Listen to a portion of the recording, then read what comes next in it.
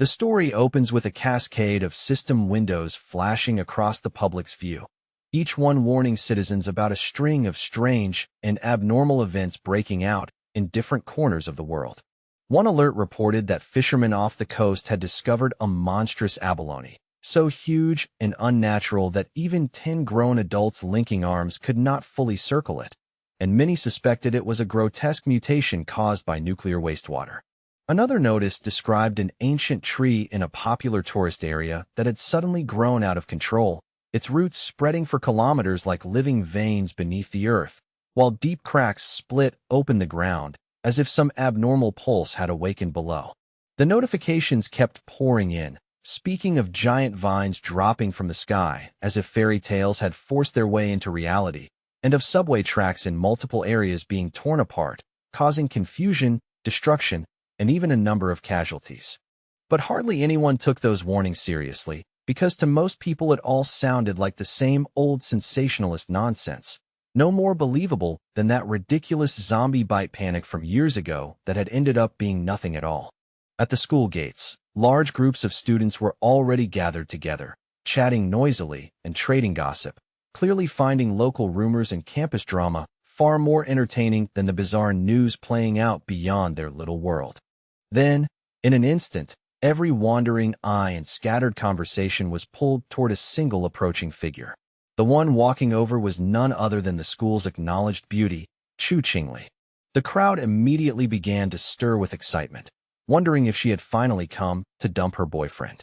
In their eyes, that relationship had never been equal at all, but more like an act of pity and charity from her from the very beginning. Chu Qingli had already secured her place at Qingqing University, while her boyfriend had not even managed to get into a respectable college. To everyone watching, their futures were already worlds apart.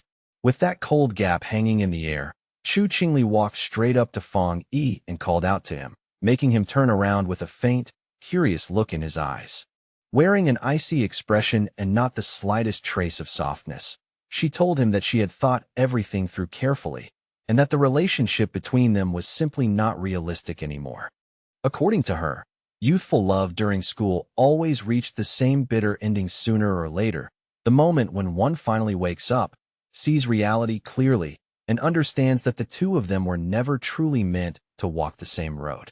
She went on to say that building a life together required more than courage and feelings. It needed genuine compatibility, matching paths, and a shared future. For all those reasons, ending things now was the smartest choice. Deep down, she looked at him with disdain, convinced that no matter what he said or did to try to win her back, it would all be completely useless. Fang Yi said nothing at all, and when the people around them saw his silence, they quickly assumed he had been hit so hard by the breakup that his mind had gone blank, and he had practically collapsed on the spot inside. After all, she was the school beauty, the girl everyone admired from afar, so they expected him to drop his pride, get on his knees, and beg desperately for one more chance. Yet as they looked at him, they only sneered inwardly, thinking he had never been worthy of a rich and beautiful girl like her, just a toad dreaming of a swan. But with a calm, steady gaze and not a trace of panic on his face, Fang Yi simply agreed to break up with her, as if he were accepting something trivial and long overdue. That single, easy response left Chu Qingli and everyone around her completely stunned, their expressions freezing as though none of them had expected things to go this way. Seeing that she had nothing else worth saying, Fang Yi turned his back on her without hesitation and started to walk away. The moment he did, Chu Qingli suddenly panicked and hurriedly called out to stop him. Fang Yi paused, then slowly turned around. His eyes were sharp and piercing now, and in a flat, controlled voice, he asked her exactly what it was that she wanted. Her eyes burned with anger and wounded pride as she snapped back that she did not care what he was thinking, nor did she care about whatever tricks he might be planning to use. She made it absolutely clear that she would never get back together with him, and she wanted him to understand that beyond any doubt. Fang Yi looked straight at her for a moment, then told her not to flatter herself so much, coldly reminding her that being the so-called school beauty did not make her nearly as important as she imagined. The words struck her on the spot. Her eyes widened in disbelief, and then, almost instantly, her face flushed red, a mix of shock, embarrassment, and rising anger coloring her cheeks. The students around them were just as shaken, staring at Fong Yi as if they had suddenly become strangers to the same boy they thought they knew so well. What none of them understood was that Fong Yi already knew something they could not even begin to imagine, and he was fully aware that Chu Qingli and the others had no idea what was about to descend upon the world. He knew that the rules society currently worshipped, money, grades, status, education, all of it, would soon be reduced to ashes. None of them knew that he had returned from a future swallowed by disaster, reborn into this timeline with memories intact. Because of that, the Chu Qingli standing before him now was no longer someone close to his heart, but merely a distant stranger from another life. Without another glance back, Fong Yi left the school behind him and walked away. He had far more important things to deal with now. To him, school beauties, gossip, pride, and reputation had all become meaningless, because the entire order of the world was about to be torn down and rebuilt from the ground up. The true danger was not some campus scandal at all, but a terrifying crisis already looming over the whole of humanity on Blue Star. Everything had truly begun the night before, when Fong Yi suddenly woke from sleep, and strange cracks appeared before his eyes, showing him fragments of the future in flashes that felt both unreal and horrifyingly vivid. And then the system informed him that aura recovery had been detected. Its complete activation would arrive in exactly 364 days, 11 hours, and 59 minutes. Once that countdown ended, the world would undergo a transformation unlike anything humanity had ever seen. At that moment, Fong Yi was still somewhat dazed and confused, struggling to process whether what he was seeing was reality, a dream, or something even stranger.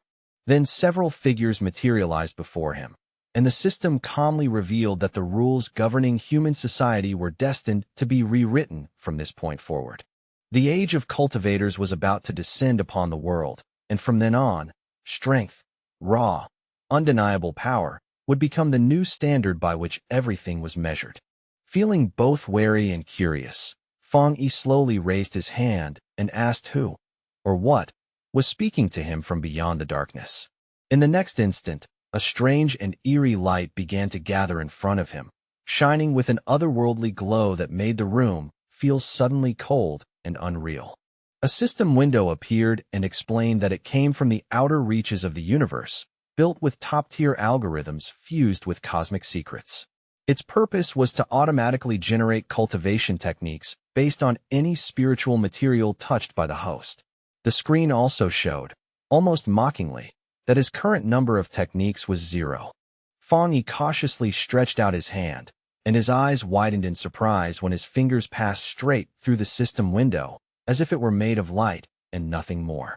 Then, without warning, a terrifying monster burst into view and let out a deafening roar, its presence so violent that it seemed to shake the air itself. Fong Yi froze where he stood, his whole body going stiff as fear rushed into his eyes and a cold chill ran through him. Inside the monster's gaping mouth hung a corpse, and the system coldly informed him that this was the end awaiting him as an ordinary person, along with the same doomed fate that would swallow billions across Blue Star. Fong Yi swallowed hard, his throat dry, and no matter how much he tried to steady himself, he could not stop the fear rising inside him. He pressed a hand against his chest as if trying to quiet his pounding heart, while worry and dread gathered heavily in his eyes. As the shock lingered, Fong Yi fell into deep thought, and memories from his previous life began to surface one after another with painful clarity. In that former life, he had been nothing special at all, just an ordinary man dragged along by the tide of chaos, struggling day after day simply to survive, while clinging to the faint hope of somehow enduring the coming disaster. But he had witnessed the collapse of his nation with his own eyes, seen the people suffer in misery, and in the end, even he had failed to escape the jaws and claws of the mutated beasts. He remembered dying in utter despair, his heart packed with rage, helplessness, and a hatred so deep that even at death's door, it burned like a final curse. A sharp light gradually returned to his eyes, filled now with determination, as he realized that perhaps this was exactly why the system had chosen him and sent him back one full year before aura recovery began. He slowly lifted his hand again, fully aware that at this very moment, most of the world was still living in ignorance, with no clue that a great and terrible change was already drawing near. Fang Yi touched the fragments of the system and made up his mind that he would seize every anomaly born from the aura and turn each one into an advantage for himself before anyone else could react.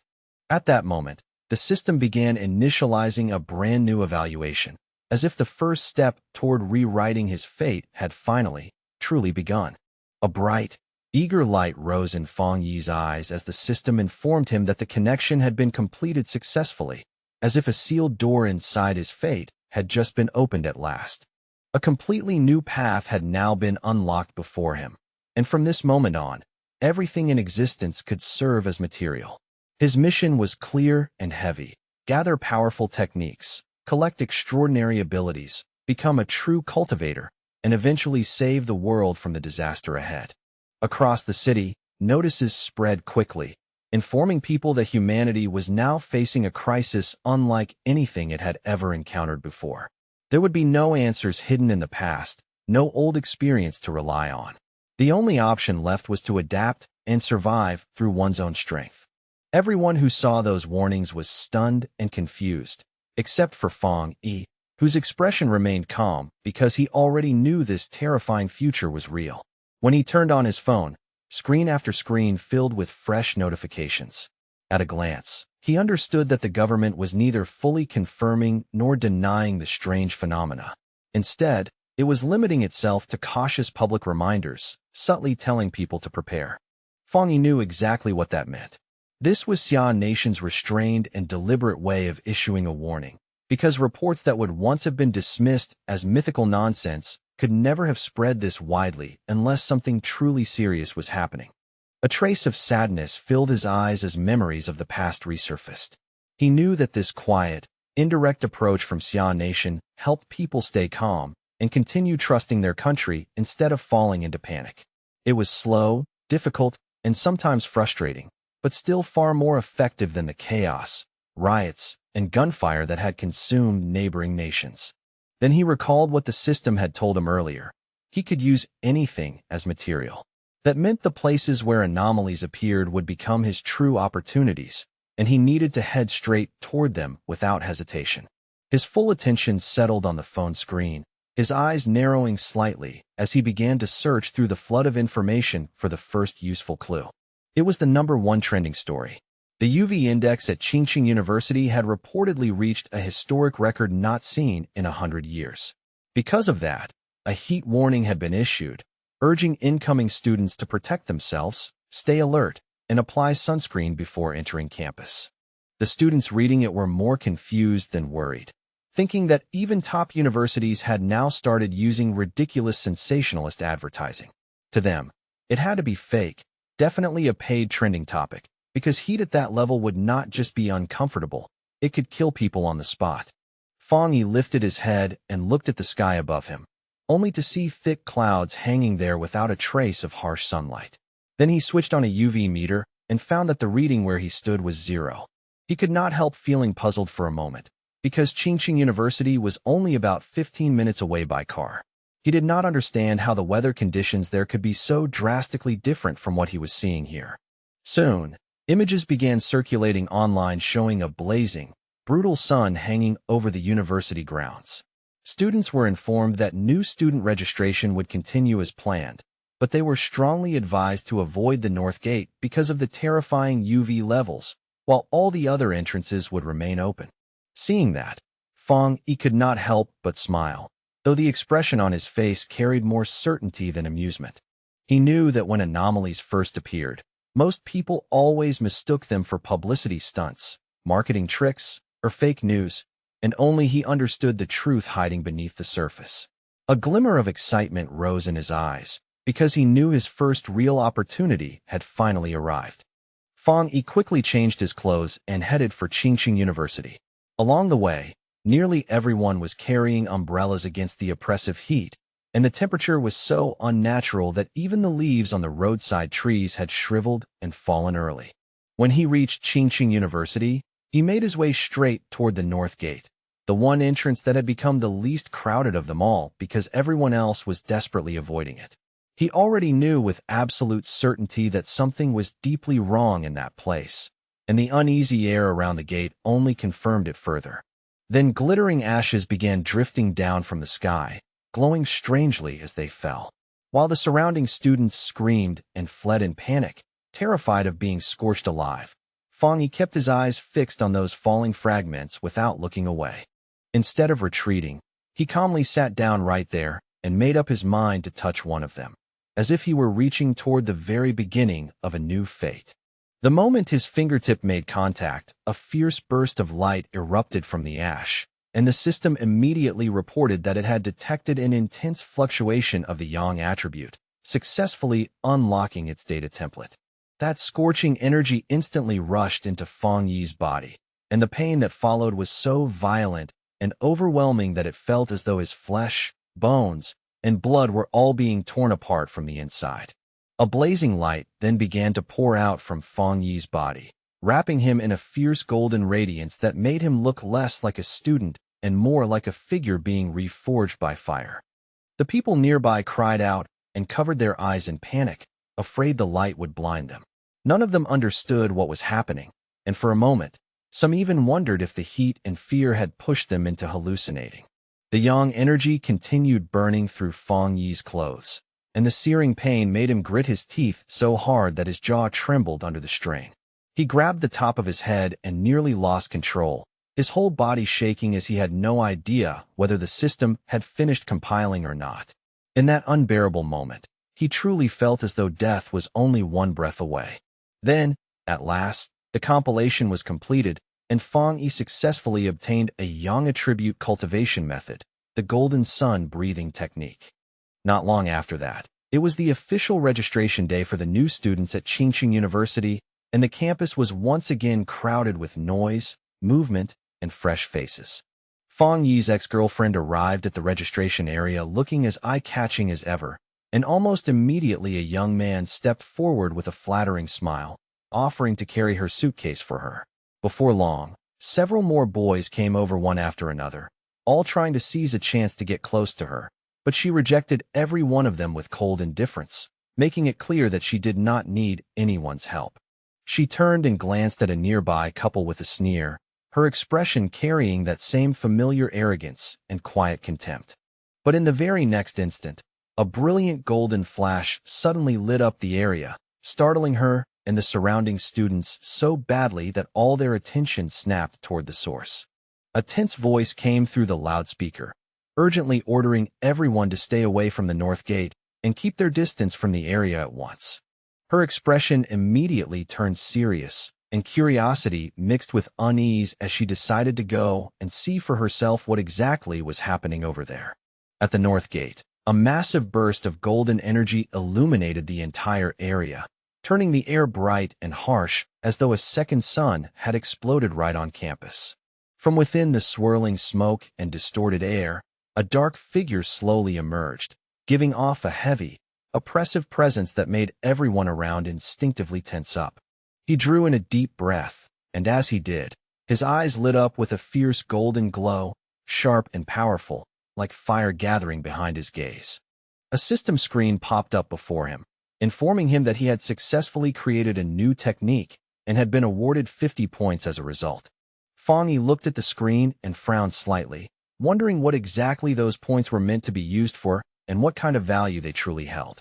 After a brief pause, he decided it was not something worth dwelling on right now, though he instinctively felt that those points would probably become useful sooner or later. Time passed quietly, and before long night had fallen, with a strangely eerie moon hanging in the sky above, casting an unsettling light over everything below. Under that unusual moonlight, the young man began practicing his newly acquired breathing technique, carefully guiding each breath as he adapted himself to the power now living inside him. When the next day arrived, a bright sun once again hung in the sky, and a new wave of energy seemed to spread subtly through the university grounds, making the whole campus feel faintly different. Some students suddenly noticed the sky darken and the temperature cool for just a brief second, and that strange change sent them running toward the north gate. Before long, A large crowd had gathered there, all trying to see what kind of disturbance was happening. The university's dean was furious and demanded to know why no one had listened to the repeated warnings telling them to stay away from that area in the first place. A group then pushed its way through the crowd, and the students instinctively stepped aside to let them pass as they moved toward the very center of the commotion. At the center stood a hooded figure with a stern, unreadable expression, who coldly instructed the dean to seal off the north gate completely and not allow anyone else to approach. At that exact moment, the system informed Fong Yi that he had successfully cleaned a polluted area, confirming that what had happened there was far more important than it had first appeared. From that, he realized that the government already knew about places like this, and he could not help wondering whether there were other people in the world just like him. Then, hearing the alert that no one was allowed to enter the area anymore, the young man understood that things had truly become serious. The students spotted groups of people in uniform moving through the area, and whispers immediately spread through the crowd as everyone began wondering if they were members of the army sent to take control of the situation. From the edge of a rooftop, Fong Yi looked down over the scene and could clearly see that the disturbance at the north gate was drawing more and more attention with every passing second. With his red eyes glowing faintly in the wind, Fong Yi decided that this was the right moment to leave. Without hesitation, he leaped off the building and disappeared from sight with clean, decisive movement.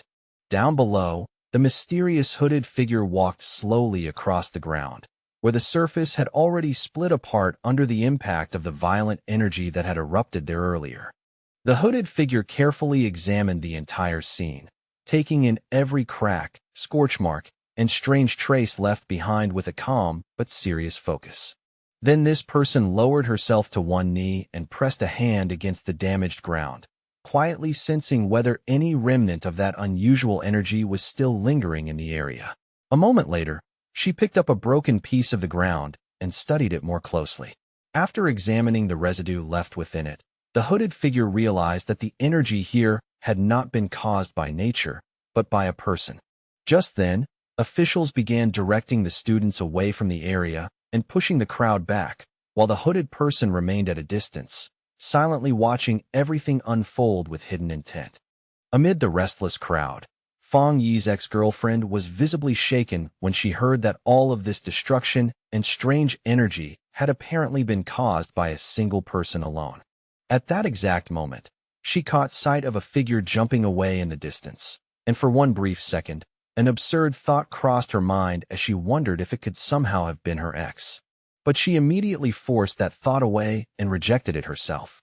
With his grades and background, there was no way Fong Yi could ever have entered this school, much less appeared in the middle of something like this. Far away, back at Fong Yi's home, the last light of day gradually faded, and evening quietly gave way to deep night around the apartment building. Lying on his bed, Fong Yi let out a frustrated complaint that his whole body still felt unbearably hot, even after taking a cold shower to try to wash the heat away.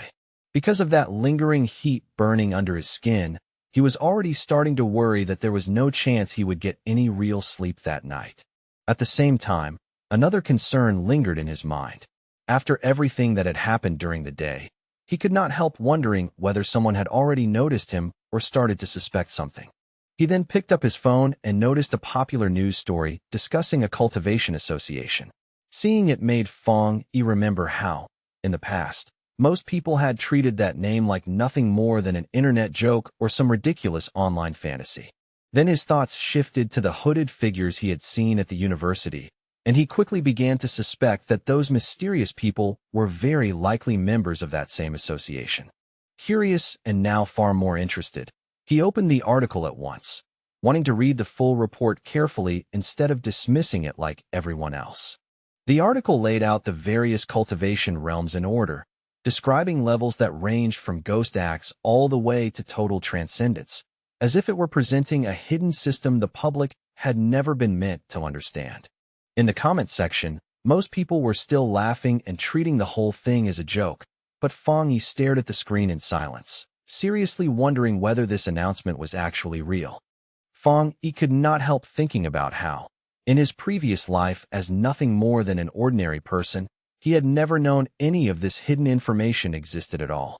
Sitting quietly on his bed, he thought for a moment about the Cultivation Association, then set that matter aside and decided to try using his new technique once again for himself.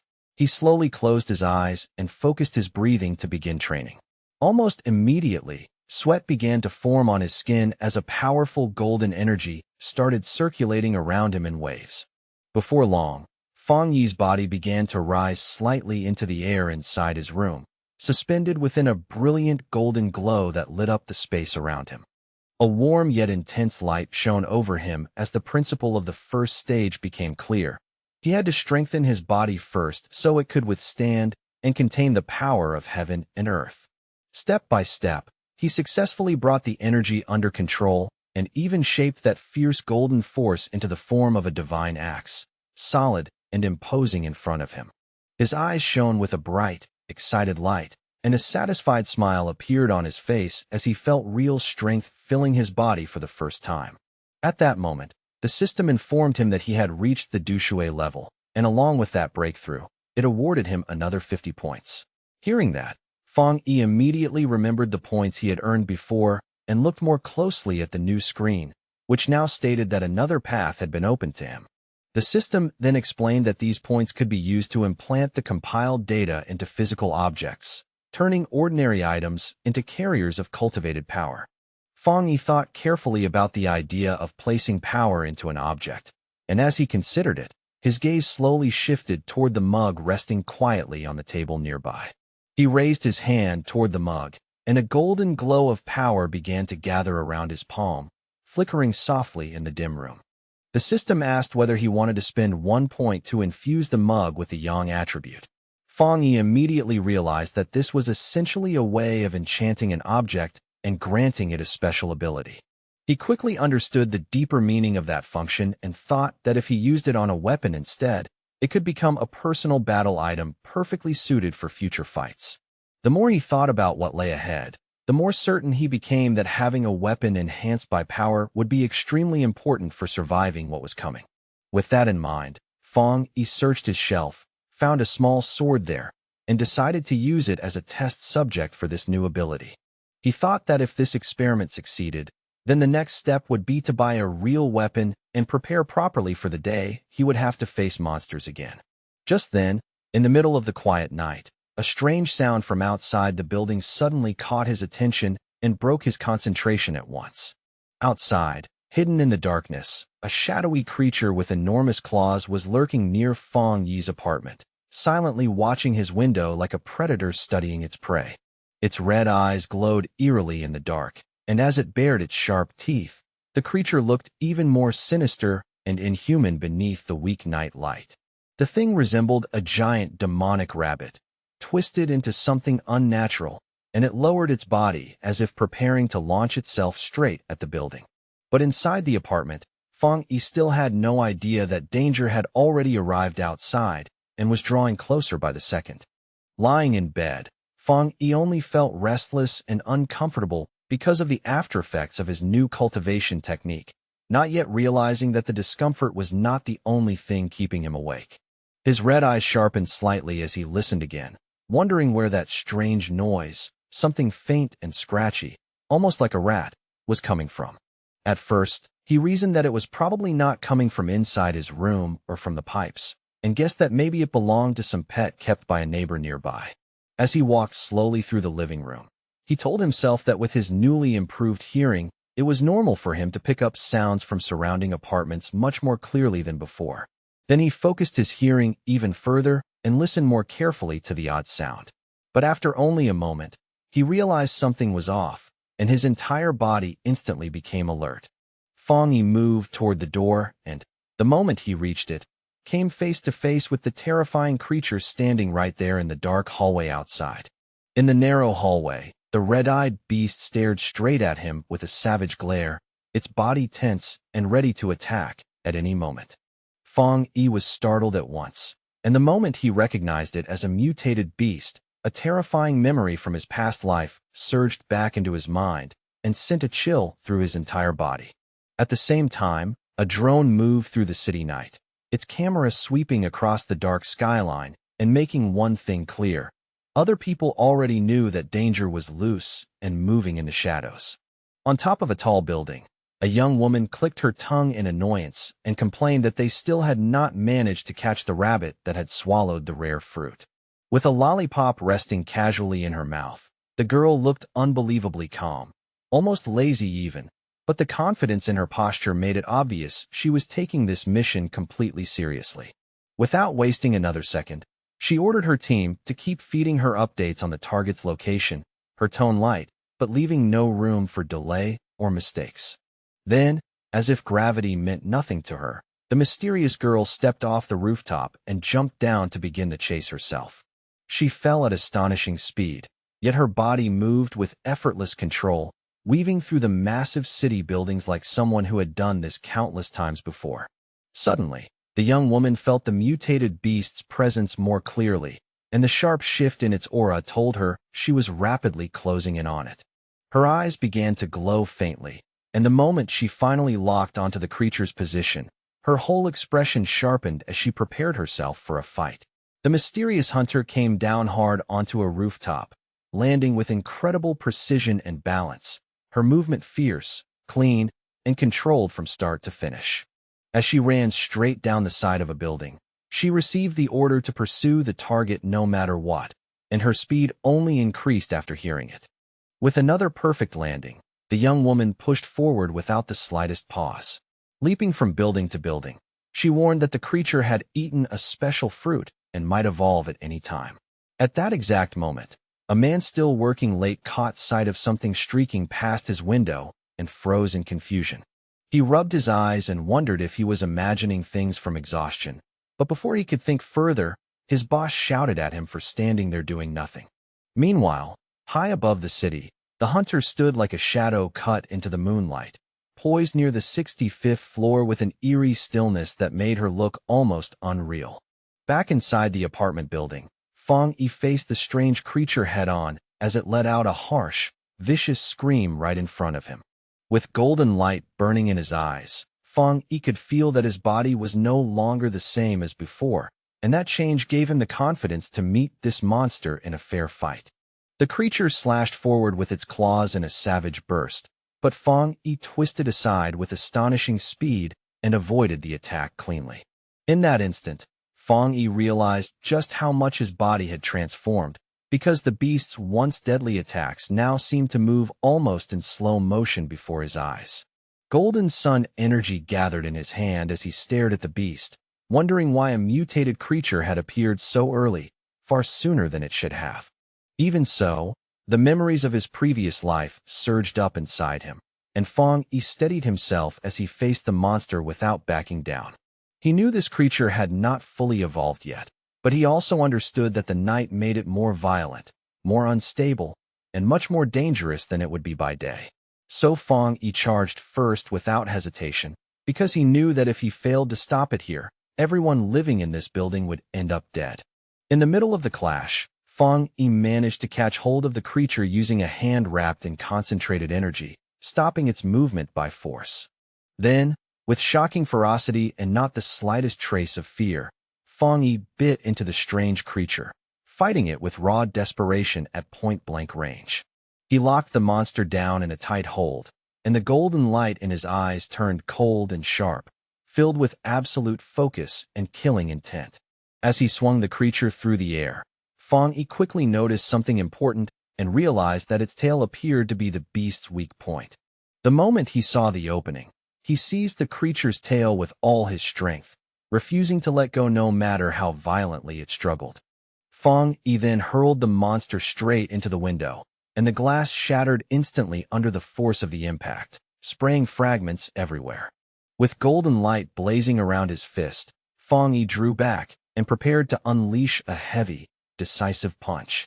In the next moment, he fired out a beam of energy that tore through the air and struck the creature head-on while it was still suspended. The monster was immediately swallowed by that brilliant golden beam, its body disappearing inside the fierce light flooding the space. But the strange creature suddenly reached out with its claws and grabbed at the golden energy itself, trying to seize and devour its power. Fong Yi instantly realized that the monster was attempting to steal his yang energy, and he pushed back with everything he had.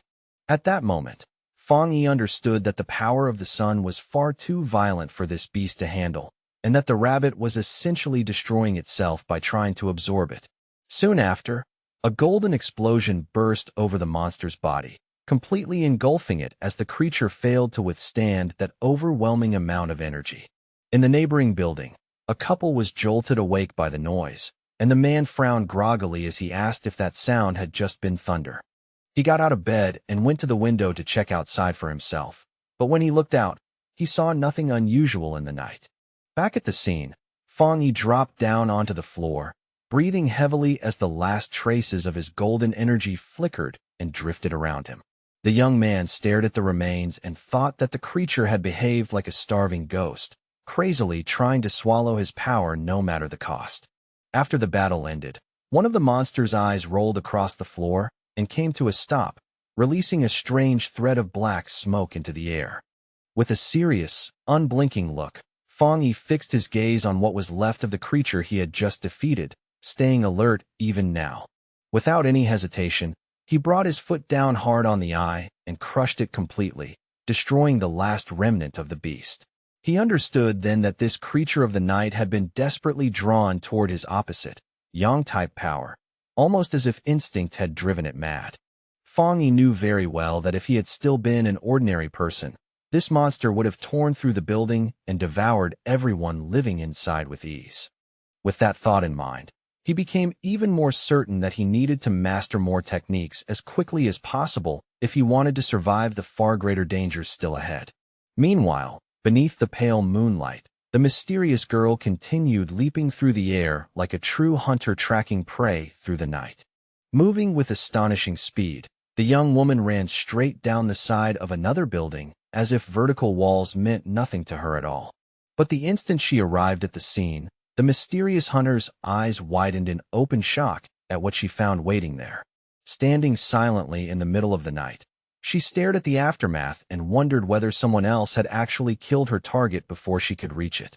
Kneeling down beside the remains, she quickly confirmed that the target had indeed been destroyed and quietly stated that she would try to recover the night attribute from what was left. But the moment her hand touched the monster's remains, she was startled to discover that a trace of golden energy was still lingering inside them. The next second, a fierce heat and burning force surged into her senses so sharply that she recoiled at once, pulling her hand back without hesitation. The young woman instantly remembered the lingering energy she had sensed earlier at the university gate, and in that moment, she understood with complete certainty that this was no random overlap and definitely not a coincidence. After making that connection, the girl's expression turned serious. With a steady, determined look in her eyes, she raised her communicator and switched it on without hesitation. She reported to her base that the target had already been eliminated by a powerful new forerunner, someone with an unusual and clearly special ability that could not be ignored. A voice came through the communicator and immediately asked whether this same unknown person was also responsible for cleansing the university gate and killing the mutated rabbit. A man's voice then confirmed that they currently had no information at all on this mysterious individual, and for that very reason, the association needed to recruit him as soon as possible. The silver-haired girl calmly agreed with that decision. Afterward, she carefully gathered the small flame-like trace of energy and sealed it inside a container attached to her clothing. Her superior then gave a clear new order.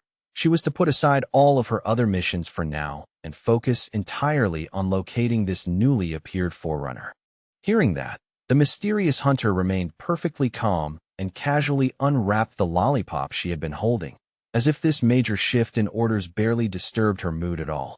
The young woman placed the candy into her mouth and replied in an easy, unhurried tone that she understood the new assignment perfectly well. But before setting off to begin the mission properly, the girl added that she first needed to buy some milk tea and relax a little before getting to work. On the other end of the communicator, a voice wondered aloud who this mysterious person could possibly be, someone capable of displaying such overwhelming and unusual power.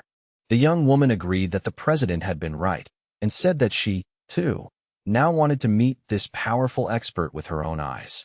Fang Yi's new day began with the first light of sunrise. He stretched his body slowly, the morning air cool around him, already prepared in his heart for another round of training. He knew very well that waking early was beneficial for cultivating his power, so without wasting time, he steadied himself and prepared for a fresh training session. Fang Yi began using his breathing method, drawing in the golden energy carried by the morning sun. As that warm power entered his body, his eyes gradually lit up with a rich golden glow. As the technique circulated, he stepped into the ghost axe realm and clearly felt the force of that cultivation method taking shape within him. Then a sudden surge of energy burst through him without warning, catching him off guard and making even him pause in surprise. He quickly realized that his strength was rising yet again. Power rushed through every part of his body, and he immediately focused his mind to steady and control it. Fang Yi slowly clenched his hand into a tight fist, clearly feeling the condensed energy gathering and stabilizing in his palm. When he summoned his key axe once more, he noticed right away that the weapon now felt far lighter in his grasp than it had before. He wrapped his hand firmly around the handle, his posture tightening as he prepared to test what this new increase in strength could really do. The young warrior raised the golden axe high above his head, gathering force through his whole body as he prepared to unleash a heavy, decisive strike.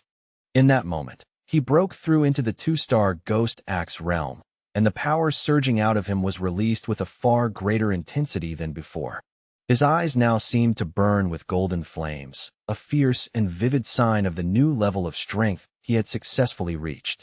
After this breakthrough, Fang Yi could clearly feel that his body had become much stronger, tougher, and better able to withstand the pressure of cultivation. He had advanced so quickly because he was still drawing on the leftover energy from his previous power-up, using that stored force to push himself further in a short time. Even so, Fang Yi made up his mind that from this point on, he would cultivate more carefully, progressing step by step instead of recklessly chasing speed. But his rapidly growing power was already attracting too much attention, which meant he now needed to find a more secluded place to continue training in peace. Meanwhile, inside the association's office, a man suddenly sensed something unusual shifting in the air around him. He noticed the disturbance in the sun-attributed energy and immediately wondered whether that troublesome new guy was causing another scene again. Not long after, Fang Yi found a quiet, isolated spot beside a river, where he could calmly continue putting his next plans into action. A system screen appeared in front of him, and after reading it, he confirmed that he was ready to add a special property to his weapon. He remembered that he had tested this process on another object before, but that item had been too weak and simply could not endure the force being placed into it. This time, however, the new blade resonated smoothly with his energy and formed a strong connection with it. A system message soon confirmed that the item encoding had succeeded. Excited by the success of his newly empowered weapon, Fang Yi immediately readied himself to test its terrifying potential without delay. The results stunned even him. The sword released an astonishing amount of power, and a massive golden beam erupted from the blade and shot straight into the sky. After the strike, the young warrior landed with his sword still wrapped in burning energy, his body humming as that powerful force continued flowing through him. That single swing had nearly started a fire, and seeing the aftermath made Fang Yi realize just how dangerous and destructive his current strength had already become. The smoke produced by the attack was huge and impossible to miss, so he immediately understood that someone might have seen it and that he needed to leave the area quickly. Elsewhere, a girl was already racing at high speed toward the thick smoke he had left behind, closing the distance fast. As she ran, she complained in frustration that she had only stepped away for a moment, yet somehow had still managed to miss everything important. Then, all at once, the young woman came to a sudden stop, her expression shifting as she took in what was in front of her. She saw that the river itself was actually boiling. Flying over the damaged area, the agent stared in disbelief and wondered what exactly the new guy had done to this place. She could already imagine herself getting scolded later, because ever since this mysterious person had appeared, nearly everything around her seemed to be going wrong. Just then, a flash of golden light in the distance caught her attention, and her eyes sharpened at once with fresh curiosity. The hunter was genuinely shocked by what she sensed next. It should not have been possible. His power had jumped from 1 star to 2 stars so quickly, and on top of that, he had even created a spirit weapon. The association possessed only 2 such weapons in total, and even now, the method for creating them was not fully understood or mastered. That made the girl deeply suspicious, and she could not stop wondering how someone working entirely on his own could possibly have gained this kind of power.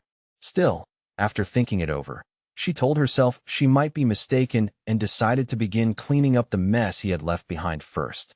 Far away from all that, Fang Yi thought about how his weapon now carried the Yang attribute successfully, yet even with that achievement, he knew he still wanted more power.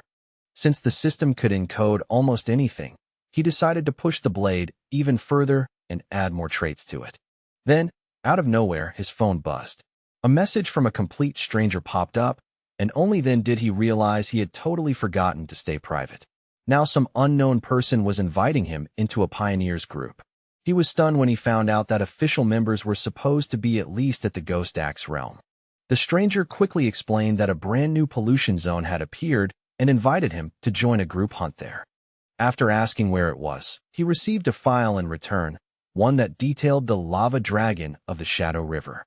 The zone was filled with lava and carried the same Yang attribute he possessed, so Fang Yi thought it over for a moment and accepted the invitation. Meanwhile, far away in Binmu district, a team was already gathered there, waiting for old Li's friend to finally show up. One of the members said the girl's map had been incredibly accurate, which was why he had managed to find the place so easily. The blonde girl thanked everyone for making the trip, then calmly reminded them that if they wanted to succeed, they would have to work together. She was from the Cultivation Association, and honestly, she felt a little disappointed that the pioneers gathered here were not especially strong. What most people did not know was that the Cultivation Association was actually a government organization.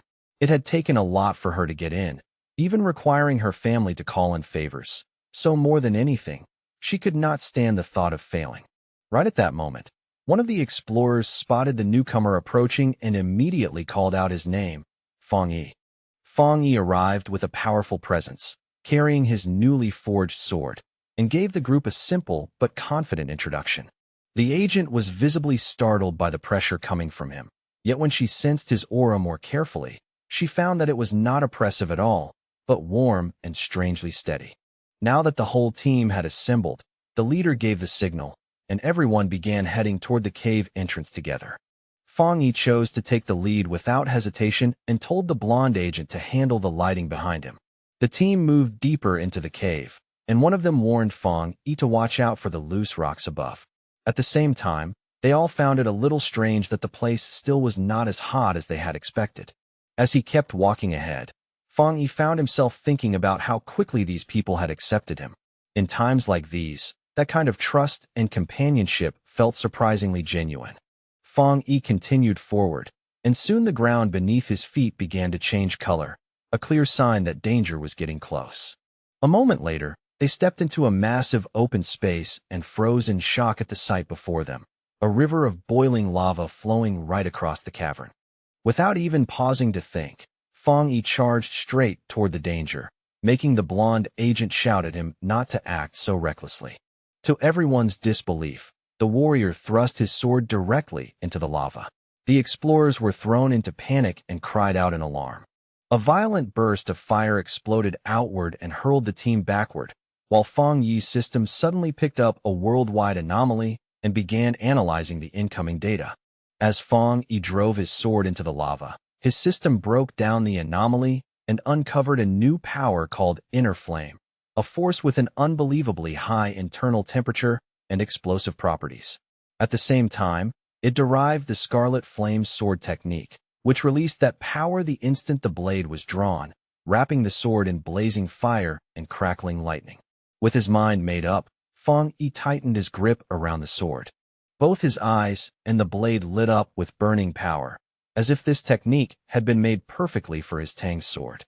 Down below, the other explorers, still sprawled where the previous blast had thrown them, could only stare in astonishment as Fang Yi stood completely unharmed inside a swirling vortex of fire, finally realizing that his weapon was drawing in the power of the lava itself. Fong Yi then spent his script points and permanently engraved the Scarlet Flame attribute into the sword, which now blazed with a fierce new energy.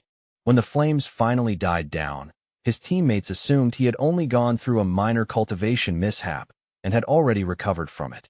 The whole group was overjoyed when they noticed the cave's spiritual energy had become stable.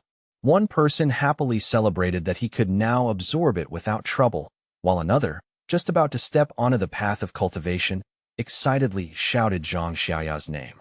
The blonde agent, Zhang Xiaoya, urged them to make the most of the chance and cultivate while she stood guard, and the team gratefully thanked her for giving them that opportunity. Their brief moment of peace did not last long, because Zhang Xiaoya suddenly sensed several figures nearing the entrance and warned everyone that other pioneers had arrived. 3 heavily built men stepped inside, and at their front was a one-eyed man with an eye patch and glowing red eyes, who arrogantly announced that this resource-filled place belonged to them now. Zhang Xiaoya's heart sank at once, because she recognized that all 3 of the newcomers had reached the 1-star Ghost Axe realm, far beyond what her current team could handle. Even so, Zhang Xiaoya tried to stay calm and reason with them, politely saying that her group had arrived first and even offering to let them join in. Her attempt at diplomacy was answered with open contempt. The eye-patch-wearing leader mocked her weak cultivation and told them to get out if they knew what was good for them. Zhang Xiaoya's expression turned cold. She thought about the cruel law of the strong devouring the weak in this new age, but as a member of the Xian Nations Association, she knew she could not simply stand by and accept such injustice. Just as the standoff was about to turn violent, Fong Yi stepped forward and placed himself between Zhang Xiaoya and the hostile leader. With his sword already burning in his hand, he looked at the huge man and coldly asked whether he had nothing better to do than pick on a young woman. The eye-patch-wearing leader was so stunned that for a moment, he could not say a word. Without the slightest pause, Fong Yi unleashed a single, overwhelming slash that erupted into a fiery explosion and blasted all 3 attackers straight through the air. Even Fong Yi's own teammates were shocked awake from their meditation by the sheer force of that strike. He remembered all the tragedies brought by people who worshipped the rule of the strong, and he understood clearly that only absolute power could make people like that listen. To drive the point home, Fong Yi slammed his blade into the ground right in front of the rival leader. Wrapped in a vast golden aura, he gave them a cold order to get lost. Frightened by this second terrifying display, the leader called Fong Yi a monster and screamed for his men to run, while Fong Yi silently watched them flee in panic. The moment the danger passed, his teammates hurried over at once, all of them buzzing with excitement and disbelief at his astonishing strength. Fong Yi gave an easy smile, waving the matter away as though it were nothing worth dwelling on, then calmly suggested that they should stop lingering here and head out before more trouble found them. As they made their way out, Zhang Xiaoya kept replaying the scene in her mind, silently measuring the terrifying strength Fong Yi had revealed and realizing with growing certainty that what he had shown them was only a small fraction of what he could truly do. By then, she was already convinced he was a top-tier pioneer of the highest value, and the weight of that conclusion hit her hard. She knew this was no ordinary discovery and that she had to report it back to her organization at once, without wasting even a second. The scene then shifts away from the mountain and into the office of the Spiritual Energy Cultivation Association, where the atmosphere is far more tense than the bright daylight outside. There, a woman speaking with Zhang Xiaoya over the phone repeated the news in open surprise, almost unable to believe what she was hearing as she asked again whether another high-attribute pioneer had truly appeared. The office worker immediately grew flustered after blurting that out, her expression tightening as she realized she had spoken too freely, especially with an imposing man standing silently behind her and hearing every word. Trying to recover her composure, she gave an awkward confirmation of the report, forced a stiff reply, and then quickly hung up the call before she said anything even more revealing. The young woman turned and cheerfully asked her gray-haired superior whether they had somehow become lucky enough to discover 2 high-attribute pioneers one after another. But his face remained grim as he corrected her in a low, serious voice, saying this had nothing to do with luck. In his eyes, Every high-attribute individual was destined to grow into a new center of power, and managing people like that was not a blessing at all, but an enormous burden that weighed heavily on him. Under a wide, sunny sky and in the clear light of day, Fang Yi finally made his way back into the city, looking outwardly calm even though his mind was already turning over what had happened. He tried to pass himself off as a cosplayer to avoid unnecessary attention, but the plan worked poorly. His naturally overwhelming presence, paired with the very real sword he carried, only made people look at him more, not less. His casual walk through the city was cut short when he glanced down at his phone and discovered that news of the cave incident had already spread online and gone viral with astonishing speed. Seeing that, he clicked his tongue and quietly blamed his own carelessness, knowing full well that the eruption of his inner flame had been far too eye-catching and impossible for people nearby to ignore. He quickly dismissed the possibility that his teammates had betrayed him, deciding that suspicion was pointless for now, and instead turned his attention to the far more urgent issue pressing on his body. The massive surge of yang energy he had absorbed was already pushing him toward another breakthrough, fast and hard. He had no time to hesitate, so he immediately headed for the back mountain, looking for a secluded place where he could advance in peace. Only 5 minutes later, on that same mountain and beneath the quiet stretch of open sky, a different figure happened to be nearby. That figure was a silver-haired young woman named Su Qingying, whose usual work involved garden restoration, though her calm appearance concealed strength far beyond that gentle profession.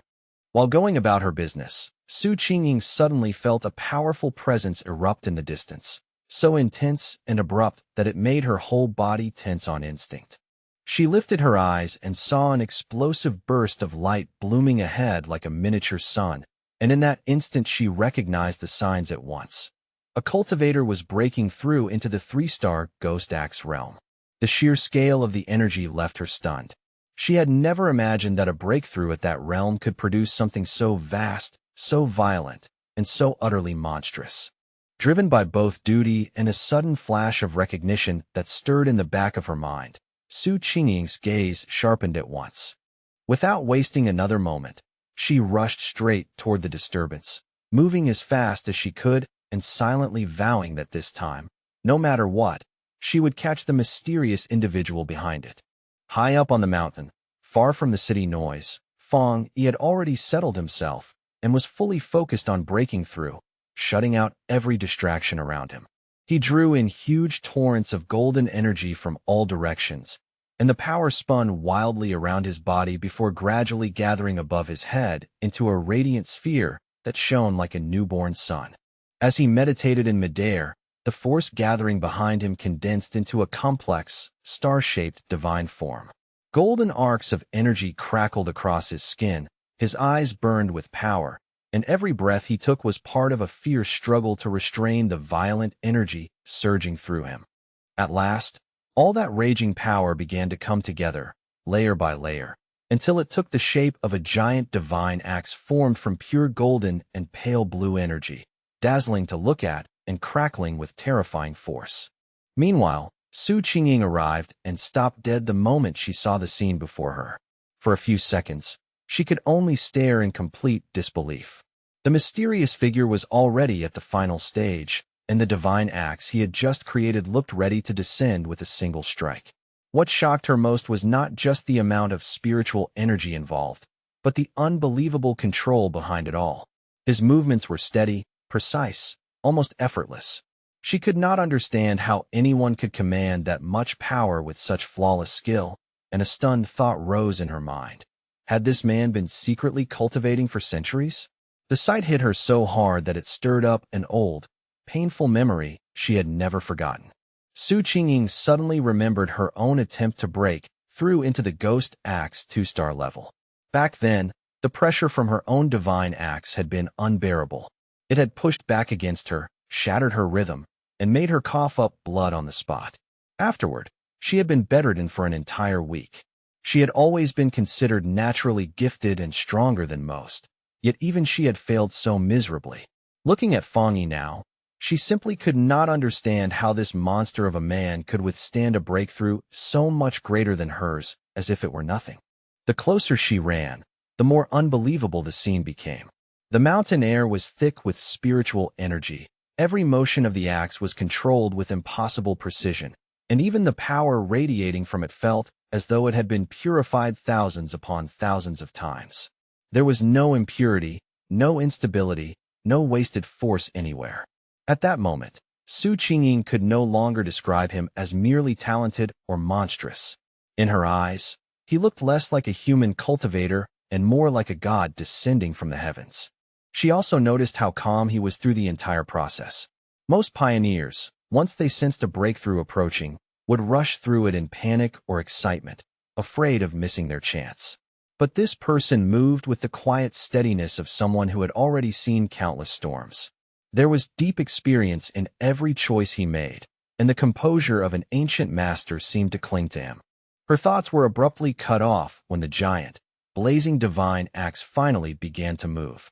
She watched, breath held, as the overwhelming weapon shifted with clear intent and then swung outward toward the east. At the very peak of his power, Fang Yi's eyes blazed with pure golden light, while thin cracks of raw energy spread across his face like glowing fractures struggling to contain what was inside him. He floated within a blinding storm of golden force, his body at the center of the raging brilliance, as he successfully brought the enormous mass of gathered energy under control and forced it to evolve. Then a system window appeared before him, crisp and undeniable, formally confirming his success. He had officially stepped into the Ghost Axe realm, 2-star. The newly formed divine axe then crashed down into the earth with unstoppable force, releasing all of its stored power in one enormous shockwave that ripped violently across the mountain. Su Qingying was caught head-on by that terrifying blast and had to brace herself with all her strength just to remain standing against the sweeping wave of golden energy.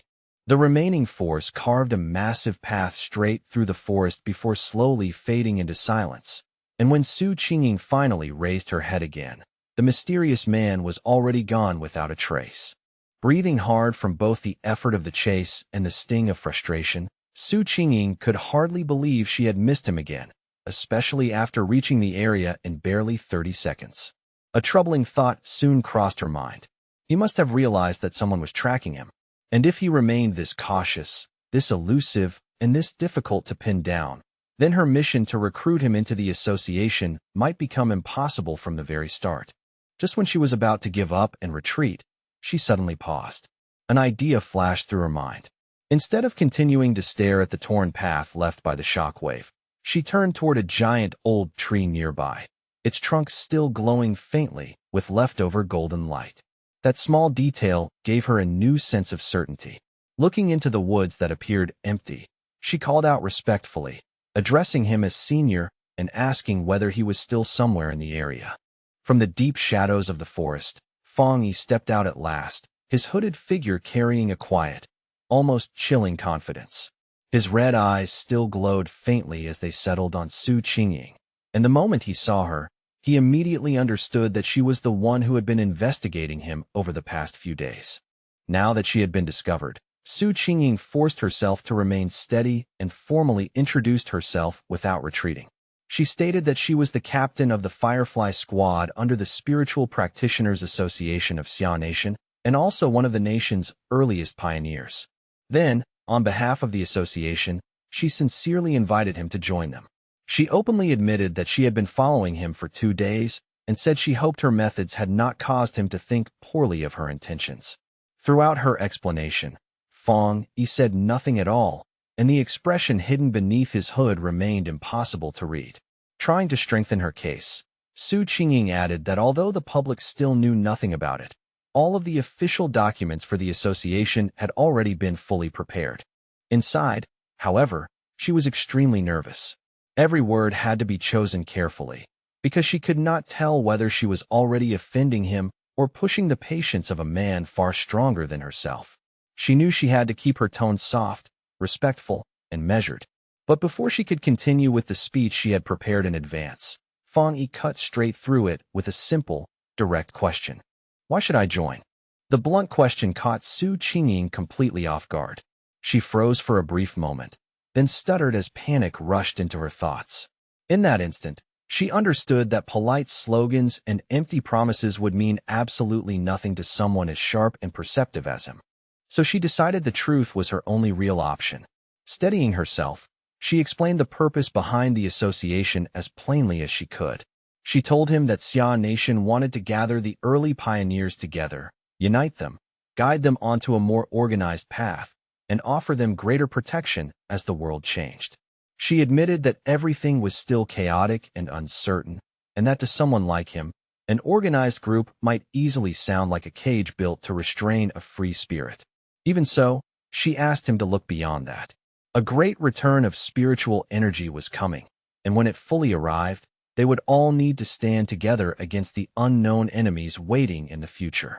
After quietly listening to her earnest and passionate explanation, Fang Yi merely leaned back against a nearby tree, looking tired, relaxed, and not especially moved. Then he gave her a plain answer. He was not willing to join. For now, he said, he still could not bring himself to place full trust in either her or the association standing behind her. Su Qingying was left utterly stunned by that straightforward refusal, her eyes widening as if she had not even prepared herself for the possibility that he would reject her so cleanly. Faced with his refusal, Su Qingying immediately grew anxious and desperate. In a hurry, she reached into her jacket and pulled out her identification card, as though that single object might still salvage the situation. Holding the card up where he could clearly see it, she quickly introduced herself once more as Su Qingying and added that before the return of spiritual energy, she had once been a well-known athlete. Her voice carried an unmistakable plea as she begged him to believe her, hoping that her former public identity might at least give him one reason to trust that she was sincere. Fang Yi paused at that, his expression shifting ever so slightly as he considered her words. Then he touched his chin in thought and said that he now vaguely remembered who she was. In his mind, a memory surfaced with surprising clarity, a framed photo of Su Qingying standing on a podium, celebrating her finish as runner-up in Xi'an Nation's long-distance championship. At that moment, Fang Yi understood that her naturally gifted athletic ability was exactly what had allowed her to become such a fast, sharp, and capable pioneer. But the softness in his expression quickly faded, and his face turned hard. A dark memory from his previous life rose up without warning, bringing with it the grim image of a ruined city swallowed by death, silence, and despair. He knew all too well that in the original timeline, Xi'an Nation's efforts, including everything the association had tried to build, had ultimately failed. In the end, humanity had still been driven to destruction. Now that he had returned with the system, he understood that he had to become part of the answer this time. Even so, joining the association now was still not the right move for him. Putting on a more thoughtful, measured expression, Fang Yi looked back at the hopeful Su Qingying and calmly confirmed that yes, he did remember her after all. He told her that he would think about the offer she had made, and before Su Qingying could respond or press him any further, he suddenly leaped into the air and shot away from the spot at incredible speed, vanishing almost as soon as he moved. Then, just as abruptly, he appeared right behind the startled Su Qingying, making her tense up in surprise. In a firm, unquestionable tone, he gave her one condition. For the time being, she was to keep his whereabouts secret from everyone. At the same time, he quietly observed her respectful attitude and guessed that the association was being very careful not to provoke powerful pioneers who had not joined them. He immediately recognized that caution as a weakness he could make use of, while Su Qingying, sensing there was still room to negotiate, quickly proposed a compromise.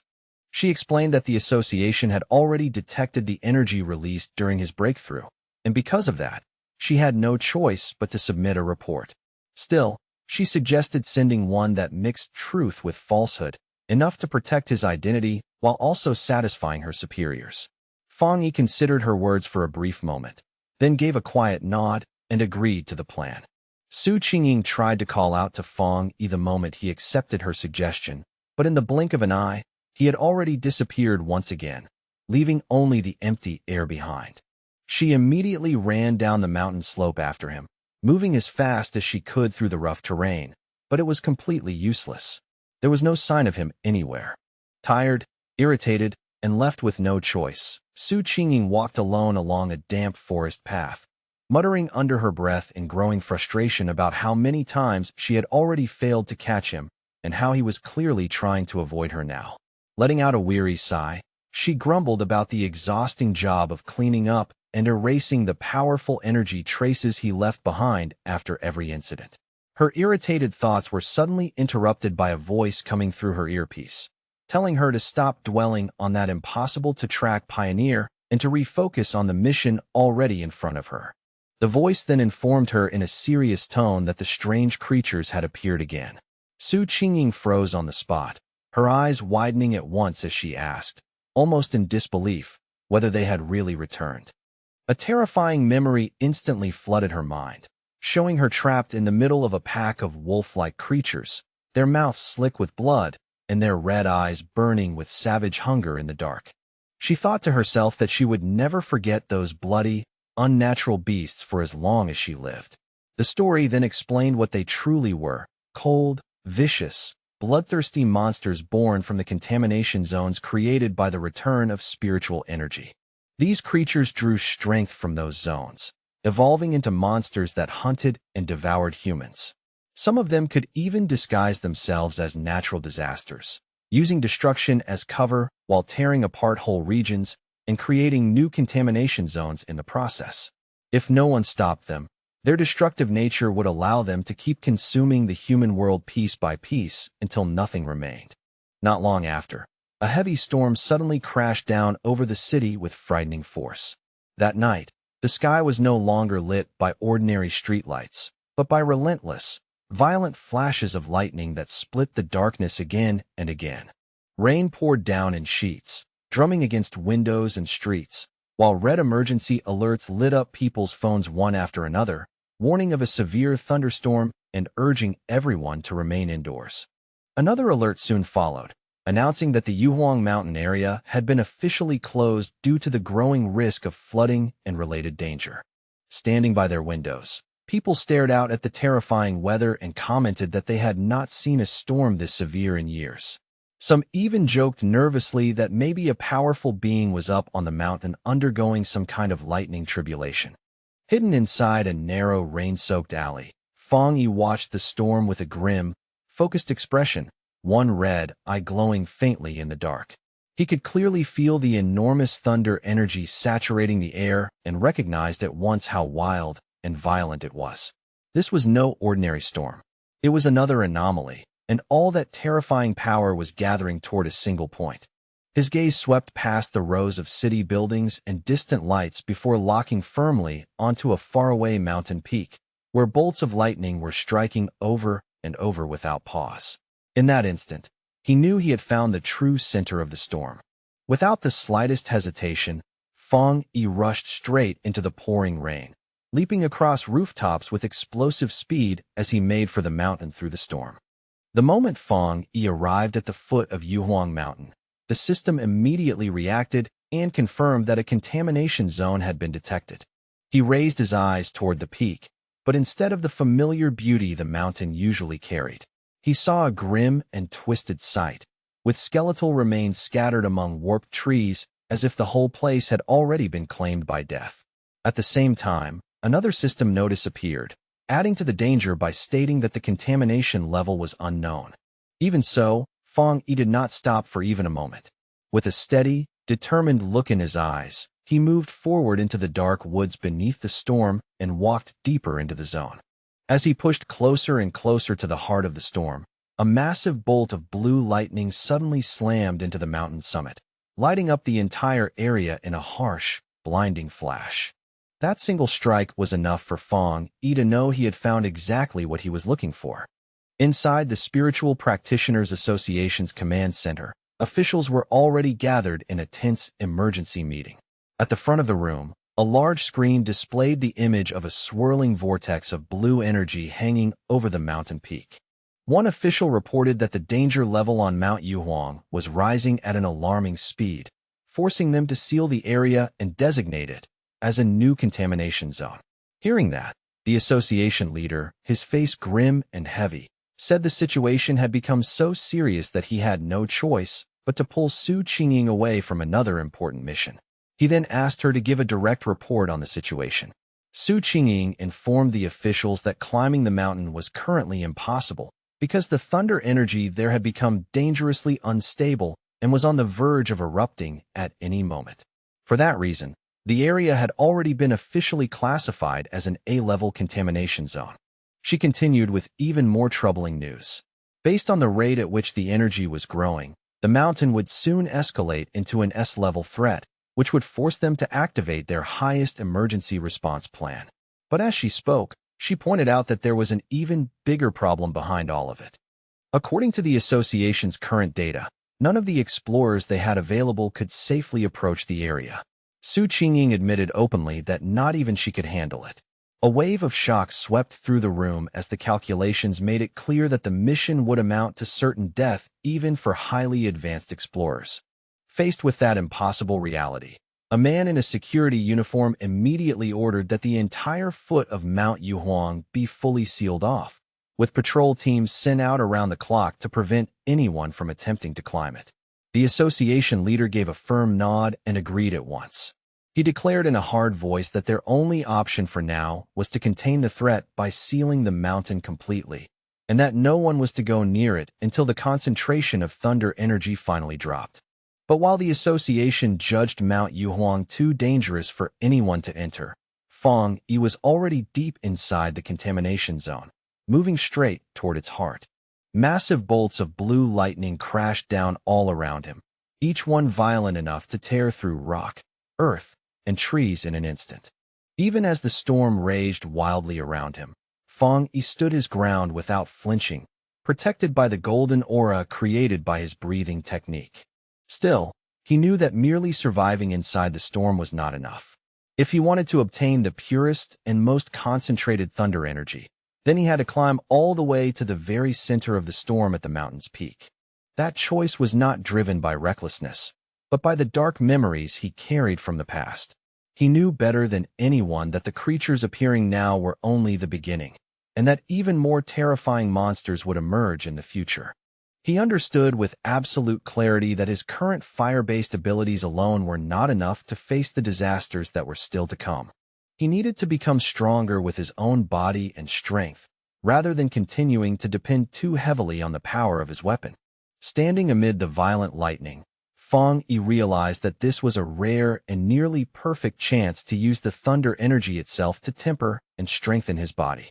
He knew very clearly that if he let this opportunity slip away and failed to grow stronger now, then the disasters waiting ahead would almost certainly lead him to death. With golden light blazing in his eyes, Fang Yi drew his flaming sword, roared in open defiance at the storm above him, and drove the blade straight into a massive bolt of blue lightning. The wild thunder energy exploded through his body in an instant, bringing unbearable pain that felt as if it might tear him apart from within, yet Fang Yi's face never wavered. He endured it with grim determination, refusing to bend. His whole body trembled violently as the raging electricity tore through him, every muscle tightening under the brutal force, as if his flesh and bones were being hammered apart from the inside. In that instant, Fang Yi realized this thunder power was not some passive natural force. It felt like a divine punishment made real, a violent will that was actively resisting him and trying to crush him where he stood. The storm itself seemed furious that he had stepped into its domain. Its madness rolled through the sky like a living thing, as though it were screaming at him to retreat, surrender, and abandon this reckless attempt at defiance. Staring up into the chaotic, lightning-torn sky, Fang Yi forced himself to think through the pain. How could he possibly make a force this wild submit to him? Then a thought flashed across his mind. He steadied his breathing, calmed his heart, and remembered the rule of the system. If he wanted to claim a power, he first had to come into direct contact with its source. A golden aura burst outward from his body in a blazing wave as he activated his golden sun breathing technique with everything he had. Refusing to be pushed back by the storm, Fang Yi roared and drove himself forward, swinging his flaming sword to carve a burning path through the raging sea of blue lightning. The collision between his radiant golden power and the storm's savage thunder force triggered a massive, chaotic explosion that shook the mountain and sent violent currents tearing through the air. Blood slid from the corner of Fang Yi's mouth under the overwhelming strain, but his eyes only burned brighter, filled with fierce determination and an almost stubborn refusal to fall. He knew better than anyone that this was a desperate gamble with no safe outcome. He had to push himself beyond his limit, stand at death's edge, and risk everything now if he wanted even a chance to keep living in the future. At last, after fighting his way through that merciless torrent of thunder and pain, Fang Yi finally reached the mountain's peak. The moment he arrived at the very center of the storm, he drove his sword into the ground with brutal force, splitting the rock beneath him. Here, the thunder power was far more terrifying than below, a violent flood of raw energy so dense and oppressive that even drawing breath felt difficult. Standing there, Fang Yi could clearly feel the storm's full attention settle on him. It was no longer merely trying to drive him away. Now, with unmistakable malice, it wanted him dead. As if answering that realization, the storm gathered all of its power into one terrifying strike and hurled a massive beam of white-hot lightning directly at him. A final attack so overwhelming it was clearly meant to erase him completely. Just as Fang Yi faced that ultimate strike head-on, the system suddenly activated. It detected an extremely powerful thunder attribute within the attack and immediately began processing and analyzing it. Far below in the city, people stood by the windows of a tall building and watched the distant mountain in stunned amazement. One man, holding up his phone to take a picture, muttered that he had never seen lightning that enormous in his life. Another stared into the sky and half joked, half believed that perhaps a god was undergoing some kind of heavenly trial, swearing he had even seen the outline of a person in the storm. At the mountain's peak, the struggle ended in a dazzling explosion of light that lit up the storm itself. Fang Yi had won. A system message appeared to confirm it, announcing that he had obtained refined divine thunder power and could now summon heavenly lightning to temper his body into something godlike. As an additional reward for surviving and succeeding, he received 5 writing points from the system. Now floating in midair amid crackling blue lightning and the glow of his golden aura, Fang Yi quietly grasped the nature of his new power. The thunder attribute was a top-tier force, terrifying in both offense and defense. Unlike his sun power, which leaned more toward protection and endurance, thunder could refine the body itself and transform it into a far more violent and concentrated form of energy. He quickly decided that from this moment on, thunder would become both his spear and his shield. And the more he understood it, the clearer it became that this power was not only about destruction. Hidden within it was also purification, rebirth, and the force of violent renewal.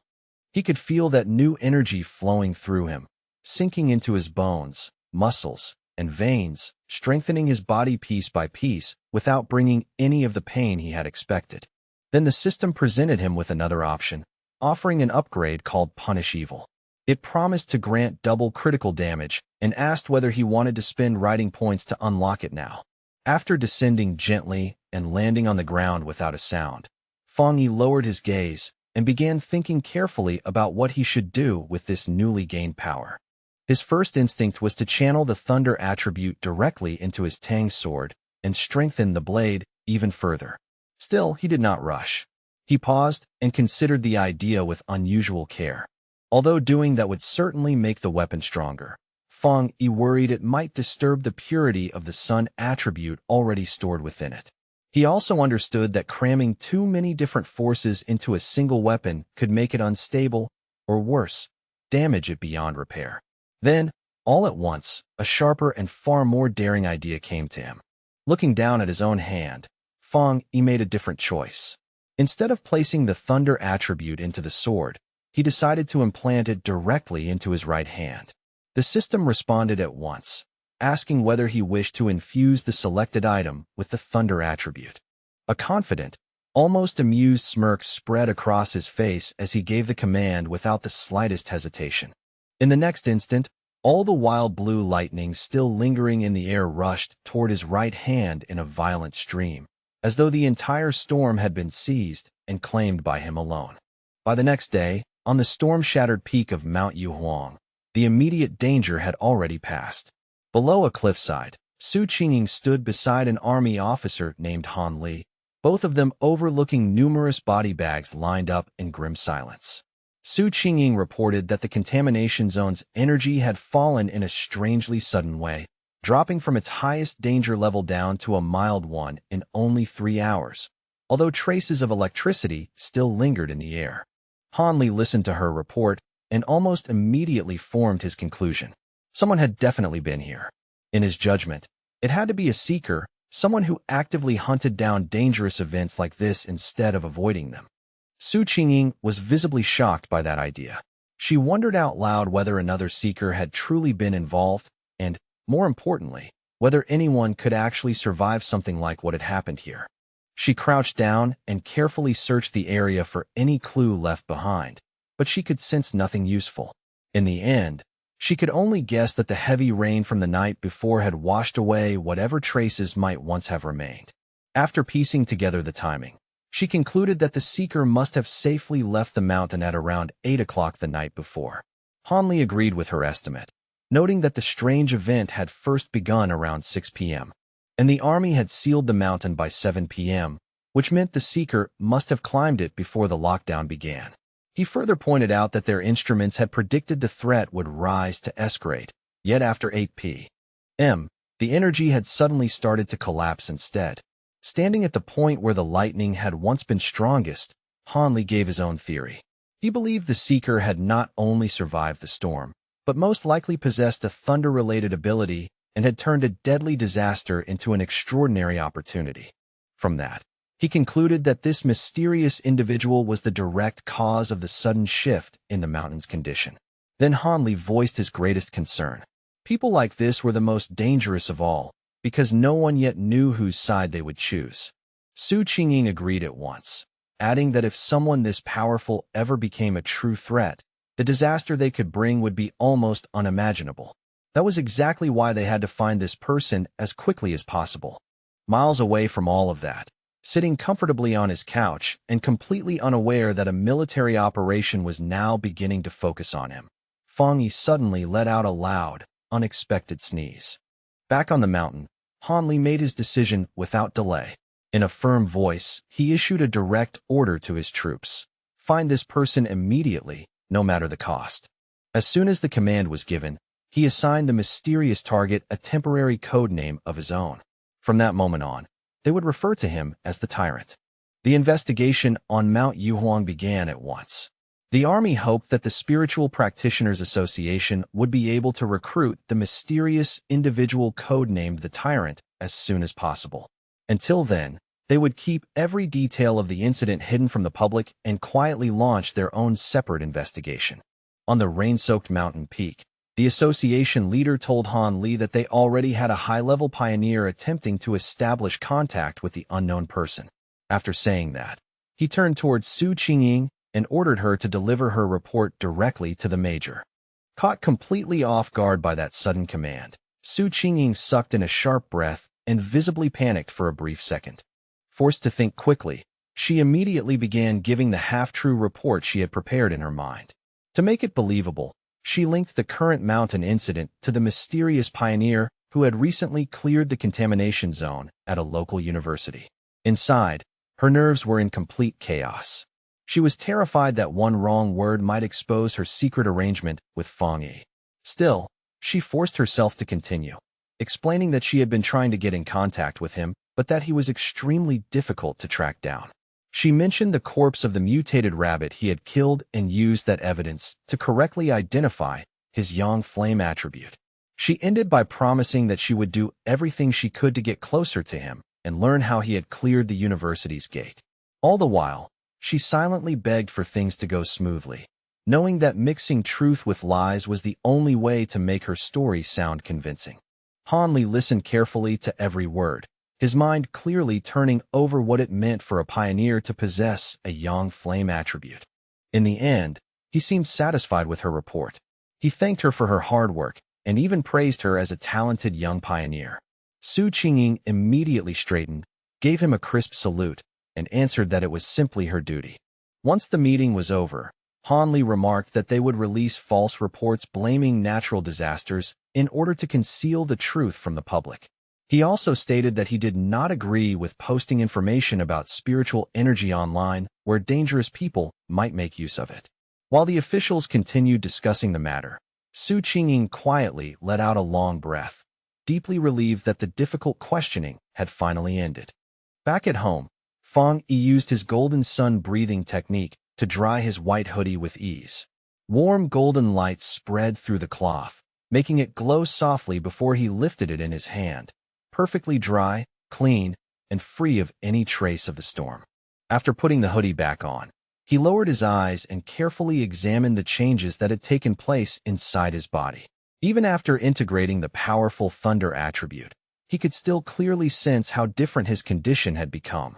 The change was obvious, deep, and impossible to mistake. He looked down at his right hand, where blue lightning now crackled softly across his skin. That hand had changed completely, becoming the strongest part of his body and receiving an enormous boost in power. As Fang Yi slowly flexed his fingers and watched small spheres of lightning gather and dance between them, he could feel that another breakthrough was already approaching. What surprised him most, however, was how the once savage thunder attribute had become as tame as a kitten after being fused into his body, allowing him to control it with effortless precision. He compared it to the unbearable pain he had suffered when he first awakened the yang attribute, and the difference was so obvious that it made him wonder whether these energies somehow became gentler once the process was complete. Then he remembered the system's note that this new power could deal double damage to strange and evil creatures, and that thought immediately stirred his interest. He was genuinely eager to test it for himself. His train of thought was suddenly interrupted by a sharp alert tone coming from the phone resting on the nearby table. Fang Yi reached over, picked it up, and narrowed his eyes slightly, wondering what new problem had appeared this time. After the last incident, he had deliberately set up special news alerts on his phone. In times this chaotic, he knew the government would keep issuing emergency warnings in an effort to protect the public, and he had no intention of missing any sign of danger. But for a pioneer like him, those warnings meant far more than simple notices to stay away. Every crisis carried hidden opportunity. Behind every life-threatening event, there was also a chance to grow stronger, even if claiming that chance meant walking straight into mortal danger. Thinking about his next move, Fang Yi lowered his gaze and focused on the major news alert, now glowing brightly on his phone screen. The report stated that a massive explosion had just occurred inside a chemical plant, causing serious pollution in part of the city. Officially, the announcement claimed that no one had been injured and urged the public to remain calm. But to Fang Yi, an event on that scale felt far too suspicious to accept at face value. He immediately checked the online forums, where eyewitness accounts painted a much more disturbing picture. People living nearby described a deeply unsettling feeling they could not properly explain, something cold and wrong that made their skin crawl. One person asked whether it had felt like some kind of evil aura, and another quickly replied that it was exactly that. Even with plenty of skeptical voices mixed in, the overall mood online was still one of dread, fear, and rising unease. The phrase cold and evil aura struck Fang Yi at once. It felt uncomfortably familiar, like something he had heard before in a far darker place. Then, without warning, a terrifying memory from his past life surged back into his mind, bringing with it the image of a bloody hand and a monstrous figure so horrifying it made his expression harden instantly. He remembered hiding in sheer fear as a giant crimson demonic beast rampaged through everything around him, tearing destruction across the land while he could do nothing but survive and watch. That creature, a disgusting rat-like monster covered in multiple eyes, was not something he could ever mistake. It was a threat he knew all too well. Back in the present, Fang Yi's face turned completely serious, and the last trace of casual calm disappeared from his eyes. He remembered exactly what kind of beings these creatures were.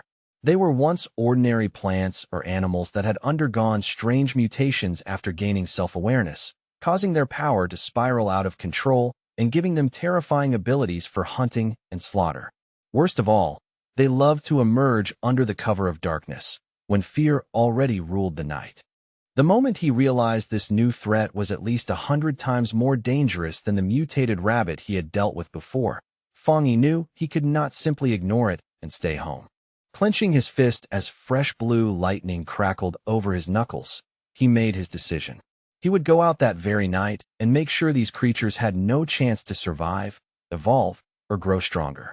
As he rose to his feet, thin strands of electric energy curled around him, and his eyes sharpened with purpose. It was time to test his new 200% critical strike ability in a real fight. On a dark and storm-heavy night, rain fell steadily over the empty city streets, washing the world in cold reflections and restless silence. As a traffic light shifted colors in the wet darkness, a blur suddenly flashed across the road below. A squad of cloaked figures cut through the rain with astonishing speed, their movements so fast they looked almost unreal. These were the members of the Destroyer Squad, and tonight they were not patrolling. They were hunting. One of them reported back to headquarters that they were currently tracking Anomaly File Number 7, codenamed Candle Night, but that the target had slipped away and they had temporarily lost it.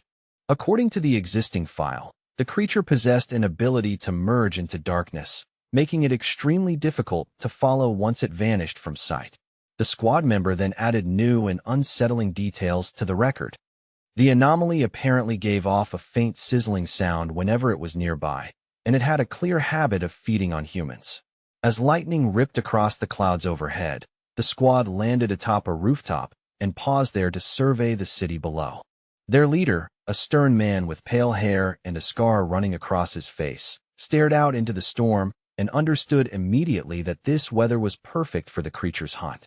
With grim certainty, he said they could not allow that to happen under any circumstances. Miles away, inside a brightly lit command center buzzing with activity, an operator received the latest field update and quickly confirmed that the new data for File 7, Candle Night, had been officially submitted. The situation was already being treated as serious. An extermination request was immediately filed as high priority, with a strict goal of resolving the threat within 12 hours. The response from headquarters came back just as fast. The Destroyer Squad was ordered to continue pursuing the target, but the command also stressed that the team's own survival remained the highest operational priority. Without wasting any time, the squad launched back into motion, leaping from one building to another through the rain-drenched city as the chase resumed at full speed. Their leader paused only briefly to study a glowing holographic map of the city, where red markers spread across the screen showed numerous active anomalies. He knew a 12-hour response window was far from ideal, but it was the best headquarters could manage. The nation was vast, anomalies were appearing everywhere, and even their advanced system and manpower were being stretched dangerously thin. Just as the Destroyer Squad reached the edge of their target's last known location, a fresh warning came in from headquarters. The operator informed them that the zone they were about to enter was currently under observation by agents from the Spiritual Energy Cultivation Association. A photo of Su Qingying appeared on their screen as the operator explained that her team was stationed nearby to monitor pioneer activity in the area and could be contacted for support if necessary. The Destroyer Squad leader acknowledged the message right away and asked headquarters to request her assistance, saying he had already heard of Su Qingying's impressive work. Elsewhere, when she received the notice, Su Qingying was caught off guard and mildly astonished to learn that her reputation had spread that far. Out in the rain, the Destroyer Squad stood waiting with grim patience, the storm dripping from their cloaks as they held position in silence. Not long after, Su Qingying arrived with her own cloaked team and took position on a higher rooftop overlooking them. Resting one hand on her hip, she looked down at the squad below with casual confidence and asked whether they were the ones dragging her out here for overtime. The Destroyer Squad leader did not appreciate her relaxed tone in the slightest. With a stern expression, he told her that the Candle Night anomaly hunted and ate people, and that this was far more serious than some simple overtime complaint. One of Su Qingying's teammates immediately shot back, asking whether that was really how someone was supposed to ask for help. Su Qingying turned as if to leave on the spot, saying lightly that the Destroyer Squad seemed so capable they probably did not need any assistance after all. She announced that her team, the Ing Squad, would be taking their leave. As they started to move, her team members muttered among themselves, one whispering anxiously about their boss's savage temper, while another defended her, saying their missions were dangerous too and they were not here to be talked down to. The Destroyer Squad leader panicked almost instantly and hurriedly called for her to stop. Swallowing his pride, he apologized for his harsh tone and earnestly asked for her help.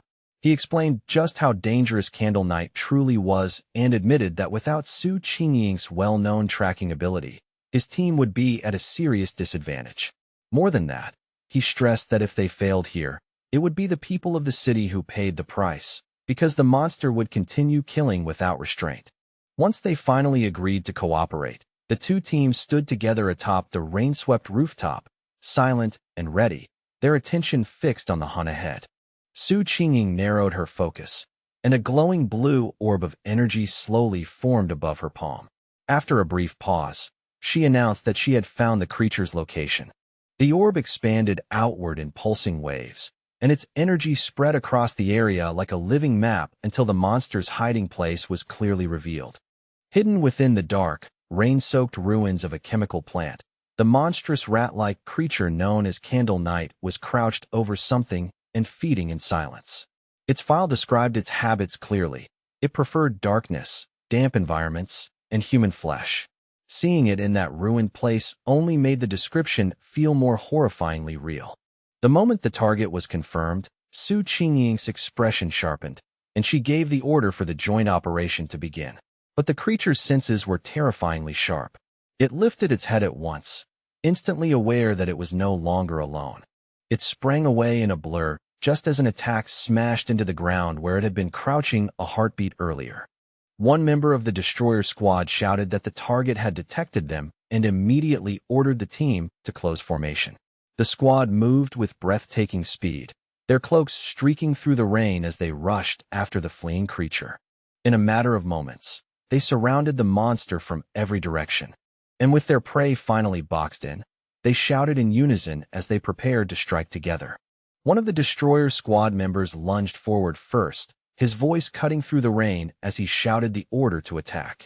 His blow landed hard and sent the creature flying backward, crashing violently into a heap of broken rubble with a spray of stone and filthy water. But instead of weakening, the monster's body began to mutate even further. Its back burst open with swelling red sores, and black spikes erupted outward in a grotesque, rapidly spreading transformation. With a furious, ear-splitting shriek, the enraged Candle Knight lashed back at them, unleashing a swirling vortex of dark energy that twisted through the ruined plant like a living storm. Su Qingying's expression changed instantly, and she shouted at both teams with all the force in her lungs, desperately warning them to watch out for the incoming sound wave and dodge before it hit. But her warning came a heartbeat too late. A terrifying sonic blast exploded outward from the creature, tearing through the air like an invisible hammer and sending squad members flying violently backward in every direction. The Destroyer Squad's leader was blasted clean off the rooftop and thrown down onto the street below, where he crashed hard against the wet pavement. One of his teammates immediately rushed after him, panic flashing across his face. Bruised and shaken, the leader forced himself back up with visible effort, thankful to still be alive. Gritting his teeth, he admitted that if he had not pulled back at the very last second, that blast would have shattered his bones on the spot. The danger was now painfully clear to him. If this creature remained in the city much longer, the destruction it caused would be enormous. Then the battle shifted again as Candle Knight continued mutating right in front of them. Its body twisted and swelled, large bat-like wings bursting from its back as it let out a savage roar, while a sickly green light began to glow deep inside its throat. In the next instant, it spewed out a corrosive dark substance that hissed through the air, filling the surroundings with thick toxic green smoke that looked deadly even before it touched the ground. The creature deliberately aimed that foul blast downward, trying to melt through the street itself so it could burrow underground and escape before the teams could lock it down again. One of Su Qingying's teammates quickly warned her that the monster carried a corrosive dark-type power and that anything the substance touched would be destroyed. She added, tense and honest, that their team did not possess any ability strong enough to directly counter it. Even so, Su Qingying did not panic. She remained calm, her eyes fixed sharply on the battlefield.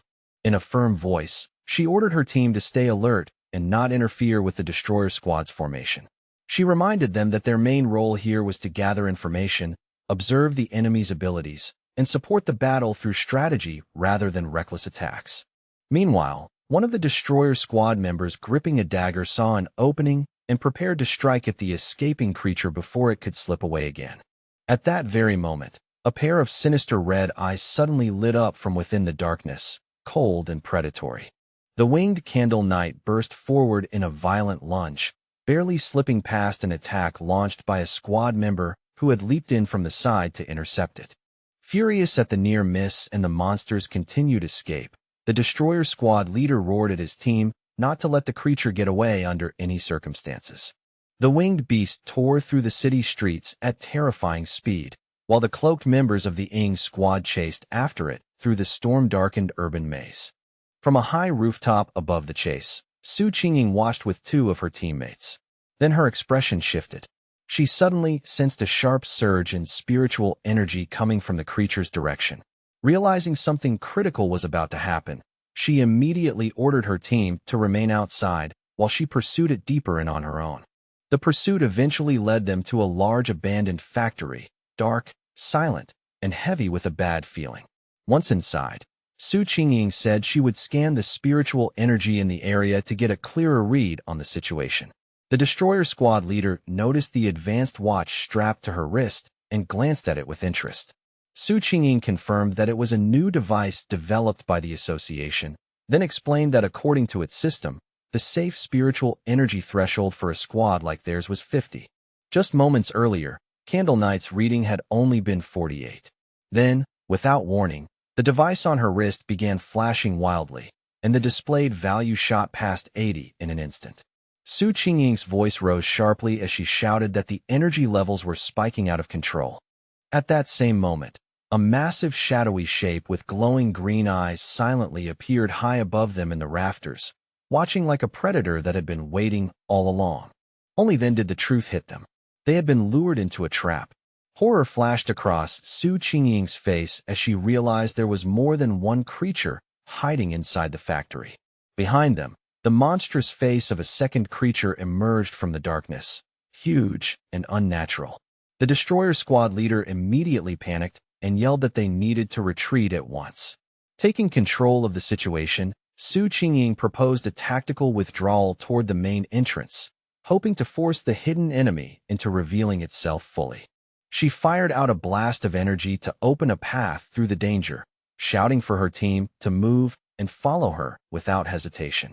But before they could break out, Su Qingying suddenly cried out in pain and collapsed, her body giving way as an invisible toxic gas overwhelmed her senses and robbed her of control. When her vision steadied again, Su Qingying found herself standing alone in the vast green gloom of the factory, swallowed by an eerie darkness that seemed to breathe around her. She called out for her teammates, her voice echoing into the emptiness, but no answer came back from anywhere. She could tell they were still somewhere nearby, but the poison had dulled their senses so badly that they could no longer detect her presence. Piece by piece, the whole trap became clear in her mind. Candle Knight had deliberately drawn them into this place because it was the territory of a far more powerful creature, a giant serpent whose presence she had only faintly sensed before. As though summoned by that realization, the huge armored head of a shadowy serpent slowly rose before her, its green eyes glowing with cold hunger. In that instant, Su Qingying understood the difference between the two enemies. Candle Knight's darkness was only a crude dark attribute, but this serpent's black mist was a true poison, and they had been breathing it in from the moment they entered. The gas was silent and vicious, paralyzing its victims little by little while draining away their spiritual energy. The cruelest part was that resisting it only made things worse, because fighting back consumed even more power and sped up death. Su Qingying could already feel her own spiritual energy nearly exhausted, and she knew that once it ran out, she would become just another corpse in this place. As her legs gave out, and she collapsed onto the factory floor, all her strength draining away, despair surged through her. What terrified her most was not just the creature's power, but its intelligence. It had not simply hunted them. It had toyed with them. She slowly closed her eyes, asking herself in that fading moment whether this was truly the end. Yet even as she lay there defeated on the cold factory floor, she suddenly saw a single narrow ray of light cut down through the thick green darkness above. A faint flicker of hope returned to her eyes, fragile but unmistakable.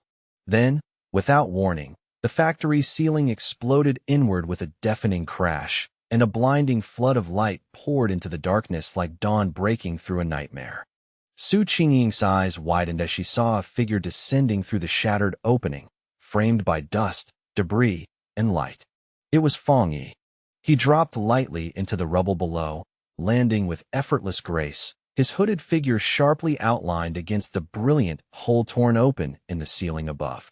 Standing between Su Qingying and the massive serpent, Fong Yi took in the scene at a glance and immediately identified the beast as a dark attribute creature. The serpent did not hesitate. Without a moment's warning, it lunged straight at him, its giant fangs aimed to pierce him in a single bite. At the same time, Candle Knight burst out from the shadows behind him and attacked from the rear, trying to trap him between the two monsters. Fong Yi slipped past the serpent's strike and turned just in time to come face to face with the snarling rat-like beast. With both creatures closing in around him at once, Fong Yi instantly understood the full design of the trap he had stepped into. Then, in a move shocking enough to freeze anyone watching, Fong Yi allowed Candle Knight to clamp its jaws into his shoulder. Blood splashed out across the air, but even then his mind stayed cold. He noted with dark amusement how clever their teamwork was, one monster luring prey in and the other finishing the kill. Looking at the beast hanging off him, he mocked it, asking whether it really enjoyed biting people that much. In the next second, he answered it with his new power. Brilliant blue lightning erupted violently from his body as Fong Yi challenged the monster to have a taste of his thunder attribute. At the very same time, he thrust out his free hand and unleashed a massive beam of golden solar energy, blasting it straight into the lunging serpent head-on. Now covered in crackling lightning and freed from the stunned rat creature, Fong Yi shifted his full focus to the serpent. Golden flames poured from him in a fierce wave as he coldly challenged the beast to find out just how much fire it could endure. The giant serpent answered with a furious roar and lunged again, its huge mouth spread wide as it tried to swallow him whole. But Fong Yi moved with astonishing agility, twisting away from the attack and flipping through the air while drawing a glowing golden arc with his sword. As he landed, steady and controlled, he coolly told the monster to keep its eyes on his blade, the words carrying the clear weight of a direct challenge. The serpent seemed to recoil for a brief instant, instinctively wary of the glowing weapon and the killing intent behind it. Seeing that opening, Fong Yi struck without delay. Launching himself through the air, he brought his sword crashing down across the serpent's face, the blade wrapped in the crackling blue force of his thunder power.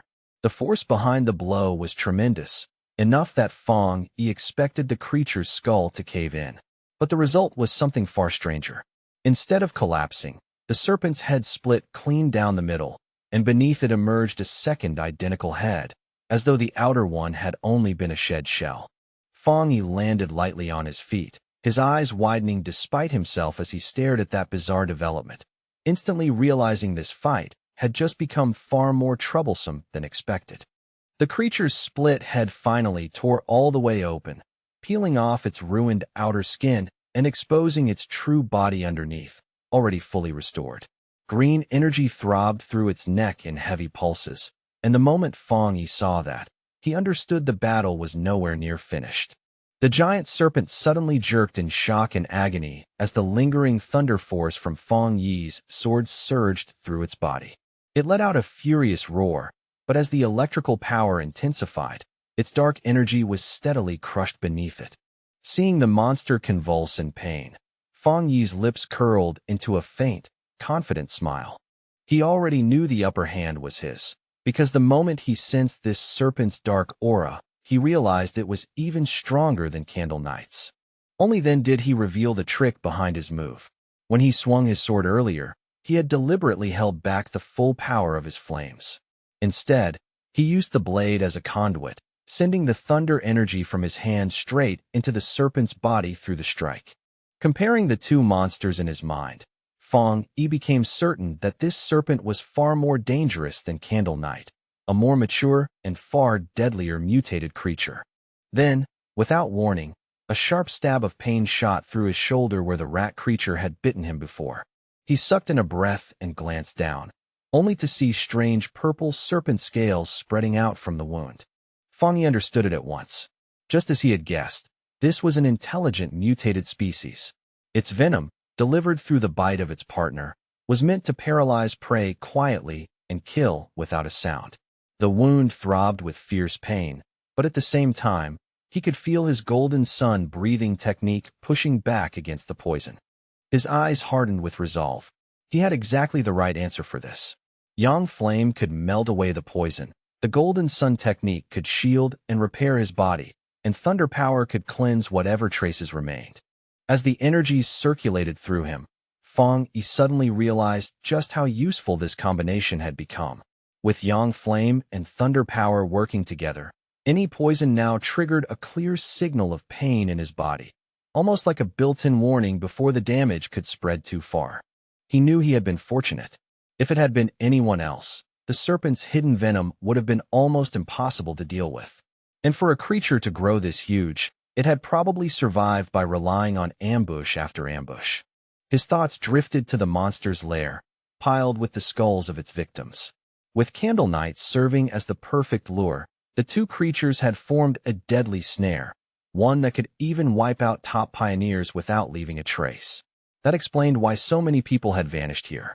But now, none of that mattered anymore. As he watched the serpent's enormous skeleton burn down into ash beneath his holy fire, Fang Yi knew its long reign of terror had finally come to an end. Standing in front of the blazing fire, Fang Yi felt a deep sense of satisfaction. His inner flame had done serious damage, but it was the triple critical strike from his new thunder power that truly decided the fight. At that moment, he felt his combat ability had reached a solid level, enough to stand confidently even among high-tier pioneers. He stayed there in silence for a brief moment, watching the flames finish off the last traces of the monster. Just as he was about to turn and leave, he suddenly stopped and lifted a hand, as though he had sensed something nearby. His eyes narrowed slightly. He was not the only one still here. There was someone else hiding in the scene. He turned at once and caught sight of a figure stumbling out through the smoke, coughing through the drifting ash. It was Su Qingying. She stood there quietly, covered in soot and obviously worn out, but she had survived. As the smoke gradually thinned, Fang Yi looked over and saw the unconscious members of the other squad lying nearby, with Su Qingying sitting among them.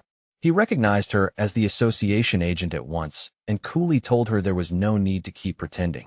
He even added, in a calm tone, that her act of playing dead still needed some work, which caught her completely off guard. Flustered and embarrassed, Su Qingying quickly covered her face. Realizing this was the same powerful pioneer she had been tracking, she awkwardly tried to explain herself, saying she had only woken up because of the smell. Fang Yi, however, clearly did not buy it. He casually praised her, pointing out that while the rest of her team had exhausted themselves completely, she had still managed to leave a small reserve of spiritual energy to protect herself. If she had truly been unconscious, he said, there was no way she could have noticed any smell at all. Caught red-handed, Su Qingying could only force out an awkward thank you. Inside, she was stunned. He had seen straight through her with ease. She really had kept a little spiritual energy in reserve for self-defense. What she still could not understand was how he had managed to defeat both Candle Knight and the giant serpent alone. Noticing how embarrassed she was, Fang Yi's tone eased a little. He told her she did not need to keep covering her eyes. All he wanted was for her to answer honestly and keep his identity a secret. Since she and her team were safe now, he said, it was already late and he would be going. Su Qingying hurriedly tried to stop him, but she was already too late. Saying that explaining everything now would ruin the surprise, Fang Yi leaped lightly through the hole he had torn open in the factory ceiling and vanished into the night sky. As he moved swiftly over the rooftops, Fang Yi continued thinking back on the battle. He was relieved that Su Qingying had not tried to absorb the monster's dark energy, especially after remembering that revolting, icy sensation. At the same time, he could not help wondering why he himself had been unable to absorb it. Maybe, he thought, the dark energy had already dispersed by then. Or maybe his body had rejected it on instinct. Either way, he decided he would sort it out later after getting home. Left alone inside the vast abandoned factory, Su Qingying raised her eyes to the moonlit hole in the ceiling where Fong Yi had disappeared. She let out a soft sigh, disappointed that she still had not seen his face clearly, and quietly realized that he still did not trust her or the association behind her. But that quiet mood did not last long. Slipping back into her role as squad leader, she walked over to the unconscious captain of the destroyer squad and slapped his face a few times, telling him to wake up.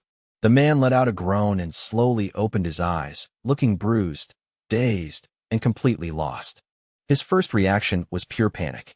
He jolted upright and shouted that they had been ambushed, while Su Qingying simply stood there watching him with calm eyes. Then he and the rest of his squad saw the reason for her composure, the giant serpent's massive skeleton still smoking in the distance. They stared at the sight in utter disbelief, unable to make sense of what they were seeing. The leader immediately demanded to know what had happened and where that overwhelming yang energy had come from.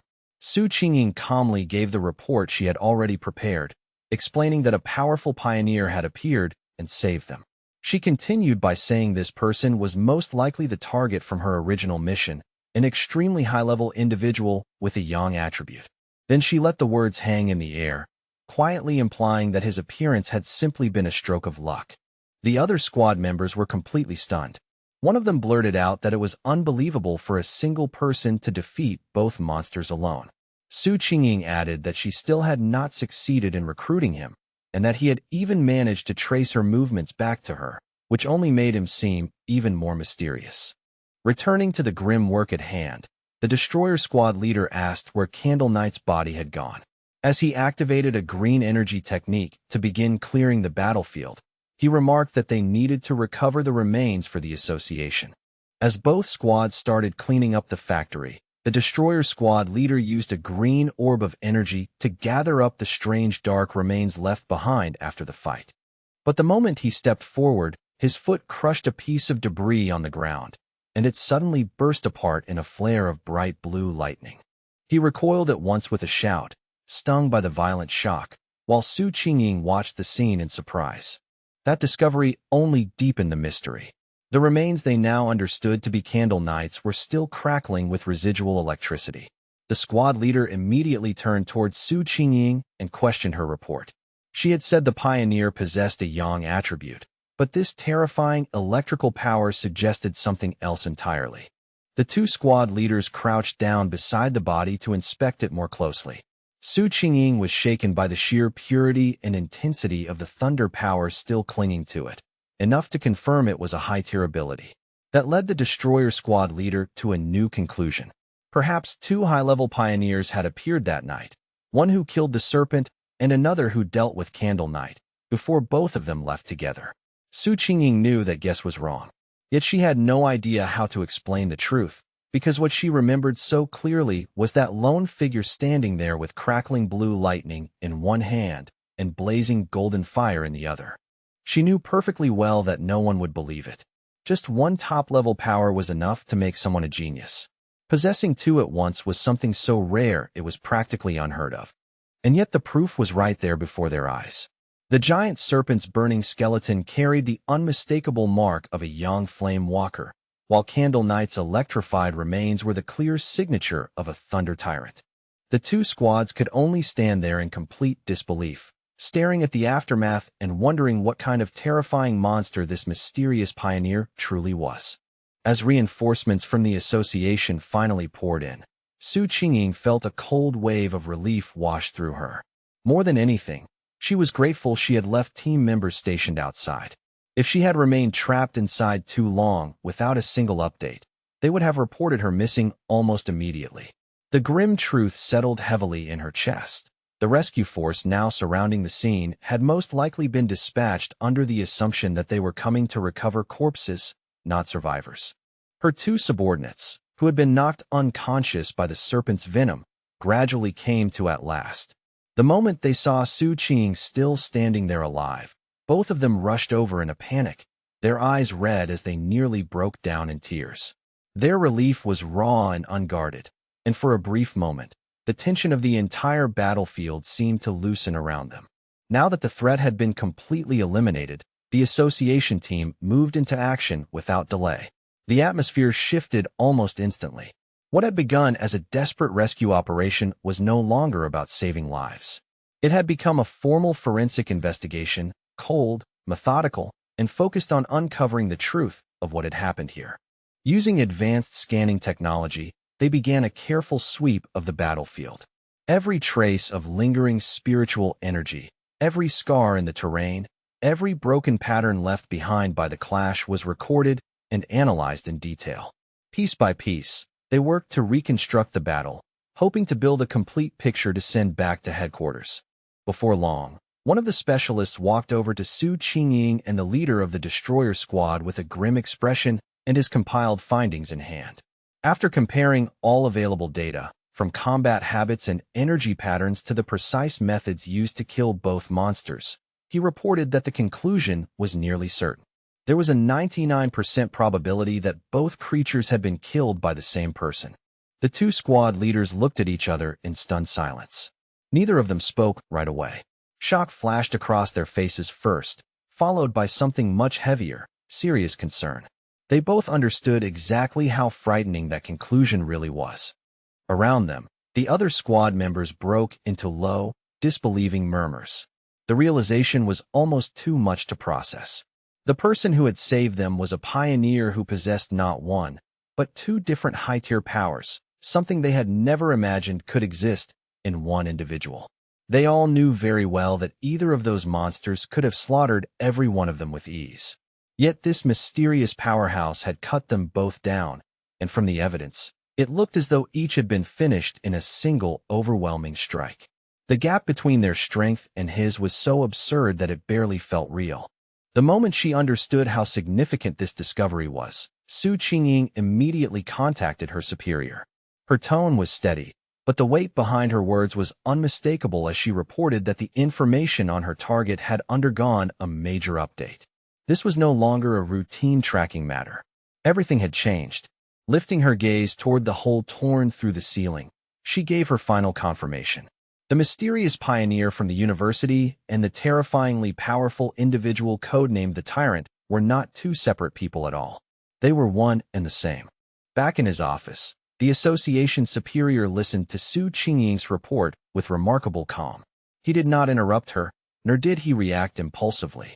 Only after quietly sorting through every detail in his mind did he give a new order. His instruction was clear. Su Qingying was to suspend her mission for the time being. He explained his reasoning in an even, measured voice. The pioneer had saved her team, killed the monsters, and secured the area. None of those were the actions of an enemy. He then added that he and Han Li did not see eye to eye on this matter. For Su Qingying's safety, and to avoid creating a bad impression with someone who might become an extremely powerful ally, she was to cease all contact with the Tyrant for now. Even while still on the phone with her superior, Su Qingying could not keep herself from adding one more crucial point. Although she had accepted the order to pause her mission, she said she still had a theory she needed to report. It was based on what she had sensed earlier, when she tracked the Tyrant to the back mountain and found him in the middle of advancing his power. Her superior's interest was immediately piqued. His tone sharpened slightly as he told her to continue and explained everything in full. Clearly, he understood that whatever she was about to say might change their entire judgment once again. Su Qingying then explained that during that earlier encounter, she had felt an unbelievably powerful aura surrounding the place where he was active. At the time, she had briefly suspected he might possess a spiritual weapon, but the idea had seemed too far-fetched, so she did not press the theory. But now, with it confirmed that he held two high-tier powers, what once felt unlikely suddenly seemed far more possible, frighteningly possible, in fact. The association superior was visibly surprised by this new detail. For the first time, a note of genuine disbelief entered his voice as he questioned whether the pioneer might truly possess a spiritual weapon. Even to him, that possibility sounded extraordinary. But after that initial surprise, skepticism quickly returned. Leaning back in his chair, he said it was still highly improbable. No matter how gifted someone was, a lone pioneer should not realistically be able to obtain such an incredibly rare object without outside support. On top of that, the team at the scene had not detected any trace of a third spiritual energy signature, which would normally appear if a spiritual weapon had been separately forged. Su Qingying immediately corrected him, her voice firmer now as she clarified the key detail he was missing. The aura she had sensed during that first encounter did not feel foreign or separate at all. It was distinctly of the yang attribute, clear, pure, and directly tied to his own energy. That single detail changed everything. The superior's eyes widened as the implication struck him all at once. If the weapon's attribute was not separate, but instead originated from the user's own yang power, then this was no simple case of wielding a spiritual weapon. It meant he was forming it himself, shaping it directly from his own energy. From there, the conclusion became both incredible and terrifying. If he could create spiritual weapons with his own power, then he could only be a cultivator of the spirit creation realm. In theory, someone at that level could indeed accomplish such a feat alone. But beings of that level were so rare that they had practically become myth, names people discussed more like legends than reality. Su Qingying was completely stunned by that thought. She knew better than most how vanishingly rare cultivators of that realm truly were. In the entire world, there were barely more than 2 such figures known to exist. Realizing that someone she had personally tracked might stand at that level left her deeply shaken. Then her superior considered an even more horrifying possibility, and his expression darkened. If this person truly possessed a third, distinct attribute, the consequences would be enormous. It would not simply be a personal secret. It would shake the entire pioneer world and potentially overturn the existing balance of power. According to all known research, different spiritual attributes naturally repel and clash within the human body, making stable coexistence nearly impossible. Up to this point, no pioneer had ever been definitively confirmed to possess 3 different spiritual attributes. Because of that, if the pioneer really did have a spiritual weapon, then perhaps the absence of a third detectable energy signature was actually a blessing rather than a concern. As the call finally came to an end, the superior sat in silence with one heavy thought lingering in his mind. He could only hope that a pioneer this powerful would never, under any circumstances, become an enemy of humanity. Back at his apartment, Fang Yi stood beneath the stream of a hot shower, letting the water run over his shoulders as steam filled the small space around him. The heat slowly washed away the grime, blood, and fatigue left behind by the recent battle, but it did little to ease the weight pressing on his thoughts. As he dried himself off, his mind naturally turned to the state of the world outside. He knew there was less than a year left before the official spiritual energy revival would fully arrive. Yet even now, before that moment had officially begun, dangerous monsters and strange incidents were already surfacing more and more often. The pace of change was no longer subtle. It was accelerating. He casually used his yang attribute to dry his clothes, warm golden energy gathering across his hand and spreading through the fabric with effortless control. As he did, he found himself wondering how many pioneers, just like him, had already awakened early and quietly begun cultivating on their own in the shadows, far beyond the public eye. His thoughts drifted back to the aggressive men he had encountered at the lava river. That meeting had made one thing very clear to him. Once the connection between a person's body and the spiritual world was opened, their sensitivity to the changes in the world increased almost naturally. Even without official recognition from the country, many self-trained pioneers had clearly already stepped into the one-star Ghost Axe realm on their own. The fact that the government, through people like Su Qingying, had started reaching out to wild pioneers like him was proof of something important. For now, both sides were still in a relatively cautious and peaceful phase, testing each other, observing each other, and trying to understand what kind of relationship might form in the future. Standing quietly in his room, Fang Yi thought about Han Li and Su Qingying in turn. After weighing everything he had seen so far, he came to a temporary conclusion. At least for the moment, the monster threat was still barely under control, and open conflict between the various pioneer factions had not yet truly begun. But as he finished getting dressed, that fragile sense of balance did not reassure him at all. He knew too well that this temporary peace was thin, unstable, and could shatter at any moment. The government had already established the Spiritual Energy Cultivation Association, yet it still had not publicly revealed its existence. Fang Yi understood that strategy perfectly.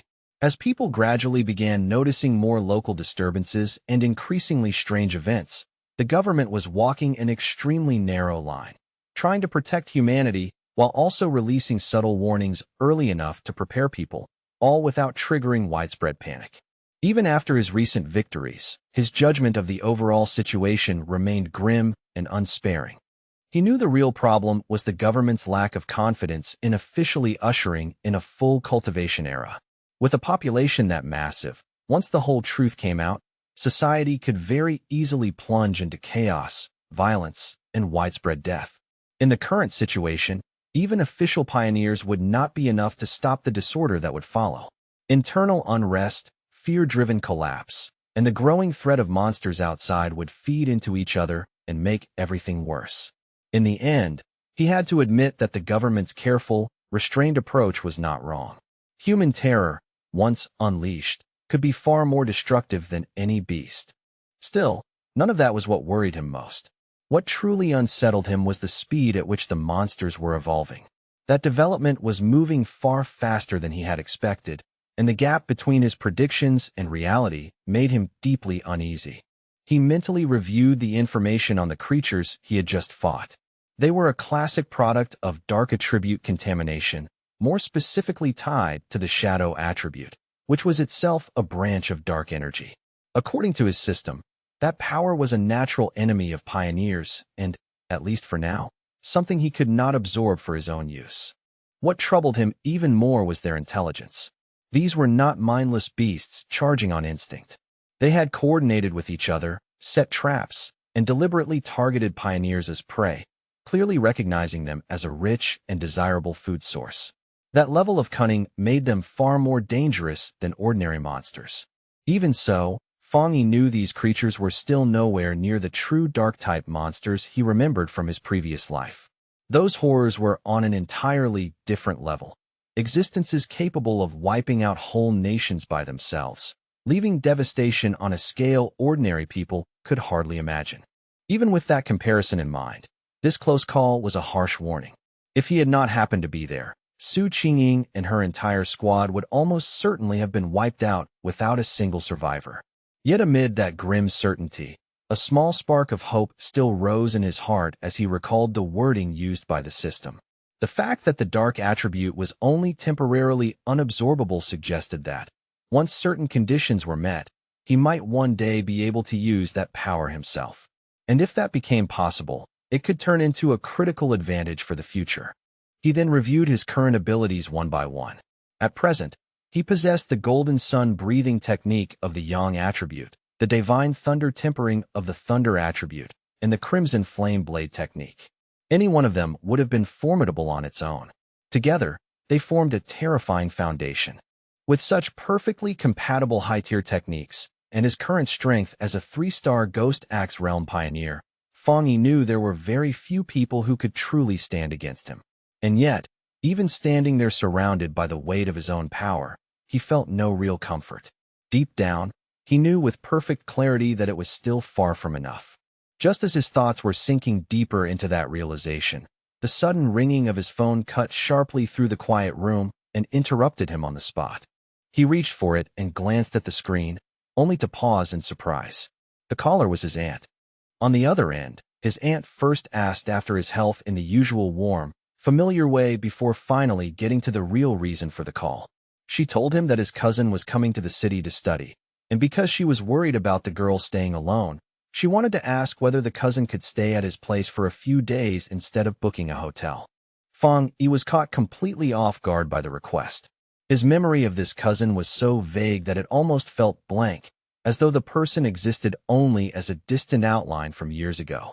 After thinking for a moment, all he could remember was that she had been a quiet, top-ranking student, the kind of person who was always buried in books and obsessed with studying. Beyond that, he could not even clearly recall her face. Even so, he agreed without much hesitation and told his aunt that there was a spare room available. When he asked when his cousin would be arriving, his aunt answered very casually, saying she would simply give the girl his address and let her head over by herself when the time came. Elsewhere, In a dark room lit only by the pale glow of a computer monitor, a figure with long fingers, so slender and sharp they almost looked like claws, typed rapidly across a keyboard. The blue-white light from the screen cut through the darkness, giving the entire room an eerie stillness. The person wore an oversized hoodie, with a pair of bare ears exposed beneath it, and had just finished a phone call with her mother. That mother happened to be Fong Yi's aunt. During the call, she had been told that she should arrive at her cousin's place by tomorrow afternoon, and that she ought to bring along some local specialty snacks as well. She ended the conversation politely, saying it was no trouble at all, and that she still had other things to take care of. On her screen was the chat window of a group called Spiritual Energy Revival, Martial Arts Vanguard Team. Under the username Fong Hee-ju, she had just posted a message announcing that she had arrived in the city and would be staying at her cousin's place for the time being. The message was short, but it clearly caught her group's attention. After the call ended, she clicked her mouse again with practiced ease, and another window instantly popped open on the screen in front of her. It was a rumor alert concerning an internet-famous town that people had now started calling Death Town. According to the report, 3 more people had recently disappeared there in connection with something known as the Pork Beast Challenge. Accompanying the article was a gruesome image splashed with blood, making the entire story feel even more disturbing.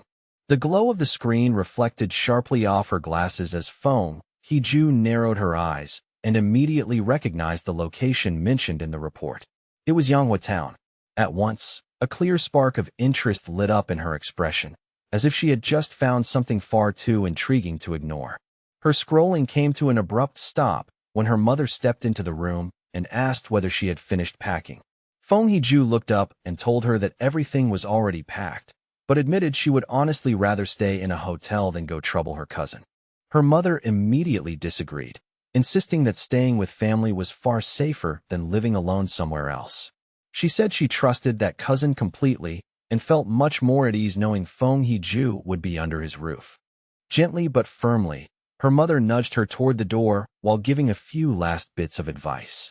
She reminded Fong Hee-ju not to cause any trouble and to lend a hand around the house whenever she could. Fong Hee-ju nodded obediently and reassured her mother that she understood everything clearly. As soon as the door clicked shut behind her, Fong Hee-ju let out a quiet sigh, the kind that came from bracing herself mentally for something unavoidable, and began preparing herself for the visit ahead. In her mind, this was simply one more hurdle she had to get past. She pushed up her glasses, eyes sharpening with determination, and told herself that no matter what kind of person her cousin turned out to be, he could not possibly be harder to deal with than an actual monster. The next day, beneath a wide, bright blue sky washed clean by the morning light, a young woman with long dark hair and glasses slowly pulled her suitcase toward an apartment building, her figure neat and quiet against the sunlit street. She lowered her gaze to her phone and checked the map again, making sure the route had brought her to the right place and that she had not made any mistake. Looking up at the building in front of her, she murmured softly to herself that this had to be it, her heart carrying a faint tension as she prepared to finally meet the cousin she could barely remember anymore. As Lin Yi stood outside the apartment building, Fong Yi happened to come out carrying a bag in one hand. She quickly called after him and asked, a little uncertainly, whether he was her cousin. He stopped in his tracks, clearly caught off guard, then looked her over with surprise before asking if she was Lin Yi, wanting to confirm that he had guessed correctly. Although he admitted inwardly that he did not recognize her at all, neither of them said anything for a beat. A brief, awkward silence settled between them, light but unmistakable. Later, once they were inside the apartment, the two of them sat on the couch and exchanged the usual polite small talk. Fong Yi asked whether she had come to the city for a summer camp, and she confirmed that was the reason. He told her that if she needed anything while staying there, she could just tell him, and she thanked him with practiced politeness. After that short conversation ended, Fong Yi handed her the key to the room across from his and briefly explained which one was hers before turning and heading back to his own room. Watching him leave, Lin Yi quietly felt a wave of relief. At least from first impressions, her cousin seemed easy enough to get along with, and more importantly, he did not look like the kind of person who would pry into her business. However, Fong Yi was far from clueless. From the very moment she had sat down across from him, He had already sensed a faint yet distinctly unusual spiritual aura coming from her. He wondered for a second whether his perception had gone wrong, or whether she was simply too inexperienced to fully conceal her strength. Almost at once, he began to suspect that she was also a pioneer. The aura around her was light, but it was real, and that made him realize her story about attending a summer camp was most likely only a cover for why she had truly come to the city. Meanwhile, inside her room, Lin Yi sat with her phone in hand, and what she did next quietly confirmed every one of Fang Yi's suspicions. She opened a chat with her pioneer group, the martial arts vanguard team, and reported that her cousin seemed nice, easygoing, and unlikely to interfere with her movements. The discussion soon shifted to recent events, especially the powerful pioneer who had appeared at the lava river. Lin Yi warned the others to stay careful, reminding them that many truly strong people were still hiding in the shadows. After the group agreed to wait for her signal before acting, she logged off. For the time being, she decided it would be safer not to cultivate at all, worried that even a small mistake might expose her secret to her cousin. 3 days slipped by. Before long, Fang Yi discovered that having his cousin living under the same roof was making cultivation far more inconvenient than he had expected. His meditation could be interrupted at almost any moment, including times when she casually came out of the bathroom wrapped in nothing but a towel. On top of that, he kept worrying that the bright golden aura produced by his breathing technique was simply too eye-catching and far too difficult to hide if she happened to notice it at the wrong time. But the most difficult thing for him to deal with was not danger and not suspicion, but her overwhelming kindness. One evening, she placed a carefully made dinner in front of him with visible pride, the dishes looking warm, fragrant, and unexpectedly delicious. He tried to insist that he would wash the dishes afterward, but Lin Yi refused right away, saying it was the very least she could do while staying there and that he should just leave it to her. Her flawless politeness and almost excessive cleanliness gradually began to strike him as a little strange, as though every movement and every gesture had been carefully managed. Even so, Fang Yi decided to play along for now. He reasoned that if he let her keep being so considerate and helpful, she might slowly lower her guard around him without realizing it. In his view, this was the only reliable way to learn what she was truly doing here and what kind of secret she was still hiding behind that well-behaved exterior. Their quiet dinner was suddenly broken when the phone lying on the table beside her began to vibrate, the sound sharp and noticeable in the otherwise calm room. Both cousins glanced toward the message at almost the same time, and for a brief instant, surprise flashed across each of their faces. Fang Yi immediately used the moment as an excuse to stand up, saying he would head back to his room and leave her to chat in peace. Lin Yi could only answer softly as he walked away. Left alone at the table, she watched his retreating figure for a thoughtful moment, her eyes lingering with quiet caution before she finally turned back to her phone. Sitting on her bed, she accepted the call, and her expression turned serious almost at once. As she listened, she repeated the key point aloud to confirm it. The great change of heaven and earth would happen again the next day at 3 in the afternoon. She then promised firmly that she would be there on time. From his room, Fang Yi easily overheard the conversation. He heard her agree to meet at the entrance of Yanghua Town. The name immediately registered in his mind as that internet-famous town out in the suburbs, a place roughly an hour away by car. With his suspicions now essentially confirmed, he turned his attention fully toward the room beyond the wall, his own spiritual energy quietly rising as he observed her movements. At this point, he was certain that his cousin was also a pioneer. Even so, he remained completely confident that with her current level of strength, she would never be able to sense him spying on her from the other side. What truly impressed him was her talent. She was still only a middle school student, yet she had already stepped into the 2-star Ghost Axe realm and was even approaching another breakthrough, which was no small thing. He could not help wondering whether that frightening natural talent was connected to her slightly unusual personality. Now, though, her real reason for coming to the city had become obvious. The summer camp story had merely been an excuse. She had come because she knew the next great change of heaven and earth was coming, and she wanted to stand as close to its center as possible. Fang Yi understood very well what that meant, because every single one of those great changes represented an opportunity to obtain a new technique and push his own strength even higher. He found himself wondering what kind of power might emerge this time, though after only a moment, he realized the specific nature of it hardly mattered at all. A determined look settled into his eyes. Whatever power appeared when the moment came, he had already decided that he would seize it for himself no matter what. Inside her room, Lin Yi suddenly paused in the middle of her preparations, a strange sensation passing over her skin. She slowly lifted her head and looked around, unsure whether it was only her imagination or whether someone really had been watching her just now. When she saw nothing except the moonlit mountains outside the window, still and silent in the night, she gradually let the feeling go and resumed her preparations, convincing herself she had simply been overthinking.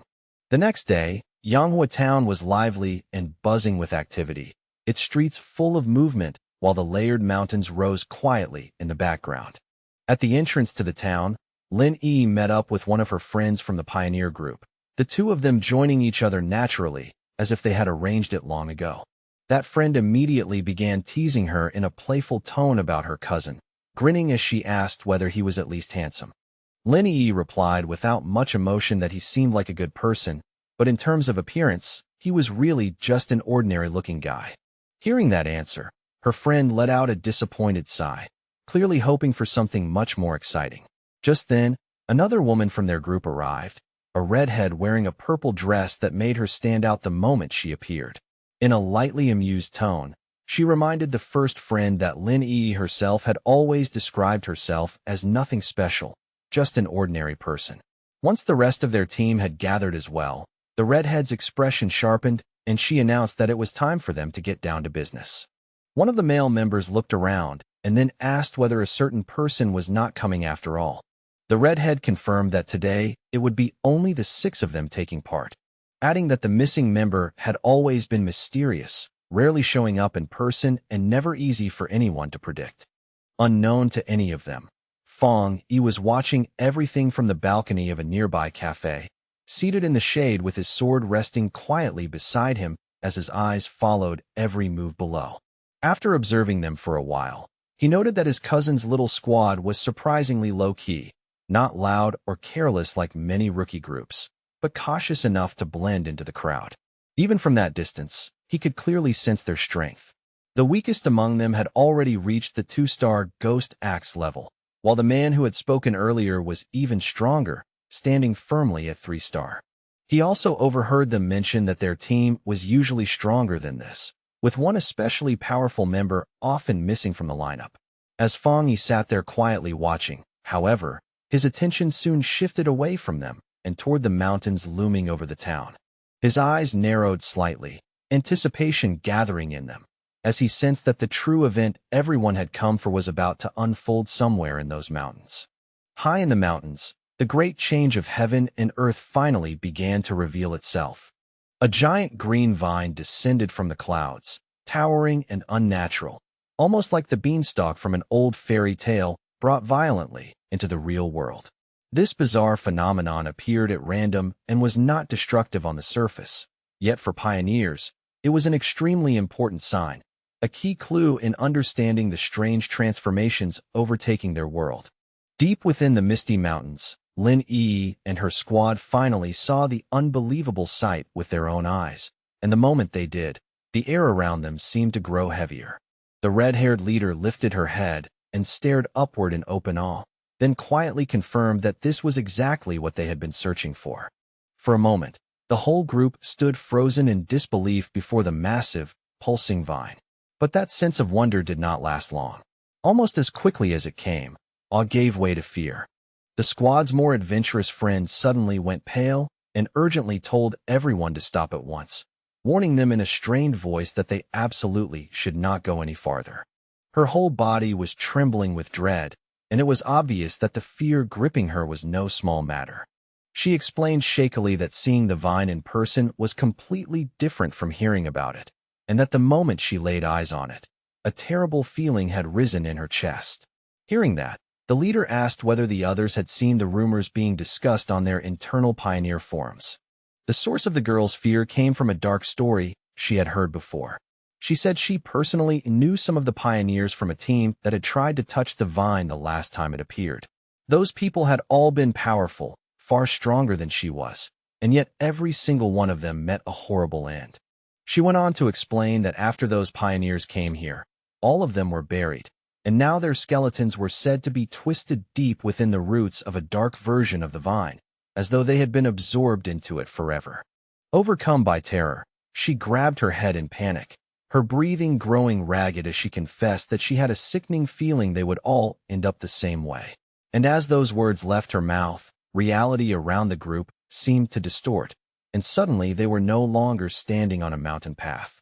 Instead, they appeared trapped inside a horrifying, pulsating red cavern made of living flesh, where the ground under their feet was nothing but a grotesque mass of writhing organic tendrils.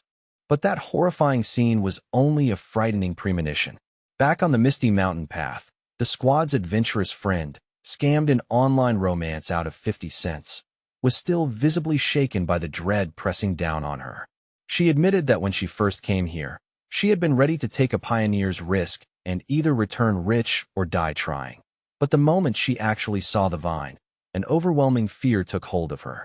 Her instincts were screaming that this thing was some new, unknown, high-level monster, a mutation far beyond anything she could handle. Tears welled in her eyes as she confessed that she was not ready to die in a place like this and wanted to back out while she still could. The red-haired leader and Lin Yi looked at their distraught teammate with clear understanding rather than blame. They admitted that they too had felt the same heavy, oppressive sensation coming from the vine the moment they saw it. Lin Yi explained it more carefully, describing the feeling as a kind of complete emptiness hidden inside that wood-type vine. It was deeply strange, she said, like all life within it had long ago been swallowed up by time, leaving behind only a hollow shell. That was why the fear felt so natural. After hearing her explanation, the group arrived at a chilling conclusion. The vine was trying to devour their life force. Just as their terrified friend seemed ready to completely break down, Lin Yi reached out and grabbed her hand, her face set with fierce determination and steady resolve. She declared that this was the path of the martial pioneer, a road they had chosen for themselves, and it was a path that demanded they face dangers like this head-on instead of turning away in fear. Unseen by the group, Feng Yi watched everything from a nearby cliff. Even he could clearly sense the heavy, suffocating death energy rolling off the giant vine in wave after wave. He noted to himself that among all the world monsters he had encountered so far, aside from creatures of pure dark attribute, this vine gave him the worst feeling by far. He had to admit that the small squad had real courage to even think about cultivating in a place as dangerous as this. As he analyzed the monster more closely, he found the contradiction within it even more disturbing. Though it was clearly a plant, something that should symbolize life and growth, it felt utterly lifeless. It was not truly alive at all, but more like a dead thing imitating the form of something living, with no spiritual energy of its own. And from what he could sense, it was stained with the blood, remains, and lingering traces of those it had killed before. Back with the squad, Lin Yi quickly took control of the situation. Standing near the edge of a cliff, she spoke to her teammates with renewed purpose and told them they did not have much time to stand around hesitating. Since they now understood the danger more clearly, she proposed a different plan. Instead of approaching recklessly, they would carefully sense the energy throughout the area and investigate the monster from a distance, learning what they could without getting close enough to trigger an attack. Lin Yi was confident in that judgment. In her view, if they only observed and sensed the monster's energy from afar, then her team should remain safe enough while still gaining something from the trip. She selected a spot high up in a tree, settled herself there, and began to meditate. As she entered that state, a protective bubble of blue spiritual energy formed around her body and shimmered softly in the mountain air. From a distant clifftop, Feng Yi watched them in silence.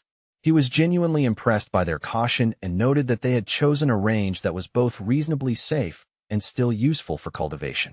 He gave quiet credit to his top student cousin for correctly judging the best distance, a position that was neither recklessly close nor timidly far. And as Lin Yi continued cultivating, the spiritual energy around her gradually began to rise and surge. Feng Yi's eyes sharpened with surprise when he realized what was happening. Lin Yi was on the verge of breaking through into the 3-star Ghost Axe realm, and the realization left him genuinely impressed. His cousin's talent was no joke. Then, in a bright flash of blue light, she successfully broke through. Her teammates stared in open amazement, stunned that she had already climbed to such a high level of strength at her age. However, the huge spiritual disturbance created by that breakthrough did not go unnoticed. Deep in the forest, the dormant roots of the giant vine began to twist awake, glowing with a frightening green light. The pioneers felt the ground begin to tremble beneath their feet, and one of the men turned back in alarm, his expression changing at once. The whole group panicked as the monstrous vine began moving straight toward them, its tendrils ripping violently up through the earth. Even the team's leader was stunned, unable to understand how the creature had managed to sense them from so far away. The vine's attack came fast and without mercy. Savage green tendrils shot upward from the ground and instantly trapped two of the male pioneers. The rest of the squad scattered in fear as one of their friends screamed for everyone to run, shouting that if they did not escape right now, they would all die there. The team's leader quickly realized what had caused the disaster. Lin Yi's breakthrough had created too much of a disturbance and drawn the monster's attention. As she shouted a warning, dark green tendrils began winding around Lin Yi's protective bubble, which was still shielding her while she remained vulnerable after the breakthrough. The leader knew they absolutely could not let themselves be caught. Once the vine wrapped around someone completely, its deathly aura would consume them in an instant. Under that immense pressure, Lin Yi's energy shield began to crack, thin fractures spreading across its surface one after another. Chaos exploded around them as the red-haired leader tried to drag her panicked friend to safety.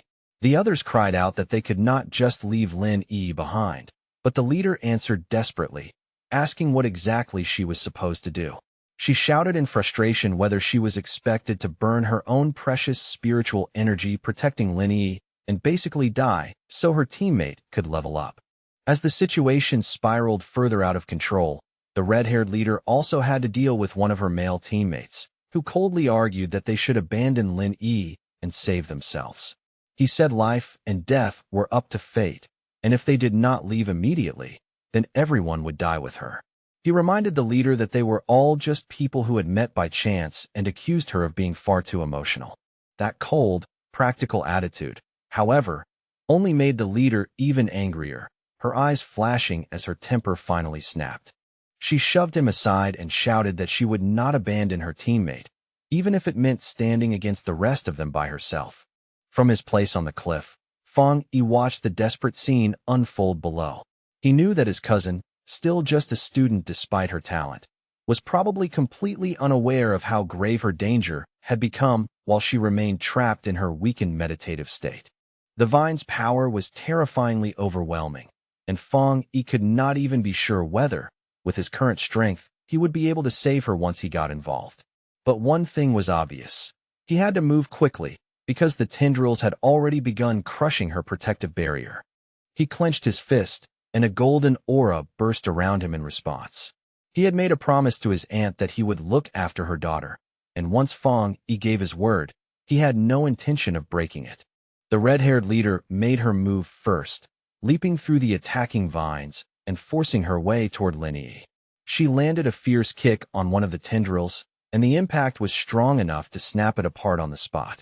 But that small victory lasted only a heartbeat before the situation turned against her again. Dozens more vines burst out at once and coiled around her from every direction, binding her tightly and trapping her completely before she could break free. Just as the writhing vines were about to crush them completely, Lin Yi's protective shield finally shattered with a sharp, brittle crack. But before the monstrous plant could seize its new prey, Fang Yi stepped into the fight without the slightest hesitation. He leaped through the air in one clean motion, and as his sword swept forward, two blazing arcs of golden energy tore outward, brilliant and sharp enough to split the darkness in front of him.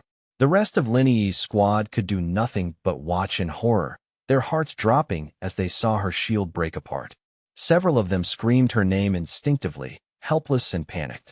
Then a massive blast of fiery energy shaped like a descending phoenix crashed down from the sky, slamming into the tangled mass of vines with explosive force and scorching brilliance. Fong Yi landed lightly in the newly cleared space, calm and steady, while a narrow pillar of golden flame rose from the ground where he stood. He had arrived at the final possible moment, saving both his cousin and her brave red-haired leader from death. Bathed in a dazzling aura of golden light, Fong Yi did not even need to move again for his presence alone to suppress the deathly vine. The surviving pioneers stared in stunned silence as the monstrous plant, which had been moments away from killing them all, halted its assault and began shrinking back under the crushing pressure of that overwhelming yang energy. The tendrils recoiled from the fierce light, hissing as they retreated, their surfaces smoking and dissolving bit by bit as though the radiance itself were poison to them. As Fong Yi descended through the blinding brilliance around him, the pioneers could only raise their arms to shield their eyes, barely able to make sense of what they were seeing through the glare. The practical male pioneer who had argued for abandoning Lin Yi was completely shaken, wondering aloud whether this newcomer was another pioneer at all. The red-haired leader, just as stunned, understood more clearly what she was witnessing. This was the purest kind of yang power. Only a high-tier force of this level could possibly suppress such a terrifying, life-draining monster. The male pioneer felt his confidence begin to crack. He had always believed he was exceptionally gifted, having reached the 3-star Ghost Axe realm in a remarkably short time, something very few people in Xiaoguo could accomplish. He had known that even talented Lin Yi only barely kept pace with him in terms of cultivation skill and growth. And yet this mysterious stranger standing before them was clearly operating on a level far beyond anything he had ever imagined. He lowered his gaze to his own trembling hands, then looked back up at the glowing figure on the cliff, suddenly feeling small, ordinary, and almost laughably insignificant. If pioneers like that truly existed, then what did that make the rest of them? The gap was not just large. It was crushing. This newcomer had not simply outclassed him, but all of them together, through sheer overwhelming power alone. And as Fong Yi stood within that burning golden light, his system activated. It detected the extreme wood attribute within the deathly vine and immediately began the auto-writing process, rapidly completing a brand new technique. A moment later, the system window displayed the details of his new ability. Endless Vitality, a technique capable of instantly absorbing all nearby life force to rapidly heal injuries. As the vine's power flowed into him, green life-giving energy surged around his body in waves. Fong Yi was genuinely amazed by the quality of this wood attribute technique. He quickly realized that as long as there was living matter nearby, he now possessed something close to a continuous life-absorbing engine. As Fong Yi absorbed the final remnants of the anomaly's power, his system successfully extracted the vine's core attribute as well. A notification appeared to confirm it. Extracted attribute, Desolation. The system described its frightening effect clearly, the power to instantly create a desolate aura capable of erasing all surrounding life. Standing calmly inside the swirling green energy, Fong Yi silently took in the full weight of that new power. When he opened his eyes again, they were glowing the same vivid green as the desolate vine itself, cold, unnatural, and striking to behold. He stood in the clearing, which now felt eerily dead and empty, a faint green aura still drifting around him.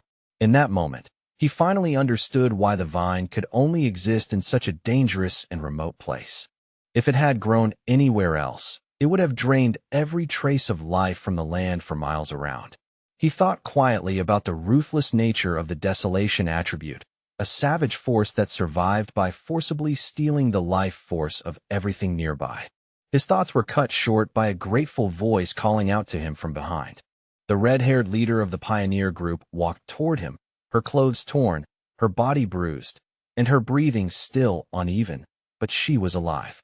With sincere gratitude, she thanked him, saying that without his intervention, every one of them would have died there. Then she asked, almost awkwardly, how they could ever repay him for saving their lives.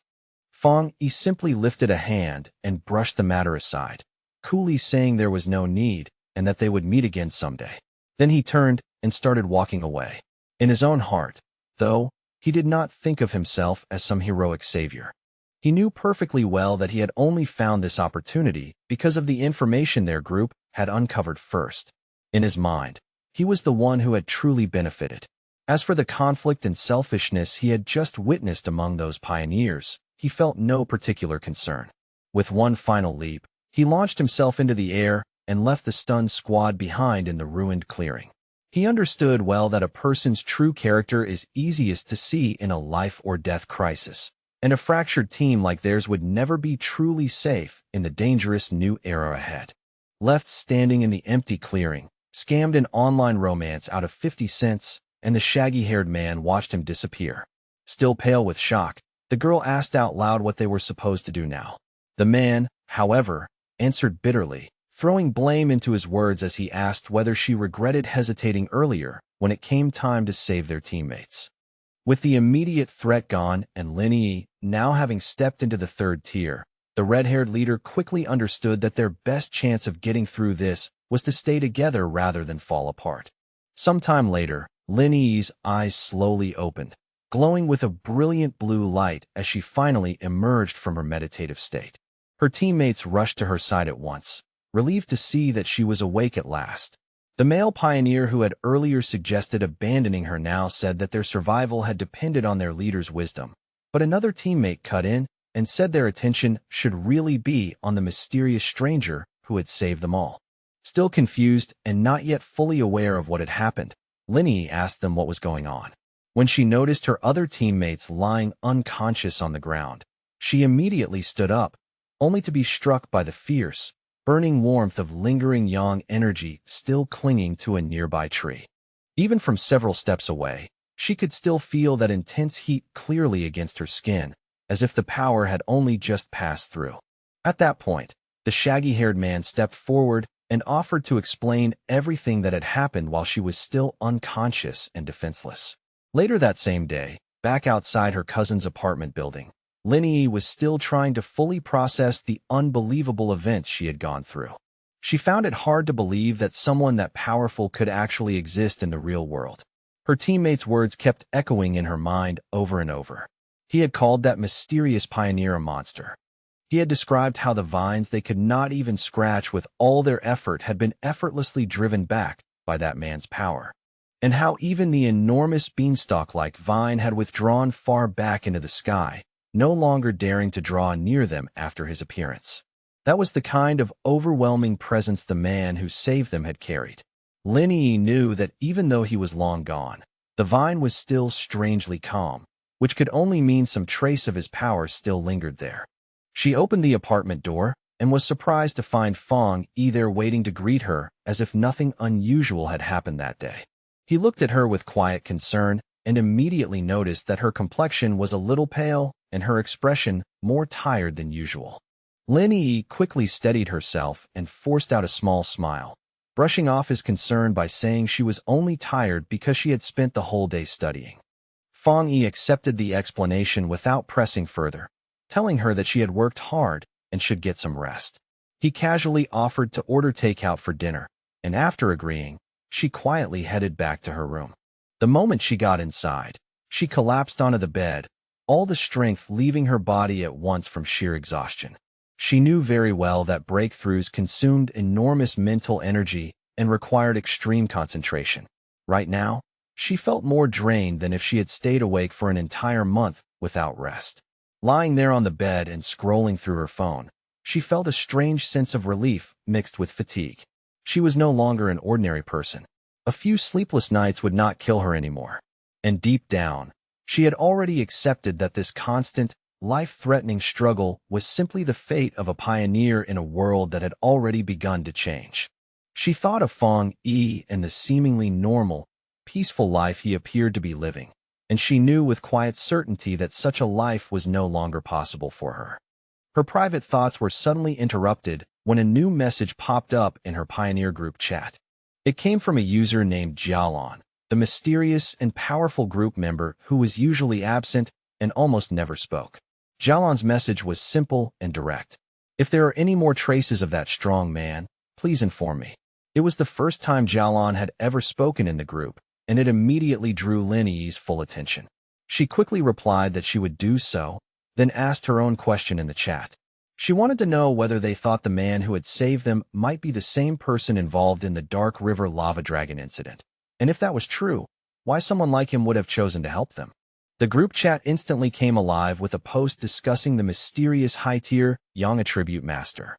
The post described his sun-splitting slash in vivid detail, saying the witness had been forced out of the cave by a blast of white-hot light. The writer declared with absolute certainty that no other pioneer in Shagwa could rival that kind of power, and warned everyone that if they ever encountered him, they should stay far away. Meanwhile, Fong Yi was already heading out for the evening on his bicycle, looking entirely relaxed despite everything that had happened earlier. He was confident that after the events of the day, Lin Yi would have lowered her guard around him even more, making it easier for him to come and go freely without arousing any suspicion. With this new freedom in hand, Fong Yi immediately turned his thoughts toward a fresh objective. It was time to find a suitable carrier for the desolation attribute he had just obtained. He understood that this kind of power was most naturally compatible with plants, so without wasting another moment, he pedaled off into the deepening night to begin his search. As he rode beneath the night sky, Fong Yi kept thinking through the best possible use for his newly acquired desolation attribute. Powerful as it was, he knew its essence was still dangerous, rooted in decay, destruction, and the stripping away of life itself. That was exactly why he hesitated to fuse it directly with his own body.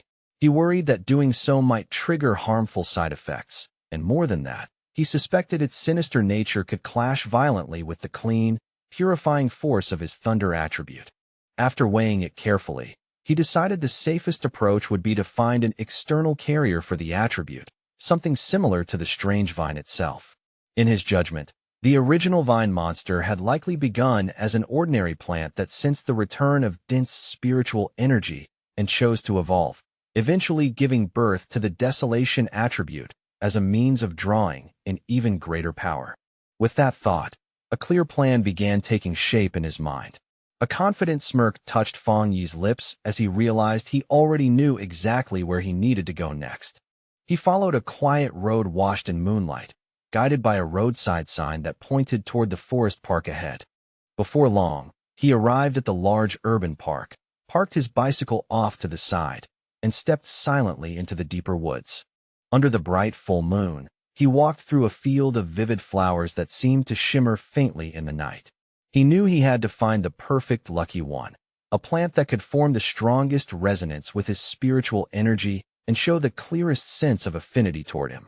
Closing his eyes, Fong Yi steadied his breathing and focused, quietly extending his own spiritual energy outward into the forest around him. A rich green aura flowed out from his body, spreading layer by layer through the trees and grass until it washed over the plants like a silent tide. Almost immediately, he felt the plants responding. Their own faint spiritual energies rose up in waves to meet his, as if the whole forest were answering his call.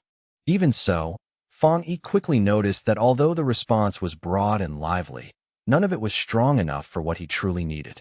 So he continued releasing more of his spiritual energy, searching deeper and waiting for a much stronger answer from the surrounding plant life. Then, all at once, he stopped mid-step, his attention caught by a single presence in one particular spot within the forest. There, nestled among the tall grass, a lone white flower with a softly glowing center swayed gently in the breeze, delicate and quiet, almost as if it were calling out to him. Fong Yi narrowed his eyes slightly and wondered whether this was the one he had been searching for. He approached the little flower with unusual care, then slowly reached out a single finger toward it. The instant his fingertip touched it, the flower's petals folded inward around him, and he could clearly feel it drinking in the spiritual energy flowing from his body. A moment later, the flower bloomed open again, almost cheerfully, as if it had just eaten a satisfying meal and was pleased enough to ask for more. Fong Yi knelt beside it with a small amused smile on his face. He could tell at once that its spirituality was unusually strong. Though it was only a plant, it reacted to his touch like a greedy little puppy, eagerly swallowing his spiritual energy and then rubbing itself against his fingers for more. At that moment, he knew for certain that he had found the carrier he was looking for. Out of the entire forest, this tiny flower had shown the strongest reaction to his aura. making it the ideal container for the desolation attribute. Fang Yi looked at it and quietly told it that it was the chosen one, then asked whether it was ready.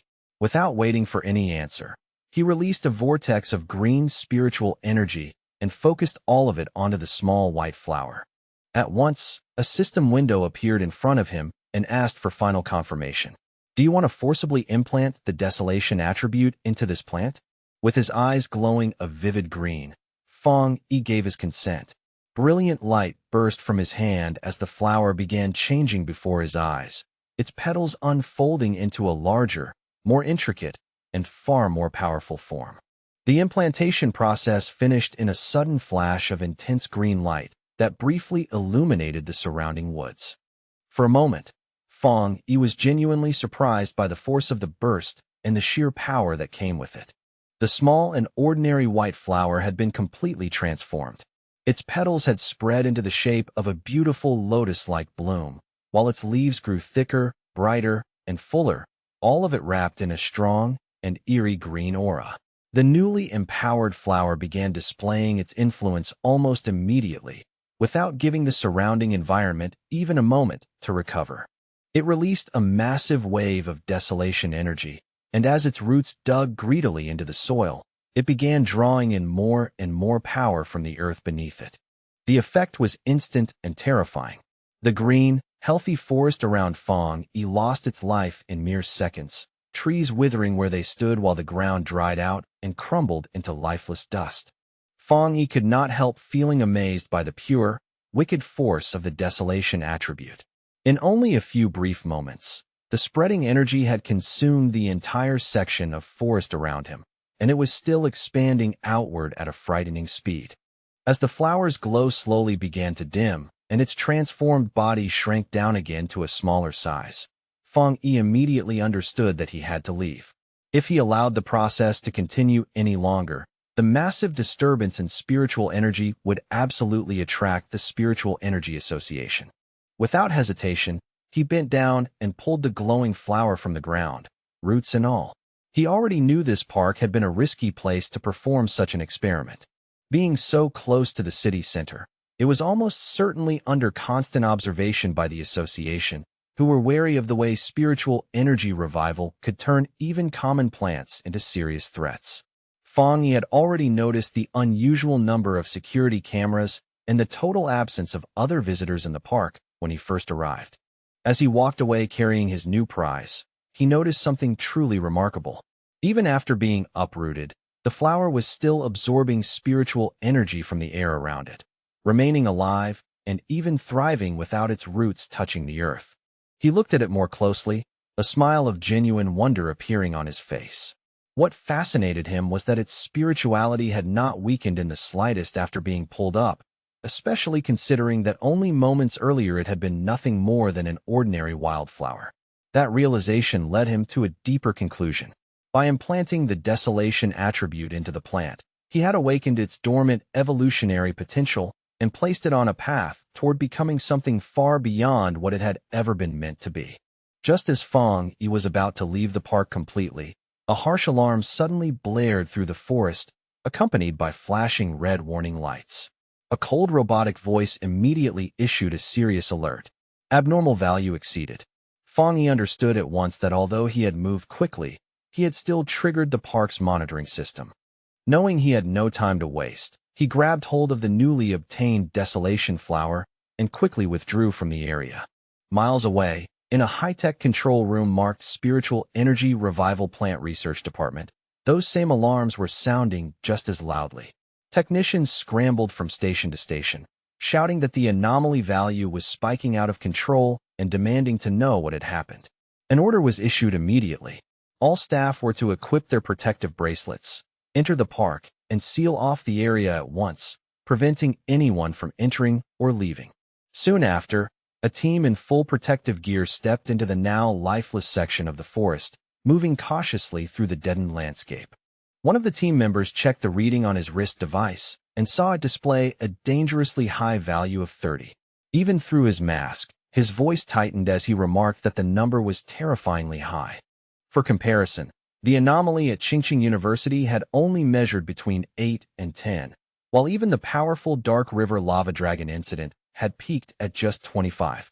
Another member added nervously that the park's original spiritual energy value had never even exceeded 10 before this incident.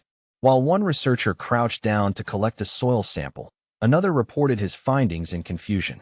The air humidity, surface temperature, and even the amount of sunlight all appeared completely normal, yet every plant in the area looked as if its life had been drained away in a matter of seconds. The team leader decided they had to move closer to the center in order to determine what kind of spiritual attribute had caused such a phenomenon. But just as one member stepped forward, another researcher wearing glasses, clearly a senior figure, shouted sharply for him to stop and not take another step. In a grave, authoritative tone, he warned them not to touch anything at all, identifying the lingering energy in the area as the desolation attribute. He then asked the others whether any of them knew about the vine that had recently descended from the sky. The younger researchers froze in stunned silence. After a moment, one of them finally managed to speak, realizing with rising horror that the senior researcher was referring to the infamous devil-like vine that had already been classified as an A-level mutation. The senior researcher confirmed their fear without hesitation. Standing before a ghostly projected image of the vine, with the trapped souls of its victims clustered horribly at its base, he explained the source of its terrifying power. The reason it was so lethal, the reason it had killed so many pioneers, was its innate desolation attribute, a parasitic and monstrous force that devoured the life force of everything around it and turned all it touched into its own nourishment. The young researcher who had almost stepped into the dead zone clutched at his chest, sweating heavily and gasping in fear as the meaning of those words fully sank in. He thanked his superior with a shaken voice, realizing that he had just been saved from certain death. The senior researcher then explained that any area surrounding a plant awakened with the desolation attribute became a true dead zone, a place where anyone who entered would have their life force consumed almost immediately. He remembered reading records of another plant like this in Xiagua, a decayed ancient tree rooted deep inside a forbidden zone in one city, a monstrous thing that could erase any living creature the instant it stepped too close. He slowly scanned the dead, silent clearing, his expression growing heavier by the second. The mutation of plants in this new era was no minor matter anymore. From everything they currently knew, desolation was the most terrifying attribute a plant could awaken. First there had been that ancient tree, then the celestial vine, and now a third one had appeared before their eyes.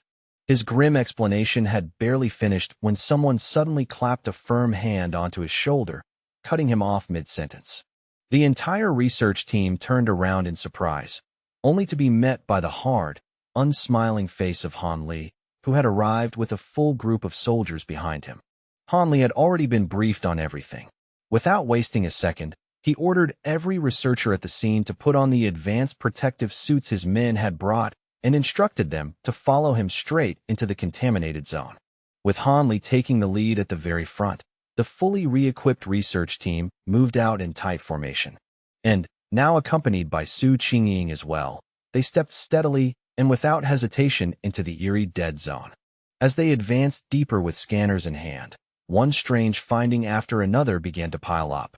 They could not locate any actual source of the desolation energy, and even more confusing, the remaining aura was fading at an unnatural speed. In just the few minutes since they had arrived, its level had already dropped to 25. That made no sense based on what they knew, because the celestial vine was supposed to be capable of movement.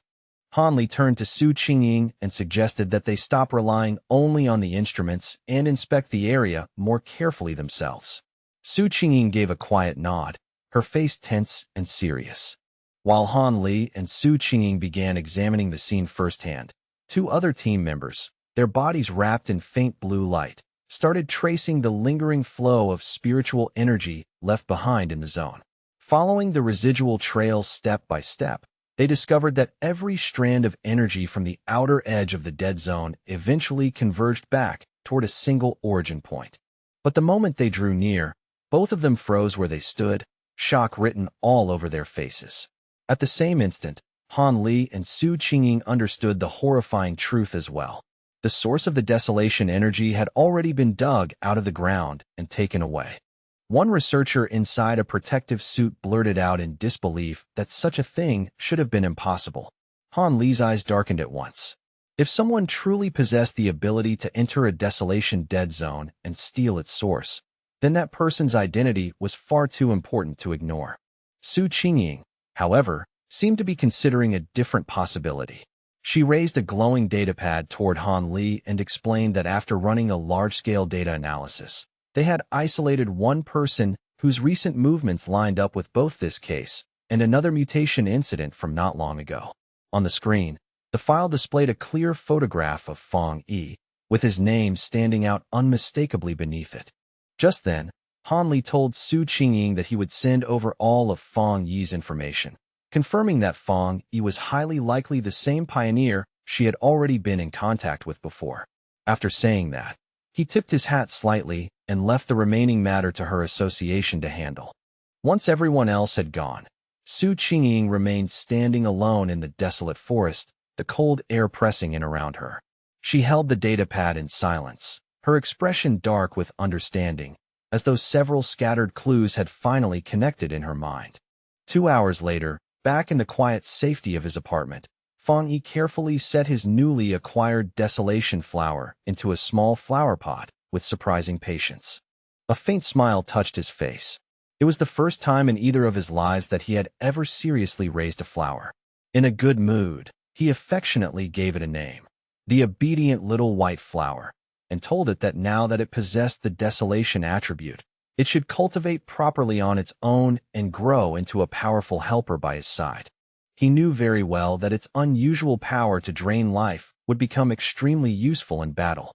And with such a plain, harmless appearance, it made perfect camouflage too, easy to keep around without drawing attention, especially from his cousin.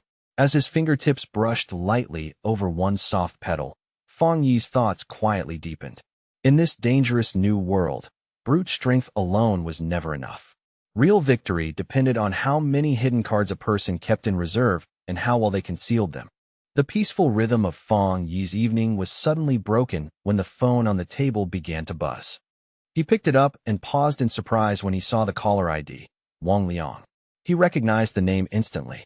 It was his childhood friend, someone he had not seen once in the 3 full years since the other man had left to join the army. For a brief moment, an old memory surfaced in his mind. Back in their school days, the two of them had been nearly inseparable, the kind of close friends who shared everything. That bond had only been broken when Wang Liang suddenly announced he was enlisting, leaving without much warning. Fang Yi accepted the call. On the other end, Wang Liang's voice sounded bright and familiar, full of easy cheer, as he asked whether Fang Yi was back in town and invited him out for a drink at their old place. The sudden invitation caught Fang Yi completely off guard. Wang Liang only laughed at his reaction and added that he had a big secret to tell him, one shocking enough that Fang Yi had better prepare himself before hearing it. But beneath the surface of that warm, nostalgic invitation, the reunion was not simple at all. It was a trap arranged in advance, and the truth became clear the moment the call ended and the scene shifted away from Wang Liang. He was sitting in a dimly lit room, speaking to a hard-faced woman in a high-ranking military uniform. Her long red hair and scarred, intimidating features made her presence feel even sharper. Su Qingying was seated there as well. Wang Liang respectfully reported that he had done exactly as instructed. Then, after a brief hesitation, he made one personal request. If Fang Yi turned out not to be the person they were seeking, they must guarantee his safety. The red-haired officer tapped one finger against the table again and again, her growing impatience obvious in the sharp, steady rhythm. Her response was cold enough to freeze the room. She dismissed Wang Liang's concern outright and ordered him to focus on his mission without doing anything extra. Then, with chilling indifference, she added that if Fang Yi proved to be the wrong person, Wang Liang could simply treat it as his friend's punishment. Later, at a quiet bar filled with low music and dim yellow light, Fang Yi and Wang Liang raised their beer glasses and clinked them together.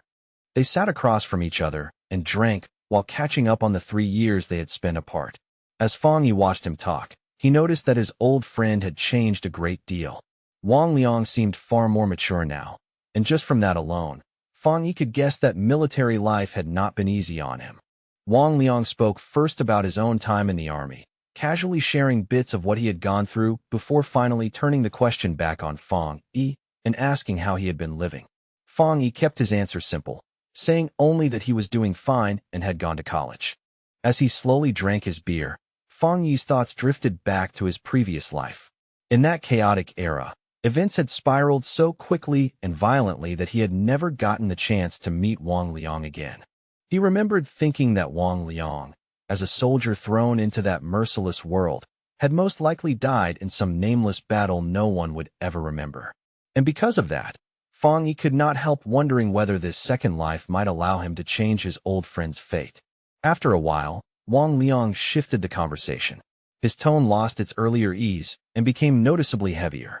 Looking at Fang Yi, he asked whether he had seen anything strange lately, things like zombies, monsters, or creatures that felt as though they had stepped right out of a movie. Fang Yi became alert at once. Someone in the military knowing about the spiritual energy revival was not surprising in itself, but the directness of the question made it feel less like curiosity and more like a test. It was as if Wang Liang had come to gauge exactly how much he knew. Keeping his face blank, Fang Yi chose to play dumb and simply asked what Wang Liang was trying to say. Wang Liang let out a quiet sigh and said he was not trying to comfort him, but to warn him.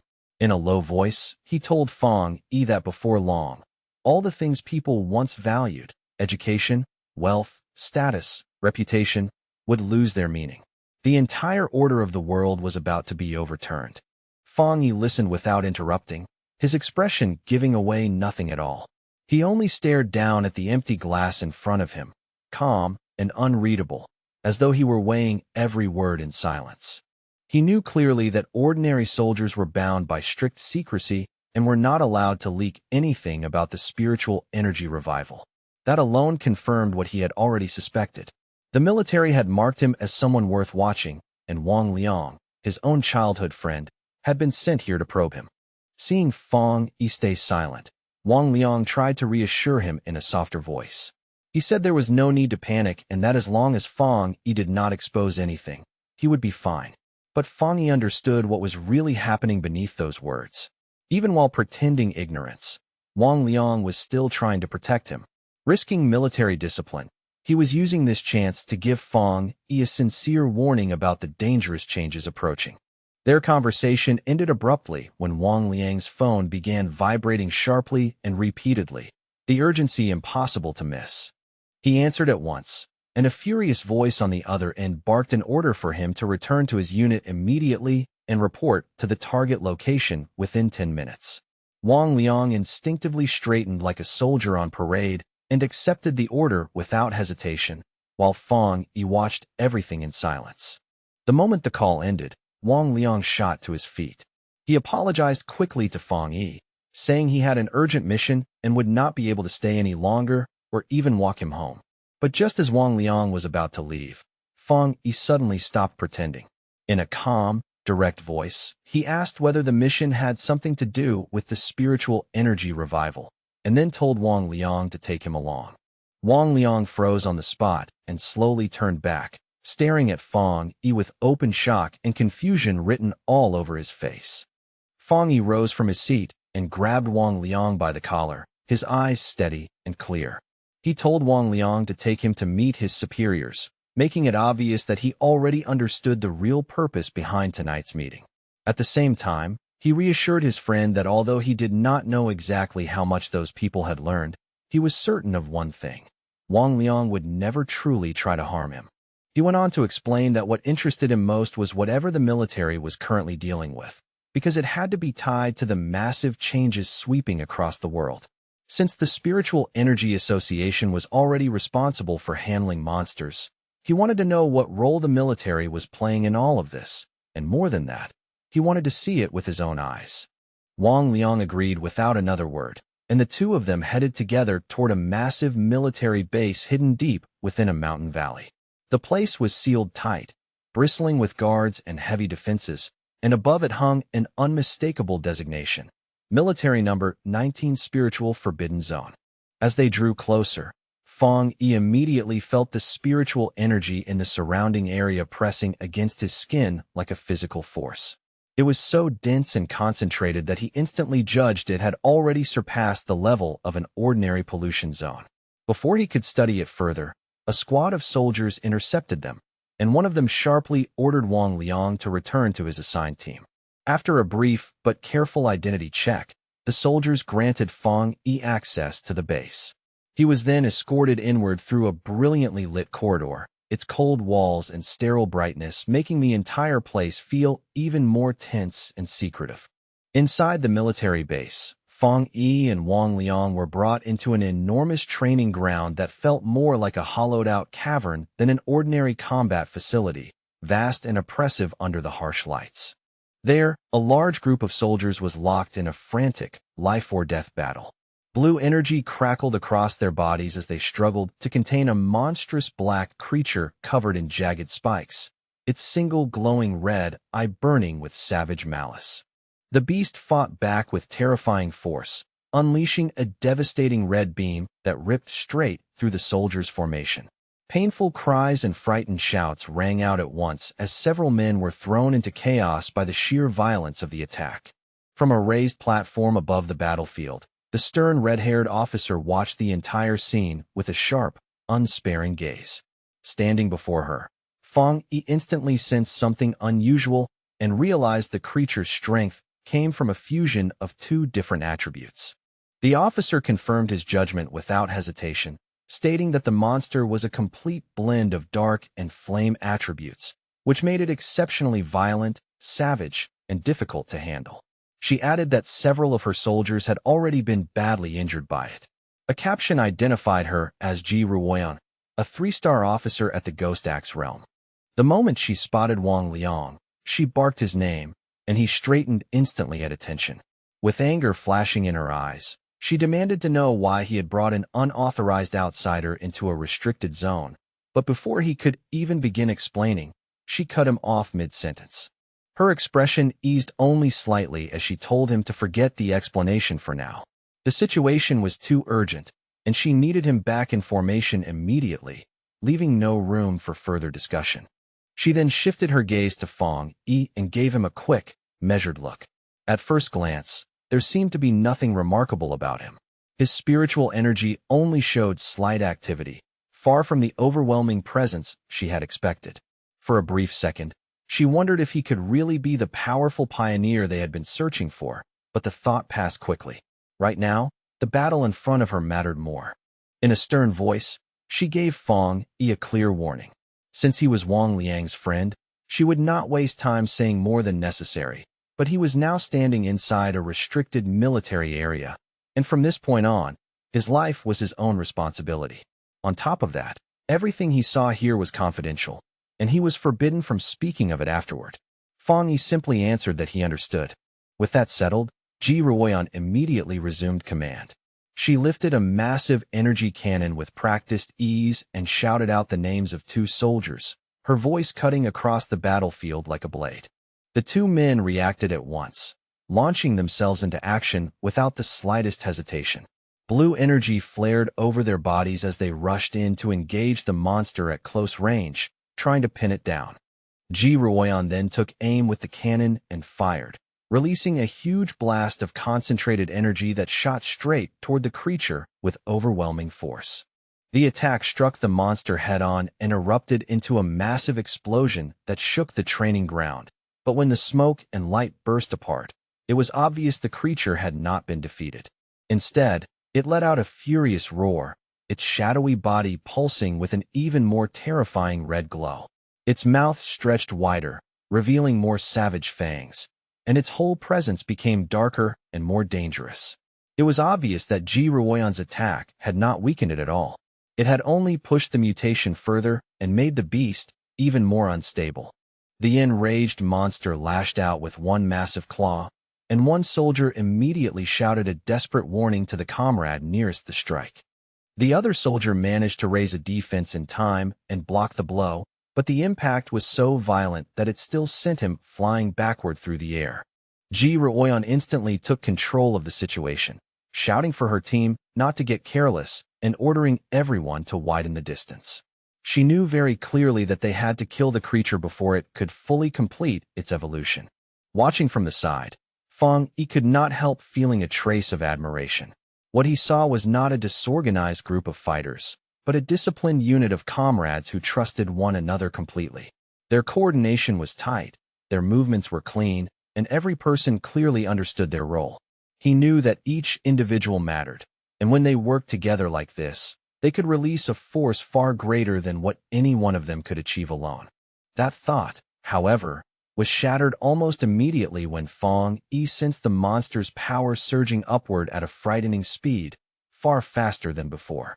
His expression changed at once, and he shouted for them to run, warning that in its current state, they were no longer a match for the creature. But his warning was swallowed by the chaos of battle. In the next instant, the monster unleashed a huge blast of dark purple energy that blasted through the area and sent the soldiers flying in all directions. Even then, Ji Ruoyan refused to retreat. Her eyes hardened as she ordered the squad to raise their alert level immediately and upgrade the mutation level classification of the restricted area. With a furious roar, she gave the harsh order that no one was allowed to fall back. But by then, it was already too late. The monster's transformation was complete. It had become a towering demonic beast wrapped in black and crimson flames, its eyes glowing with pure viciousness. One terrified soldier shouted the truth aloud. The evil dog had fully fused with the dark attribute and completed its mutation. The creature's single eye, now blazing like a burning red orb, slowly shifted and locked onto a fresh target. Its gaze fixed directly on Wang Liang, who could only stand there and stare back, his whole body frozen by sudden terror. The moment the monster prepared to attack, both Ji Ruoyan and Fong Yi reacted with horror. In the same instant, they realized with a sharp jolt that Wang Liang was now standing right on the edge of death. Just as the fully evolved monster lunged forward in an explosive burst of power, one soldier was violently hurled backward by the surge of energy, his body thrown aside like it weighed nothing. Ji Ruoyan shouted immediately for everyone's attention, announcing that the C-level evil dog had now fully mutated and must be reclassified as a B-level threat. That meant their entire battle plan had to change at once. The soldier who had been smashed to the ground coughed violently, spraying out a mouthful of blood as he struggled to breathe. Fong Yi rushed over without hesitation, catching the injured man and steadying him as he asked if he was still all right. The wounded soldier forced out an explanation through the pain. He said he had been trying to channel spiritual energy into the monster's restraining collar, but the moment the creature evolved, the device exploded violently in response. Even while coughing up thick black liquid, the soldier still tried to act tough. He told Fong Yi not to worry about the officers of Restricted Area 19, clearly trying to stay brave despite how badly he was hurt. Fong Yi could only stare at him with a dark, grim expression, anger and frustration building silently in his eyes. Realizing that her ordinary weapons had become useless against the newly evolved monster, Ji Ruoyan let her heavy energy cannon fall to the ground with a hard metallic thud. She stepped forward in front of her remaining soldiers, her posture still firm and her resolve completely unshaken. Then she gave a final order, desperate but unwavering.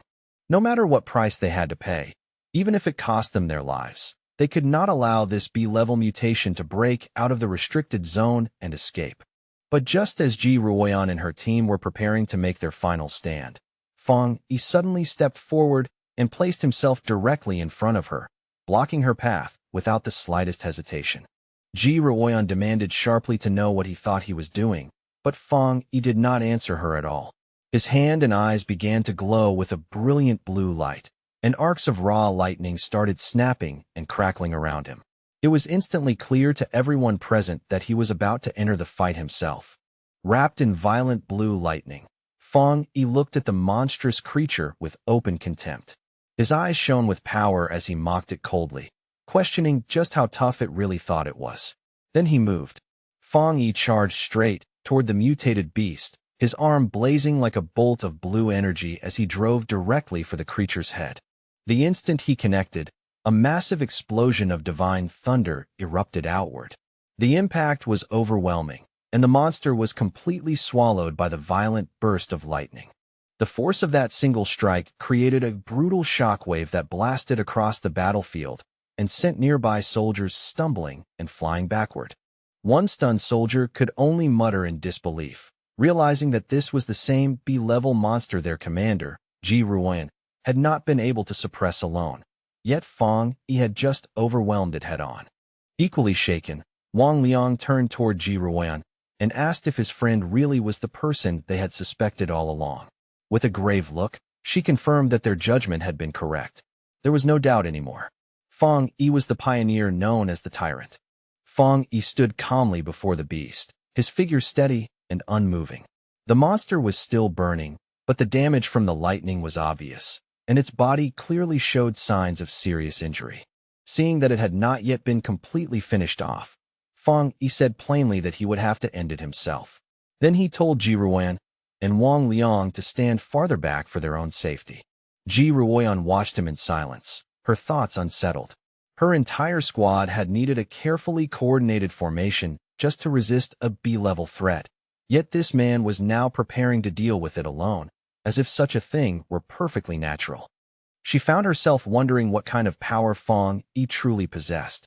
Even by her standards, his thunder attribute was the most extreme and overwhelming she had ever witnessed. She already knew that, at this very moment, he ranked among the top pioneers in the entire country. And with the full spiritual energy revival still only beginning, she could not help imagining just how terrifying his future potential might become. As Fong Yi slowly raised one hand and gathered even more electric force into it, a rare look of shock flashed across Ji Ruoyan's face. She lifted her eyes and saw a massive storm of thunder energy forming in the sky above him, churning and expanding with frightening speed. The sight made her heart tighten. She could not help but wonder how terrifying Fong Yi's power would become if he continued evolving at this pace. Then, with one final step forward, Fong Yi released the full might of his thunder attribute without holding anything back. A gigantic pillar of brilliant blue lightning exploded upward from the very spot where the monster stood, tearing through the battlefield in a dazzling display of power. In that moment, the force he unleashed fully lived up to his codename, the Tyrant. As the blinding light of the attack slowly began to fade, Fong Yi's eyes still crackled with strands of leftover electricity. Yet behind that violent energy, his expression remained calm, focused, and completely steady. The surviving soldiers could only watch in stunned terror. One of them muttered to another that the sight alone made his whole body tremble. He could endure the monster's corrosive dark power through training and grit, but this thunder was something else entirely, pure destruction, wild and absolute, on a level that felt overwhelmingly terrifying. When the dust and sparks finally settled, Fong Yi casually turned and gave Wang Liang a thumbs up, announcing as if it were nothing that the threat had already been dealt with. Wang Liang rushed over at once, shouting in relief that Fong Yi had nearly scared him to death. Overjoyed and still shaken, Wang Liang gave his friend a playful punch on the shoulder and laughed loudly, saying he never would have guessed that his old buddy had become this ridiculously powerful. But the light mood soon softened into something more serious. Wang Liang apologized, admitting that he had suspected Fong Yi might be a pioneer, but still had no choice except to follow orders. Fong Yi brushed it off with an easy response, asking why Wang Liang was acting so formal after they had been apart for only 3 years, and made it clear that he understood the situation. Their long-delayed reunion was interrupted when Ji Ruoyan began walking toward them from across the battlefield. She stopped in front of Fong Yi and formally thanked him for stepping in to help, even extending her hand toward him as a sincere gesture of respect. With a faint, relaxed smile, Fong Yi accepted her gratitude without any arrogance. He shook her hand and replied that it was no trouble, since he had mainly acted to save his friend in the first place. Ji Ruoyan then formally introduced herself as the warden in charge of Forbidden Area 019. She explained that because Fong Yi had effectively saved the entire base, she would need to file a proper report and asked whether he would be willing to leave his contact information. Fong Yi agreed without hesitation. Off to the side, Wang Liang watched in silent amazement, finding the whole scene strangely surreal. Seeing his famously tough commanding officer treat his childhood friend with such obvious respect felt almost unreal. Once the formalities were out of the way, Ji Ruoyan made a direct and serious offer. She told Fong Yi plainly that his strength already surpassed many of the military's own special pioneers, and on that basis, she formally invited him to join the army. At the same time, she admitted that an invitation from a single base warden like herself was probably not enough to truly move someone like him. Inwardly, she was still struggling to process the sheer scale of Fong Yi's strength. What shocked her most was the fact that he was also a 3-star Ghost Axe Realm cultivator, the same realm as her. Yet his combat power had already broken far beyond the normal limits of that level, making him feel less like a person and more like a monster in human form. Fong Yi calmly asked Ji Ruoyan whether she truly meant that she did not consider herself qualified to invite him. Carrying the pressure of her superior's authority and the reality of what she had just witnessed, she gave a straightforward answer and admitted there was nothing to deny. She went on to explain that the order to involve him had come from High Command itself, and she was certain that sooner or later, people at that level would come in person to extend a formal invitation. Fong Yi let out a small laugh and told her there was no need to be so rigid or formal. Resting a hand lightly on his chest, he said with genuine sincerity that he truly respected all of them. In his eyes, not everyone had the courage to risk their lives for others. He admitted that this was the first time he had ever watched soldiers fight in real combat, and what he had just seen had honestly moved him. Touched by the sincerity in his words, Ji Ruoyan could only lower her tone and offer him a quiet, heartfelt thank you. Fong Yi then made an offer of his own. He told her that if they ever encountered trouble in the future, they could call on him for help, just as the military had always stood up for ordinary people like him in the past. But he added one important condition to that promise. They could not interfere with his personal cultivation, and they could not restrict his freedom. His unexpected proposal clearly caught Ji Ruoyan off guard, leaving her momentarily stunned where she stood. With their discussion finished, Fong Yi said that it was getting late and that he should be heading out. Ji Ruoyan agreed, explaining that she and Wang Liang still had to deal with the body of the mutated creature and that she would arrange for someone to escort him back safely. As he stood there facing the soldiers, Fong Yi finally came to understand the military's real purpose in this new era.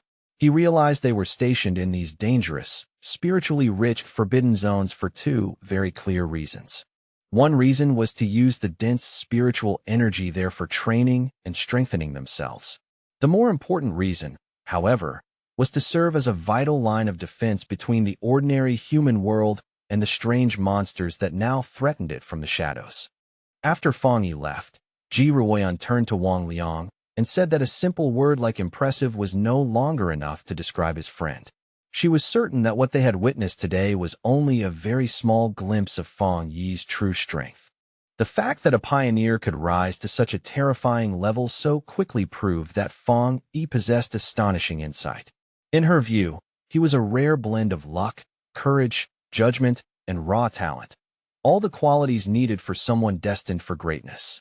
Seeing how deeply his commander respected Fong Yi, Wang Liang immediately grew excited and suggested that if Ji Ruoyan felt she was not the right person to recruit him, then maybe she should let him handle it instead, since he was Fong Yi's childhood friend. Ji Ruoyan, however, quickly dragged him back to reality with a sharp tap on the head, telling him to stop daydreaming, quit talking nonsense, and help clean up the mess. Wang Liang could only agree helplessly before being hauled off to work. Later that same night, back at his apartment building, Fong Yi sat cross-legged on the rooftop in meditation, his body surrounded by a brilliant golden aura that lit the darkness around him. His thoughts returned to the meeting with the military.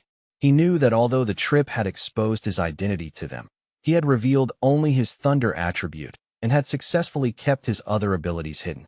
Judging from the military's attitude and the respect they had shown him, Fong Yi concluded that this was probably a good outcome.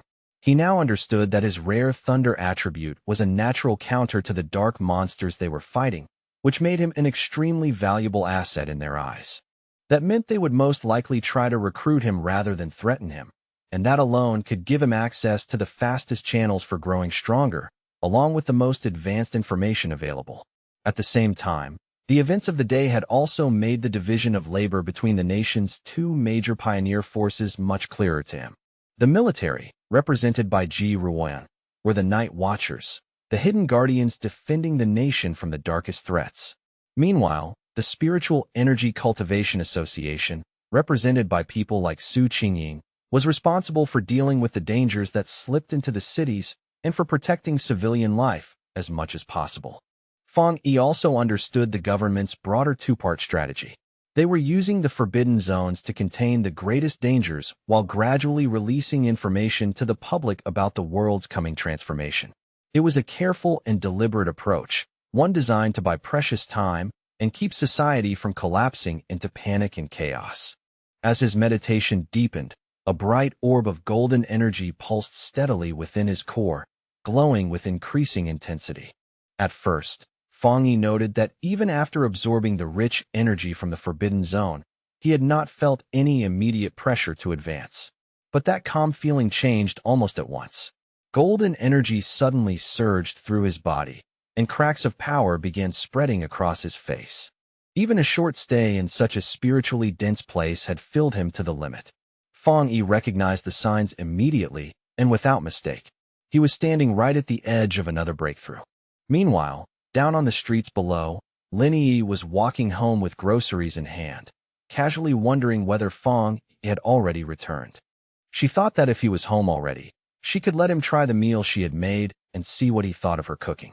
That ordinary little thought was shattered in an instant when she suddenly looked up and saw a massive pillar of golden light erupt into the night sky from the direction of their apartment building. Her eyes widened immediately with shock and alarm as she froze in the middle of the street. A reflection of a blazing divine axe appeared in her eye as she recognized the unmistakable pressure of a ghost axe realm breakthrough. But almost in the next instant, she realized she was wrong.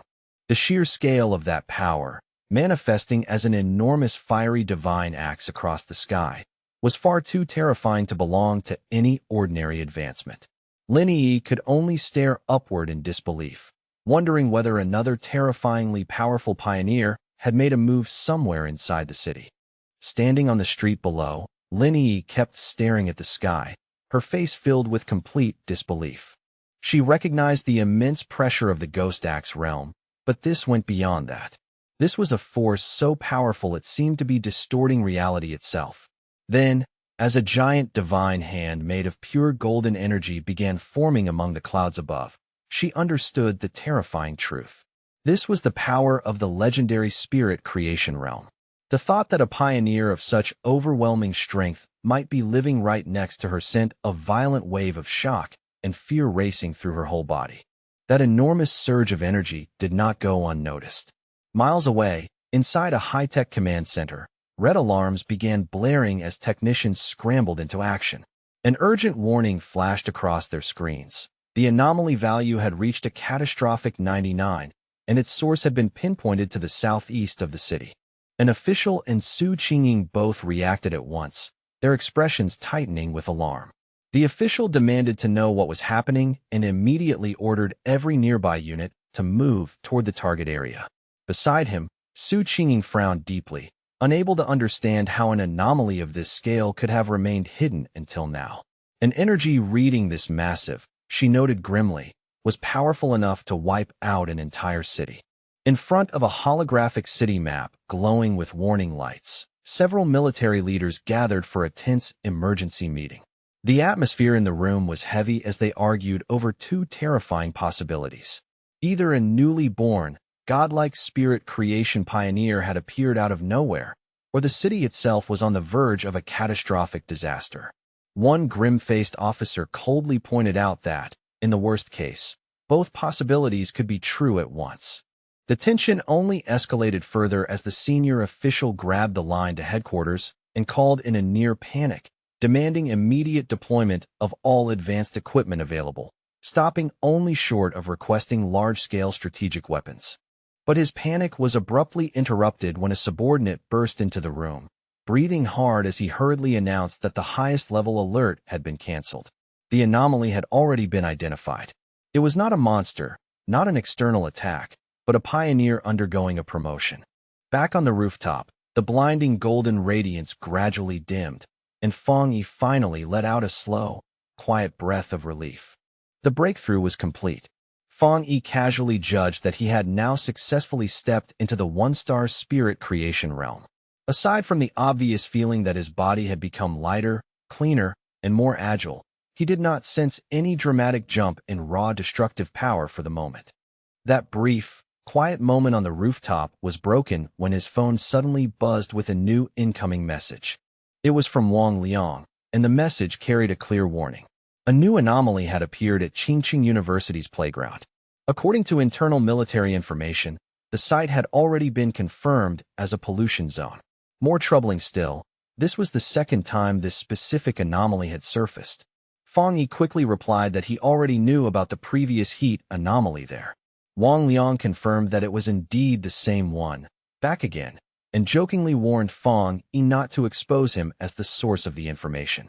After Fang Yi teased him back by threatening to report him, Wang Liang's tone turned serious.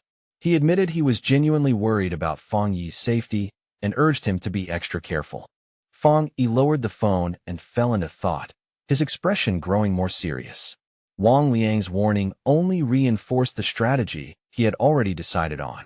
This was exactly why he remained so cautious when dealing with both the military and the association. Becoming too well known too quickly would only invite unnecessary trouble. That was why he had deliberately kept both his powerful Yang Flame attribute and his Crimson Flame Blade technique hidden. Those were still his true secret cards. He typed one final reply to Wang Liang, telling him not to worry and promising that he would stay careful. He added that he still had trump cards left to use if necessary. Just then, Lin Yi opened the apartment door and called out that she was back. Seeing Fang Yi already sitting on the couch, she asked whether he had eaten yet and offered him the bag of takeout she had brought home. Still distracted by what was on his phone, he simply told her to leave it on the table and said he would eat later.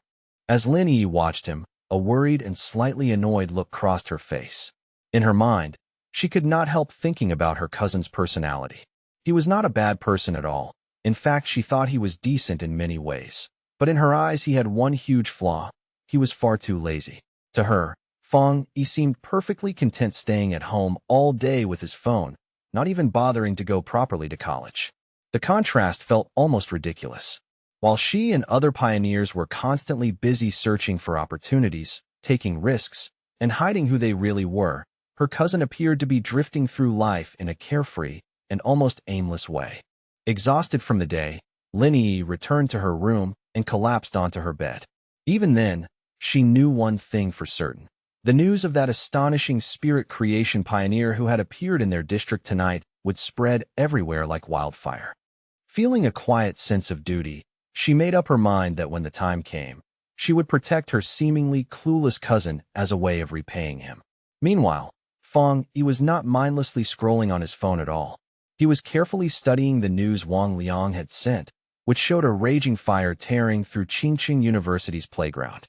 Looking at it closely, he noted that the first anomaly there had been intense heat, while this one had developed into actual flames. That immediately made him wonder whether this was another variation of the Yang attribute. The video showed that the fire had ignited with shocking speed and was burning with terrifying intensity. Witness comments flooding online were filled with alarm, with some even asking whether special forces now had to be mobilized just to deal with an ordinary fire. The report also stated that all nearby trees, flower beds, and surrounding landscaping had already been burned clean, and the entire area was now under complete lockdown.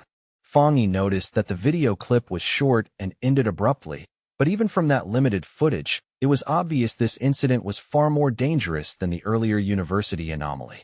He wondered what made this new Yang-related phenomenon different from the last one. Realizing he needed to see the place with his own eyes, he also understood that if he wanted access to the sealed area, he would have to contact his new military connection, Ji Ruoyan. The next day, a crowd of reporters had already gathered outside the sealed gates of Qingqing University, only to be held back by a firm line of soldiers. Voices rose one after another as they demanded answers, asking whether the rumors of an inextinguishable fire were true and why an incident this serious had not yet appeared in the public news. While the reporters kept pressing forward and throwing questions at the soldiers, Ji Ruoyan arrived with Fang Yi by her side. The crowd immediately turned to stare, wondering who these two striking figures were, especially when the soldiers promptly opened the gates for them and let them pass through without the slightest hesitation.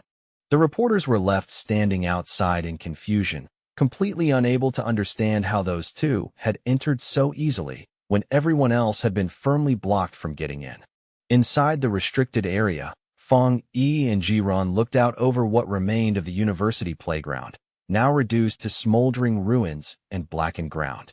Fong Yi remarked on the sheer scale of the destruction and asked whether this was the so-called sky fire he had heard about. Ji Ruoyan confirmed that this was indeed its official designation. She then explained just how frightening the sky fire really was. It could appear without any warning at all, could not be extinguished by normal means, and in the end could only be left alone until it had burned everything it wanted into ash. In her view, the name Sky Fire suited it perfectly. After they had taken an initial look around, Ji Ruoyan told Fong Yi that she needed to go to the principal's office for a moment and asked whether he could wait there for her. Fong Yi told her to go ahead, saying he would be fine on his own. Left by himself, Fong Yi began walking slowly along the outer edge of the destroyed zone, which had already been cordoned off with strips of yellow warning tape. He crouched down and reached out to touch the scorched earth, studying the remains of the scene with care. Very quickly, he noticed that the ground had already gone cold. More importantly, there was no trace of lingering spiritual power left behind by the sky fire. That realization left him faintly disappointed. If no attribute residue remained, then there was nothing for him to collect. His original plan, he thought to himself, had clearly been too simple. His thoughts were interrupted without warning when a familiar voice suddenly called his name. Looking up, Fong Yi saw Chu Qingli standing on the nearby steps with another girl beside her. Surprise showed on Chu Qingli's face as she asked what he was doing there. The girl beside her, wearing glasses, immediately reacted when she heard his name. She turned to Chu Qingli and asked whether this was the ex-boyfriend she had mentioned before, the one who had ended up going only to a vocational college. Chu Qingli simply acknowledged that yes, it was him. The friend then gave Chu Qingli a smug little pat on the shoulder and looked at Fong Yi with open condescension. She told him that she understood he was probably here because he still could not let go of his ex, but with the gap between their lives now so wide, he should stop embarrassing himself and give up. Fong Yi could only look back at her in genuine confusion, almost unable to process the assumption. The very idea that he would still be hung up on Chu Qingli struck him as absurd. Not far away, other students had already started whispering as they watched the scene unfold. They wondered who the guy standing with the campus beauty Chu Qingli was, and quickly guessed that he must be yet another hopeless admirer. Some pointed out that he did not look like a student from their university at all, while others complained about how campus security had somehow let an outsider slip inside. Chu Qingli's friend in glasses stepped forward again, this time openly aggressive. She told Fong Yi that Chu Qingli was now one of the school's great beauties and that he needed to think carefully about who he was and what he was doing. Countless men far better than him were already pursuing her, she said, and he did not even come close to ranking among them. Then she ordered him to leave at once, saying this was not a place for someone like him, and even threatened to report him to the disciplinary office if he could not explain how he had gotten in. Chu Qingli, meanwhile, watched the whole exchange with a complicated look in her eyes. She remembered Fong Yi once saying that he would not regret their breakup, yet now he had appeared here in front of her. In her mind, she gradually convinced herself that his old indifference must have been an act, and that all of it had only been a brave front. Their awkward confrontation was interrupted when Ji Ruoyan returned and casually asked Fong Yi whether the girl in front of him was his friend. Chu Qingli was visibly startled by the sudden arrival of the imposing red-haired woman. Fong Yi answered coolly and dismissed the idea immediately, making it clear that they were only high school classmates and could not really be considered friends. Ji Ruoyan accepted that explanation at once and simply repeated that they were just classmates. Ji Ruoyan then slipped on a pair of sunglasses, and somehow her already intimidating presence grew even sharper and more unapproachable. Both Chu Qingli and her friend became visibly nervous under the pressure of Ji Ruoyan's aura. Neither of them could understand who this woman was, or how someone like Fong Yi could possibly know a person with that kind of presence. Ji Ruoyan then turned back to Fong Yi and gave him an update. She said she had already spoken with the principal, and the matter of the sky fire was more complicated than they had first assumed. The principal himself was on his way to lead them to the exact point where the fire had started, and because Fong Yi was now acting as a special military consultant, his presence would be needed. Fong Yi accepted this without any objection. Just then, a group of stern-faced officials in suits arrived and immediately began ordering people to disperse, announcing that the playground would remain sealed off and that unrelated individuals had to move back at once. Chu Qingli suddenly gasped in shock when she recognized the man at the front of the group. It was the university's principal. The surrounding students were equally stunned. The principal was known as an extremely busy and difficult man to meet, someone who rarely showed himself openly on campus. Realizing that he had come in person to meet Fong Yi and the mysterious red-haired woman left them speechless with surprise. Chu Qingli's friend, however, completely misunderstood what was happening. She smirked to herself, convinced that the principal had finally arrived to deal with Fong Yi and Ji Ruan for entering a place they had no right to be. Chu Qingli, by contrast, said nothing, her face filled instead with uncertainty. But to the absolute shock of both Chu Qingli and her friend, the principal and his entourage did not approach Fong Yi and Ji Ruan like they were trespassers at all. Instead, the elderly principal walked straight up to Fong Yi and greeted him warmly with a respectful handshake. He addressed Fong Yi as the consultant introduced by Ji Ruan and explained how worried he had been by the recent abnormalities at the school and by the threat they posed to the students. He openly expressed how relieved he was that they had come to help resolve the situation. Then, in an even more astonishing gesture, the principal bowed slightly to Fong Yi and formally placed the entire matter of the playground into his hands. From where she stood, Chu Qingli could only stare with her eyes wide open, completely unable to process what she was seeing. In that instant, everything she thought she knew about her ex-boyfriend was shattered. At the same time, the principal's security team moved quickly to secure the surroundings, forming a human barrier and loudly ordering all unrelated students and bystanders to step back. As the crowd, including Chu Qingli, was pushed farther away, confusion rippled through everyone there. No one could understand why their highly respected principal was showing that level of courtesy, even deference, to someone so young. Buried within the crowd, Chu Qingli listened in silence as the students' opinions around her began changing almost by the second. People were now guessing that Fong Yi must have some extraordinary hidden identity to deserve treatment like this.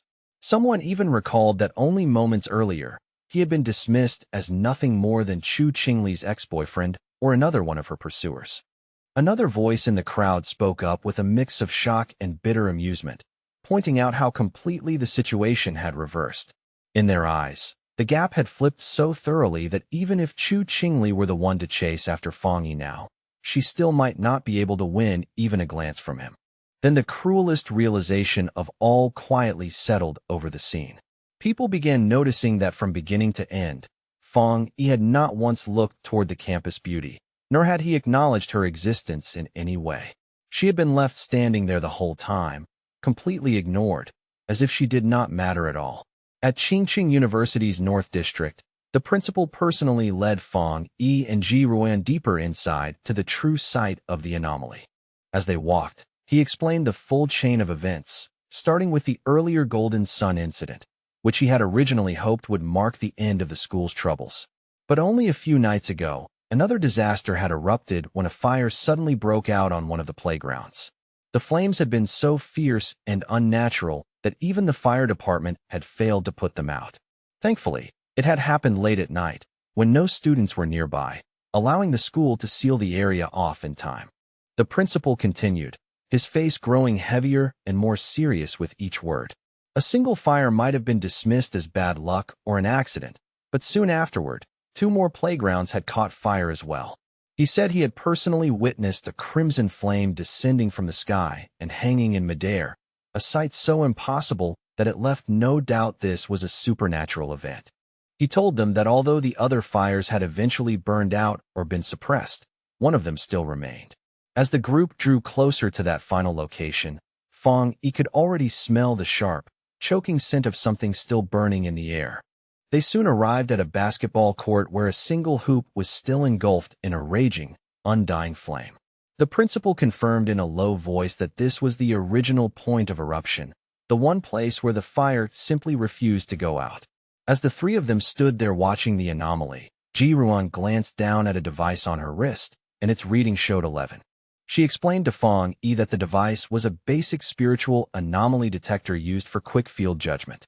Then she clarified that for ordinary civilians, any reading above 10 already counted as a disaster-level threat and required a full lockdown of the surrounding area. Without warning, the detector suddenly began flashing and beeping wildly, and the number on the screen shot upward in an instant, climbing all the way to 60.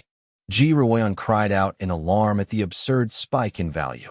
A trace of real panic entered her voice as she warned the principal that if the energy continued rising like this, then the danger would no longer be limited to the university grounds alone, but could spread outward and threaten the entire city.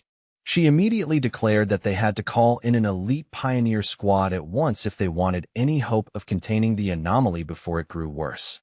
But before anyone could put that plan into action, Fong Yi moved first. Without saying a single word, he suddenly leaped over the chain-link fence, ignored the warning signs completely, and headed straight into the heart of the fire. The fierce flames swallowed him almost instantly, wrapping around his body in blazing light as Ji-Ruan and the principal looked on in utter shock. At that exact moment, the number on Ji-Ruan's detector jumped again with another violent surge. And this time the display showed an astonishing reading of 110. She shouted that the anomaly had just been elevated to S level, her voice ringing with disbelief. The principal turned pale with panic and asked what they were supposed to do now that Fong Yi had already gone inside. Ji-Ruan could only stare into the sea of fire, stunned by what he had done. Under her breath, she questioned his recklessness, muttering that not even the strongest soldiers from a forbidden zone would dare enter such a deadly area alone. Inside the flames, however, Fong Yi remained completely unharmed. His figure stood calm and steady within the inferno, his silhouette almost unreal against the raging fire around him. He already understood why. Just as his yang attribute had once protected him from divine thunder, it could now shield him from the burning force of this sky fire as well. But almost immediately, he discovered a serious problem. His power was indeed protecting him, yet that same protection was also keeping him from making direct contact with the source flame itself. Without that contact, he could not trigger the system's ability to generate a new technique. Realizing that his defensive aura was helping and hindering him at the same time, Fong Yi knew he had to reach the core no matter what. He watched as the fire coiled around the basketball hoop like a giant flaming dragon and understood that only by getting to its heart could he claim it. Without the slightest hesitation, Fong Yi steadied himself and prepared to meet the fire head-on just as the blazing dragon roared and lunged straight toward him. In an incredibly dangerous move, he deliberately shut down his golden sun protective aura, stripping away his defense and leaving himself fully exposed. The moment that protection vanished, the sky fire rushed over him like a storm, covering his entire body in raw, violent heat.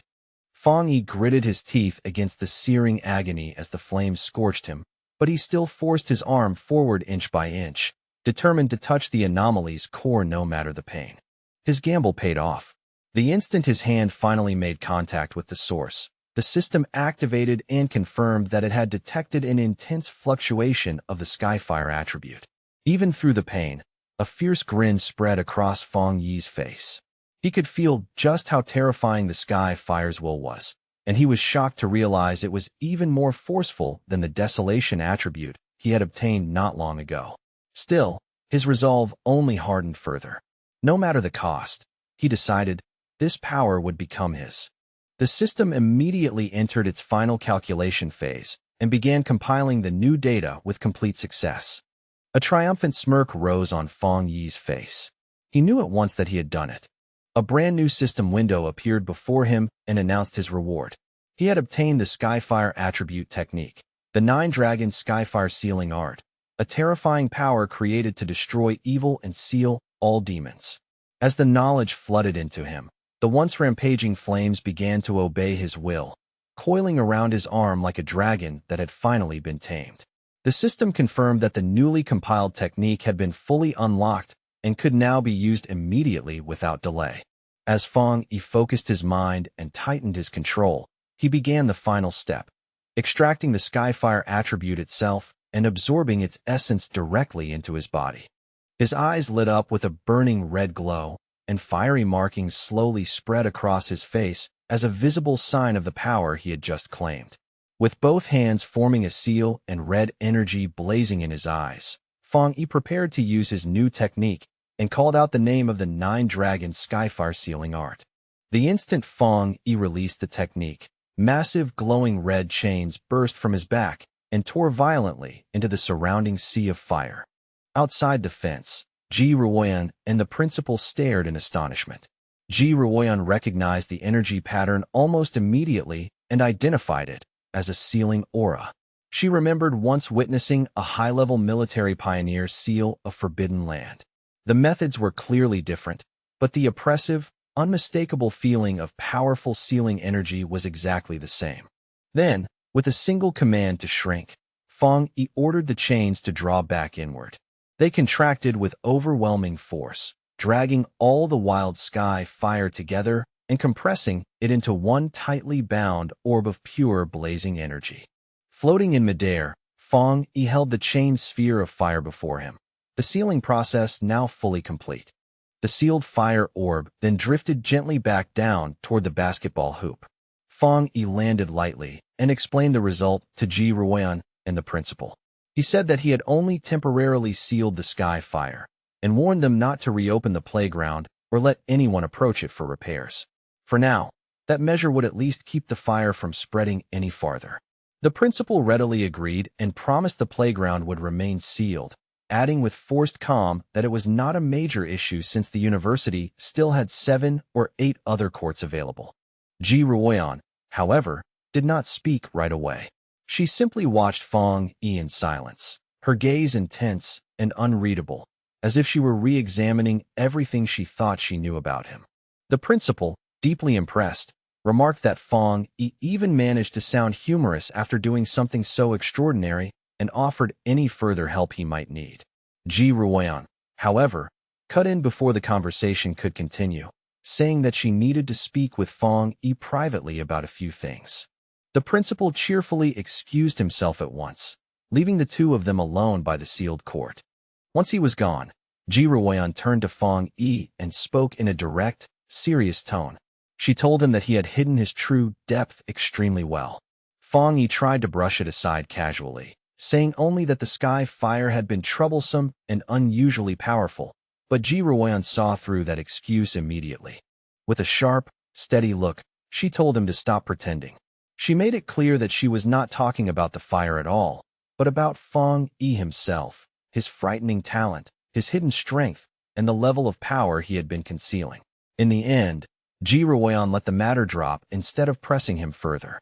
She admitted that it was perfectly normal for pioneers to keep secrets, especially someone as powerful as Fang Yi. Hearing that, Fang Yi said nothing and simply continued listening with a calm, unreadable expression. Then her tone changed again, becoming quieter, more sincere, and far more serious. She explained that although she had no right to demand anything from him, she still hoped he would listen carefully.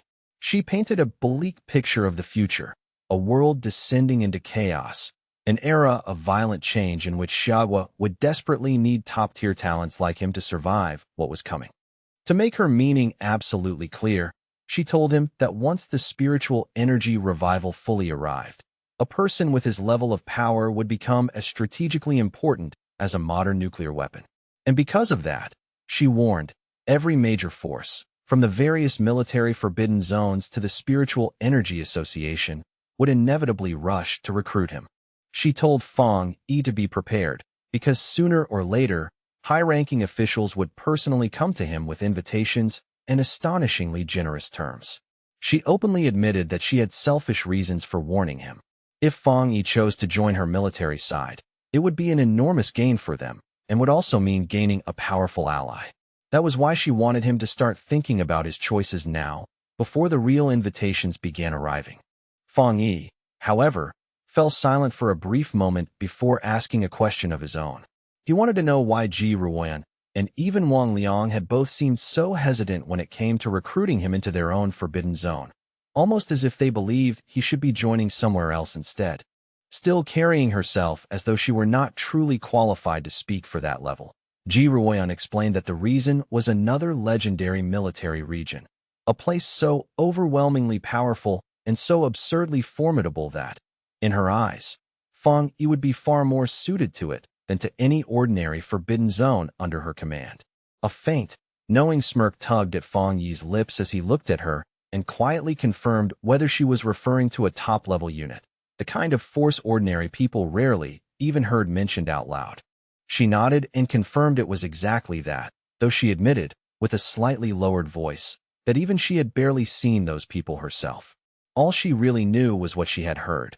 They had been unbearably busy lately, moving so intensely that even officers from other military regions were beginning to feel the pressure left behind by their operations.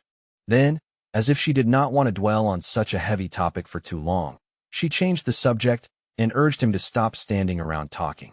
The principal had invited them to eat at the university cafeteria, and they should head over.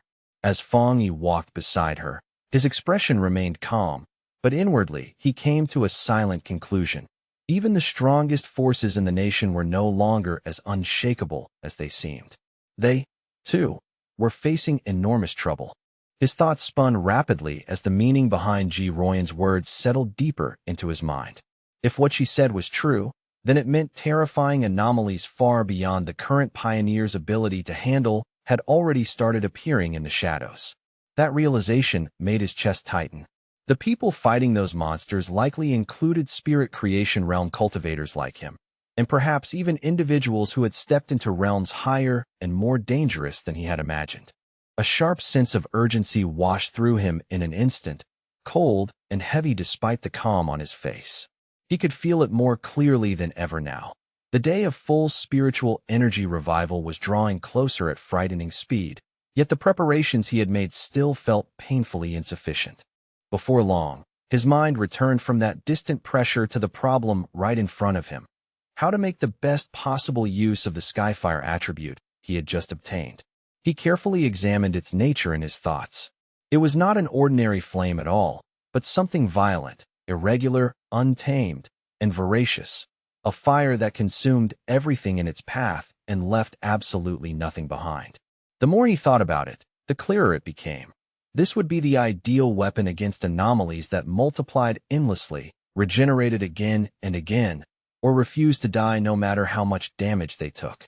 Then, all at once, a bright idea flashed through his mind like a spark catching dry tinder. The fierce, overbearing nature of Skyfire matched his crimson flame blade technique almost perfectly. Fang Yi could already picture the scene in his head, his sword wrapped in that savage new power, every strike carrying a far more terrifying destructive force than before. Just imagining it made his blood stir. If he truly merged the two, his combat style would be elevated to an entirely new level. Wanting to test this newly gained power as soon as possible, Fang Yi made his way toward the back mountain, the secluded place he often used for training whenever he needed silence, space, and freedom to unleash his strength. But when he arrived, he stopped in surprise.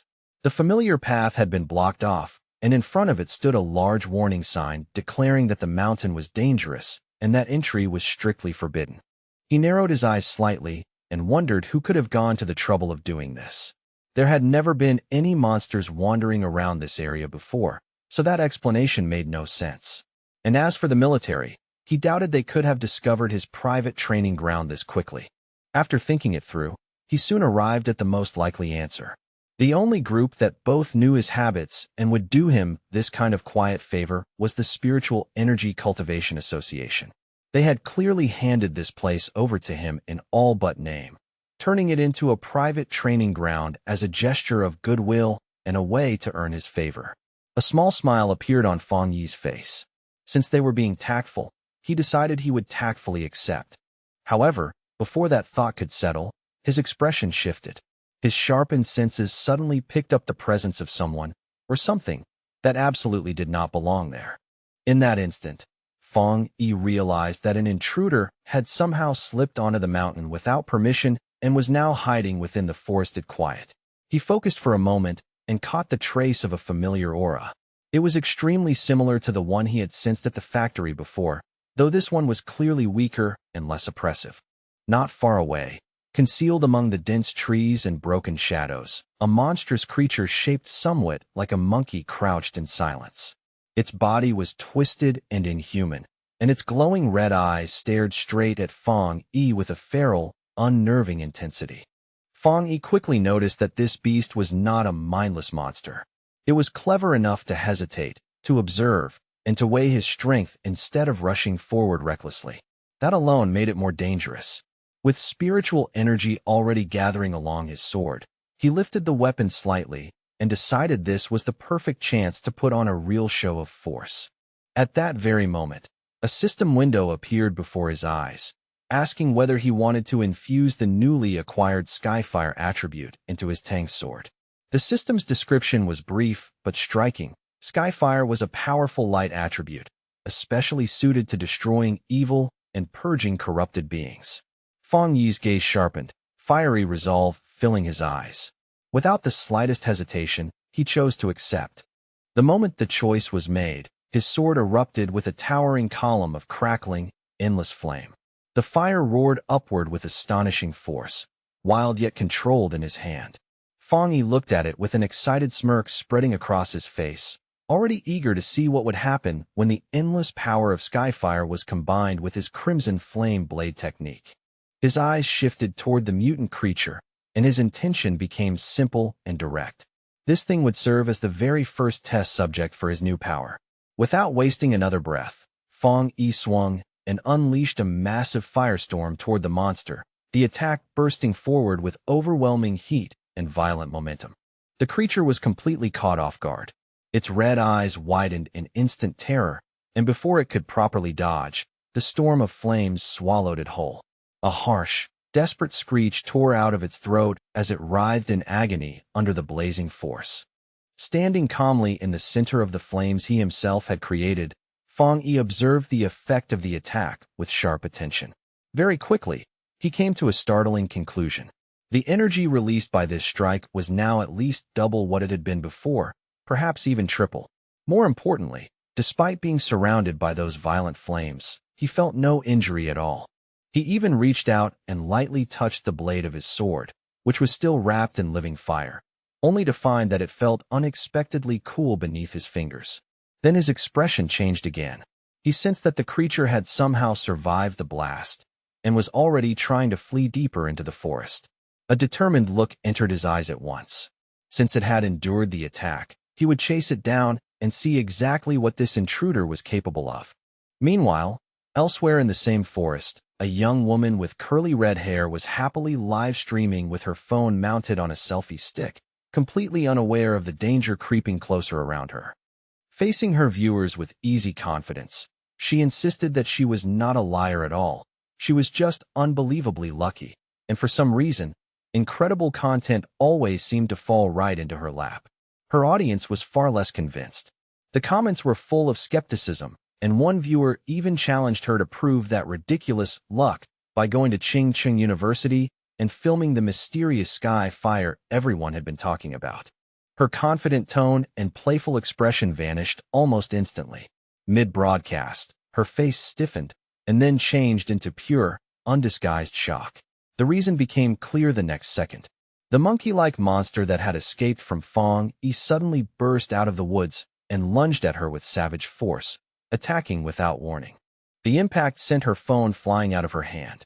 It hit the ground hard enough to crack the screen, yet the live stream did not cut off, and the broken camera kept recording everything from where it had landed.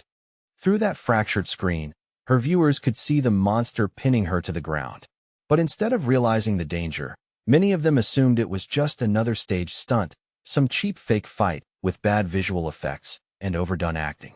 But the streamer herself was in very real, immediate danger.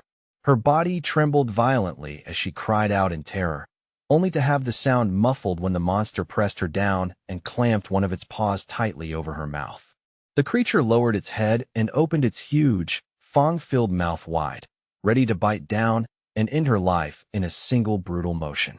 Before those fangs could fall, a massive blast of fiery energy shaped like a dragon's head came roaring through the air and slammed into the monster with explosive force, hurling it backward through the forest. The streamer looked up in stunned disbelief, having been saved at the very last second. On the other side of the cracked screen, her viewers were equally blown away, though not for the reason they should have been. Instead of understanding the life-and-death danger, they were amazed by what they thought were unbelievably realistic fire dragon special effects.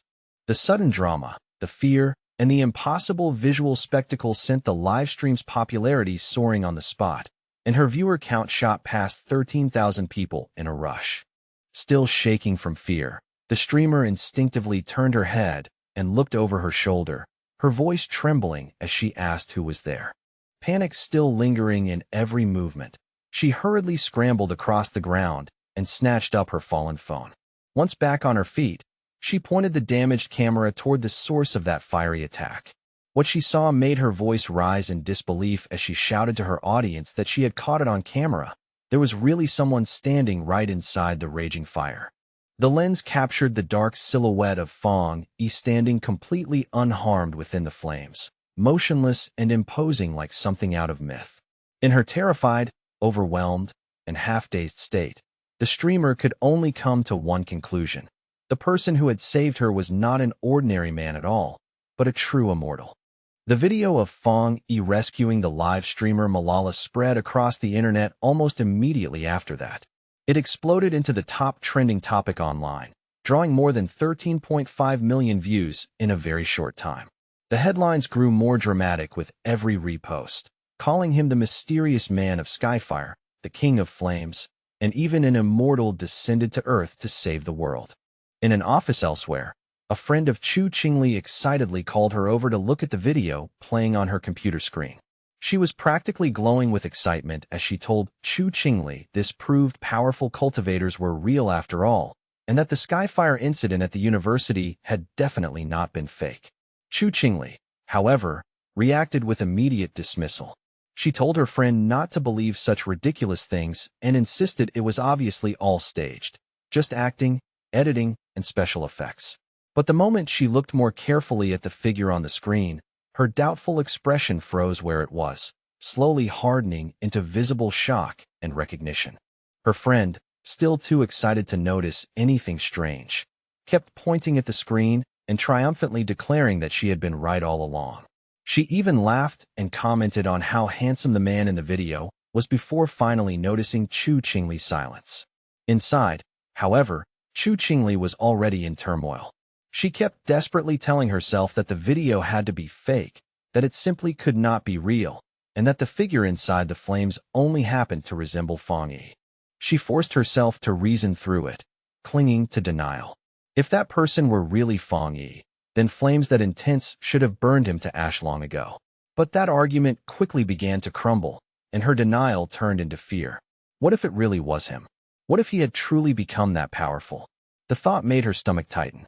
She worried that after everything between them, he might use that terrifying new strength to take revenge for their breakup. Even so, stubbornness rose in her chest, and she swore to herself that no matter what happened, she would never lower her head to him. Elsewhere, the red-haired leader of Lin Yi's pioneer squad was showing the same video to Lin Yi on her phone. Looking at the burning figure on the screen, the leader asked whether the man seemed familiar, suggesting that he might be the very same person who had rescued them from the monstrous vine before.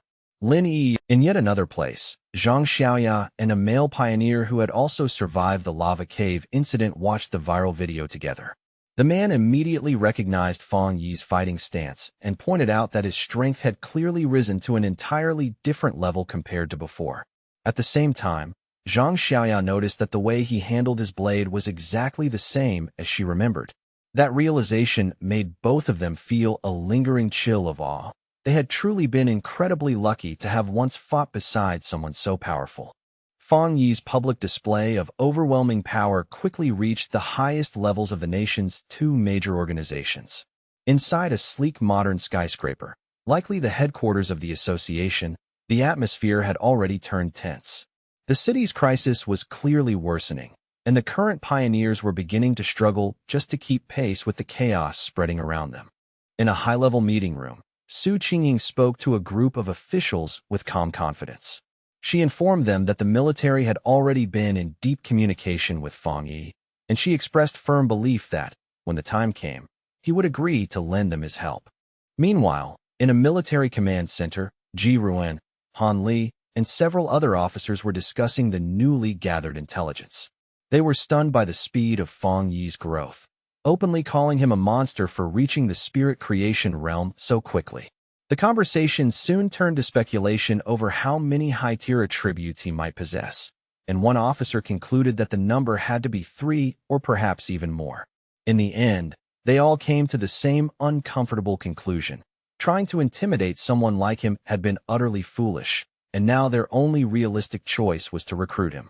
Han Li asked in a low, serious voice whether the high command had finally decided to approach Fong Yi in person. Jialan gave a calm confirmation, but her tone carried a trace of helplessness as she added that the top brass was still reluctant to lower themselves. After all, every previous top-tier pioneer had come from the military's own system, and pride was making this decision far harder than it should have been. Taking control of the discussion, Han Li quickly laid out their new plan. He ordered his subordinates to investigate what kinds of weapons, equipment, or special resources Fong Yi might currently need, and to quietly provide him with information about suitable training grounds as a gesture of goodwill. Then, at this point, nearly the entire spiritual energy circle in Xiagua had turned its attention toward Fong Yi. Both Su Qingying and Jialan found themselves thinking about what lay ahead for him. Su Qingying seemed troubled, as if she could already see the crushing pressure now gathering around him, while Jialan wore only a faint, confident smile. Though their thoughts differed, both women, each leading powerful forces of her own, were quietly waiting to see what this extraordinary young man would do next. In a quiet hospital room filled with pale light and sterile stillness, the steady beeping of a heart monitor sounded especially clear, breaking the silence one measured note at a time. Beside the bed sat a mysterious woman with long purple hair, her posture calm and elegant as she looked at the unseen patient before her and softly called that person teacher. Her voice was gentle, almost tender, as she said that Xiagua seemed to have finally found a new ray of hope.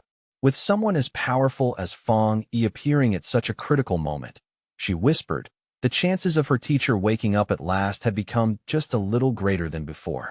One day later, back at the apartment, Fong Yi sat at the table eating breakfast while quietly thinking over everything that had happened the day before, his expression calm, but his mind still turning over each detail.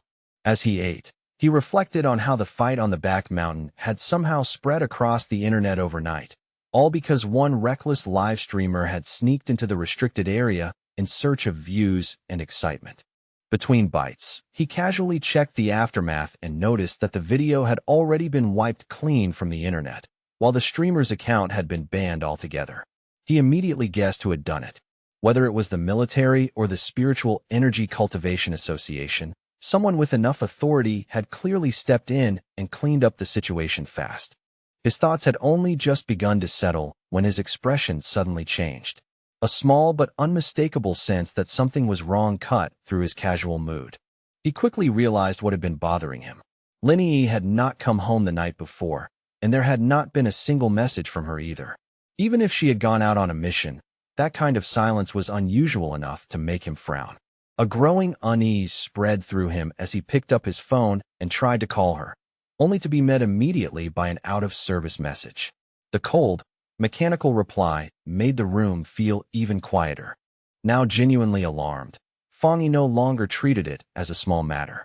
He knew something had to be wrong, and without further hesitation, he decided he had to go find her himself. Meanwhile, deep inside a dark and mist-covered forest, Lin Yi and the red-haired leader of her pioneer squad were still trapped, lost in the endless gloom with no clear way out. Breathing hard, the red-haired leader asked Lin Yi if she had any idea how long they had been stuck in that cursed place. Lin Yi gave a rough estimate of around 10 hours, though even as she answered, she admitted she could barely keep track of time anymore in that oppressive fog. The red-haired leader, her face pale with exhaustion and her body marked with bruises, apologized again and again, clearly blaming herself for dragging Lin Yi into this nightmare. She admitted that when they came here, she had believed they were only investigating some strange phenomenon, not walking into a death trap. As she spoke, she pressed a hand to her side and winced from the pain. Lin Yi told her firmly to stop apologizing, insisting that the real problem was her own lack of strength. There was no point wasting breath on regret now. She urged her leader to stay alert, keep calm, and conserve whatever little spiritual energy and stamina they still had left. Even while forcing herself to stay steady, Lin Yi's thoughts drifted to the overwhelmingly powerful master she had once seen. In a moment like this, with death pressing in from all sides, she could not help wishing she had even a tiny fraction of that person's strength to save both of them. Their tense exchange was abruptly cut short when something moved in the fog behind them. A massive, shadowy monster with glowing red eyes and a menacing, spiked outline slowly emerged from the gray mist, its presence thick with danger. The monster suddenly lunged out of the fog, its claws slashing straight toward the red-haired leader. Reacting on instinct and with astonishing speed, Lin Yi shoved her companion out of the attack's path and shouted a sharp warning at the same time. In the very next instant, she thrust out her hand and released a burst of bright blue spiritual energy. The power condensed into a sharp blade of light that flashed through the air and neatly severed the creature's head in one clean strike. But even as they struggled back to their feet, more of those shadowy, zombie-like figures began stumbling out of the fog one after another. Seeing them clearly, Lin Yi felt horror creep into her chest. These things were not normal monsters at all. They had to be the reanimated remains of other people who had been trapped here and died. After cutting down one of the creatures and watching it dissolve into a puddle of black mist, Lin Yi quickly explained what she had figured out. The real monster was not trying to kill them outright yet. It was toying with them, turning dead victims into these grotesque puppets and sending them forward one by one. The red-haired leader added grimly that their attacks did almost nothing to the mist itself, while their spiritual energy was draining away fast, and all the while the true enemy remained hidden somewhere out of sight. Before long, they came to an even worse realization. They were trapped inside some kind of illusion or domain created by the monster, a swirling gray world where the enemy seemed almost impossible to defeat. It was not rushing to finish them. It was simply waiting, letting exhaustion and fear slowly wear them down until resistance became impossible. A bead of sweat slid down the red-haired leader's face as the full weight of their hopeless situation finally sank in, and for a brief moment, even her expression showed cracks of real fear. Then, without warning, the sky above them split open. From that tear appeared a single enormous blood-red eye, staring down at them with terrifying malice. The sight was so grotesque and sudden that the red-haired leader screamed Lin Yi's name in panic. The eye was not simply watching them. It was a disgusting, pulsing mass of flesh that began to writhe, bubble, and multiply right before their eyes, splitting apart into numerous smaller, wet, slimy eyeballs that hovered in the air. Driven by anger, fear, and pure desperation, the red-haired leader snapped. She rushed forward and furiously hacked at the flying eyeballs, chopping several of them apart in a frantic, almost reckless frenzy. Lin Yi, however, felt the shift in the creature's energy almost immediately. Her face tightened as she sensed the atmosphere changing, and she urgently warned her leader not to act carelessly.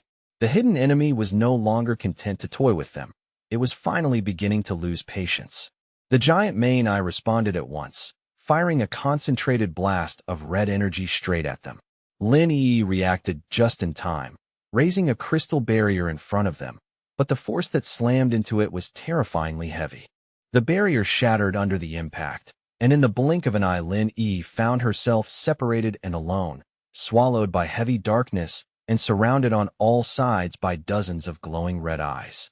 In that suffocating moment, she felt hope draining away and could not stop herself from wondering whether this was really how she was going to die. Trapped inside the monster's dark domain, Lin Yi felt shadowy tendrils slowly wrap around and consume her body. She could no longer hear the red-haired leader's voice at all, and that silence made the truth clear. They had both been dragged into the darkness and swallowed separately. A heavy wave of regret washed over her heart. Inwardly, she blamed herself for being too confident and too careless, admitting with bitter clarity that she had been wrong to think the two of them could handle a mission this dangerous on their own. As the darkness closed in and her resistance weakened, her thoughts drifted helplessly toward a future she would never live to see. She found herself wondering what the world would become after the full spiritual energy revival finally arrived. With despair filling her chest, she lamented that she would never witness that magnificent era to come. Her hand reached weakly into the abyss as her body continued sinking deeper into that sea of glowing red eyes. Tears streamed down Lin Yi's face as she finally closed her eyes, her lashes trembling, her whole body giving in as she quietly prepared herself for the end. Just when all hope seemed to have completely vanished, a massive explosion of brilliant blue light suddenly erupted, ripping through the darkness with overwhelming force and tearing the domain apart. A figure burst through the shattered shadows, wrapped in an immense aura of crackling blue energy that lit the entire space like lightning brought into human form. It was Fong Yi. His eyes shone with power, and even in that urgent moment he muttered to himself that he had almost arrived too late. There was relief in the thought, but only just barely. Lin Yi stared at him in complete shock, tears still clinging to her cheeks as recognition hit her all at once. Her lips parted, and in utter disbelief she gasped his name, realizing that the person who had saved her was actually her own cousin. Without pausing, Fong Yi raised his power and unleashed a violent blast of divine thunder, smashing through the monster's shadowy domain and completely shattering the false darkness that had trapped them. He landed lightly in the now-cleared forest, one hand still crackling with leftover arcs of electricity. Both Lin Yi and her unconscious leader had been saved. Lin Yi could only stare at him, her mind in total chaos as the truth overturned everything she thought she knew. Her seemingly ordinary, lazy cousin was in fact an unbelievably powerful pioneer. But the battle was not finished yet. From the shadows behind Fong Yi, the anomaly's true body finally revealed itself, a grotesque, fleshy orb covered in multiple eyes and radiating something deeply unnatural. Lin Yi snapped out of her daze at once and shouted a desperate warning, telling Fong Yi that the creature's real body was right behind him. Fong Yi, however, showed no sign of panic. Golden red skyfire ignited in his hand, bright and fierce, while a confident smirk slowly spread across his face as though the situation was completely under his control.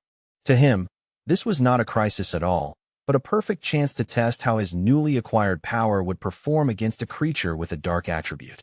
He moved instantly, leaping into action and unleashing his Crimson Flame Blade technique with smooth, practiced force. This time, the attack was no longer the same as before. Empowered by the inextinguishable force of Skyfire, the technique exploded outward and completely engulfed the monster in a raging sea of divine fire. The creature let out one last agonized, piercing shriek as the divine flames burned through it completely, erasing its resistance in a final burst of suffering. When the battle finally settled, the red-haired leader slowly regained consciousness. Blinking in confusion, she found herself sitting safely on the ground beside Lin Yi, surrounded by a protective ring of flames. The heat looked terrifying, yet somehow it did not harm them. Dazed and frightened, she asked Lin Yi if they had died and been dragged down to hell together with the monster. Now far calmer than before, Lin Yi gently reassured her and told her to look carefully. They were still alive. The leader, still struggling to process everything that had happened, repeated Lin Yi's words in disbelief, almost as if saying them aloud might help them make sense, before finally asking the question weighing on her most: who had saved them? As the protective flames gradually died down, Fong Yi casually walked over toward Lin Yi and her leader with a small, easy smile on his face, as though what had just happened were nothing too serious. He told them the problem had already been taken care of, and then, noticing the time, casually remarked that they probably had not eaten breakfast yet. The red-haired leader stared at Fong Yi, and her eyes widened little by little as sudden recognition spread across her face, the memory clearly snapping into place. She shot to her feet in one quick motion, her whole face lighting up with pure excitement and awe. Pointing straight at Fong Yi, she exclaimed that he was the same person who had saved them back in Yanghua Town from the monstrous death vine. Fong Yi could only blink in mild surprise, thinking to himself that he had been recognized far more easily than he expected. Lin Yi was left completely dumbfounded by this fresh revelation. Staring between the two of them, she asked in disbelief whether her leader was saying that the powerful fire attribute master who had rescued them from the vine was also her cousin. The red-haired leader turned toward Lin Yi with the same level of shock and demanded to know how a super master like this could possibly be her cousin, especially when Lin Yi had always described him as nothing more than a completely ordinary person. Faced with both of their stunned expressions, Fong Yi could only scratch the back of his head and give an awkward, helpless smile. Still overflowing with excitement, the red-haired leader grabbed Lin Yi by the shoulders and reminded her that this was the very same savior who had cut down the desolation vine with one unbelievable slash. Her voice was practically shaking with energy. Meanwhile, Lin Yi's thoughts began racing wildly as she tried to piece everything together in her mind. Bit by bit, the truth became impossible for Lin Yi to deny. Her cousin really was that high-level fire user. But the more she thought about it, the more confused she became, because she had just watched him use an incredibly pure and terrifyingly powerful thunder attribute to tear apart the monster's dark mist. Her thoughts spiraled faster and faster as the implications fully hit her. The sheer strength of both his fire and thunder abilities meant he was not just talented, but a true super genius with dual high-grade attributes. Then another, even more shocking thought struck her. She remembered the overwhelming spiritual disturbance that had erupted near her neighborhood before, the one that clearly signaled someone breaking through into the legendary spirit creation realm. Could that astonishing breakthrough have also been her cousin's doing? Seeing how tangled their thoughts had become, Fong Yi finally cut in and calmly confirmed that yes, all of it had indeed been him. Then, without lingering too long on the shock, he shifted the conversation and asked them about the dark attribute anomaly instead. His tone turned more serious as he said they should have known a creature like that was not something to treat lightly. He wanted to know why only the two of them had come and where the rest of their teammates were. The red-haired leader answered that their other teammates had not been available. She explained that one teammate was sick and stuck at home, while another had been sent on a more difficult mission elsewhere. Their squad, she clarified with a tired sigh, did not always move as a full unit every time. Lin Yi then lowered her voice and admitted that the mistake was really her own. She confessed that after her recent breakthrough, she had gotten carried away and become reckless, wrongly believing she was strong enough to handle the mission almost by herself. Fong Yi listened quietly, his expression thoughtful rather than harsh. He remembered the tension and infighting he had seen within their team before. Now, though, he noticed something different. The red-haired leader, who had once openly criticized her own teammates, was now instinctively defending them in front of an outsider. That told him a lot about her character. He could also tell that his sharp-minded cousin had probably already sensed the instability within the squad long ago. Now that his identity had been exposed to two people he genuinely felt he could trust, Fong Yi made up his mind and offered them a proposal. He looked at his cousin and then at her friend, and in an easy, direct tone, he asked whether the two of them would like to form a team with him. For a brief second, both women were so stunned that neither of them could speak. Then the red-haired leader burst into open joy. She clasped her hands together, almost unable to contain herself, and excitedly exclaimed how unbelievably lucky she was to be able to team up with a master this powerful, all thanks to Lin Yi's connection. Lin Yi, however, was struck by something deeper than simple excitement. In that moment, she understood that a pioneer as powerful as Fong Yi must have known her own secret for a long time and had likely been quietly watching over her all along. The thought hit her hard. On this difficult, lonely path of cultivation, where danger and uncertainty followed every step, she had unknowingly had a reliable and powerful family member standing near her the whole time, helping her without asking for anything in return. That realization filled her with a powerful wave of happiness, warmth, and relief. A single tear of gratitude slipped quietly down Lin Yi's cheek before she could stop it. She quickly wiped it away, then looked up and flashed Fong Yi a bright, genuinely happy smile along with a playful peace sign. Laughing through the emotion, she thanked him sincerely and promised that she would make him 2 extra eggs for dinner. Just then, Lin Yi's phone buzzed with a fresh notification. Glancing at the screen, she announced that Jialan, the mysterious and powerful member of their pioneer group, had just posted a brand new mission. The message was an alert for a high-risk collection mission in a place called the Boundless Dark Realm, and it was clearly stated that the task was related to the dark attribute. At the end of the post, Jialon added a stern warning, telling everyone to think very carefully before choosing to sign up. Fang Yi asked at once whether they knew anything about this place. Lin Yi explained that it was a border zone strictly forbidden by Xiagua, an area ordinary pioneers were absolutely not allowed to enter. She went on to explain that the dark attribute energy in that region was so overwhelmingly dense and dangerous that most pioneers deliberately avoided it at all costs. In fact, many of the strange anomalies that had been appearing throughout their city were actually the result of energy leaking out from that forbidden zone. Because the place was simply too dangerous, even the government had never been able to explore it in depth, since previous attempts had ended in serious accidents and heavy losses.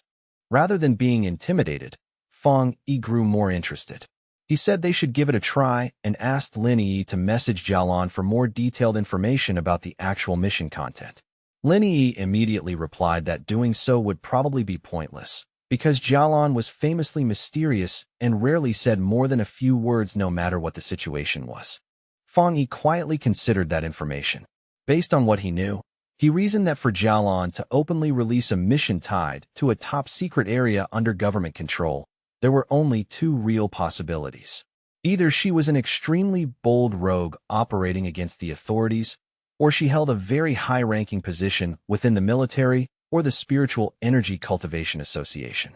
After thinking it through, he concluded that the second possibility was far more likely. Even though she doubted it would help much, Lin Yi still sent a message to Jialon using her online handle Feng Heju. In the message, she expressed interest in joining the mission and asked for more specific details. To the surprise of both Lin Yi and the red-haired leader, Jialon actually replied with an unusual amount of detail. She explained that the mission was to collect something called a shizai flower.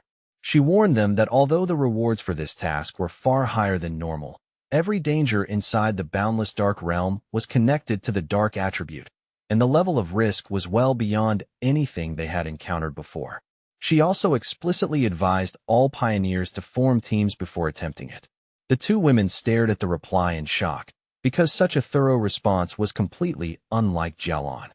Only a moment later, another message from Jialon arrived, and this one was even more direct. She warned that the mission might involve an S-level anomaly and that the death rate would be extremely high, urging them once again to think carefully before committing.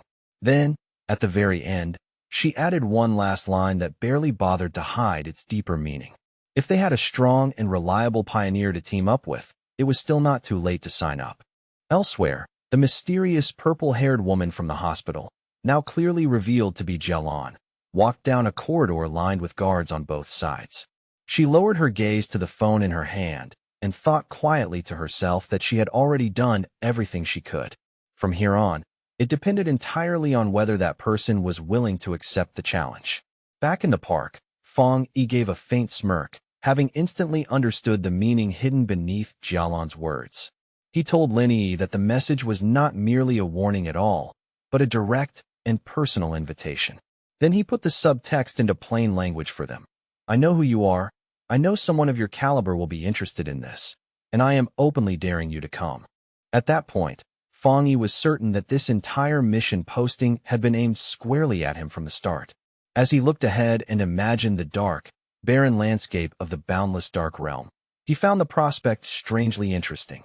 Far from backing away, he decided without much hesitation that he really would be making a trip there. Using her online name Feng Heju, Lin Yi officially accepted the mission and sent Jialon a reply stating that her team consisted of 3 people. The scene then shifted to a hospital waiting area, where Jialon was walking with 2 female assistants at her side. One of them voiced concern about the team that had just signed up, worrying that 3 people was simply too small a group for a mission this dangerous. Jialon, however, remained calm and completely unshaken. She said that if Fang Yi was truly a pioneer Xiagua could place its trust in, then he would come. The assistant pressed further, uneasy about what would happen to the other pioneers if Fang Yi chose not to appear. Jialon's answer was simple and cold. If he did not come, then it only meant that their fates had not been destined to continue. As they continued walking, A faint smirk appeared on Jialan's lips. She asked her assistants whether they really believed that a mission to collect the Shizai flower existed merely to send powerful pioneers to their deaths. She then explained that the true purpose of this extremely dangerous mission was actually the complete opposite of what it looked like on the surface. A vision revealed the nature of the flower itself. It bloomed from a dark and corrupted pool, nourished by the bodies and souls of fallen pioneers, beautiful and unsettling at the same time. Jialan said that obtaining this flower was a necessary step if the nation wished to grow stronger, because it was the only way to save even more pioneers in the future. She went on to explain the real reason behind the mission. It was meant to protect the future main force of Xiagua, represented by the new generation of pioneers like Fang Yi and his team, who could be seen traveling toward the mission on the subway. At the same time, it was also meant to revive the top-tier combat strength that the nation had already lost in battle. Soon, they arrived outside the hospital room of her teacher, the elderly man who still lay in a coma. Standing by the bed and holding his hand, Jialan quietly repeated their objective to herself once more. No matter the cost, they had to obtain more Shizai flowers. Then she revealed who he truly was, and why this mission carried such enormous weight. Her teacher was the only pioneer in all of Xiagua who had ever reached the legendary Endless Spirit Sea realm, and the Shizai flower was the one and only thing capable of waking him from his coma. Jialan explained the strategic value of a figure like him with complete clarity. After the full spiritual revival arrived, a powerhouse of the Endless Spirit Sea realm would be no different from a modern nuclear weapon, making him the nation's greatest bargaining chip in dealings with other countries. From her perspective, sacrificing a few pioneers, or even entire squads, was a price worth paying if it meant bringing him back. One of her assistants, however, looked troubled and gently voiced concern for Jialan herself, saying that although the mission was important, her health mattered too. That simple comment caused the atmosphere around Jialan to darken almost instantly. Jialan's face turned cold as she slowly repeated the words, "My health is important?" Then all at once, pain and rage burst out of her together. She shouted that yes, her life was important, but only because it had been bought and paid for by the lives of her fallen comrades, the people who had died to save her. To her, her continued life was not a comfort, but a debt. As the memories surged up, she clutched her head, suddenly struck by a sharp, intense pain that showed just how deep her trauma still ran. After a moment, she forced herself to calm down and apologized for losing control. One of the assistants, clearly worried, softly asked whether her headaches were starting up again. Jialan dismissed the concern and said it was not yet time for her medicine. At that moment, an image of her old team and happier days flashed through her mind. She looked away with a tired, sorrowful expression and murmured that it was all in the past now. The story then slipped into a painful memory from Jialan's past. In a dark, barren landscape filled with deathly stillness, a desperate voice was shouting for the sword-wielding squad to retreat immediately. A younger Jialan knelt among the bodies of her fallen comrades while her dying captain entrusted the mission of retrieving the Shizai flower to her. Trembling in despair, torn between thoughts of her teacher and the fate of her country, she came to understand with brutal clarity that the boundless dark realm was a place that showed absolutely no mercy. She cried out in refusal, her voice breaking as she insisted that she would not leave her captain behind. In his final moments, the captain placed his hand over hers and transferred his spiritual energy into her. With his life fading away, he told her that he only hoped their strength would still be useful to her in the end, and he begged her to survive and make it back alive. Back in the present, Jialan stood in the hospital and reflected on that tragic day. Then she revealed the cruel irony behind her team's sacrifice. They had given her their power so she could survive, but none of them had known that a Shizai flower became useless if it was touched by blood or if it was not harvested perfectly intact. In other words, even as they succeeded in saving her life, the mission itself had already failed. Later, after a long and exhausting journey, Fang Yi's new team finally arrived at the empty outskirts of the boundless dark realm. The air there already felt bleak and unnatural. As they came to a stop, the red-haired leader complained out loud about how ridiculously long the walk had been. The red-haired leader looked up at the sky ahead, and, still catching her breath from the long approach, asked why they were not simply flying there instead. With the level of power they now had, it seemed like the obvious choice to her. Lin Yi explained patiently that even for pioneers, sustained flight was not something one could maintain casually. Unless a person's spiritual energy reserves were overwhelmingly vast, flying over a long distance would drain them far too quickly. Fang Yi said nothing. He simply kept walking in silence, his glowing red eyes fixed steadily on the destination ahead. His expression calm, yet focused in a way that made it clear his attention had already shifted fully to what was waiting for them there. Before long, they finally arrived at a massive checkpoint marking the entrance to the zone. The place was heavily guarded, layered with rows of barricades, tank traps, fencing, and armed personnel. Beyond those lines of defense, a shimmering blue energy barrier stretched across the area like a sealed wall, cutting the forbidden land off from the outside world. Fang Yi looked at the scene ahead and quietly confirmed that this had to be the boundless dark realm. Even from this distance, and even through multiple layers of military defenses and energy restrictions, he could already feel the deeply unpleasant presence of the dark attribute leaking through. The aura was cold, oppressive, and instinctively revolting. Lin Yi and the red-haired leader were both visibly disturbed the moment they felt it more clearly. The red-haired leader spoke in a tense voice, saying that this presence was 1,000 times more terrifying than the dark monster they had fought before. Fang Yi, however, remained composed and simply told them to stay calm and not let the pressure shake them before they had even entered. He then glanced around and pointed out that they were clearly not the only ones who had answered the call.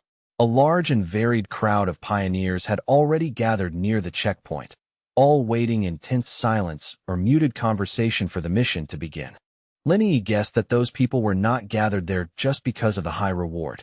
She explained that the dark attribute had long been known as one of the most difficult and dangerous forces for pioneers to deal with. It was ruthless by nature, corrosive, and deeply hostile to human life. But now, with more and more violent dark attribute anomalies appearing in cities, the situation had changed. Pioneers were beginning to realize that they could no longer keep avoiding the root of the problem. Many of the people standing there had likely come not only for profit, but because they understood they had to confront the threat at its source and find some way to push back. The red-haired leader immediately agreed with that reasoning, clearly feeling the same. Fang Yi watched the two of them with a faint smile, visibly impressed by his cousin's clear and practical judgment. Around them stood all kinds of wild pioneers, each dressed in different gear and carrying their own distinct style, creating a restless, dangerous atmosphere as everyone waited for the gates to open. As they stood there, Fang Yi explained why he had chosen to come on a mission this dangerous. He said that he had already encountered dark attribute creatures twice before. The first had been the mutated rabbit, though calling it a rabbit almost felt inaccurate, since it had looked more like some grotesque rat-like beast than anything natural. The second encounter had been even worse. It involved the serpent and its rat-like partner, Candle Knight, an intelligent pair that had worked together to bait, mislead, and trap pioneers with frightening coordination. That mission had nearly wiped out an entire squad from the Spiritual Energy Cultivation Association. Fang Yi then pointed out what mattered most. As Lin Yi had correctly observed earlier, these creatures did not seem to be entering the city by accident. They appeared to be deliberately and cleverly bypassing the military defenses placed around the urban borders. That meant they were likely using some unknown method to infiltrate populated areas, and the incidents had happened too many times now to be dismissed as coincidence. To Fang Yi, that pattern alone was enough to make the situation impossible to ignore. The problem had already grown serious enough that if no one stepped in to confront the source, the cities would eventually face something much worse than scattered incidents. Sooner or later, they would be overwhelmed entirely. That was why, in Fang Yi's view, they had no real choice left. No matter how dangerous it was, they had to come to the boundless dark realm and face what was hiding inside. At the checkpoint, a military officer stood watching the gathered pioneers while Su Qingying addressed a group in front of the energy barrier, briefing them on the situation before entry. She wore a grim, focused expression, every part of her posture showing that she understood just how dangerous the mission ahead would be. But in the middle of that serious atmosphere, her concentration broke the moment she spotted a familiar group approaching from the side. The instant she recognized Fang Yi walking over together with Lin Yi and the red-haired leader, Su Qingying was so shocked that she nearly froze on the spot. Beside her, the green-haired Zhang Xiaoya was just as startled and immediately called out to her. But Su Qingying was already covering her mouth in alarm, her panic obvious as she stood there too stunned to react naturally. Inside her heart, she silently prayed that the great master would somehow fail to notice her among the crowd. But that hope shattered almost immediately. Fang Yi looked straight at her with a slightly puzzled expression and calmly called out to her by name, identifying her on the spot as Captain Su. With no way to avoid it now, Su Qingying could only walk over together with her cloaked squad members. She had already received military information regarding Fang Yi's team, so there was no room for pretending otherwise. The red-haired leader, naturally mischievous even in a tense place like this, sized up the beautiful silver-haired girl in front of them and grinned as she asked Fang Yi whether this was Lin Yi's future sister-in-law. That one teasing question instantly sent both Lin Yi and Su Qingying into visible panic. Su Qingying blushed hard and hurriedly waved both hands, exclaiming in embarrassment that it was a huge misunderstanding and absolutely not what it sounded like. Fang Yi, on the other hand, answered with complete calm and clarified that she was not. He explained matter-of-factly that Su Qingying was Captain Su from the Spiritual Energy Cultivation Association and that she helped him deal with miscellaneous matters from time to time. Somehow, that explanation only made Su Qingying even more flustered, because she found being described that way even more irritating than being teased romantically. Before the awkward exchange could go any further, it was abruptly interrupted by a loud, arrogant voice cutting across the scene. An imposing older man clad in heavy red armor stepped forward with two other armored pioneers at his side and sneered at them as a bunch of shameless brats. In a booming, condescending tone, he complained that the newer generation of pioneers was getting younger and more disrespectful by the day, to the point that they did not even know how to greet their elders properly. He scolded them for chatting so casually in a place this dangerous, then finished with a sarcastic remark that he hoped they would all be able to rely on each other once inside the boundless dark realm. The red-haired leader immediately bristled at his attitude and looked ready to snap back at him. But Lin Yi quickly reached out to hold her back, trying to keep the situation from turning uglier. At the same time, Fang Yi stepped forward calmly and placed himself between them, signaling in a quiet, steady way for his teammate to cool down. But the red-haired leader was not the least bit intimidated.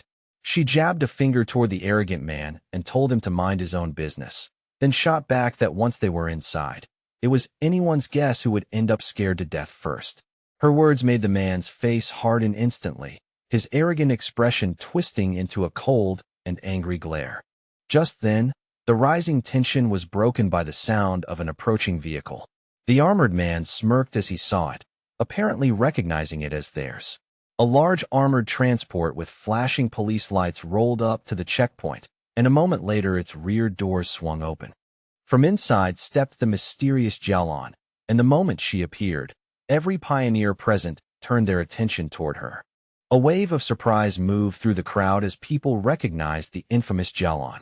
She walked forward with calm authority, her guards positioned on either side of her, while whispers spread through the gathered pioneers.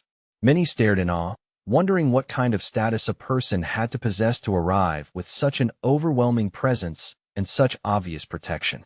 Fang Yi watched her approach in silence and quickly understood why she was here. She was not merely observing the mission. She was the one who would personally open the gate for everyone. Jialan came to a stop before the massive blue energy barrier, its surface crackling with power. Then she slowly raised one hand and began gathering a swirl of pure energy into her palm until a glowing blue symbol took shape there, radiant and precise. With a strong forward push, she drove that symbol into the barrier. The huge wall of energy immediately tore open under the force, revealing a dark passage that led straight into the forbidden zone beyond. And with the gate torn open like that, the S-Class mission officially began.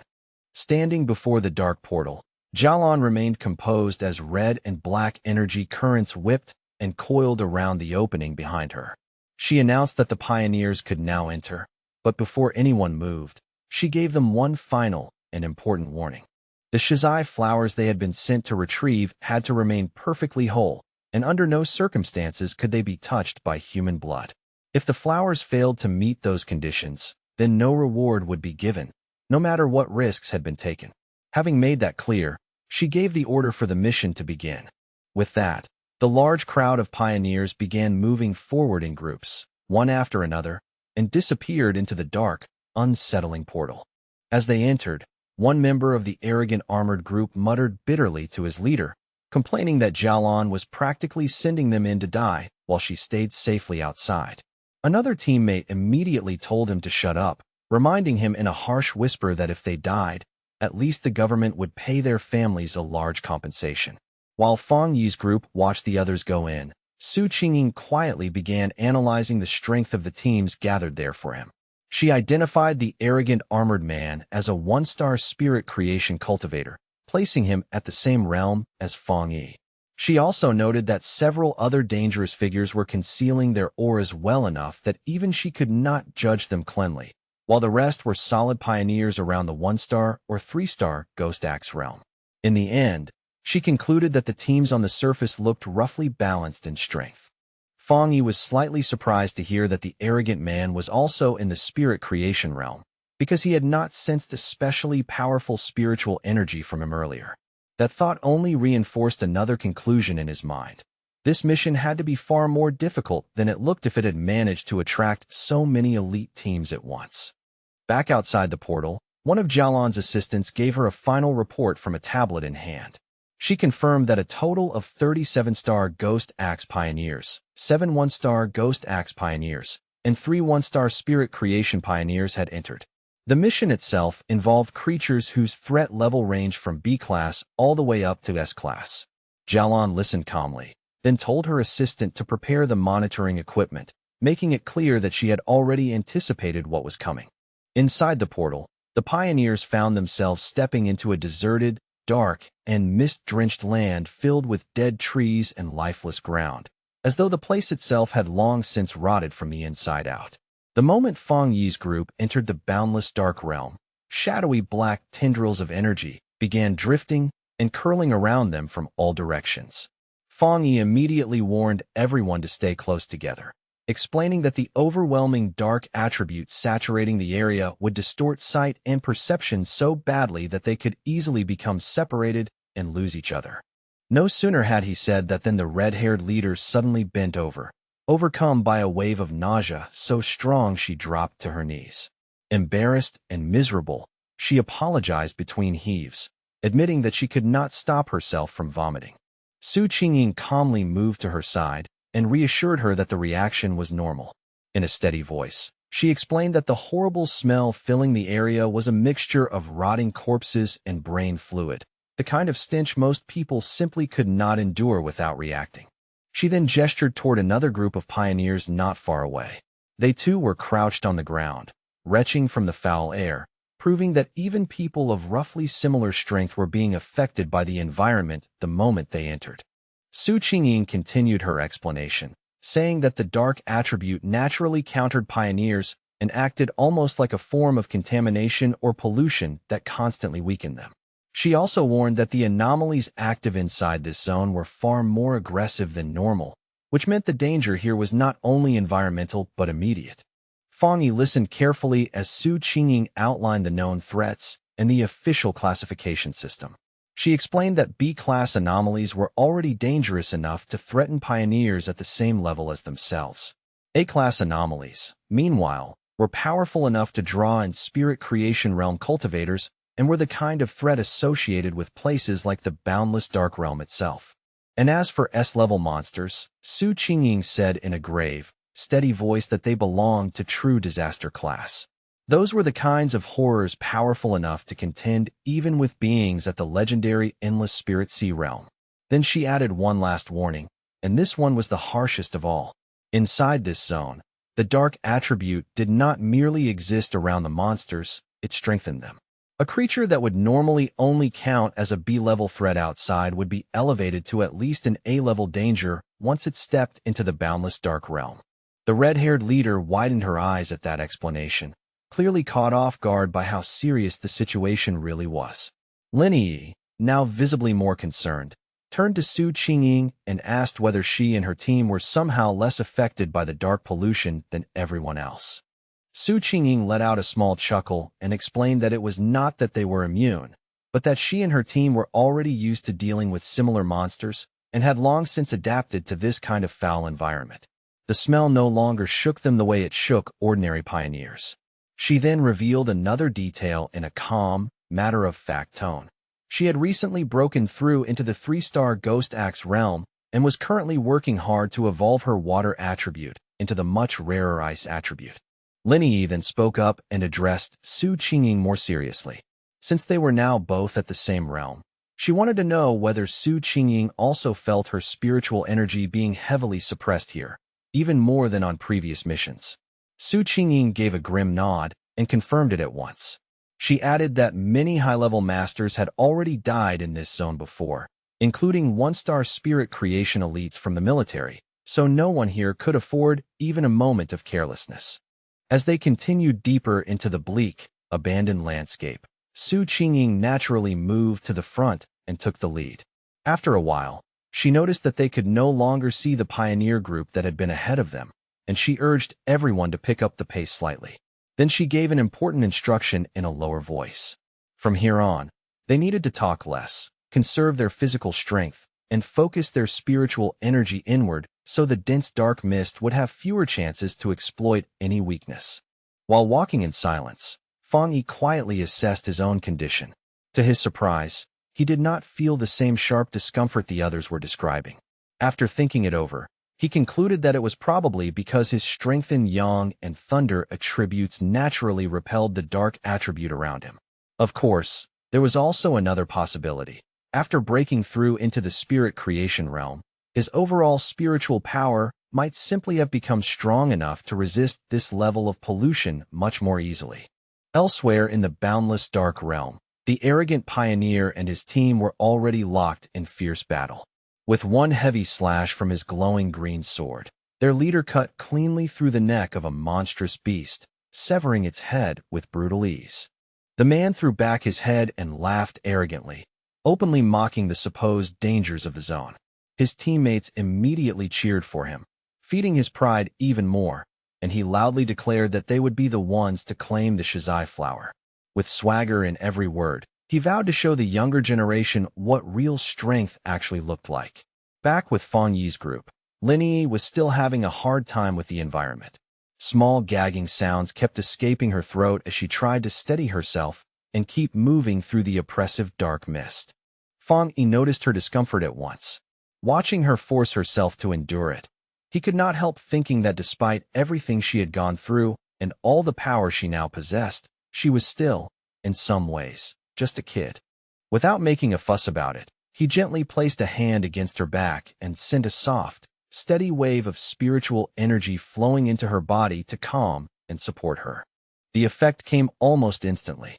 The nausea that had been twisting Lin Yi's stomach, along with the deep, bone-chilling cold creeping through her body, faded away in moments.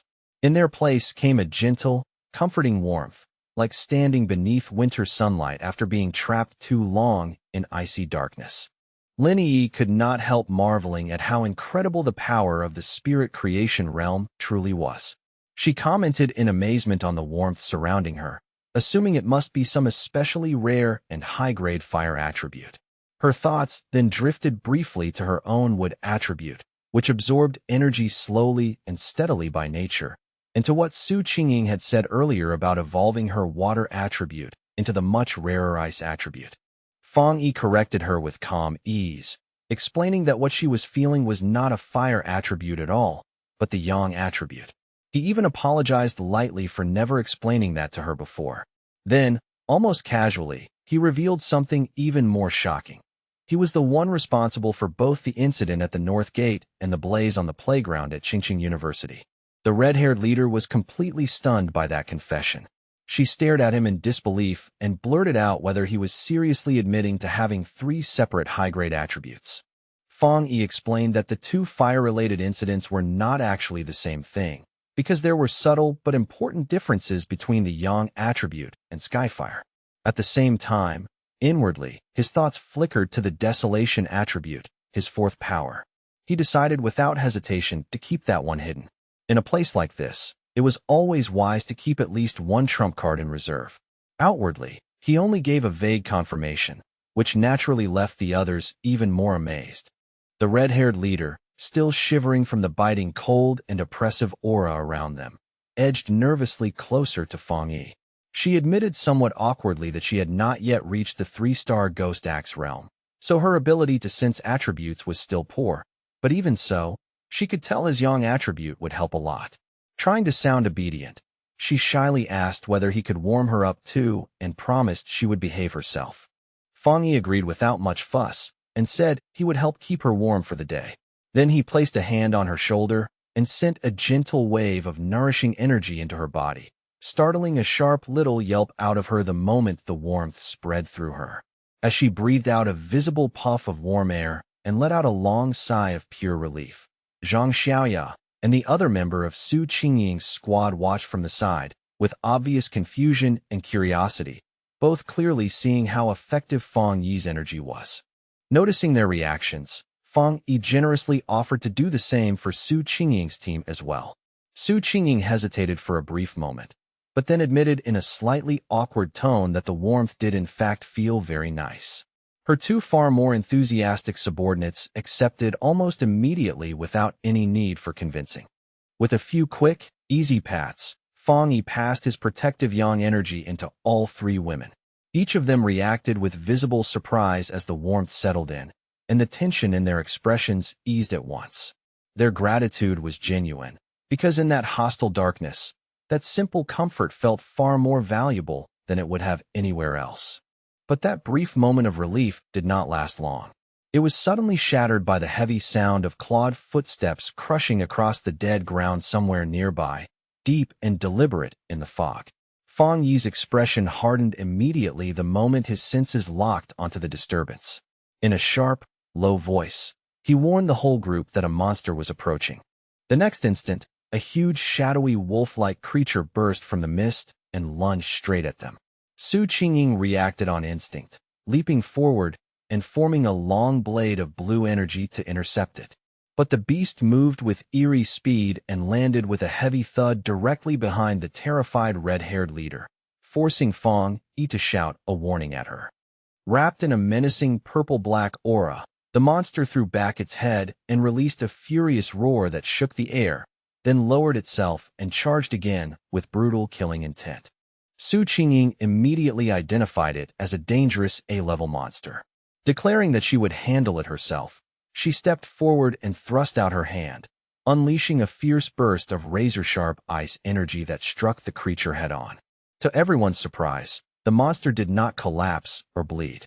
The moment the attack connected, its body simply vanished into nothingness as if it had never been there at all.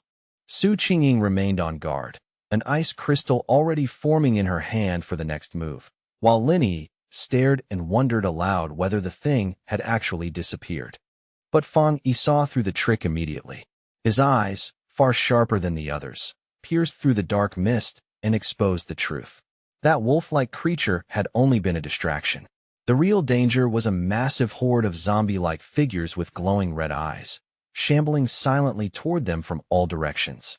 He instantly shouted for everyone to watch their feet, but the warning came a heartbeat too late.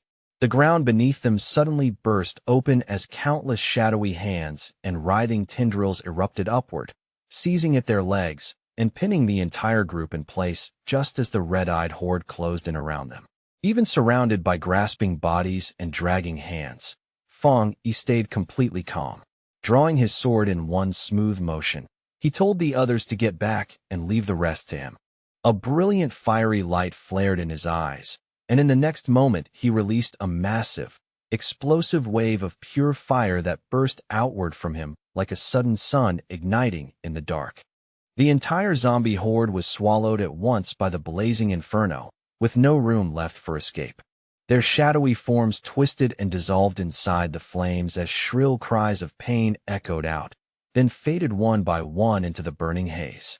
Standing among the dimming embers, Feng Yi casually spun his sword once and announced that they were safe for the moment.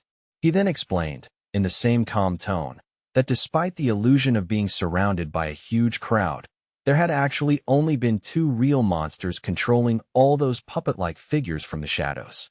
Su Qingying was visibly shocked by that realization and said that the monsters in this zone had already evolved enough to mimic human language, which made them far more dangerous than normal. Fang Yi grimly suggested that this was probably because they had devoured many people and learned from their victims over time. The entire group was left stunned by the display of power they had just witnessed. Su Qingying then added that the boundless dark realm was so dangerous that even weak creatures could be boosted into A-level threats here, making direct battle impossible for anyone below the spirit creation realm. Elsewhere, in a separate observation point, the mysterious Jialan was watching the whole event unfold in silence. Even she looked impressed. She realized at once that Fang Yi had destroyed two A-level phantom beasts with a single strike, and inwardly she admitted that even she herself would have needed to exchange several rounds with them before she could have ended the fight cleanly. Now fully aware of how dangerous this place truly was, Lin Yi immediately said that if Su Qingying's explanation was correct, then it was more important than ever for them all to stay close together. She warned that the monsters could disguise themselves, mislead people, and attack the instant anyone relaxed. Then she turned and urgently told the red-haired leader to stop sitting there and get up. But the red-haired leader was still rattled, and not because of the zombie horde. What had truly shaken her was the overwhelming force of Fang Yi's attack. She muttered that the aura from his flames was so terrifyingly heavy that it felt even more suffocating than the monsters had. In her eyes, even the slightest touch from that fire would probably have been enough to kill her on the spot. Just then, a deep rumbling sound rolled across the empty landscape, low and heavy enough to make everyone instinctively look up. Lin Yi frowned and asked whether the others could hear it too, because what she was hearing sounded strangely like distant ocean waves crashing in the dark. A moment later, the ground began to shake violently beneath them, the tremors so strong that the whole group staggered and nearly lost their footing. In the distance, they could see other pioneer teams running in absolute panic, their formations broken and their faces full of terror as they fled through the dead forest. One man was screaming desperately at his companion to stop fighting and run. His voice cracked with fear as he shouted that the thing approaching was pure evil, that they were seeing ghosts, and that staying to fight would only get them killed. Fang Yi, Su Qingying, and Lin Yi all watched the chaos unfold with grim, tightening expressions. Then they saw it clearly. Before them, a massive swirling vortex made of pure dark energy rolled across the land like a living disaster, filled with countless twisted forms and glowing red eyes. It consumed everything in its path as it advanced, unstoppable and horrifying. Caught directly in the middle of that catastrophe was the arrogant pioneer and his team, now facing what was unmistakably the legendary Dark Tide. As the terrifying Dark Tide surged across the land and swallowed pioneers whose screams rang out in horror, the arrogant pioneer still gave a scoffing laugh. He dismissed the threat with blatant pride, loudly declaring that just because the regular troops could not handle it did not mean he was incapable of doing so. With a defiant roar, he raised his sword and summoned a huge barrier of green energy, proclaiming arrogantly that everything within this zone was his for the taking. And with that reckless confidence still blazing across his face, he charged straight into the heart of the swirling red and black storm. His confidence shattered the instant he stepped into the tide, as suffocating black tendrils coiled around him from every direction and swallowed him in their choking grip. A wave of horror crashed through him as he realized the monsters hidden inside were far stronger than anything he had imagined, far beyond A level, and even beyond S level. Panic seized his heart. He knew he could not allow himself to be caught, but by then, the chance to escape was already gone. He, along with many other pioneers, was devoured by the overwhelming darkness, their desperate screams echoing through the air as they were dragged into the depths. From a safer distance, Fang Yi and the others could only watch the nightmarish scene unfold before their eyes. The red-haired leader, visibly shaken, muttered in disbelief, wondering if all those people were already dead and whether any of them still had a chance to get out alive. Beside him, Lin Yi turned to Su Qingying and urgently asked her to explain what this so-called dark tide really was. With a grim expression, Su Qingying explained that it was the ultimate manifestation of the dark attribute, a corrupt tide that devoured everything in its path, even other monsters. Her voice carried both confusion and fear as she said their mission had supposedly been arranged specifically to avoid the day of the tide. Now, seeing this happen in front of them, she could only fear that every pioneer who had gone ahead had already been lost. Lin Yi suddenly remembered reading about the dark tide on pioneer forums, where people described it as a disaster powerful enough to wipe out an entire city. Fear instantly gripped her, and she urged Fang Yi to retreat while there was still time. Fang Yi, however, remained completely calm. He told everyone not to panic, then raised a vast protective barrier around the group, golden spiritual energy surging outward while blue lightning crackled across its surface. He explained in a steady voice that this spiritual shield was a natural counter to dark energy.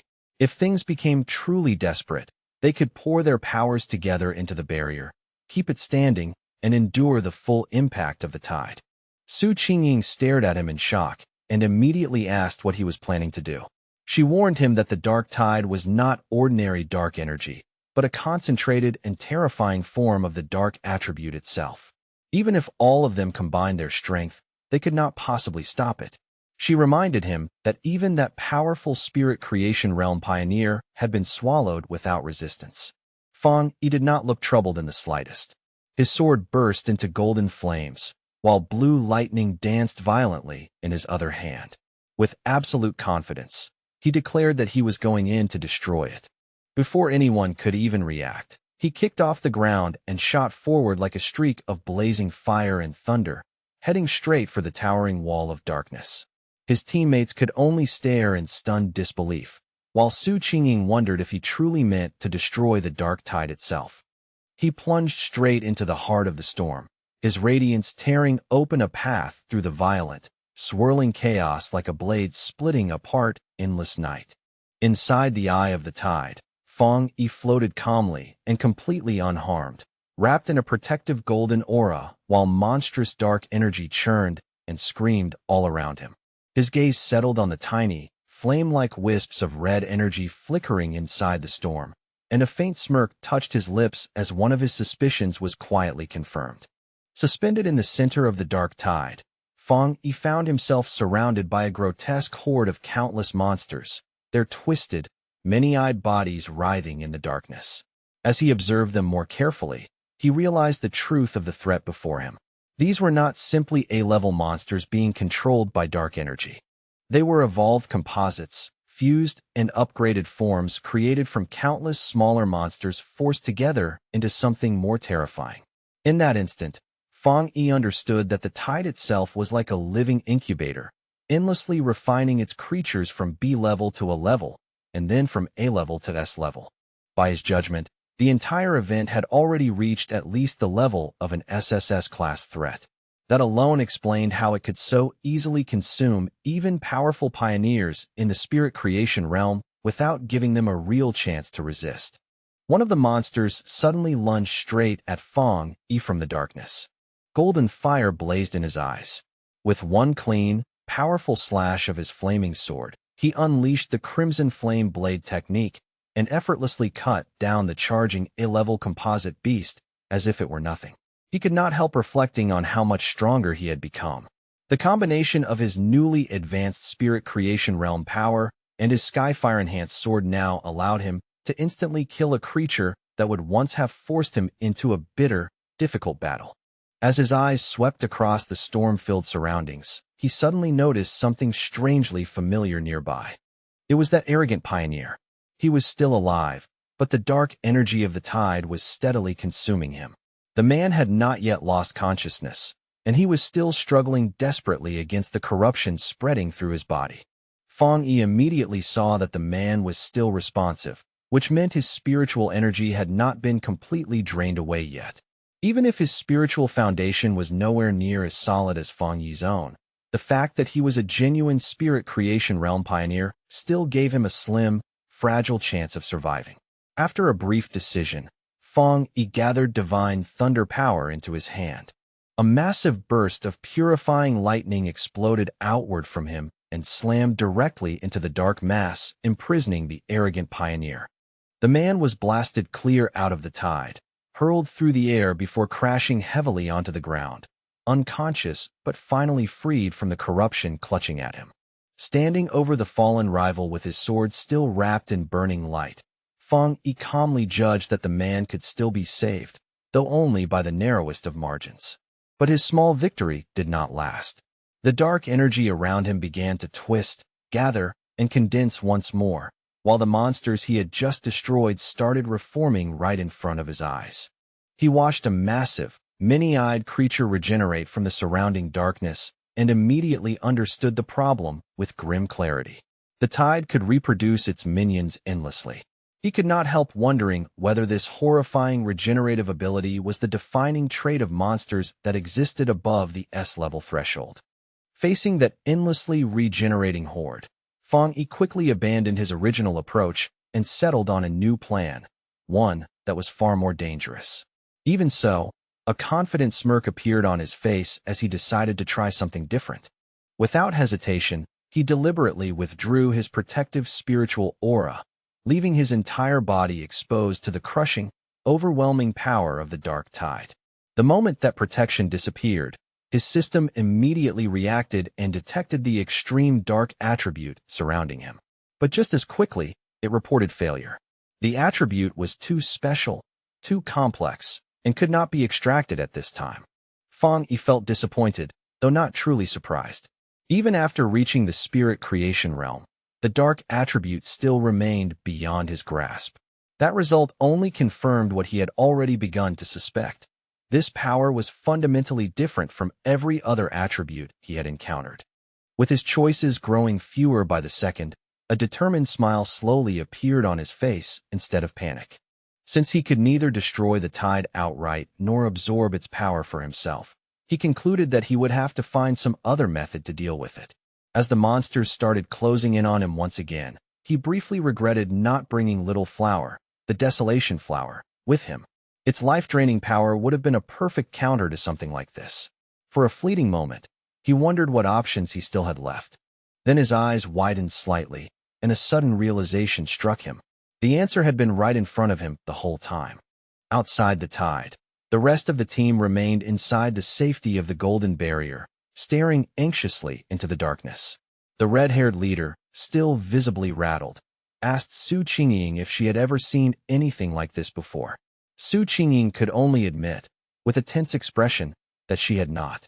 All at once, the chaotic, swirling force of the dark tide grew unnervingly still. Instead of raging wildly, it pressed in silence against their protective shield, and that unnatural calm felt even more disturbing than the storm itself. That eerie stillness only made everyone more nervous.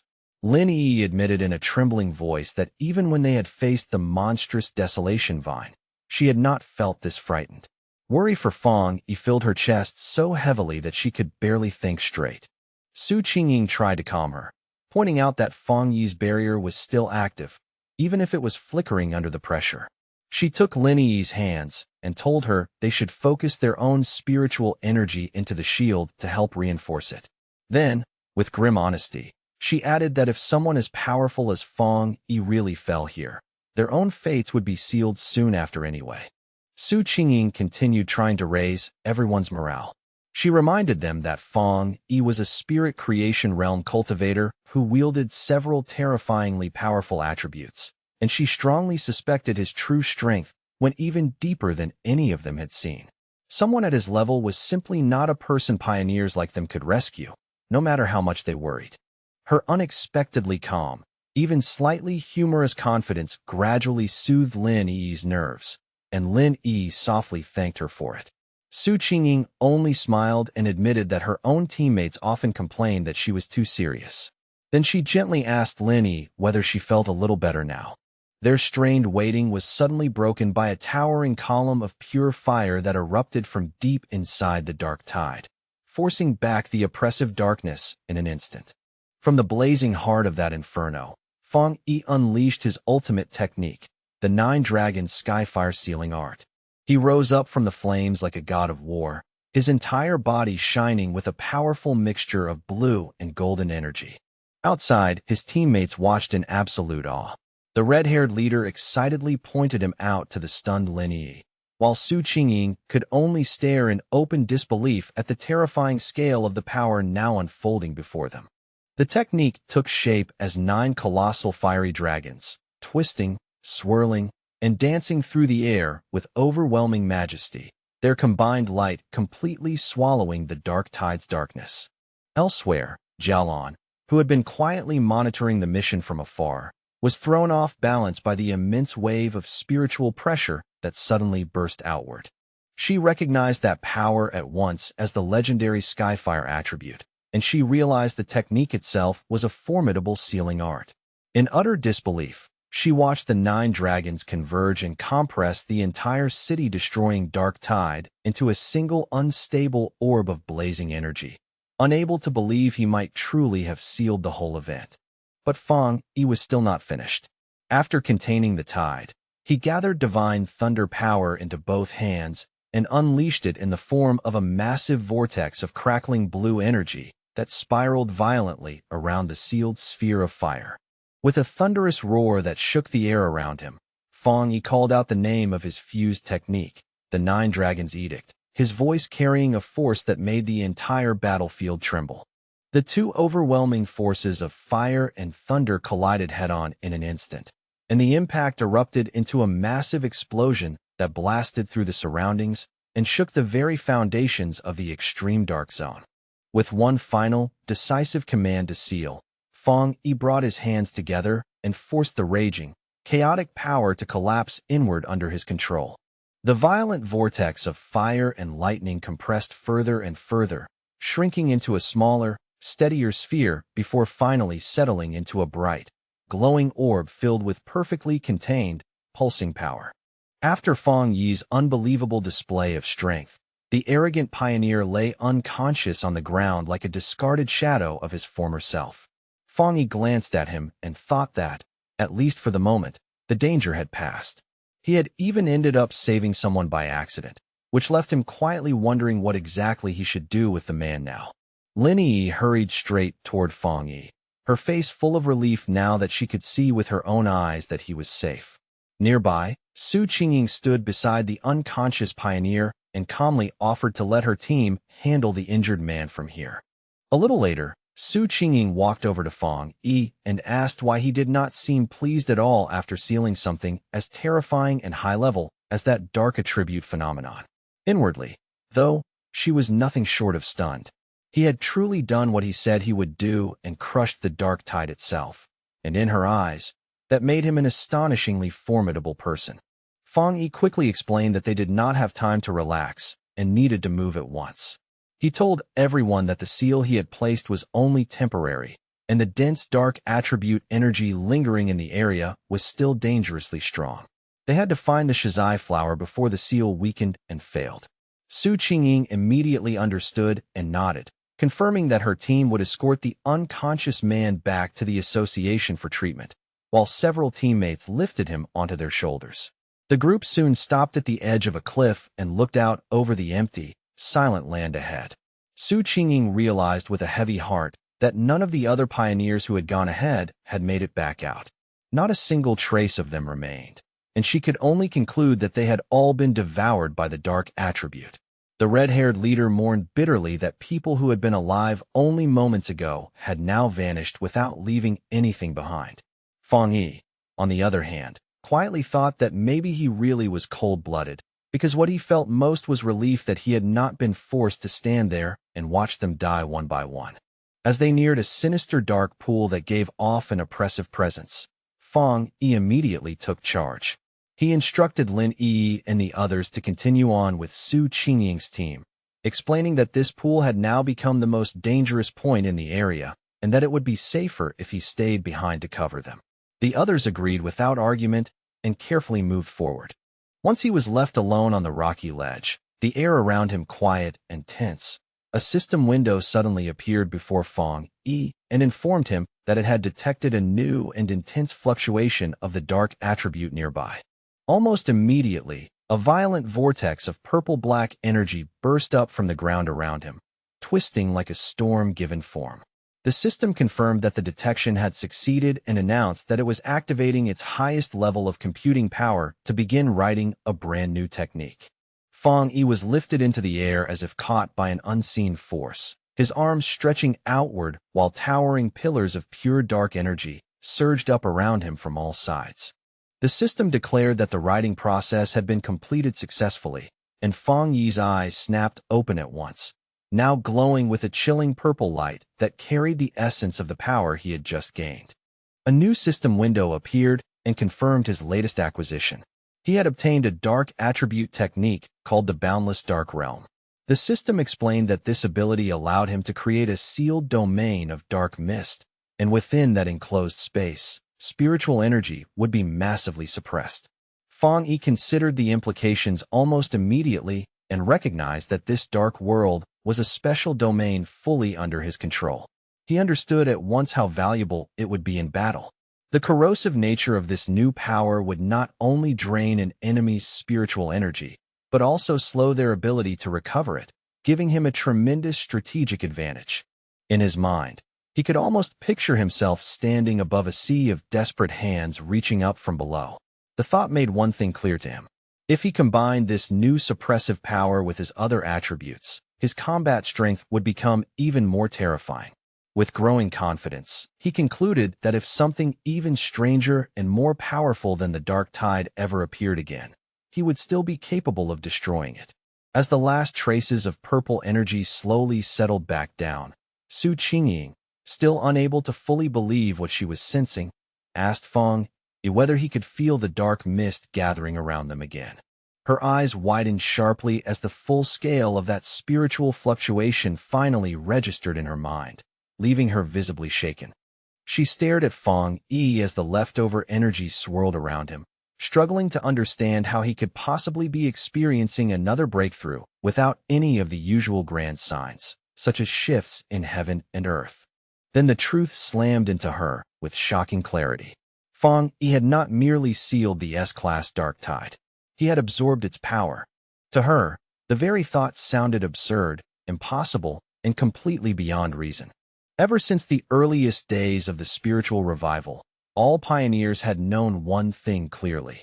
The dark attribute was the most terrifying of all powers, born from the negative emotions, resentment, and buried evil of living beings. Because of that, absorbing dark attribute power had long been strictly forbidden by the government. A flashback revealed a failed official experiment in which researchers had once attempted to purify dark attribute energy, only to pay a devastating price for it. In the end, it was classified as a uniquely dangerous monster-type power. Dark monsters could range anywhere from D-Class to S-Class, but even the weakest among them had been enough to overwhelm early pioneers. As for the Dark Tide, an absolute S-Class threat, it could devour even Spirit Creation Realm cultivators with frightening ease. Another flashback showed the tragic fate of a 3-star Ghost Axe pioneer who, before the ban was established, had tried to absorb the energy of nothing more than a sea-level monster. The backlash drove him completely insane. His skin began to rot away, his mind collapsed, and he ultimately ended up confined to a psychiatric hospital, where he remained to this day. Back in the present, the violent dark energy gradually subsided and flowed back into Fang Yi's body, and he let out a slow, quiet breath as the disturbance came to an end. He then calmly spoke into the empty, mist-covered landscape, saying that whoever had been watching them for so long could come out now. His red eyes swept the area with a sharp, certain gaze, as if he had already known someone was there. From within the drifting mist, Jialan finally emerged. Looking straight at Fang Yi, she confirmed that if her judgment was correct, he was the one who had single-handedly sealed the Dark Tide. Su Qingying was stunned by Jialan's sudden appearance and gasped out her name in disbelief. Jialan slowly descended and landed in front of Fang Yi, then asked him what exactly he had just been doing, directly questioning whether he had been absorbing the dark attribute. Fang Yi answered without hesitation and calmly confirmed that he had. That blunt admission sent another wave of shock crashing through Su Qingying. In one swift, startling motion, Jialan pulled out a pistol and aimed it straight at Fang Yi's head. The red-haired leader shouted Jialan's name at once and demanded to know what she thought she was doing. while she and the terrified Lin Yi could do nothing but stare in fear and confusion at the scene unfolding in front of them. Su Qingying reacted instantly and threw herself between Jialan and Fang Yi, raising her arm to block the gun. She confronted Jialan with fierce anger, reminding her that if she remembered correctly, Fang Yi was the military's highest priority recruitment target. She pushed even harder, pointing out that the association had wanted to recruit him as well before the military stepped in and demanded an explanation for such open hostility. Ignoring Su Qingying's attempt to shield him, Fang Yi calmly rested a hand on her shoulder and addressed Jialan himself. He said he found the situation strange. Wasn't their mission supposed to be about finding the Shizai flower? Yet from the way she was acting, it almost seemed as if she cared less about completing the mission than she did about being displeased that they had survived at all. Jialan said nothing. Her face revealed almost nothing as she kept the weapon trained on him, the cold light along the barrel catching in the mist. The red-haired leader, however, was far from calm. Anger burst out of her all at once as she shouted at Jialan. She reminded her that their squad had always trusted her, then demanded to know why she had done nothing when they were facing the dark tide. Without Fang Yi, all of them would have died there. She pointed out in fury that Lin Yi was still just a child, and accused Jialan of standing by and watching them face death, only to turn around now and threaten the very person who had saved them. Then, without warning, Jialan lowered her weapon, a faint smirk appearing at the corner of her lips. She brushed the whole confrontation aside as if it had only been a joke and remarked that Fang Yi seemed to be very well liked by his teammates. After that, she calmly congratulated him and announced that he had passed the test. The abrupt shift in her attitude left both the red-haired leader and Su Qingying completely stunned, unable to make sense of what she had just said. Fang Yi, however, understood almost immediately. Looking at her, he asked whether this had been her real purpose all along, to test him. Jialan confirmed that he was right. Because his talent and strength were so extraordinary, she had not wanted to rely only on dry, impersonal data.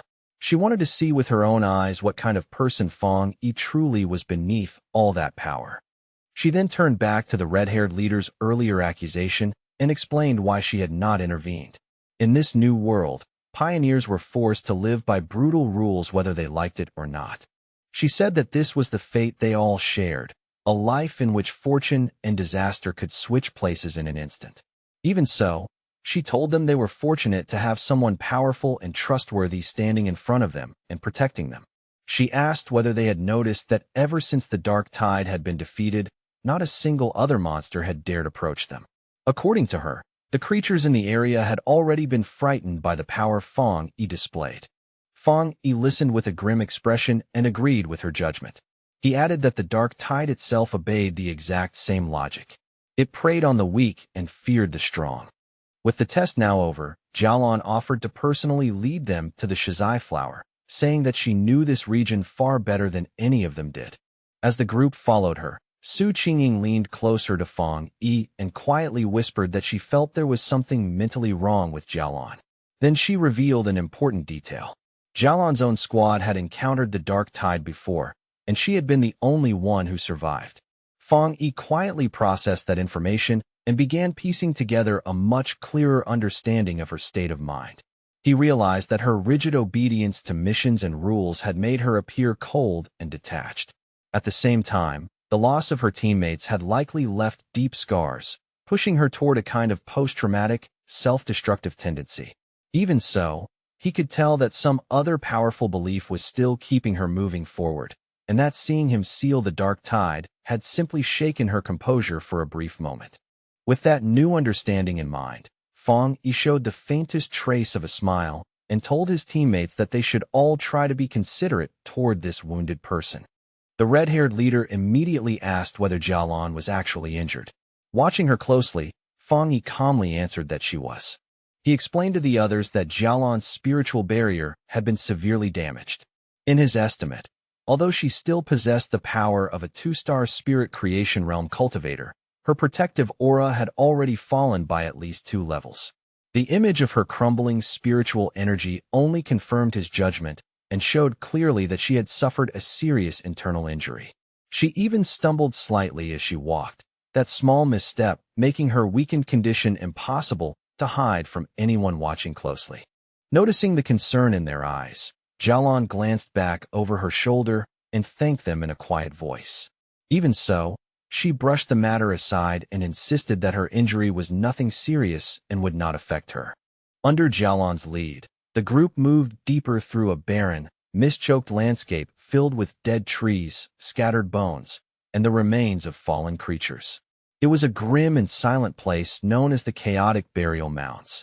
As they walked, Fang Yi's sharp senses caught something subtle but wrong in the stillness around them, and his eyes soon found the half-buried skeletal remains of a fallen pioneer hidden beneath the dirt.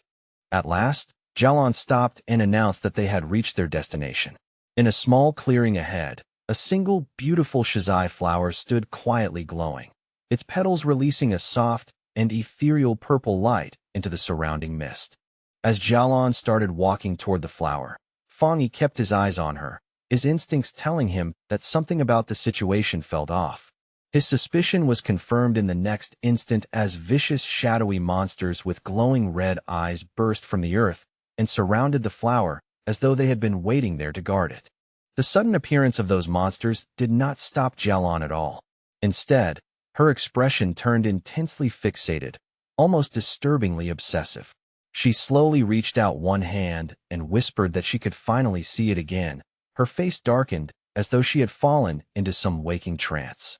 Fang Yi's expression immediately sharpened, turning serious and urgent the moment he understood the danger. He knew at once that Jialon was no longer in her right mind. Reacting without a moment of hesitation, he summoned a sphere of golden-red flame into his palm and shouted a command meant to jolt her spirit awake. Then he hurled the blazing fireball straight toward the entranced Jialon, aiming not to harm her, but to forcibly snap her out of that dangerous state before it was too late. The fireball shot toward Jialon at high speed. At the very last second, she broke free from her trance and recognized the incoming attack as an extremely rare and powerful Yang attribute technique. With surprising speed despite her injuries, she knocked the blast aside with her arm, and the collision released a heavy shockwave that rippled through the clearing. A tense silence followed as she and Fang Yi stood facing each other, neither one moving first, while golden energy continued to crackle restlessly around his hand. Now fully awake, Jialon looked visibly shaken. The sight of the flower had stirred up an old and painful memory, and ghost-like images of her fallen companions flashed through her mind as she wondered bitterly whether even all her preparations had still not been enough. Seeing that she had come back to her senses, Lin Yi and Su Qingying hurried to her side. Lin Yi anxiously asked whether she was all right, while Su Qingying, more cautious, observed that Jialon was being heavily influenced by the dark attribute and suggested that it would be safer if all of them stayed together from now on. Ignoring their concern, Fang Yi stepped forward with calm confidence. He said that when it came to the shizai flower, it would be enough for him to go alone, clearly deciding to handle the situation by himself. He then walked calmly into the empty, mist-covered clearing, his steps steady as he approached the softly glowing flower ahead. Suddenly, the ground beneath them began to tremble violently. A massive and hideous wolf-like monster with glowing red eyes burst out from the earth in a violent spray of dirt and stone, lunging forward with savage force. Its jaws opened wide, revealing a horrifying storm of smaller screaming faces and dark red energy churning inside its mouth as it let out a roar filled with hunger and malice. Fang Yi did not flinch. Blue energy crackled across his fingertips as he calmly spoke a single word: divine thunder. Several massive bolts of lightning exploded from his hand and tore straight through the monster's body. The creature howled in agony, electricity racing through its flesh, yet even after taking the attack head-on, it still refused to fall. Fang Yi watched it carefully and quickly understood what he was dealing with. This fox demon had clearly devoured countless other monsters to mutate into something so twisted and powerful, making it yet another S-class threat. Knowing that the seal on the dark tide was only temporary and that every second now mattered, Fang Yi realized he had to finish this battle quickly. But when he sensed the monster's extraordinary vitality, a confident smirk slowly appeared on his face. If it would not die easily, then it could serve as the perfect test subject for his newly obtained power. As that thought settled, he gathered the ominous purple energy of the dark attribute into his hand. With that confident expression still on his face, Fang Yi unleashed his newly acquired technique, the Boundless Dark Realm, directly on the S-Class Fox monster. A massive storm of swirling purple energy erupted outward from him and instantly trapped the startled creature inside. The raging energy rapidly condensed and hardened into a huge dark purple sphere, sealing both Fang Yi and the monster within its enclosed range. Inside that newly formed reality, shadowy purple tendrils lashed out from every direction and wrapped themselves tightly around the S-Class beast like living chains. The monster struggled wildly and whimpered in pain as its enormous body began to shrink under the crushing pressure of Fang Yi's domain. A system window appeared and confirmed just how devastating the technique truly was. Under the influence of the Boundless Dark Realm, the S-Class anomaly had been forcibly downgraded by 2 full levels, reduced all the way to a B-class threat. Standing before the now weakened creature, Fang Yi calmly observed that the S-Class anomaly must have had a very unstable foundation if it could be downgraded so easily. Now that the monster had been reduced to something manageable, his sword ignited once again in blazing golden-red fire.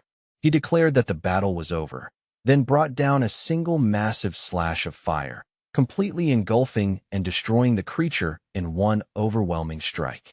Outside the sphere, Su Qingying and Lin Yi stared at the enormous orb of dark energy in front of them. Su Qingying found it strange, noting that although it was clearly a dark attribute power, it felt different from the kind she was familiar with. Lin Yi agreed at once, saying that it lacked the usual disgusting heaviness and bone-chilling cold she expected from it. Jialan gave them the answer. She explained that what they were witnessing was Fang Yi's personal domain, a space he had created by himself after mastering the dark attribute without any teacher to guide him. As she spoke, Jialan thought about just how significant that achievement really was. She explained that creating a domain was an extremely difficult ability, something far beyond what ordinary pioneers could ever hope to do. Before this, the only person she had ever known who could form a spatial domain through spiritual power was her teacher. Aside from him, she guessed there were at most only 3 other people in the entire world capable of the same feat. A painful memory suddenly surfaced in her mind, showing a vision of a massive disaster that had once spread across an entire city. She remembered how her teacher had tried to stop it by using his own domain, only to fail in the end. Their thoughts were cut off as the purple sphere vanished, revealing Fang Yi standing alone in the clearing as if the battle had ended in the blink of an eye. Jialan and Su Qingying could only stare, stunned by how quickly he had finished it. With an easy wave of his hand and a reassuring smile, Fang Yi told them that the chaotic burial mounds should not be giving them any more trouble for the time being. With the surrounding area finally secured, Fang Yi calmly turned and walked toward the softly glowing shizai flower. He carefully cupped his hands around the plant and gently pulled it from the ground with its roots preserved, making sure not to damage it in the process. Holding the glowing flower in his hands, he examined it briefly and concluded that this should be enough to complete the mission. Jialan watched him with a tense, nervous expression, as though the mission had only now reached its most critical moment. Fang Yi returned to the group and handed the flower to Jialan, who remarked quietly on how small it was. He confirmed that their mission was now complete and urged everyone to leave immediately, explaining that the sealed dark tide was unlike ordinary monsters and could become a serious problem again at any moment. He added that they still needed to deal with the unconscious arrogant pioneer and the rest of that man's team as well. At that, the tension in Jialan's face finally melted away, replaced by sincere gratitude. Holding the glowing flower carefully, she thanked Fang Yi from the heart and admitted that it was only because of his overwhelming strength that they had succeeded. She then turned and thanked the others too, announcing that it was time for all of them to leave. As the group began to move away, Jialan paused for a brief moment and looked back at Fang Yi to thank him one more time. Then she finally revealed the full importance of the mission. Elder Wu, the Xia Nation's only Jingang realm pioneer, was on the verge of death, and the shizai flower was the only life-saving medicine capable of saving him. With a small but deeply grateful smile, She told Fong Yi that he had just saved the life of the nation's strongest protector. Fong Yi listened closely, his expression growing thoughtful as he took in this important new information, quietly repeating the name of that legendary Jin Gang realm to himself. When the group finally emerged from the dark portal of the extreme dark zone, they were greeted by a sky filled with swirling red clouds above. The red-haired leader threw both fists into the air and shouted in overwhelming relief that they could finally see the light again and had made it out alive. Beside her, Lin Yi nodded in agreement, deeply grateful to stand under daylight once more. Their return was greeted by a surge of loud cheers from the large crowd of officials who had been waiting in anxious silence the entire time. Relief spread through the scene as people celebrated the successful retrieval of the Shizai flower, openly admitting that when Jialan first reported it, many of them had hardly dared to believe it was really possible. As the team moved forward through the path the crowd hurriedly cleared for them, the red-haired leader looked around in surprise at just how many people had gathered there. Somewhere in the crowd, someone could not help wondering out loud who the person was that had actually managed to bring back the flower. Suddenly, Lin Yi's expression shifted in surprise as her eyes caught sight of something waiting directly ahead of them. Parked squarely in their path was a massive, heavily armored military vehicle, flanked on both sides by elite soldiers standing in rigid formation.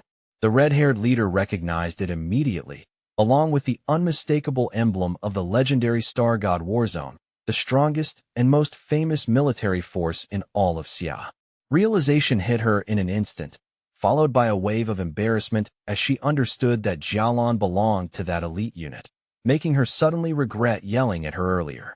The Star God Warzone stood as the #1 military district in the entire nation. Ever since spiritual energy revival began, its unique advantages had allowed it to seize control of the most resource-rich forbidden zones, turning those deadly areas into priceless grounds for cultivation and military growth. As the group drew closer, one of the officials carefully took the Shizai flower, now secured inside a glowing blue container, and respectfully handed it over to a high-ranking officer waiting nearby. That officer was revealed to be Han Li, who accepted the container with a small, satisfied smile that showed just how important this delivery truly was.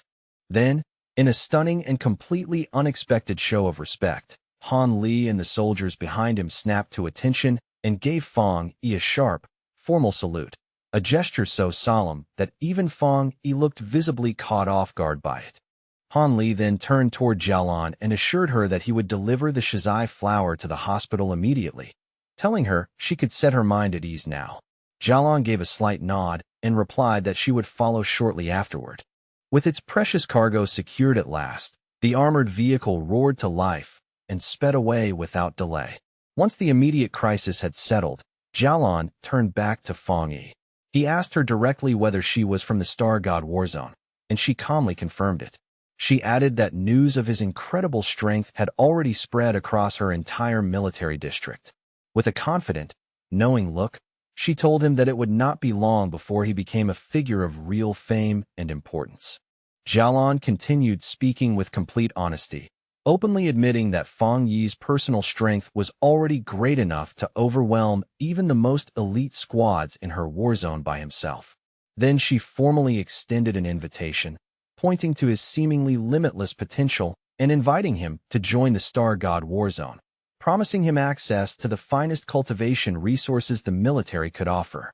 She also reassured him that the rewards for this mission, both for his own team and for Su Qingying's squad, would be delivered soon. Fong Yi listened with a faint smile, though it was clear he was still weighing things in his mind. Then Jialan's tone turned noticeably more serious as she began explaining the true gravity of the situation facing the world. She told Fong Yi that with everything changing so fast, the nation's most urgent threat now came from dark attribute anomalies. A grim vision of a city being swallowed by an enormous cloud of purple-black energy seemed to embody her warning. She said the number of these anomalies was increasing at an alarming pace, and their influence would continue spreading like a malignant tumor, capable of triggering catastrophic disaster at any moment. Because the danger was so immense, she explained, they had no choice but to establish forbidden zones and assign organizations like the Spiritual Energy Association to guard them under the strictest control. She made it clear that she was not telling him all this to pressure him into joining the military. Rather, she believed that someone as outstanding and powerful as Fong Yi had earned the right to know the truth about the world they were now living in. Understanding the sincerity behind her words, Fong Yi smiled and gave her a calm, reassuring answer. He said he understood, and that if he encountered anomalies again in the future, he would not simply stand aside and do nothing. On that point, he told her, she could rest easy. Hearing that promise, the stern exhaustion on Jialan's face finally softened into a genuine smile of relief. Formally introducing herself again, she said it was a pleasure to truly meet him, and then she offered him a small dark token. Fong Yi accepted it, and saw that it was a black tablet engraved with a dragon emblem and the words Star God Warzone. Jialan explained that this token would grant him unrestricted access to any forbidden zone for cultivation, and that the gates of the Star God Warzone itself would always remain open to him. After that, she made one final request and asked whether he would like to come meet Elder Wu. Fong Yi asked if she meant the Jingang Realm Pioneer. Jialan explained that Elder Wu was her teacher, and she felt Fong Yi should meet him. Still, she added that this was only a personal wish on her part, because she genuinely wanted to be his friend. Fong Yi accepted both her invitation and the token she had given him, slipping it calmly into his pocket. He agreed to go with her, saying with an easy tone that it was always good to have more friends. Then, as a gift to mark their new friendship, he raised a hand crackling with blue lightning and told her that he had something for her first. Jialan looked confused, but Fong Yi explained that he believed he could clear out the remaining dark attribute poison still left in her body. Before she could say anything else, he released a surge of blue lightning that instantly spread around her, leaving her startled where she stood. As the energy flowed through her body, she was stunned to discover that this thunder attribute carried a healing effect. The cold, deep pain that had lingered inside her was replaced by a warm numbness, and she quickly realized that the discomfort was fading away completely. Deep inside her body, the old wounds left behind by dark attribute damage began to heal as the energy purified her from within. It felt to her as though she were being reborn, with the rare and powerful thunder attribute washing every last trace of toxin from her system. When the treatment ended, Fong Yi asked Jialan how she felt. Surrounded by a few lingering sparks of lightning, she answered without hesitation that she felt great, and that the remaining dark energy inside her had been completely removed. Nearby, Su Qingying watched as paramedics worked on the unconscious, arrogant pioneer, quietly wondering whether someone injured that badly could even still be saved. Then she turned and noticed that Fong Yi and Jialan were still there, which surprised her, but what caught her attention even more was how different Jialan's aura now felt. The weakness and damage she had shown before seemed to have vanished entirely. Jialan explained that Fong Yi had used his rare and pure thunder attribute to completely cleanse the dark attribute poison from her body. Su Qingying was openly amazed by that revelation and finally understood the true nature of Fong Yi's power. It was not just something meant to destroy enemies, it could also save lives.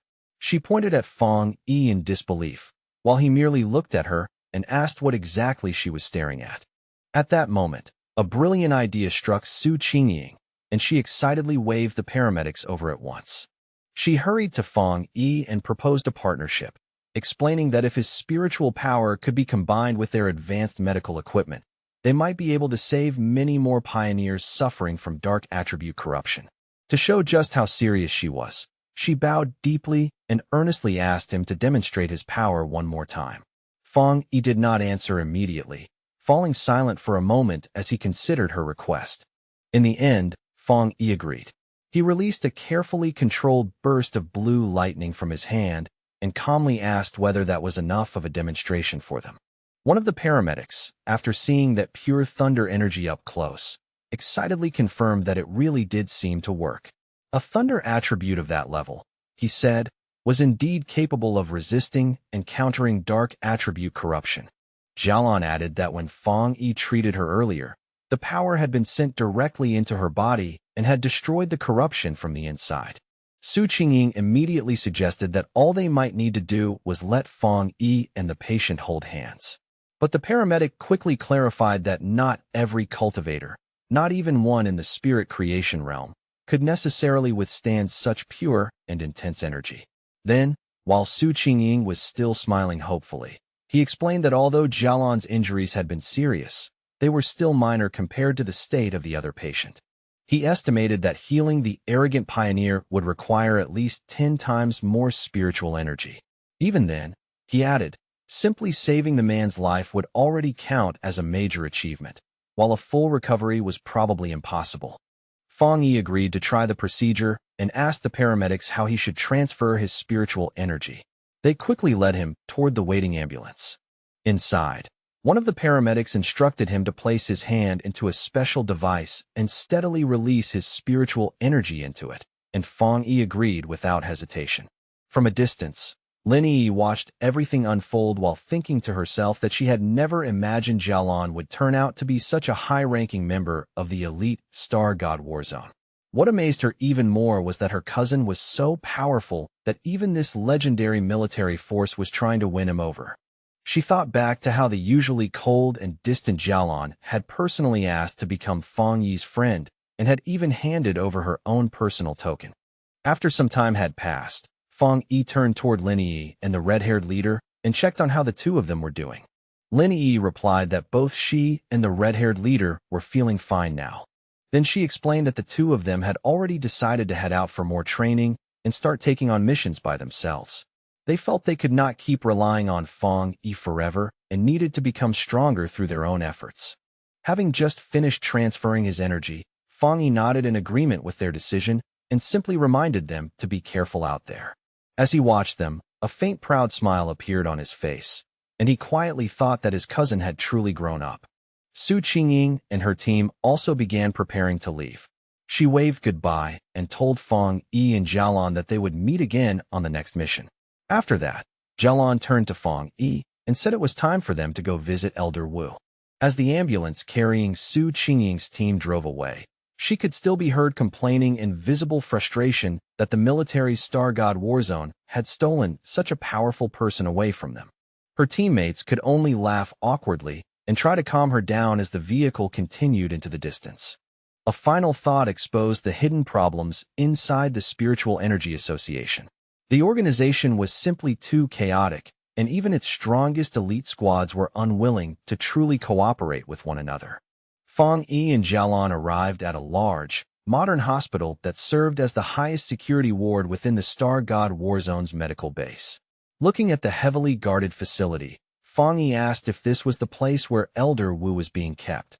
Inside the hospital room, the two of them stood quietly at the bedside where Elder Wu lay unconscious, surrounded on all sides by humming medical equipment and flickering monitors. Fang Yi looked at the scene and could not help commenting on how strange it felt. The ultimate powerhouse of the Jingang realm, the kind of figure people treated like a legend, was in reality just a withered old man lying silently in a hospital bed. He studied the elder's condition more carefully. Red veins spread across the old man's face and neck like cracks under the skin, and every breath he took depended on the respirator at his side. Jialan explained in a low voice that his condition had been far worse before, to the point where he had looked almost like a corpse.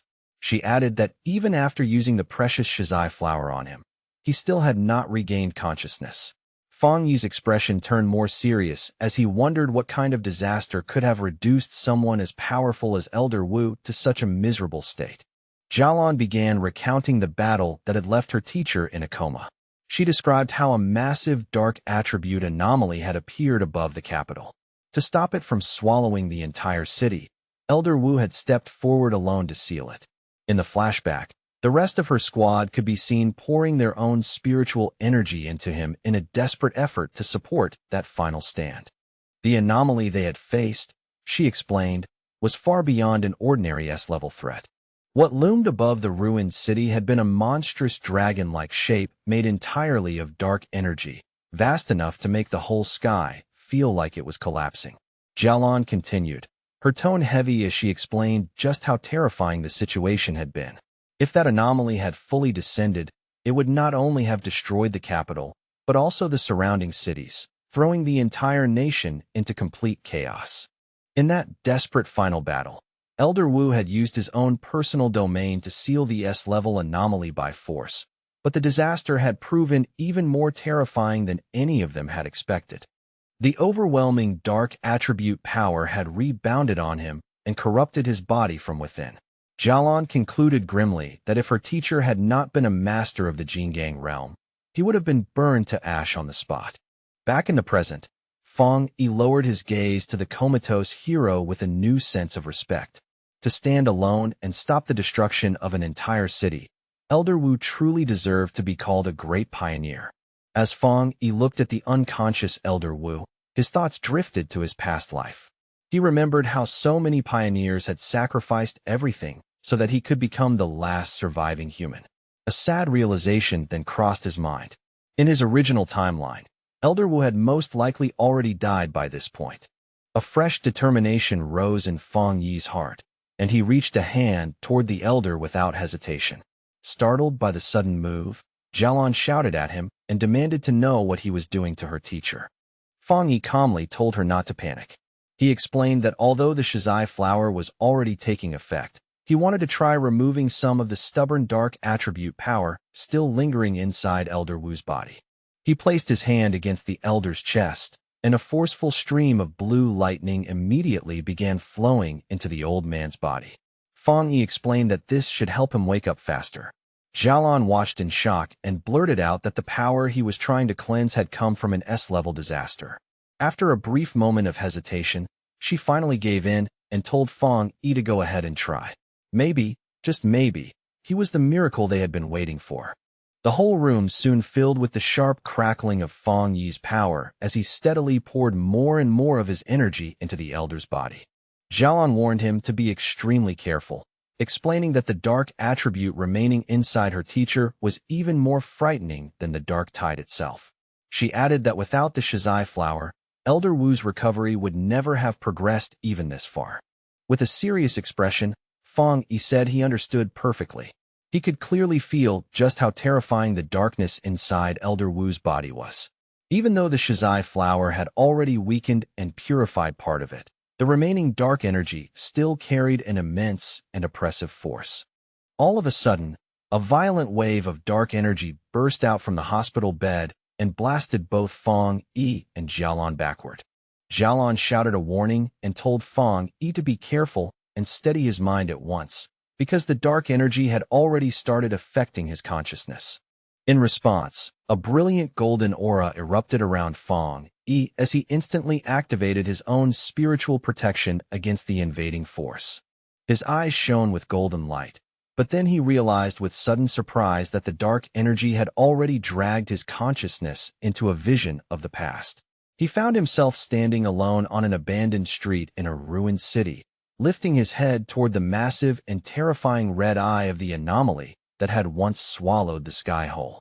Within that mental world, the anomaly's giant red eye hovered above the wrecked city and asked Feng Yi who he was. Feng Yi quickly understood what had happened. By touching the dark attribute residue left inside Elder Wu's body, his spirit had been pulled into this dangerous illusion. Completely unbothered, Feng Yi answered with calm confidence that his identity did not matter because he was simply the one who had come to destroy it. As blue lightning gathered in his glowing hand, he judged that this anomaly was not nearly as powerful as it appeared. In answer, the giant eye shot a massive, razor-sharp red spike straight at him, so fast that even Feng Yi was caught off guard for an instant. Feng Yi reacted immediately and activated his golden sun breathing technique, his eyes blazing with golden power as he prepared himself to defend against the attack.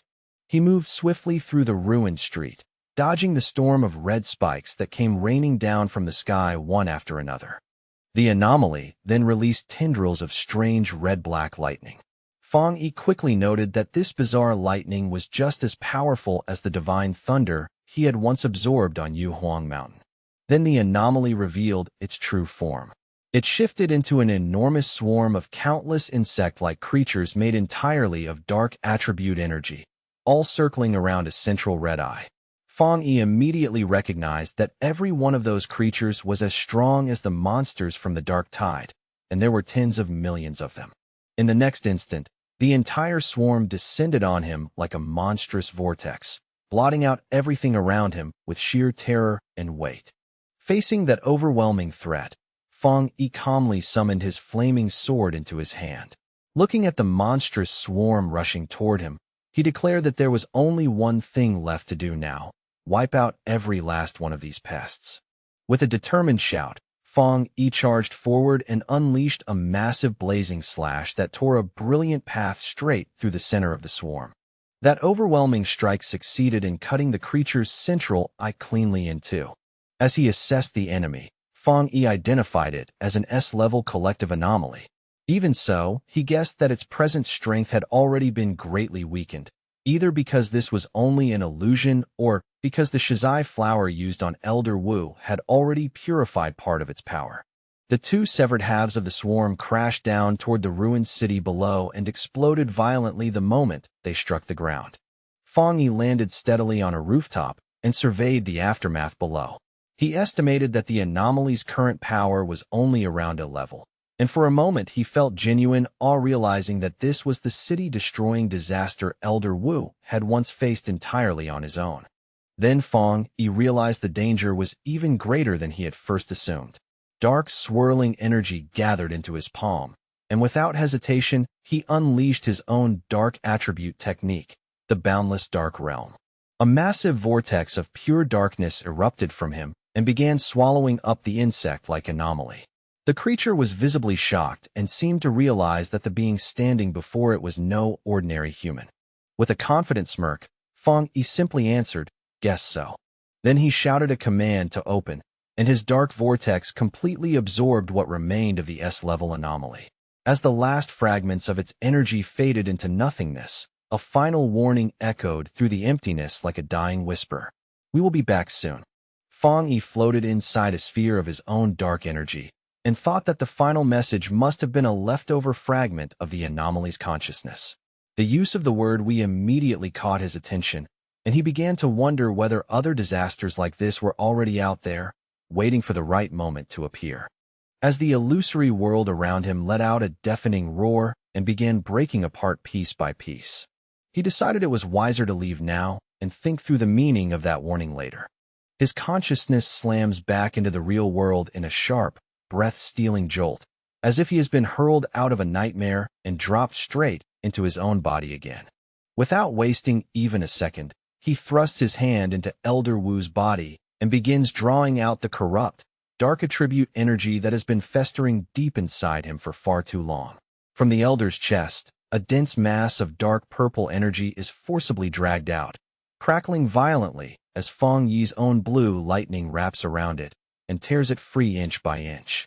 To keep the dangerous substance from breaking loose, Fong Yi immediately activates his 9-dragon Skyfire sealing art, locking the energy inside a blazing sphere bound by red chains that burn like molten fire. Holding the sealed orb in his hand, he explains to a stunned Jilan that this is the dark attribute remnant that had been left behind inside Elder Wu's body.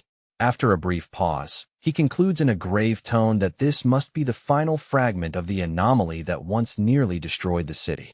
He goes on to explain that although the sealed orb of dark energy still carries frightening power, its influence has already been greatly weakened by the Shizai flower and by Elder Wu's own seal. Looking at the old man with real respect, he praises him openly, saying Elder Wu truly deserves to be called the nation's #1 pioneer for using his own body to hold back such terrifying darkness. Fong Yi knows very well that if it had been anyone else, they would have died over and over long before now. As Jialan looks closely at her teacher, she notices that the red veins on his face have faded away, and even his breathing now sounds steadier, deeper, and far more peaceful than before. She tells Fong Yi with visible relief that he really has saved Elder Wu's life. Fong Yi, however, answers with quiet humility, saying it was not all due to his own strength. He explains that without the Shizai flower weakening the corruption first, there is no way he could have pulled out such a stubborn dark attribute so cleanly. Jialan nods and agrees, saying that while the flower preserved the elder's life, It was Fang Yi's power that finally gave him a real chance to recover completely. With one final surge of force, Fang Yi tightens his fist and crushes the sealed orb of dark energy completely, grinding it apart until nothing remains but drifting dust. He says the remnant is now utterly useless and can no longer pose any threat. Then his expression turns serious, and he tells Jialan there is still one more thing she needs to know. In the mental illusion, the dark attribute remnant warned him before disappearing that it would return someday. From that, he concludes that they must remain ready at all times, because no matter what happens next, they cannot allow an old man who has only just survived a life-and-death crisis to be dragged back onto the front lines again. Jialan quietly says she understands, because this is not the first time she has heard such a rumor whispered about. When Fang Yi asks what she means by that, she explains that both the military's monitoring departments and the association have long been collecting data on changes in spiritual energy across different regions. Based on that data, she reveals, a disturbing rumor began to spread. With the current level of power possessed by Xiaogua, they might not even survive the first year after the full revival of spiritual energy. Even so, she adds with a faint, bitter smile, almost nobody was willing to believe it. Fang Yi remarks that monitoring spiritual energy fluctuations sounds extremely official and far more serious than ordinary rumor chasing. Jialan then looks at him and asks directly whether he also believes that rumor may actually be true. A faint shadow passes across Fang Yi's face as he wonders whether his own rebirth has already begun to alter the future in ways he cannot predict. In his original timeline, he remembers surviving for 3 full years after the spiritual energy revival, and by then the entire planet had already been pushed to the edge of destruction, with ruins spreading everywhere he looked. Pulling himself back to the present, he gently places a reassuring hand on Jialan's shoulder and tells her not to think too much about it for now, adding that Elder Wu should wake up before long. Then he looks at her with a grave, unwavering expression and makes a solemn promise. If that disaster truly returns, he will stand with them and fight side by side. Deep down, he already knows that the final battle against the great catastrophe is coming sooner or later, and no one will be able to avoid it forever. With fierce resolve burning in his eyes, he declares that this time, no matter the cost, he will change everything. Later that same night, Fang Yi has returned to his apartment, the quiet of the room standing in sharp contrast to everything that happened earlier. He sits cross-legged on the couch in meditation, surrounded by the slow, swirling energy of his newly acquired dark attribute. As he calms his breathing, he reflects on his recent battles and senses that after facing 2 S-level anomalies in succession, he is already close to breaking through into the 2-star spirit creation realm. Even so, he knows the full spiritual energy revival is approaching far too quickly, and even with this new dark attribute in his hands, his current strength is still nowhere near enough.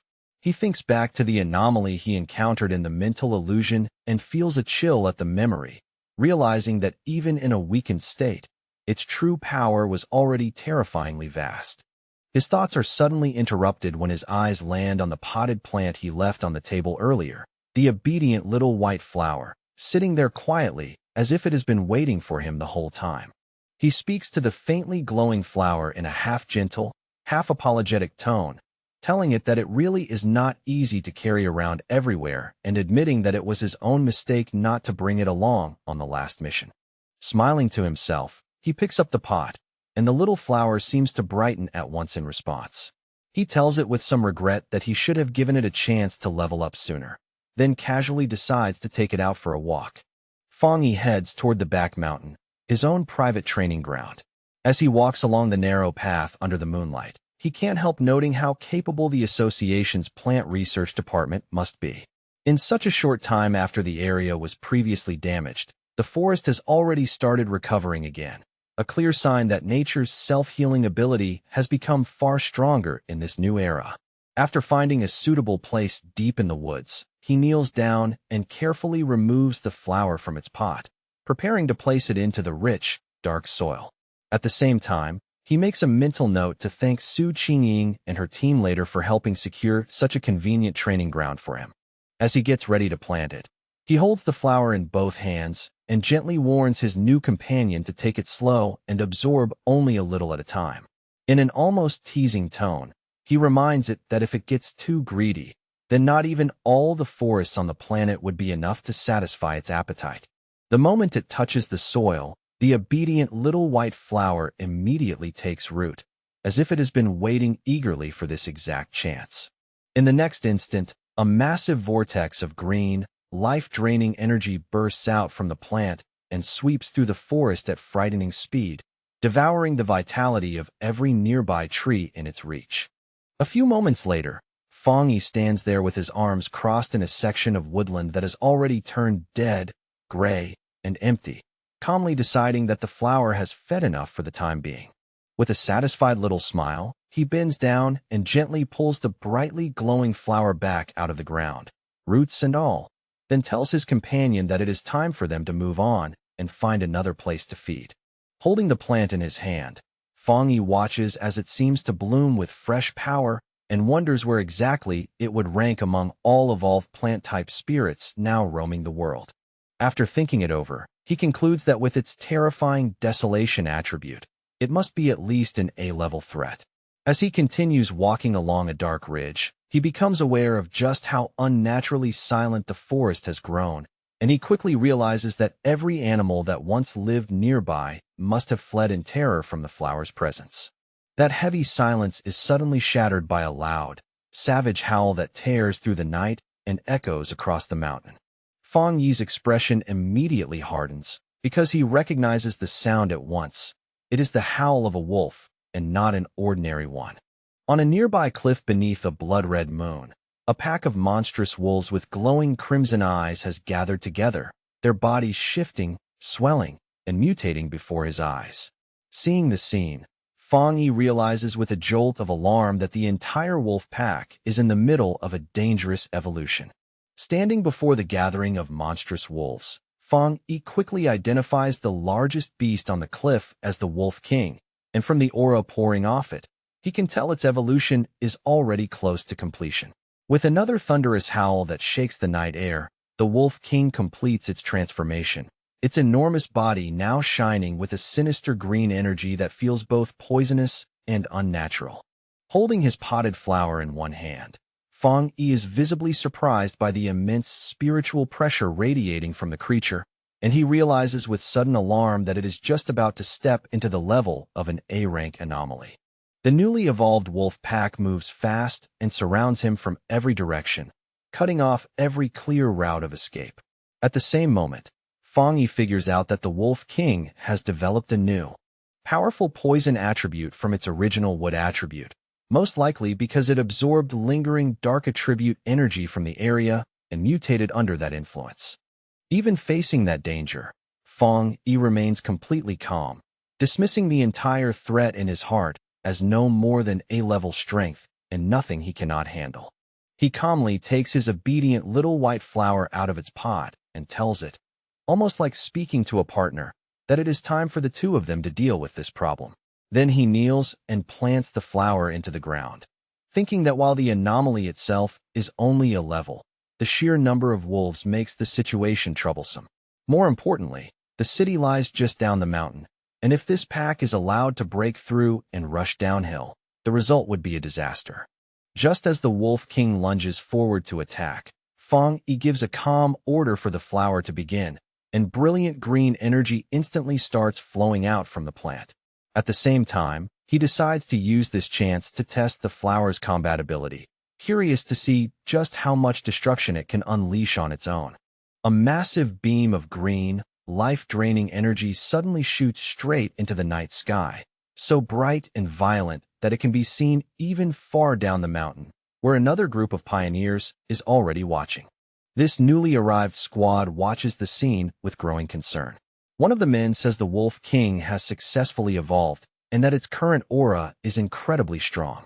He immediately asks for the contamination level, and a cloaked figure beside him replies in a low voice that it has already reached 90%.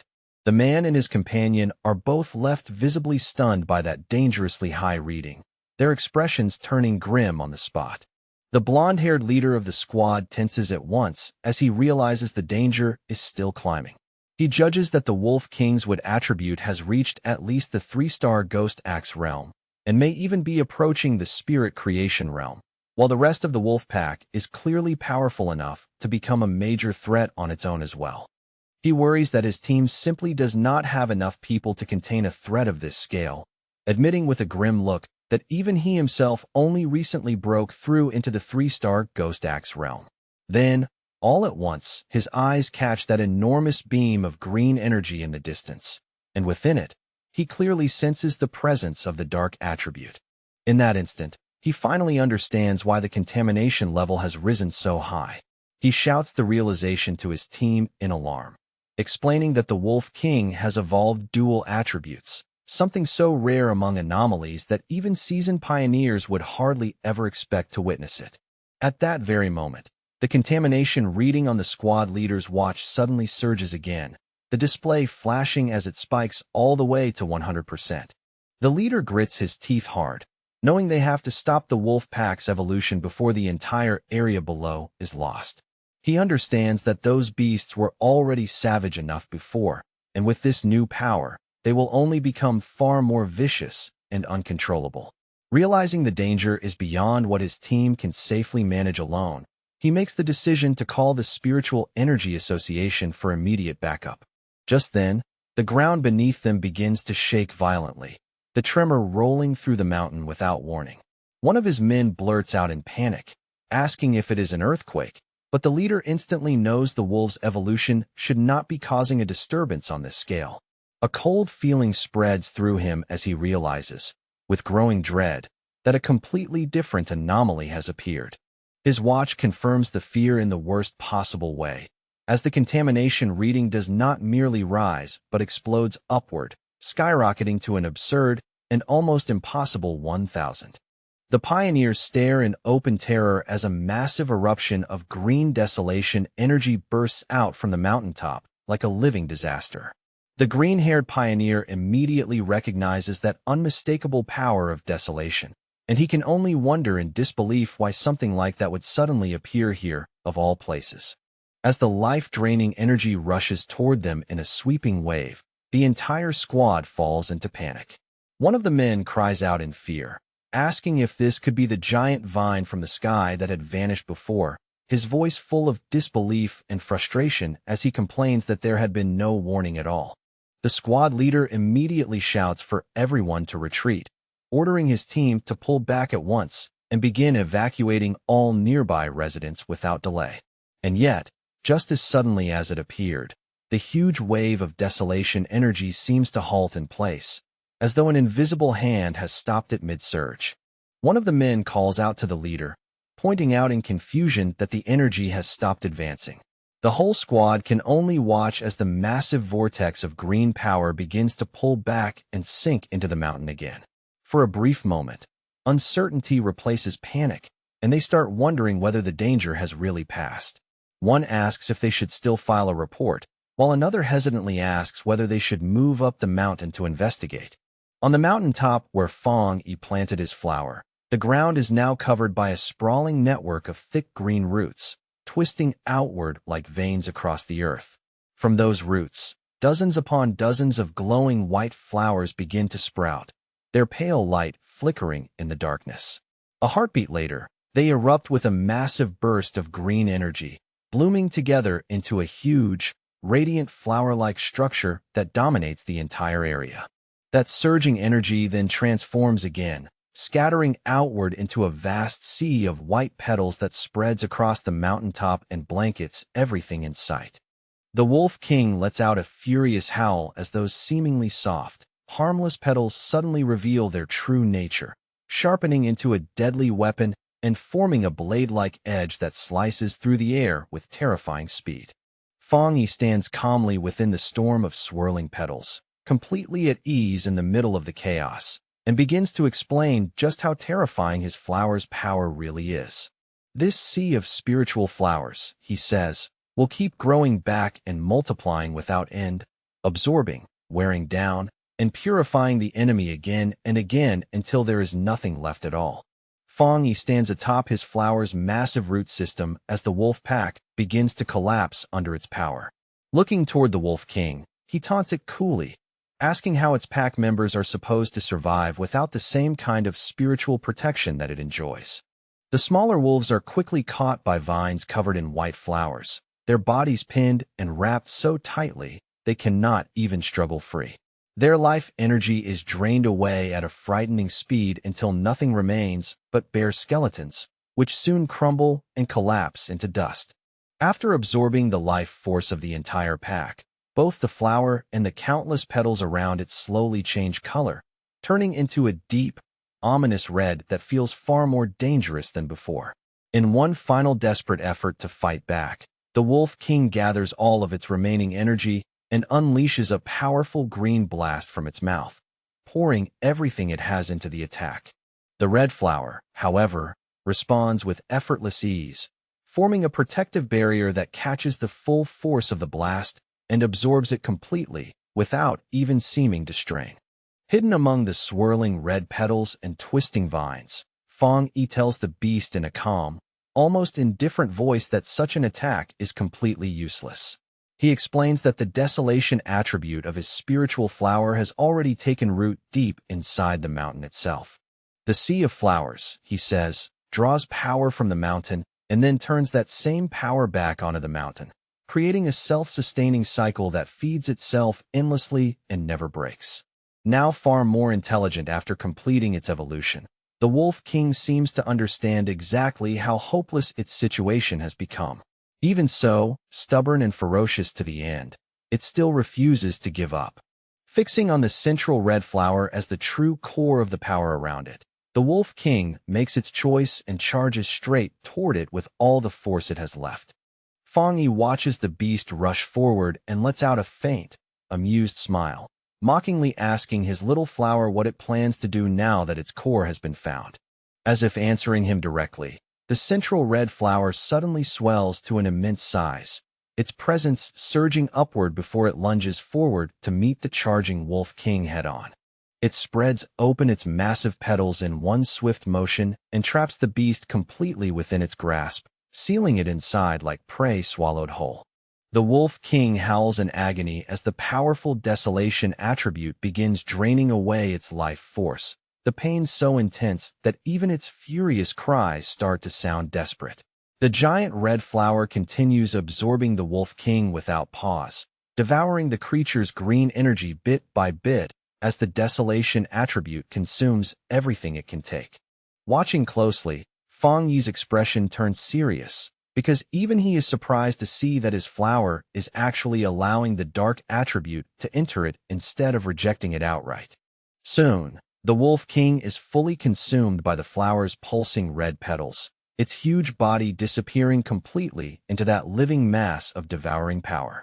Fang Yi is genuinely astonished by what he is seeing, inwardly marveling at how formidable the desolation attribute has become in the flower's hands. He realizes that he never expected it to develop and shape its own technique without any direct guidance from him after he implanted the attribute.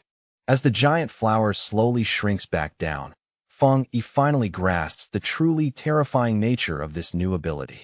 Once an enemy is trapped inside that sea of flowers, escape is no longer even a possibility.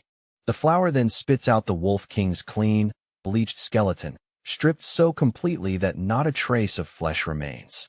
Seeing this, Fang Yi concludes that even if the spiritual flowers themselves are destroyed, they can simply regenerate without end and use their desolation power to reduce any enemy to bare bones. Standing in front of the massive red flower, now surrounded by an entire field of smaller red blossoms, Fang Yi decides that this newly born technique deserves a name. After a moment's thought, he calls it Endless Spirit Sea. A system window appears before him, confirming his judgment and announcing that the spiritual flower has successfully written a desolation attribute technique of its own, Endless Spirit Sea. With the battle finally over, the flower slowly closes its petals again, its whole body glowing brightly from within as though some new change is building inside it. Fang Yi watches in silence, a little weary from the battle, as a single red petal drifts gently through the air and brushes softly against his cheek. Then the flower suddenly erupts with a tremendous surge of energy, and Feng Yi's eyes widen in surprise as he realizes that his little flower is about to evolve as well. Far away, inside a high-tech control room, alarms begin blaring as an analyst urgently reports the appearance of an A-level anomaly.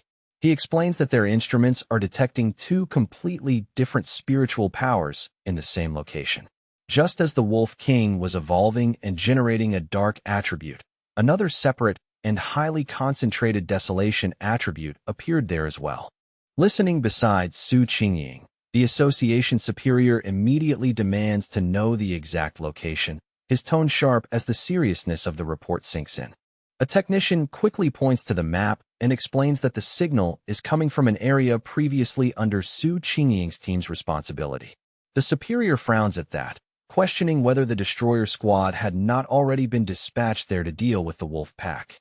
Before he can finish the thought, his question is abruptly cut off by an incoming call from the squad on the ground. The squad leader reports that a powerful wave of desolation energy suddenly appeared and wiped out the entire A-level wolf pack. However, he also adds that the desolation power then withdrew back into the mountain, where a large number of strange flower-type anomalies have since appeared. The pioneers stand before the mountain, which is now glowing red beneath a vast sea of flowers, and none of them are able to get any closer without feeling overwhelming danger pressing them back. The association superior continues speaking with the squad leader as the situation grows more serious by the second.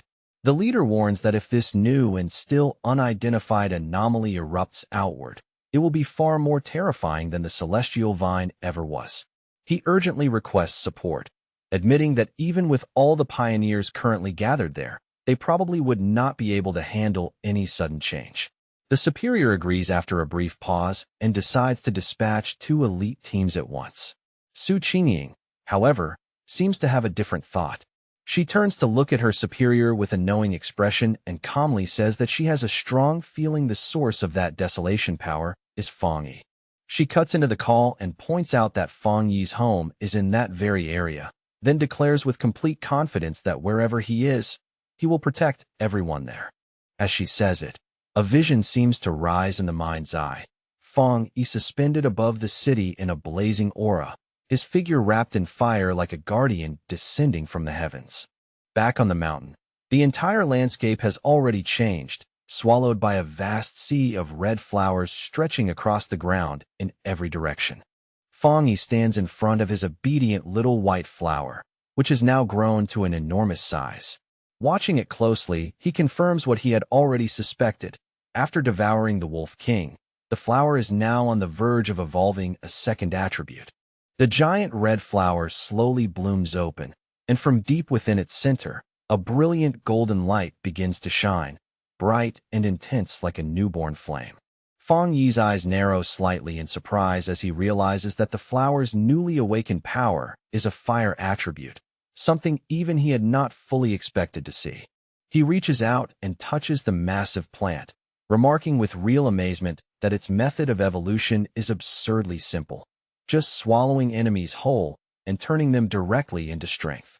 Once the evolution settles, the huge flower gradually shrinks down again until it returns to its original handheld size, though its petals have now turned a deep, heavy red. A system window appears in front of him, confirming that the spiritual flower has successfully completed its evolution. It is now classified as an A-level anomaly called the Desolate Fire Spirit Flower, possessing both desolation and fire attributes. The notification goes on to say that the flower has a powerful hunger for spiritual energy and can be placed inside the boundless dark realm for nurturing. Feng Yi reads that line twice, momentarily confused by the mention of the boundless dark realm, before a new idea suddenly flashes through his mind. He quickly realizes that he can place the flower inside his own personal dark domain. In his understanding, that domain contains a large number of dark attribute anomalies and offers exactly the kind of environment this flower could grow strong in. A thought follows naturally after that. If the spiritual flower keeps feeding on the energy inside, then it may even be able to evolve a third attribute, one tied to darkness itself. But just as he lifts the orb of his dark domain in his hand, the sky above suddenly begins to change, and a massive storm starts gathering overhead with alarming speed. Golden light flashes in his eyes as realization hits him. Another breakthrough is coming, and this time, he is about to step into the two-star spirit creation realm. He immediately sits down to cultivate, and in the next moment, a massive pillar of golden divine energy descends from the heavens and envelopes him completely.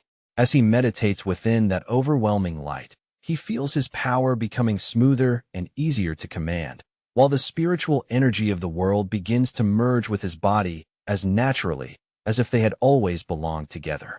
Elsewhere in the mountains, a muscular man with spiky hair senses the immense energy of that breakthrough from afar.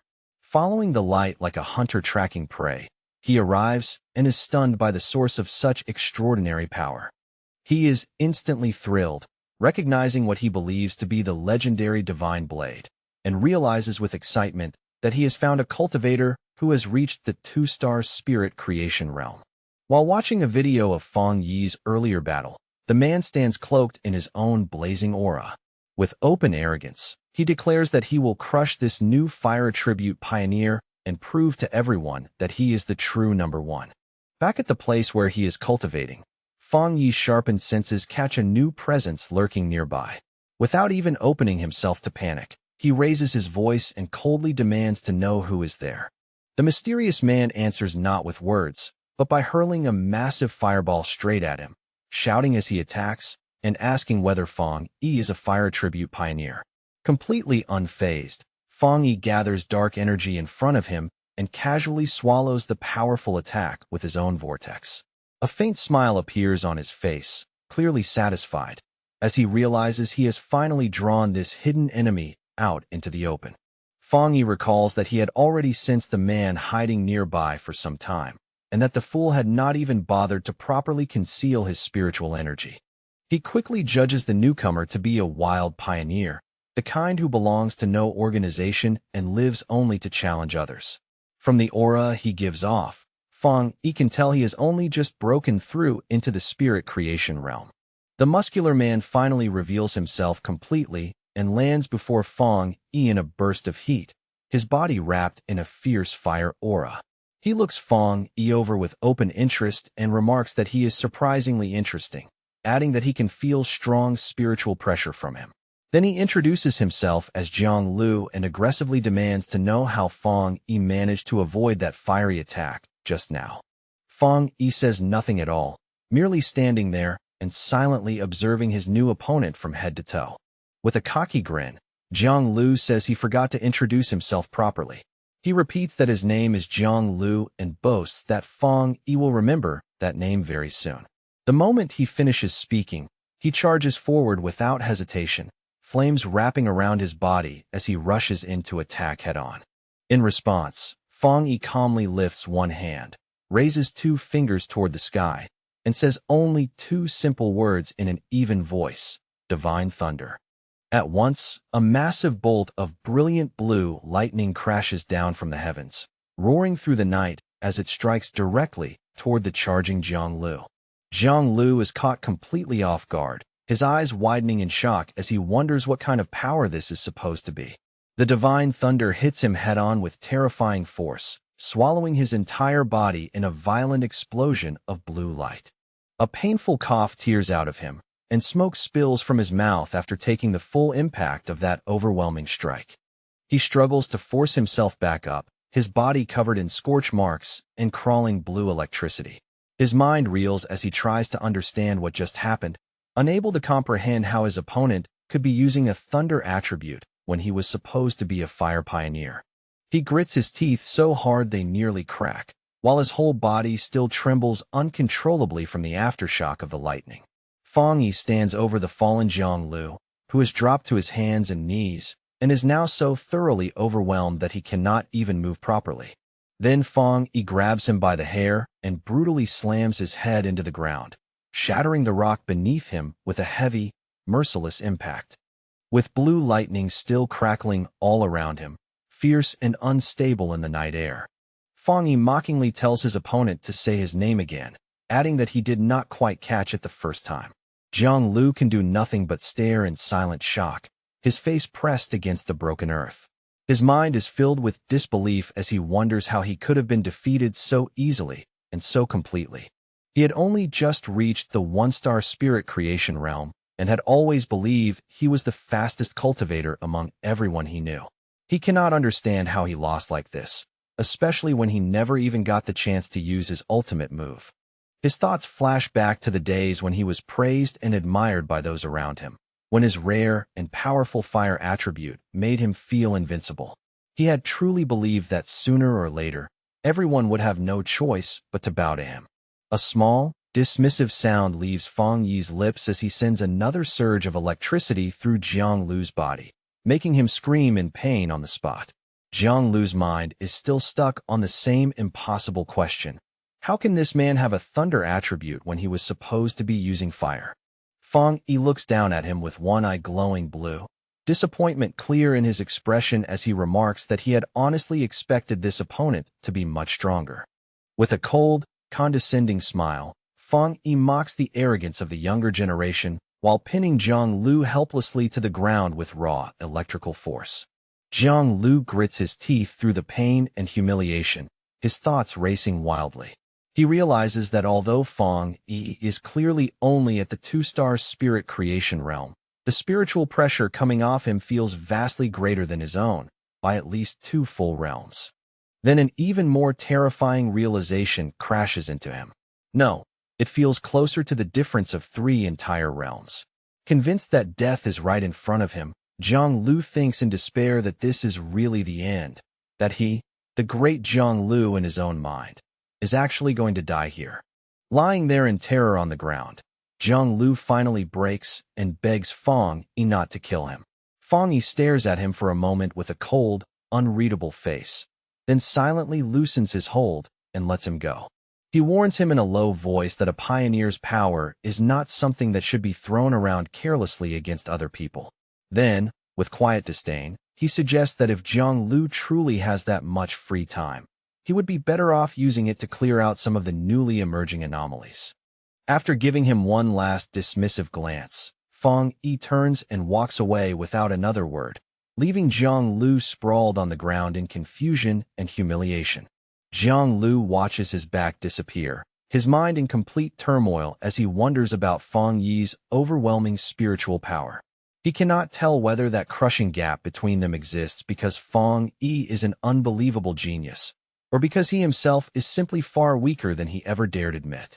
Later, inside a luxury apartment, a dejected and emotionally drained Jiang Lu pushes open the door and enters a room where 2 men have already been waiting for him. One of the men greets him the moment he sees him and, after a brief pause, casually comments on his new hairstyle with an awkward attempt at humor. The other man, who has striking red hair and a much sharper temper, immediately begins scolding him the instant he steps inside. He reminds Jiang Lu that he had already warned him before, telling him again and again not to go around picking fights so recklessly. The red-haired man keeps lecturing him, saying Jiang Lu's aggressive attitude is far too dangerous, especially now, when the spiritual energy revival has not even officially begun. He warns that acting like this will only drag more trouble straight to his door. To his friend's surprise, Jiang Lu does not argue back or flare up in anger this time. Instead, he drops onto the sofa like a man whose spirit has been completely broken. Thrown off by that strange reaction, one of the men stares at him and asks what happened, wondering if this silent, defeated figure is really the same battle-hungry Jiang Lu they know. The red-haired man frowns and asks Jiang Lu directly what exactly happened out there. He reminds him that he went out specifically to challenge the Divine Blade user, and Jiang Lu, still sunk in misery, quietly admits that the whole thing ended in an instant. His other friend immediately grabs him by the shoulders and demands that he stop mumbling and explain clearly what he means. With tears already gathering on his face, Jiang Lu finally breaks down and confesses that he was the one who got defeated in an instant. His 2 friends are left in complete disbelief. Jiang Lu, half frantic and half broken, says he wishes he had realized sooner that something was wrong and backed off, because at least then he would not be drowning in this kind of shame. The man on the sofa can only ask in confusion how the Divine Blade could possibly be that strong when Jiang Lu himself is a rare genius who reached the spirit creation realm in only a few short months. Zhang Lu then remembers the fight in painful detail, recalling how his strongest technique, Meteor Flame, was crushed in a single instant by the other man's terrifying thunder attack. His friends try hard to make sense of such an absurd defeat. The seated man wonders whether Zhang Lu challenged the wrong person, arguing that with Zhang Lu's pure firepower and spirit creation realm cultivation, it should be nearly impossible for anyone to beat him that easily. The red-haired man offers another guess, suggesting that perhaps this person was not actually a pioneer at all, and that their first judgment of his identity and strength was simply wrong. Zhang Lu explodes at that idea and angrily rejects both explanations, shouting that there is no way he could have mistaken it, and that the location was absolutely his opponent's own territory. He insists they cannot possibly understand because they were not there to feel it themselves. In a shaken voice, he describes the man as a monster and recalls that terrifying thunder, saying it felt so violent and overwhelming that it was going to split his head apart. Both of his friends fall silent in shock as Zhang Lu declares that his instincts are telling him he found the right person after all. He then gives them his most horrifying conclusion. His opponent is a top-tier pioneer who possesses both fire and thunder powers, and somehow, that thunder power is many times stronger than Zhang Lu's own fire. He believes the man was deliberately hiding his true strength, and from what he felt, he guesses that person must be at least at the 3-star spirit creation realm. His friends are stunned by that judgment. The red-haired man cannot help thinking how absurd and impossible it should be for a wild pioneer to reach that level so young, and he slowly realizes that if Zhang Lu is telling the truth, then this mysterious person is going to become a nightmare for every other pioneer who crosses his path. After sitting in silence for a moment, Zhang Lu slowly lifts his head again, a new look of determination in his eyes, and asks his friends whether he should try becoming that man's apprentice. The question leaves both of them completely speechless. Meanwhile, back in his apartment, Fang Yi sits in meditation while a swirling golden aura turns around him like a living current of light. He soon finds it strange that the clear feeling of being right on the verge of breaking through into the 2-star spirit creation realm has suddenly vanished without warning. He opens his glowing, fiery eyes and quickly decides that the problem is not coming from his own body at all, but from some outside change affecting the environment around him. A moment later, he realizes what it is. The spiritual energy in the air has become unstable and disordered, making it impossible for him to gather it properly and complete his advancement. That realization confirms the fear already forming in his mind.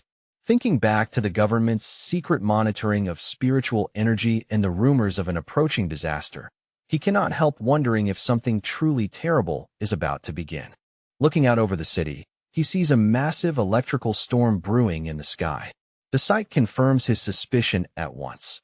The full spiritual energy revival is starting ahead of schedule, and it is beginning right here in his city. He immediately tries calling Jialan, wanting to know what the military has already discovered, but no matter what he does, the call refuses to connect. His expression darkens as he considers the worst possibility, that they may have already been forced into silence, which would mean the situation is even more serious than he hoped. Just then, his phone suddenly rings, and the incoming call is from Su Qingying. He answers through a burst of static, and on the other end, a panicked Su Qingying tells him that the situation has changed dramatically and that she needs his help right away. As Fang Yi asks whether the terrible signal is being caused by monsters appearing inside the city, a monstrous bat-like creature with glowing red eyes suddenly slams into his window, sending cracks racing across the glass. Through the broken static of the call, Su Qingying confirms that the problem is enormous and tells him that she is already inside the city herself. Then, with one final explosive crash, the creature wrapped in dark energy smashes through the window completely and lunges straight toward Fang Yi, who is still seated. Fang Yi does not even look impressed. In a calm, almost bored voice, he remarks that the creature is badly overestimating its own strength. Reacting in the same instant, Fang Yi summons a blade of pure blue electrical energy from his hand, the sharp light crackling violently around his fingers. He rises into the air and throws that lightning blade straight at the charging beast, piercing clean through its body and destroying it in a sudden flash of brilliant light. The noise immediately brings Lin Yi rushing out from her room, shouting a warning to her cousin about the bat-like monster that has just appeared. But she stops dead the moment she sees the shattered window and Fong Yi standing there calmly amid the fading arcs of lightning. Stunned, she asks him what is going on. Looking out through the broken window, Fong Yi explains that while monsters usually appear at random, it is deeply worrying that they are now spawning directly inside their home, and not just one of them, either. He says he believes the situation is still manageable for now. Then the two of them look out at the massive electrical storm spreading over the city, and Fong Yi quietly says that this may be the beginning of a major disaster. What troubles him most is how abnormal this feels. A 2-star Ghost Axe Realm monster would normally hide in darkness and wait for a better chance, not boldly attack a pioneer's home in the middle of the city like this. Realizing that a difficult battle is approaching, he tells Lin Yi to contact every pioneer she knows and gather them all at the apartment as quickly as possible. She agrees at once without even a moment of hesitation. Fong Yi then steps onto the ledge of the broken window and tells his cousin that since she is already close to her own breakthrough, he is trusting her with the safety of their home while he is away. He tells her clearly to guard the window and hold the apartment while he is gone. Elsewhere, across the chaotic city, Su Qingying and her squad stand on a rooftop, while the violent storm overhead is already interfering heavily with all of their communications. One of her teammates, Zhang Xiaoya, looks at the failing equipment and wonders aloud whether their devices are simply broken, though the tension in her voice makes it clear she already suspects the truth. Su Qingying's expression turns grim as she says that if a real disaster truly breaks out, then they may have no choice but to handle it with their own strength alone. Together they lift their eyes toward the enormous, swirling vortex overhead, and even as she watches it twist across the sky, she can only hope this is still some kind of false alarm. Acting as the captain without hesitation, she raises her communicator and begins checking the status of every patrol unit. Her voice steady as she orders all teams across the area to remain on the highest possible alert. But before she can finish issuing commands, Su Qingying, Zhang Xiaoya, and the other squad member all look up at the same time, their faces freezing into pure shock and instinctive fear. A massive swarm of those dark, bat-like monsters begins pouring down from the vortex overhead, and someone immediately shouts a warning that a large anomaly group has appeared, making it clear that the invasion has officially begun. All across the city, a red alert begins broadcasting warnings about the heaviest rainstorm seen in 50 years, repeatedly urging every citizen to stay indoors and avoid going outside. The streets quickly fill with fear, confusion, and spreading panic as people stare up at the darkened sky, unable to understand what they are seeing and wondering if this is the end of the world. At the same time, Jiang Lu and his red-haired friend race through the rain-soaked streets on their motorcycles, tires cutting through the wet road. The friend shouts over the storm that the whole situation feels terribly wrong and asks whether they should stay or leave, but Jiang Lu stays silent, his face dark and uneasy. Then, without warning, a monstrous bat-like creature wrapped in dark red energy dives straight down from the sky, toward them like a living spear. Jiang Lu reacts instantly in anger, shouting that the thing must be looking for death as he throws up a hand and summons a blazing fireball. He fires a fierce blast of flame directly at the monster, while his friend stares in confusion and wonders aloud why it would attack them at all, since creatures like this usually avoid pioneers as strong as Jiang Lu. To their horror, the creature bursts back out of the flames with a shrill screech, completely unharmed. In that instant, Jiang Lu realizes with panic that it is not that the monster failed to burn. It actually regenerated the damage immediately. Shaken by the overwhelming strength of the monsters appearing all over this city, Jiang Lu makes a fast decision and says they need to head home right away. The scene shifts back several hours earlier to a high-tech control room inside the Spiritual Energy Association. There, Su Qingying and her superior are in the middle of a meeting when one official suggests that if they want results, they need their most capable people to open communication with Fong Yi. Just as the superior turns towards Su Qingying to speak, a sudden alarm cuts sharply through the room and interrupts the meeting. A special warning flashes across the main screen, announcing that an A-level anomaly is predicted to arrive in the city center within 24 hours, while large numbers of bat-like anomalies have already begun gathering in the outer suburbs. The association superior questions whether it is truly an A-level anomaly, and Su Qingying, visibly alarmed, immediately says they must dispatch a team at once, and that she will personally go as well. The scene snaps back to the present, where the leader of the destroyer squad stares upward in terror at a gigantic version of the bat monster descending on him. In a panic, he shouts into his communicator, correcting the previous report and warning that the anomaly is not A-level at all, it is S-level. The creature's enormous shadowy body continues growing more oppressive as it descends, its glowing red eyes fixed below with the cold intent to wipe everything out. The scene then shifts again to a quiet military district, where sleek futuristic hallways stretch on in eerie silence, almost too still compared to the chaos elsewhere. Outside, however, that silence has already been shattered by war. A huge swarm of glowing red, bat-like anomalies is attacking a military warship, and the vessel responds by firing massive blasts of energy in a desperate attempt to hold them back. In the center of that raging swarm, Jialan fights fiercely, her body moving like a storm as powerful energy whips lash out from her hands and tear through wave after wave of the dark creatures. For one brief moment, Jialan pauses in mid-battle and looks up, watching the endless stream of monsters continue pouring in without any sign of stopping. She knows her unique ability allows her to shape and reinforce her spiritual power however she needs, but the number of dark attribute bats keeps increasing no matter how many she cuts down. It feels less like a random attack and more like a deliberate effort to keep her and her soldiers from reaching something important. Just then, a young blonde man wrapped in crackling yellow lightning drops down beside her, his arrival flashing through the battlefield like a sudden strike from the sky. He gives her a quick smile even in the middle of the chaos and openly compliments her strength, clearly impressed by what he has just seen.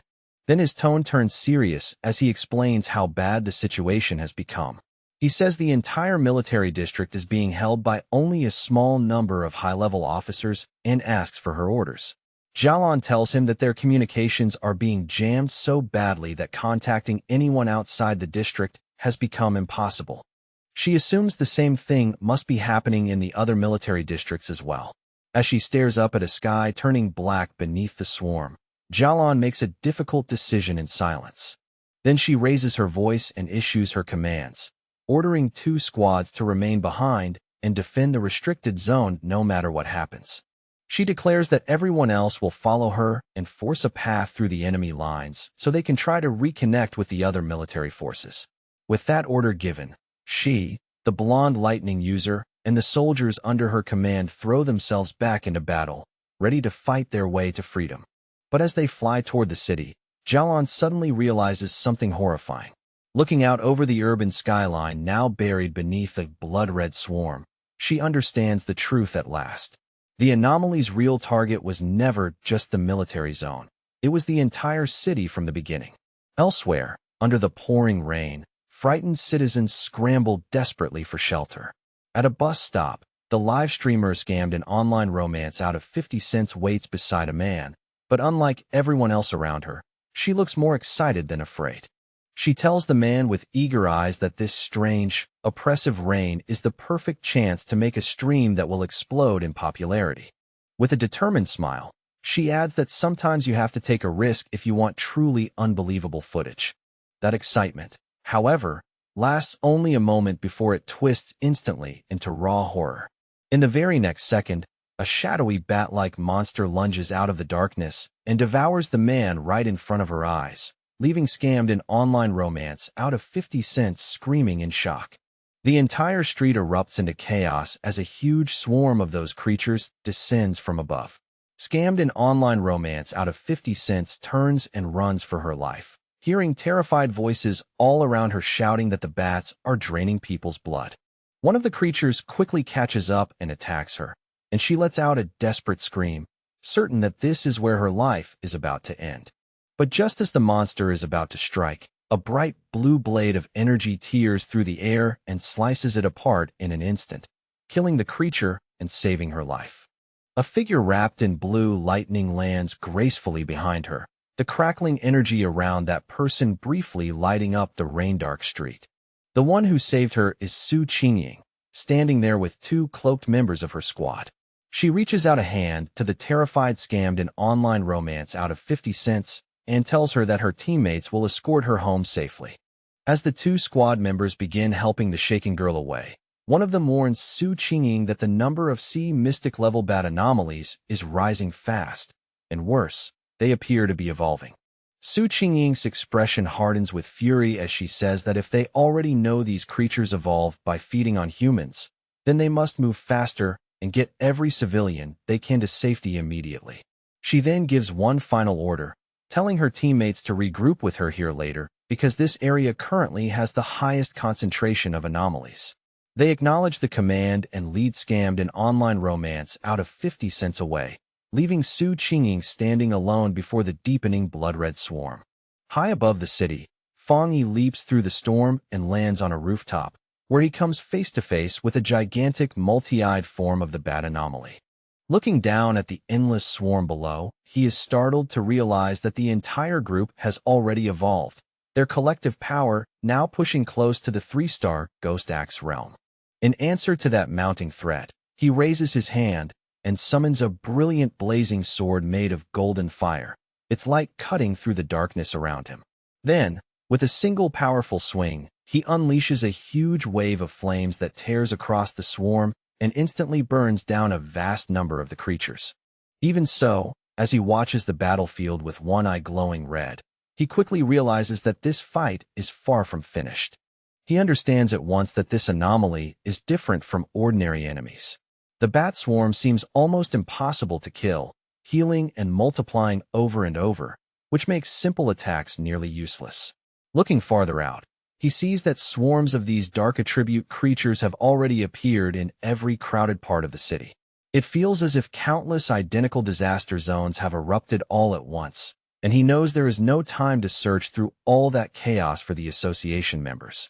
Looking out over the city now buried beneath swirling dark mist and blood-red movement, Fang Yi comes to a hard conclusion. Since there is no faster option left, he will have to deal with the swarms one by one. Choosing a new approach in an instant, Fang Yi lifted his hand and unleashed his ultimate technique, the Boundless Dark Realm. A gigantic vortex of dark green energy burst outward around him, spinning like a living storm, and he coldly declared that every one of these anomalies would be fed to his spiritual flower. As the vortex began swallowing the swarm bit by bit, his thoughts flashed to the people waiting behind him. In his mind, he saw the pioneers gathered at his home: Lin Yi, Su Qingying, Zhang Xiaoya, and the others. He knew there was no time to hesitate. With Cousin's ability and the protection of the other pioneers, his home should be safe for the moment. But he also understood the truth all too clearly. If this disaster kept escalating, the nightmare would become reality, and once that happened, survival would be nearly impossible for anyone. 10 minutes later, Su Qingying was still battling alone on a rooftop, hemmed in on all sides by an endless tide of vicious anomalies. She clenched her teeth in frustration as the swarm kept surging forward.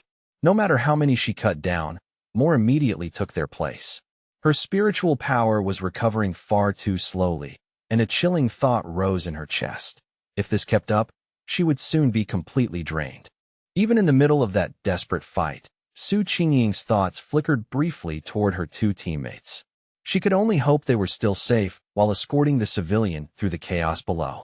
Then a sudden scream for help, sharp with terror, tore through the storm and made her snap her head upward.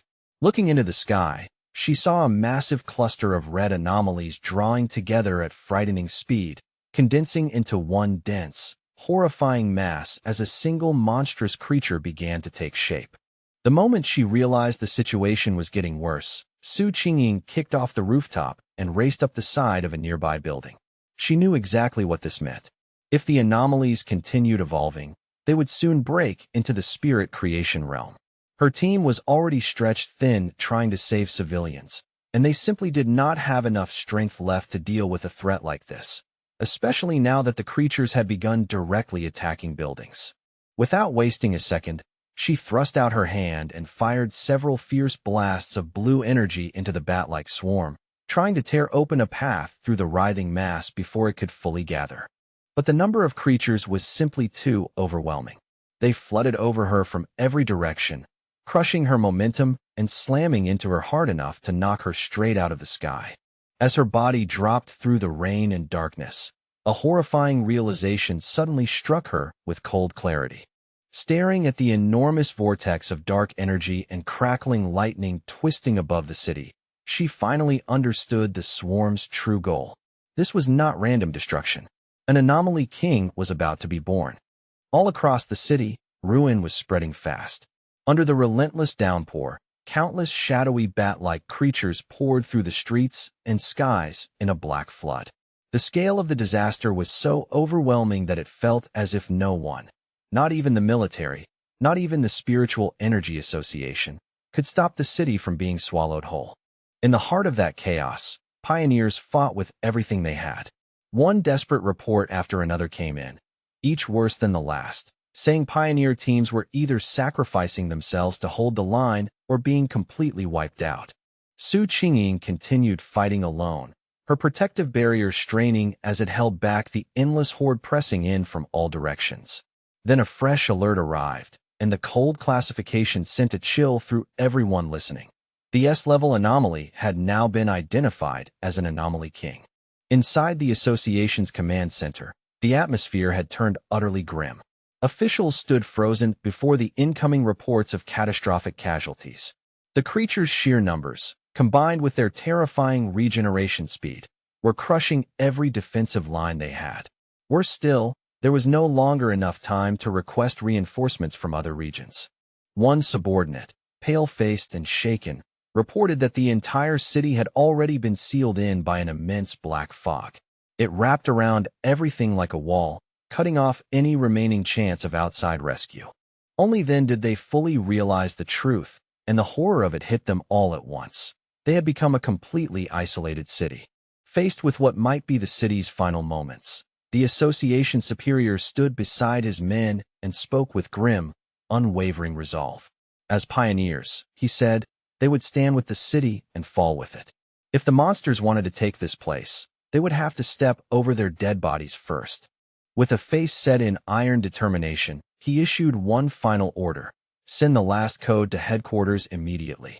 If they failed to stop the disaster here, then headquarters had to launch a destruction strike at once, no matter the cost, to keep the dark attribute from spreading any farther. Meanwhile, Su Qingying's battle had not stopped for even a moment. Her protective barrier was beginning to crack under the non-stop assault of the swarm, and she could feel the last of her spiritual power slipping away. She was nearing her limit. Drawing on every bit of strength she still had, she forced herself to focus, gathered her remaining energy, and hurled one final massive blast toward the swirling vortex of monsters above. But the attack was knocked aside with shocking ease, as though all the power she had staked on that strike meant nothing at all. The evolved creature became clearer in the storm-dark sky and let out a shriek so sharp it seemed to split the rain itself. As its true aura spread, Su Qingying's eyes widened in disbelief. The thing had already reached the terrifying level of a 3-star spirit creation realm. It lunged straight at her barrier, and with one brutal strike, the entire defense shattered apart. Driven back and nearly spent, Su Qingying clenched her teeth in despair. Her spiritual energy was almost exhausted, and for the first time, the weight of helplessness pressed heavily into her chest. The creature's overwhelming power tore completely through Su Qingying's protective barrier, smashing what little defense she had left into fragments. Already injured and unable to stabilize herself, she fell through the air in a miserable arc while the massive creature descended after her like a predator closing in for the kill. Realizing with painful clarity that this might truly be the end, she forced herself to gather the last traces of power still left inside her for one final, desperate attack, refusing to give up even as death rushed down toward her. But just as she was about to strike, a streak of brilliant fire suddenly flashed past her body, cutting through the darkness so fast it was almost impossible to follow, and then exploded against the monster with violent force, stopping its advance in midair. Through the fading blaze and scattering sparks, Su Qingying stared in shock as Fang Yi appeared before her, his sword still burning with fierce light. He turned toward the threat without hesitation, and his eyes shone with overwhelming power, one blazing fiery orange, the other crackling electric blue, both bright enough to pierce the storm. In a cold, steady voice, he declared that his power was divine thunder. Then he surged forward, driving both fire and lightning into his blade until the weapon itself seemed ready to split heaven and earth. He met the creature head-on in the open air, and with a single devastating swing that carried unstoppable force, he cleaved the enormous monster cleanly in half. The severed halves exploded one after another in blazing bursts of fire, lighting up the rain-darkened city sky with a violent, almost unreal brilliance. When the clash was over, Fang Yi and Su Qingying dropped back down and landed on a road made slick and reflective by the pouring rain. Fang Yi calmly apologized for taking so long to find her, explaining that there had been too many identical swarms of monsters spread across the city. Still weak and catching her breath, Su Qingying warned him not to lower his guard. These creatures, she reminded him, could revive. Almost as soon as she said it, the scattered remains of the monster began gathering again in the sky, slowly reforming before their eyes. Fang Yi merely lifted his gaze and said in an even tone that he already knew. Facing the regenerating swarm without the slightest trace of panic, Fang Yi told Su Qingying not to worry. He always finished what he started. Purple dark attribute energy rapidly condensed into his hand, growing denser and heavier by the second, before he unleashed the boundless dark realm once more. A terrifying vortex burst outward to absorb the enemy, and he declared with absolute certainty that he always kept his word. Watching that overwhelming scene unfold in front of her, Su Qingying felt hope surge back into her heart. Only then did she realize she had nearly forgotten something important. The city still had a peerless pioneer like Fang Yi standing in it. The huge purple vortex spread wildly across the street and up into the air, swallowing the entire swarm of bat-like creatures as if the night itself were being dragged into its center. Then, with nothing more than a single command from Fang Yi, the massive vortex abruptly compressed inward, crushing the countless monsters tighter and tighter until they were forced into one stable orb of pure dark energy. Only after dealing with the swarm did Fang Yi turn towards Su Qingying and ask if she was all right. She thanked him for saving her life and said she was fine for the moment, adding that she had medicine on her that could help her recover. But after noticing the state of her injuries, Fang Yi's expression grew visibly more serious. He placed a hand on her shoulder, and in the next instant a surge of blue lightning wrapped around her body, making her cry out in startled surprise. Fang Yi explained calmly that he had already cleansed the dark attribute invading her system, then told her to quickly bandage the wound. Su Qingying was stunned by the strength of his thunder attribute. She could clearly feel that the pain in her wound had already eased, and the injury itself was healing faster than it ever had under even the association's most advanced medicine.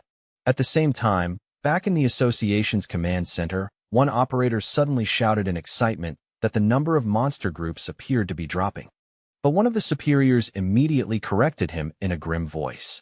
All of the rescue pioneer teams, he said, had already come under attack and lost contact. The number of monsters outside the city had not decreased in the slightest. The truth was far worse. The swarms inside the city were gathering together because the Anomaly King was on the verge of appearing. A trace of sorrow passed through his heart as he thought about wanting to see his parents one last time, yet he already knew that chance was gone. With that quiet pain buried deep inside him, he forced himself to accept reality and decided that all he could do now was carry out his final duty to the end. As the two of them stared up at the enormous green vortex churning across the sky, Fang Yi asked Su Qingying whether the association had any solid information about what they were truly facing. Su Qingying answered in a low, serious voice that it was a Super S-class anomaly, one that intended to devour the entire city, and that its power was already comparable to the terrifying monster the Star God Warzone had once been forced to seal away. Her expression darkened even further as she explained that an event on this scale had a name. It was called a cataclysm. These swarms flooding the city were not the main disaster at all, only the first warning, the opening sign of something far more horrifying that had yet to fully arrive. She went on to say that deep within that swarm, an unimaginably powerful spirit was being born right now. And if that birth was allowed to complete, then the fate of the city was already sealed. Everything here would be wiped out. Su Qingying then told Fang Yi what the association had managed to piece together from its research and battlefield records. Usually, monsters of the same type devoured one another in order to evolve, growing stronger through brutal self-consumption. But dark attribute anomalies did not follow the normal pattern. Once one of them fully evolved into what was known as an anomaly king, it gained a terrifying form of authority. That power would forcibly suppress every other anomaly of the same type and bend them all into absolute obedience beneath its will. She turned to Fang Yi with worry written plainly across her face. His strength was already astonishing, that much she could not deny, but she still pointed out the brutal truth. He had not yet stepped into the legendary Jinggang realm. She reminded him that even the nation's strongest pioneer had ended up bedridden after sealing a similar catastrophe. Her voice turned urgent, almost pleading, as she told him they could not afford to lose another genius like him. She begged him to break through the monster blockade, escape the city while he still could, and inform the military that they needed to abandon this place before everything was lost. Before her desperate plea could continue, Fang Yi gently tapped her on the head, cutting her off in the softest possible way. There was even a faint hint of playfulness in his tone as he asked whether she had forgotten everything she had learned back in school. Then the lightness disappeared from his face. His expression hardened, steady and immovable, as he declared that this city was his home. No matter what it cost him, no matter how much he had to sacrifice, he would protect it. Su Qingying could only stare at him in silence, completely speechless before that level of resolve. For a moment, even the storm and the chaos around them seemed to fade beside the certainty in his eyes. Without saying another word, Fang Yi turned and walked away through the rain, then sprang upward in one clean motion to the top of a high rooftop, where he stood alone before the massive green vortex, facing the place where the anomaly king was slowly, horribly emerging into the world. Bathed in a brilliant golden aura, Fang Yi looked up grimly and said that it really did seem as though the whole city was being offered as a sacrifice for the birth of this king. As the words left his mouth, the power of the golden sun ignited around him in blazing waves. He then glanced back at Su Qingying, who had followed him up, and asked to borrow her wrist device. He explained that he needed it both to detect the anomalies more clearly and to establish contact with the Association Command Center. Su Qingying handed it over without hesitation, holding the device in one hand and his blazing sword in the other. Fang Yi lifted his gaze to the storm above and said that he had to go up there himself and destroy the creature before it could completely take shape. He stood ready beneath the storm like a drawn blade, every muscle tense, while high above him the monstrous anomaly king continued forcing its way out of the swirling vortex hanging over the city. Back in the association's command center, the suffocating tension was suddenly broken when an operator shouted that they had reconnected with the signal of a missing pioneer. It was Su Qingying's signal, and for a brief instant the entire room froze in disbelief. A second later, that disbelief turned into shock. The operators saw her tracker moving at an incredible speed, flying straight toward the very center of the storm, the most dangerous point in the entire city. They immediately shouted for her to turn back, because everyone there knew the same thing. Rushing in alone was nothing less than a suicide mission. One official grabbed a communicator at once and tried desperately to reach her, raising his voice as he ordered her to stop immediately and hold her position until reinforcements from headquarters and the military could arrive. On the rooftop, Fang Yi held Su Qingying's wrist device in his hand as it crackled with bursts of static, the sound sharp and unstable in the rain-soaked air. After fumbling with it just long enough to finally understand how it worked, he spoke into the communicator and asked, calm and direct, whether the people on the other end could hear him clearly. The official in the command center was stunned and immediately demanded to know who he was and where Su Qingying had gone. Fang Yi ignored every one of those questions. Taking control of the conversation without hesitation, he told the official that he needed everyone in the command center to cooperate with him, because he was on his way to destroy the anomaly king at the center of the storm. As Fang Yi flew toward the massive vortex, wind and rain tearing around him, he continued in the same commanding tone. He told the speechless official that if they truly did not want to see the city destroyed, then they would work with him from this moment onward. He demanded that every piece of communication equipment they had and every scrap of information available be used to support him. The command center fell into a short, stunned silence, and then the official made his decision. With sudden fury and urgency, he barked orders for everyone to stop what they were doing and immediately connect all resources to the unknown pioneer. He commanded his teams to bring every available satellite radar online, feed the man constant battlefield data, and assign one operator to remain as his direct contact at all times. The assigned operator moved instantly and began reporting at once, explaining that satellite images showed an enormous number of anomalies gathered around the king, spinning in a violent circular formation like a living typhoon of darkness. He quickly added that the concentration of anomalies along the northern route appeared to be somewhat lower, making it a possible entry path. Even so, he recommended approaching from the southeast instead, since that direction seemed to avoid the densest and most dangerous swarms. As the stream of information continued pouring in through the communicator, Fang Yi kept flying deeper into the storm without slowing down even once. Then the operator suddenly cried out a warning. Fang Yi had been spotted by two powerful anomalies, one ranked A and the other S, and both were estimated to possess strength at the level of the two-star spirit creation realm. Panic rose in the operator's voice as he desperately urged Fang Yi to pull away at once. The official stared at the monitors with a grim face, already knowing in his heart that retreat was no longer possible. The unknown pioneer had committed himself too deeply to turn back now. At that very moment, a massive shockwave slammed into the command center building, jolting the entire room and throwing the staff into chaos as alarms blared and terrified cries erupted from every side.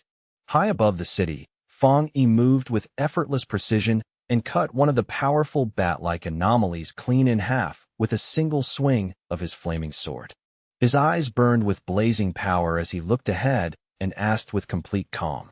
And in the command center, the operators could only stare in stunned disbelief. The leading official blurted out that the anomaly's source signal had vanished. Realizing what had just happened, he was shocked to understand that this pioneer had killed a dark attribute S-level anomaly in a single strike. His subordinate, excited almost to the point of shouting, immediately said that this had to be the legendary pioneer known as the Tyrant. In an instant, the entire command center erupted into cheers. The fear that had been crushing everyone moments earlier gave way to wild relief, and for the first time in a long while, they felt that they might actually be saved.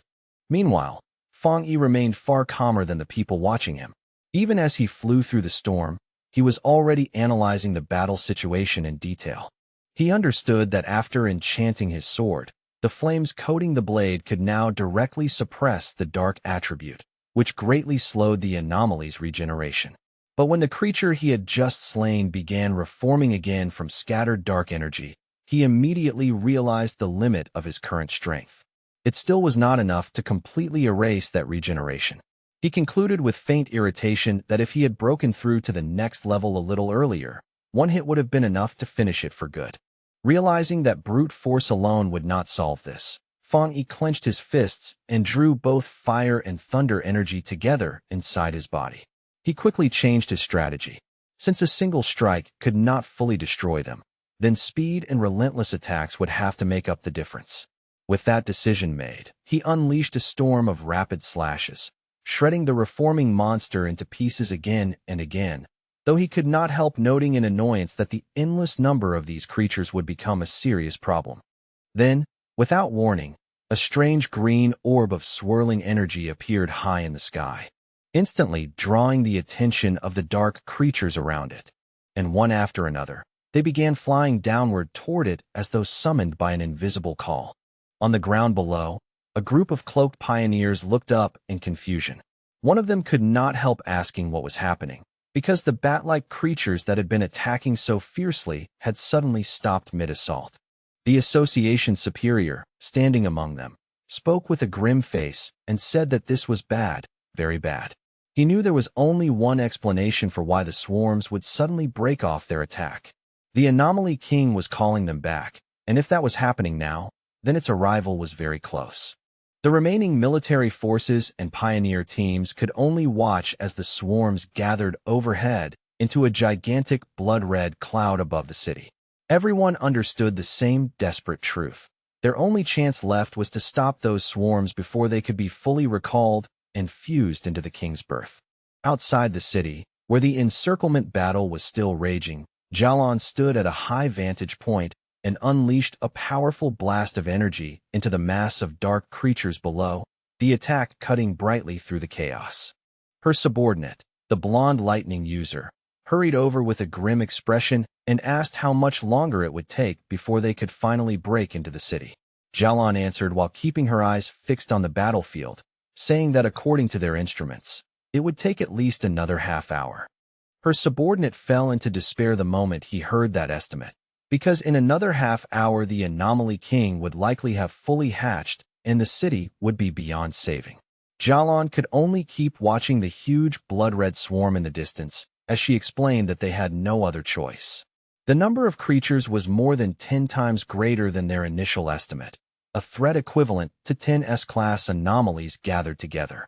Even with the military's heavy firepower and powerful weapons, they still could not completely wipe out those endlessly regenerating creatures. No matter how much force they poured into the battlefield, the dark swarm kept coming back, as if the city had already been trapped inside a living nightmare. Jalan's gaze stayed fixed on the battlefield as worry deepened in her eyes. If they failed here, she knew this disaster would not stop with one city. The nearby cities would also be swallowed by the spreading dark attribute. In a tense voice, she asked whether they still lacked enough people to break through the blockade. Her subordinate answered with frustration and bitterness that they were completely outnumbered. What angered him even more was that some pioneers were still hanging back and watching from a distance, as if this catastrophe had nothing to do with them, not realizing the darkness would eventually spread to them too.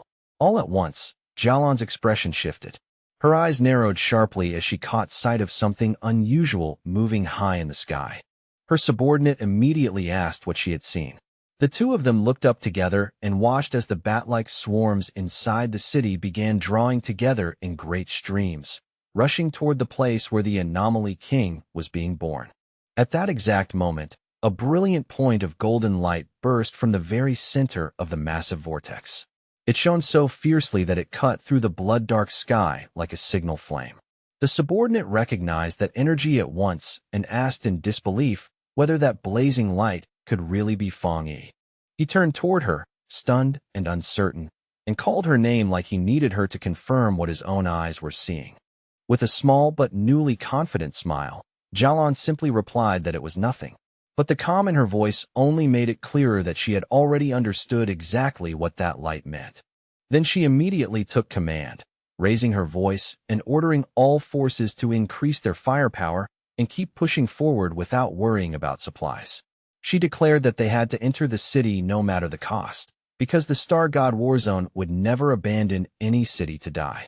As her forces surged ahead under that order, a lone fiery figure rose straight into the heart of the storm, glowing like a living beacon against the endless darkness and giving everyone who saw it a reason to keep fighting.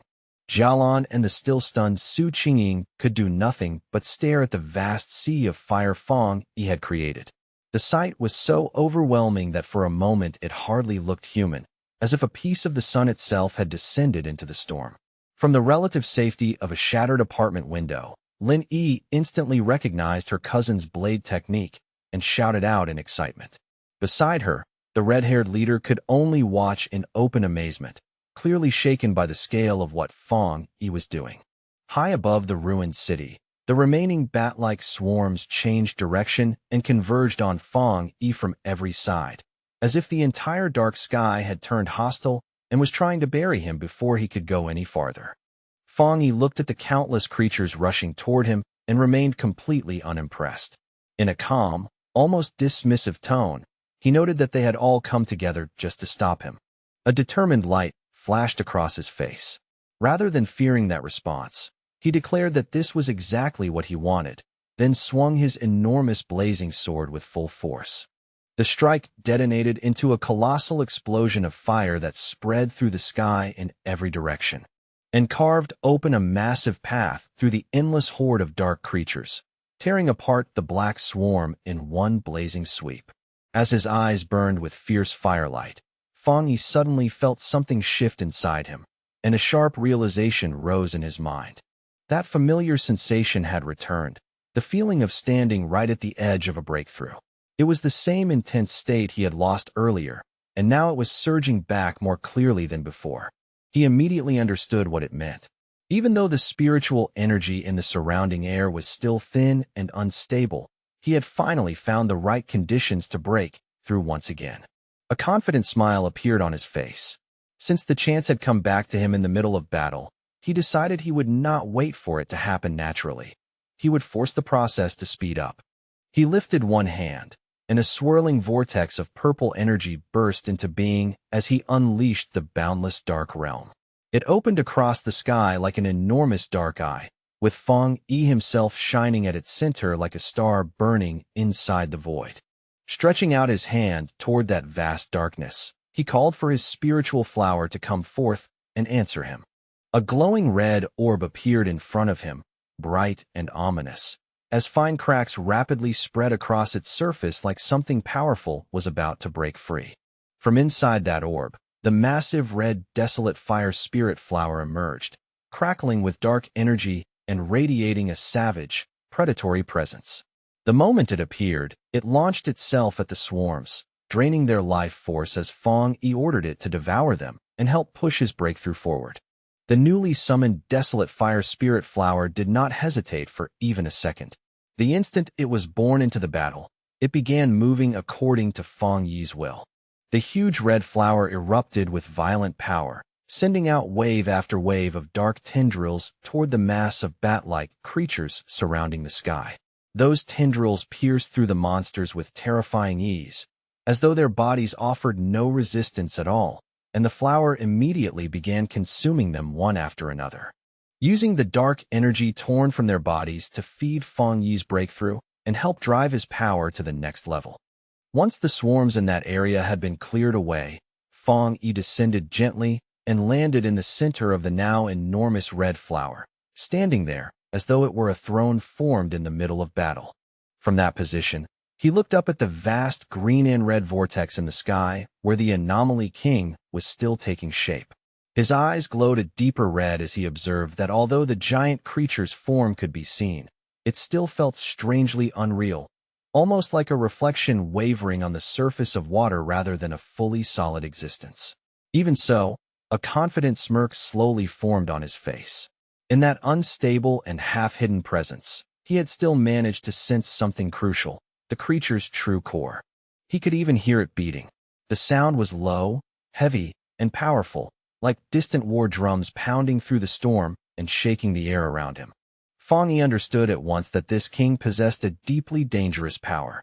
It could awaken the darkest and most evil desires buried in people's hearts, turning it into a threat far worse than simple destruction alone. A fierce red light burned in his eyes as he realized something else. The king was still holding back and deliberately hiding part of itself, most likely because its evolution had not yet been fully completed. Standing atop his flower in the middle of the storm, Fang Yi asked it directly whether it had already found the Anomaly King's exact location. The flower seemed to respond at once, as if confirming that it had. In the next instant, it sent the detected location straight to the device fastened to Fang Yi's wrist. The device lit up with a sharp red glow and projected a beam into the sky, clearly marking the hidden core of the Anomaly King inside the swirling vortex above. Now that the target had been pinpointed, golden light began filling Fang Yi's eyes as he pushed his golden sun breathing technique to its absolute limit. A tremendous explosion of pure golden energy burst out from his body and surged upward like a rising sun tearing into the heavens, carrying enough force to completely destroy the dark creatures if the strike connected cleanly. Far below, in the broken remains of the city, Jiang Lu and his companions could only stare at the sky in utter disbelief. They wondered what kind of power could produce such a blinding light, and first guessed it had to be some kind of fire attribute. But one of them quickly realized ordinary fire could never be this overwhelming, nor could it suppress dark power so completely. That left only one possible answer. It had to be a high-tier yang attribute, the natural enemy of darkness itself. Meanwhile, inside the association's command center, the suffocating tension was shattered by sudden cries of joy. An operator reported that the number of monsters was dropping rapidly and that the containment field was shrinking fast. The officials stared at their monitors in stunned disbelief, barely able to process how suddenly the entire situation had begun to turn around. Outside the trapped city, a military convoy was forced to halt in place. A subordinate hurriedly reported to Jialan that all the swarms blocking their path were turning back toward the city at once, as if they had just received a new command from something higher. From her position, Jialan looked toward the massive golden radiance blazing over the city and immediately realized what Fong Yi must be doing. He was attacking the Anomaly King's core directly. Her blonde subordinate stepped up beside her and confirmed that the incredible power filling the sky belonged to the tyrant. He recognized it as the purest and most refined form of the yang attribute he had ever seen. Jialan, however, did not look relieved. She admitted that she was worried about Fong Yi facing an enemy of that level entirely alone. Her subordinate, burning with urgency, said they had to enter the city immediately and support him, but Jialan suddenly stopped him and shouted for him to look at the sky. The expression on her face was pure shock, stripped of all calm and certainty.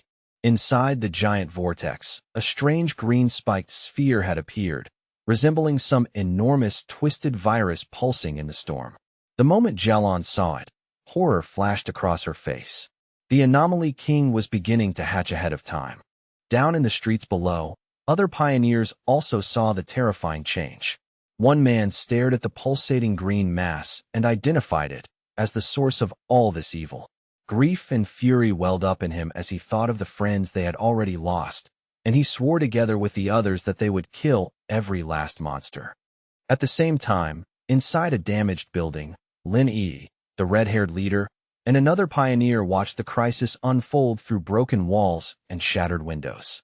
Lin Yi insisted that they could not just sit there and wait to die. They had to do something to help her cousin. She understood clearly now that the birth of the Anomaly King would demand the whole city as a sacrifice. Elsewhere in the ruined city, Su Qingying used her power to treat an injured pioneer, showing that the desperate struggle was still raging everywhere at once.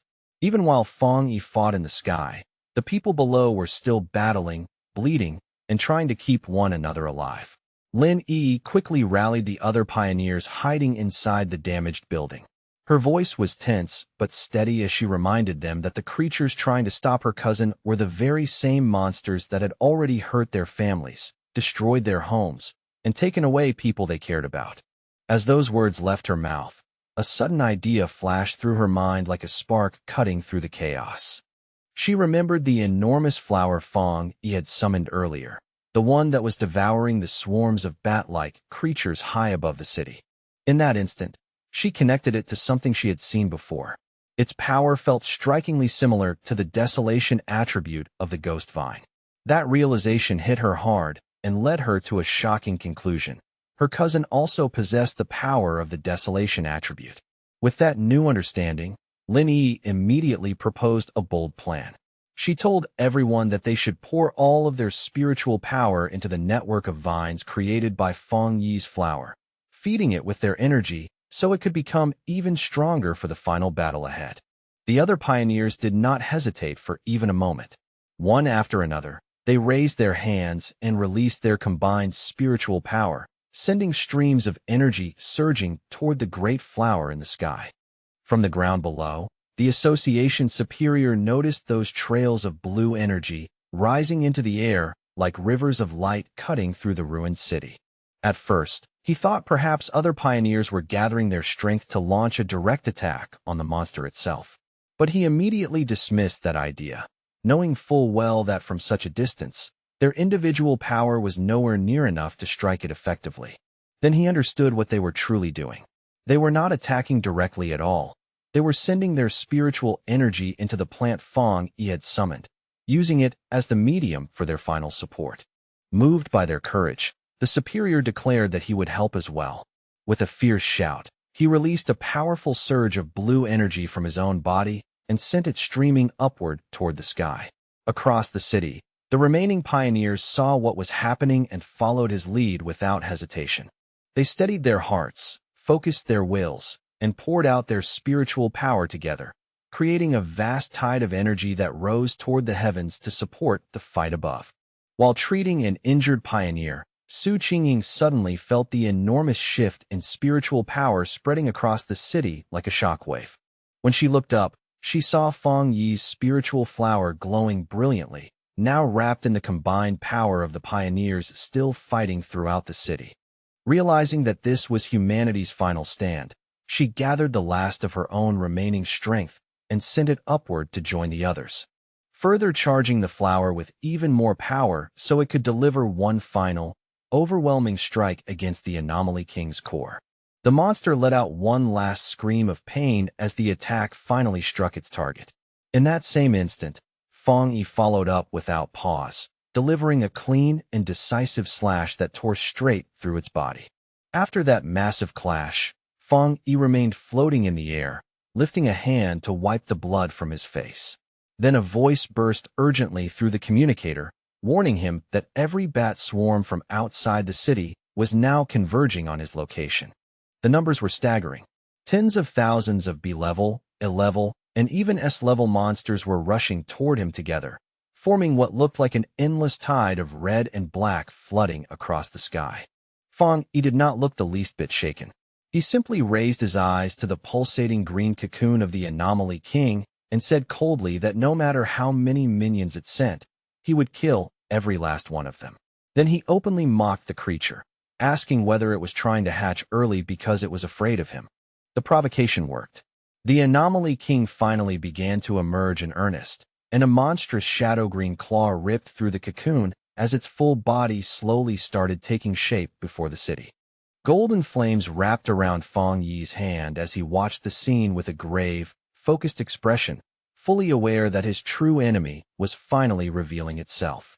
Now fully formed, the Anomaly King appeared as a terrifying beast crowned by a single menacing green eye. It released a final horrifying scream that shook the air, announcing the beginning of the true final battle. The fully born Anomaly King twisted and circled through the sky, forming a dreadful vortex of dark green power and living shadow, with a bright green orb of terrifying energy burning at its very center. Its immense power shook the city the moment it appeared. The ground split open beneath the streets as a violent earthquake tore through the ruins, sending the surviving pioneers stumbling and running in panic. Despair spread through them as they realized the king was so powerful it could wipe them out simply by existing. Outside the city, Jialan and her subordinate watched the terrifying scene unfold with grim expressions, knowing that all of their remaining hope now rested on Fang Yi alone. Deep within the ruined city, Su Qingying also lifted her eyes toward the sky. Worry and hope mixed together on her face as she silently prayed that Fang Yi would succeed. Inside the apartment building that had become temporary shelter, Lin Yi clenched her fists tightly, her face fierce and determined as she shared that same desperate wish. Floating high above the city and wrapped in bright golden light, Fang Yi faced the monster directly. He spoke to it without fear, naming it as the king of the dark anomalies and the true source of the city's suffering. As his spiritual flower blazed with fierce fire around him, he made his reason for fighting unmistakably clear. He said that he had grown up in this city, that he loved the life he had here, and that this place was worth protecting with everything he had. In response, the Anomaly King threw back its head and released a furious scream so loud and savage it seemed to shake the heavens. With his burning red eyes locked on the monster, Fang Yi gave it one final message. For the sake of his home, he said, it had to die. Then their two immense powers slammed into each other, exploding into a violent storm of red, green, and golden light as the fate of the entire city hung on the outcome. The clash between Fang Yi and the Anomaly King created a colossal explosion so bright that it lit up the entire sky like a second sun. When the blinding light finally faded, Fong Yi found himself floating inside a strange dark void. In front of him hung the giant green eye of the Anomaly King, staring without blinking. Its voice echoed directly into his mind, mocking him for daring to challenge it while he was still only at the one-star spirit creation realm. Before Fong Yi could even respond, the Anomaly King opened its huge shadowy mouth, and a powerful vortex instantly formed within it. Fong Yi sensed the danger immediately, but the pull was too strong. Even as he braced himself, he could not stop the force dragging him inward. As he was pulled into the creature's mouth, Fong Yi quickly realized that this Anomaly King was unlike any enemy he had faced before. Even after taking the full force of his attack, it still had enough strength left to swallow him whole. He landed inside the monster's revolting interior, a grotesque cavern of pink flesh, pulsing tissue, and thick purple digestive fluid that clung to everything. He immediately understood that the liquid was not only fiercely corrosive, but also saturated with an enormous concentration of dark attribute power. He thought that any ordinary pioneer would have been dissolved almost instantly in a place like this. At the same time, he found it strange that such an evolved and intelligent creature would choose to make the mistake of swallowing him alive. A determined look settled over his face as he realized the monster may have made a fatal error. If it was not afraid of being attacked from within, then it was badly underestimating him. And Fong Yi knew better than anyone that a creature's interior was usually its weakest point. To test that thought, he gathered fire into his hand, tightened his fist, and slammed it hard into the fleshy floor beneath him. At once, the inner walls of the beast sizzled and burned under the impact, the flesh writhing violently from the damage. Fong Yi quickly assessed the situation and noted that although the corrosive fluid was weakening his power to some extent, he could still inflict serious damage from the inside. That was enough for him. As long as his attacks were effective, this problem could still be solved. With renewed confidence, he called for his desolate fire spirit flower to assist him. To his surprise, he realized that the Anomaly King's swallowing attack had not only dragged him in, but had also pulled his spiritual flower inside along with him. That turned out to be a stroke of luck. The flower was already heavily empowered, having absorbed the dark energy of the bat swarms as well as the combined spiritual power of the pioneers across the city. However, when Fong Yi held the bright red flower in his hand, he noticed something unusual. It seemed strangely hesitant. Frowning slightly, he asked what was wrong, wondering whether it had begun to reject the Anomaly King's dark attribute. To his surprise, the Desolation attribute flower, which normally fed on dark energy without restraint, seemed to be repelled by the Anomaly King's unique power. Fong Yi had not expected that at all, because his original plan had been to use the flower's life-draining ability to hollow the monster out from the inside. Realizing he would have to change strategies, he gripped the flower in one hand and drove his other fist into the fleshy walls of the monster's stomach once again. After the fierce clash, the Anomaly King's form suddenly broke apart and dissolved, but the victory lasted only an instant.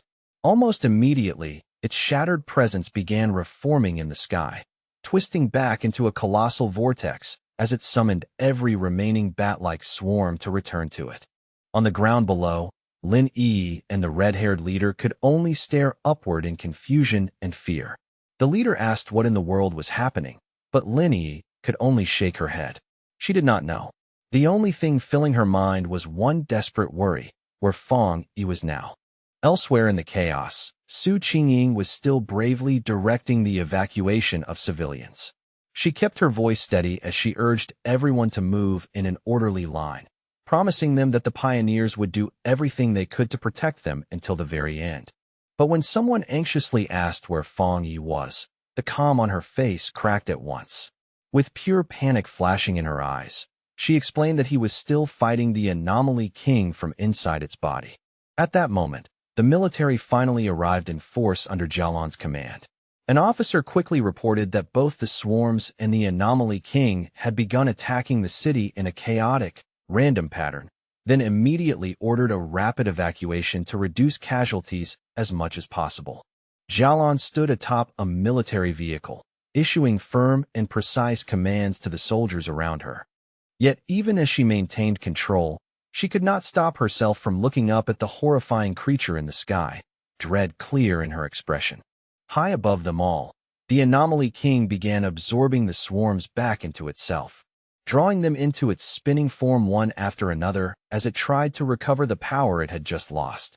Inside the monster's stomach, Fang Yi felt the change immediately and was shocked by it, realizing at once that the creature was far from defeated and still had strength left to turn the battle around. As the monster's digestion intensified and its corrosive power pressed down on him from every direction, Fang Yi felt his own strength starting to dissolve.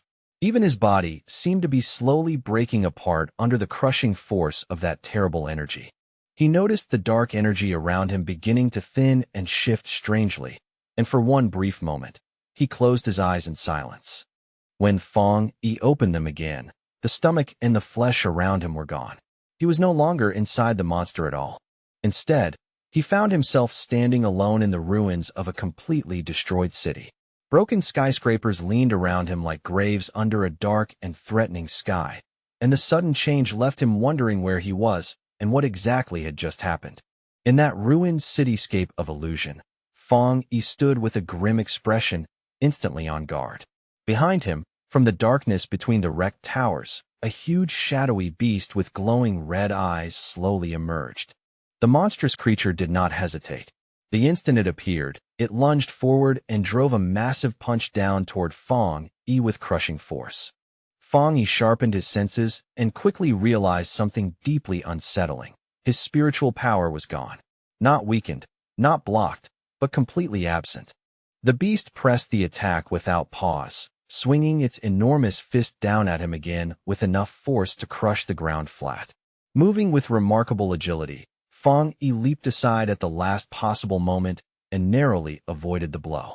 The impact shattered the earth where he had just been standing. He landed steadily on a broken slab of rubble and immediately noticed something important.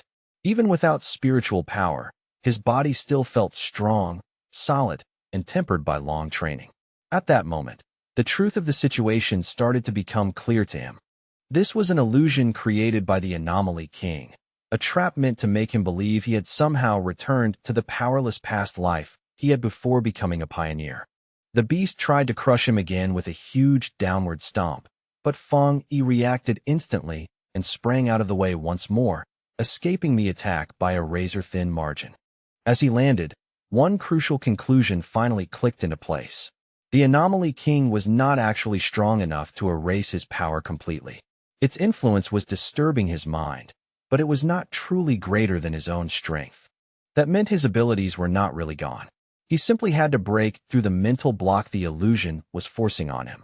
Fang Yi understood that every illusion had a flaw, and that flaw would inevitably be tied to the Anomaly King's own weakness, the part of itself it would reveal without meaning to. But before he could think any further, the beast suddenly moved with blinding speed and trapped him inside its huge hand. The monster lifted him close to its snarling face, and its voice echoed through the false world as it told the foolish human that once he had entered this place, he would never leave it alive. Caught in the monster's grip, Fang Yi looked as though he had no path left. Yet a confident smirk slowly appeared on his lips, because in that very moment, he realized he had found the key to breaking the illusion. The Anomaly King's false form began merging with the world around him and with the fear it was trying to force into him, showing him a grotesque, mocking smile, as if it had already won. Then the creature opened its huge jaws and coldly declared that everything was over, that this was the unavoidable fate waiting not only for him, but for all of humanity. To break his will completely, it showed him a horrifying vision of his fallen companions, Jialan, Su Qingying, and the others, lying lifeless before him. Through that cruel image, it revealed what it truly believed. Humans were nothing more than food to fuel its evolution. Fang Yi pretended to be shaken and stayed silent for a brief moment. Then he slowly lifted his head, and a small, defiant smile appeared on his face. In a calm voice that held no fear at all, he asked the monster whether that was really what it believed. In the very next instant, Fang Yi unleashed his real power. A brilliant golden surge exploded from his body as he declared that the monster was nothing more than a puppet playing at terror. He went on to say that the creature clearly did not understand the truth of what he was, or why he existed at all. Golden figures of countless people appeared around him, shining like living memories, as Fong Yi revealed that he had been reborn for one reason only, to protect his home and every person he held dear.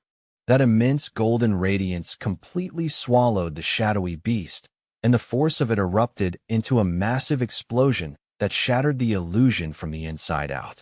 A wave of pure fire swept through the collapsing mental space, and its blazing power reflected in a single burning eye before everything broke apart. Freed from the illusion and returned to the real world, Fong Yi emerged changed. His hair blazed like living fire, blue lightning crackled around his body, and with absolute focus he called for the system to begin its work. Floating in the storm-filled sky, Fong Yi was now surrounded by a massive hand-shaped manifestation of pure golden energy, completely prepared to bring this battle to an end. At that moment, a system window appeared before him, confirming that he had met all the requirements for a breakthrough and asking whether he wished to advance into the two-star spirit creation realm. With his power roaring through him like a flood, Fong Yi accepted the breakthrough into the two-star spirit creation realm. Then he declared himself the king of anomalies and charged forward in an explosion of golden light. In that surge of transformation, Fong Yi realized that because of the anomaly king, he had gained an entirely new level of understanding about his own strength and existence. Drawing on that immense new power without hesitation, he unleashed a devastating slash meant to split apart everything standing before him. In his new form, with golden flame-like hair and blue lightning coiling around him, Fong Yi declared that his rebirth existed to change the fate of the world, and that he was the chosen avenger. Back in the real world, the Anomaly King let out a mocking laugh, sneering at Fong Yi for being nothing more than a two-star cultivator. Fong Yi remained completely unfazed. Without wasting even a heartbeat, he moved at once and prepared himself for the monster's next strike. He twisted through the air with sharp, fluid precision and neatly dodged a powerful attack from the towering shadowy creature. The Anomaly King loomed over him, its dark body swallowing the sky as it told him he had no way to escape and would soon become food for its growth. Yet even as it spoke, the monster's expression suddenly shifted into confusion, as though it could no longer understand what was happening to the battle. In contrast, Fong Yi answered that confusion with a confident smirk, already knowing deep inside that his plan was beginning to work exactly as intended. Without warning, blue thunder energy bursts violently from deep inside the Anomaly King's body. The giant monster convulses in midair, twisting in agony as it howls at the foul-smelling human who somehow managed to hurt it, unable to understand what this strange and terrifying power inside its body even is. With his strength pushed to its absolute limit, Fong Yi steadies himself and prepares his final strike. His voice rings out with grim certainty as he declares that this monster will be sealed here and now, then summons the full force of 9 dragon skyfire to burn away every last trace of evil. From the blazing aura surging around him, 9 enormous fire dragons roar into existence one after another, their bodies coiling through the sky like living suns. They rush together and crash straight toward the Anomaly King's core, making the monster scream in horror as it realizes this power is far beyond anything a mere one-star cultivator should possess. The moment the attack lands, the sky above the city is swallowed by a blinding explosion of light. The pioneers below can only stare upward in stunned silence and awe, watching as Fong Yi's overwhelming power finally erases the anomaly that had pushed the entire city to the edge of ruin. The Anomaly King releases one last scream, sharp with pain and terror, as its very essence is ripped apart and annihilated by Fong Yi's power. That final cry echoes through the air like the dying note of a nightmare coming to an end. At last, the final remnants of the Anomaly King's power fade from the sky completely. The darkness breaks apart, and what remains above the city is a clean, open blue day, as if the disaster had finally loosened its grip on the world. High above the battlefield, a massive vortex of purple energy still hangs in the air, the last lingering trace of that dark attribute. It slowly twists inward and begins to be absorbed, as though the sky itself is being cleared of the final stain left behind by the battle. Fang Yi's body has already returned to normal, yet he still stands there gripping his blazing sword, steady and unshaken. In front of him, the swirling purple energy is drawn together bit by bit, compressed into a dense sphere that spins with an unsettling force. He watches it all with a calm but severe expression, his face unreadable after such a brutal fight. Only his glowing red eyes reveal that his focus has not relaxed for even a second. Then Fang Yi opens the boundless dark realm, creating a vast vortex that devours everything left behind by the battle. All the scattered, chaotic energy in the surrounding sky is pulled inward, leaving no chance for the disaster's remnants to spread any further. Down on the streets, the surviving pioneers and soldiers lift their heads and stare at the peaceful sky in disbelief. One of them murmurs, almost afraid to believe it, that the nightmare might finally be over, and another answers with a shaky breath that yes, the battle has truly ended. Standing atop a military vehicle, Zhao Lan is greeted by an overwhelming roar of cheers from the survivors around her. The crowd celebrates with raw, exhausted joy, shouting that the city has been saved and that somehow, against all odds, they have lived through it. As the first light of dawn slowly spreads across the horizon, Zhao Lan's blonde subordinate asks whether she plans to go find Fang Yi. Zhao Lan turns toward the rising sun and smiles softly, her tired expression gentler now, before explaining that they each have their own responsibilities to carry from this point on. She says their duty now is not to chase after heroes, but to help ordinary people reclaim their lives. The city must be restored, order must return, and the wounds left by this disaster have to be healed one step at a time. Below them, the survivors cling to one another in the pale morning light, some laughing, some crying, some simply collapsing into relieved embraces. After all the terror they endured, those tears and cheers feel more honest than words. Miles away, the staff of the Spiritual Energy Association are celebrating as well. Their faces are full of disbelief and relief, overjoyed that they played a part in stopping the Anomaly King, as though they have only just awakened from a long and terrible dream. They gather by a window and look out in quiet reflection, their emotions gradually settling.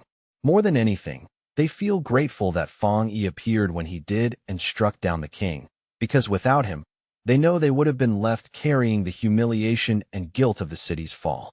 Elsewhere, Su Qingying stands beside a superior from the association, watching paramedics rush injured pioneers away on stretchers. Her voice is tense with concern as she asks whether those pioneers are still alive. The superior gently places a reassuring hand on Su Qingying's shoulder and tells her not to worry. Their medical centers were not destroyed in the disaster, so the wounded can still receive treatment, and there is still hope for everyone who made it out alive. Su Qingying knows very well that without Fang Yi, none of them would even have had the chance to save the injured. As she watches the aftermath, she cannot help wondering again who he really is and just how frightening his true power has become, especially when he keeps doing things everyone else thought were impossible. Her superior agrees with a grave nod, saying that what they all witnessed makes one thing obvious. Fang Yi has already stepped into the two-star spirit creation realm. He is certain headquarters will move quickly after this, and that someone else will probably try to reach Fang Yi before they do, while Su Qingying quietly reflects on just how far he has come. There was a time when Su Qingying believed she could still stand beside him and compete with him. But now, after seeing everything with her own eyes, she has no choice but to admit that Fang Yi has already surpassed her completely and become one of the most extraordinary geniuses in all of Xiagua. The superior recalls the golden light that lit up the sky and the 9 fire dragons that sealed the anomaly, a scene witnessed by countless people across the city. He knows an event on that scale will set off endless discussion and shockwaves everywhere, so they cannot afford to move slowly now. Still trying to follow his meaning, Su Qingying looks at him in confusion and asks what exactly he is talking about. Her expression shows that she senses the weight of his words, but not yet the conclusion he has already reached. The superior suggests that Fang Yi be given a new title, the Sealer. In his eyes, it is a perfectly fitting name, one born directly from the unbelievable scene of Fang Yi sealing the disaster with his own hands. After the great battle ends, Lin Yi and the red-haired leader race through the shattered streets, their footsteps echoing over broken concrete and debris. Lin Yi calls anxiously for her friend to slow down, then panics as she wonders out loud where Fong Yi could possibly be, while the red-haired leader keeps trying to calm her and tell her not to think the worst. Then, all at once, Lin Yi's eyes catch something in the distance amid the wreckage. She freezes for a brief second, her breathing stopping as though she cannot trust what she is seeing. The next instant, relief floods across her face so quickly it almost breaks her. Her eyes fill with tears, and with her voice trembling from joy and release, she cries out Fong Yi's name. There, standing quietly among the ruins as if the chaos around him has already faded away, is Fong Yi. He is still holding his sword, calm and upright in the rubble, like the last flame left burning after the storm. When they rush over, Fong Yi looks at them and asks in a low, tired voice why they came looking for him. Even now, after everything, his tone carries that same familiar steadiness. Lin Yi runs straight to him and hurriedly asks whether he is all right after the battle. She tells him that she knew he would need them, but Fong Yi stays silent for a moment, clearly drained and exhausted, before finally saying that he is fine and quietly praising her for doing a good job. A moment later, he reaches out and puts an arm around both Lin Yi and the red-haired leader, using them for support at last.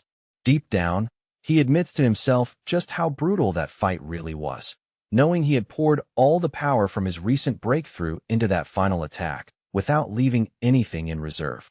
Even in that state, Fong Yi feels a faint trace of embarrassment seeing them worry so much over him. After all, he is used to carrying things alone, so being cared for this openly leaves him a little awkward despite himself. Hearing that, Lin Yi suddenly catches on to something important. Her expression shifts at once, as if one small detail in his words has finally connected in her mind. She blurts out in shock, asking whether he really broke through into the two-star spirit creation realm. The speed of his growth and the sheer scale of his talent leave her utterly amazed, while the red-haired leader is equally stunned, realizing that this terrifying big shot has actually broken through yet again. Meanwhile, news of the battle spreads everywhere at astonishing speed. Online forums explode with discussion about the man who saved the city, the pioneer now being called the Sealer, as people ask who this mysterious figure really is, and whether he is practically a god for defeating the Anomaly King with a single overwhelming slash, when even the association and the military failed. Some begin guessing that he must belong to a hidden organization, or perhaps that he is a secret weapon carefully cultivated by Xiaogua itself. In another place, Zhang Lu's red-haired friend points excitedly at a computer screen, convinced that the person shown in the video is the same man who once defeated Zhang Lu. His voice is full of certainty, as if he has finally matched the legend on the screen to the fighter they already know. Zhang Lu watches the footage with bright, restless excitement in his eyes. Far from feeling bitter, he declares that losing to someone this powerful is actually an honor, as though his old defeat has suddenly gained a whole new meaning. He jumps up from his chair in one burst of energy and loudly announces that he is going to find this man no matter what. More than that, he says he wants to ask Fong Yi to take him in as a student. His friend quickly tries to talk him out of it, reminding him that Fong Yi will definitely be the center of attention now. With so many people searching for him at once, this is probably the worst possible time to rush in blindly. The scene then shifts away from the recovering city and moves to the great capital of Xiaogua. The atmosphere changes sharply, from the warmth of survival to something colder and far more secretive. Inside a dark and hidden room, several shadowy figures sit gathered around a glowing table. They have come together to discuss the recent events, and the dim light only makes their presence feel more dangerous and unsettling. One man casually exhales smoke and says with open disappointment that he never got the chance to watch the military and the association destroy each other in the middle of the disaster. His tone is light, but the malice behind his words is impossible to miss. Another member coldly suggests that they simply find a pawn, or perhaps an assassin, to deal with this newly emerged powerhouse.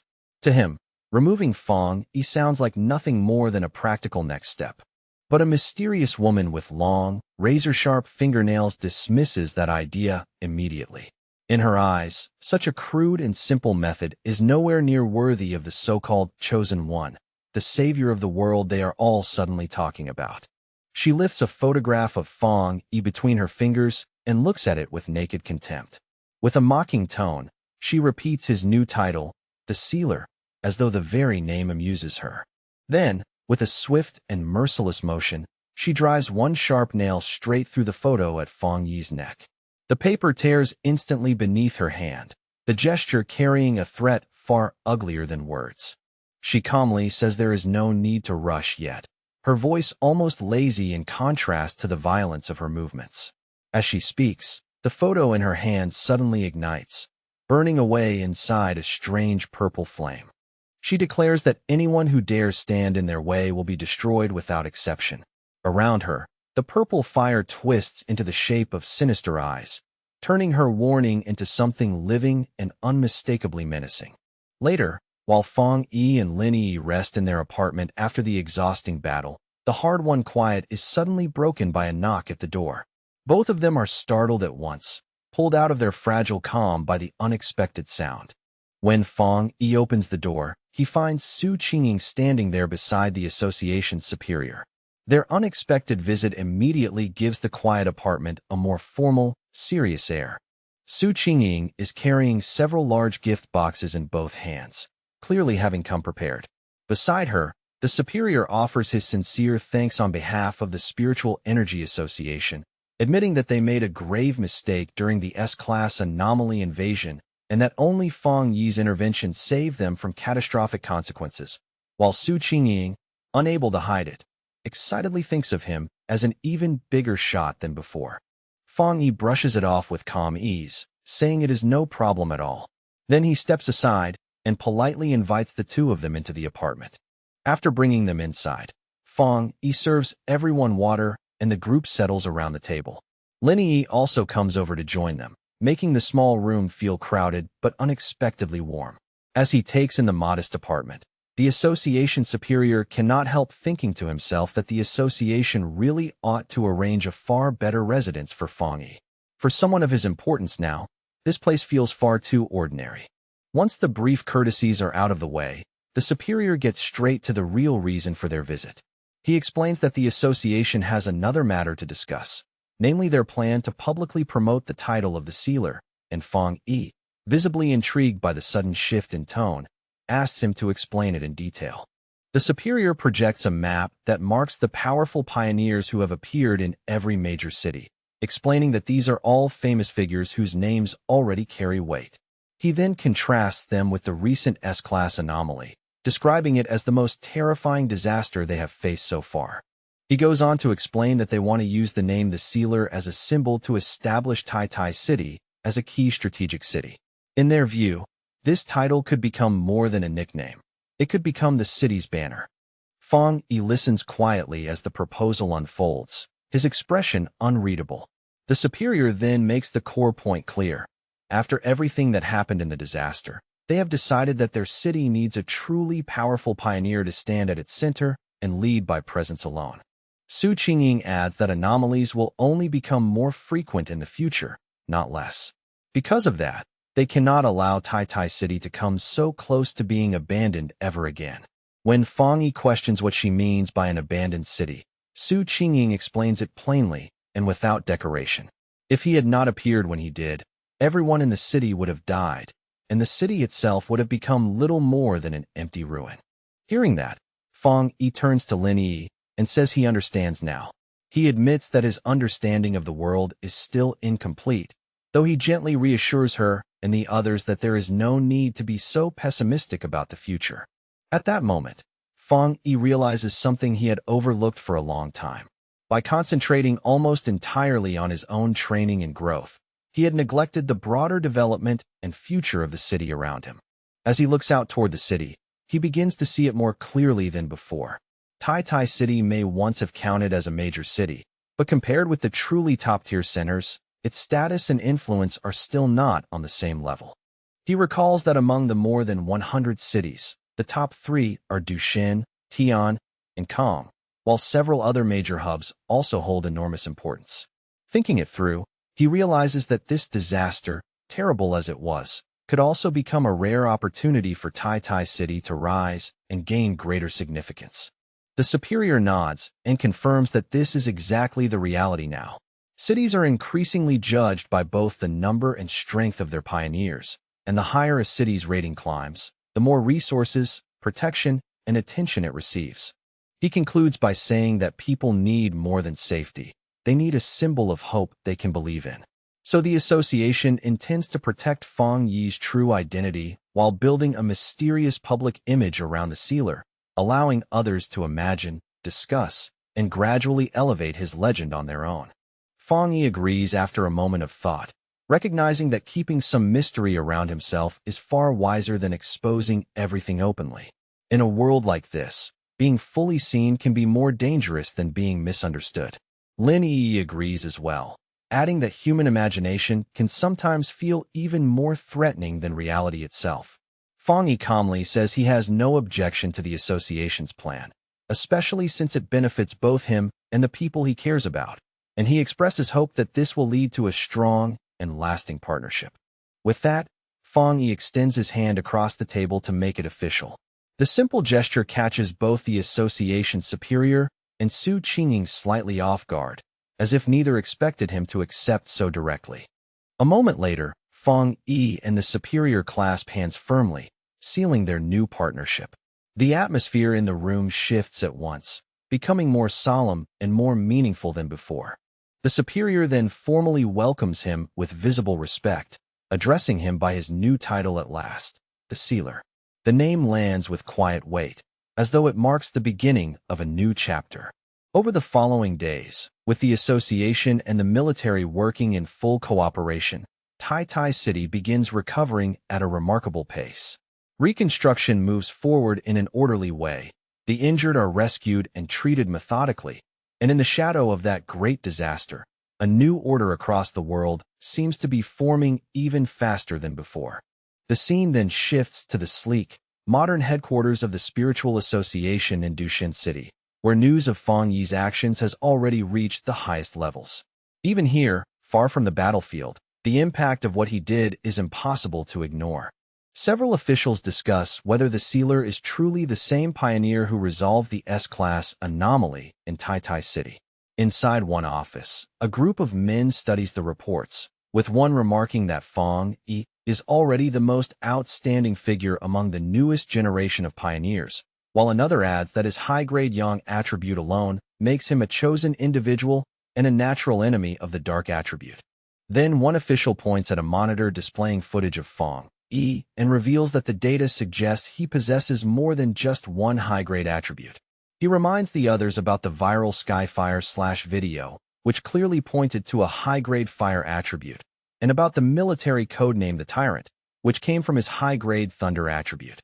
The others are left visibly stunned by that conclusion, their expressions tightening with disbelief. But the bespectacled man insists that there is something even more unbelievable about Feng Yi still waiting to be uncovered. Before he can continue, their discussion is interrupted by a woman with wavy blue hair and glasses who steps into the room and asks whether they are talking about the sealer. Her arrival immediately changes the mood. She confidently asks to review all the data they have on him. The men recognize her at once and respond without hesitation, quickly pulling up Feng Yi's full file on the main screen for her to examine. As she studies the information in silence, she thinks to herself that with more and more pioneers emerging, and with someone like Feng Yi suddenly taking the lead, it is inevitable that many people will eventually challenge his position and authority. Power like his never stays uncontested for long. A determined light flashes across her lenses as she quietly admits that even she wants to witness his strength with her own eyes. In her mind, she is already certain that she and the sealer will probably meet very soon. The scene changes again, this time to a modern library in Kong City where readers sit in silence under bright lights. The calm atmosphere is orderly and restrained, a sharp contrast to the violence unfolding elsewhere in the world. At one of the desks, Feng Yi's ex-girlfriend, Chu Qingli, is focused on her laptop when a young man nervously approaches her. His careful steps and tense posture make it obvious that he worked up a lot of courage just to come over. Blushing awkwardly, The young man stammers as he tries to ask for her contact information. But before he can finish, Chu Qingli coldly cuts him off and reminds him that this is a library and that he is disturbing everyone around them. Embarrassed and dejected, the young man quickly walks away while Chu Qingli turns back to her work without another glance. Inwardly, she dismisses him as dull and insignificant, thinking that people like him have no idea how drastically the world is changing around them. Her thoughts drift to her own recent transformation, and she recalls how everything changed after an exam. It was then, unexpectedly, that she awakened spiritual power and became a one-star Ghost Realm pioneer. She knows very well that becoming a pioneer is something incredibly rare, something most people will never experience in their lives. In her eyes, that means she now belongs to a select and chosen few. A faint smile appears on her face as she convinces herself that this new power is the reason she survived the recent disaster that struck Tai City. At the same time, she scoffs inwardly at the idea of ordinary people trying to stand against anomalies with nothing but courage. Her mind then drifts towards certain men she has already written off as beneath her. In this dangerous new era, she wonders with contempt what those inferior types could possibly achieve. A sudden flashback crosses her mind, showing Fang Yi telling another girl that he and Chu Qingli were nothing more than classmates. That memory still stings her pride more than she wants to admit. Chu Qingli grimaces and convinces herself that the old Fang Yi would have died quickly when the monsters invaded. She cannot understand how she ever thought a useless man like him had anything in common with the dazzling, unbelievably talented sealer. On her laptop screen, she stares at an article about the sealer and silently compares the two men in her mind. To her, the sealer is 10,000 times better than her ex-boyfriend in every possible way. With a self-assured look, she decides that only a strong and handsome pioneer of that level could ever be worthy of standing beside her. In her heart, she treats that conclusion as perfectly natural. Meanwhile, in a much lighter mood, Fang Yi is flipping through a real estate brochure. After everything he has been through, even this ordinary task feels strangely refreshing. He and his cousin Lin Yi, both dressed in stylish new outfits, stand ready to head out for the day. Fang Yi announces that they are taking a proper break from training so they can look for a new house. Lin Yi playfully asks whether they really are not going to train at all today, clearly half joking and half serious. Fang Yi explains that training and rest need to stay balanced, and adds that the association's suggestion to improve their living standard was actually a very sensible one. Lin Yi then remembers that the idea originally came from Su Qingying. Su Qingying had told her quite directly that their current living conditions needed an upgrade, and she had even said she would go house hunting with them herself. Lin Yi is thrilled by the thought and a little stunned as well, amazed that Su Qingying has access to that kind of wealth and influence. To her, casually offering them two high-end houses sounds almost unreal. As Fang Yi and Lin Yi enjoy their rare day off and continue house hunting, something strange begins to drift through the air around them. A foul-smelling green vapor slowly floats nearby, instantly ruining the relaxed mood. Lin Yi wrinkles her nose and asks Fang Yi whether he can smell that awful stench too. Fang Yi agrees at once, frowning as he says the smell is so bad it reminds him of a sewer. Fang Yi's expression suddenly turns cold and sharp. In an instant, he realizes that the disgusting smell is no accident at all, and that someone has been trailing them on purpose. At the same moment, both he and Lin Yi react without hesitation and quickly turn around. Their relaxed mood vanishes completely, replaced by immediate vigilance. Out of the drifting green haze, three men with vicious looks slowly step forward. Their leader, a large, bald, heavily built man gripping a thick metal pipe, sneers as he identifies Fang Yi as the sealer and mocks him for only noticing them after he and his little group had already lured them right into a trap. The bald leader openly dismisses Fang Yi as nothing more than an overhyped pretty boy with no real power behind his name. At the same time, one of his companions releases even more of the strange gas, while another laughs scornfully and says Tai City must be full of complete trash if they picked a young brat like Fang Yi to act as their captain. With their greed laid bare, the three men surge forward aggressively and demand that Fang Yi hand over every benefit and resource he has received from the city. Their voices are loud and shameless, as if robbery in broad daylight is the most natural thing in the world. Lin Yi moves first, springing into action with impressive speed as she thrusts out her hands and fires a powerful blast of blue energy. But the attacker wielding the axe reacts just as quickly, leaping over her strike with practiced ease. As soon as he lands, he channels spiritual power straight into his massive weapon. The heavy axe begins to glow with dangerous force, its edge humming as if it has suddenly become far deadlier. The moment he swings the glowing axe down, Lin Yi raises a defensive barrier in front of herself. The impact crashes against it with brutal force, making her grunt and brace herself as the pressure drives through her arms. At the same time, the bald leader lunges at Fang Yi and brings his metal pipe crashing toward him. Lin Yi shouts for her cousin to be careful, warning him that these men are pioneers too and possess spiritual power, but Fang Yi does not even flinch. He simply catches the weapon with his bare hand and stops the attack completely, as though it weighs nothing. The bald leader can only stare, frozen in shock. He simply cannot believe that a strike he delivered with full confidence was stopped so casually and so completely. Fang Yi looks at him with obvious contempt, and in the next instant, flames burst brilliantly to life around his hand. In a cold, mocking tone, he asks what kind of stinking fish and rotten shrimp would dare try to rob him in the middle of the street. Before the man can even process those words, Fang Yi throws a punch without the slightest hesitation. His fist, wrapped in blazing fire, slams straight into the bald leader's face. The impact sends the man flying backward through the air. He screams in disbelief and pain, unable to accept that he was beaten down so quickly and so easily. Nearby, the accomplice carrying the gas tank stares in utter shock, completely baffled that Fang Yi is still unaffected. In his mind, the special universal permeating potion should have already broken through Fang Yi's defenses and left him paralyzed. Fang Yi merely looks back at them, calm and unimpressed, while fire continues to flicker across his hand.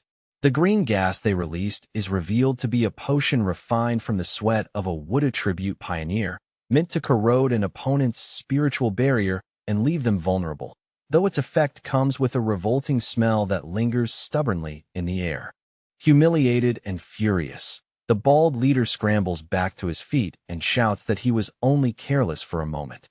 He insists that since all of them are in the spirit creation realm, there is still nothing to fear, then charges at Fang Yi again with a violent purple aura flaring around his body.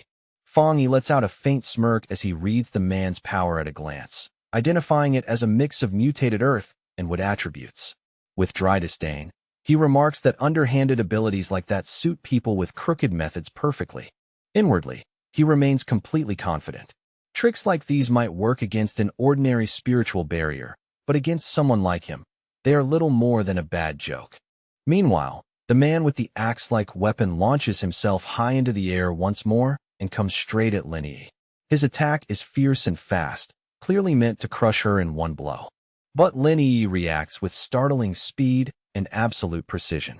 She drives a kick straight into his groin, and the man instantly cries out in agony, all of his momentum disappearing in one humiliating moment. As Lin Yi lands lightly after the strike, Fang Yi watches the scene with a quiet, thoughtful look. He does not want to make too big a spectacle in public, but having his ordinary day interrupted like this is genuinely starting to irritate him. He slowly removes his sunglasses, and the atmosphere around him changes at once. His expression turns completely serious, his red eyes begin to glow with frightening intensity, and after telling Lin Yi to move aside, Fang Yi finally releases his true power. A massive wave of brilliant golden energy erupts from his body in an instant. The sheer force of it blows back the attackers and makes the surrounding air tremble violently. Fang Yi stands at the center of that eruption like the core of a newborn sun. Golden light floods the entire area around him, so bright and overwhelming that his stunned opponents can barely keep their eyes open. The golden power continues spreading outward without pause, swallowing the space around the three men. In moments, they are completely trapped within the expanding field of burning light. Wrapped in those intense, sacred flames, the three men scream miserably as pain tears through their bodies. In panic, they cry out, asking what kind of terrifying fire this is, and only then do they truly understand the sealer's real strength, begging desperately for the agony to stop. Just as Fong Yi is about to push his power even further and end the matter completely, Su Qingying suddenly rushes onto the scene. She shouts at him not to kill them, her urgent voice cutting through the chaos and catching Fong Yi off guard. Looking at the three broken men sprawled across the street, Su Qingying lets out a breath of relief and explains that these are key targets already under the association's watch. Fong Yi glances at her and asks whether she intends to take them away for formal processing. Su Qingying nods and confirms it right away, explaining that the association has already begun registering all pioneers. Troublemakers like these, especially repeat offenders, are now under particular scrutiny. Standing over the defeated men, Fong Yi tells them coldly that they are lucky today. He says he hates being disturbed, and warns that if they dare bother him again, the outcome will not be this simple, drawing an annoyed side glance from Su Qingying. As paramedics arrive and begin loading the injured men onto stretchers, Su Qingying scolds them furiously without holding anything back. She tells them that if this had happened just 2 days earlier, the association would never have intervened, and they would have deserved to die where they fell. She reminds them that the sealers spared their lives for the association's sake, and warns them grimly to think carefully about the punishment waiting for them. Then, with her arms crossed, she watches the ambulance drive away and mutters in irritation about the bunch of idiots who actually dared challenge the #1 pioneer. Lin Yi, still a little uneasy, quietly asks Su Qingying what kind of punishment those men will receive. Su Qingying explains that all three already have criminal records, so even though they are in the spirit creation realm, they will be sentenced to life in prison, stripped of their freedom and civil rights, and forced to serve as pioneers inside prison for the rest of their lives. After hearing that explanation, Fong Yi falls briefly into thought and then comments that the method is actually not a bad one. To him, it sounds practical and effective for handling dangerous pioneers. Su Qingying then turns to Fong Yi with an exasperated expression and calls him the association's precious sweet bun and the future of Xiaogua. She complains that even after all the effort they put into promoting him, clueless fools still keep coming to provoke him, making her seriously wonder whether their publicity has been far too restrained.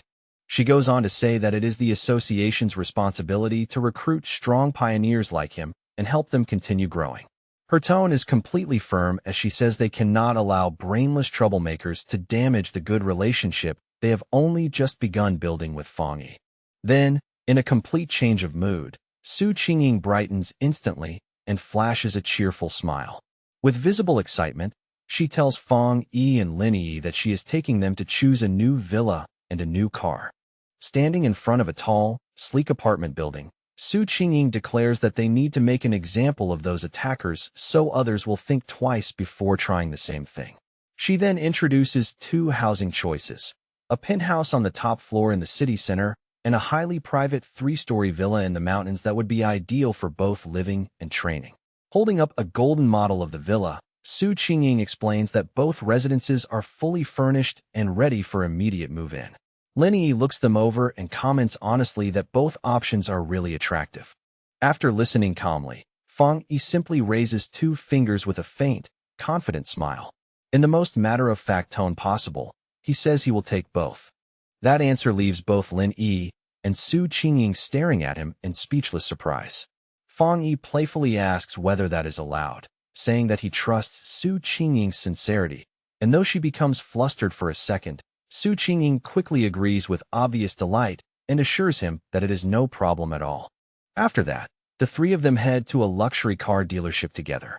Su Qingying explains on the way that the association has an ongoing partnership with the showroom, so they are free to choose whatever car they like.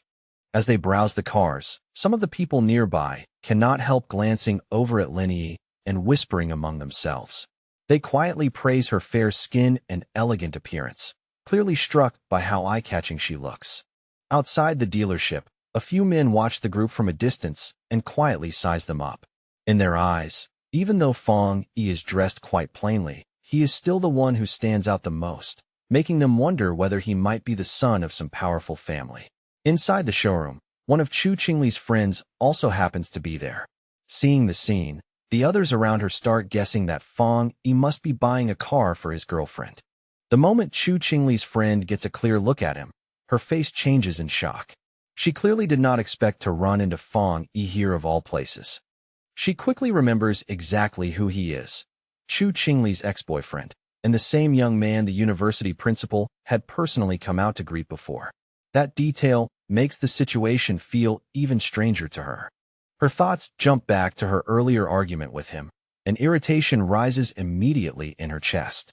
The idea of Fong Yi now shopping for a car with another girl only makes her feel even more annoyed. Without drawing attention to herself, she pulls out her phone and begins secretly recording Fong Yi, Lin Yi, and Su Qingying while they stand near a sports car. Her eyes stay fixed on them, full of restless curiosity. Not long after, her phone buzzes as she sends the photo she just took to Chu Qingli. The message goes out immediately, carrying with it the start of new trouble. Excited by what she has just seen, she quickly sends her friend a message saying that she spotted Chu Qingli's ex-boyfriend at a VIP dealership. She adds, with obvious relish, that he seems to be buying a car for a beautiful girl. Chu Qingli replies almost immediately, but her response is cold and dismissive. She simply says, "So what?" trying to make it sound as though none of this matters to her at all. But sitting in the lecture hall, Chu Qingli is clearly more bothered than she wants to admit. A trace of irritation sits on her face as she wonders where Fong Yi suddenly got that kind of money, then scornfully assumes he must have survived the disaster by sheer luck and is now being supported by someone wealthy. A cold, self-satisfied smile slowly appears on her face. In her mind, the gap between her and Fong Yi has already become far too wide for him to ever cross. As she walks confidently through the lecture hall, her expression calm and proud, she tells herself that once she rises to the top of the pioneer world, matters like this will be beneath her notice. To her, Fong Yi is nothing more than a vulgar fool unworthy of serious thought. After choosing their new home, Fong Yi and Lin Yi arrive at the modern villa together. The moment she sees it up close, Lin Yi is overwhelmed with excitement, running up the stairs and shouting in disbelief that they really, truly have a villa of their own. Inside the elegant living room, she spins around and stares at everything in open amazement, taking in the polished floors and luxurious furnishings. Fong Yi follows behind with their bags and teasingly tells her to wipe her drool, reminding her with a smile that they also still have the penthouse in the city. Too excited to stand still, Lin Yi declares that she is going upstairs to look around right away. She dashes up the grand staircase at full speed, while Fong Yi watches from below with a fond, helpless smile, amused by how childlike she is acting. As he watches her disappear upstairs, Fong Yi's thoughts gradually grow more serious. He realizes that she is finally acting like someone her age should, and that small, lively moment stirs an old memory from his previous life, one tied to a fallen pioneer. Before his rebirth, he never saw his cousin again, and he can only assume she became a trusted pioneer who later died in the line of duty.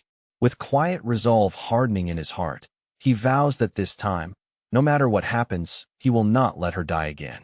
Just then, the sound of his phone ringing cuts through his thoughts.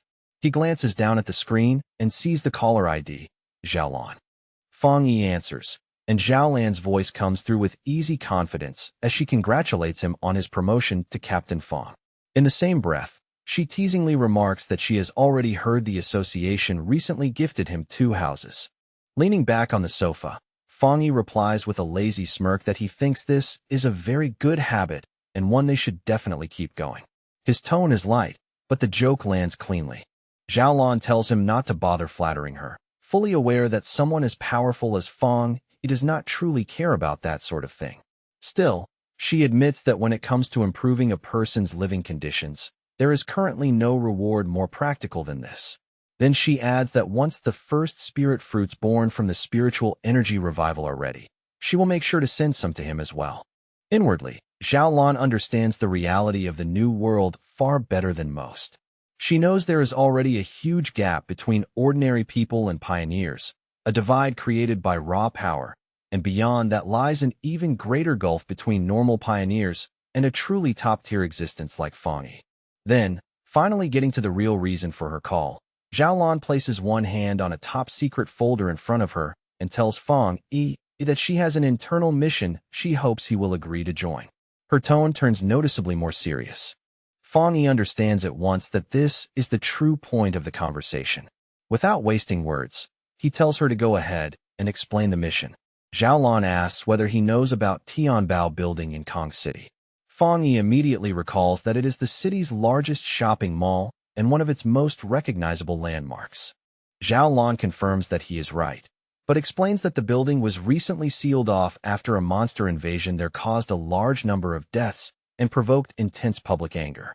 What was once a bustling center of the city has now become a source of fear.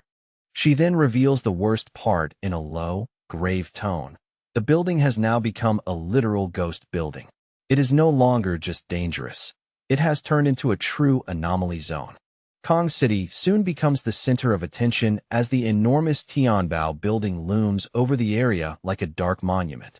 It was once the city's most famous landmark and the busiest place in the entire district. But recently, because of repeated strange vibrations and other terrifying incidents, the building has transformed into a place of dread. Wrapped in a dark, swirling mass of red and purple energy, it has become so dangerous that the Kong City Spiritual Association had no choice but to completely seal the area off. Fang Yi travels to Kong City to assist with the mission. When he arrives at the meeting point, he raises a hand toward the group waiting there and calmly introduces himself as the one who accepted the assignment. There are 4 other people already gathered.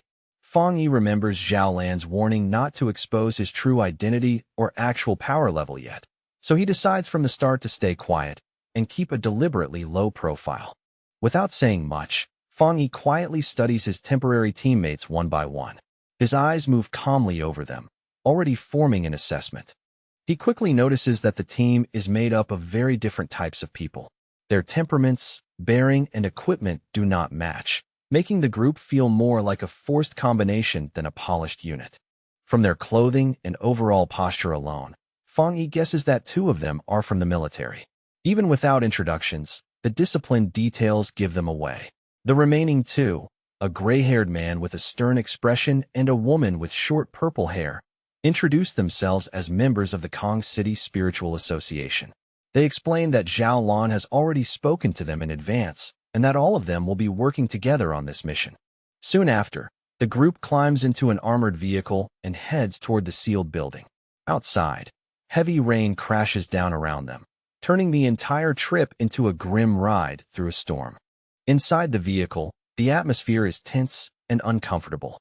The brown-haired man drives in silence while the blonde girl seated beside him looks visibly nervous, her unease obvious even without words.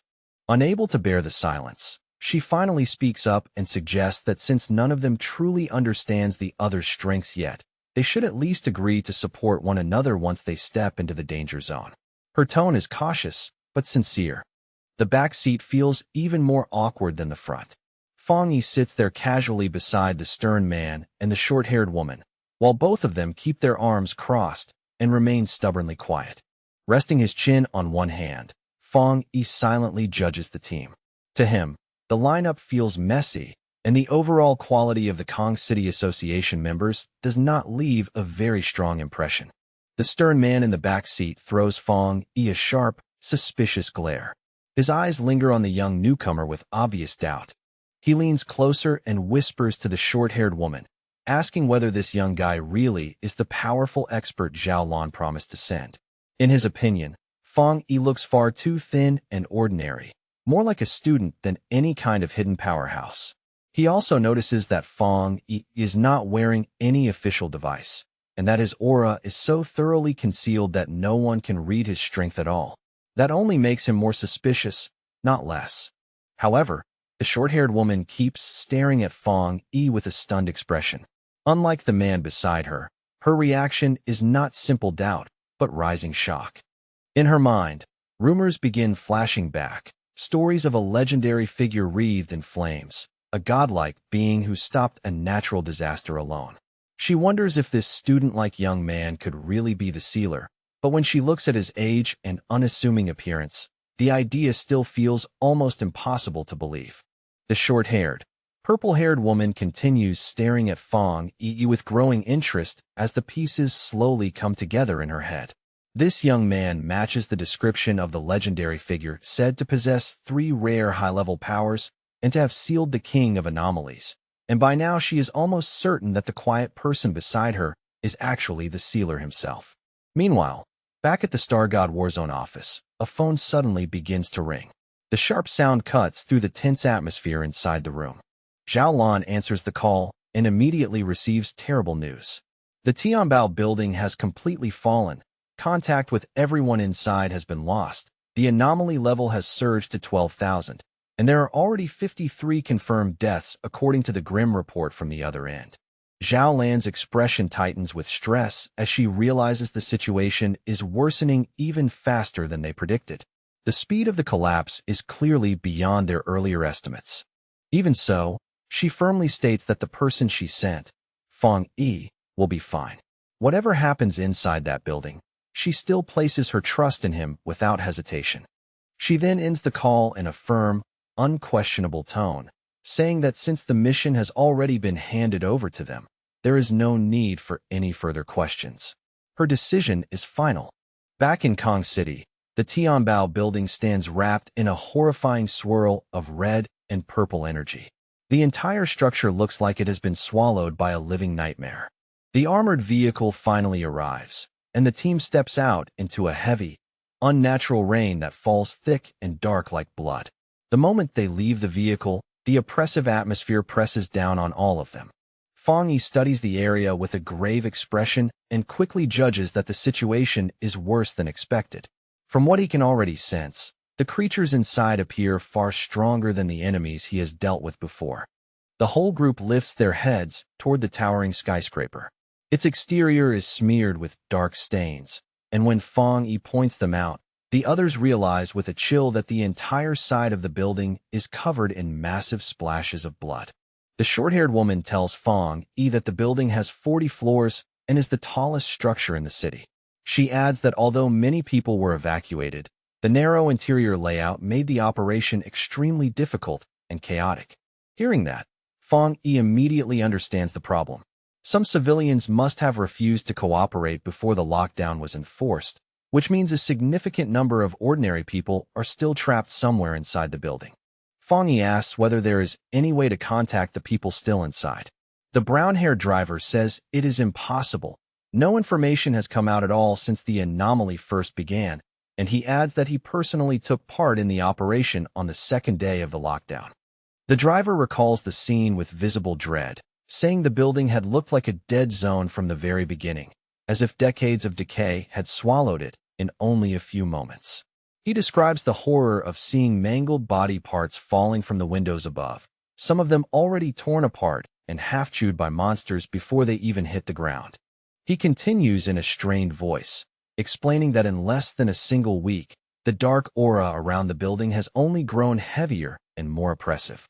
Each day it feels thicker, as though the whole place is sinking deeper into something monstrous. Hearing that, Fong Yi turns toward the group with a sharp, cutting look that makes the atmosphere go cold. He immediately realizes that since they have had no contact with anyone inside, the reported death count of 53 is nothing more than a rough estimate based on the body parts found outside, and he coldly rebukes the Kong City Spiritual Association for treating such a situation far too casually, leaving the driver sweating as he nervously stammers that they truly had no other way. Fong Yi silently considers the grim truth and quickly understands that the association's numbers are almost certainly far lower than reality. To ordinary people, an anomaly on this scale is nothing less than an apocalyptic event, and once trapped inside a sealed space like this, they are little more than helpless sheep waiting to be slaughtered with nowhere left to run. Not wanting to waste another second, Fong Yi orders the team to enter the building immediately.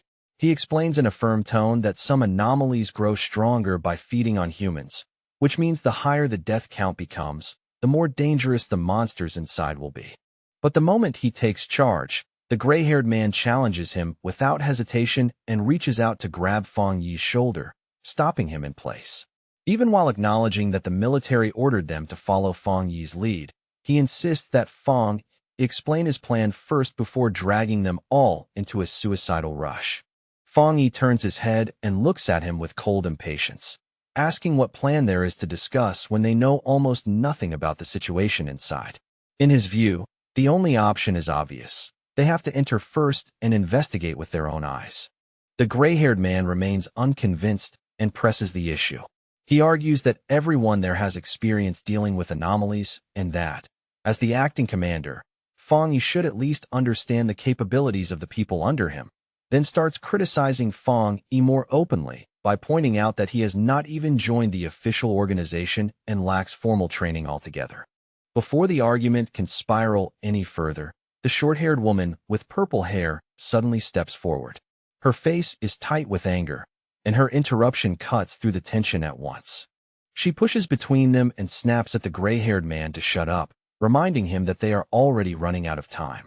She adds that Fong Yi only took this mission because Zhao Lan personally recommended him, so questioning Fong Yi now is no different from openly questioning a high-ranking officer. Fong Yi watches the exchange in silence, saying nothing as the others argue around him. Inwardly, though, he thinks with clear disdain that internal conflict is the worst possible thing a team can indulge in before entering a life-and-death mission. Without wasting another word on the matter, Fong Yi turns around and walks straight toward the dark entrance. In a cold voice, he tells them that if they do not want to come in, they are free to stay outside, and that blunt resolve makes the rest of the team, even the hesitant ones, hurry after him. The group steps into Tianbao building and is met by a scene that feels both ruined and deeply eerie. Wrecked cars lie crushed where they should not be, garbage is scattered everywhere. And yet, even in all that destruction, the blonde girl quickly notices that something about the place feels unnaturally wrong. For all the devastation surrounding them, there is no sound at all. The silence is so complete and unnatural that it presses against their nerves harder than any scream could have. Then, without warning, a dark shape drops from the high ceiling above. It moves so suddenly and so fast that it looks like a living shadow peeling itself out of the darkness. The gray-haired man senses the disturbance a split second later and instinctively looks up, confusion flashing across his face. He knows something is there, but he is already too late to respond cleanly. Before he can do anything, a horrifying green-eyed monster comes diving down from the dark overhead space, shrieking as it launches its ambush. Its attack is savage and direct, aimed at him before the team can properly form up. Fong Yi reacts instantly, faster than anyone else can even shout a warning. His sword appears in his hand in the same motion, and the blade erupts at once into fierce, blazing fire. With a clean, ruthless swing, Fong Yi sends a wave of flame straight at the descending creature. His expression stays cold and focused, without even the slightest trace of panic. The monster has no chance to resist at all. In less than a heartbeat, it is carved apart by a flash of light and slashing sword energy, its attack ending before it truly begins. Fong Yi lands smoothly and steadily, his flaming sword still burning bright in his hand. Behind him, the monster's body is already falling apart, completely destroyed before the others have even fully processed what happened. The gray-haired man and the short-haired, purple-haired woman are left staring in shock. They can barely believe the fight is already over, as if the entire clash lasted no longer than a blink. The woman keeps staring at the enormous blade of fire in Fong Yi's hand, her eyes wide with disbelief. She cannot stop wondering where he obtained a weapon so terrifyingly strong, or whether the weapon itself is only a small part of what makes him frightening. Ignoring the stunned looks around him, Fong Yi crouches down beside what remains of the creature. His attention shifts immediately from combat to analysis, calm and efficient. He picks up a piece of the corpse and studies it closely before rising to his feet again. Based on its twisted form, he judges that the monster looks like a grotesque fusion of a bird and a gecko, and from the extreme level of mutation in its body, he grimly concludes that it has already devoured a large number of humans. The short-haired, purple-haired woman steps closer for a better look, and the moment she does, a terrifying realization flashes across her face. What she is seeing is far worse than she first thought. She identifies the dead creature as an A+ grade anomaly, and that recognition sends a wave of fear through the team. What truly terrifies them is not just the monster's rank, But the fact that Fong Yi killed it instantly, when such a creature would normally require a full squad of elite pioneers to bring down. As the smoke and scorched residue around the dead anomaly slowly clear, the purple-haired woman and the gray-haired man remain rooted in place. The shock on their faces only deepens as the reality of Fong Yi's strength settles in. The woman realizes at once that Fong Yi's power is far beyond the one-star spirit creation realm, while the gray-haired man breaks into a cold sweat as a much harsher truth dawns on him. If Fong Yi had wanted to, killing him earlier would have been effortless. The brown-haired man finally admits, with clear embarrassment, that he was wrong about Fong Yi. He says he never expected this young man to actually be the legendary sealer, because in his imagination, the sealer had always been some old master who never let go of his sword. With his back turned to them and the blade in his hand still wreathed in flame, Fong Yi explains that after his advancement, he fused his spiritual power with his sword and transformed it into a spirit weapon that he can summon and shape at will. Even then, he speaks modestly, suggesting that this is not some impossible trick unique to him alone. Now that the team's earlier doubt has been replaced by a mix of trust, awe, and fear, Fong Yi tells them to pick up the pace. As they move deeper into the darkness behind him, the purple-haired woman admits with real relief that she is glad Fong Yi is on their side. To light the path ahead, Fong Yi raises one hand and summons a sphere of fire that burns steadily above his palm. Its glow spreads over the walls as he leads the team into a long, narrow hallway swallowed by darkness. He carries that flame like a torch, using its light to cut through the gloom as the group advances warily behind him. Every step forward only makes the oppressive silence feel heavier. Soon they reach a staircase so drenched in blood that the sight of it alone turns the air cold. Looking at the sheer amount of gore coating the steps and walls, Fong Yi grimly realizes the truth is far worse than the official report claimed, estimating that the dead must number at least 500 rather than a mere 53.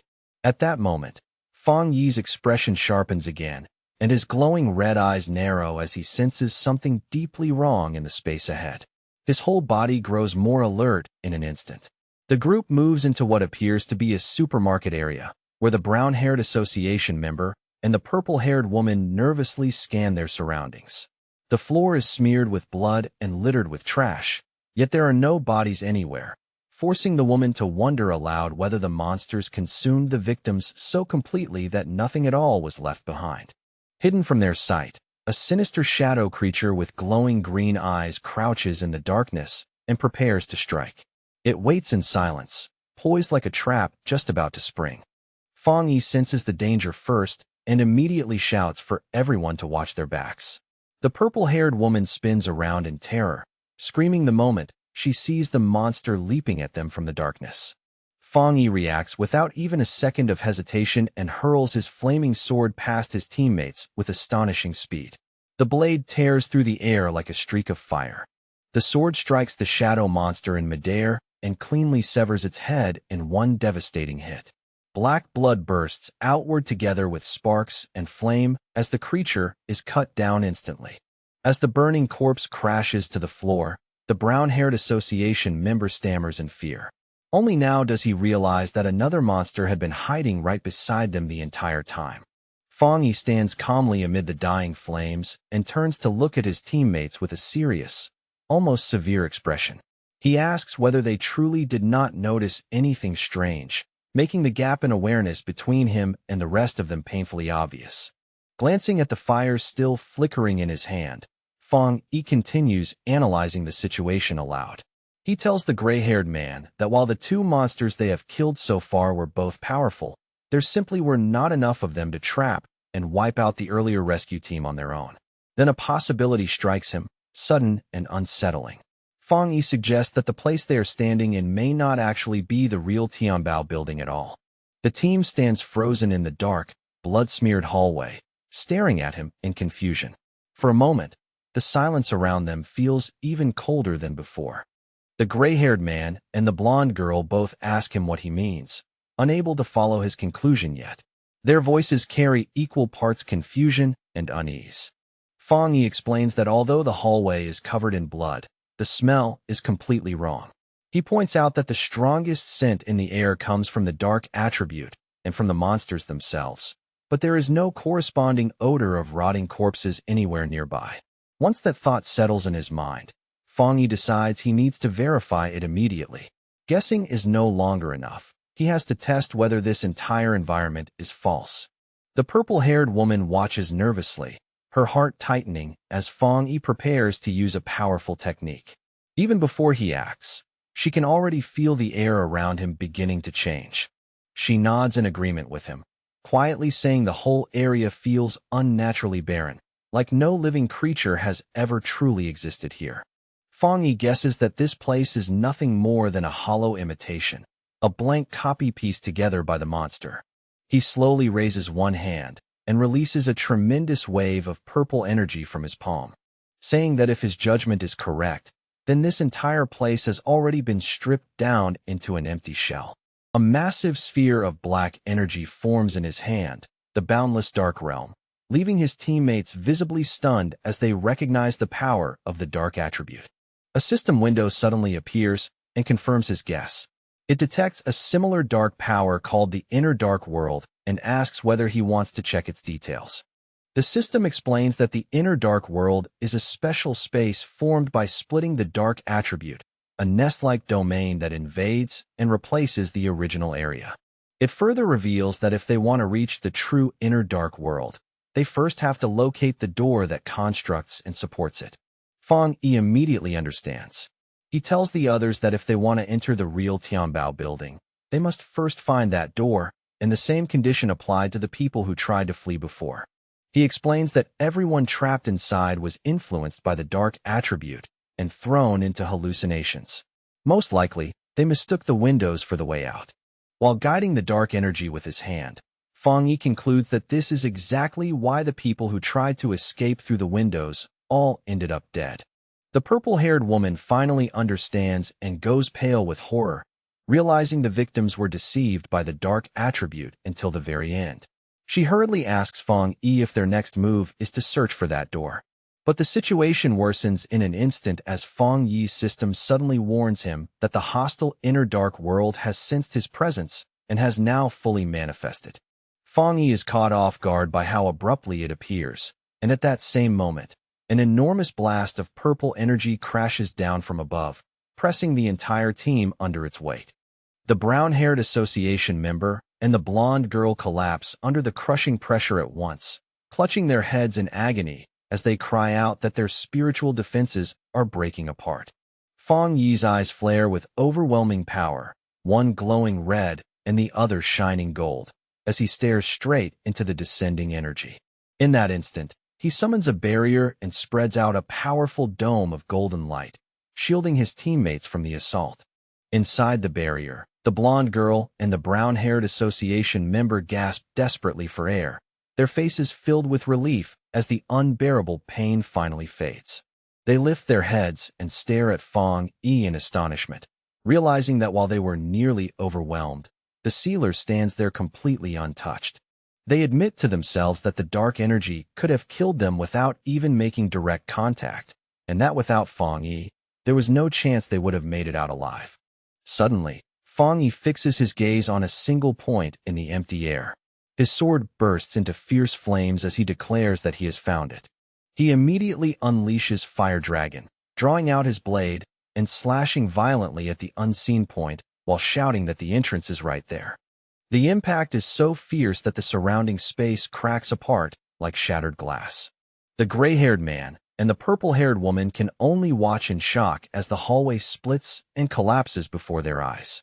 Fong Yi steps onto the newly revealed ground ahead, his face cold and heavy with focus. As the false scene breaks away, it reveals a massive and terrifying gateway wrapped in dark green mist and twisting shadows, the real entrance to the Inner Dark World. Fong Yi takes the front, his flaming sword casting light through the darkness, and orders everyone to stay close behind him. As they move deeper into the real building, Fong Yi maintains a golden barrier around the team, shielding them from the disgusting red flesh-like veins now spread all over the walls. The blonde girl suddenly turns sick, covering her mouth as she says there is a horrible smell in the air. Fong Yi stares ahead with a grim look and says the stench is unmistakable, the smell of blood and corpses from their own people. Not long after, the group comes upon a horrifying sight. The floor is littered with the bodies of the missing pioneers, proving they had been trapped here and slaughtered inside this dark space. Before they can fully react, the group is ambushed as a swarm of shadowy bat-like creatures suddenly pours down from the ceiling and surrounds them.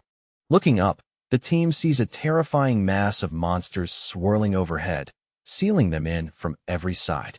Then, from the heart of that swarm, a gigantic A-plus, gray demon-like monster with glowing red eyes dives straight down to strike.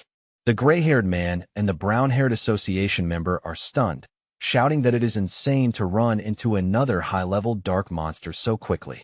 Fong Yi responds without the slightest hesitation, summoning his blazing sword at once. He hurls the sword forward, and it tears straight through the descending monster's chest in an eruption of fire. The monster lets out a painful roar, and Fong Yi charges in immediately to finish it off. He drives his sword into the ground and grips the hilt firmly. Then, with a blur of unbelievably fast motions, Fong Yi unleashes a storm of flaming slashes across both the swarm and the giant monster. He lands with effortless grace, triggering a huge explosion of holy fire that engulfs and burns everything around him. The blonde girl and the purple-haired woman raise their arms to shield their faces from the searing heat, shocked to see the dark monsters melt away the moment they touch his flames. Only then do they realize that ever since this mission began, they have hardly needed to do a single thing. Fong Yi walks through the blazing aftermath, his sword glowing red like molten lava. He slowly reaches one hand toward the floor, where the bodies of the earlier victims still lie. Using his fire, Fong Yi gently cremates the innocent dead, giving them the dignity of a proper burial instead of leaving them in this corrupted place. The brown-haired association member and the blonde girl watch the flames with deep awe, saying that Fong Yi truly deserves his title as the sealer. Fong Yi turns back to the group and starts issuing orders. He tells them that now that they are inside the building, they should do their part. He instructs them to search the first floor for any survivors while he heads upstairs to deal with the remaining monsters. The others, including the gray-haired man and the purple-haired woman, stand ready to obey at once. The doubt they once had now completely replaced by respect. Fong Yi continues sweeping through the building one floor at a time. By the time he reaches the 10th floor, he is already fighting through a swarm of flying shadow creatures, swinging his flaming sword to keep them from closing in. As he fights, he studies the enemies and realizes they have evolved to at least the one-star spirit creation realm. Even so, he slices them apart with ease, noting that their abilities themselves have not changed much. Fong Yi then leads the team up the escalator toward the 15th floor, his sword dragging behind him in a long trail of fire that lit the dim passage. With every step upward, the air grows heavier and thicker, pressing down on their chests like an invisible weight. The blonde girl winces and complains that the freezing dark power is starting to seep through even her protective barrier. As they move forward, they come upon a hallway packed with bodies, and the sight instantly turns the already suffocating atmosphere even colder. The gray-haired man suddenly notices something deeply wrong with the corpses. He quickly warns the others that something is moving inside the bodies, and that the remains are corrosive, telling the team in a tense voice not to breathe in the spores no matter what. A single drop of thick liquid falls from above and lands in a puddle below with a sharp, eerie plink. In the unnatural silence, even that tiny sound feels like the start of something far worse. In the next instant, a massive spike-like shadow rises violently behind Fong Yi and the brown-haired association member. The hidden monster finally reveals itself, towering over them in a shape so twisted and terrifying that it makes the whole corridor feel even more claustrophobic. It is a horrifying multi-eyed creature, its many eyes staring down at them from above with a sickening, hungry intelligence. Then it throws back its head and roars, unleashing a relentless barrage of energy spikes that tears through the air like a storm. Instead of showing even a trace of fear, Fong Yi smiles.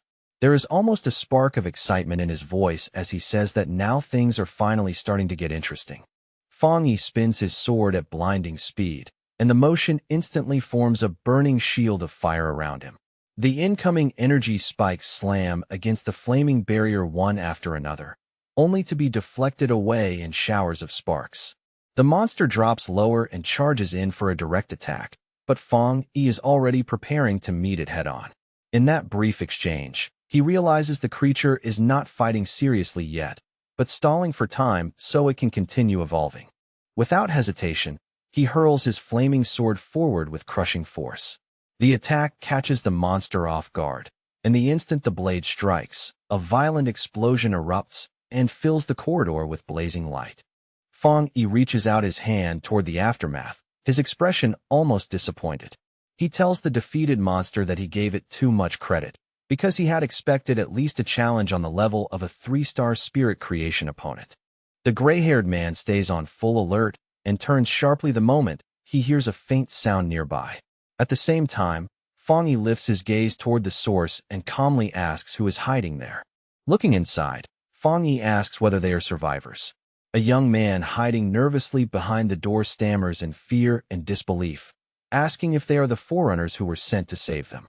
The team soon discovers 5 people still alive inside what appears to be a hidden storage room belonging to a luxury brand store.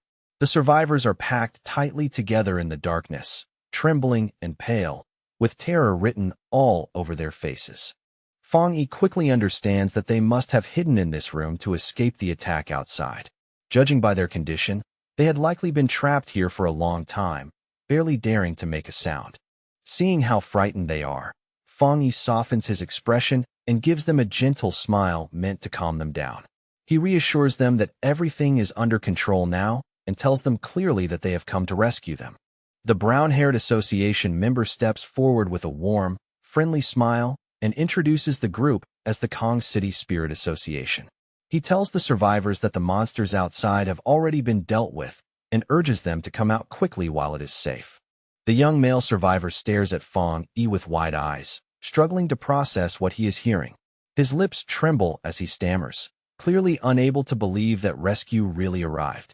He suddenly blurts out in shock, asking if it is really true that Fong Yi killed all of those terrifying monsters with just a single slash. His voice is full of disbelief, as if the feat sounds more like a legend than something a person could actually do. Meanwhile, outside the Tianbao building, the monitoring team continues watching the situation closely. The entire structure is still wrapped in a red, ominous energy, but despite the tension, the people at the monitors can feel that this time something is different. They follow Fong Yi's spiritual energy floor by floor, detecting the fire from his spirit weapon everywhere he passes. Then an analyst suddenly shouts that the latest reading has already reached the 40th floor, leaving the whole room stunned. The analysts report in disbelief that the sealer cleared the Tianbao building from bottom to top in only 9 minutes and 56 seconds, and they immediately realize this news will shake the entire pioneer circle in Kong City. But before the room can fully celebrate, a red alarm suddenly blares through the monitoring station. One of the staff members warns that it is not over yet, because they have just detected an S-class monster eruption on the very top level. Back on the top floor, Fong Yi stands in the middle of the shattered rubble and slowly looks upward, his expression turning serious. The air around him is tense and still, as though the entire floor is holding its breath before the real battle begins. He realizes at once that he has found the main target. Looming high above him is a massive skeletal creature wrapped in glowing green energy and black feathers, and Fong Yi identifies the terrifying being as the anomaly king of this location, the Bone Bird. Without wasting a second, Fong Yi charges straight at the enormous anomaly king, the Bone Bird. He leaps into the air with sword in hand, his attack direct and fearless as he closes the distance in a flash. As he draws nearer, he analyzes the creature in an instant and realizes something unusual. The strange worms crawling across its body are not parasites at all, but actual parts of its main body, fused into its grotesque form. With a powerful swing, Fong Yi unleashes a golden slash that cuts across the air with terrifying force. But the Bone Bird raises its thick, cage-like bones and blocks the attack head-on, stopping the blow before it can break through. For the briefest moment, Fong Yi shows a flicker of surprise when his strike is halted. It is only an instant, but enough to show that this monster is at least worth noticing. The monster fixes him with its glowing green eyes, glaring down at him with cold hostility. Its stare is vicious and predatory, filled with the confidence of something that believes it can still win. Below them, his teammates can only watch in despair as the fight unfolds. Seeing even the powerful sealer face resistance from the Anomaly King leaves them feeling small and helpless, painfully aware that they are far too weak to offer any real support. Fong Yi lets out a quiet sound of annoyance. The reaction is small, but the irritation in it is unmistakable. Having tested the creature enough, he decides the fight has gone on long enough. He stops holding back and makes it clear through his presence alone that he is about to end the battle for real. He calls forth divine thunder, and crackling blue lightning instantly coils around his sword. The weapon hums with violent energy as the air around him fills with the sound of snapping electricity. With the added power of thunder surging through his blade, he swings again. This time the attack cuts through the bone defenses that had stopped him before with shocking ease, as though they were never strong enough to matter. The bone bird roars in pain and fury, but Fong Yi, surrounded by flickering blue lightning, only tells it coldly to stop making so much noise. His calm contempt is even more crushing than the attack itself. Then he unleashes a massive vertical slice of blue energy that tears straight through the monster's gigantic body. The strike is clean, brutal, and overwhelming, splitting through it with unstoppable force. Staring coldly at the creature, Fong Yi remarks that even though this monster turned the building into a feeding ground, it is still far weaker than the bad Anomaly King he fought before. To him, this battle is already beginning to feel disappointingly one-sided. Fong Yi moves again with incredible speed, vanishing and reappearing around the monster as he delivers a rapid flurry of slashes. Only after the barrage is complete does he land gracefully back on the ground, steady and completely in control. The gray-haired man and the blonde girl stare in complete shock as they watch the fight. They realize Fong Yi is not merely resisting the monster or even matching it, but completely dominating the Anomaly King on his own. The purple-haired woman watches even more closely and soon understands something chilling. Every single cut Fong Yi makes is perfectly measured and deliberate, like he is dissecting the monster piece by piece with terrifying precision. Fong Yi quickly realizes that he has not even needed to strike the bone bird's skull directly. As he effortlessly avoids its attacks, he understands that the creature can barely fight back at all, because the difference in power between them has already become overwhelming. At that moment, he concludes that he has grown even stronger than the Anomaly King itself. The monstrous bird lets out a desperate, broken roar as it struggles to recover. The sound is ragged and pitiful now, carrying more panic than menace. Fong Yi looks at the creature with a cold expression, one glowing red eye burning with ruthless intent, and asks whether it really thinks it can still heal. He mocks it further, asking if it honestly believes he has just been toying around for fun. A huge amount of spiritual energy begins gathering around him at once. Bright blue lightning crackles wildly through the air, making the entire top floor tremble under the pressure of the power he is drawing in. Once the energy is fully charged, Fong Yi bends his knees and leaps high into the air. His body rises through the storm of lightning like a spear aimed straight at the sky. Then he drives that power directly into the Tianbao building, releasing a massive pillar of lightning that blasts through the structure from top to bottom. The blinding strike tears into the dark red sky above and lights the entire area in a violent burst of blue-white radiance. The unleashed energy begins to swirl into a giant vortex overhead, sweeping outward as it purges the surrounding darkness. Layer by layer, the corrupt atmosphere is stripped away under the force of his attack. As the attack finally comes to an end, the dark clouds above split apart. Golden light from the setting sun pours through the broken sky, warm and clear, signaling that the suffocating darkness has at last been wiped away. Outside the building, the association's monitors can only watch in stunned disbelief as the Anomaly King's energy signature vanishes completely. In that moment, they realize Fong Yi is a pioneer operating on a level far beyond their own, and they cannot help wondering whether this is the true distance between ordinary talents and a top-tier genius. They reveal that this S-class invasion has been officially classified as the King's Sacrifice Hell, and that all details regarding how it was resolved have been sealed into top-secret files. Even among the stunned observers, everyone understands one thing clearly. Fang Yi's solution was something no one else could possibly replicate. Fang Yi lands steadily on the broken rubble as the last clouds of dust slowly settle around him. The violent clash is finally over, and in the fading haze, his figure stands calm and unmoved amid the wreckage. He turns toward the purple-haired woman and the gray-haired man and tells them in an even voice that the bone bird is dead. Now that the anomaly king has been eliminated, he says, they can finally re-establish contact with the outside world. The purple-haired woman immediately activates her communicator and identifies herself as Songyu, her voice turning crisp and professional. She reports that the incident has been successfully resolved and confirms that, thanks to the sealer's intervention, the mission was completed smoothly and far faster than expected. As she continues speaking into the communicator, Fang Yi quietly starts walking away toward the exit, as if this overwhelming victory means little to him. Songyu adds that she hopes the Kong City Spirit Association will show proper cooperation and gratitude for the help he has given them today. Suddenly, Songyu's expression changes, and shock flashes across her face at whatever she hears through the communicator. She immediately asks about the newly elected Kong City captain, her voice rising with anger as she demands to know why he is only showing up now, after the mission is already over.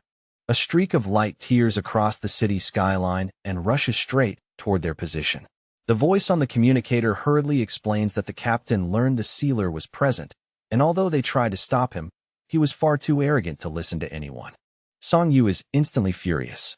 She argues that this mission was assigned to the military zone, which means they are responsible for controlling the Tai captain, and then declares that they need to send Fang Yi away immediately, already recognizing the new captain's arrival as an open provocation. As Fang Yi walks down the staircase without any sign of concern, Songyu states coldly that the sealer is the most important captain recommended by their zone. She warns in a hard voice that anyone foolish enough to challenge him will have to bear the consequences themselves. Fang Yi walks out of the Tianbao building, clearly prepared to leave now that the battle inside has ended. With the crisis resolved, he has no interest in staying any longer than necessary. Then he pauses slightly, a faint look of confusion crossing his face as he senses something approaching from above at tremendous speed. The presence is sharp, reckless, and impossible to ignore. A figure suddenly drops out of the sky like a meteor, descending toward him with explosive force. The rushing impact tears through the air and sends debris flying before it even touches the ground. The attacker lands with a violent crash, gripping an energy weapon that hums with hostile intent. He introduces himself as Yu Fengjiang, the new captain of Kong City, and immediately demands in an aggressive tone to know whether Fang Yi is the sealer from Tai City. Fang Yi does not move back an inch and only stares at him coldly. Yu Fengjiang steps closer and studies him up close, mistakenly deciding that Fang Yi must be a wind attribute pioneer, though he also notes that Fang Yi is deliberately concealing his strength and guesses that he is at least in the spirit creation realm. Without another word, Yu Fengjiang shifts his energy weapon and transforms it into a sharp claw-like form. The moment it changes shape, he lunges forward and attacks without hesitation. Fang Yi draws his flaming sword in one smooth motion, and the clash between the two begins instantly. Fire and force collide as they launch into a rapid, high-speed duel that tears across the ruined street. The captain suddenly leaps high into the air and brings down a crushing strike meant to overwhelm Fang Yi in one blow. Fang Yi is forced to dodge aside as Yu Fengjiang slams heavily onto the street below, the impact cracking the ground. Yu Fengjiang looks down on Fang Yi from the very start, convinced he is dealing with nothing more than an arrogant brat. In his mind, this fight is the perfect chance to establish his own reputation and further solidify his family's dominance in Kong City. On the surface, he laughs arrogantly, pretending to act magnanimous. He thanks Fang Yi for solving the crisis, but in the very next breath accuses him of overstepping his boundaries, lecturing him smugly about rules, status, and seniority. Fang Yi is completely unimpressed by the speech. He explains in a cold, flat tone that he only came because the military requested support, and when he arrived, there was no captain present at all. Then he asks directly what this newly appointed captain actually wants from him. Yu Fengjiang gives a smug little smile and claims that he is a man of refined style with no ill intentions. But the greed underneath the act quickly shows itself when he reveals the real reason for stopping Fang Yi. He wants to borrow Fang Yi's powerful sword. As he speaks, dark energy begins gathering in his hands. The aura around him thickens with hostility, making it obvious that this is no polite request. Wrapped in a purple and white aura, Yu Fengjiang openly threatens Fang Yi. He tells him that if he refuses to comply, then he will never be allowed to leave Kong City alive. Fang Yi remains completely calm from beginning to end. There is not even the slightest sign of panic in his expression. Instead, he smiles as though he finds the demand utterly ridiculous. Across from him, Yu Fengjiang stares back with a twisted, excited look, clearly enjoying the thought of forcing the situation further. Fang Yi decides that the conversation has already gone on long enough. He releases his full presence, unsheaths his sword completely, and flames erupt around him in a violent burst that instantly changes the atmosphere. Yu Fengjiang is visibly shocked by the sudden explosion in Fang Yi's power. The pressure alone is enough to wipe the smugness off his face for a moment. With his eyes glowing and his aura blazing outward, Fang Yi mocks Yu Fengjiang's shameless request to borrow his weapon. In a cold, cutting tone, he says he will borrow Yu Fengjiang's entire family instead, making it painfully clear that he is about to beat him without mercy. Fang Yi opens the battle with a heavy slash of fire. The blazing arc tears through the air with enough force to split the space between them in an instant. Yu Fengjiang dodges the attack with astonishing speed, narrowly avoiding the flames. But instead of fear, a grin spreads across his face, and he says with rising excitement that the fight is finally becoming interesting. Nearby, Song Yu quickly realizes that the clash has disrupted their signal again. She urgently tells her team that they must leave at once to report to the military and their superiors, and to escort the survivors to safety before the situation gets even worse. Surrounded by roaring flames, Fang Yi gives them a stern warning without even looking back. He tells them they have 10 minutes to get away, darkly hinting that if they stay any longer, they may end up watching a captain die. The brown-haired association member instinctively tries to warn him, but Song Yu immediately clamps a hand over his mouth. She shouts that she understands and drags him away without hesitation, determined to get everyone out before the fight turns even more deadly. As the group runs off, Song Yu curses Yu Fengjiang in frustration, angry that he is stirring up trouble right after being elected.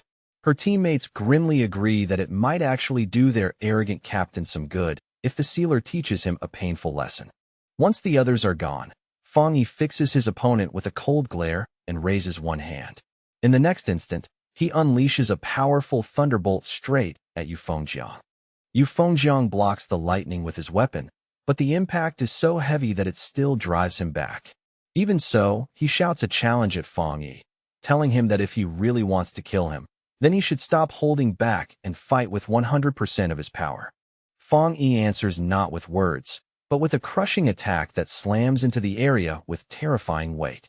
The blow sends violent shockwaves rippling through everything around them. A massive explosion erupts behind Yu Fengjiang, blasting apart the nearby buildings in an instant.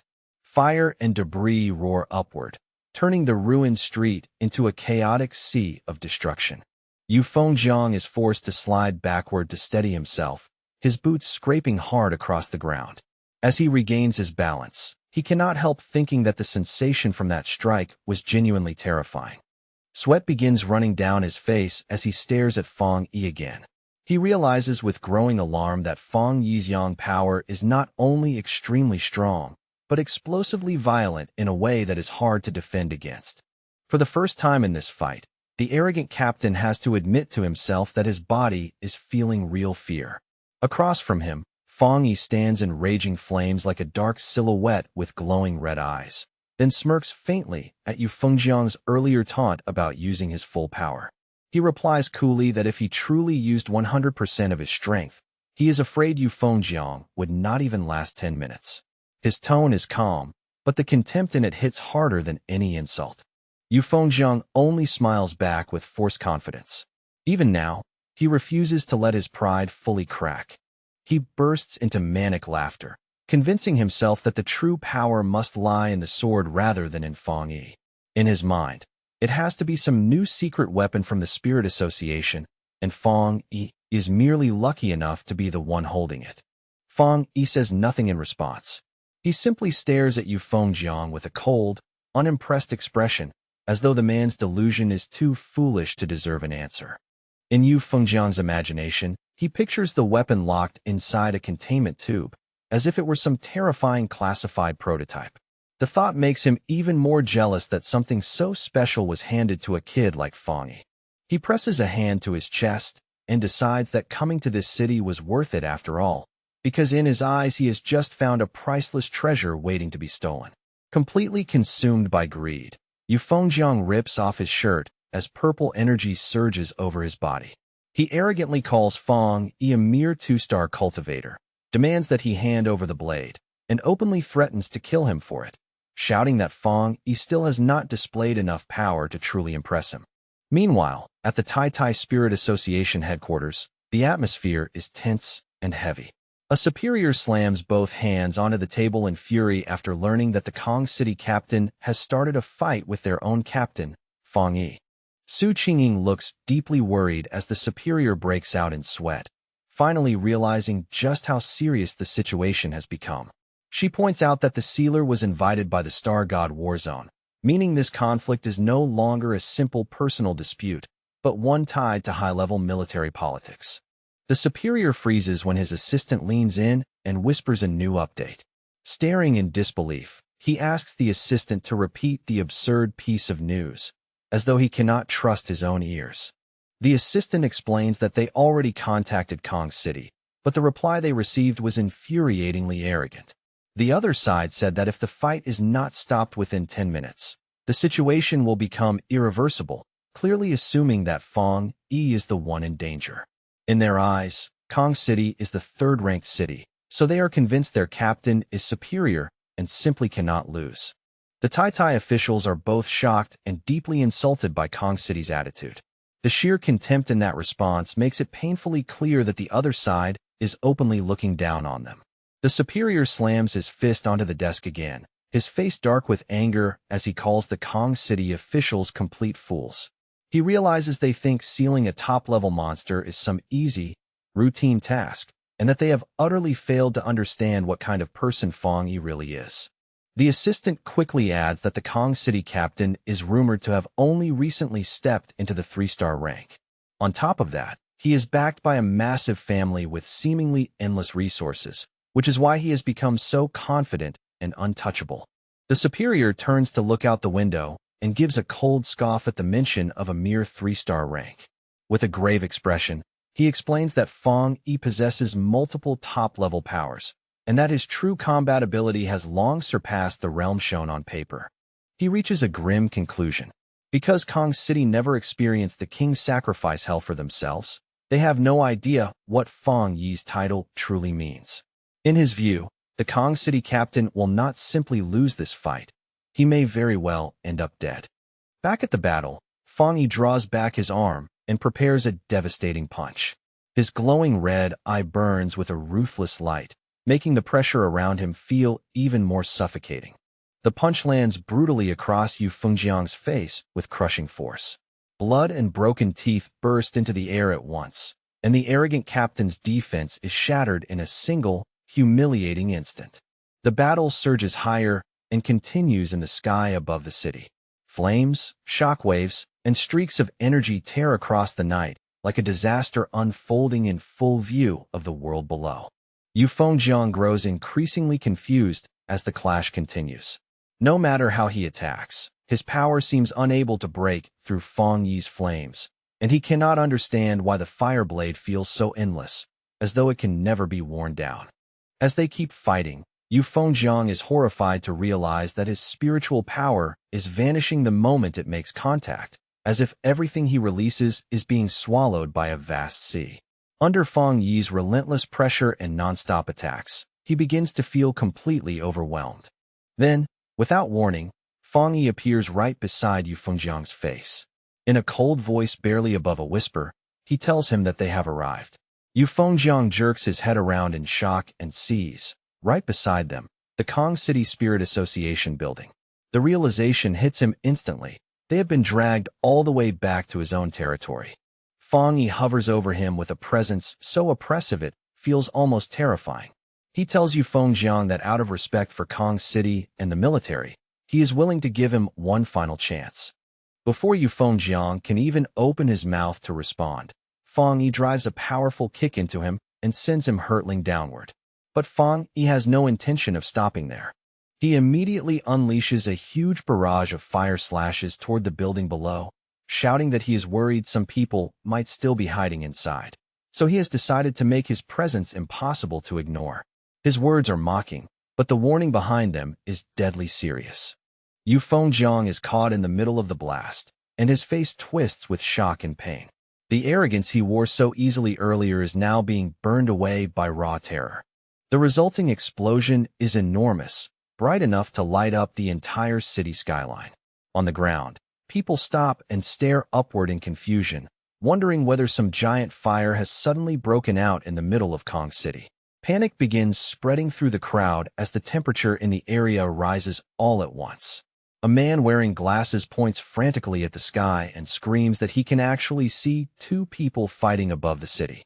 High overhead, Fong Yi, wrapped in blazing golden fire, prepares to clash once more with Yu Fengjiang, whose body is covered in dark purple energy. On the ground, one civilian suddenly recognizes those flames from the news and excitedly tells everyone nearby that the rumors about the spiritual energy revival must have been real all along. Fong Yi looks down at his opponent with an icy, emotionless gaze. He checks the time and calmly informs Yu Fengjiang that he has only 5 minutes left. Then he throws the man's own words back at him, asking whether he did not want to witness 100% of his power. Beaten, furious, and unable to answer properly, Yu Fengjiang can only let out a low, enraged growl. The sound is full of humiliation and helpless anger.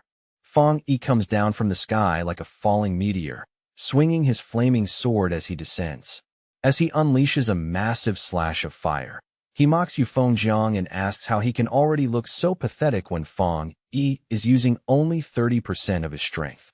Yu Fengjiang's face fills with pure shock.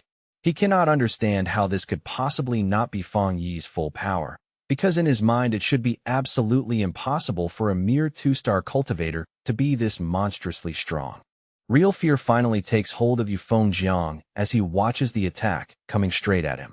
For the first time, his instincts scream louder than his pride. The massive beam of fire crashes into him head-on and blasts him across the sky. Wrapped in searing flames, he is hurled away like a broken projectile. Meanwhile, far away at the Spirit Association headquarters in Shin City, the Situation Room has already descended into chaos. Staff members rush around in alarm as fresh reports continue pouring in. An operator reports a massive energy spike somewhere within the country. The map is immediately enlarged and locked onto Kong City, where the readings show energy levels surging rapidly right around the Spirit Association building. The superior with glasses stares at the screen in confusion, pointing out that the energy signature is not the dark attribute, which means this is not a monster invasion. He demands at once to know what exactly is happening over there. A subordinate rushes in with a shocking report. The new Kong City captain, Divine Blade, is fighting the Tai Tai City captain, the Sealer. The report makes it even worse by explaining that Divine Blade tried to steal the Sealer's weapon after Fong Yi helped save the city, and when Fong Yi refused, he attacked with clear intent to kill. The superior explodes with rage, shouting that Kong City must have a death wish. He orders his staff to warn Kong City immediately and force them to stop the fight at once, threatening to remove every senior official in the Kong City Spirit Association if they fail to act. He declares that someone must be sent there right now to take control of this major incident. Just then, the doors to the conference room swing open. A lone silhouette appears in the entrance, instantly drawing everyone's attention. The blue-haired woman steps inside and volunteers for the mission without hesitation. She is Gu Yuro, headquarters forerunner of the Spirit Association, known by the codename Sea Mystic. Elsewhere in the city, a young girl standing by a window excitedly shouts to her mother that she can see a shooting star. The bright light of the battle reflects clearly in her wide, innocent eyes. Her mother reacts instantly, pulling her daughter back to protect her. She stares out in horror as an enormous burst of light flashes across the glass walls of the surrounding skyscrapers, then urgently tells the family to run. Inside their apartment, the family begins hurriedly packing bags with trembling hands. The father makes a quick decision and says that Kong City is no longer safe, and that they have to leave immediately for Shin City. As they cast one last look out the window at the smoke rising over the city, the mother starts crying in fear. The father does his best to steady the family, promising that they will find a way out as they leave behind their home and everything familiar. Back in the sky a minute earlier, Yu Fengjiang screams in agony while being swallowed by a massive wave of fire. Wrapped in the burning blaze, he struggles desperately against the unbearable heat. He bursts out of the flames battered, shirtless, and badly hurt, then furiously roars a threat at Feng Yi. He warns that his powerful Yu family will never let this go and will come after him for what happened here. Feng Yi hovers calmly in the sky, paying no attention to those threats at all, while Yu Fengjiang keeps screaming that the Kong City Spirit Association will not let him escape this. Inside the glass-walled headquarters below, a group of officials watches the fight in growing panic. Seeing the brightness and force of the attacks, they realize their captain cannot last much longer and begin shouting for someone to save him. They desperately demand that the Tai City captain stop his attack at once, but Feng Yi offers them nothing except a silent, icy stare. The annoyance on his face makes it obvious that their words mean absolutely nothing to him. Looking down at the officials gathered inside the building below, Feng Yi listens as they loudly declare that Yu Fengjiang is their captain and that attacking him is the same as directly provoking their entire association. Their outrage only makes their cowardice look more obvious. One of the officials slams his fist against the glass wall and shouts furiously that they will never accept this kind of behavior. His anger sounds bold, but it is backed by obvious panic. Feng Yi looks at them with glowing red eyes, completely unimpressed. Even when standing before someone far stronger than themselves, the Kong City Spirit Association still chooses arrogance over sense, and that only makes them look even more ridiculous to him. A huge swirl of fire rises around Feng Yi as he coldly mocks them. He suggests that they ignored the other captains because they assumed their own captain was stronger than everyone else, or perhaps because they simply did not want to get involved until the danger reached their own door. Having decided they need to be taught a lesson, Feng Yi swings and unleashes a massive fire slash straight at the Spirit Association building. The attack tears downward with merciless speed. The officials inside duck and hide in terror as the holy flames smash through the windows and sweep into the office space. Fire surges through the room, burning everything in its path and proving beyond doubt that their threats carry no weight in front of him. Feng Yi turns his back on the destruction with open disgust in his eyes. Floating above the battered Yu Fengjiang, he mocks him coldly and asks whether he truly believed he could take that sword from Feng Yi's hand with such pitiful skill. The battle reaches its most brutal point as Yu Fengjiang, once so arrogant and full of himself, is left bleeding, exhausted, and gasping for breath. His body trembles under the strain, and it is obvious he is nearing his limit. High in the sky, Feng Yi coldly challenges Yu Fengjiang to see whether he can withstand what comes next. Then, like a meteor falling from the heavens, he hurls his flaming sword straight down at him with unstoppable force. Instead of dodging, Yu Fengjiang actually smiles, his eyes overflowing with naked greed as he rushes straight toward the descending blade.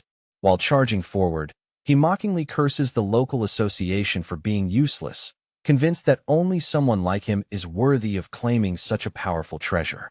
His face twists into a wild, almost insane expression as he screams at the top of his lungs that this treasure belongs to him and him alone. In that moment, all reason leaves him and only obsession remains.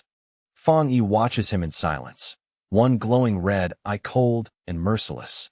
Inwardly, he thinks that he will never understand pioneers like this, people who use the power meant to protect humanity to rob, kill, and seize what was never theirs in the first place. To Feng Yi, these kinds of people are no different from common criminals dressed up in power and status. Worse than that, he believes their existence is one of the very reasons humanity keeps getting pushed closer and closer to destruction. With one final icy glare, Fang Yi makes up his mind to end this matter once and for all. At the same time, Yu Fengjiang keeps charging ahead with feverish excitement, completely blind to the fact that he is rushing straight toward his own death. The very instant Yu Fengjiang reaches out and tries to touch the weapon, a massive explosion erupts. A giant sphere of fire swallows the entire area in one terrifying flash, blasting heat and light across the ruined skyline. Standing calmly inside the roaring flames, Fang Yi reveals in an almost indifferent tone that he forgot to mention one thing. His Tang sword is not some ordinary spirit weapon at all. It is a special weapon he forged himself, one that acknowledges only a single master. The force of the blast sends the officials of the Kong City Spirit Association stumbling and screaming as they run for their lives. Around them, the building begins collapsing under the pressure, glass shattering and concrete breaking apart as panic spreads everywhere. As they stare at the inferno in disbelief, confusion takes over their faces. They can only remember the reports claiming that the sealer was merely at the 2-star spirit creation realm, while Yu Fengjiang was supposed to be a full realm higher than him. The leader of the Kong City Spirit Association stands there trembling uncontrollably, his face pale with fear. In that instant, he realizes with crushing clarity that the information they trusted was completely wrong from the very beginning. He knows better than anyone that Yu Fengjiang was the only 3-star spirit creation expert in the city, a celebrated genius backed by vast family resources. He was already close to the Jinggang realm and was even considered one of the top 5 captains in the nation. And yet, even with all of that status, talent, and support behind him, he was still no match for Fang Yi. As the dust slowly settles, Fang Yi descends softly onto the rubble, calm and steady, as if the violent battle had cost him almost nothing. Standing there in silence with his burning sword still in hand, Fang Yi gives off a presence that makes everything painfully obvious. He has already far surpassed the ordinary level of a city captain and now possesses the terrifying power to wipe out an entire city if he truly wished to. Wang Zhong, the leader of the Kong City Spirit Association, trembles so badly he can barely stand. Looking at the destruction around him, he wonders in horror whether Fang Yi truly intends to bury the entire Kong City Spirit Association together with their defeated captain. Overcome by fear, Wang Zhong collapses to the ground among his terrified subordinates and begs the Tai City captain for mercy, screaming that this whole incident was their fault. Just then, the distant sound of an approaching helicopter cuts through the tense, burning silence. The sudden mechanical roar breaks the suffocating atmosphere and makes everyone look up at once. Inside the cockpit, the pilot quickly reports to his superior that there is an extremely pure and overwhelmingly strong yang attribute source ahead. At the same time, he notes with surprise that the flames surrounding the Spirit Association appear to be weakening little by little. Standing at the open side door of the helicopter, Guyuro gathers an enormous mass of blue water energy in her hands. Feeling the heat from far away, she narrows her eyes and wonders whether the fire below is really dying down or whether something more dangerous is still hidden inside it. Afraid that they may have arrived too late, Guyuro stops hesitating and releases her power. Streams of blue energy pour down from the sky like rain, sweeping over the burning ruins in an effort to extinguish the remaining flames. As she looks down at the destruction below, even Guyuro has to admit Fang Yi's frightening strength. Inwardly, she thinks it is truly astonishing that one person could come so close to destroying the 3rd largest city entirely by his own power. She quickly concludes that Fang Yi's strength has already reached the level of a true national-class pioneer. But as her rain continues falling, she realizes something even deeper. Her water is only managing to put out the flames because Fang Yi has already chosen to pull back his power. In other words, he showed mercy. If he had not done that himself, her water alone would never have been enough to suppress those flames. On the ground, Wang Zhong looks up with sudden joy and shouts toward Fang Yi that headquarters has arrived to save them. His voice is full of desperate hope, as if he has finally grabbed onto a lifeline. Fang Yi does not answer him at all. He simply stands there in silence, his expression unreadable as he lifts his gaze toward the newcomer in the sky. From the helicopter above, Guyuro stares back at him just as quietly. As a water attribute pioneer herself, she can immediately sense the astonishing purity and density of the power surrounding Fang Yi. The more carefully she feels it, the more certain she becomes that Fang Yi's pure energy far surpasses anything Yu Fengjiang ever possessed. The gap between them is not small at all. It is vast enough to make the earlier results seem inevitable. In her judgment, that alone places Fang Yi among the strongest pioneers she has ever encountered personally. It is the kind of power that leaves a lasting impression the moment you sense it.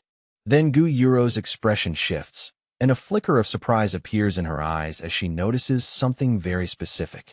Her attention is drawn away from the ruined battlefield and locked onto the weapon in Fang Yi's hand.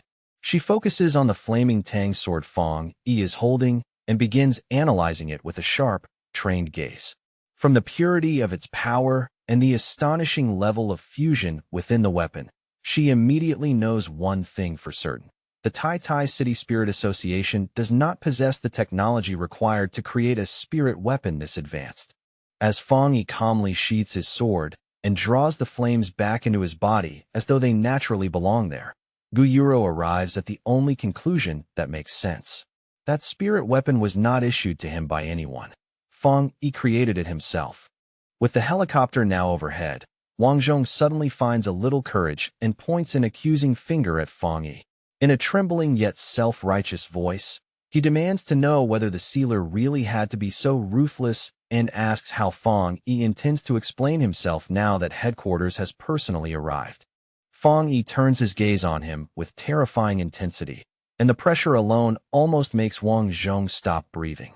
He coldly reminds the official that he had already given them 10 full minutes to resolve the matter, yet in all that time they failed to offer him even a single explanation. Then Fang Yi turns away as if Wang Zhong is not even worth another glance.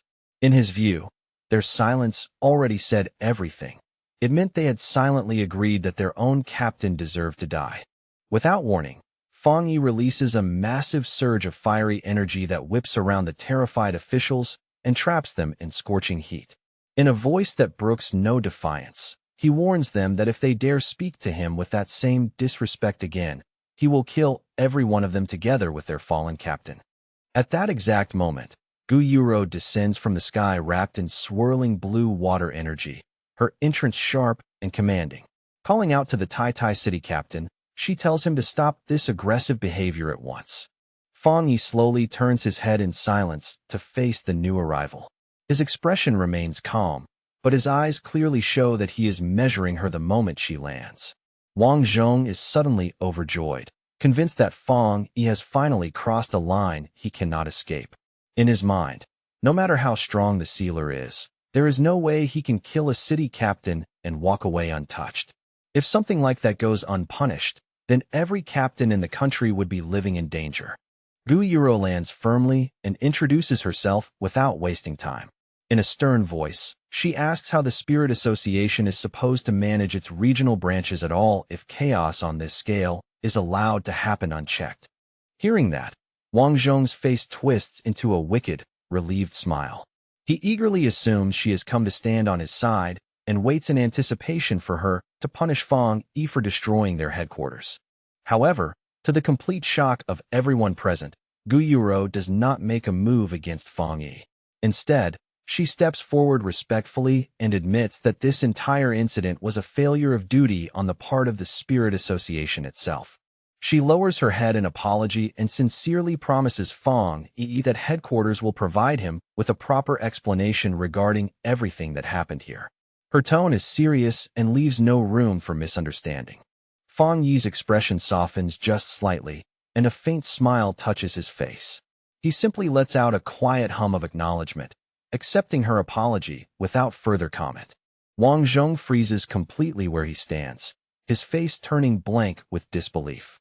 It finally dawns on him that headquarters has chosen to stand with Fang Yi rather than with him or Kong City.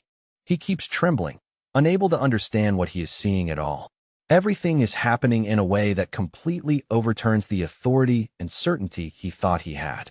He watches in stunned silence as Gu Yuro bows to Fang Yi, and only then does he realize what this gesture truly means. This is headquarters' respectful way of handling the sealer. In essence, they intend to support him, compensate him, and avoid creating an even bigger conflict. Wang Zhong is horrified and cannot stop asking himself whether this is really the end of the matter.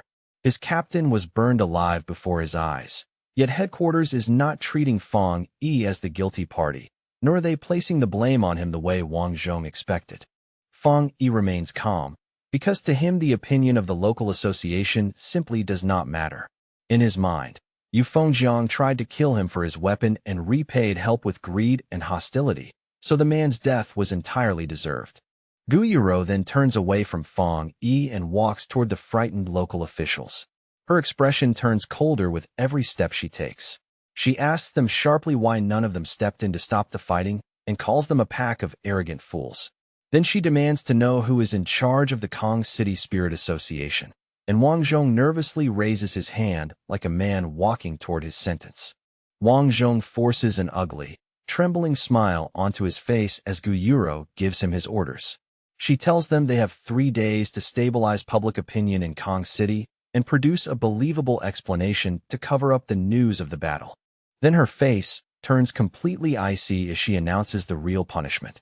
After those 3 days are over, every one of them will be dismissed from their posts, and headquarters will send an entirely new group to take over Kong City.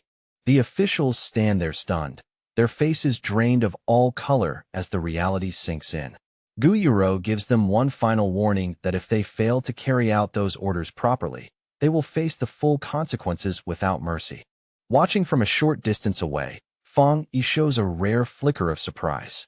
He admits to himself that he truly did not expect Spirit Association headquarters to go so far as to dismiss the entire Kong City staff just to make their stance toward him unmistakably clear. Gu Yuro soon returns to Fang Yi after handling the officials. In a calm but serious tone, she explains that headquarters had to make its position absolutely clear this time, with no room left for misunderstanding. She states plainly that anyone who dares challenge the sealer again will end up just like the Kong City Spirit Association and Yu Fengjiang. Then she asks Fang Yi whether he is satisfied with how headquarters handled the matter and promises that an incident like this will never happen again. Looking relaxed, Fang Yi replies that anyone challenging him is effectively challenging headquarters itself. He says he has no real interest in the fate of those officials, but he is curious about something else: how she plans to manage public opinion now that supernatural events are becoming harder to hide. Gu Yuro immediately understands what he is really asking. She addresses the growing doubt over whether news of spiritual energy revival can still be suppressed in major cities, explaining that supernatural incidents are happening more and more often now, and anomaly-related disasters are appearing almost everywhere. She admits that many ordinary people have already begun to suspect the truth. Even so, the government still cannot make everything public yet, because the timing is not right. If they revealed the truth now, she warns, the entire world would change overnight. Society would descend into chaos, and the fragile order they have been struggling to preserve would begin collapsing from within. She makes it clear that the situation is extremely delicate, and quietly implies that if Fang Yi had not been there to save Tai Tai City, the consequences would not have been limited to one city alone, but might have affected the entire world. Hearing that, Fang Yi thinks back on everything that has happened in his recent battles. He realizes that the era of spiritual energy recovery may have officially begun the moment the Anomaly King was destroyed. And he cannot help thinking that without sacrifices from powerful people like Elder Wu, this new era might have arrived even sooner, when humanity would have been even less prepared to face it. At last, Fang Yi fully understands the government's reasoning. In the end, limited chaos among a small group of pioneers is still far better than total chaos spreading across all of society at once. In his mind, he pictures the powerful figures standing at the front of this changing world, people like Jialan and Su Qingying. He understands that if the country wants ordinary citizens to keep living under the appearance of peace, then it needs top-tier pioneers like them to stand in front of every crisis and hold the line. Fang Yi lowers his eyes to the ruined cityscape around him and finally understands why Xiahua is so strict when it comes to controlling public opinion.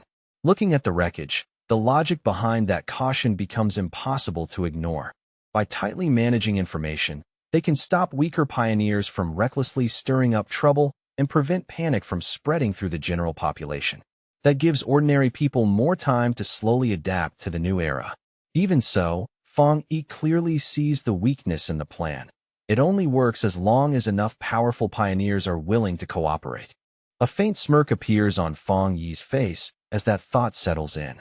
He realizes the situation is becoming more urgent by the day, and the pressure of what is coming is no longer something anyone can ignore.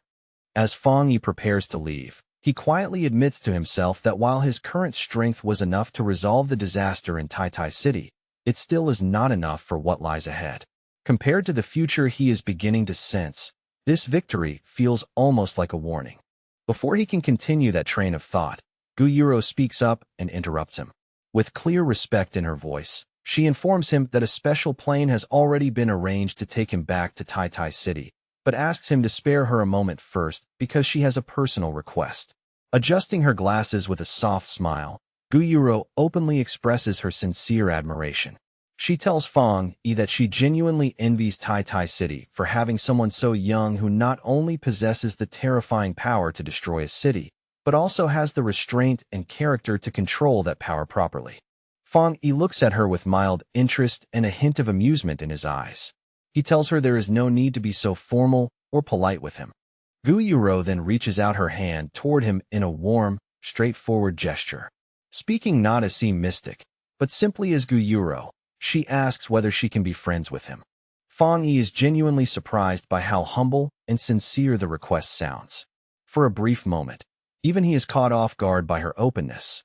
At the Star God Warzone headquarters, Jialon listens in silence as her blonde subordinate reports the full details of what happened in Kong City. The more she hears, the darker her expression becomes. Jialon suddenly slams her hand down onto the desk in anger, her voice sharp as she calls the whole situation ridiculous. She does not hesitate to curse the Kong City Spirit Association as a bunch of fools who created trouble after being saved. Her eyes shift to a chart displaying the strategic rankings of the cities. Looking at it, she notes that Kong City, currently ranked third, is already losing its position.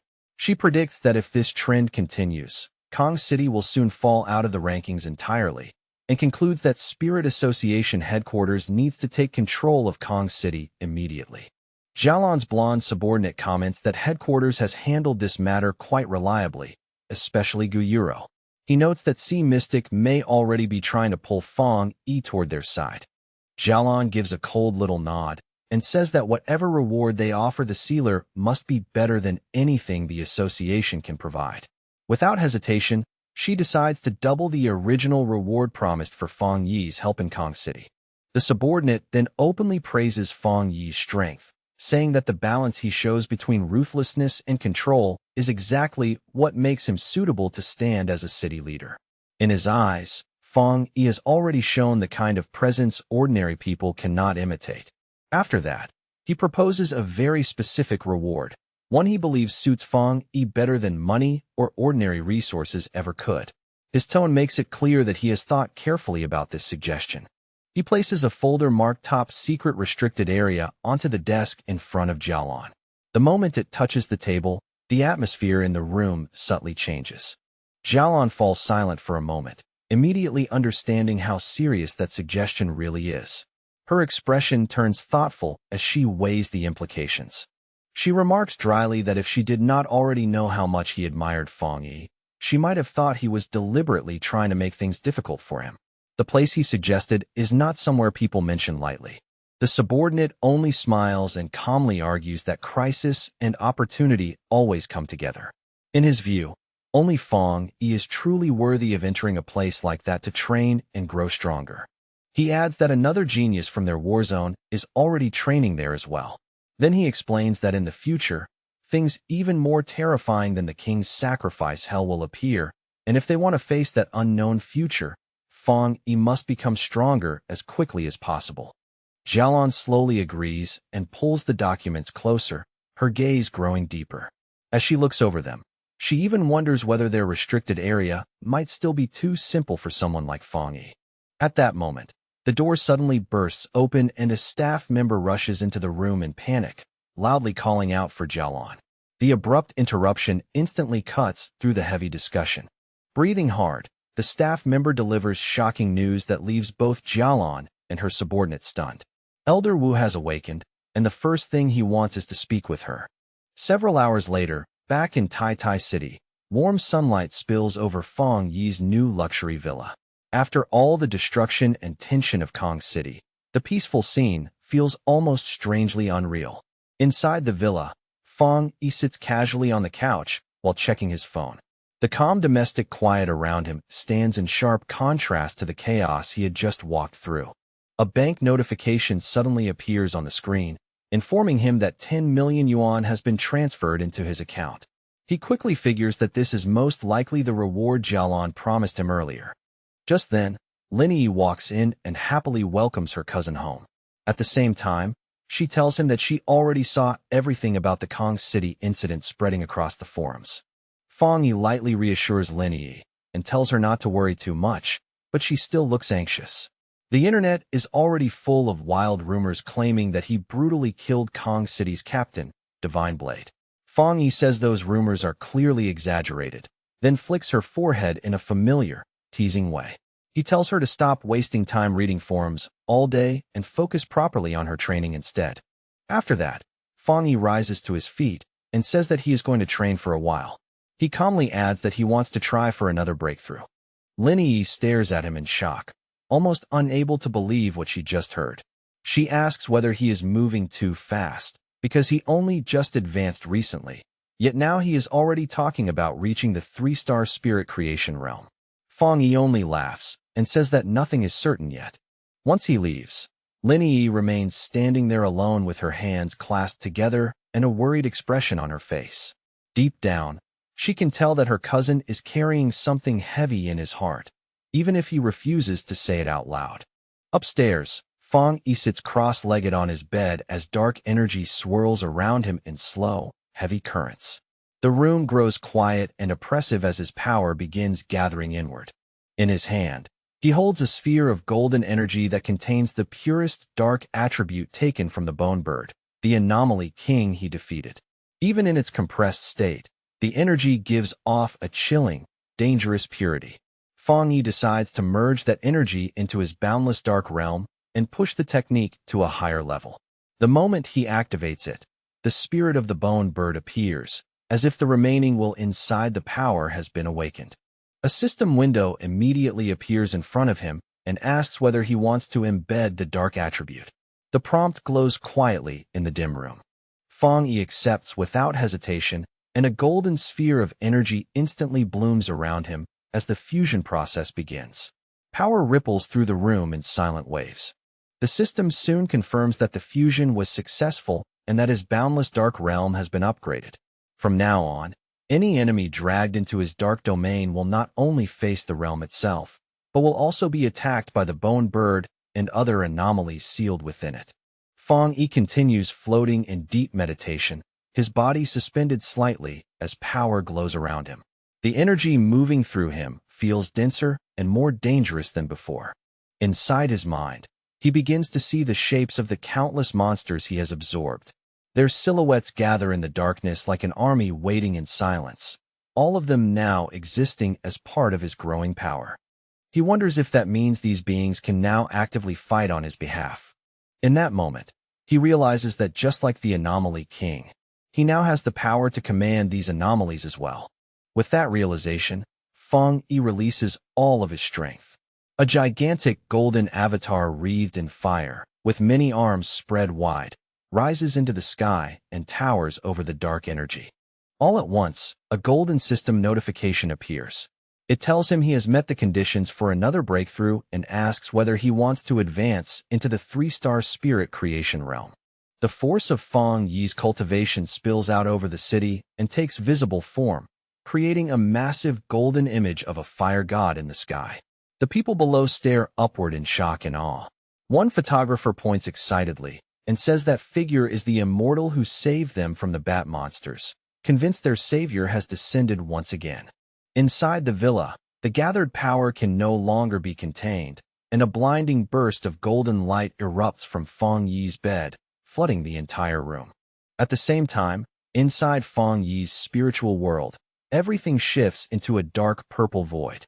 From the darkness rise the spirits of the powerful monsters he once defeated and absorbed, including the enormous bone bird and the giant serpent, each one towering above him. Fong Yi looks at these reborn monsters with calm confidence. In his eyes, they are now like servants kneeling before a king, and their existence only makes his boundless dark realm even stronger. He sits upon a throne forged from dark energy, gazing down as the terrifying army of monster spirits lowers itself before him and accepts him as its ruler. A system window appears and confirms his progress, announcing that the boundless dark realm has evolved and that he has gained a new ability. The system explains the new skill, Anomaly Warfare. Once Fong Yi drags enemies into his dark world, he can call out these monsters to attack for him. But it also warns that the stronger the target is, the more spiritual energy he will need to maintain the summons. Fong Yi holds a swirling sphere of dark energy that contains the essence of the bone bird. A faint smirk appears on his face as he welcomes the newcomer into his boundless dark realm. He praises the purity of the bird's spirit, saying it will greatly enhance his own power. He tells the spirits to serve him well and promises that as long as they do, he will not treat them poorly. As he looks over this new army, Fong Yi realizes that if he wants to use this power properly, he will need to raise his spiritual energy even further. Back in the real world, the surge of power reaches its highest point. A huge beam of golden light blasts up from the city, pierces the clouds, and brightens the sky, announcing his successful breakthrough to everyone below. Fong Yi floats above his bed, wrapped in a golden aura. The system confirms that he has successfully broken through to the 3-star spirit creation realm. As he feels the change, he realizes all of his abilities now fit his body perfectly, as though they have become part of him. His power feels cleaner, purer, and when he opens his eyes, they shine with a sharp red glow. He quickly notices one major difference. The discomfort he always felt when using the dark attribute has now disappeared completely. Fong Yi steps down from the bed, faint traces of golden energy still glowing beneath his feet. Standing quietly in his room, he gathers flames into his palm with a confident expression. He decides that the only way to truly understand his new powers is to test them in real combat. Later, at the headquarters of the Star God Warzone, Elder Wu, now fully recovered, stands beside a huge window with Jialan as they look out over the city. They speak about Fong Yi's astonishing growth, noting that he has risen in rank again in an incredibly short time. Elder Wu asks how long it has been since Fong Yi obtained the Shizai flower to save his life, and Jialan tells him it has only been half a month. Jialan thinks to herself that in just a little over 10 days, Fong Yi has already accomplished things that most pioneers could never achieve in an entire lifetime. Elder Wu admits that Fong Yi not only saved his life, but also helped preserve the future of Xiaogua's pioneers. He humbly confesses that even he, a Jinggang realm pioneer, cannot control the dark attribute as completely as Fong Yi does. Staring at their reflection in the glass, Elder Wu counts Fong Yi's achievements one by one, eliminating the anomaly kings of 2 cities, resolving major disasters, and breaking through twice in only a few days. He says with clear admiration that he truly wants to meet this heaven-favored genius. Meanwhile, at the Taitai City Spirit Association, Su Qingying and the others are alerted to a massive wave of energy coming from Fong Yi's new home. Su Qingying is stunned as she realizes he has advanced again. The spiritual surge released by the sealer, Fong Yi, is even greater than the one that appeared when the Anomaly King descended. The staff at the association immediately launch an emergency response plan to make sure Fong Yi's breakthrough will not be interrupted. Later, Su Qingying looks down at her phone and thinks about how much Fong Yi has changed everything.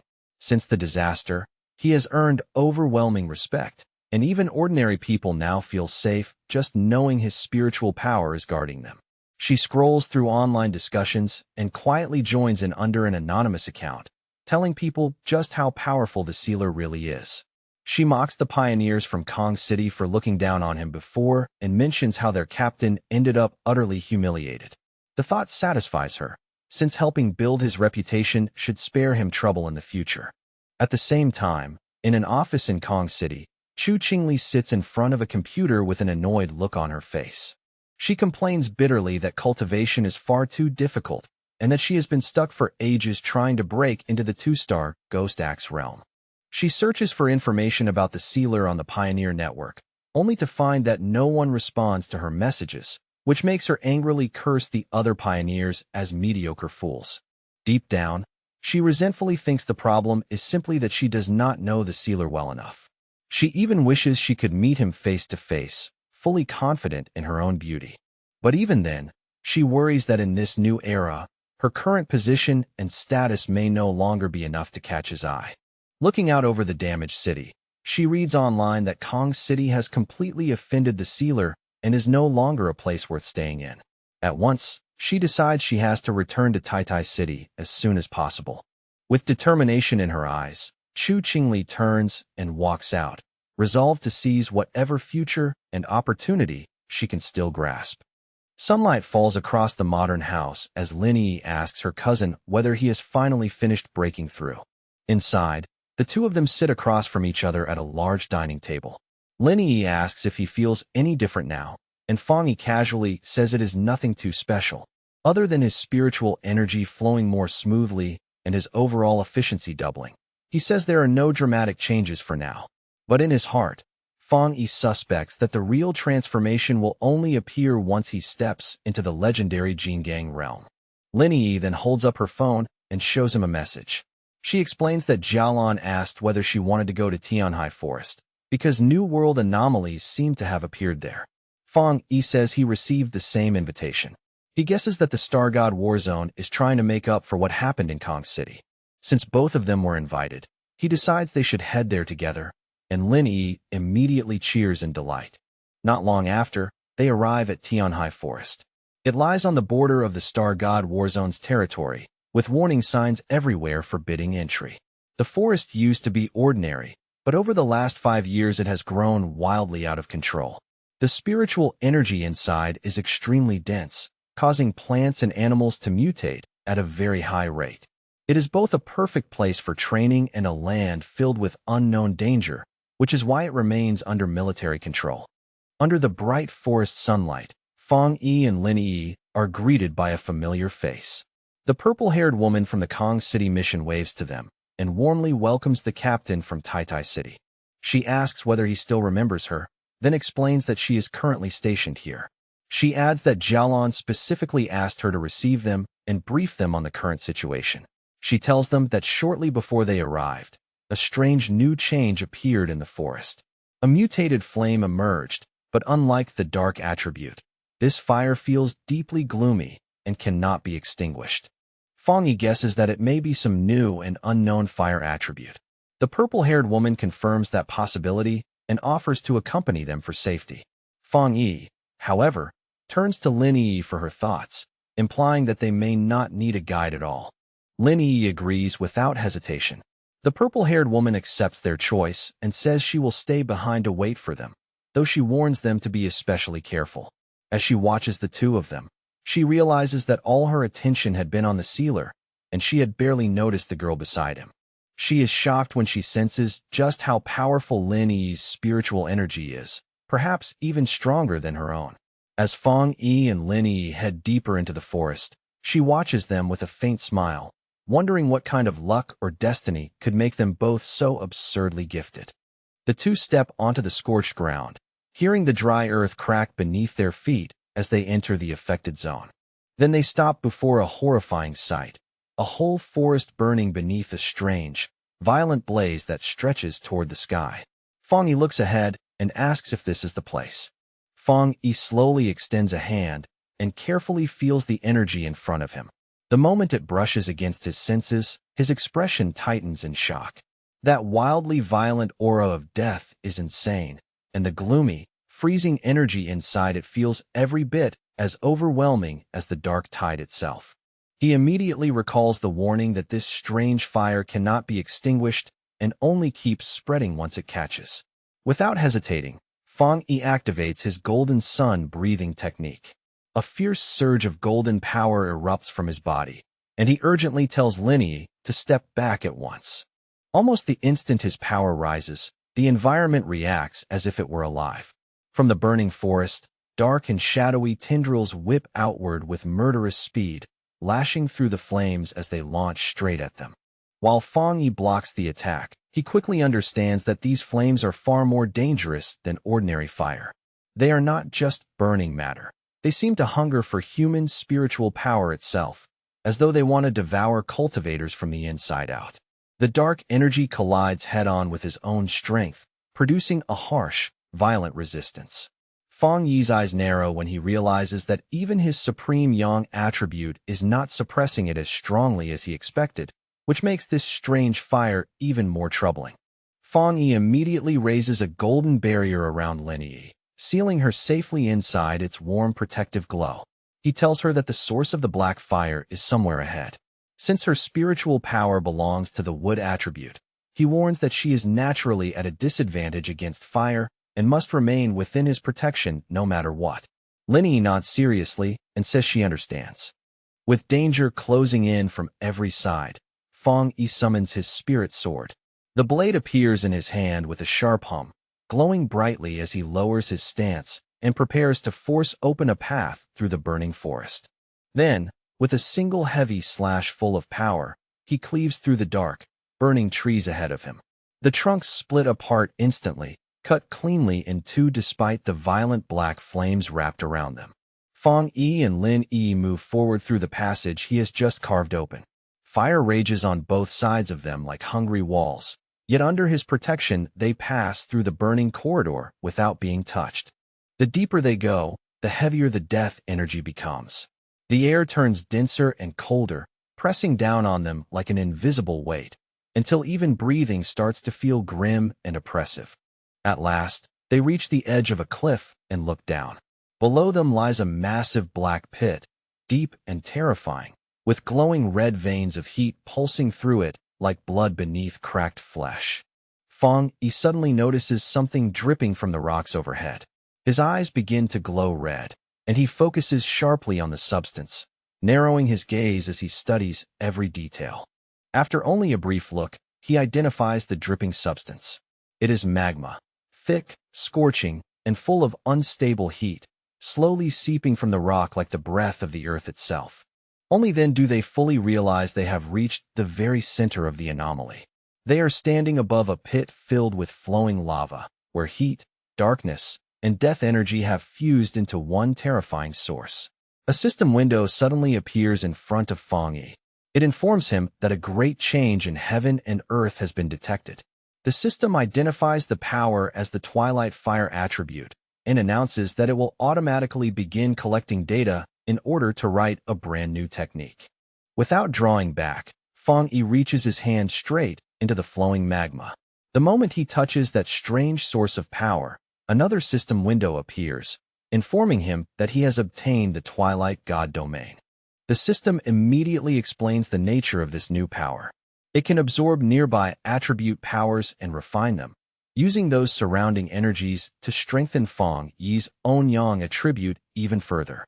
Floating in midair above the pit and wrapped inside a sphere of blazing fire, Fang Yi is bathed in red, black, and gold light, his figure looking almost unreal against the boiling heat below. As he feels the nature of this power, Fang Yi wonders whether it is similar to the fire attribute connected to his desolation flower. The sensation is familiar, yet deeper and far more specialized than what he expected. The system adds another clarification at once, telling him that this power was specifically formed to enhance his main yang power. In other words, it is not just another element. It is something meant to push his core strength even higher. Suddenly, a horrifying red aura bursts out around him, twisting itself into the shape of a demonic face. At the same time, the system alerts him that he has obtained a new ability called Death Brand, while warning him that this is a special and extremely dangerous power. Fang Yi's expression turns puzzled as the system states that the ability grants infinite death. The system continues its explanation in chilling detail. If Fang Yi is killed, the brand will be placed on the killer, trapping that person in an endless cycle of death. Yellow spring flames will burn them forever, death collapse will tear down their body piece by piece, and a vision of hell will rise around them, as evil spirits welcome them into their grave. Hearing that, Fang Yi grows serious instead of excited. He can tell immediately that this ability is terrifyingly powerful, but he also feels that something about it is too extreme, too sinister, and not suitable for him to use right now. After a brief pause, he gives the system a clear order. He tells it to save the Death Brand ability for later, but chooses not to learn or activate it at this moment. With that dangerous ability stored away, Fang Yi turns his full attention back to the Twilight Fire itself. As he absorbs it, red and black energy begins to spiral together, condensing into a swirling orb that slowly stabilizes when the process is complete. Watching everything from a safe distance, Lin Yi is completely stunned. Even from where she stands, those flames feel like something out of a nightmare. Yet Fang Yi is handling them with shocking ease, as though even this hellish power cannot truly threaten him. As Fang Yi stands within the newly acquired Twilight Fire, surrounded by its strange and ominous glow, Lin Yi understands with quiet awe that he has gained yet another power. The gap between him and everyone else seems to widen again before her eyes. Then Fang Yi's expression suddenly shifts, and a sharp smile appears on his face. One eye glows red as he warns Lin Yi not to lose focus, telling her that something else is already nearby and closing in on them. A huge shadowy creature with glowing red eyes suddenly emerges from the smoke behind Lin Yi. The sight makes her freeze in fear, and she stammers out the first thought that comes to mind, asking if that thing is a dragon. Fang Yi moves instantly, diving down between his cousin and the monster without the slightest delay. Power gathers in his glowing hand as he calmly corrects her, saying that it is not a dragon at all, but a mutated lizard. The creature fully reveals itself at last. A gigantic demonic lizard with wings, a twisted body, and a savage presence that reeks of mutation and death. Fang Yi looks at it with open disgust and coldly mocks it as nothing more than a slightly bigger four-legged insect. Instead of retreating, Fang Yi's interest rises. He decides on the spot that this creature is the perfect target for testing the power of his newly acquired Twilight Fire domain in real combat. The enormous demonic lizard does not wait for him to act first. It throws open its jaws and fires a violent stream of molten lava straight at Fang Yi, the attack roaring forward with brutal heat and destructive force. Fang Yi reacts the moment it moves. His eyes flash red as he leaps into the air to avoid the attack, and at the same time a blade of fire stretches out from his hand, sharp and burning like a weapon forged from living flame. With a fierce swing, he sends out a golden slash that crashes directly into the monster's dark energy. The impact is violent enough to produce a massive shockwave, blasting heat, dust, and scattered fire in every direction. The force of the clash is so overwhelming that the ground below them splits apart. Cracks race across the earth, and red energy bursts from the openings as though the volcanic pit itself is being torn awake. A blinding burst of light erupts in the next instant. The already unstable power inside the volcanic pit loses balance completely, and the compressed energy detonates with terrifying violence. The resulting explosion tears through the forest like a full volcanic eruption. Fire, ash, and shattered earth blast outward in a horrifying wave, making the entire area look as if the mountain itself has exploded. At the edge of the forest, the purple-haired woman, Song Yu, and Wang Liang are all thrown backward by the shock. Wang Liang panics and shouts that they need to request backup immediately, his voice breaking as he realizes just how serious the situation has become. Meanwhile, at a monitoring station, a red warning screen lights up and begins flashing urgently. Staff members are alerted that a new mutated life form has appeared inside Tianhai Forest. The data shows a spiritual energy spike of 1000%, and the threat is instantly classified as S-level. Back at the Star God Warzone headquarters, Jialan and Elder Wu receive the report at once. Jialan finds it strange that the forest's energy, which had remained stable until now, suddenly lost control the moment the sealer entered to train. Elder Wu, already wearing his combat armor, says that although he trusts Fang Yi's strength, they should still go and confirm the situation for safety. Neither of them wastes even a second after that. Elder Wu and Jialan shoot into the air at astonishing speed, crossing the sky like two streaks of light as they rush toward Tianhai Forest. As they draw closer to the area, Wang Liang and Song Yu are already running away from the danger zone as fast as they can. In the middle of their retreat, they look up and spot two brilliant trails of light cutting through the sky above them. The two of them recognize the arrivals immediately. Their faces light up with relief and excitement as they shout that Officer Jialan and Elder Wu have come. Elder Wu descends first, landing like a meteor crashing from the heavens. The impact is so heavy that the ground beneath him shatters on contact, sending broken stone and dust exploding outward. When the dust finally begins to settle, Elder Wu is revealed standing tall at the center of the impact, wrapped in a dense yellow aura. His posture is steady, his expression calm, and he looks fully ready to confront an S-level threat head-on. Song Yu rushes forward, unable to hide her amazement at the speed and presence of the man before her. She cannot help wondering if this is the true power of a Jingang realm pioneer. In her mind, she compares him with Fang Yi. While the sealer often creates huge, shocking visual effects, Elder Wu feels like the opposite, restrained, heavy, and terrifyingly solid. Only a few seconds later, they reach the exact location of the disturbance. Jialan lands gracefully beside him, quickly scans the area, and confirms in a serious voice that the target is right in front of them. Elder Wu steps forward with a grave expression. Raising his armored hand, he faces the solid rock barrier blocking the path ahead, as if judging its weight and deciding how much force it deserves. Then, with what looks like a simple swing of his arm, he unleashes a terrifying burst of force. The rock wall cannot withstand it for even an instant and shatters apart on the spot, exploding into fragments as the path is blown open. With the route forced open, Elder Wu gives a firm order for everyone to move in. He enters first without hesitation, with Jialan close behind him, followed by Song Yu and the other soldiers as the team pushes deeper into the danger zone. Deep within the pit, Lin Yi raises her arms to shield herself from the violent waves of energy still whipping through the air. Fighting against the pressure, she calls out anxiously to her cousin, asking whether Fang Yi is all right. As the dust slowly clears, Fang Yi is revealed standing there in complete calm, his flaming sword still held in one hand. Behind him sprawls the enormous corpse of the mutated lizard, now lifeless and crushed by his power. He reassures Lin Yi that he is fine, then adds in a measured tone that it seems someone has come looking for them. Fang Yi turns his gaze toward the entrance, one eye glowing red as he senses several powerful figures approaching from outside. In the next moment, he quietly suppresses part of his aura, and the dark energy surrounding him fades away as though it had never been there. Elder Wu steps out from the tunnel first, the yellow aura around his body gradually fading as he comes to a stop.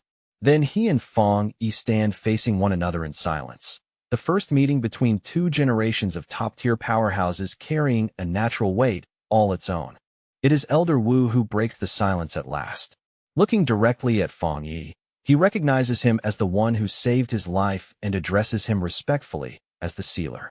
A moment later, Song Yu and the others catch up from behind, their faces full of shock and tension as they take in the ruined battlefield before them. The sight of the giant corpse and the scorched surroundings leaves them visibly shaken. Elder Wu pays them no attention at all. His entire focus remains fixed on Fang Yi, as if everyone else has faded into the background the moment he arrived. Then his gaze shifts to the giant carcass of the S-level mutated lizard lying nearby, and even he cannot hide his astonishment. He asks whether the sealer truly reached this level of strength all on his own. As he studies the corpse more carefully, Elder Wu realizes the creature had been on the verge of a perfect evolution.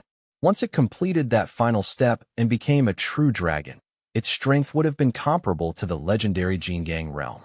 Continuing his analysis of the body, Elder Wu is even more amazed to discover that Fang Yi killed such a terrifying monster with a single slash. Then he senses the twilight fire aura lingering on Fang Yi's body and notes that it resembles the half-dragon's power, yet feels much purer and far more complete. At that point, a thought occurs to him. Perhaps the warning signal they received had not been detecting the monster at all, but Fang Yi's power instead. Jialan takes a step forward as well, staring at the dead beast with open disbelief. Even with the danger gone, the scene still feels unreal to her. She asks in shock whether he has solved the problem again. unable to believe that he eliminated it without even waiting for reinforcements.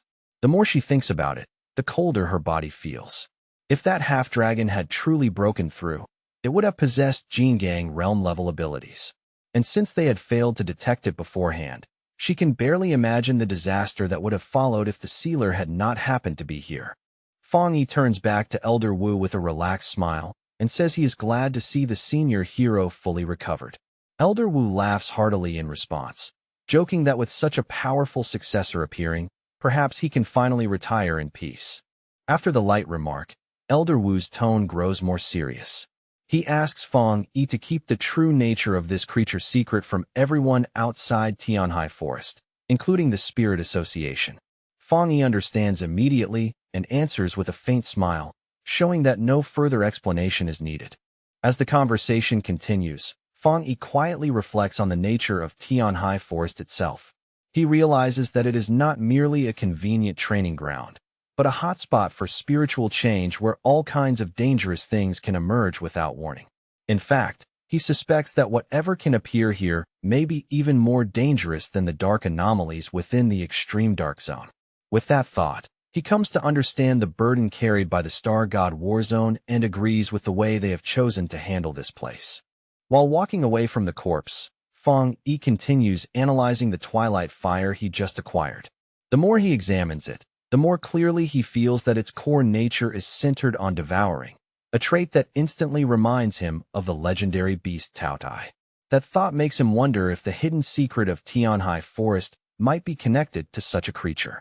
Perhaps, long ago, a Taotai truly existed here and left something of its nature behind.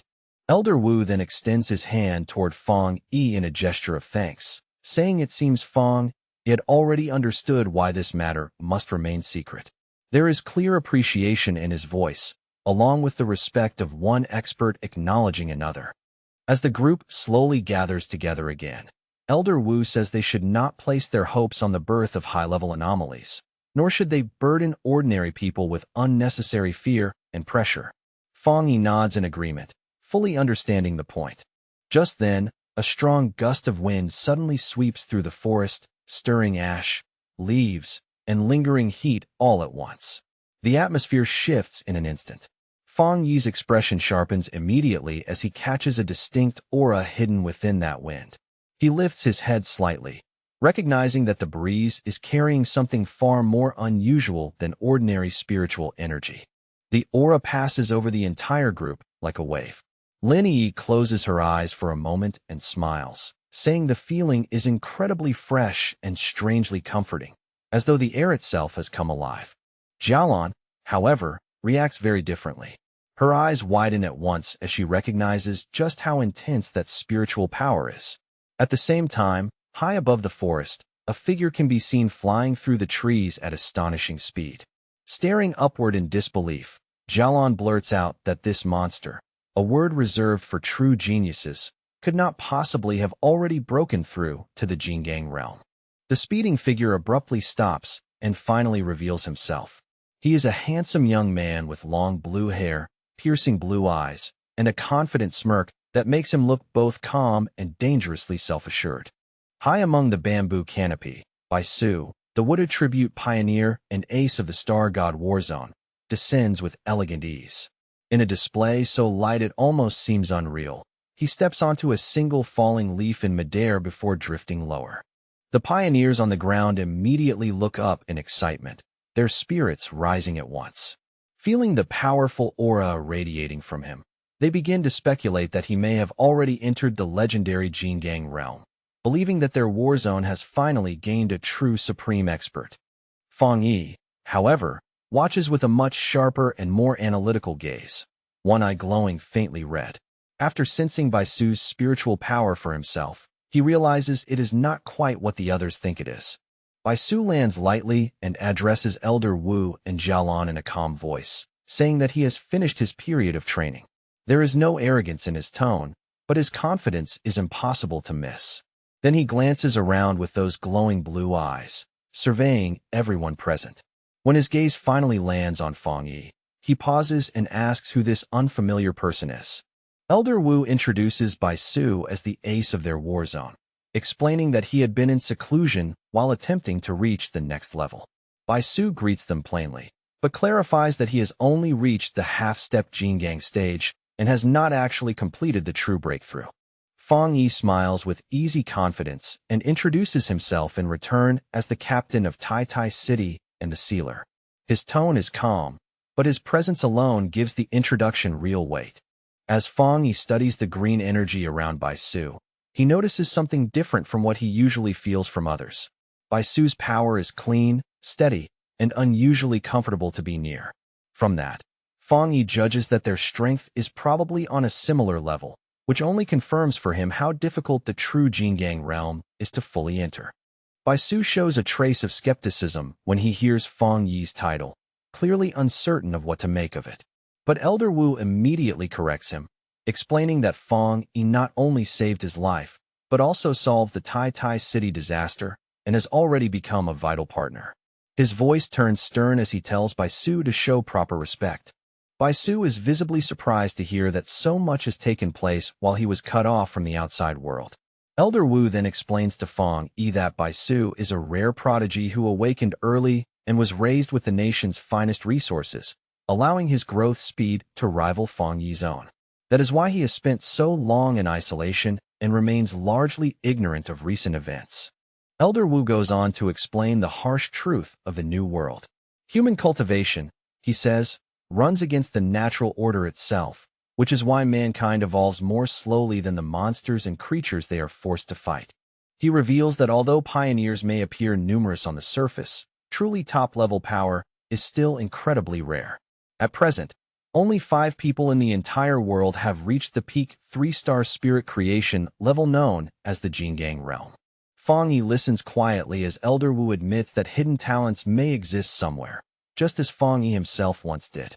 Even so, the barrier separating this stage from the next is unimaginably vast. Elder Wu describes the Jingang realm as a sheer cliff that most pioneers will never be able to climb in their lifetime. Many do not merely fail there, they lose their lives attempting the breakthrough. But he also says that once someone truly crosses that threshold, the transformation is complete. Their body changes on a fundamental level, becoming almost like the immortals described in old legends. Then Elder Wu turns toward Bai Su with obvious pride in his eyes. Smiling, he says that reaching the half-step Jingang stage with such calm and pure energy is already an extraordinary achievement, one worthy of genuine praise. Fang Yi says nothing for the moment. He simply watches the exchange in silence, observing both Elder Wu and Bai Su with steady interest. Suddenly, Bai Su steps closer to Fang Yi and fixes him with an intense stare. He reveals that while he was in seclusion, he felt the shockwave from Fang Yi's breakthrough. According to him, that burst of energy became the final push that helped him reach his current state. Because of that strange connection, he says he has wanted to test himself against Fang Yi ever since. The two powerful pioneers face each other directly, and their auras rise without restraint. Around Fang Yi coils the image of a golden fire dragon, while Bai Su answers with a green dragon formed from nature itself. Bai Su remarks that despite the obvious differences between them, he can feel that they are fundamentally the same kind of people. Fang Yi lets out a confident laugh and accepts the challenge without hesitation. Golden energy begins to glow around his body as he agrees to the fight with the kind of excitement only a true powerhouse could feel. Seeing that a battle is about to break out, Elder Wu steps in at once and takes the role of referee. He orders everyone else to retreat to a safe distance and warns the two of them not to go too far or seriously injure one another. Fang Yi and Bai Su lock eyes, and the air between them grows hot with invisible pressure. Their gazes alone seem to spark with energy as both men prepare to make the first move. Then, in less than a heartbeat, their powers crash together and explode. The collision produces a massive blast that tears violently through the forest, shaking the surrounding land and sending spiritual force rippling in every direction. Song Yu watches the scene in utter shock, unable to believe she is witnessing a clash between two such monsters with her own eyes. Beside her, Jialan remains silent, but her focused expression shows that she is taking in every detail. Elder Wu watches just as intently, his eyes fixed on the duel as he wonders who will emerge on top. the rapidly rising star of Tai Tai City, or the longtime ace of the Star God Warzone. With the duel now fully underway, Baisu brings his hands together and begins concentrating his spiritual energy. His expression turns sharp and serious as he prepares to unleash his signature technique. As a wood attribute pioneer, Baisu commands nature itself with frightening ease. The earth trembles under that authority, and in the next instant, enormous green vines burst upward like a living tide, surging around Fong Yi from every direction. Fong Yi reacts without the slightest hesitation.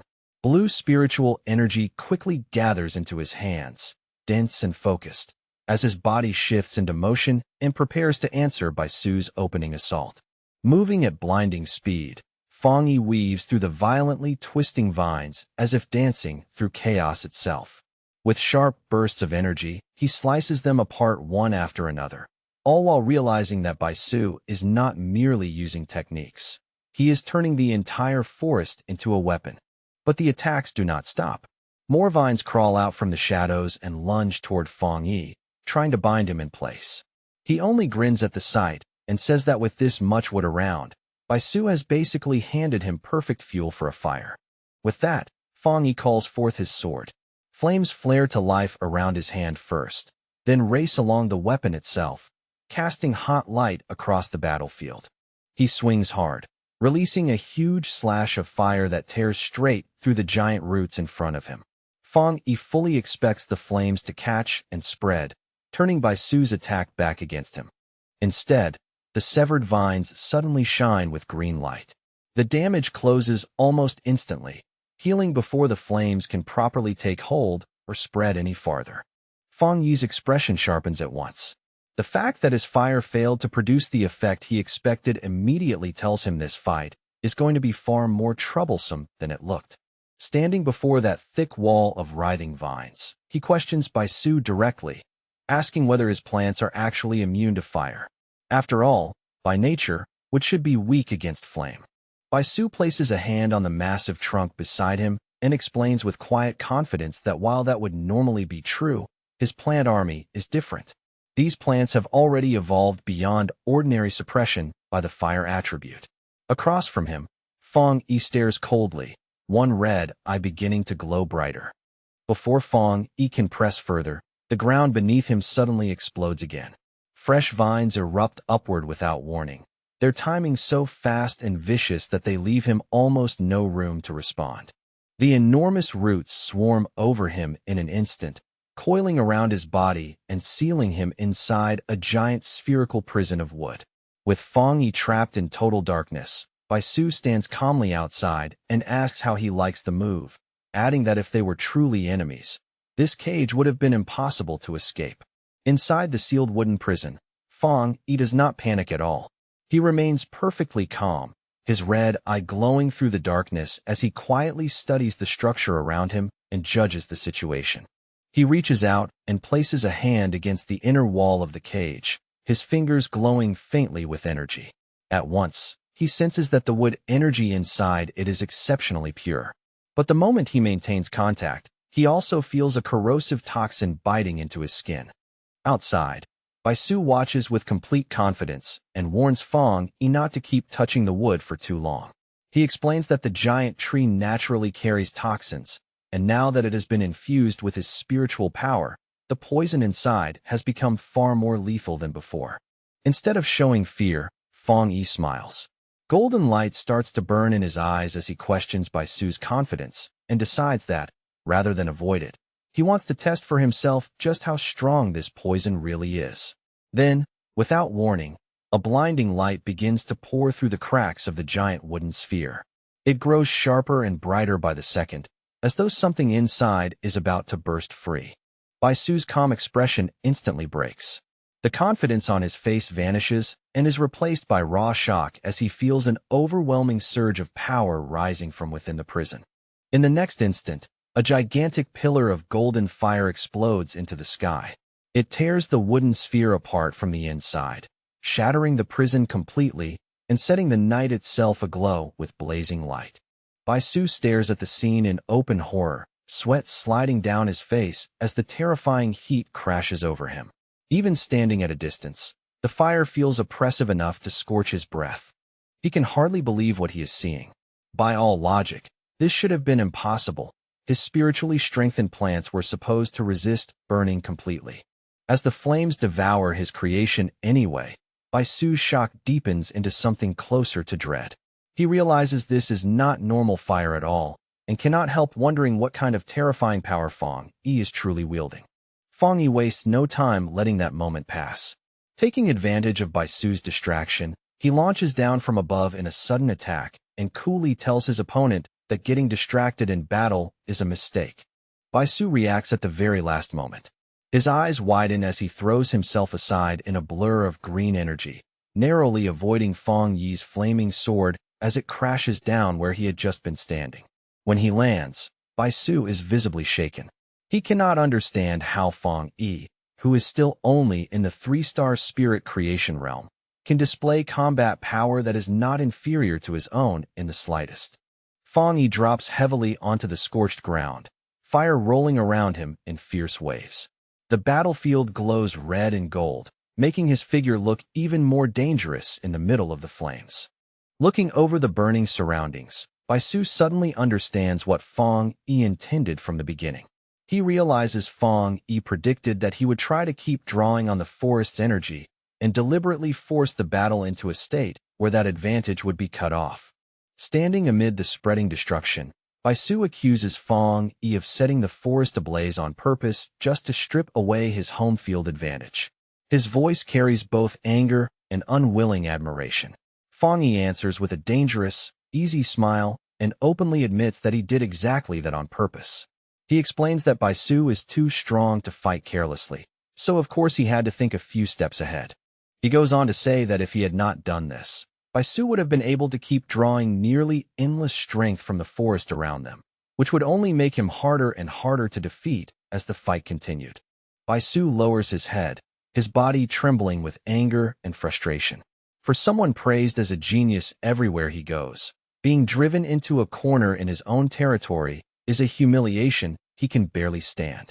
But after that flash of anger, his expression twists into fierce, almost crazed determination. He refuses to accept defeat and tells himself over and over that as a half-step Jingang powerhouse, there is no way he can lose here. Laughing wildly, Baisu challenges Fong Yi to survive what comes next. Then he slams both hands into the ground, and massive jagged roots burst upward in violent waves, splitting and shattering the earth around them. Fong Yi watches the change with a serious face, no longer smiling. From the instant the roots erupt, he can clearly feel that the danger level of Baisu's attack has risen sharply. The moment they see this reckless surge of power, Elder Wu and Jialan rush forward in alarm. They shout at Baisu, asking if he has gone mad, and warn him that trying to recreate the forest with his own body as the source will drain his spiritual power dry. But Baisu ignores every warning from his seniors. He forces his power higher and higher, pushing himself to the absolute limit until enormous roots begin erupting even from the cliffside itself. His face contorts with strain as he roars, veins standing out while his eyes blaze with intense green light. It is obvious that he is forcing far more power out of himself than his body should comfortably bear. Elder Wu and Jialan can only watch in growing panic. Elder Wu shouts Baisu's name loudly, fearing exactly what kind of price this desperate move is about to demand. With a furious cry, Baisu finally releases the technique he has been forcing into shape, recreating heaven and earth itself through sheer wood-attributed power. A gigantic avatar made of vines takes form, towering over the battlefield, and the gust produced by its birth alone blasts Fong Yi backward. The sheer force of it makes the whole area feel as though nature itself has risen up to crush him. Even so, Fong Yi does not lose focus. He gathers a fireball in his hand, while carefully sensing the astonishing density of the wood energy packed into Baisu's technique. Instead of retreating, Fong Yi charges straight into the incoming sea of vines. Without even turning back, he tells the worried people behind him that the match is not over yet, and that he will deal with it himself. Elder Wu can only stare in silence. For the first time in several moments, even he finds himself unable to step in, forced to simply watch how this clash will unfold. Then, all of a sudden, one of Fang Yi's eyes ignites with a golden flame. The change is immediate and unmistakable, signaling a clear shift in the nature of his power. With that transformation, he begins cutting through the dense plants with wave after wave of blazing fire. Each slash tears open the advancing mass, scattering burning fragments in every direction. High above the battlefield, Fang Yi raises his power and condenses it into a massive sword of energy. Seeing that giant blade forming overhead, Bai Su looks up in sudden surprise and realizes he has left himself exposed. Fang Yi brings the enormous blade crashing down in a devastating slash. Bai Su barely dodges in time, and the attack slices through the towering vines behind him with overwhelming force. But the burden of the battle has finally reached Bai Su's limit. As soon as he lands, he covers his mouth and coughs up blood, the backlash from forcing his power too far finally showing on his body. Even injured like that, Bai Su still refuses to surrender. With a wild light in his eyes, he clasps his hands together once more and shouts that he can still fight, that he will recreate the entire forest again if he has to. Looking down at him, Fang Yi gives only a faint, almost mocking smile. In a calm voice that cuts even deeper than anger, he asks whether this is really all the strength Bai Su has. Without waiting for Bai Su to answer at all, Fang Yi vanishes from where he stands and closes the distance in a flash. In the next moment, he is already in the air, driving forward with a heavy, explosive punch aimed straight at his opponent. Bai Su reacts on pure instinct, forcing his arms up in front of himself as he desperately gathers green spiritual power. A thick barrier of emerald energy blooms around him at the last second, just enough to shield his body from the incoming blow. The collision detonates like a bomb. A huge explosion bursts outward, shaking the ground beneath everyone's feet and throwing dust and spiritual force into the air. Song, you can only stare, stunned by the raw violence of that impact. She is even more shocked by what that impact means. Bai Su has actually been forced this far. Yet beside her, Lin Yi is not nervous at all. She simply watches with a small, confident smile, as if this result was exactly what she expected. Through the smoke, Lin Yi watches Fang Yi descend slowly and steadily, and inwardly, she cannot help mocking the so-called genius.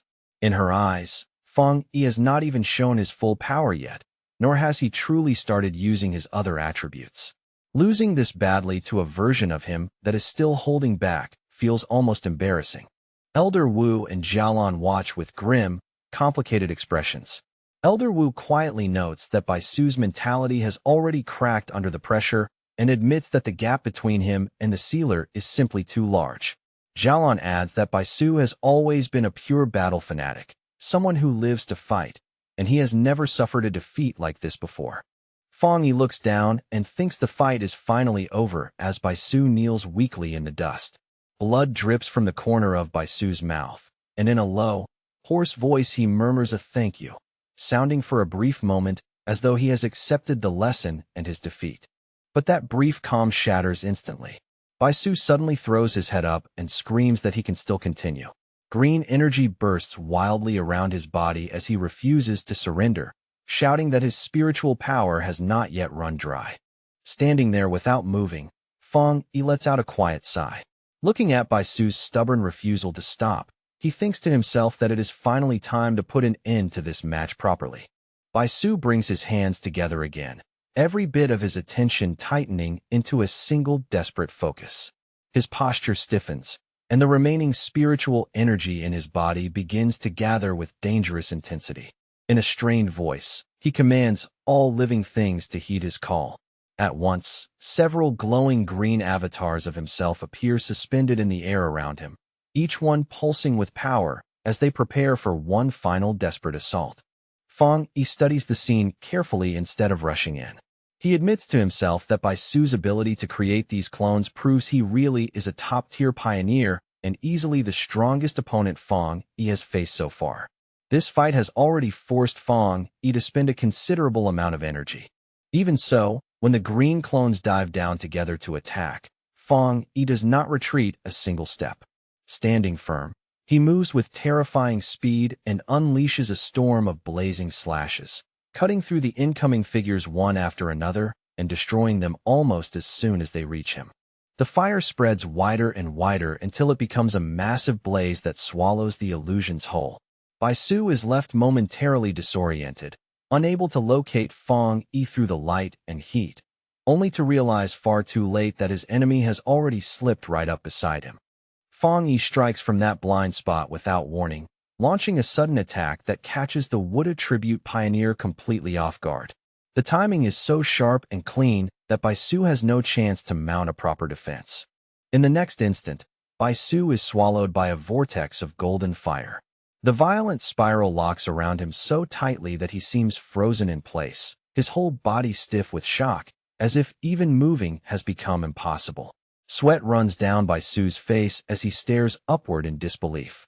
In that overwhelming heat and pressure, he finally sees the true gap between their powers, and the realization hits him harder than any blow. Above him, Fang Yi stands atop the head of a massive dragon formed from golden fire, its presence majestic and crushing at the same time. Pointing his sword down at Bai Su, he calmly asks whether they can finally bring this match to an end now. Elder Wu watches that astonishing scene in silence, already knowing Bai Su's defeat is beyond doubt. All he can do is marvel yet again at how the sealer continues to exceed every expectation and surprise him at every turn. Xiaolon lets out a breath and comments that while she expected Bai Su to lose this fight in the end, she never imagined it would become such a one-sided defeat. Behind her, Lin Yi only smiles and says lightly that she already knew this was how it would turn out. Song Yu and Wang Liang both agree that, honestly, the result is not that surprising.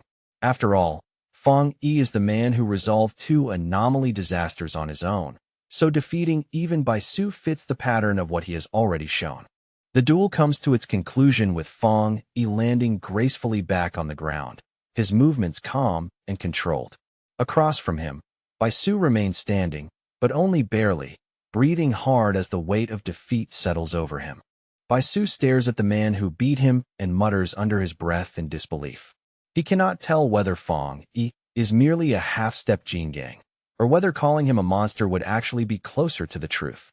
A bitter look of disappointment crosses Bai Su's face as he finally admits, if only to himself, that compared with Fang Yi, this was all the strength he really possessed. The thought clearly wounds his pride more deeply than his injuries do.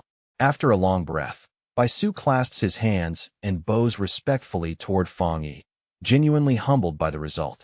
He thanks the sealer for the lesson, but then abruptly apologizes as well, saying that he has urgent business to attend to and must leave immediately. Before anyone can stop him or even question him further, Bai Su turns into a streak of green light and shoots away into the distance. Xiaolon calls after him, but his voice drifts back through the air, saying that he is returning to seclusion to continue training. Xiaolon turns to Elder Wu with clear frustration and complains that the war zone still needs Bai Su right now. Elder Wu, however, watches the disappearing light with calm understanding and says that this is the first time that proud genius has ever felt frustration this deeply, so they should let him go. Only after that does Elder Wu shift his gaze back to Fang Yi, who is casually extinguishing the flames still lingering around his hand. Even after such a fierce battle, Fang Yi looks remarkably composed. Elder Wu walks over to him and makes a serious proposal. He asks Fang Yi whether he would consider remaining with the Star God Warzone, suggesting that he could hold a formal position there while still continuing as the captain of Tai Tai City. Then Elder Wu reveals the true meaning behind the offer, his expression turning even more solemn. What he really wants is not just Fang Yi's help for a time. He wants Fang Yi to become his successor. Fang Yi is visibly caught off guard by how direct and serious that offer is. For the first time in a while, genuine surprise flickers across his face.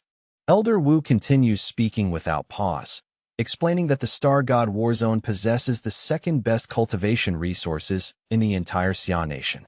It is not an empty invitation, but an offer backed by immense real value.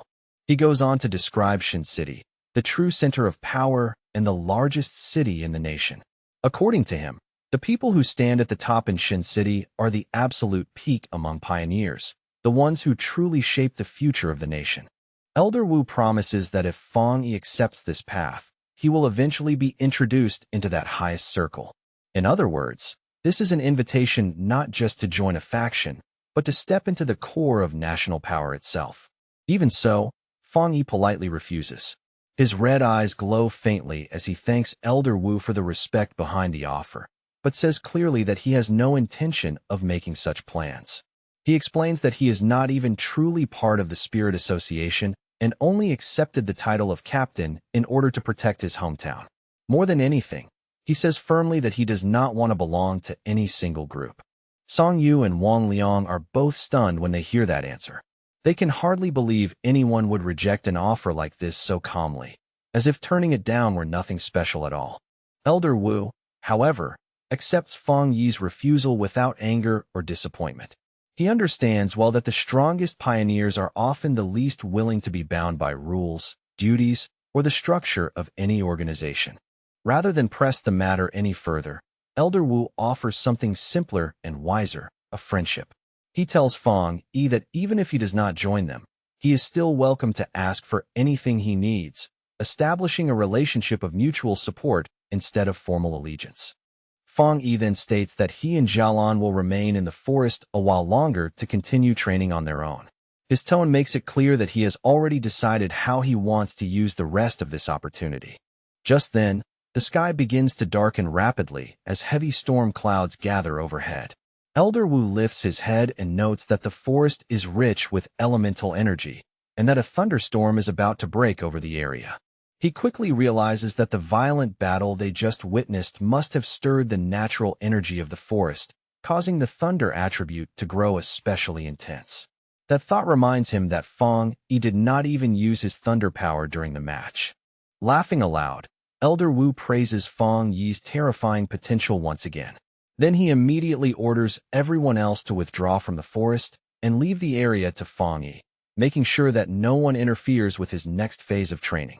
As he watches Fang Yi, Elder Wu thinks to himself that as long as Fang Yi remains a pioneer of the Xia nation, that alone is already one of the greatest blessings the country could hope for. Fang Yi smiles faintly, understanding at once that Elder Wu has seen through his intentions. There is no need for further explanation between them. As he leaps into the air, Fang Yi reflects that the Star God Warzone will not try to pressure him precisely because his strength is already too great. At that moment, he clearly understands that true power is what grants him the greatest freedom of all. Blue electricity begins to flicker in Fang Yi's eyes as he senses the storm building above him. The thunder in the sky seems to answer his awareness almost immediately. Floating high in the air, Fang Yi opens himself to the lightning without fear. He activates his divine thunder technique, and a huge web of electricity spreads around his body as he begins a new round of training in the heart of the storm. In Tianhai Forest, under a sky growing darker by the second, Fang Yi flies directly into the raging storm of lightning. His figure rises into the chaos as though he is entering a battlefield made purely of thunder. On the ground below, Bai Su, still recovering from the humiliation of their fight, raises a protective barrier and looks up in disbelief. To him, it seems insane that someone with such a powerful fire attribute would dare reach for an equally pure thunder power. Bai Su knows exactly how dangerous that is. Two extreme powers of that level should clash violently and lead to self-destruction. Even pioneers who possess dual attributes usually have one dominant force and one supportive one. Never two pure, opposing extremes this terrifying. As Bai Su watches Fang Yi become completely wrapped in violent electricity, disbelief fills his mind. He cannot help wondering whether the sealer really does not understand such a basic rule about conflicting elemental power. Then, without warning, a massive bolt of lightning tears down from the sky and strikes Fang Yi directly. The flash is so fierce that it seems to split the storm itself open. And yet, instead of being wounded, Fang Yi's lips curl into a confident smile. Blue electric light ignites in his eye as he calmly absorbs the thunder's power, as though the lightning had come not to destroy him, but to feed him. From a safe distance, Song Yu panics and shouts toward Elder Wu and Jialan, demanding to know why they are not stopping him. She warns that the thunder power is far too violent for any living being to approach. To her surprise, neither Elder Wu nor Jialan shows the slightest sign of concern. Jialan turns to the others and reveals the shocking truth in a calm voice. Fang Yi is not in danger because he also possesses a top-tier thunder attribute. She explains that the pioneer known as the Tyrant and the Sealer are actually the same person. Song Yu and Wang Liang are left completely stunned by that revelation. Song Yu thinks that while dual attributes are not unheard of, Fang Yi's level of mastery is beyond reason. At that point, calling him monstrous no longer feels like an exaggeration. Xiaolan smiles faintly when she sees their reaction and admits that she had exactly the same response the first time she learned the truth herself. Even now, the memory of it still feels unbelievable. She reflects that everyone has been so focused on Fang Yi's identity as the Sealer that they nearly forgot something just as terrifying. He is also the Tyrant, one of the greatest geniuses of his generation. At the heart of the storm, Fang Yi steadily controls the berserk current around him. In his mind, the logic is simple. The stronger the lightning, the more power he can absorb, and the more thoroughly he can temper and strengthen his own body. Wrapped in a violent whirlwind of crackling electricity, Fang Yi throws his voice toward the heavens and demands more. He shouts that he still needs more spiritual power before he will ever be satisfied. Suspended within the raging electrical storm, Fang Yi uses divine thunder to temper every part of himself. He is no longer simply enduring the lightning. He is actively forging himself inside it. He feels that immense force rush through his bones, muscles, meridians, and flesh, refining everything it touches. The sensation is painful and exhilarating at the same time, like being broken down and rebuilt in a single breath. As the tempering continues, the various attributes inside Fang Yi, fire, yang, and even dark, begin to settle into one another with greater balance. The different forces that once clashed now start to harmonize more naturally within his body. One after another, system notifications appear and confirm the changes taking place. Each of his attributes has undergone tempering, and each one has become more refined than before. At last, a final message appears, announcing that the divine thunder tempering is complete. It states that his body and spiritual power are now fused more smoothly, and even the energy he had spent has been restored. A confident smile spreads across Fang Yi's face as he feels the difference for himself. In that moment, he has the overwhelming sense that he has been reborn all over again. To test this newly tempered power, Fang Yi casually flicks out a bolt of thunder toward a distant mountain. The strike lands with terrifying force, instantly blowing apart the peak in a thunderous explosion. Looking at the shattered mountain in the distance, Fang Yi quickly realizes that the thunder within this forest is no ordinary force. There is something unusually pure and powerful about it. From the ground below, Baisu watches in open awe. He knows the spiritual stones in the forest are nourished by this same thunder power, yet Fang Yi just destroyed a mountain with a single attack. Even more terrifying, Baisu can sense that Fang Yi did not use even a third of his full strength. That realization leaves Baisu deeply shaken. He concludes that no other pioneer he knows could possibly achieve something like that from such a distance. As the storm gradually begins to calm, Baisu watches Fang Yi descend from the sky. From the change in the atmosphere alone, he knows that this round of training has come to an end. His eyes harden with determination as he thinks to himself that one day, he and the Sealer will definitely fight again. This loss has only planted the seed for a future rematch. Nearby, Elder Wu watches everything with a smile that carries both admiration and amazement. This young talent, he thinks, truly never stops surprising him. His desire to bring Fang Yi into the Star God Warzone becomes even stronger than before. The more he thinks about Fang Yi's achievements and frightening growth, the more he feels that the young man's talent is practically without limit. In Elder Wu's heart, one thought becomes clearer and clearer. If someone like Fang Yi could truly become his successor, then he would have no regrets left in this life. As the storm fully fades, Elder Wu laughs aloud, while Jialan calmly remarks that the truth is simple. The Star God Warzone needs the Sealer's support far more than the Sealer would ever need theirs. Elder Wu then turns toward Jialan and comments on how much she has grown as well, which only makes him feel more confident about the future ahead.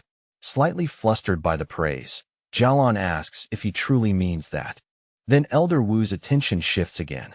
When he notices Lin Yi meditating peacefully nearby, a new idea suddenly comes to mind. If Fong Yi will not join them, perhaps they can try inviting her instead. With his training complete, Fong Yi lands gently near his cousin. Lin Yi is still sitting there, quietly absorbing the rich spiritual energy left behind by the storm. His red eyes glowing faintly, Fong Yi tells her that this is a rare opportunity and urges her to make the most of it. His tone is calm, but clearly encouraging. At that moment, Fong Yi notices that Elder Wu and Jialan have not yet left the area. Their continued presence immediately tells him they still have something more to say. So Fong Yi asks them directly why they are still here. Elder Wu answers that he has another proposal to make, one that will ask nothing at all from Fong Yi himself. He then formally invites Lin Yi to train at the Star God Warzone. As his words fall, the green spiritual energy around Lin Yi begins to surge more noticeably, as though even her aura is responding to the moment. Fong Yi considers the offer in silence for a moment. He knows it is an incredible opportunity for his cousin, but even so, he cannot help wondering what Lin Yi herself truly wants. Having heard the entire conversation clearly, Lin Yi slowly opens her eyes and ends her meditation. Her expression is calm, but there is a quiet firmness in it now. Fong Yi turns back to Elder Wu and sincerely thanks him for the invitation. He explains that as her guardian, he would find it difficult to reject such a good opportunity on her behalf, but at the same time, he has no right to make that decision for her. Just then, Lin Yi rises to her feet. After Fong Yi asks whether she has finished her training, she looks straight at Elder Wu and says plainly that she will not go. Meeting the elder's gaze directly, she thanks him for the generous offer with proper respect. But even so, she repeats in a firm and steady voice that she does not want to accept it. Elder Wu is surprised by the answer, but he remains calm and open-minded. Rather than forcing the issue, he simply asks her for the reason behind her refusal. Lin Yi explains that her way of thinking might sound a little childish. She says that if her reason were simply that she did not want her cousin to be used, then that kind of thinking would actually be disrespectful. But as a pioneer, she says, she has pride of her own. With determined eyes, she states that she wants to earn everything she deserves through her own ability, not receive it because of Fong Yi's name or influence. Fong Yi is left speechless for a brief moment, clearly caught off guard. For the first time, he realizes that his cousin really has begun to grow up. Far from being offended, Elder Wu bursts into laughter and raises a thumbs up toward her. He apologizes for thinking too one-sidedly, then tells her that they will continue watching her growth and encourages her to do her best. A bright and genuinely happy smile appears on Lin Yi's face. Full of spirit, she promises that she will not let that encouragement go to waste. Later that night, the scene shifts back to Fong Yi's villa, where the atmosphere is quiet and still after the chaos of the forest. As he and Lin Yi walk up the stairs together, Fong Yi reflects on the gains he has made recently. In his mind, the issue of spiritual energy reserves is basically solved for now, and what he needs next is to figure out how to fully develop and use his new Twilight Fire attribute. At the same time, he also thinks about the much more troublesome Death Brand ability he acquired. That power feels less like a reward and more like a difficult problem he will eventually have to understand and resolve. When they reach the upper floor, Lin Yi suddenly stops walking and points ahead in confusion. She asks her cousin why there is someone squatting right in front of their door. The person lifts her head at those words, revealing herself to be Su Qingying. Looking tired and a little stiff, she stretches her body and tells them that they have finally come back. Caught off guard by the sight of her, Fong Yi looks genuinely surprised and asks Su Qingying why she is here at this hour. Su Qingying explains in a grave, steady voice that a major disaster has broken out along the border. The captain of U City fought her way all the way to the Tai City Spirit Association and came personally to beg for urgent assistance, saying the situation has already spiraled far beyond normal control. Fong Yi immediately asks where the captain is now, his tone calm and direct, clearly wanting to hear the rest of the situation from the source herself without wasting a single moment. Su Qingying replies that the captain was badly wounded when she arrived and is currently receiving treatment at their medical facility. Her condition is serious, but at least she made it here alive. She goes on to explain that the captain forced herself to survive the catastrophe in U City for one reason only, to bring back a warning. With every other option exhausted, She came specifically to ask for help from the sealer, believing only someone of his level might still be able to turn things around. At the Tai Tai Spirit Association Medical Center, Fang Yi and Su Qingying make their way inside to meet the injured captain in person, both of them already aware that whatever they are about to hear is unlikely to be simple. Inside the quiet hospital hallway, a young woman with short, messy dark hair and fresh bandages wrapped around her face and arms suddenly turns in surprise when someone calls her name, her tired eyes flashing with alertness despite her obvious exhaustion. It is Su Qingying, who has arrived together with Fang Yi. The young woman brightens the moment she sees Su Qingying and greets her with visible relief. But when her gaze shifts to Fang Yi, she pauses and asks, a little confused but curious, who the man beside her is. Su Qingying introduces him without hesitation as the captain of Tai Tai City and the sealer himself. She then turns and formally introduces the battered young woman as Chun Ruo, the captain of U City. The moment she hears that, Chun Ruo quickly steps forward, greets Fang Yi, and in a burst of desperation grabs both of his hands, pleading for his help. Her voice trembles as she explains that the anomaly in U City is far more dangerous than the official report suggested, absolutely beyond A+ rank, and that she has heard he has dealt with disasters of this scale before. Fang Yi says nothing right away. He simply studies her in silence, his expression composed and unreadable, as if weighing every word, every wound, and every sign of panic written across her face. Realizing she has acted too impulsively, Chunrua quickly lets go and apologizes, explaining that she is simply too desperate to stay calm. She says the anomaly was originally judged to be only B-level, yet pioneer after pioneer vanished without a trace. Her whole team was wiped out, the reinforcements also disappeared, and even her own powerful sister is now among the missing. Fang Yi listens carefully, his face growing more serious with every sentence. Inwardly, he finds it deeply suspicious that something classified as a B-level anomaly could cause this many disappearances, especially in a border city where even ordinary pioneer standards should be higher than usual. He turns toward the shaken captain and asks a blunt, precise question. The pioneers who vanished, including her sister, are they truly missing, or are they already dead? Chun Ruo parts her lips, but in the end she cannot give him a clear answer.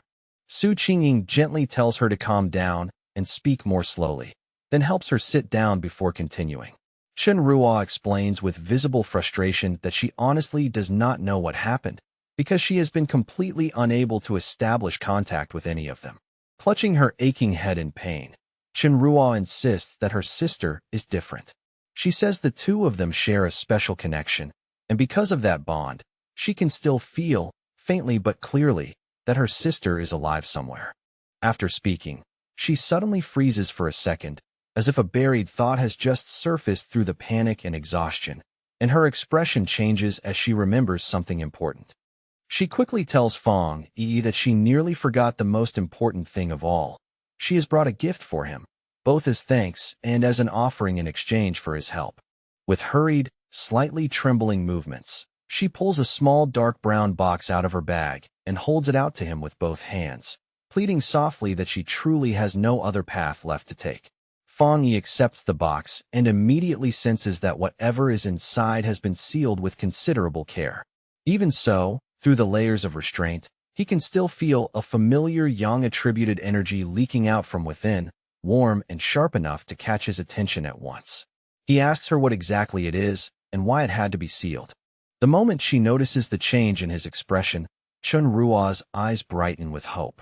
For the first time since meeting him, she dares to think that her gamble may actually have a chance of succeeding. Chun Ruo explains that the gift is a spirit crystal formed from a high mountain in U City after an enormous eruption of yang energy. She says it contains tremendous spiritual power and has long been regarded as one of U City's rarest and most precious treasures. Opening the box, she reveals a glowing yellow crystal shining from within. She explains that they once hoped to use it to cultivate a pioneer with a yang attribute, but no one in the city had been able to absorb its power. Some people were even scorched and injured the instant they tried to make contact with it. Standing beside Fang Yi, Su Qingying stares at the crystal in open shock. Even for her, Seeing a real spirit crystal with her own eyes is enough to make her breath catch for a moment. She quickly explains to Fong Yi that spirit crystals are exceptionally rare and valuable. For pioneers who have not yet awakened a specific attribute, absorbing one can trigger that awakening, which is exactly why such treasures are so fiercely desired wherever they appear. With a small, confident smile, Fong Yi closes his fist around the crystal and absorbs its golden radiance straight into his body, as if it were the easiest thing in the world. He tells Ruo that they have a deal, then asks whether they should leave right now. Startled by how effortlessly he handled it, yet visibly relieved, Ruo stammers that there is no problem at all. Later, the group travels by car along the winding mountain road toward Yu City, the vehicle cutting through the dim landscape as the atmosphere inside grows heavier with every passing mile. Inside the car, Fong Yi asks Ruo to describe the anomaly in detail from the very beginning. Gathering herself, she explains that everything started when strange tombstones began appearing in the mountains out of nowhere. The villagers who first noticed them reported that they could hear unsettling sounds coming from inside the tombstones, as if something were moving within. Yet when pioneers were sent to investigate, the tombstones showed no obvious abnormalities at all. They sealed off the area as a precaution, but that very same night, skeletal arms suddenly burst out from one of the tombstones and dragged a villager straight inside before anyone could react. Just as Ruo finishes speaking, the car rolls to a stop beneath the pounding rain, the sound of water striking the roof making the whole moment feel even more tense and ominous. They arrive at a village now hemmed in on all sides by a vast field of gray tombstones stretching through the rain and mist. Ruo tells Fong Yi in a low voice that this is the place, then asks what he thinks of it. Fong Yi quietly surveys the eerie scene in front of him, but what strikes him most is how wrong it feels. Despite the terrifying sight, he cannot sense any obvious abnormal aura at all, which only makes the whole thing more unsettling. As they walk deeper into the field of tombstones, now faintly glowing with purple energy in the wet darkness, Ruo explains that more and more of these graves have been appearing at random all across Yu City, with no pattern anyone can predict. At completely unpredictable moments, skeletal arms reach out from the graves and drag living people inside. Ruo glances around and goes pale with shock, realizing that in less than a day the number of tombstones has increased dramatically again. Forcing herself to stay focused, she tells Fong Yi and Su Qingying to keep following her to where the rest of her people are gathered. As they continue walking, Fong Yi reflects on just how strange this entire situation is. The concentration of the anomaly's energy is unbelievably low, so low that it almost feels deliberately hidden. He wonders whether that weakness is meant to make people drop their guard, or whether there is another deeper reason behind it. The more he thinks, the more it feels to him that these disappearances are not random attacks at all, but part of a deliberate ritual. Placing one hand on a tombstone, Fong Yi suddenly reaches a conclusion. He explains that anomalies are not always mindless monsters. Some of them can also carry out sacrifices in order to awaken or revive a far larger and more terrifying anomaly. He recalls the incident in Tai Tai, where bat-like anomalies slaughtered local residents in order to bring forth their anomaly king, using death and fear as part of the summoning itself. Hearing that, Ruo abruptly stops walking. Horror spreads across her face as she asks in a strained voice whether the disaster in Yu City might also be some kind of sacrifice. Panicking now, Ruo explains that the people living in the nearby mountain villages are extremely traditional and refused every evacuation order. Worse still, they are planning to hold a ceremony of their own the very next day. Before anyone can respond, she suddenly cries out that it is happening again, her voice sharp with alarm as she points ahead of them. A skeletal purple hand explodes out of the ground directly in front of Fong Yi, dirt and broken stones spraying into the air as it lunges toward him without warning. Fong Yi slips aside with effortless ease, avoiding the attack in a single clean movement. As he watches it, he calmly notes that the creature's power is not impressive at all, and is indeed only around the reported B level. Without hesitation, he summons his flaming sword, its heat flaring brightly in the rain, and brings it down in a swift strike that cuts the skeletal arm cleanly in half. But before the broken limb has even finished falling, Another skeletal hand bursts violently from the ground and clamps down around his glowing blade, stopping it with eerie precision. Fang Yi does not panic. He simply watches the movement with a sharp, focused gaze, carefully observing the reaction as if he has been waiting to confirm something. That skeletal hand is attached to something far worse, a much larger monstrous skeleton with multiple limbs, which tears its way up from underground in a brutal eruption of earth and grave dust. All around them, more skeletal creatures begin bursting from the ground one after another, rapidly closing in on Su Qingying and Chen Ruo from every direction. Chen Ruo shouts in stunned disbelief, unable to understand why these things are showing no fear at all toward Fang Yi's overwhelmingly powerful yang attribute. In the span of a few breaths, the entire area is flooded by a massive horde of glowing purple skeletons, their numbers swelling so fast that the grave field seems to come alive around them. Instead of looking troubled, Fang Yi's lips curve into the faintest smile. He thinks that his theory seems to be proving correct, though he still needs one final confirmation, and quietly remarks that this mission has suddenly become far more interesting than he expected. Amid the chaos, Chen Ruo raises her flute and plays through the storm of bones around her. Green blasts of spiritual energy burst outward with every sharp note, slicing through the surrounding skeletons and tearing them apart one after another. Chen Ruo says through clenched teeth that these skeletons are not especially high level, but they are terrifyingly relentless. Because they feel no pain and never hesitate, they keep coming forward like a tide that refuses to stop. Then she realizes with sinking despair that their numbers are far greater than before, so many that they seem impossible to fully wipe out. The hope in her eyes starts to dim as she cannot help wondering whether even the sealer might be powerless against something like this. Seeing her struggle and the fear rising in her face, Su Qingying kicks several skeletons away in one swift motion and tells her not to lose heart. Her voice is firm and steady, cutting through the panic like a hand dragging someone back from the edge. Suddenly, Su Qingying finds herself surrounded by a massive surge of hellish red flames that explode outward and burn the skeletons crowding around her to ash. She stares in shock at the blazing firelight, wondering what kind of terrifying new power this is. From the very center of the battlefield, Fang Yi unleashes his twilight fire domain. He rises into the air above a huge red sphere of energy, his figure suspended like the eye of a storm as blazing power pours out around him. Below him, the ground is swallowed by a rolling sea of fire that spreads in every direction. The skeletal horde is engulfed almost instantly, their bodies collapsing and vanishing as though they had never stood there at all. As this new power fully activates, a system notification appears, stating that a special death attribute has been detected.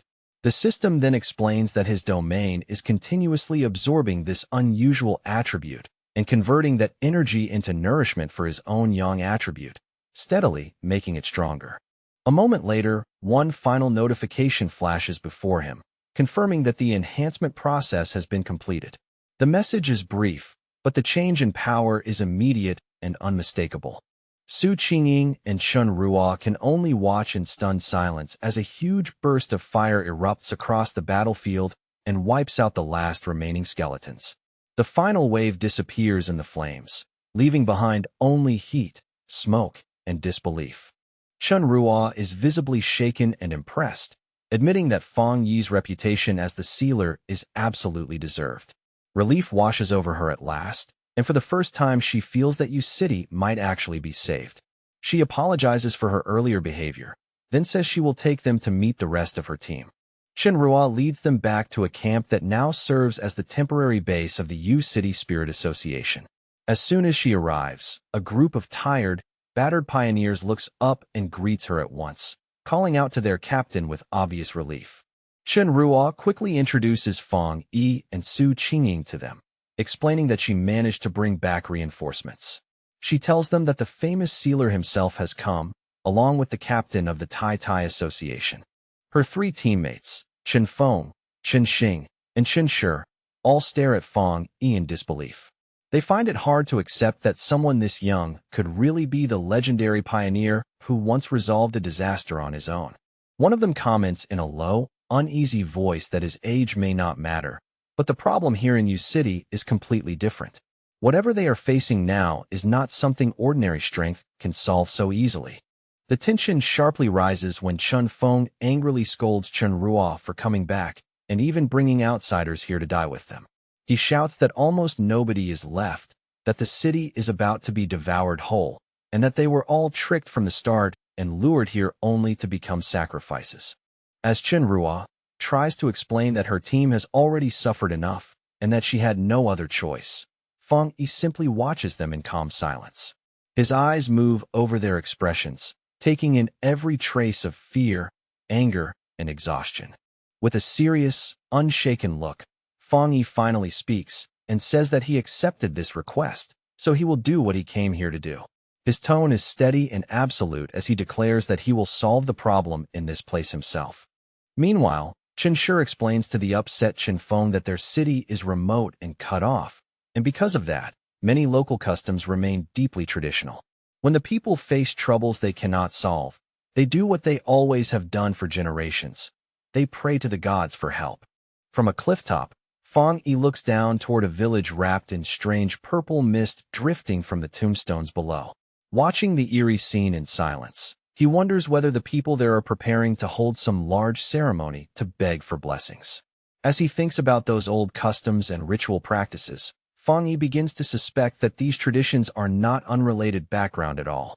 In his mind, the connection between the village's beliefs and the strange anomaly becomes more and more likely. All at once, a strange wind sweeps through the forest, rustling the trees with an unnatural hiss that makes the atmosphere turn cold. The sudden movement startles Chen Feng and Chen Shi, both of them instinctively going tense. Following the direction of the wind, they soon reach a clearing and see a large crowd of villagers already gathered there. The people are packed together in silence and tension, clearly preparing for some kind of ritual. Chen Ruo immediately realizes that the ceremony is about to begin, and worry floods her face. She says it would turn into a complete disaster if the tomb anomaly erupts again right in the middle of all these people. Feng Yi, however, seems more intrigued than alarmed. With a calm, confident smirk, he asks who wants to go watch the whole thing from up close, then starts walking straight toward the crowd without the slightest hesitation. The group soon arrives at Yueyuan Square, where a huge bonfire is burning fiercely in the center. Firelight flickers across the stone ground and the anxious faces of the gathered villagers. The villagers are in complete despair, crying out to their god to look upon their suffering. One man, his voice breaking with grief, offers up his own life and begs that his children be spared instead. All around the square, people kneel and bow low to the ground, their foreheads nearly touching the stone as they plead again and again for the heavenly God's mercy. The whole place is filled with fear, desperation, and trembling faith. Then, without warning, the bonfire suddenly goes out. The stone platform beneath it shatters with a violent crack, and long fractures begin spreading across the square like something underneath is forcing its way upward. That is when the real horror begins. Skeletal hands start clawing their way out from behind the tombstones, and someone in the crowd screams that the monsters from the tombs are coming out again. Out of the swirling purple mist, several skeletons slowly rise into view, their red eyes glowing with a sinister light. They stand there staring at the terrified villagers like predators, choosing where to strike first. Panic explodes across the square. An old man trembles so badly he can barely speak, insisting that this must be some kind of test from their god, while the rest of the villagers break apart and run wildly in every direction. A mother clutches her crying child tightly against her chest, her face drained of color and filled with terror. Through tears, the child asks in a trembling voice whether their god is still going to save them. The chaos only gets worse as the skeletons suddenly charge into the crowd. The villagers scatter in total fear, stumbling over one another and screaming desperately for help as the square collapses into madness. In the middle of that panic, one skeleton slams into the mother and knocks her away, tearing her apart from her child in an instant. The little girl can only watch in horror, crying out for her mother with helpless, broken sobs. Just as the child is left standing there all alone, an even larger ghostly skeleton slowly emerges from the mist behind her. Its towering form feels far more terrifying than the others, like death itself stepping out of the fog. The creature stretches out its bony hand toward the crying little girl. The motion is slow but inescapable, casting a shadow over her as she freezes in terror. But before that skeletal hand can so much as touch her, the creature is instantly blown apart in a flash of golden light. The strike is so fast and overwhelming that it vanishes before anyone fully understands what happened. Right after that, a huge wave of holy fire surges across the square, sweeping through the attacking skeletons and burning them down where they stand. In a heartbeat, the entire area is transformed into a blazing inferno of sacred-looking flames. The surviving villagers gradually stop running, too stunned to move any farther. One by one, they turn back toward the burning square, unable to believe what they are seeing. Fear disappears from their faces and is replaced by pure awe as they recognize the flames. Some begin shouting that it is heavenly fire, and their despair instantly turns into wild joy as they raise their arms toward the sky and cry out in worship. As the flames continue to rage across the shattered square, Fong Yi descends and lands on the broken stone platform at the center. His arrival, framed by fire and smoke, silences the scene even more completely. Standing against the firelight, Fong Yi looks at the stunned crowd and tells them that their prayers are no longer necessary. His voice is calm, but it carries across the square with unmistakable force. With a cold and serious expression, he states the hard truth without softening a single word. There are no gods in this world, and no god is coming to save them. For a brief moment, the villagers fall completely silent. Still kneeling on the ground, they stare at him blankly, trying to absorb the weight of what he has just said. But they misunderstand him completely. With tears of joy pouring down their faces, they start shouting that a god has descended and defeated the disaster for them. They immediately begin begging this new god to save them from the other monsters as well. Watching their reaction, Fong Yi can only let out a quiet sigh. Their misunderstanding is so complete that even he has no idea where to begin correcting it.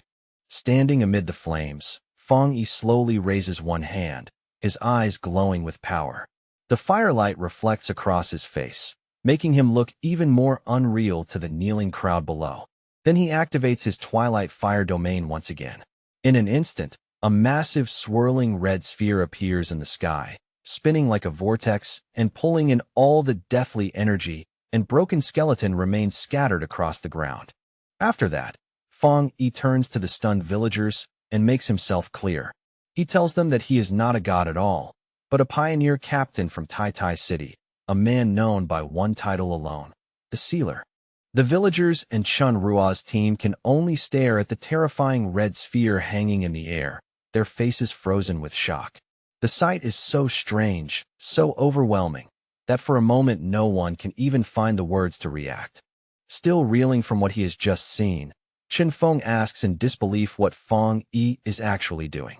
Chen Rua, already frustrated by her teammates' doubts, snaps back that she warned them from the very beginning that Fong Yi was no ordinary pioneer.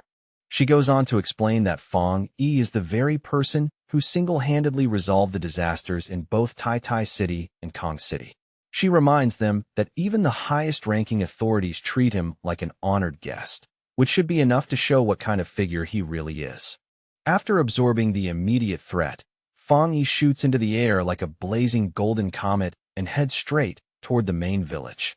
In the distance, it is still smothered in thick purple mist, with countless skeletons moving beneath it like a living nightmare. At that moment, a system notification appears before him, confirming that the Twilight Fire domain has successfully absorbed a massive amount of the death attribute. As a result, his own Yang attribute has been strengthened even further, becoming noticeably more powerful than before. Looking down from above at the sea of skeletons crawling through the village below, Fong Yi narrows his eyes and quietly gathers his strength. He is already preparing to unleash the power he has just gained. He summons his blazing sword once more, and this time the flames burning along its edge are brighter and fiercer than ever. The weapon hums with heat, as if it too has become sharper after the recent surge in power. With one powerful swing, he releases an enormous wave of fire and declares that he will free Yu City once and for all. His voice cuts through the chaos with absolute certainty, carrying both force and judgment. The flames, now laced with a strange purple color drawn from the absorbed energy, roar through the village like a storm. They sweep across the streets and tombs alike, burning through everything in their path with terrifying speed. From a safe distance, a group of survivors watches the scene unfold in utter disbelief before bursting into cheers. They cry out joyfully that the tombstones and skeletons are gone, celebrating through tears that heaven has not abandoned their city after all. Once the attack is over, Su Qingying quickly checks the readings on her device and reports that the anomaly levels in the Anding district have returned to normal. Her voice is steady, but there is clear relief beneath it. Standing beside her, Chen Ruo confirms that the Baimu district has also been cleared. She explains that only the Jinming district remains now, and that area has always had the highest concentration of the anomaly's power. However, just as they are about to move out again, Su Qingying's expression suddenly changes. The relief drains from her face and is replaced by sharp, unmistakable shock. She urgently asks whether none of them have noticed that something is terribly wrong. The tension in her voice is enough to make everyone's attention snap back toward the village at once. Pointing toward the village, she explains that the pillars of purple light have not disappeared at all. Instead, they have actually multiplied, which means the situation has not improved in the slightest and may in fact be getting much worse. Chen Ruo also cries out in alarm as she confirms that an enormous energy surge is erupting from the Jinming district. She can clearly feel the anomaly's power rapidly gathering and compressing into a single point. Right before their eyes, a horrifying change begins. A swirling vortex of dark green and purple energy twists together in the mist, slowly taking on the outline of something huge and monstrous. From that rolling mist, a giant skeletal being emerges at last, a newly born anomaly king whose empty eye sockets shine with a menacing green light. Even in the face of that crushing presence, Fang Yi does not retreat. He stands his ground calmly, without the slightest sign of fear. As Fang Yi faces this new threat, two system windows appear in succession before him. The first states that an unknown power has been detected and is being analyzed. A moment later, the second window delivers the result and identifies that strange force as the death attribute. The enormous anomaly king, wrapped in layers of green and black energy, glares down at Fang Yi from above. Its sheer size is so great that it dwarfs the entire village beneath it, turning the scene into something almost apocalyptic. Floating in midair within his golden aura, Fang Yi stares back without blinking.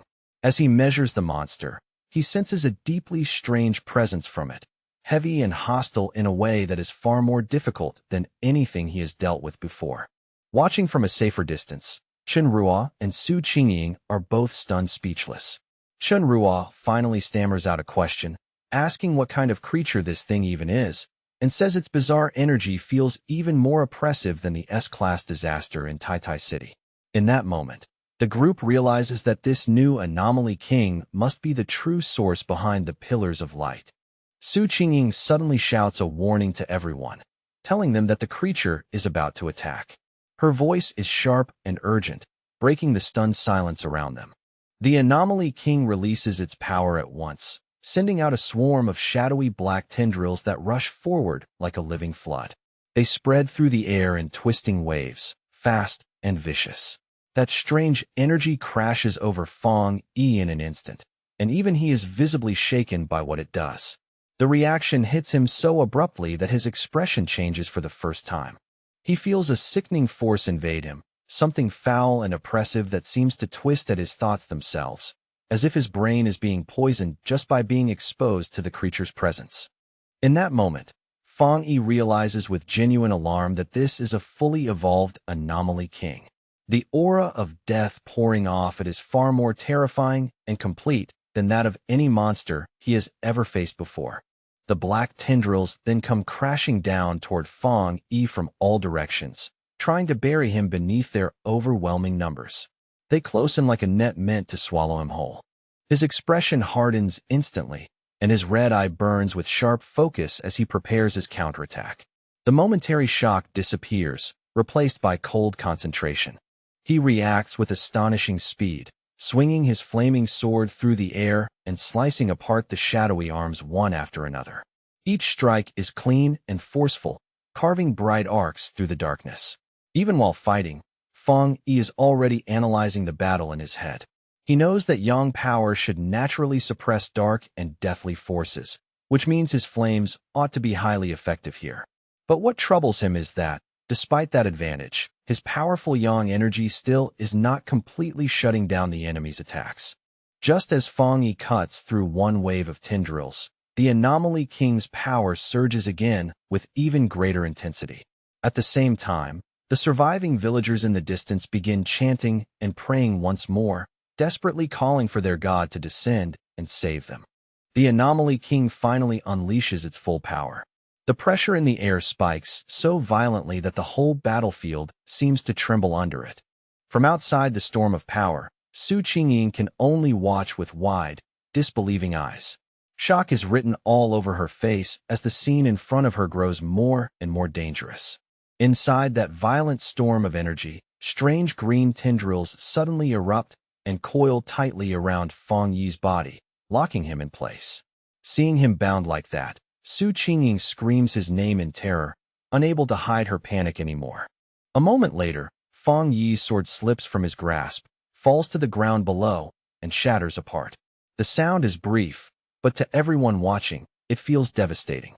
Far away in Tai Tai City, Lin Yi is suddenly struck by a wave of dread so intense that she instinctively calls out for her cousin. It is as if, from that distance, she can somehow feel his pain reaching her. Pacing anxiously through a forest, Lin Yi tries to calm her breathing and tell herself she is overthinking things. She cannot understand why she feels this afraid when, on the surface, it should be just another mission for Fang Yi. She keeps reminding herself how strong Fang Yi is, how many impossible things he has already survived, yet that heavy feeling of worry refuses to leave. Regret begins to creep in, and she finds herself wishing she had ignored his advice and gone with him anyway. Her unease only deepens as she keeps staring down at her phone. Then suddenly, her phone rings. The screen lights up with an incoming call, and the name shown is Jialan. When Lin Yi answers, Jialan's voice is serious and unusually heavy as she delivers the bad news. They have received word that Yu City is now completely surrounded by a massive expanse of tombs, and an official lockdown order has already been issued. She then bluntly tells Lin Yi that Fang Yi is in danger. As her words hang in the air, a large convoy of military vehicles races through the mountain roads, clearly moving fast in preparation for a major emergency operation. The report that Fang Yi may have died sends shock through the Tai Tai Spirit Association. Officials who had only recently begun to feel hopeful are suddenly crushed by despair again. Gathered around a table, they ask in disbelief whether their greatest hero, the sealer himself, has truly fallen. Some even begin to wonder whether humanity's struggle is meaningless if someone as powerful as Fang Yi can still be brought down. At the headquarters of the Spirit Association, a high-level meeting is already underway.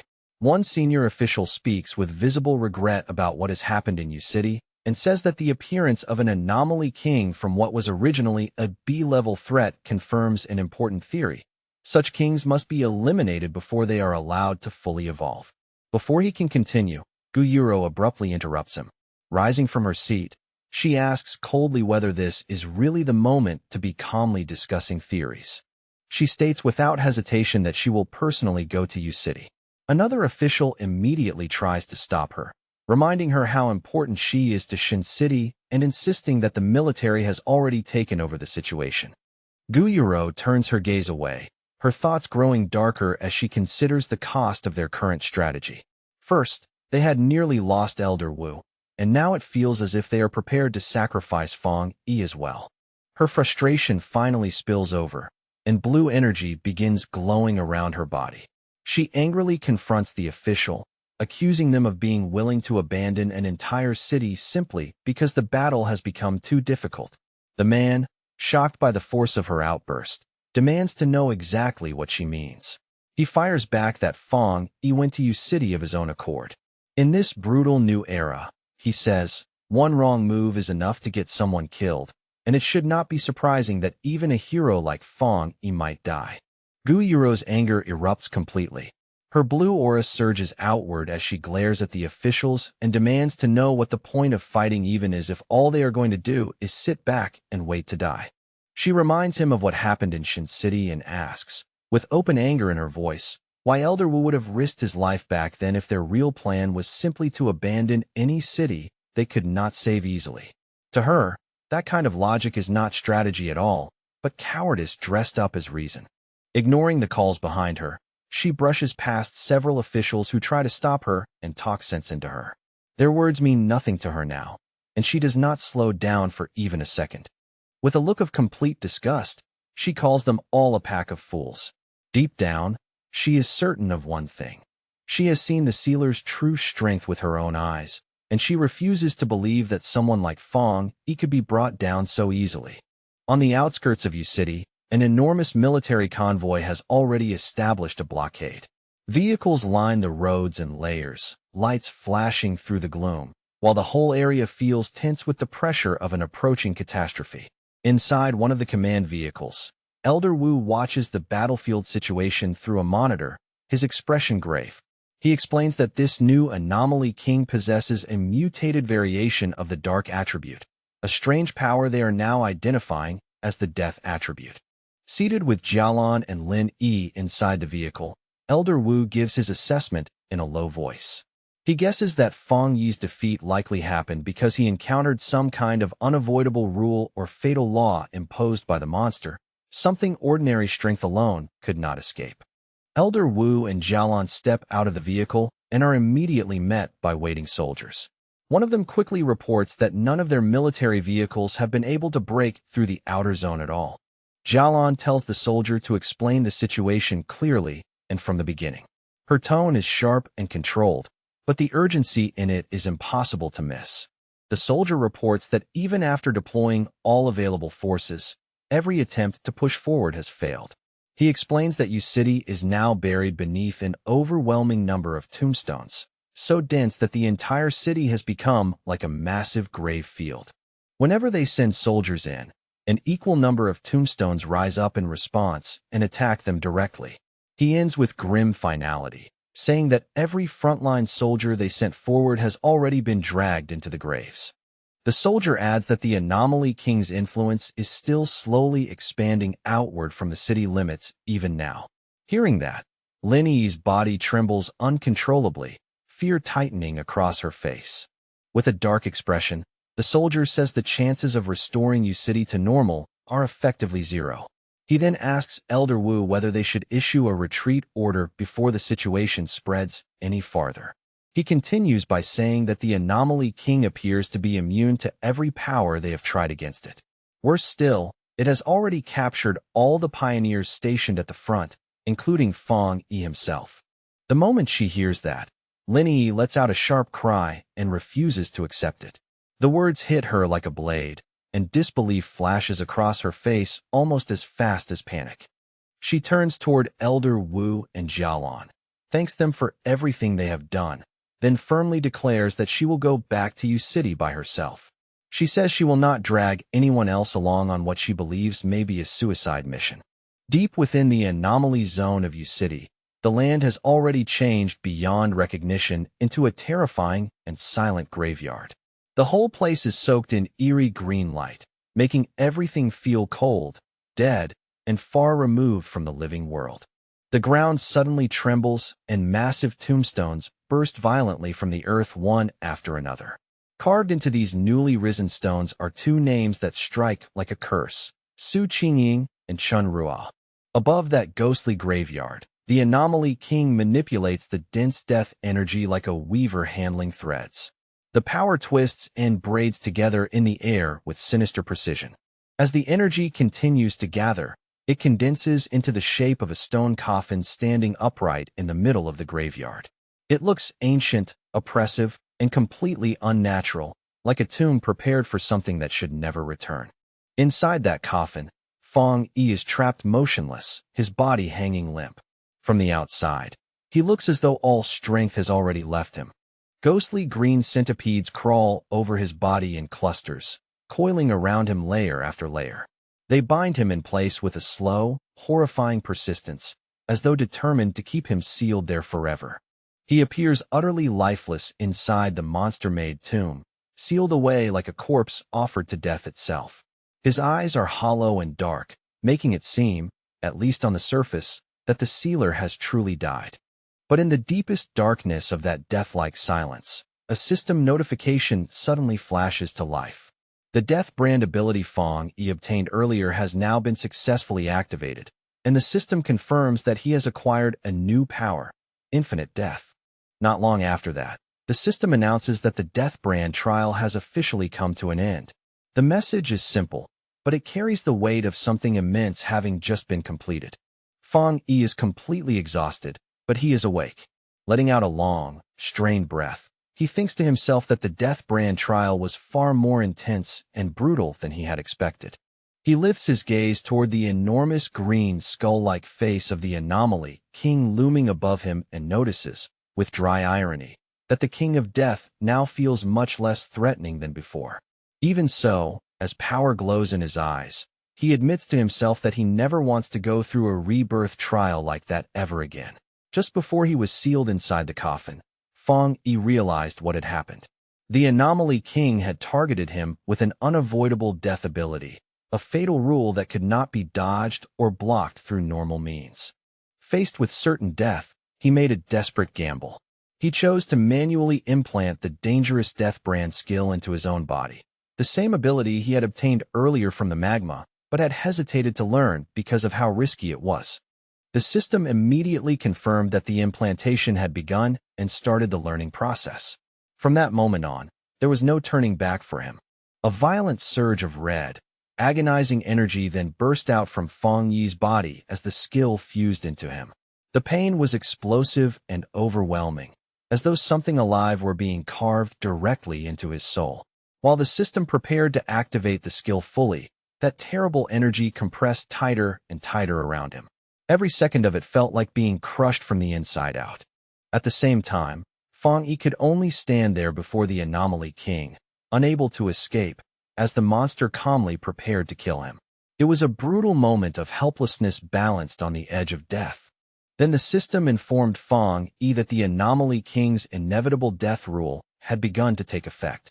The warning came with cold precision, leaving no room for hope or misunderstanding.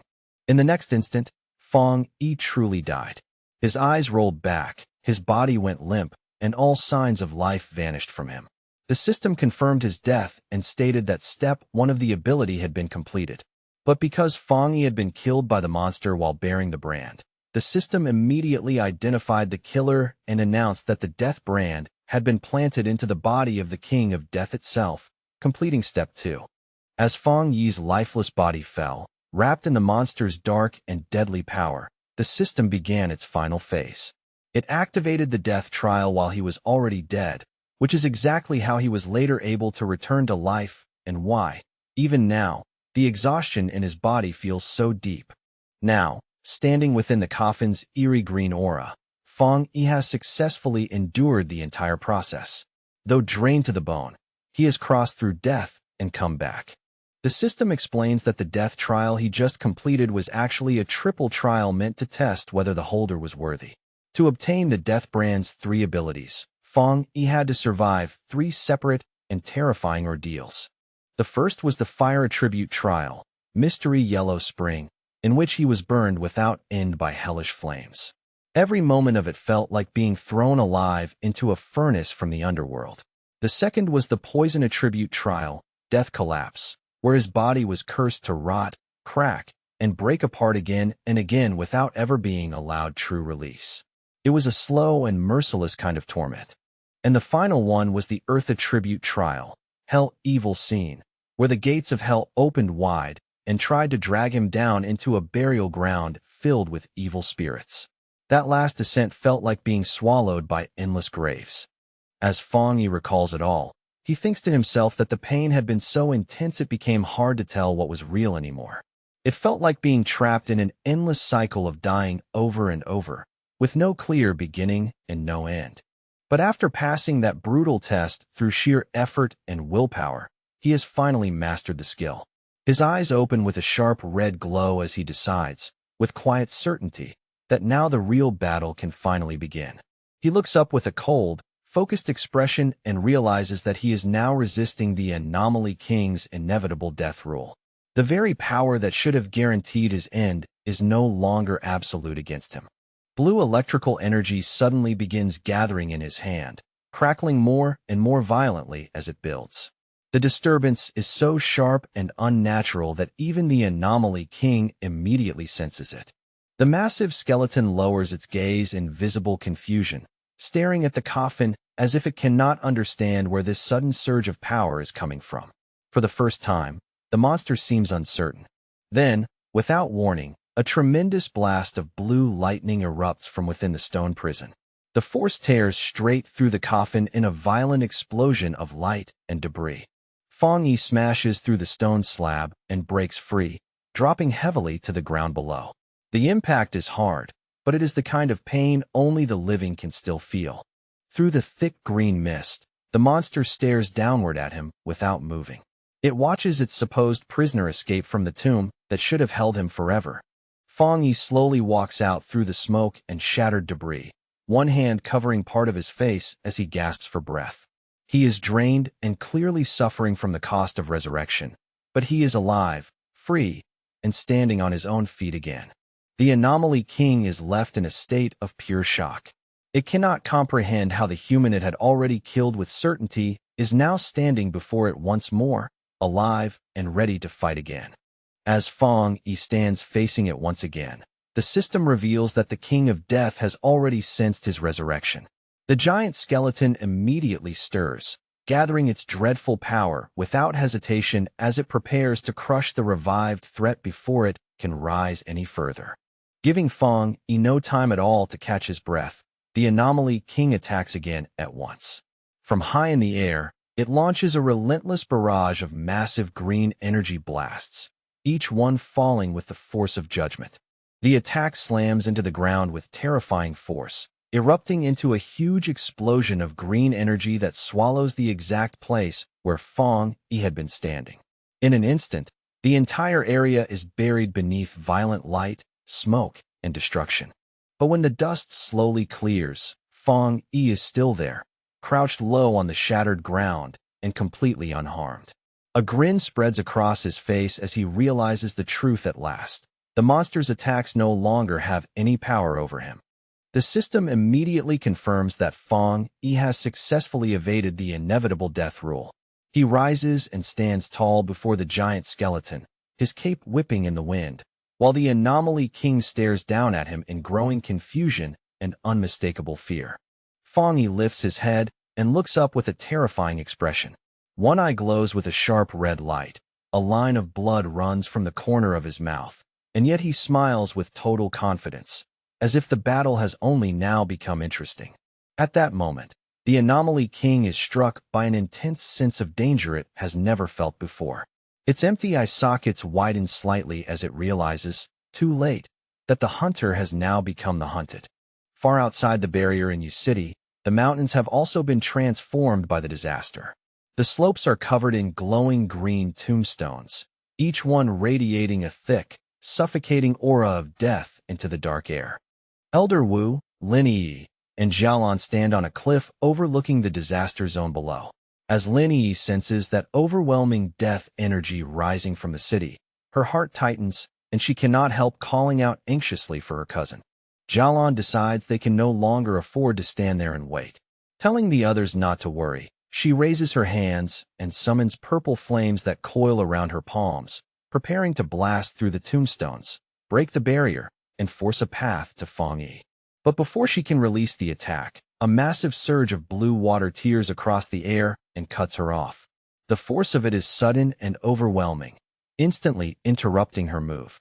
A woman descends from the sky wrapped in spiraling water energy, her arrival sharp and commanding. It is Gu Yuro, and the moment she lands, she announces without hesitation that she has come to fight alongside them. Xiaolan looks up in clear surprise, immediately recognizing the newcomer. She calls out that it is the sea mystic from headquarters, unable to hide her shock at seeing Gu Yuro appear here in person. Gu Yuro shouts that she will join the fight with them, and the two women act at once. Combining Gu Yuro's crashing blue water with Jialan's blazing purple fire, they unleash a huge joint attack straight at the barrier of tombstones. The combined strike detonates in a chain of massive explosions that tear through the darkness and light up the entire area. Fire, water, and shattered stone burst outward in a violent storm. When the explosion finally settles, two soldiers who had been buried under the rubble begin to stir. Weak and confused, they open their eyes and wonder in a daze what just happened to them. But the anomaly reacts immediately to the intrusion. The earth starts shaking violently, and enormous green tombstones erupt upward from the ground like jagged spikes, sealing off the area again in an instant. Gu Yuro, Jialan, and Lin Yi end up standing back to back, completely surrounded by a ring of towering tombstones. Jialan clicks her tongue in annoyance and says the trap has activated again. She warns the other two to stay extremely careful, explaining that this anomaly has the ability to drag any living being directly into the tombstones. Her voice is tense, knowing exactly how dangerous that power is. Without warning, skeletal hands burst out from both the ground and the stone surfaces around them. The sudden movement makes the whole grave field feel alive in the worst possible way. Then a swarm of skeletons drops from above, diving through the air to attack the three women all at once. Their numbers are overwhelming, and they descend like starving beasts. Yet right in the middle of their charge, the skeletons abruptly stop. Their bodies begin to tremble, and they look terrified, as though they have suddenly sensed something far more frightening than the enemies in front of them. Instead of attacking, the skeletons panic and throw themselves back into the ground and the tombstones, scrambling desperately to hide. It is not retreat so much as blind fear. Gu Yuro and Lin Yi stare at the scene in complete confusion, unable to understand why the monsters would suddenly flee like that. The change is so abrupt that it feels almost unreal. The group cautiously moves through the battlefield, which has gone eerily quiet, wondering why the Anomaly King would suddenly order all of its forces to retreat. None of them can tell what it might be planning now. Then a heavy military boot drops onto the ground with a dull thud. The sound cuts through the silence and makes everyone turn at once. It is Elder Wu, carrying two unconscious soldiers across his shoulders as if retrieving them from the jaws of the disaster itself. He tells the group this may actually be a good sign, explaining that the Anomaly King has pulled back its power, which means the people who were buried alive may still have a chance to be saved. Elder Wu looks out over the field, where many soldiers now lie unconscious but alive instead of dead. From that, he draws a firm conclusion. The sealer has not fallen. In fact, Feng Yi must be causing such serious trouble inside the anomaly that the king was forced to withdraw all its power just to defend itself. Back inside the battlefield, the smoke slowly parts, and Feng Yi's sharp red eyes appear through the haze with chilling calm. His gaze is steady, clear, and very much alive. He stands completely unharmed at the center of the ruined battlefield, as if the previous attack meant nothing at all. At that moment, the system updates his status and displays a new count, Death Count 2. The system explains that because the King of Death used its own power to kill Feng Yi, it has now been dragged into a cycle of death itself. As a penalty, the monster's strength has already been reduced by 10%. Feng Yi quietly considers what this means, noting that being targeted by the King of Death would normally guarantee certain death. He understands now that this inevitable death rule is precisely what makes the creature so uniquely dangerous and so difficult to fight. But then a dark, satisfied smile curls across Feng Yi's face as he realizes he has completely reversed the situation. The inevitable death rule that once belonged only to the monster will now return to haunt it instead. High above, the monster stares down in shock, unable to understand why the human it killed is still alive. Panicking, the Anomaly King attacks once more. From within its giant ribcage, it fires out a storm of green energy beams, each one screaming down through the air with violent desperation. The beams rain toward Feng Yi in a merciless barrage, but he does not even attempt to dodge. He simply stands there and lets the attack come, as though inviting the monster to continue. The assault lands head-on with full force, producing another massive explosion of green energy that engulfs Feng Yi completely. For a moment, he vanishes inside the blast. The monster grins, convinced it has finally succeeded, but the system appears again before it can celebrate. The death count rises to 3, and the system announces that because the king has killed Fong Yi again, its power has now been weakened by another 30%, and its body is beginning to collapse. At once, the monster's body starts to break apart under the backlash. Cracks spread across its face, and pieces of bone split loose and fall away from its massive frame. Then, out of the fading smoke, Fong Yi walks forward slowly. His body reforms as he moves, whole and unharmed, as though the explosion had done nothing but buy him another step forward. The monster stares in absolute horror, its green eyes widening with raw fear as it realizes the truth. Every attack it uses against Fong Yi is only destroying itself instead. With a crooked smirk, Fong Yi wipes the blood from his mouth and mocks the creature without mercy. He is fully prepared to keep repeating this deadly cycle until the monster is ground down and erased completely. Focusing his mind, Fong Yi gathers his power and fires a massive beam of energy straight at the monster. The attack tears through the air in a bright, violent line. However, the monster lifts one hand and easily knocks the beam aside, deflecting it with almost casual force. Even weakened, it is still monstrously strong. At that exact moment, a system notice appears and announces that a new mark has been activated. Instantly, red hellfire erupts across the monster's body, burning through and mixing with its eerie green aura.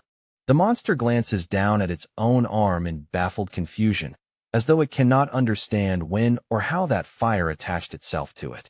For the first time, it looks thrown off balance. Seizing that brief opening, Fong Yi leaps high into the air and draws his sword. The blade is blazing with intense fire, its heat flaring so violently that it lights the space around him. As Fong Yi closes in to strike, the system confirms that the monster has been afflicted with a hellfire-burning debuff. From now on, it will continue taking damage without pause as the flames eat away at it. The monster glares down at Fong Yi with its glowing green eyes, furious at being forced back and wounded in this way. Rage rolls off it just as strongly as the death energy. Fong Yi brings his blade down with all his strength, unleashing his heavenly fire slash. The strike is fierce, direct, and filled with the kind of force meant to split the battlefield apart. The monster raises its huge hand and blocks the incoming slash head-on, and the collision explodes into a violent clash of power.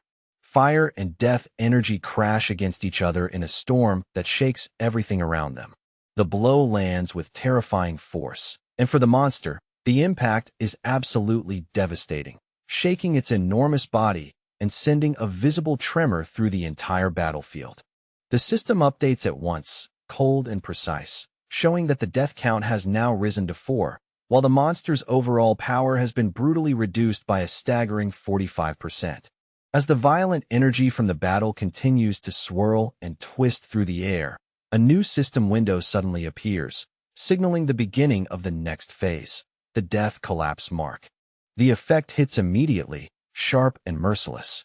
Fong Yi's body begins to crack and splinter like fragile glass, making it painfully clear that the dreadful cycle of death has started once again. The monster, still refusing to surrender no matter how badly it has been damaged, lunges forward, seizes Fong Yi in its grip, and crushes him tightly with savage force.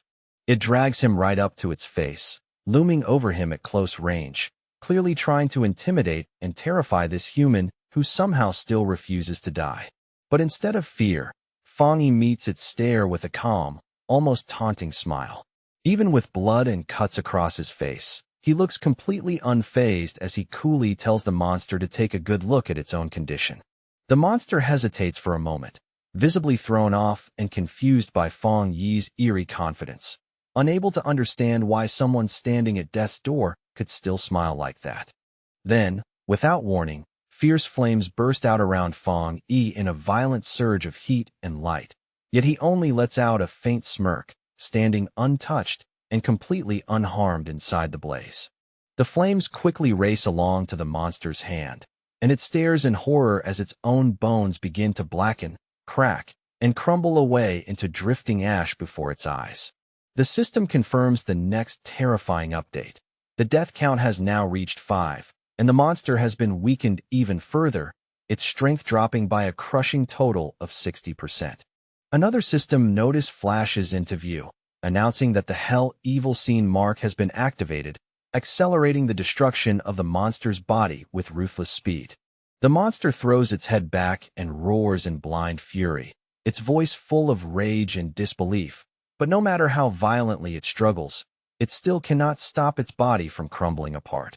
Outside the barrier, the giant tombstones surrounding the city begin to crack, tilt, and collapse one after another, as if the entire unnatural structure holding the disaster together is finally failing. Wang Lan stares in utter disbelief, quickly realizing that the anomaly itself is falling apart on a massive scale and that the whole cursed domain is beginning to break down. High above, the thick dark clouds start to scatter, allowing long-hidden light to pour through. Lin Yi lifts her head and smiles brightly, relief washing over her as she realizes her cousin is still alive. Elder Wu immediately powers up his armor and, without wasting a second, orders the team to move into the city, rescue any survivors they can find, and evacuate the wounded as fast as possible. With the mission now completely clear, Elder Wu, Wang Lan, Gu Yuro, and Lin Yi launch themselves forward and fly straight into the city without hesitation. Deep within the shattered ruins of the anomaly, a hand suddenly thrusts up from the ground, clawing desperately through the debris as someone struggles to escape. Su Qingying drags herself out at last, gasping hard for air, her whole body trembling with exhaustion as fear and lingering shock remain written all over her face. Still on her knees, breathing unevenly, she tries to make sense of what just happened, her mind reeling as she forces herself to piece the nightmare together.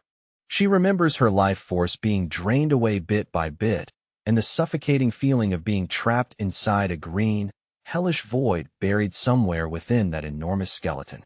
But then she realizes the nightmare had ended as suddenly as it began, as if some unseen force had shattered it, allowing her to return alive from that horrifying place. Her eyes quickly land on a nearby tombstone, and in an instant she understands what she has to do. Panicked and desperate, she rushes over and starts digging frantically at the grave marked with Chun Rua's name, shouting for her the whole time.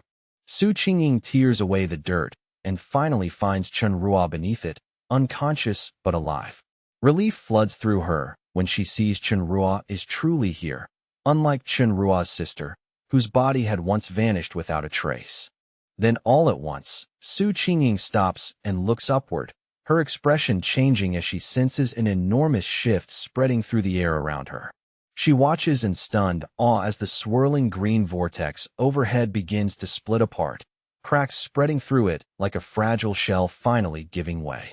Moments later, the monster's massive skull drops from above and slams violently into the ground with a thunderous crash that shakes the ruins. Even in that collapsed and ruined state, however, the monster still refuses to accept that it has been defeated. It glares upward with blazing hatred, declaring itself the noble king of death and demanding to know what kind of existence Fang Yi could possibly be to stand against it.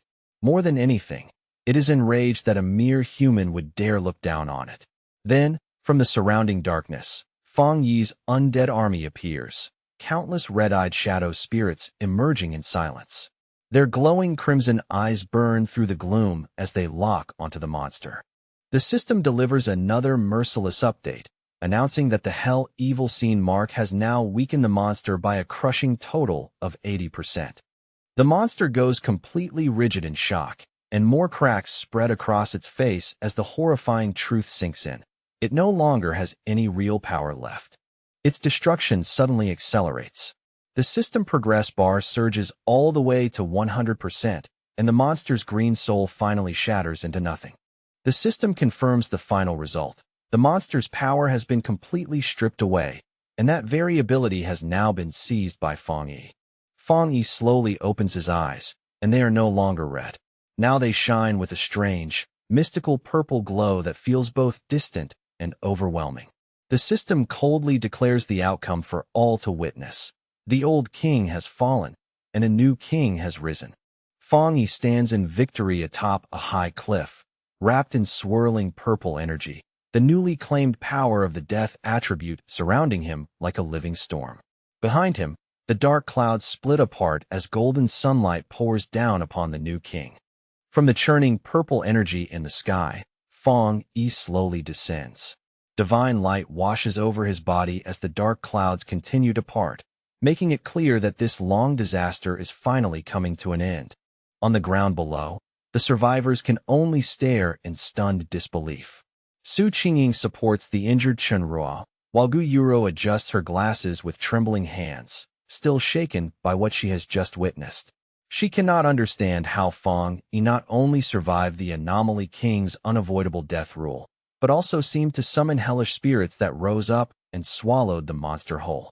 Elder Wu looks up at Fong Yi with awe in his eyes and a heavy realization in his heart, silently thinking that Fong Yi's true power may be far greater than any of them had imagined.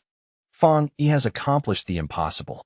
Since he could not escape the rule of death, he shattered it instead and took hold of the very power that governs life and death itself. Gu Yuro turns to Elder Wu and asks in a shaken voice whether a human being should really be capable of wielding power on such an unbelievable level. As she stares at Fong Yi, she suddenly thinks she can see the ghostly skeletal face of the King of Death overlapping his own. Panic rises in her at once, and she wonders if the Anomaly King has awakened inside him. But Wang Lan steps forward with a calm, confident smile and tells Gu Yuro to stop panicking and look more carefully at the battlefield. Across the barren, ruined land, something miraculous is unfolding. The shadow spirits Fong Yi summoned are not attacking anyone at all. Instead, those who had been believed dead are slowly sitting up again, completely unharmed. The very power of death is now being used to save them. Amid the scattered rubble, the villagers discover Chen Xing. He looks battered, bruised, and barely conscious, but he is unmistakably still alive. As Chen Xing slowly wakes, still dazed and confused, he weakly asks whether he was not already dead, making it clear that he has somehow truly been brought back. All across Yu City, the surviving villagers lift their eyes toward the floating figure of Fong Yi, staring up at him as if they are witnessing something beyond human understanding. Some people in the crowd stare at the dark aura around Fong Yi and call him a god of death in frightened voices, while others immediately argue back that he is the sealer, the one who saved all of them when no one else could. Then, all of a sudden, the little girl he saved earlier cuts through the noise, raising her voice and blurting out that the title sealer sounds ugly and doesn't suit him at all. With a bright, innocent smile on her face, she remembers the golden flames that protected her before. To her, Fong Yi is not some cold title or distant legend. He is their god, the one who defeated the evil and brought them hope. High in the night sky, Fong Yi decides that it is finally time to put an end to this conflict once and for all. He slowly raises one hand, and a massive, jagged scythe formed from dark purple energy gathers into shape above him. His face turns cold and serious, and with one eye still glowing an ominous red, Fong Yi declares in a low, final voice that everything must end here and now. The next instant, he swings the enormous energy weapon downward, unleashing a colossal slash of purple light that rips across the sky with overwhelming force. On the ground below, the pioneers of Yu City, including Feng Chun, lift their heads in complete shock, their eyes wide as they watch this unbelievable display of power unfold above them. Fong Yi's attack crashes forward and tears straight through the dark energy barrier that had surrounded the city for so long, splitting it apart in one clean, terrifying strike. The slash does not stop there. It plows directly into the swarm of red, ghostly spirits in the air, shredding them apart and dragging them in with a frightening force that seems impossible to resist. Amid the chaotic storm of red and black energy, where light and shadow twist violently together and the air itself seems to howl, Fong Yi gives a calm but absolute command, ordering the spirits to return to the place where they truly belong and end this unnatural chaos. Then he shifts the flow of power inside his body and calls on his Yang attribute to perform a large-scale purification. Extending his hand, he releases a blinding wave of golden light that sweeps across the battlefield and washes away the remaining death energy. The survivors can only watch in awe as that brilliant golden radiance tears through the darkness and lights up the night sky, like a second sun rising over the ruins. As the technique finally comes to an end and the last traces of corruption fade away, Fang Yi lets out a quiet breath, deeply relieved that the battle is at last truly over. Nearby, Chen Ruo breaks down in tears and throws herself into Feng Chen's arms, overcome with joy and disbelief that the two of them actually survived this disaster. But Fang Yi knows very well that fighting the King of Death consumed an enormous amount of his spiritual power, and he cannot help worrying about what unknown side effects the death brand he absorbed may still carry. Fang Yi slowly descends from the sky after the battle, his figure lowering through the fading light before he lands softly among the broken ruins below. Before he can even steady himself, Fang Yi is suddenly caught off guard as Lin Yi rushes straight at him and slams into him with a fierce hug, crying out for her brother in overwhelming relief and leaving him momentarily stunned. He gently comforts his cousin, softly patting her on the head as she blurts out that she was terrified he had died.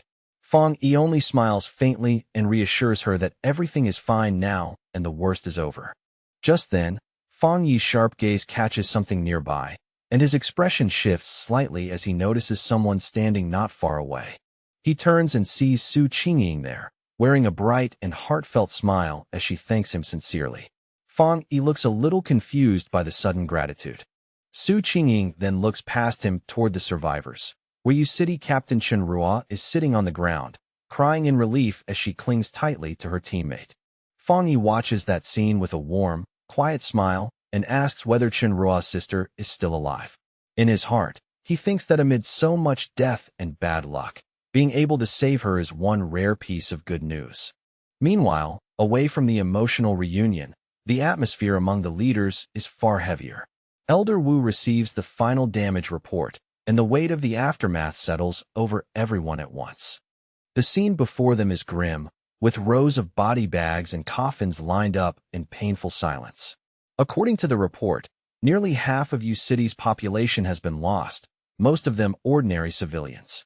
Of the 1,500 pioneers who came to help, 50 are confirmed dead, 30 are missing, and more than 1,000 are injured. Elder Wu lowers his eyes with a grave expression and speaks about the urgent need for reconstruction, as well as making sure the victims' families are properly compensated.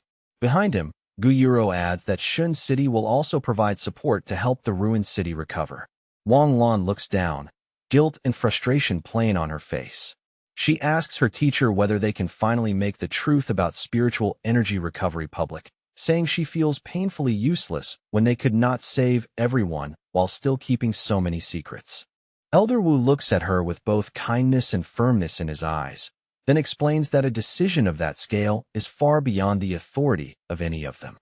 He tells her that ordinary people are not nearly as fragile as she believes, and that many of them have already started figuring out the truth on their own and are quietly preparing themselves for what lies ahead. Then he places a steady, reassuring hand on her shoulder and tells her gently that she does not need to carry the weight of the whole world by herself.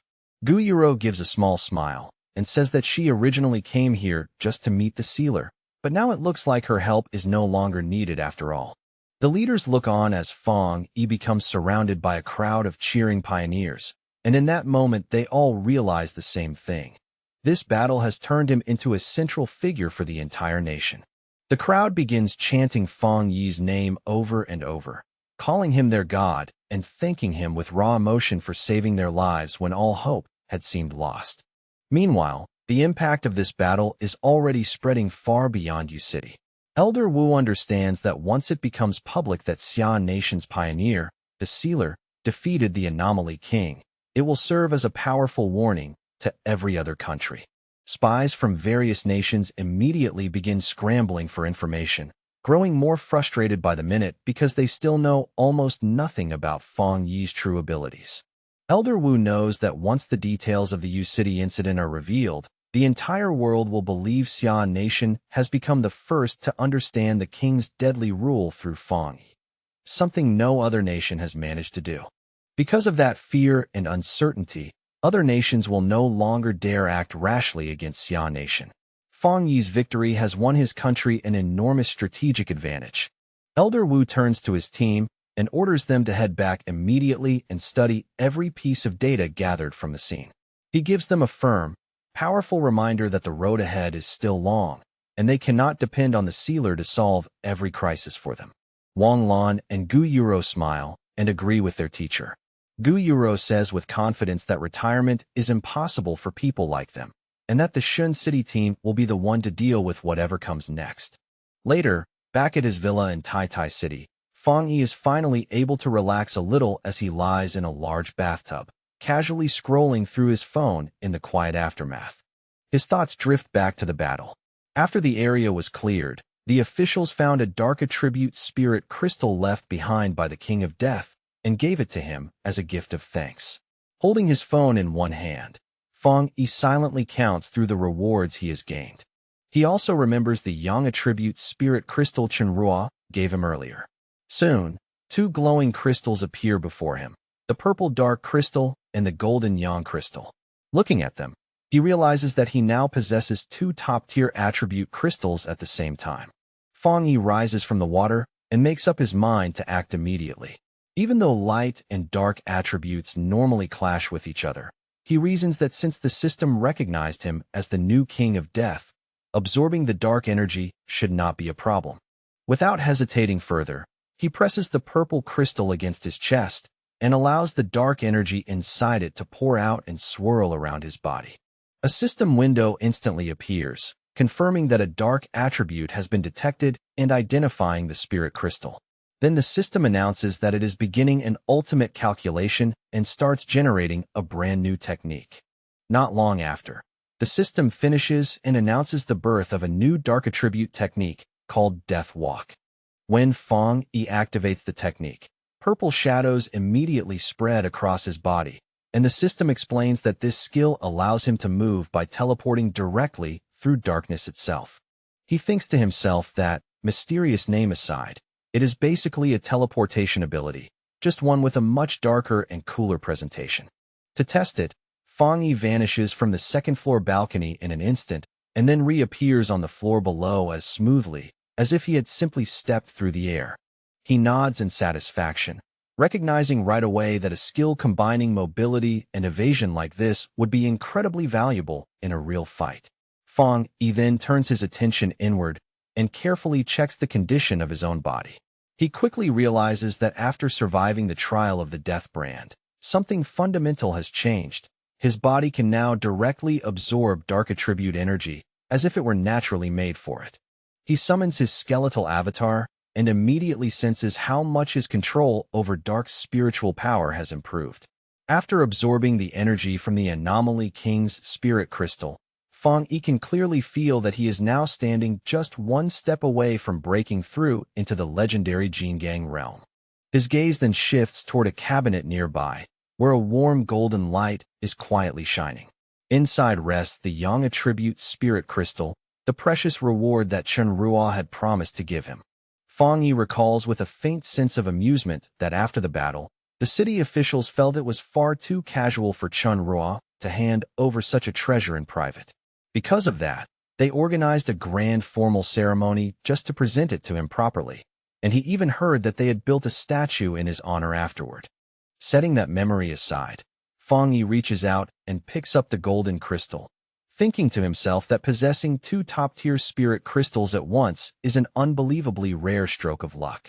He slowly lifts the crystal to eye level, watching the pure yang energy swirling inside it like liquid sunlight, bright, steady, and full of intense life. The moment he channels his own power into it, a fierce swirl of fiery red energy erupts around his body, filling the room with heat and a heavy, burning pressure. The system activates once again, instantly detecting the powerful yang energy. Just like it did with the dark crystal, it announces that it is beginning an ultimate calculation to derive a brand new technique from this source of power. Fang Yi focuses all of his energy on refining and processing the crystal, and after a tense moment, the system confirms that the new technique has been successfully created. Without warning, a blinding burst of golden light explodes from Fang Yi's body, radiating outward with such intensity that it shines as brilliantly as the sun itself. The system announces that he has obtained a new Yang attribute technique called Sun God. Surrounded by roaring, swirling flames, Fang Yi releases the full force of this newly born power and feels its terrifying heat rise around him. The system explains that Sun God allows him to summon a solar avatar capable of burning through anything in its path.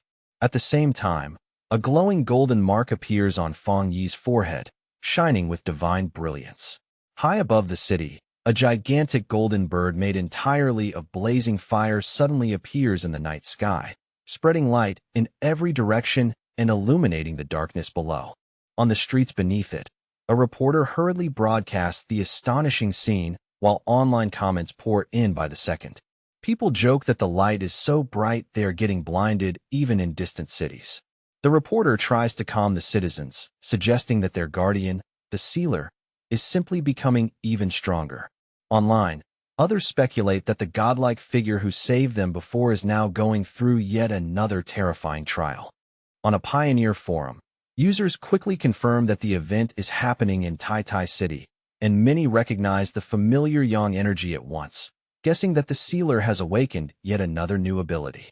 Elsewhere, in a dense forest glowing with strange spiritual light, a small group of pioneers is taking a break. Among them is Fang Yi's ex-girlfriend, Chu Qingli. One male pioneer in the group excitedly praises the sealer for being so overwhelming and for humiliating Country B. He angrily complains about a so-called great prophet from Country B who had confidently predicted that Xia Nation would not survive the first year of spiritual energy recovery. Chu Qingli looks uneasy and quietly asks whether that prophecy could still turn out to be true.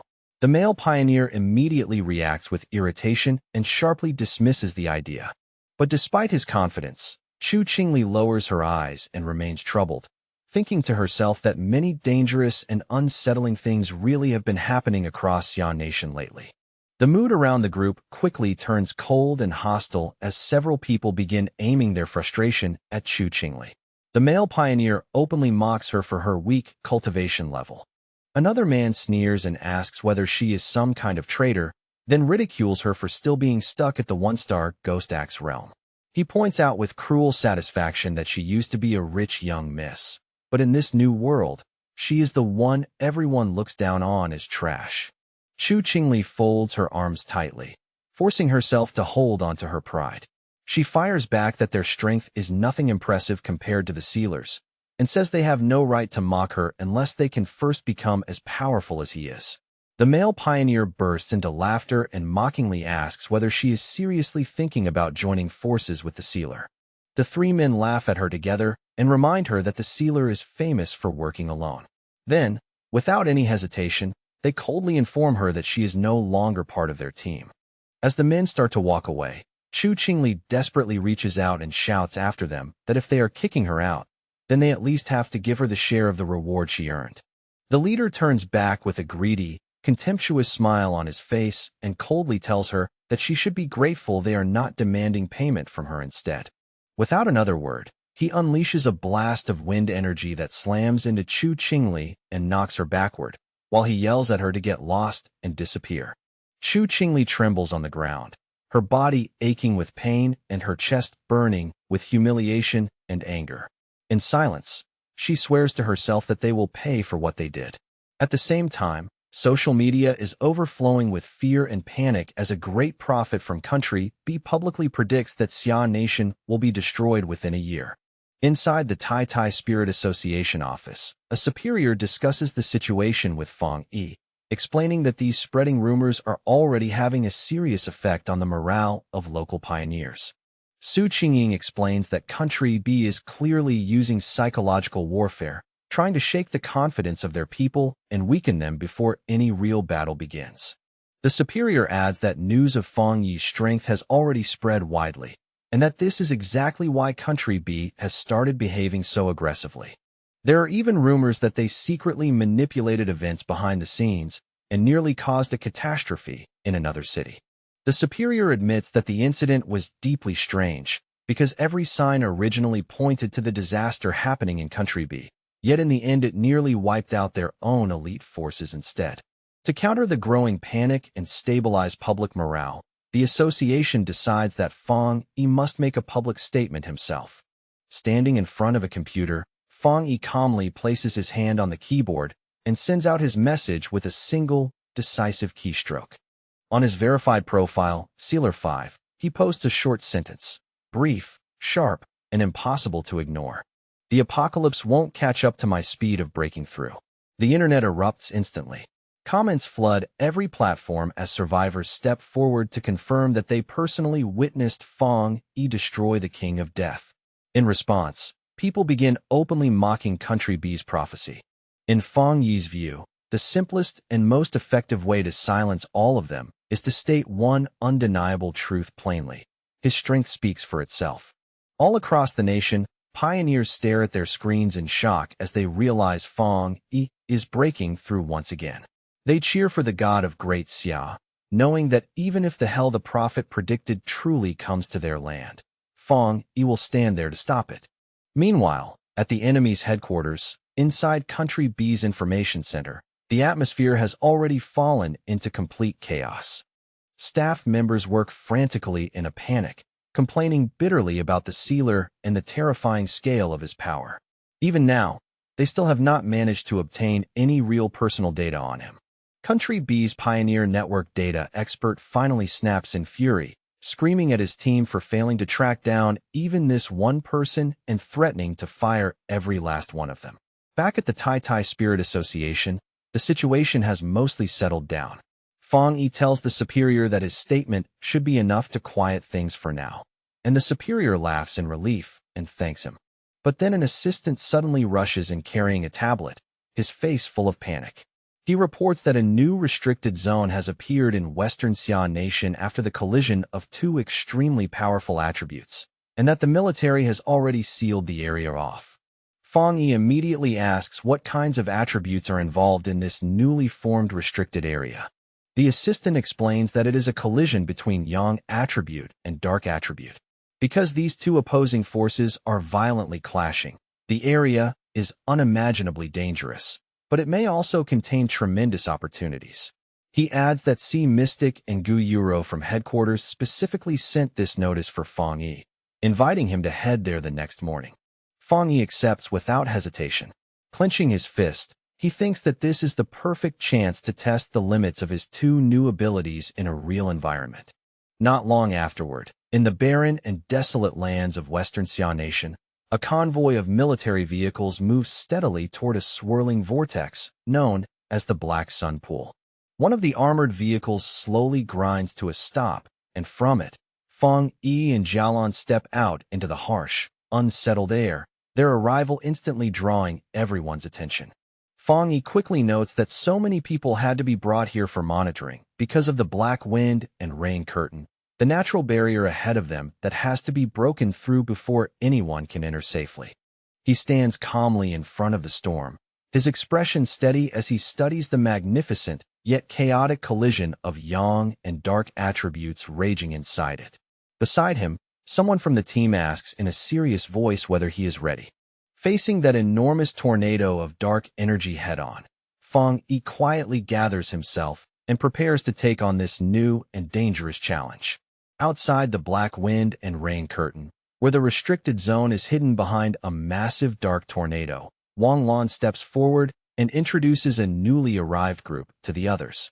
She explains that these newcomers are elite pioneers dispatched from headquarters in Shin City and Haisher City, all of them specially selected for a mission of this level. She goes on to note that these arrivals are top-tier geniuses just like Fong Yi, all standing at the 3-star spirit creation realm and widely expected to break into the Jingang realm in the near future. Behind her, the new team members step forward one after another, each radiating powerful spiritual pressure. A blue-haired man introduces himself as Wang Zhong, the new captain of Haisher City and a 3-star water attribute pioneer. Beside him stands a spiky-haired man named Song Yiming, an elite pioneer from Shin City who possesses powerful dual wind and fire abilities. Wang Zhong politely apologizes for arriving late. Wang Lan then addresses the whole group and reminds them of the rules inside the restricted area. She challenges them to rely on their own abilities to break through the dark curtain and enter the zone. Fong Yi remains silent, his red eyes faintly glowing as he notices that the two new captains are openly staring at him and sizing him up. Song Yiming lets out a dismissive snort, clearly unimpressed by Fong Yi at first glance and unwilling to hide it. Eager to prove himself, he immediately steps forward and declares that he will go first. With a sharp motion, he pulls a large blade from his back, ready to show everyone exactly what he can do. As he gathers his energy, he admits to himself that half the reason he accepted this mission was because of the sealer. He had heard rumors about Fong Yi's rare yang attribute, and came here wanting to measure his own strength against that legend. Flames burst from Song Yiming's body as he leaps into the air and activates both of his attributes at once. Blue wind energy coils around his blazing fire sword as he boasts that his fire attribute is the purest of all, while his wind power pushes its destructive force to the absolute limit. With one massive swing, he sends a roaring wave of fire and wind crashing straight toward the dark barrier in front of him. Watching closely, Wang Lan remarks that Song Yiming truly is a genius, someone who has already pushed both of his attributes close to their peak. Song Yiming lands as the force of his attack tears open a path through the energy ahead. He scoffs with obvious pride, saying that the dark barrier is nothing more than a bad imitation of foul weather and is easy for him to break. After seeing that, Wang Zhong decides it is now his turn to make a move. He activates his spiritual power and summons a sharp blue water construct, its surface shining coldly as it forms in his hand. Then he charges into the dark storm, forming a protective umbrella of water around himself, and using that defensive skill to force his way through the brutal environment. Inside the twisting darkness, the water shield gives off a bright blue glow, standing out sharply against the black storm surrounding him. Wang Zhong immediately feels the terrifying pressure of the dark climate pressing in from all sides, and he realizes with a chill that if he had entered this place right after first reaching the 3-star spirit creation realm, he might not have survived. He lifts his head in amazement, struggling to understand how the yang attribute and the dark attribute could truly exist together in one place without tearing everything apart. Ahead of him, a massive vortex of conflicting energies churns through the sky, swallowing light and shadow into one unstable, violent spiral. Nearby, Song Yiming holds a trace of dark energy in his hand and notes that it feels deathly cold and naturally repels the human body. To him, just enduring that force at close range is already impressive enough. Wang Zhong grows concerned and guesses that Fong Yi may only be handling the pressure this well because his fire attribute is naturally closer to the yang attribute than theirs is. He comments with a serious tone that simply passing through the curtain is already far more difficult than it first looked. At that exact moment, Fong Yi suddenly releases a burst of golden flame and cuts forward with a blazing slash, cleaving straight through the surrounding darkness. The force of it is so overwhelming that Wang Zhong and Song Yiming are both forced to leap away to avoid being caught in the path of the attack. Wang Zhong watches the golden figure streak past and cannot stop himself from trembling as he recognizes that unmistakable, pure yang attribute power. Fong Yi tears through the final layer of the barrier in one smooth motion, opening up a huge gap filled with blinding light. Then he stands there casually beside Jialan and greets the others as if nothing unusual happened, calmly saying that they have all been waiting a long time. Even standing still, his presence feels crushing. Song Yiming and Wang Zhong can only stare at him in total shock, stunned that the sealer moved through the deadly barrier as easily as if it were not there at all. Unable to hold back his curiosity, Wang Zhong asks Fong Yi how he is managing to keep the black wind and rain curtains split open like that. Holding a sphere of golden energy in one hand, Fong Yi calmly explains that the method is actually very simple. As long as someone uses a yang attribute stronger than the surrounding dark attribute, the darkness can be suppressed. He admits that it consumes a great deal of spiritual power, but says it can be sustained as long as the user has enough reserves. Song Yiming is immediately irritated that Fong Yi would describe something so ridiculous as simple. At the same time, Wang Zhong cannot help wondering whether Fong Yi is even truly in the same realm as the rest of them. Wang Lan only smiles and tells him that he will get used to it, because every genius pioneer reacts the same way after seeing Fang Yi's abilities for the first time. Fang Yi merely smiles back, completely unbothered by their stunned reactions and lingering disbelief. Then, without warning, the system sends him an alert that a source of pollution and an A-level dark anomaly have just appeared nearby. At the same time, the ground beneath them begins to shake violently. Song Yiming's eyes light up with excitement. He says that if it is only an A-level anomaly with a dark attribute, then he wants to test himself against it personally. With Fang Yi taking the lead, the entire group immediately rushes toward the source of the disturbance. Up ahead, three mysterious figures slowly emerge from the mouth of a cave, walking out with no sign of fear at all. Fang Yi narrows his eyes at once and instantly recognizes from their presence and bearing that these people are from Country B. Wang Lan and Song Yiming are both shocked to find other people already inside the area, while Jialan quickly realizes that these strangers are the ones who destroyed the anomaly first. She immediately shouts that no other pioneers were authorized to enter today and concludes that these people must be stowaways. Jialan then demands to know exactly who they are. The three intruders stand there boldly without a trace of unease. A blond man in a purple shirt, a muscular man with long black hair, and a third man hidden under a hood. The blond man smiles with open arrogance and introduces them as pioneers from Country B who have come here to train. Song Yiming is instantly furious. He shouts that this is Xia Nation's territory and that they have no right to enter a restricted zone without permission. Wang Lan supports him at once and orders the intruders to leave immediately, but the three outsiders remain where they are and coldly reply that the times have already changed.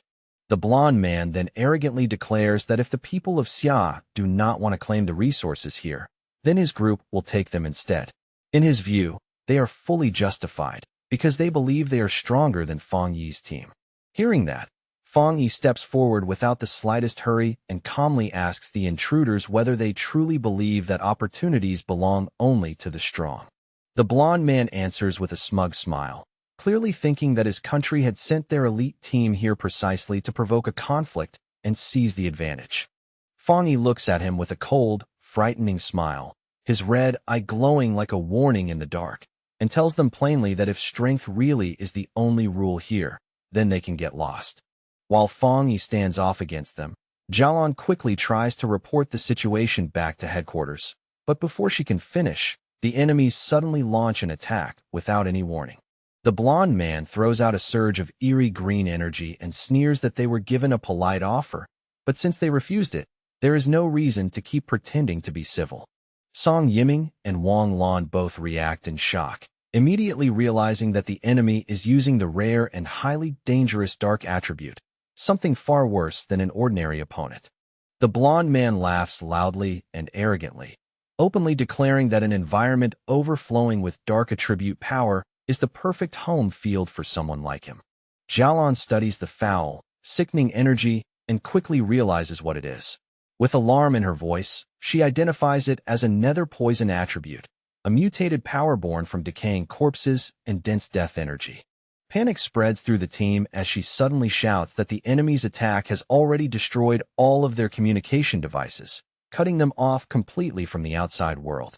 Fang Yi's expression sharpens at once as he understands the truth. These intruders never intended to negotiate at all. They came here planning to kill every one of them. Song Yiming refuses to wait even a second longer and charges straight ahead with his flaming sword in hand. He shouts that if they cannot absorb the dark attribute, then they will simply burn it away and destroy it. Wang Lan tries to stop him, but Song Yiming ignores the warning completely. With a furious roar, Song Yiming unleashes a massive fireball toward the enemy, sending blazing heat crashing into the dark air. But the attack does not work the way he expected. The green nether poison energy swallows the fire instead, twisting it out of shape before causing the fireball to explode violently and send a brutal shockwave crashing back towards Song Yiming. Even so, Song Yiming forces himself to hold his ground, his eyes wide with disbelief as he stares at the failed attack in stunned shock. That explosion immediately triggers a far more dangerous counterattack. A heavy wave of green energy surges toward the Xia team, and Jialan shouts a desperate warning as the deadly mist comes rushing in. The green energy closes around them from every side. Wang Lan reacts at the last possible moment and throws up a large blue water barrier, desperately shielding the group from the toxic assault. Inside the barrier, the others are tense and on edge, but Fang Yi remains completely calm. His red eye glows steadily as he watches the enemy's power with cold focus, showing not the slightest trace of fear. The battle rapidly grows more intense as the blonde man from Country B presses forward and begins attacking Wang Lan's water barrier head-on. A huge shadowy claw suddenly rips through the shield, tearing it open with terrifying force, and Fang Yi steps forward at once, ordering the others to scatter and move. In the same instant, he releases a powerful slash of golden energy that tears through the dark mist, splits the pressure apart, and forces the enemy back. The blonde man is visibly caught off guard, clearly not expecting his attack to be stopped so cleanly and so quickly. He recovers fast and floats up into the air, mocking Fang Yi as nothing more than a fire attribute pioneer from Xia Nation. With open contempt, he adds that Fang Yi's teammates look even more useless than he does. Then, without warning, dark green vines burst out from the shadows and lash around Jialan, Wang Lan, and Song Yiming, trapping all three of them inside a spreading corrosive mist that eats away at both flesh and spiritual power. Wang Lan shouts a warning to Fang Yi, telling him that this enemy has been hiding his true strength the entire time and is at least at the second level of the Jingang realm. Seeing the Xia team trapped so easily, the blonde man throws his head back and laughs wildly, full of confidence and cruelty. Meanwhile, far outside the restricted zone, the military personnel can only watch helplessly as the massive black wind and rain curtain closes once again, sealing Fang Yi's team inside the deadly area. One of Wang Lan's subordinates anxiously studies a recording of the blonde man on a laptop and grimly remarks that the rumors were true after all. Someone from Country B really has mastered a dark attribute branch. After analyzing the footage, he concludes that although the enemy has not fully mastered pure dark attribute power, he possesses a lethal sub-attribute capable of inflicting wounds that simply cannot heal. The blonde man gloats shamelessly, saying that Fang Yi's companions have already been poisoned and will soon rot to death, and that all of their spiritual power will eventually become nourishment for him. Then he demands that Fang Yi return with him to mighty Country B and become part of him, speaking as if Fang Yi has already lost the right to refuse. Trapped and furious, Wang Lan screams at Fang Yi to stop holding back and fight back immediately. At that moment, golden flames erupt from Fang Yi's body and force the surrounding darkness backward. He looks at the enemy with open mockery and asks whether he still has not realized something very important about the way their powers match up. Fang Yi then activates his bonfire domain, creating a huge sphere of blazing golden light that expands outward and forcefully suppresses the nether poison around them. He calmly asks the blonde man whether he is surprised that the poison has no effect on him at all. The blonde man can only stare back, completely confused and unable to understand it. With a confident smile, Fang Yi unleashes a massive stream of fire, but instead of aiming for the leader, he sends it straight at the two subordinates standing below. The blonde man's face twists with fury as he sees his defense broken apart and realizes that his men are the true targets of Fang Yi's attack. Fang Yi rises into the air and taunts him from above, asking with obvious contempt whether he is really not going to save them. The blonde man snarls that Fang Yi is arrogant, then summons a huge sphere of concentrated poison mist and shouts that as long as Fang Yi is still human, there is no way he can escape that power. Ignoring the threat completely, Fang Yi charges straight into the attack, his flaming sword carving a fierce line across the sky as he advances without hesitation. As Fang Yi closes the distance, the blonde man's expression suddenly changes from rage to shock. At last, he recognizes the true nature of Fang Yi's power and realizes in horror that it is the Yang attribute, the natural counter to everything he has.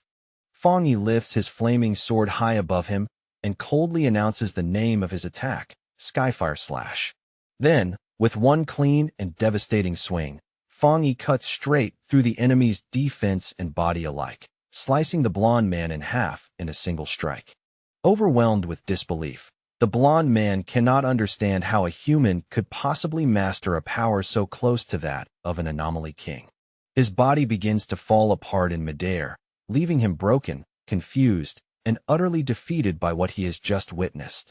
Song Yiming and Wang Lan can only watch the scene in absolute shock, their expressions frozen by the sheer absurdity of Feng Yi's strength.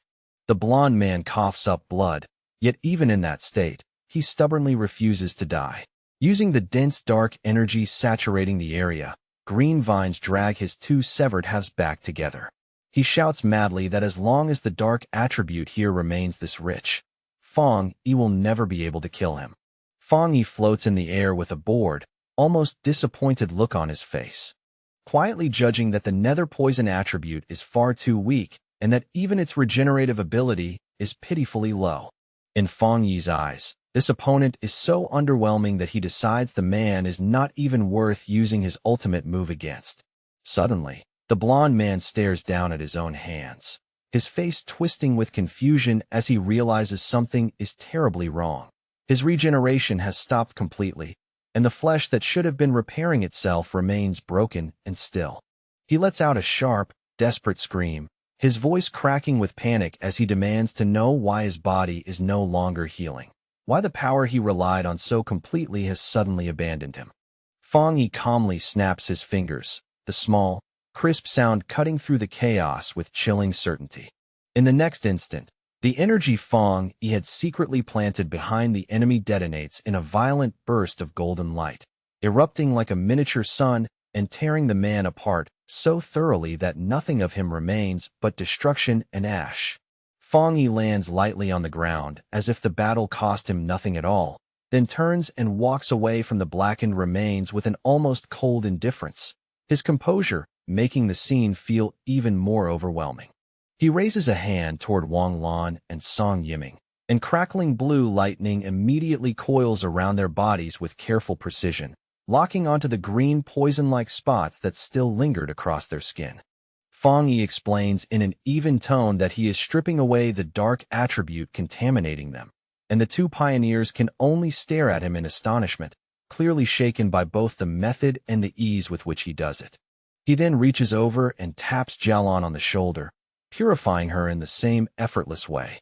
Still reeling from everything she just witnessed, she voices her disbelief, stunned that Feng Yi managed to kill a Jinggang realm pioneer so cleanly and with so little struggle. As the dust settles, Feng Yi quietly reviews the fight in his mind. He concludes that the blonde man likely did not enter the Jinggang realm through any normal path, because the man's spiritual power had felt muddy and impure from the start. At the same time, Feng Yi finds it even stranger that the enemy side seemed almost completely unaware that someone like him existed. Jialan admits that she is confused as well, but then recalls an old internal rumor. Years ago, Elder Wu supposedly used his own body to block a bizarre disaster that had been meant to strike Country B, stopping it at a terrible personal cost. The more they think about it, the more possible it seems that the long-standing rivalry between the two nations has never really eased. And that Elder Wu, because of what he once did and what he represented, likely became a marked target long ago in the eyes of Country B. The heavy mood finally loosens a little when Song Yiming suddenly bursts out in excitement, loudly declaring that from now on he is going to hang a portrait of the sealer right beside his bed so he can look at it every day and push himself harder. Wang Lan turns to him with a perfectly straight face and asks whether the Yang attribute has completely scrambled his brain. Feng Yi, however, simply turns away from the group and tells them that although he has removed the dark attribute from their bodies, their current condition is still far too poor for them to enter the true core area of the restricted zone. He tells Jialan to take the others back, or at the very least keep them training only in the outer area. As he speaks, he walks forward alone into the swirling wind and dust without another glance, leaving the team standing behind him in silence. With his eyes glowing a deep, radiant gold, Feng Yi finally reveals what he truly wants, to see the real face of this restricted zone's core with his own eyes. Alone, he stands before a monstrous storm of blue lightning and dark energy, vast and terrifying enough to distort the sky itself. Power cracks through the heavens as he prepares to step into the deadly center that no one else there can even hope to reach. As Fang Yi walks deeper into the storm-filled heart of the restricted area, Jialan, Song Yiming, and Wang Lan can only stand back and watch his figure disappear further into the chaos. Song Yiming stares at him in complete disbelief, so stunned by Fang Yi's courage that for a moment he cannot even find the words to speak. After a long pause, Wang Lan turns to Jialan and asks her in a low voice what their chances of success would really have been if they had come here alone, without Fang Yi. Jialan gives a bitter, self-mocking smile and admits that she once believed she was the strongest candidate to inherit Elder Wu's position. But ever since the sealer appeared, she has already come to terms with the fact that she can only stand in second place. Song Yiming and Wang Lan are both left visibly shocked. Neither of them expected their proud, fiercely competitive leader to speak with such calm acceptance, and the change in her attitude feels almost unreal. Without warning, the dark energy high in the sky suddenly begins to crackle and churn with violent intensity, as if the entire atmosphere is being torn open. Song Yiming instantly panics, shouting out in alarm as he demands to know what is happening now. The moment she senses the danger, Jialan's expression changes, and she screams at her teammates to dodge immediately. A defensive barrier rises just in time, shimmering into place a heartbeat before a massive wave of dark energy erupts outward in a gigantic explosion that swallows the surrounding area. Even with their defense up, Jialan, Song Yiming, and Wang Lan are blown away like leaves in a storm, their bodies thrown helplessly through the air by the sheer force of the blast. When the explosion tears across the land, it carves huge burning trails through the ground, leaving behind scars that stretch across the battlefield.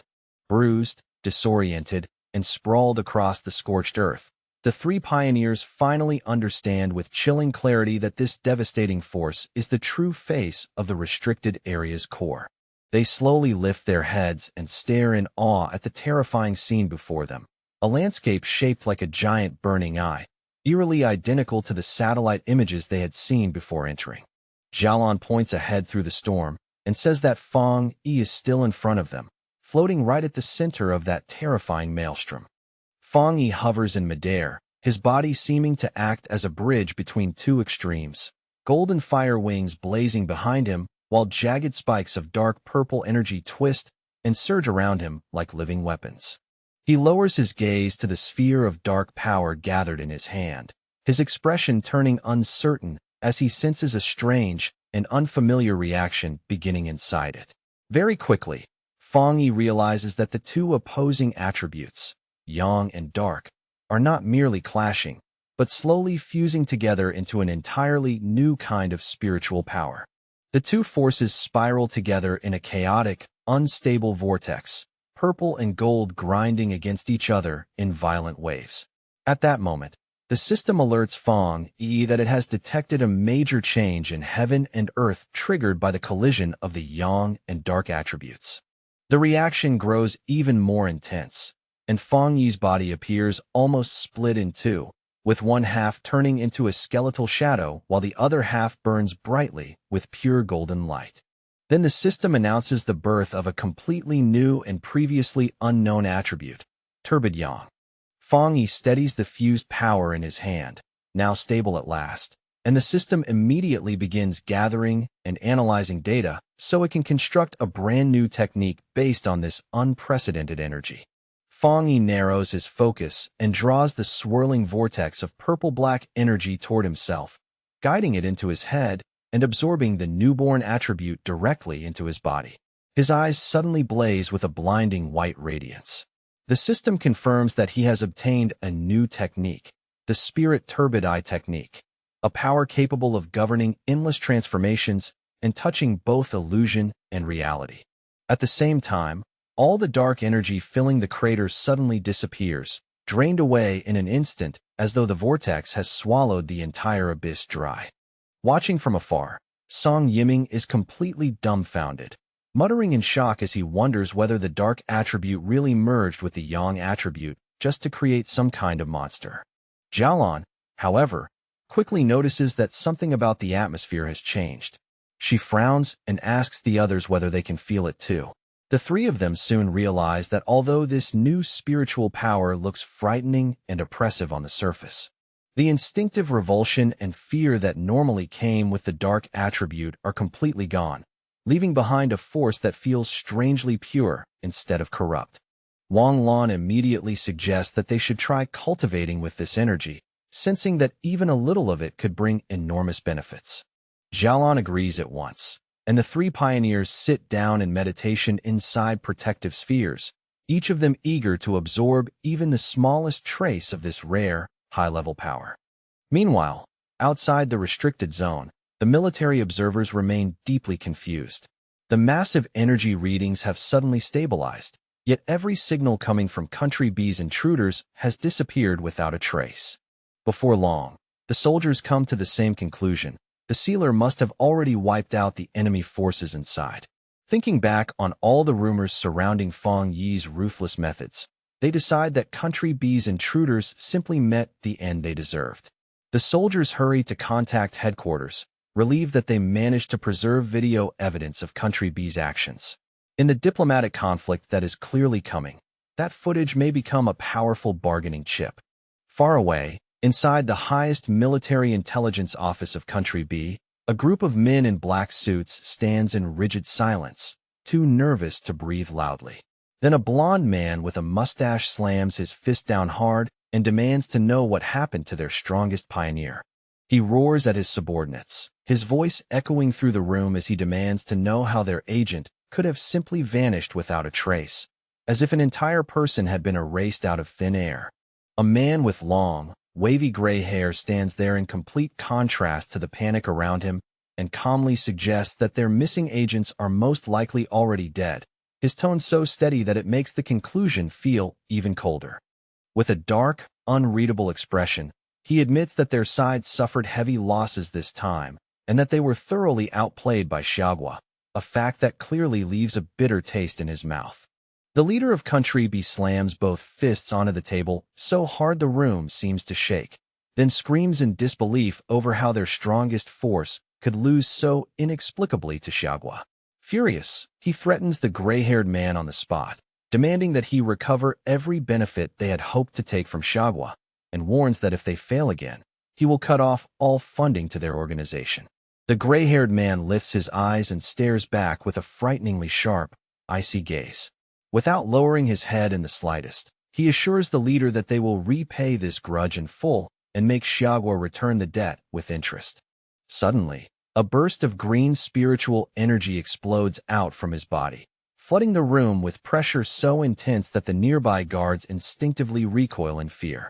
Rising to his feet, he coldly tells the leader that while he is indeed a proud citizen of Country B, he is not some dog to be ordered around like the bodyguards standing nearby. He says plainly that he despises threats and hopes the leader remembers that very well. The leader and his guards can do nothing but stand there, frozen between fear and anger, as the powerful pioneer turns his back on them and walks away without the slightest hesitation. As the gray-haired man leaves, the leader shouts after him in humiliation and rage, yelling that he will contact Xiaogua's leaders immediately and demanding that the pioneers teach them a brutal lesson they will never forget. Walking through a dim, silent hallway, the gray-haired man asks his subordinates for the latest results of their investigation. Three figures in dark cloaks follow close behind him like shadows, and one of them reports that they were unable to enter Xiaogua's restricted zone and have completely failed to locate the second young master. The subordinate goes on to explain that the tracking instrument implanted inside the target's body was most likely destroyed, although they still cannot completely rule out the possibility that the enormous energy fluctuations in the area interfered with the signal. The moment he hears that, the gray-haired man's face twists with naked hatred. He finally accepts that the loss is real, and in that cold instant, he silently swears that Xiaogua will pay the price for it. Meanwhile, far inside the core of the restricted area, Fang Yi floats alone in the violent center of the storm, surrounded by unstable power and eerie silence. The system begins feeding him detailed information about his new ability, the Spirit Turbid Eye technique.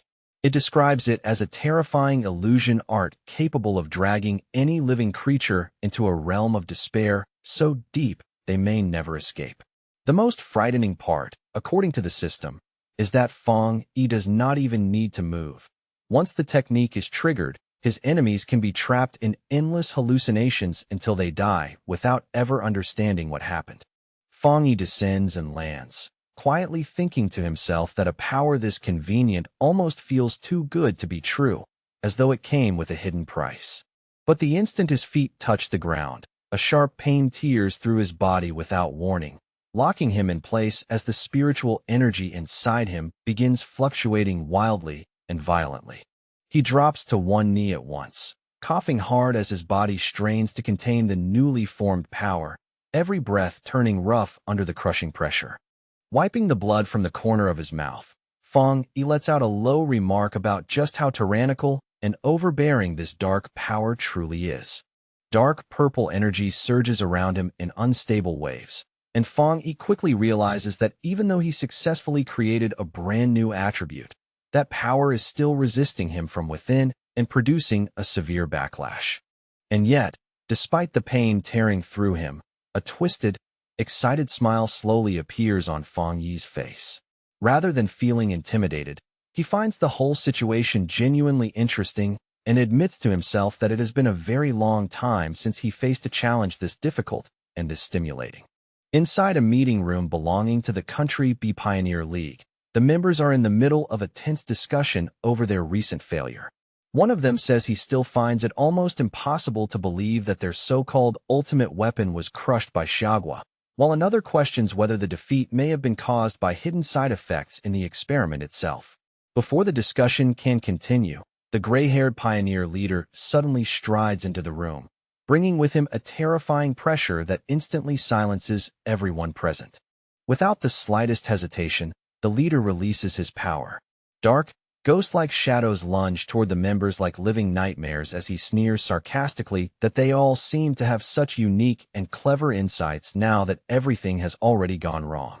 He then points at one terrified subordinate and coldly orders that person to serve as bait in their next experiment, as though he were assigning a trivial task instead of a death sentence.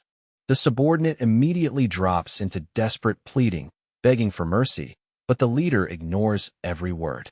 With complete contempt, he declares that the previous leader was nothing but a useless straw bag who deserved no respect. His voice growing colder, he vows that he will personally give Xiagua a proper display of power and make them understand exactly what they have provoked. Inside the Blue Star United Supreme Council Hall, the atmosphere is tense and heavy, with anger and suspicion hanging over the chamber like a storm about to break. A representative rises and angrily declares that Xiagua has gone far too far this time, his accusation ringing sharply through the hall. The envoy from the E-Federation follows with a formal condemnation, accusing Xiagua of killing important pioneers from another nation. He argues that in the face of a global disaster threatening all humanity, countries should not be destroying each other's elite forces like this. Then, without warning, loud laughter suddenly echoes through the chamber, and a voice openly shouts, "Killed well," leaving the representative stunned on the spot. Elder Wu, commander of Xiagua, walks into the hall wearing full combat armor, his presence instantly dominating the room.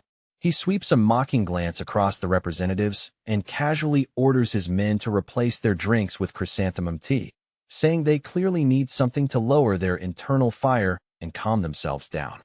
The gray-haired pioneer leader is briefly startled to see Elder Wu appear in person, but he quickly suppresses that reaction and cuts past any formality, demanding an explanation for why his country's powerful pioneer died within Xiagua's borders. As he stares at Elder Wu, suspicion flashes through his eyes, and he cannot help wondering how Elder Wu managed to recover so completely. Elder Wu lets his golden aura flare outward and gives a scornful scoff, asking whether the gray-haired leader truly thinks he has the right, or the worth, to stand there and demand an explanation from him. He then accuses Country B's pioneers of attacking first, and says they are shamelessly pretending to be victims while acting as the real aggressors from beginning to end. The gray-haired leader asks for proof of those accusations, but underneath his outward calm, fear is already beginning to gnaw at him. If Elder Wu has really returned to his peak condition, then their plans may already be falling apart. Elder Wu calmly raises a remote control and says that if proof is what the man wants, then proof is exactly what he is going to receive, right here in front of everyone.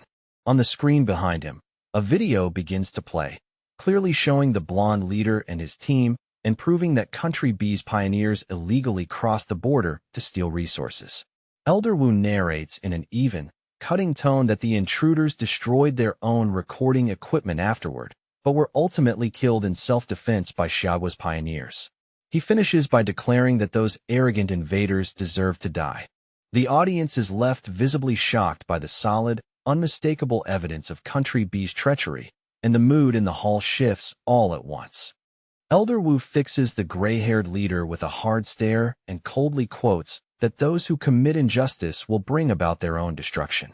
He warns the entire hall that if any other nation dares to come and steal Xiaogua's resources, they will meet exactly the same end. Enraged by the humiliation, the gray-haired leader secretly gathers green energy in his hand beneath everyone's gaze, preparing a sneak attack. In the next moment, he violently hurls 3 blades of green spiritual energy straight at Elder Wu, each one sharp and fast enough to kill. However, Elder Wu responds with effortless ease, summoning a golden barrier that instantly reflects the attack and sends the green energy rebounding straight back toward its source. The reflected force crashes into the gray-haired leader head-on and blasts him backward through the air with brutal force. Elder Wu bursts into hearty laughter, openly mocking the sneak attack as nothing more than a petty little trick not worth taking seriously. The gray-haired leader slams onto the stairs in a painful crash, and his subordinates rush to him in panic, their earlier arrogance gone in an instant. Elder Wu watches the scene with a deeply satisfied expression, and as he does, his thoughts drift to Feng Yi and to how many more miracles that sealer may still create for Xiaogua. Back at the restricted area, a massive vortex of dark energy continues to churn and roar like a living disaster. Jialan, Wang Lan, and Song Yiming stand at the very edge of it, staring into the chaos with tense, fixed expressions. Jialan looks deeply troubled, her eyes full of worry as she fears that even someone like the sealer may have run into real danger inside that terrifying storm. Deep within the eye of the storm, where the pressure is at its worst, Feng Yi stands there alone, surrounded by unstable power on every side. Then, all at once, his eyes erupt with blazing golden light as the energy inside him surges to its limit and reaches a critical breaking point. He throws his head back and screams as a massive burst of golden power erupts from his body, exploding outward with such force that the entire space around him seems to shake under the pressure. As the violent blast slowly settles, it condenses into a deep, dark purple aura that clings tightly to him. The system confirms that the spirit turbidite technique has now been completely absorbed, and that his body will no longer reject the dark attribute. Feng Yi lifts a hand to his eye and smiles with quiet confidence, deciding to test this brand-new technique for himself. The moment he commands it to open, reality fractures apart into countless purple shards, and a chaotic, otherworldly dimension unfolds around him. Feng Yi slowly scans his surroundings, his expression sharpening for a brief moment as alertness flashes through his eyes at the strange new world forming before him. He quickly notices that the floating shards are filled with images of monsters he fought in the past, and he realizes at once that these illusions are drawn directly from his own experiences. The discovery makes him even more intrigued by how dangerous and fascinating this power really is. He quietly reflects that those life and death battles, the very ones that forced him to grow stronger step by step, would be nothing less than a fatal hell for almost anyone else who had to endure them. As he walks forward along a path divided between freezing ice and blazing lava, a new thought occurs to him. If he were to combine this new technique with the 3 hellish trials of the Death Brand, the result would be even more terrifying than either power alone. To test that idea, Feng Yi raises his hand and summons spirits of blue energy and fiery orange energy, bringing the 2 different forces into existence before him. The conflicting energies begin to twist around each other almost immediately, swirling faster and faster until they form a violent, unstable vortex crackling with pressure. Then, all of a sudden, the system reports a massive overflow of spiritual power and announces that Fong Yi is on the verge of breaking through into the legendary Jingang realm. Fong Yi stomps down hard, and the ground beneath him instantly shatters apart, splitting under the force of his surging power. A confident smile spreads across his face as he accepts the sudden breakthrough without hesitation, almost as if he has been waiting for a moment like this all along. Without warning, a massive bolt of blue lightning crashes down from above, tearing through the dimension with blinding force. From within that overwhelming light, a gigantic golden armored avatar slowly manifests, towering over everything like a divine executioner born from the tribulation itself. Fong Yi does not retreat for even a second. He launches himself into the air and charges straight toward the enormous figure head-on. His attack collides directly with the golden avatar, and the impact erupts into a blinding explosion that shakes the entire dimension from end to end. Outside, Jialan and Song Yiming both feel the terrifying fluctuation of energy. Jialan's eyes widen in shock as she realizes what is happening and exclaims that Fong Yi is about to break through to the Jingang realm. The clash inside the core bursts outward in a huge explosion of golden light and blue lightning, turning the entire storm zone into a dazzling, violent sea of power. When the blast finally clears, Fong Yi is still floating in the air with crackling energy wrapping around him. He looks calm, almost casually so, but there is a trace of confusion in his expression as he wonders whether that was really all the trial could do. A predatory smile slowly spreads across his face, and his red eye gives off an eerie glow. Realizing the trial may not be enough to stop him, he decides that now it is his turn to strike back. The golden avatar slams down with crushing force, but Fong Yi refuses to yield. He stands his ground, raises a barrier in front of himself, and releases his limitless dark world at full force. With a determined shout that echoes through the shattered space, he unleashes his divine thunder-tempering technique and drives his power upward. Channeling that immense force through his body, Fong Yi launches a fierce counterattack and fires a massive blast of blue lightning straight at the golden avatar. The lightning hits with terrifying accuracy, triggering a gigantic explosion that tears through the dimension and sends violent cracks racing across the surrounding space. The system confirms that the breakthrough is fully underway as Fong Yi absorbs a torrent of golden and purple lightning into himself. In that moment, he successfully steps into the first level of the Jingang realm.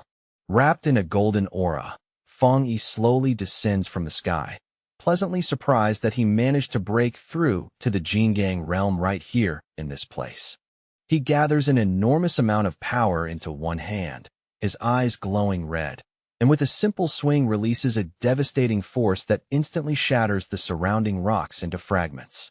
The impact is so overwhelming that Jialan and Song Yiming can barely remain standing, the sheer weight of Fong Yi's spiritual power pressing down on them from a distance. The storm created by his breakthrough roars across the area, hurling dust, stones, and broken debris wildly in every direction, and even tossing an armored vehicle into the water as if it were nothing more than a toy caught in a flood. An observer monitoring the situation stares at the readings in disbelief as the energy data instantly shoots past the maximum measurable limit, making him suspect that a major breakthrough has just occurred. Watching the golden glow burning at the horizon, the team finally understands that the sealer has truly succeeded in advancing into the Jingang realm. Jialan stands at the edge of the massive crater and notes in shock that the spiritual energy inside the restricted area has been almost completely drained. Fong Yi absorbed nearly all of it, leaving behind only a tiny remainder. Wang Lan, visibly stunned, says that Fong Yi is like a bottomless pit when it comes to absorbing energy, but he also admits that it is still far better for the sealer to take that power than for the enemies from Country B to steal it. The three pioneers then move together and land near the center of the phenomenon, heading in to meet Fong Yi in person. But the moment they get closer, Song Yiming is completely shaken by the terrifying presence he suddenly feels pressing down on him. From within the blinding light, Fong Yi walks toward them step by step, releasing an aura so heavy and overwhelming that it feels as though an entire mountain is crashing down onto their shoulders. Even under that suffocating pressure, Wang Lan still cheerfully pulls out his phone and snaps a photo, already deciding to use it as wallpaper to bless his own future breakthrough. Beside him, Song Yiming breaks into a nervous sweat, wondering just how monstrously powerful Fong Yi has become now. Fong Yi emerges from the golden light, looking perfectly calm and composed. He casually greets the group as though he had not just triggered a massive energy storm that turned the whole area upside down. Xiaolan looks at him with deep admiration and quietly thinks that if he was once like a sharp sword, then now he has become something greater, a divine sword radiating terrifying and majestic power. The group can only marvel at what they are seeing, reflecting on how difficult it is for any pioneer to cross that half-step gap into the Jingang realm. Yet Fong Yi managed to become this powerful in such a short span of time. Xiaolan smiles faintly to herself, thinking that Fong Yi has given her an enormous surprise, and that his existence is nothing less than a true blessing for Xiagua. As she watches his back, she begins to picture a future in which he shines brilliantly at the highest level, believing that before long, he will stand shoulder to shoulder with her teacher, Elder Wu, or perhaps even surpass him entirely. Meanwhile, news of the event explodes across the internet. Reports rapidly confirm that the sealer has broken through yet again in Xiagua's western region. Comments pour in non-stop as people realize that an S-level restricted area was practically sucked dry by him alone. Citizens celebrate wildly at the thought of their nation gaining another Jingang realm expert and flood the discussion with praise for their hero. In a dark room far away, however, a hand slowly reaches out and touches a screen displaying the crater, while a voice mutters with heavy hatred and curses the name of the sealer through clenched teeth.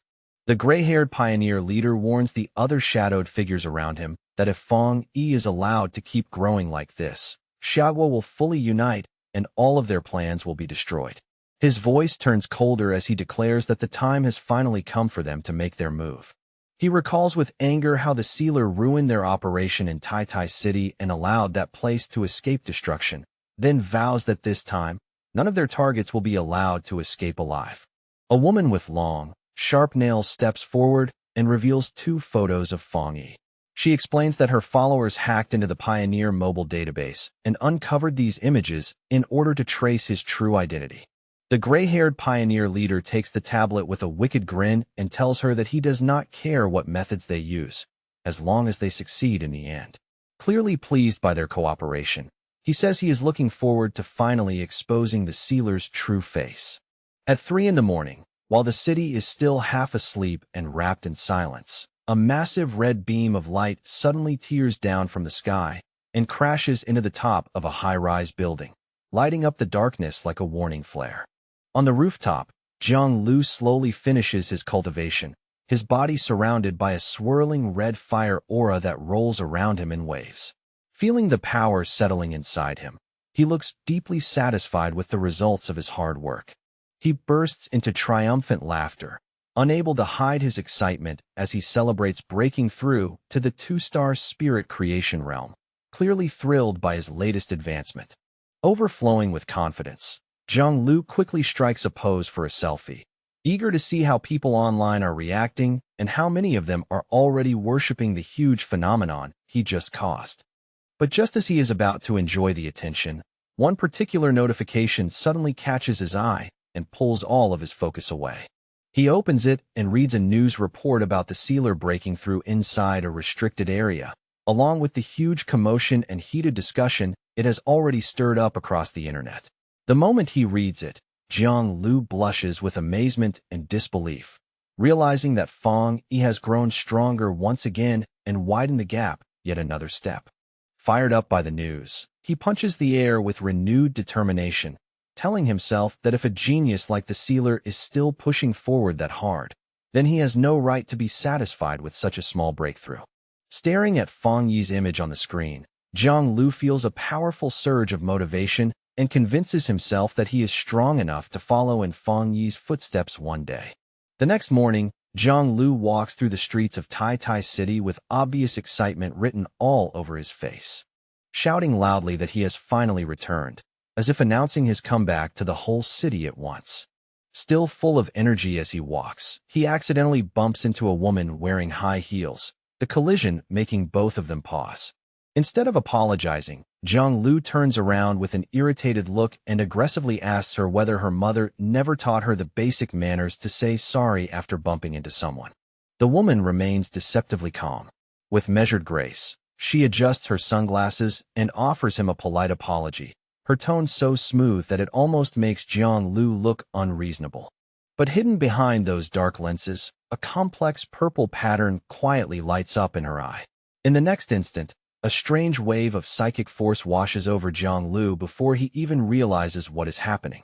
Before he can react at all, the hypnosis technique takes hold completely. His eyes dim and begin glowing with a dull purple light as his will is swallowed up, and he falls entirely under her control. A sinister smile curls across the woman's lips.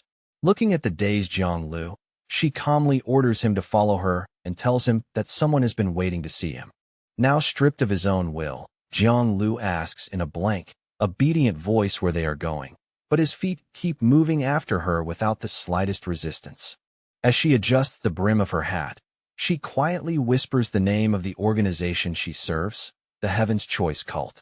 In her mind, she pictures their base, a dark, ominous cathedral that radiates cold authority, a place she reveres with absolute devotion as sacred holy ground. Her expression slowly turns serious, the earlier calm now replaced by a sense of purpose and cold resolve.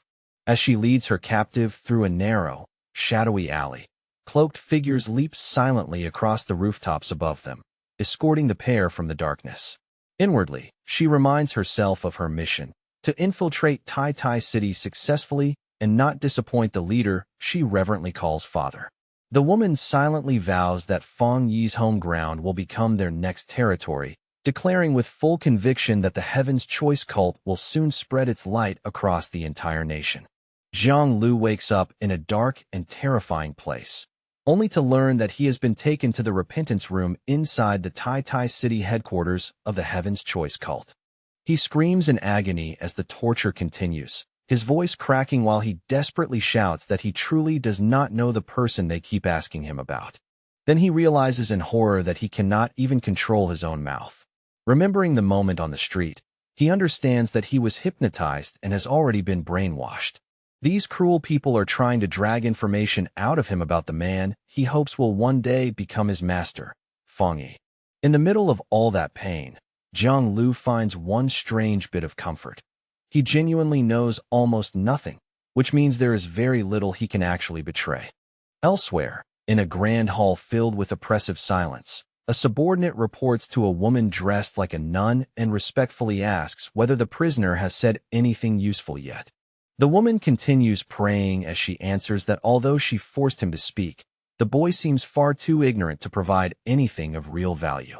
Hearing that, the subordinate grows uneasy and questions whether Jiang Lu is even qualified to be used as bait in the first place. He voices his concern that someone like the sealer may not come personally to save a person of such little apparent importance.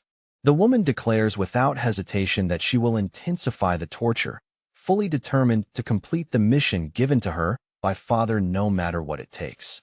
At the Tai Tai Spirit Association office, Feng Yi and Su Qingying sit across from two unfamiliar visitors. Su Qingying gets straight to the point and asks whether they came to Tai Tai City to seek help in finding Jiang Lu. One of the men, who is Jiang Lu's friend, quickly explains that Jiang Lu came to the city hoping to find the sealer and asked to become his disciple, but he disappeared shortly after arriving. The red-haired man adds that they later received a tip saying Jiang Lu had been taken away by a mysterious group, a group known by the name of the Heaven's Choice Cult. At those words, both Su Qingying and Feng Yi show clear surprise. Su Qingying immediately recognizes the name and identifies it as an evil cult supported behind the scenes by pioneer forces. The red-haired man admits honestly that his side has no confidence in facing such a dangerous organization on their own, which is why they came all this way to ask Feng Yi for help. Su Qingying explains more about the enemy. She says they are a group that opposes the Spirit Association and specializes in spiritual and mental attacks. On the surface, they disguise themselves as an ordinary church to blend into the general population, but their true headquarters lies in Chuanchi City, where they already have close to 1 million believers under their influence. She goes on to explain that although the local spirit association has tried more than once to suppress them, the cult is extremely slippery and difficult to pin down. Fang Yi's expression hardens as he realizes the danger immediately. If the cult's true headquarters is in Chuanchi City, then their presence here means they have already infiltrated Tai City. Su Qingying urgently adds that she needs to inform the association at once so a citywide search can begin. A sharp smile appears on Fang Yi's face as he pieces the truth together. He points out that the cult slipped into the city without being noticed and then kidnapped the very person who came looking for him. That means the Heaven's Choice cult was never really after Zhang. They came for him. Fang Yi falls into deep thought.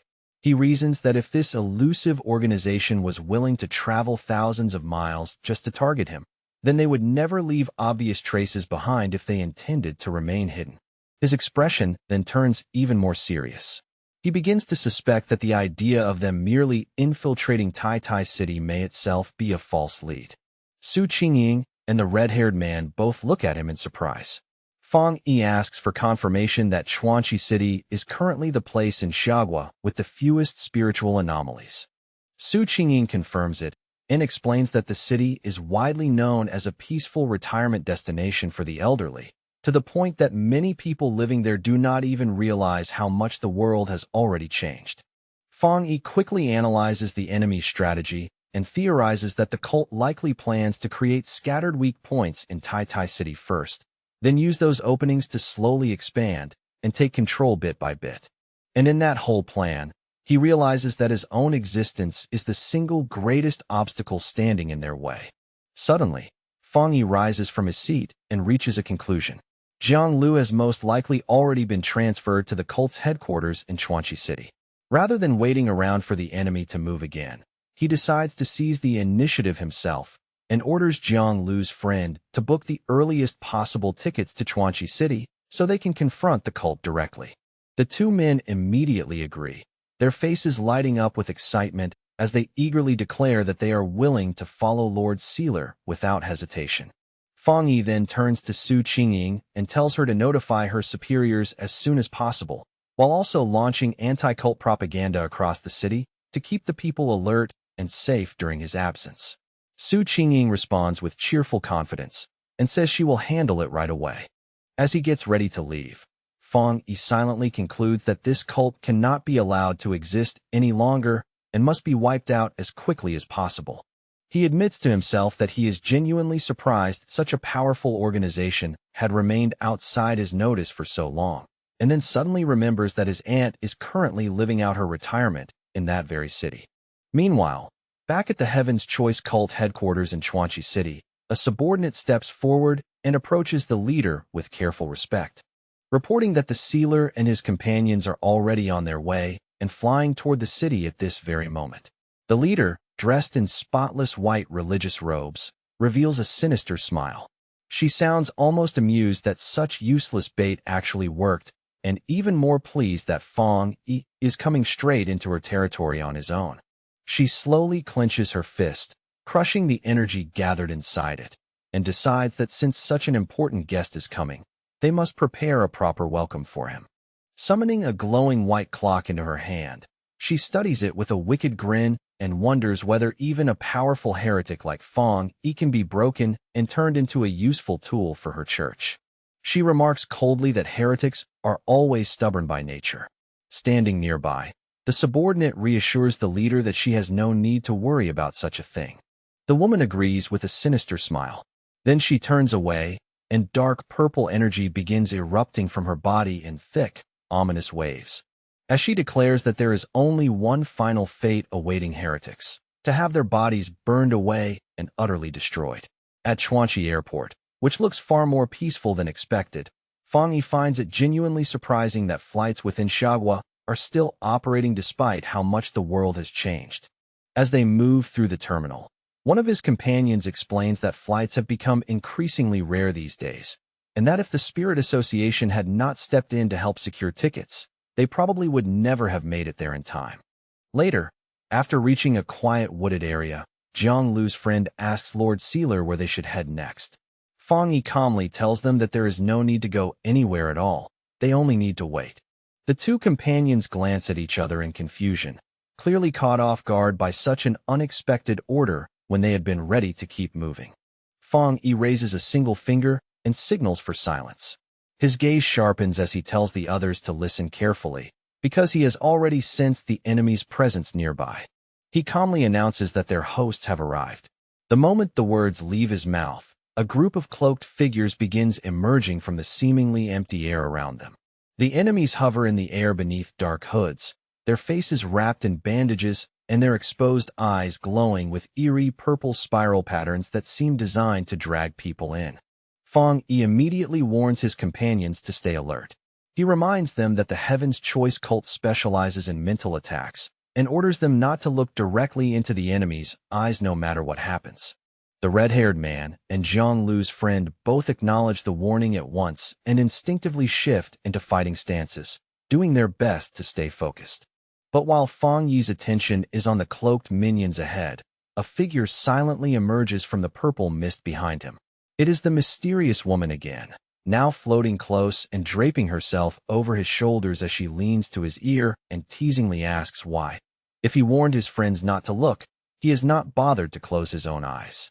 The woman instantly releases her spirit creation realm power.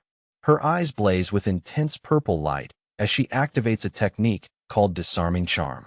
In a mocking tone, she asks whether he wanted to keep her beauty all to himself, while trying to invade and control his mind.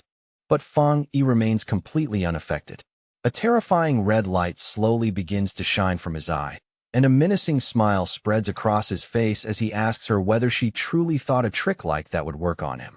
The woman's confident expression changes in an instant, replaced by naked shock. A massive and horrifying red eye opens behind Fong Yi in the spiritual realm, instantly crushing the woman's purple energy beneath its pressure. Fong Yi tells her that since she was brave enough to be the first one to get close, she deserves a little reward. He adds that illusion-type pioneers like her are actually quite interesting to him. Inside the spiritual realm formed by their clash, Fong Yi fully releases his mental power and activates the Spirit Turbideye technique without holding anything back. The woman from the Heaven's Choice cult recoils in terror, shocked beyond belief that the sealer can actually wield illusion arts, something none of their reports had ever mentioned. Even so, she quickly forces herself to calm down and lets out a disdainful scoff, declaring that illusion techniques are the greatest strength of her cult. She reaches into her clothing and pulls out a pocket watch glowing with strange purple light, then sneers that Fong Yi is beneath her and boasts about the power her father personally bestowed upon her. Within her own illusion, she sees herself slicing Fong Yi cleanly in half, convinced for a brief moment that she has already won. However, when the vision clears, Fong Yi is standing there completely unharmed, wearing nothing but a smug, knowing smile. He calmly tells her to keep going if she wants, and that casual challenge leaves the woman visibly stunned and deeply unsettled. Now it is Fong Yi's turn. Remarking that such a lively opponent makes a perfect test subject, he causes a massive sphere of red energy packed with dark spirits to materialize right in front of her. She is swallowed whole by Fong Yi's power and begins screaming as the illusion becomes terrifyingly real, while her own mental techniques fail one after another under the pressure. Chains burst out from the surrounding darkness and bind her in place, crucifying her above a roaring inferno as heat and terror rise together. Desperate and panicked, she screams that she is a chosen child of her god, utterly unable to accept being defeated in such a humiliating way. She remains trapped in that nightmare world, surrounded on all sides by darkness and countless hostile red eyes staring at her without mercy. Bit by bit, her confidence completely collapses, and under the crushing pressure, even her mind begins to splinter and crack. The illusion devours her sense of reality until she falls into total panic, forgetting even who she is as monstrous shadows gather around her from every direction. Fong Yi descends before her like a judge delivering final sentence, his presence so overwhelming that it crushes what little resistance she has left. In that moment, the woman realizes her own skills are far too weak, and that if she keeps resisting, she will absolutely die.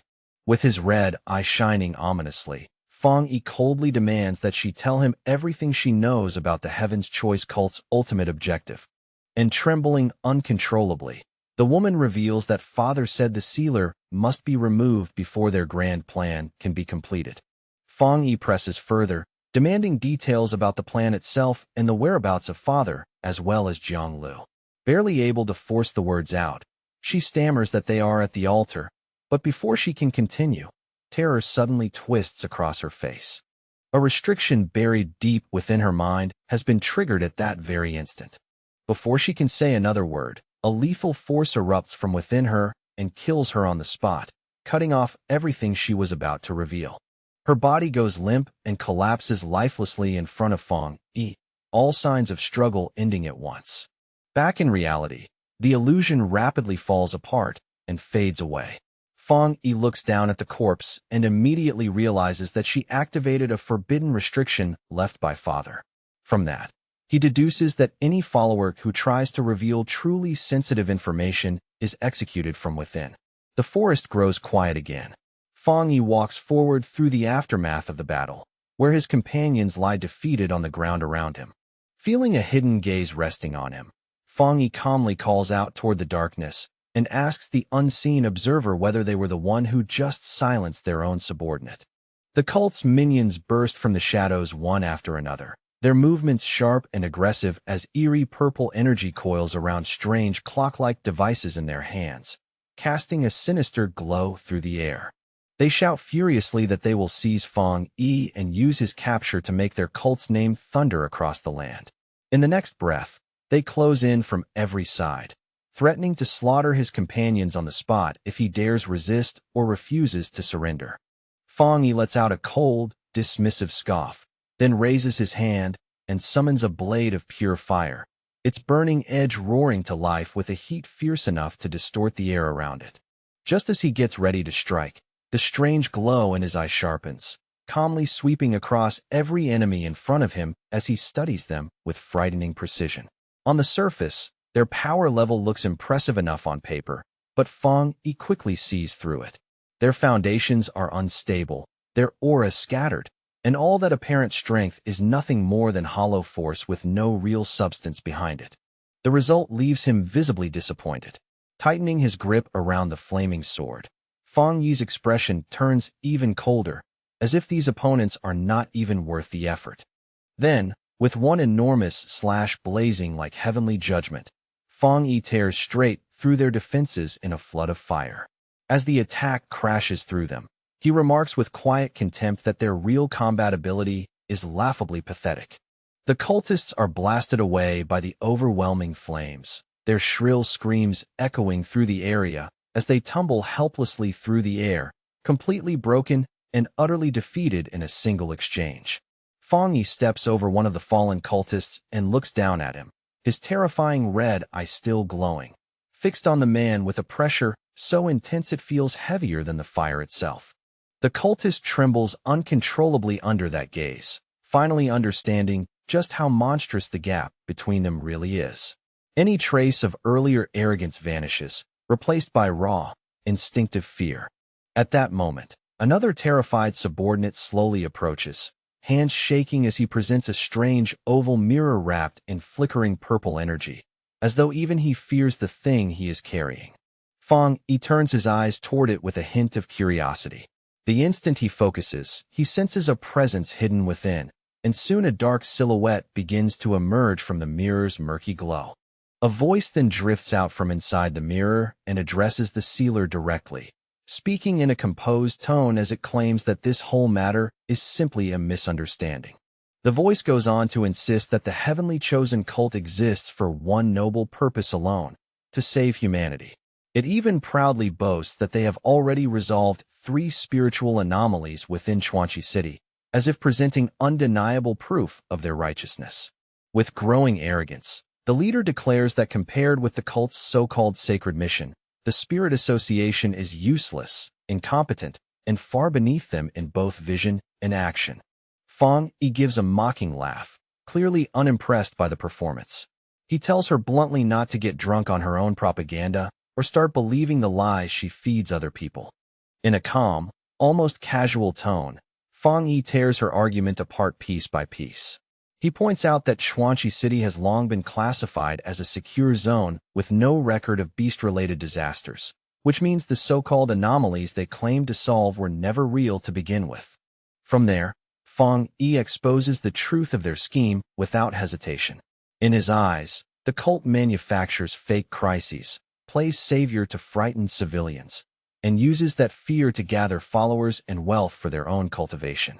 He dismisses the whole operation as filthy, shameless, and utterly despicable. Hearing that, the woman inside the mirror lets out a low, condescending laugh, the kind that drips with disdain rather than amusement.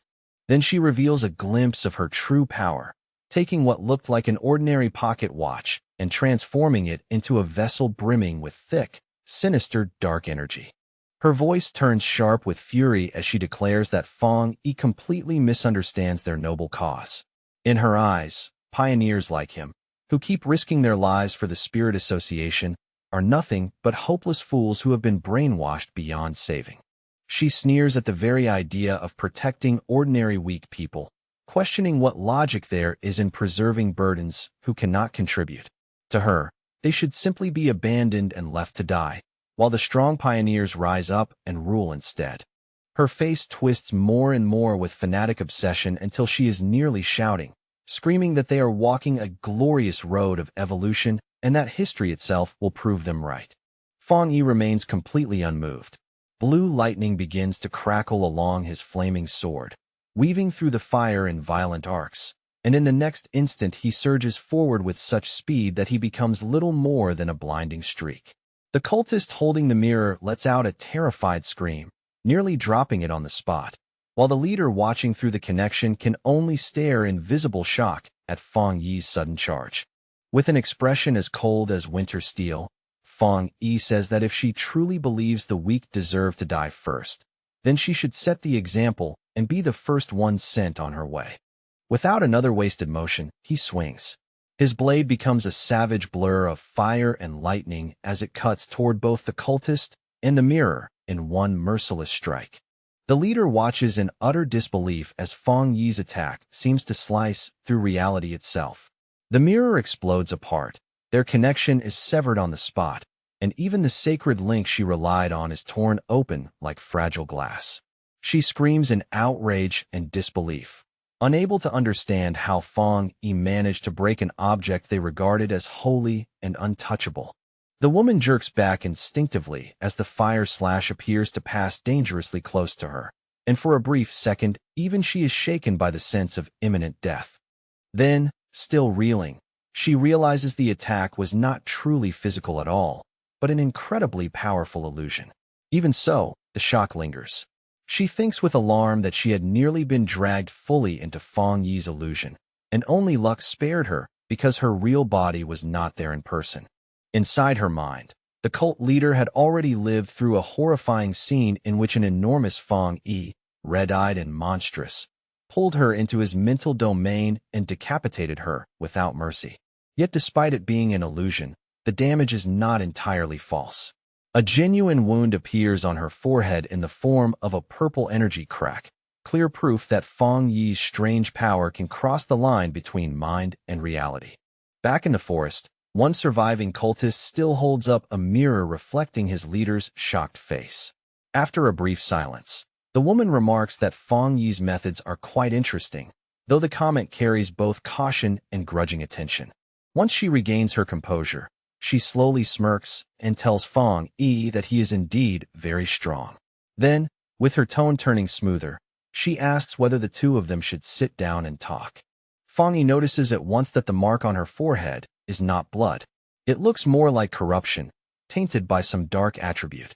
From that, he concludes that his illusion still was not powerful enough to fully trap her from such a distance, while her physical body remained elsewhere. So he gives her a direct ultimatum. She and the heavenly chosen cult must leave Chuanchi City within 3 days. The warning is clear and unambiguous, and Fang Yi already knows that if she refuses, then in 3 days he will make a major move himself. Blue electric energy crackles in Fang Yi's hand as he demands that they release the person they captured. At the same time, he stays realistic. He knows this cult will not retreat so easily, so for now he decides to watch the situation carefully and respond as it develops. The woman smiles and agrees to the terms with surprising ease, saying that the Heaven's Chosen cult will withdraw from Chuanchi City. She adds that as long as she is allowed to leave safely, his companion will be returned in 3 days. Inside the mirror, the image shifts to the cult's base, where 2 cultists drag an unconscious Zhang Lu forward and throw him hard onto the floor without the slightest bit of care. After seeing that, Fang Yi calmly accepts her conditions, his face steady and unreadable as though he is already calculating what comes next. With the agreement reached, the purple portal snaps shut with violent force. As dark energy surges and twists, the cult leader offers Fang Yi a final farewell before the connection collapses completely. The severed connection triggers a brutal backlash that instantly engulfs the remaining minions. They cry out desperately for their father to save them, but the dark energy devours them all the same, while Fang Yi quietly shields himself behind a barrier of light and watches it end.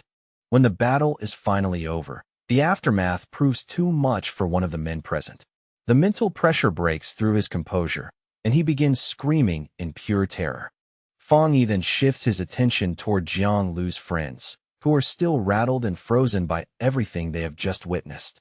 To snap one of them out of his panic, Fang Yi steps over and slaps the man clean across the face, jolting him awake from his stunned, half-broken state. Keeping his voice calm and steady, Fang Yi explains the situation to them.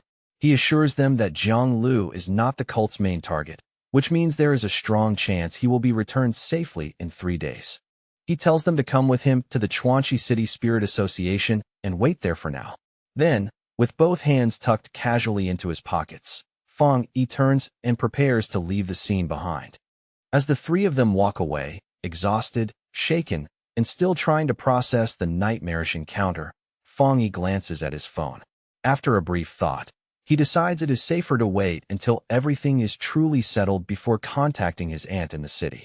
Not long after, they arrive at the towering Chuanchi City Spirit Association building, its imposing structure rising before them like a final refuge after the chaos they have just survived. Inside a tense conference room, Fang Yi meets face-to-face with the local officials of the Spirit Association. The branch leader, already contacted by Su Qingying, immediately offers full cooperation, but Fang Yi calmly refuses any direct combat support, stating with firm confidence that he alone is enough to deal with the so-called father. Even so, he lifts a hand toward Jiang Lu's friends and makes one practical request. Since they are independent pioneers caught up in this mess, he asks the association to keep them safe and look after them for the time being. The branch leader agrees without hesitation, almost too quickly, relieved to be useful in some way. But before the room can settle, the door suddenly slams open and a staff member rushes in breathlessly, shouting for his boss to check the Pioneer Forum at once. The staff member hurries straight toward Fang Yi in visible panic, his face pale and his voice shaking as he bows and apologizes over and over, desperately begging the sealer not to take what he is about to see too personally. He explains in a rush that people online are deliberately stirring up hostility against Fang Yi, fanning negative emotions and pushing the crowd to turn on him. Fang Yi does not react much on the surface. He simply extends his hand and asks to see the phone for himself. On the screen, post after post pours past his eyes in an ugly flood of hatred. They claim the sealer is unfit to lead the pioneers, accuse him of killing innocent people, and paint him as arrogant and cruel. But among all the noise, one detail stands out immediately. Every one of these hateful posts comes from IP addresses inside Chuanchi City. Within the Spirit Association, the atmosphere turns chaotic in an instant. Phones ring, voices overlap, and the entire office feels like it has been shoved into sudden disorder. The local superior is already on the phone, barking orders for all local IP addresses to be blocked from posting further. Even as he speaks, dread settles into his face. He realizes the Heaven's Chosen cult must be eliminated immediately, or this situation will swell into a full-scale disaster for the entire city. At the same time, deep inside the cult's headquarters, the cult leader stands before her followers in a dark cathedral-like hall, preaching from the shadows as if delivering some sacred revelation. She claims she has foreseen a future in which the chosen ones are trapped inside a cage of fire. Twisting the truth with practiced ease, she tells them that the lightning and flames they encountered were not judgment, but vicious oppression from their enemies. Floating high above her kneeling followers, she continues her performance, deliberately painting Fong Yi as a villain. She accuses the sealer of murdering their people in cold blood and declares that this evil obstacle must be removed no matter the cost. Then the cult's propaganda machine fully roars to life. A giant hologram is projected onto the side of a skyscraper, displaying a manipulated video of Fong Yi attacking someone, carefully edited to frame him as a monster. Below, the crowd erupts in cheers, welcoming the cult's so-called justice. The propaganda takes hold fast. Soon the streets are flooded with a massive protest, citizens waving banners that praise the cult as the savior of the world while accusing the Spirit Association of throwing the city to demons. The furious crowd surges all the way to the front of the Spirit Association building, shouting that harming the cult is the same as harming Chuanchi City itself, their anger growing louder with every chant. High above the chaos, Fong Yi stands beside a window and looks down at the brainwashed citizens below. His expression is cold and unreadable, but his silence carries an even heavier pressure than anger would. Inside the office, the mood is grim to the point of suffocation. The branch leader sits there with his head buried in his hands, bitterly lamenting that the association has now lost nearly all public support. After a long breath, he walks over to Fong Yi and explains helplessly that as pioneers, they are not allowed to use force against ordinary civilians, no matter how badly the situation spirals. Fong Yi cuts him off before he can say more, bluntly telling the official not to worry. His tone is flat and almost dismissive as he adds that he never expected much from them in the first place anyway. By now, Fong Yi clearly understands the cult's plan. They are using the people of Chuanchi City as both weapons and hostages, trying to bind his hands with public outrage. Even so, in his eyes, these are still cheap and petty tricks. Elsewhere, the leader of the heavenly chosen church grins beneath her hood, her expression hidden but her mockery unmistakable as she taunts the sealer and asks whether he likes the gift she has prepared for him. She smugly declares that every citizen has already become one of her puppets. If Fong Yi wants to destroy the cult, then he would have to destroy the whole city first. Satisfied with that advantage, she decides to retreat and orders her subordinates to withdraw while returning the trash they captured. One of her subordinates sneers and, under the guise of mercy, hurls a body down toward the furious crowd below, as though tossing away something worthless. Before the crowd can even fully react, a violent explosion tears through the Spirit Association building, shaking the structure and blasting the windows apart in every direction. A blinding burst of golden light erupts from within, so brilliant and sudden that the mob below screams and throws up their arms, shielding their eyes from the overwhelming glare. The church leader turns back in confusion, her confidence faltering for the first time as she realizes that something completely unexpected is unfolding behind her.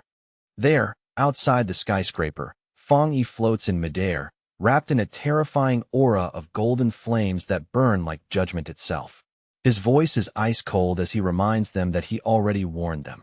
If they failed to leave within 3 days, they would face the consequences.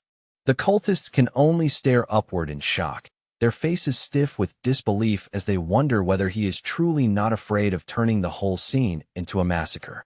At that moment, it becomes painfully clear that the cult leader has made a serious miscalculation. With violent energy twisting around her, she screams in frustration and blurts out that she should have killed the hostage earlier when she had the chance. Then she glares at Fong Yi and demands to know whether he truly does not care about all the lives surrounding them. Fong Yi responds with a mocking calm that cuts deeper than anger. He tells the cult leader there is one thing she still does not understand, then swings his sword down and reveals that his technique was built specifically to counter dark attribute anomalies. The woman is left stunned as the enormous fire slash crashes down and strikes her subordinate directly, shattering her expectations in a single instant. Then, using sheer speed, Fong Yi vanishes from sight and reappears behind her in the next breath, catching her completely off guard before she can adjust. Without giving her time to recover, He brings his sword down hard, forcing her to hastily summon a magical barrier just to block the crushing weight of the blow. Locked in that brief but deadly stalemate, Fong Yi stares straight into her eyes, his own glowing with a cold red light.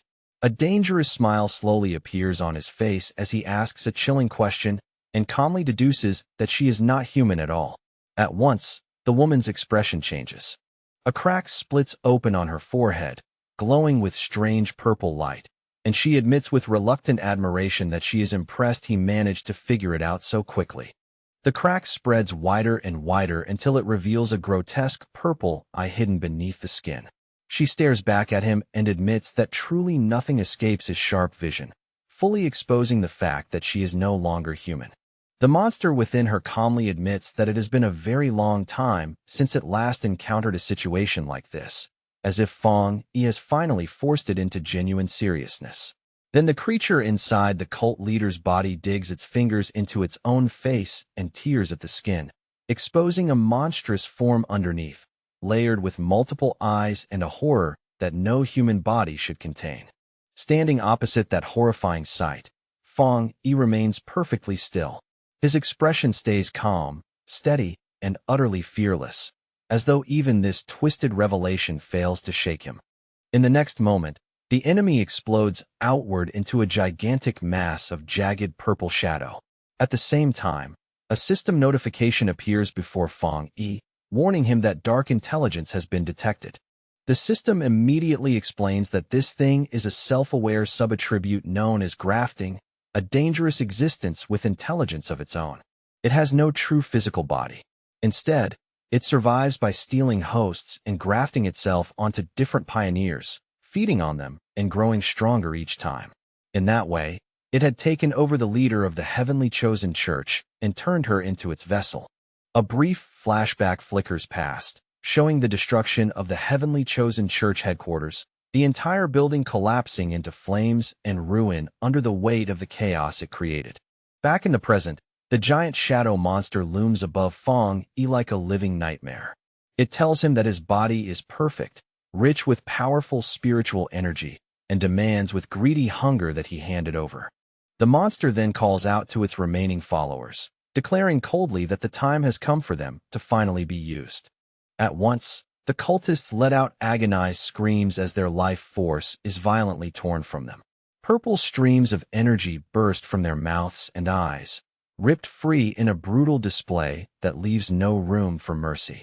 That stolen energy whirls through the air and rushes toward the monster, gathering above it and condensing into a massive sphere of dark power, dense and ominous enough to make the air itself feel heavy.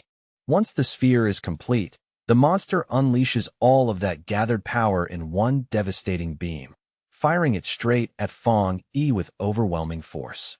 Fong Yi does not step back even once. Facing the incoming destruction head-on, he raises his sword already coated in blazing fiery energy and swings without the slightest hesitation. The blade tears cleanly through the darkness with unstoppable force, slicing the massive sphere in half in a single stroke and severing one of the monster's enormous arms, as if the thing were far less solid than it wanted to appear. The creature stares blankly at its severed limb in stunned disbelief, as though it can barely process what just happened. Then, with a twisted voice full of shock, it mutters that the pain is far worse and far sharper than it expected. Flaming sword still burning in his hand, Fong Yi walks steadily toward the wounded monster without the slightest hesitation. His voice is calm but absolute as he says this level of damage is still not enough, and that he intends to clean this creature up completely.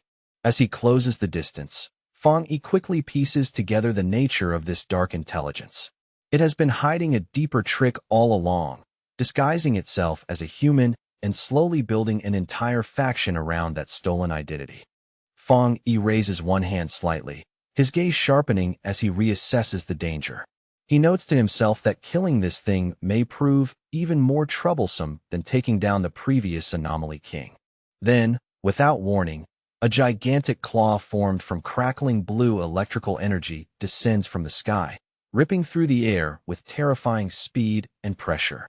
From a nearby building, the branch leader and another pioneer watch the scene in horror. The truth hits them all at once. This dark attribute has developed genuine intelligence and can even graft itself onto pioneers. Realizing how serious that is, they decide headquarters must be warned immediately. The enormous lightning hand crashes down with overwhelming force and clamps tightly around the shadow monster, locking it in place with a violent burst of electric power. Fong Yi slowly clenches his fist, calmly controlling the giant energy construct as though crushing the monster is only a matter of will. But even within that crushing grip, the monster bears a menacing grin. It mocks Fong Yi in a shrill, ugly voice, shouting that no matter how special he is, he will still become just another vessel for it to wear. In the next instant, dark energy surges toward Fong Yi and begins swallowing him whole. The monster's voice drips with sick amusement as it tells him not to worry, promising that it will take very good care of his body. A colossal sphere of darkness suddenly erupts over the city, expanding like a nightmare in the sky, while at its center a bright golden light still burns stubbornly. Through it all, wild and maniacal laughter echoes outward. Inside that raging storm, Fong Yi actually smiles. Rather than panic, he calmly admits that this dark intelligence is indeed quite powerful, far more interesting than the usual enemy. As the darkness presses in and tries to swallow him completely, Fong Yi can feel its suppression bearing down on him from all sides. Even though his yang attribute naturally counters it, he still acknowledges that this creature's ability to restrain him is genuinely impressive. Then Fong Yi's expression turns terrifyingly still. In the shadowy storm, his red eye begins to glow with ominous intensity as he tells the monster there is one thing it still does not know about him. Behind him, a massive red demonic face made of energy slowly takes shape, towering and unnatural. Fong Yi declares in a chilling voice that he cannot be killed, and the monster, sensing this sudden horror, screams in confusion and demands to know what he just said. The purple sphere of energy starts to churn violently, its balance suddenly collapsing as the situation reverses and the advantage begins slipping away from the monster's hands. Outside, panic spreads through the onlookers. The red-haired man shouts in disbelief, asking whether the sealer has really been swallowed. Beside him, Jiang Lu's friend clutches the injured Jiang Lu and stares upward in terror, while the woman forces herself to stay hopeful, insisting Fong Yi can survive even as she admits this dark intelligence is unlike any enemy they have ever faced. The branch leader raises his voice and cuts through the panic, shouting that they have no choice but to believe in Fong Yi. In the middle of that confusion, Jiang Lu finally wakes groggily and asks in a dazed voice what is going on. His first clear thought is pure fear. Looking around in alarm, he blurts out the question he dreads most, asking whether his master has already lost. But inside that chaotic purple dimension, Fong Yi is not dead, nor even cornered. He is alive and perfectly composed, walking calmly through the violent storm as if it cannot truly touch him. He glances around the distorted surroundings and quickly realizes where he is. He has not simply been swallowed by darkness. He is now inside the dark intelligence's body itself. A system window appears before him, confirming that his plan has worked exactly as intended. His death count rises to 1 and activates his death brand. Because he deliberately allowed himself to be devoured, the system applies a debuff to the enemy, weakening the dark intelligence's abilities by 20%. Fong Yi studies his own hand with a faint frown of confusion. Even though he is clearly inside a spiritual space, he realizes he is not existing here as a spirit body, which makes the situation even stranger. Then his glowing red eye catches something below, and his attention shifts sharply downward toward a faint cluster of movement in the dark. There, suspended in the blackness around him, Fong Yi finds himself surrounded by glowing blue ghostly figures drifting silently through the void like abandoned souls. Fong Yi steps toward one of the figures, his expression tightening as he recognizes the silhouette and begins to understand what he is looking at. He asks whether she is the pioneer most recently grafted by the monster, the very woman who once led the heavenly chosen church. The blue spirit does not answer with words. She simply floats there in silence, her face filled with sorrow and exhaustion. Then, all at once, the female spirit and the other blue ghosts surrounding her slowly sink to their knees, bowing before Fong Yi in a silent plea that speaks louder than words ever could. Fong Yi looks down at them, his red eyes narrowing as understanding settles over him. Without anyone saying a word, he can already grasp what they are trying to convey. In a low voice, he asks whether they are begging him to release them, to finally grant them freedom from the monster that has imprisoned them for so long. After taking in the scene, Fong Yi reaches a grim conclusion. These pioneers are already long dead. What stands before him now are only the remnants of their soul breaths, trapped and bound inside the monster's body. Fong Yi summons his sword again, fully acknowledging the cruel reality before him. These imprisoned souls and the monster now share the same life force. That means if he destroys the dark intelligence, he will also destroy what remains of them. He quietly gathers his strength and makes his decision.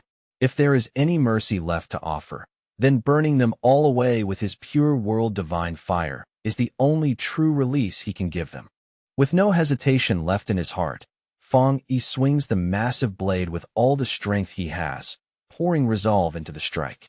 The slash of fire carves straight through the darkness, clean and absolute, splitting the enormous shadow entity in two as the burning edge tears across its core. As that purifying fire washes through the space, the spirit of the female pioneer begins to fade. For the first time, peace softens her expression, and she disappears at last in quiet release. The dark intelligence shrieks in agony, but even then it refuses to surrender. Its form twists and morphs into a jagged, spiked shadow as it roars that Fong Yi's resistance is meaningless and threatens to tear off his limbs one by one. Yet another system window appears, calmly confirming that contact with such an enormous dark attribute has successfully triggered the Hell Evil Scene mark. The system announces that the monster's power is being drained at terrifying speed. First, its strength drops by 50%, and then, almost immediately, the weakening surges to an 80% reduction as the Hell Evil Scene swarms over the enemy. Unable to maintain its previous shape, the monster collapses into a chaotic sphere packed with writhing red eyes, its once threatening form breaking down into something unstable and desperate. The system declares that the weakening has now reached a critical 99%. Reduced to almost nothing, the entity can only quiver helplessly beneath Fong Yi's cold, glowing gaze. Fong Yi reaches out his hand toward the ruined creature and gives a cold, commanding order, telling the monster to surrender its power. The dark intelligence can only stare back in total shock and fear, finally realizing that this battle is over and that it has been completely defeated. With one final command to break, Fong Yi unleashes a tremendous explosion of light that rips through the darkness and tears the dimension apart, while the monster screams in despair as everything collapses around it. The entire dark dimension shatters, and the collapse erupts outward into a massive fiery explosion above the city, lighting the sky like the end of a nightmare. Down on the ground, the branch leader and Zhang Lu brace themselves against the violent shockwave, shielding their bodies as they stare upward and wonder whether Fong Yi has finally destroyed the dark intelligence. Zhang Lu keeps his eyes fixed on the sky, stunned speechless by what he is witnessing.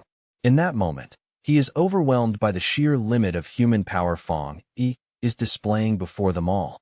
High above the city, Fong Yi raises his power and summons a radiant sun that illuminates the entire sky, its brilliant light scorching away the last traces of dark energy. With the evil completely purged, Fong Yi slowly floats back down through the fading light, calm and composed, his cape billowing behind him as the city stares up in silence. A faint look of satisfaction crosses Fong Yi's face as he lifts his hand and summons a thin wisp of dark purple energy, holding it before his eyes to calmly inspect the strange new power he has just taken for himself. The system quickly confirms that the dark intelligence has been completely destroyed. At the same time, it reports that Fong Yi's body shows no sign of rejecting the dark attribute, and that his illusion and domain-based techniques have both been noticeably strengthened by the result. Then, unexpectedly, a large red spirit flower suddenly pokes out from Fong Yi's clothes, swaying eagerly as if it has been waiting for this moment. It clearly wants the dark energy in his hand, and Fong Yi cannot hide his surprise. realizing the little plant has evolved far enough to communicate its desire. Without the slightest hesitation, the red flower lunges forward and aggressively absorbs the dark purple energy from Feng Yi's palm, devouring it with a greed that feels almost childlike and fierce at the same time. Resting lightly in his palm after feeding, the flower softly thanks him. Feng Yi lowers his gaze and listens for a moment, then notes with some surprise that the spirit flower's voice sounds unmistakably female. Bathed in a warm and gentle glow, Feng Yi looks at the spirit flower with clear fondness in his eyes. He realizes that it has been quietly growing stronger in the shadows ever since he stepped into the Jingang realm, especially after taking in so much dark spiritual energy over time. A moment later, the flower suddenly shrinks back down and slips into Feng Yi's clothes to sleep, as if it has exhausted itself all at once. Feng Yi lets out a small smirk, remarking that it seems much sleepier now, and decides he can study it properly later. By now, the whole city has been washed in the bright light of a clear morning, the darkness of the night finally gone, and the streets glowing under a calm new sky. The branch leader, Jiang Lu, the red-haired man, and Jiang Lu's friend all gather together with relieved smiles on their faces. Their tension finally breaks as they celebrate the fact that their city has been saved, speaking with open awe about how Feng Yi actually annihilated a sentient dark attribute. Smiling brightly, Jiang Lu openly says how satisfied he feels after witnessing Feng Yi save the entire city with his own eyes. To him, that alone is enough, and in that moment he feels he has no regrets at all. But without any warning, a sinister purple aura suddenly begins to coil and swirl behind Jiang Lu, quiet and deadly, like a hidden threat that had been waiting for the right moment to strike. Then, from high above the sky, a lethal beam of dark purple energy shoots straight down toward him with frightening speed, aiming to kill before anyone can react. Just before the attack can land, a powerful blast of golden energy cuts across and intercepts it head-on, triggering a massive explosion that shakes the ground and leaves Jiang Lu completely stunned where he stands. Confused, shaken, and still trying to process how close he came to death, Jiang Lu stares blankly and asks in a trembling voice what just happened. At that moment, Feng Yi lands calmly on the street, his hand still wrapped in blazing golden flames. Without needing to say much, it becomes obvious that he was the one who noticed the ambush and blocked it in time. The branch leader quickly hurries toward Feng Yi with a huge, grateful smile on his face, his relief so obvious that he almost looks ready to collapse from it as he thanks him for the rescue.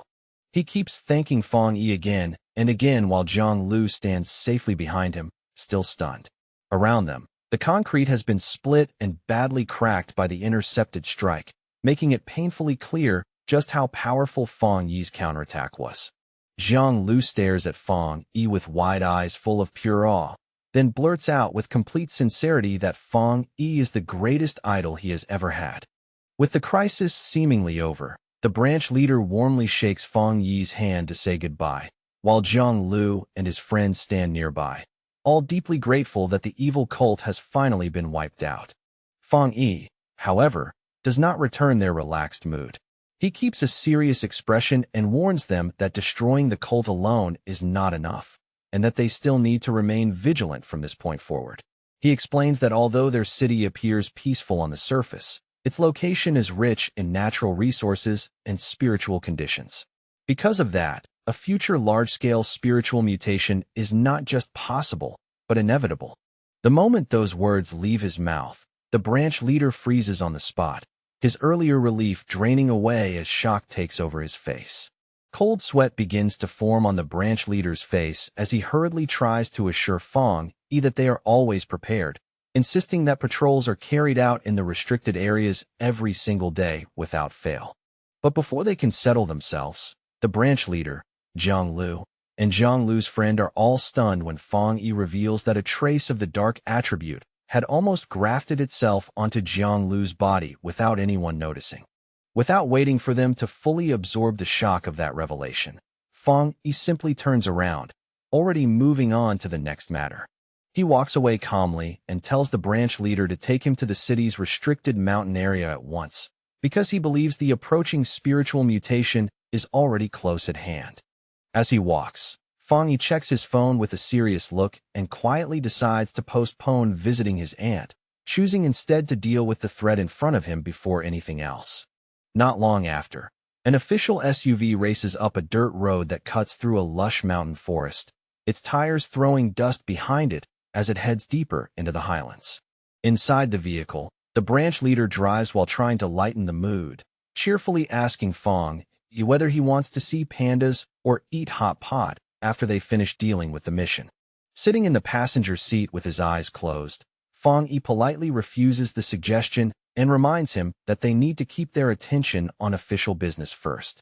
Even so, Fong Yi cannot help silently reflecting on how relaxed the locals seem. At the same time, he wonders whether this dense spiritual energy might one day cause even pandas to mutate into terrifying beasts. Then suddenly, a sharp flash of energy cuts across Fong Yi's forehead as his senses activate. His eye begins to glow red at once, signaling that he has picked up something unusual. He turns to look out the window toward a distant dark mountain peak, and a confident smile slowly spreads across his face as he confirms that he has found the exact location of the anomaly. Without any hesitation, Fong Yi throws open the door of the moving SUV and jumps out, startling the branch leader as he orders him to lock down the mountain highway immediately. Fong Yi dives down the steep cliffside with his red eyes fixed ahead, and as he descends he firmly commands the branch leader not to follow him under any circumstances. Left behind alone, the branch leader parks the car and walks to the edge of the cliff, scratching his head in bafflement as he wonders what Fong Yi detected, since he himself sensed absolutely nothing. Meanwhile, Fong Yi lunges straight into the shadowy forest below, descending rapidly through the trees with clean, controlled speed. As he falls, his eye glows red and blue electricity begins to spark around his hand. He can sense an immense power nearby, and he notes that the resonance of the lightning aura is growing stronger and stronger as he nears the peak. With practiced agility and total control, Fong Yi lands lightly on a massive tree branch, his body settling as naturally as if he had stepped on his solid ground. The instant he straightens up, intense blue lightning surges up his arm and wraps around his entire body, giving him the look of a figure forged from stormlight. That raw power crackles loudly as it races down the enormous tree trunk, spreading a deep blue glow throughout the surrounding woods and making the whole forest tremble under its light. Fong Yi lifts his eyes and sees it at last, a terrifying, massive vortex of swirling purple and pink lightning hanging above like a violent wound in the sky. The system immediately confirms what he is seeing, identifying it as the detection of a massive thunder attribute boundary. Narrowing his eyes, Fong Yi slowly raises his glowing hand toward the violently churning sky, measuring the force above him with steady confidence. Then he unleashes his divine thunder tempering technique, firing a colossal blast of blue lightning upward with explosive force and absolute precision. His blue energy crashes violently into the descending purple storm clouds, and the collision triggers a spectacular explosion that lights up the heavens and shakes the entire mountain. But in the very next moment, Fong Yi's expression sharpens, because he immediately notices a dangerous and unnatural shift taking shape in the atmosphere. The purple storm clouds begin to whirl together more violently, tightening and compressing with an intensity that feels ominous even to him. The system suddenly issues a critical warning as a gigantic, spear-like bolt of purple energy plunges down from the sky. It identifies the attack as the legendary divine punishment thunder, an unstoppable force of destruction. Reacting instantly, Fong Yi slams his hand onto the tree branch beneath him and channels blue lightning into the wood to ground his body. Crouching low with fierce determination, Fong Yi grits his teeth and shouts a command, choosing not to evade the devastating heavenly thunder, but to draw that terrifying power directly into his own body. The apocalyptic purple lightning crashes down from the heavens like divine punishment itself, slamming head-on into the massive surge of blue lightning erupting up from the forest below, where Fong Yi stands firm and faces the impact without retreating a single step. The collision between Fong Yi's blue energy and the descending purple thunder instantly explodes into a blinding flash, so fierce and overwhelming that it seems to swallow the entire mountain in raw, violent light. That violent clash surges upward into a towering pillar of light, shaking the forest as it rises.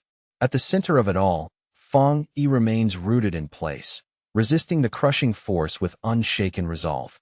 Inside the storm of chaotic energy, Fang Yi's system detects an enormous concentration of thunder power and immediately begins processing it at high speed.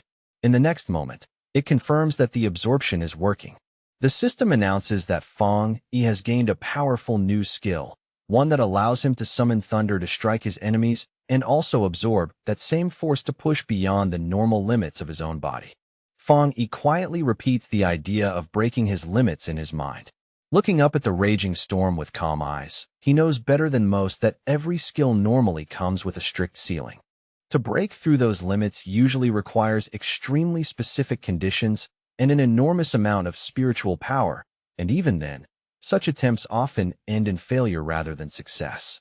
Even so, a confident smile slowly appears on Fang Yi's face as he reaches out and firmly grabs a cluster of crackling purple lightning with his bare hand. He quickly realizes what makes this new skill so extraordinary. It bypasses the usual rules entirely. Standing there unharmed within the violent purple lightning, Fang Yi understands that he can now use heavenly thunder itself as fuel to keep making himself stronger. He also knows thunder is not some ordinary force, but a natural power that even most cultivators cannot resist, making it a terrifying weapon in battle. The thought leaves him genuinely pleased to have gained such a deadly trump card in what should have been an ordinary mountain. Then, just as his thoughts settle, a sharp warning tears through his focus. He suddenly senses an intense and unusual wave of energy coming from the mountain peak above. Now that the thunder energy no longer rejects him, Fang Yi wraps his body in crackling purple lightning and shoots toward the source at once, moving through the air like a bolt himself. He lands in a clearing where pink and purple energy keeps striking the earth in violent pulses. As soon as he arrives, the system detects a descending entity and identifies it with a single strange word, throne. As Fang Yi steps closer to the strange glow, the system continues its explanation. This is a thunder throne, and before his eyes, a throne formed entirely from pure purple energy slowly reveals itself. The system explains that these thrones contain ancient spiritual power and descend into the world in search of suitable masters. Hearing that, Fang Yi's curiosity deepens immediately.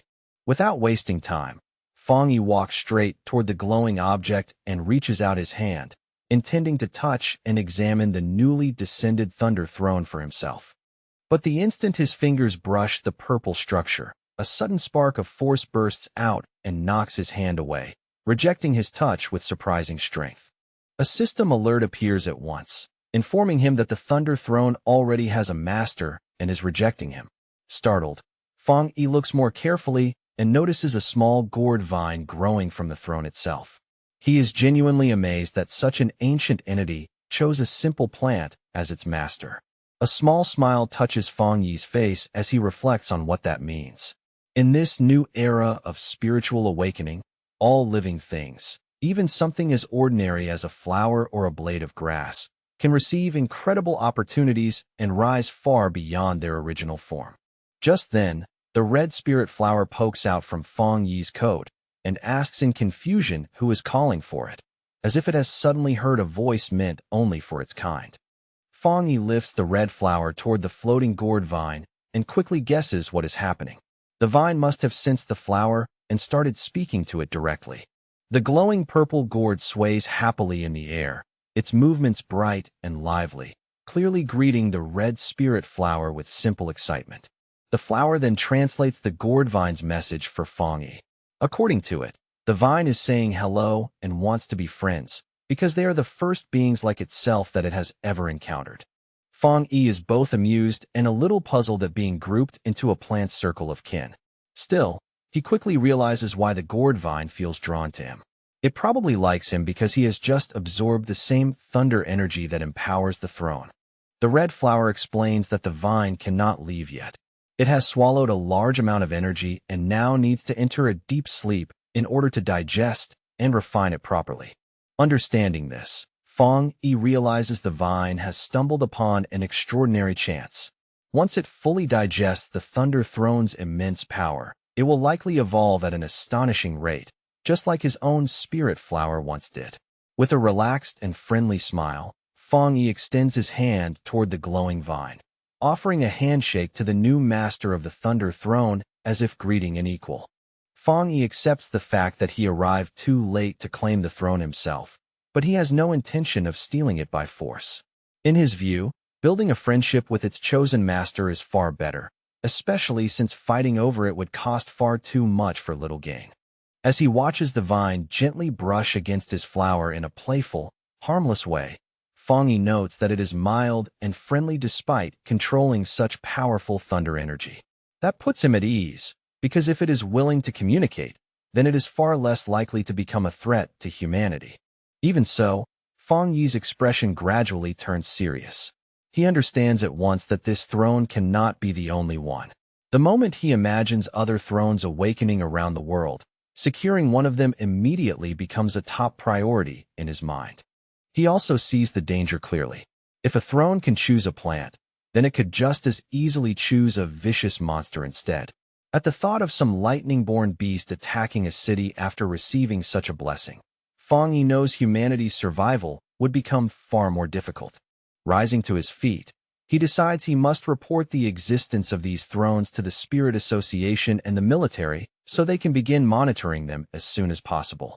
At the same time, another thought crosses his mind. Can one person claim more than one throne? Before he can think any further, the red flower suddenly interrupts him and passes along another message from the vine, telling him to head west. Fang Yi lowers his gaze in surprise. The flower explains that the Thunder Throne has sensed another throne falling somewhere to the west, and that this one is a wood throne. A confident smile immediately appears on Fang Yi's face as the thought of chasing down a new throne stirs his fighting spirit once again.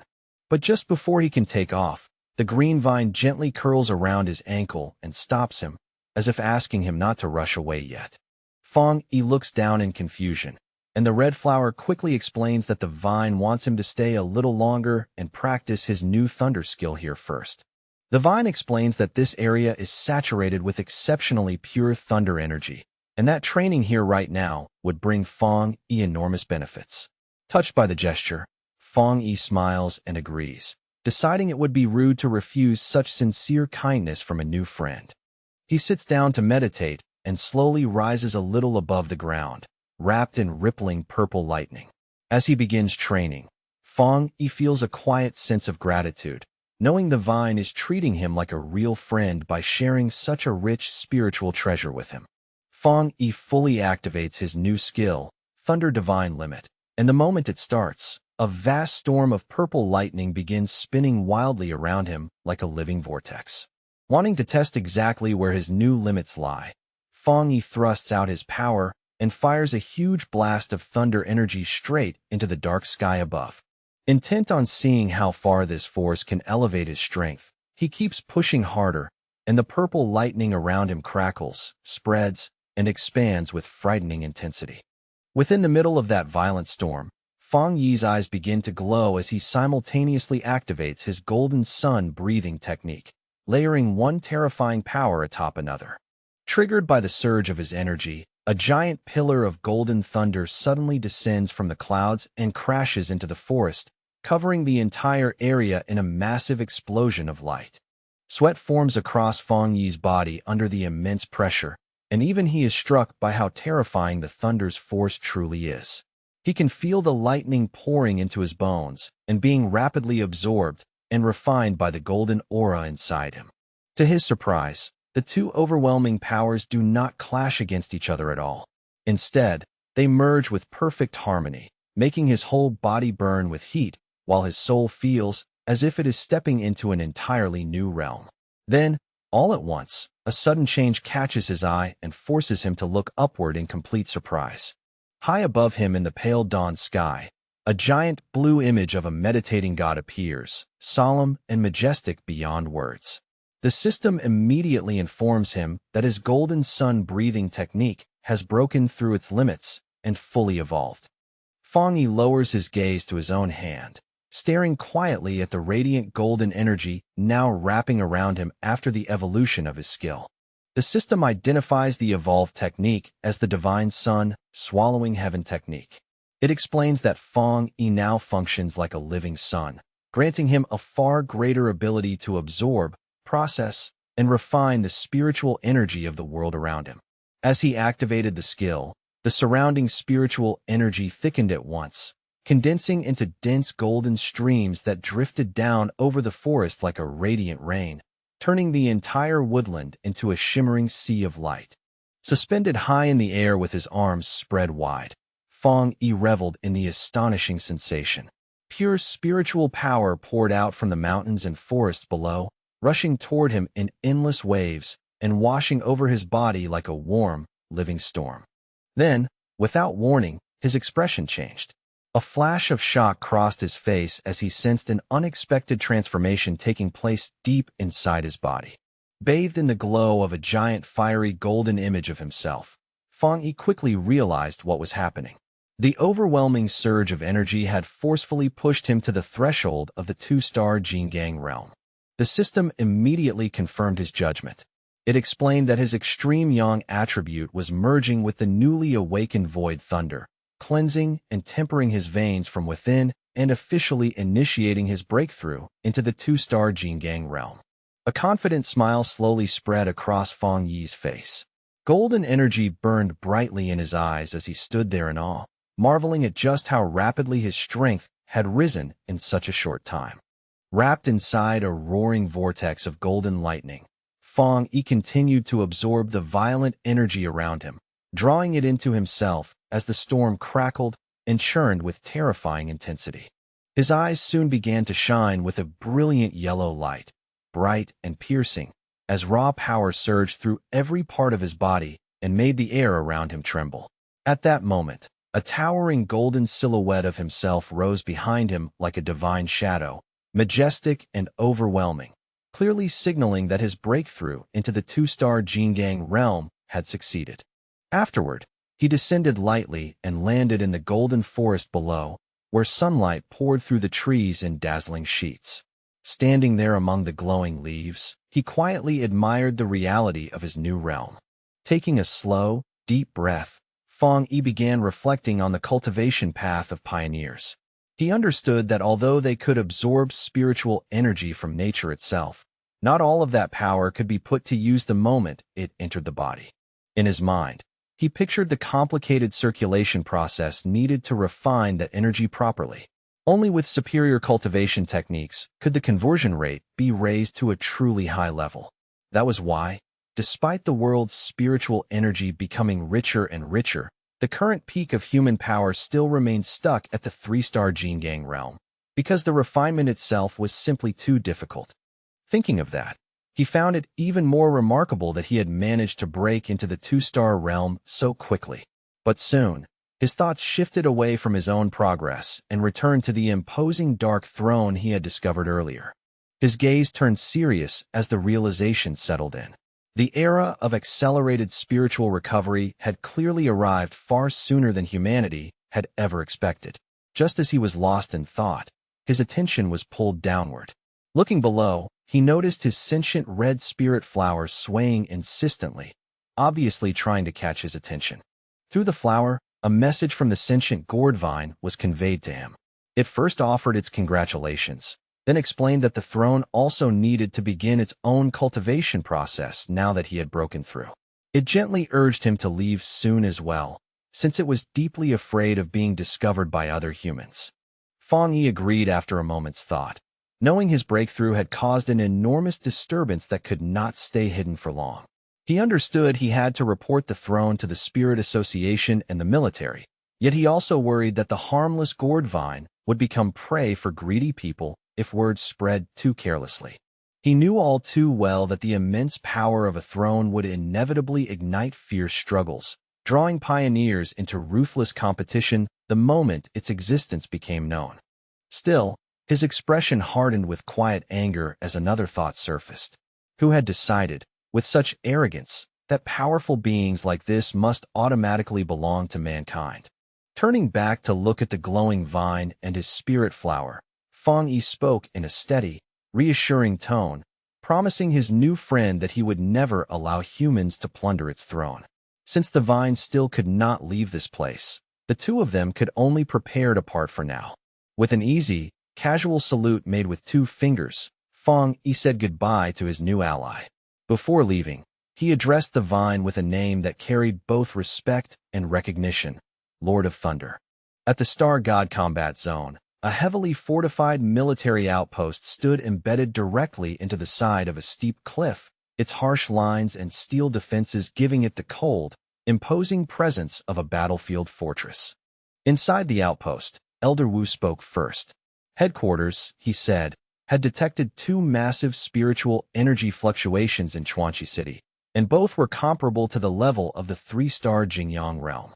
He then turned the conversation to the sealer and asked what report had been sent back. Jialan calmly gave the details of the report, revealing that Fang Yi had already broken through to the 2-star Jingyang realm. She also passed on his warning about an S-class spiritual energy phenomenon known as a throne, adding that Fang Yi had formally requested a military investigation into the matter. Elder Wu listened to everything in stoic silence, his expression barely changing. Seeing so little reaction from him, Jialan could not help asking whether he truly felt no surprise at how serious the situation had become. Elder Wu replied in an even, unhurried voice that the accelerated resurgence of spiritual energy was already a known reality. The appearance of high-tier opportunities like the throne, he said, was one of the scenarios their nation had anticipated for some time. Jialan then remarked that Elder Wu had remained at the half-step Jingyang realm for a very long time and asked whether he was finally close to advancing. Elder Wu confirmed it plainly, noting that as abnormal activity across the world continued to intensify, many pioneers were entering periods of breakthrough. He admitted that he, too, could finally feel the signs of his own advancement. Jialan's eyes widened slightly in surprise, clearly caught off guard by his calm but direct confirmation. Looking over the entire base with a solemn expression, Elder Wu reflected that times like these would bring both enormous opportunities and equally enormous dangers. He reminded Jialan that before they were pioneers, they were soldiers, and their duty was to face those dangers head-on and secure the nation's safety, even if the price was their own lives. As he spoke, he seemed to picture a united force made up of the country's strongest pioneers, including Fang Yi and Su Qingying. In a firm voice, Elder Wu declared that their nation had to seize this historic opportunity, and that even an old veteran like him would ride this rising wave of power. Clenching his fist tightly, he stated their objective with complete clarity. They had to ensure that the sealer obtained a throne, and that their other loyal pioneers captured as many thrones as possible. Exuding unquestionable authority, Elder Wu issued a direct order to coordinate fully with Fang Yi and the Spirit Association and to maintain total unity. Any independent pioneers or rogue factions driven by selfish ambition, he said, would be forced to stand down under the combined pressure of both the military and the association. At the Spirit Association headquarters, Guyuro stood before a monitor displaying the purple throne. Facing the command center, she announced that they had already received the sealer's intelligence and were launching a nationwide investigation to search for potential thrones and monitor abnormal spiritual energy fluctuations. Her face grave and tense, Guyuro gave the order to mobilize all city team captains at once. But beneath that composed exterior, she could not stop worrying about the terrifying speed at which the crisis was escalating, and she wondered whether humanity could truly survive this turning point. At the Taisher Spirit Association, the local superior received a phone call that left him stunned. His face changed instantly as he reacted in disbelief to the news that Fang Yi had already advanced into the 2-star Jingyang realm. Beads of sweat appeared on his forehead as he quickly assured the caller that the Taisher branch would fully stabilize and manage its jurisdiction, allowing Fang Yi to act freely in Chuanqi without being distracted by problems from the rear. After lowering the phone, the superior turned towards Su Qingying and confirmed the news of Fang Yi's breakthrough. Su Qingying smiled with visible pride and said that Fang Yi was now the second strongest pioneer in the entire nation, surpassed only by Elder Wu. She added that even Taisher City itself was benefiting from the prestige his name now carried. But then she rubbed her head with a somewhat embarrassed look. She admitted that she had been a little too arrogant after reaching the half-step Jingang realm herself, and had completely failed to anticipate the enormous worldwide spiritual energy surge that Fong Yi had ended up triggering. The superior's expression soon turned heavy. He feared that if Taisher were struck by another catastrophic spiritual anomaly, perhaps even worse than the previous one, the city might not survive at all. No matter what, he said, they had to protect Taisher and make sure they did not become a burden to Fong Yi. 10 hours later, an emergency meeting was convened at the Chuanqi Spirit Association, bringing together all pioneer captains from the surrounding cities in an atmosphere thick with urgency and tension. Gu Yuro stood at the head of the conference table, with a projection of the throne displayed before everyone. She reported that, based on the intelligence Fong Yi had provided, headquarters had already detected more than 20 similar spiritual energy anomalies around the world, though they still could not confirm whether every one of them was truly a throne. A map of their nation then appeared on the screen, clearly marking 7 confirmed locations within their borders that were showing similarly dangerous energy signatures. Song Yiming, the captain of Fengshe who had recently entered the first-level Jingang realm, leaned back in his seat with his boots resting openly on the conference table. Wearing a broad grin, he pointed out the obvious issue in a tone full of provocation. There were only 7 possible thrones, but far more captains gathered in the room.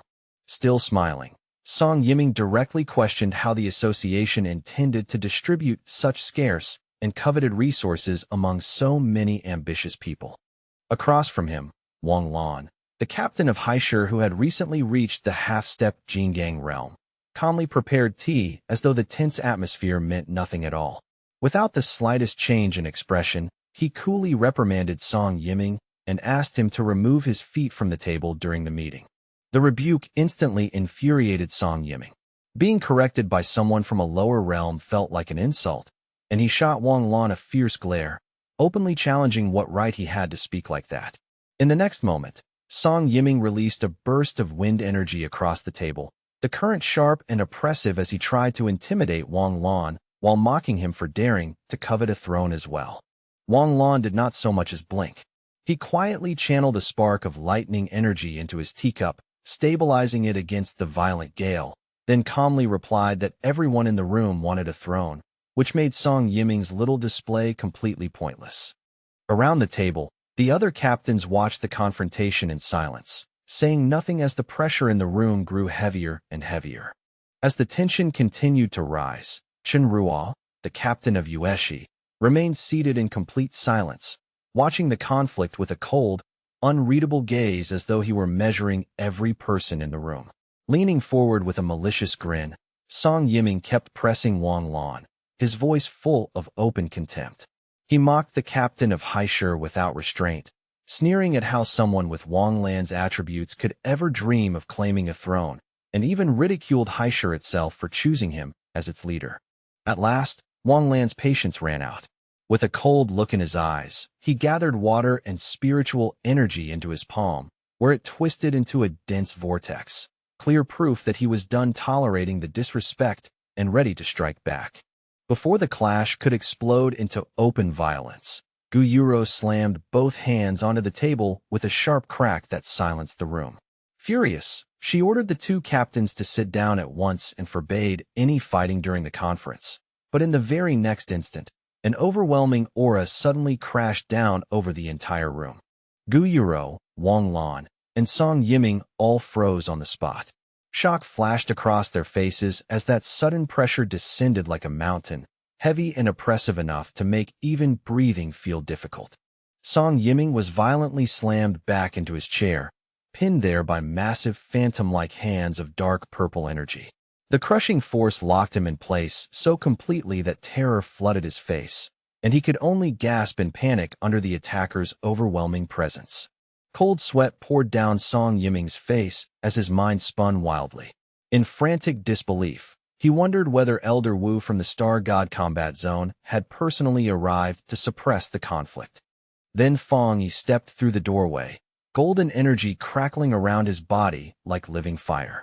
The moment the captains sensed the terrifying scale of that power, their hearts sank, because it felt frighteningly close to the peak of the three-star Jingang realm. Song Yiming began to tremble uncontrollably, as he felt that suffocating pressure more clearly. Confusion mixed with fear when he realized this monstrous presence did not belong to Elder Wu at all. Fong Yi walked calmly into the room with a polite smile on his face, as if he had entered an ordinary gathering rather than a conference hall on the verge of erupting into chaos. He casually greeted the assembled captains, his tone mild yet impossible to ignore. As he moved toward the table, Fong Yi apologized in an easy voice for arriving late. Gu Yuro immediately straightened herself and formally acknowledged him, announcing to everyone present that the sealer had arrived. Song Yiming shrank into his seat, stealing nervous glances at Fong Yi from the corner of his eye. Every instinct in his body was screaming at him to retreat, and only now did he finally understand that this calm, unassuming young man was the legendary pioneer everyone had been talking about. In the next moment, Fong Yi's polite demeanor disappeared completely, as though someone had wiped the warmth from his face in an instant. His gaze locked onto Song Yiming with chilling force, and he coldly demanded to know exactly what had been happening in the room just before he walked in. Terrified by Fong Yi's presence, Song Yiming immediately lost the arrogance he had shown moments earlier. He stammered nervously that nothing was wrong, insisting they had only been having a normal discussion. Fong Yi said nothing. He only stared at Song Yiming in silence, his piercing red eyes fixed on him like blades, making the pressure in the room even more unbearable.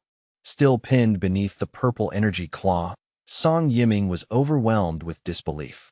He could not understand how power at his first-level Jingang realm had been completely paralyzed, as if it meant absolutely nothing in front of Fong Yi. Only after letting the pressure ease did Fong Yi pull out a chair and sit at the conference table. His tone returned to calm as he greeted Wang Lan and Chen Ruo, casually remarking that it had been quite a long time since they had last met. Wang Lan immediately responded with respect, welcoming Lord Sealer in a measured voice. He explained that they had only been discussing the matter of the newly discovered throne. Leaning back slightly, Fong Yi said he had come specifically to share the intelligence he had gathered. As a member of the Spirit Association, he confirmed that the Chuan Qi Mountain anomaly was a thunder attribute throne, a phenomenon possessing truly world-altering power. Then he revealed the most crucial detail of all.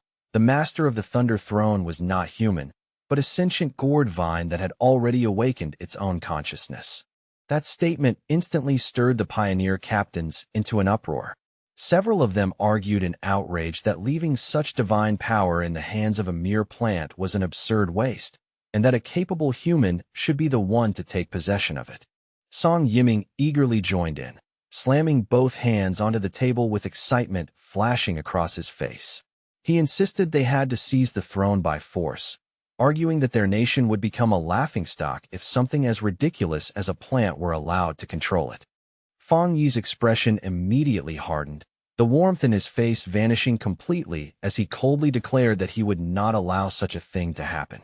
Looking around the room, Fong Yi addressed every captain present and made it clear that this was the real reason he had come.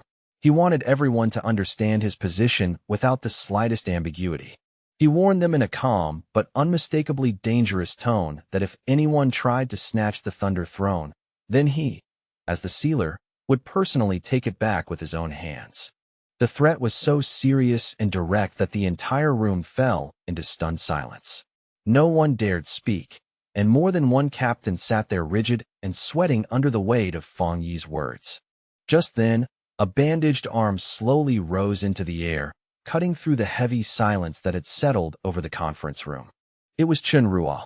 Calmly raising her hand, she broke the tension by stating that she agreed with Fong Yi's decision, her voice steady and completely free of hesitation. Gu Yuro followed at once, warning the captains not to underestimate plants that had been favored by spiritual energy. She revealed that even before this meeting began, the mountain territory surrounding the throne had already turned into a deadly purgatory, filled with violently raging lightning that made approach nearly impossible. After that, Wang Lan also lifted his hand and openly voiced his agreement with Fong Yi, making his stance clear without any attempt to waver or hide behind caution. Seeing the situation turn against him, Song Yiming could only grit his teeth and concede for the moment. In a disgruntled tone, he muttered that they should simply focus on finding new thrones that had not yet been claimed. Guyuro quietly let out a breath of relief.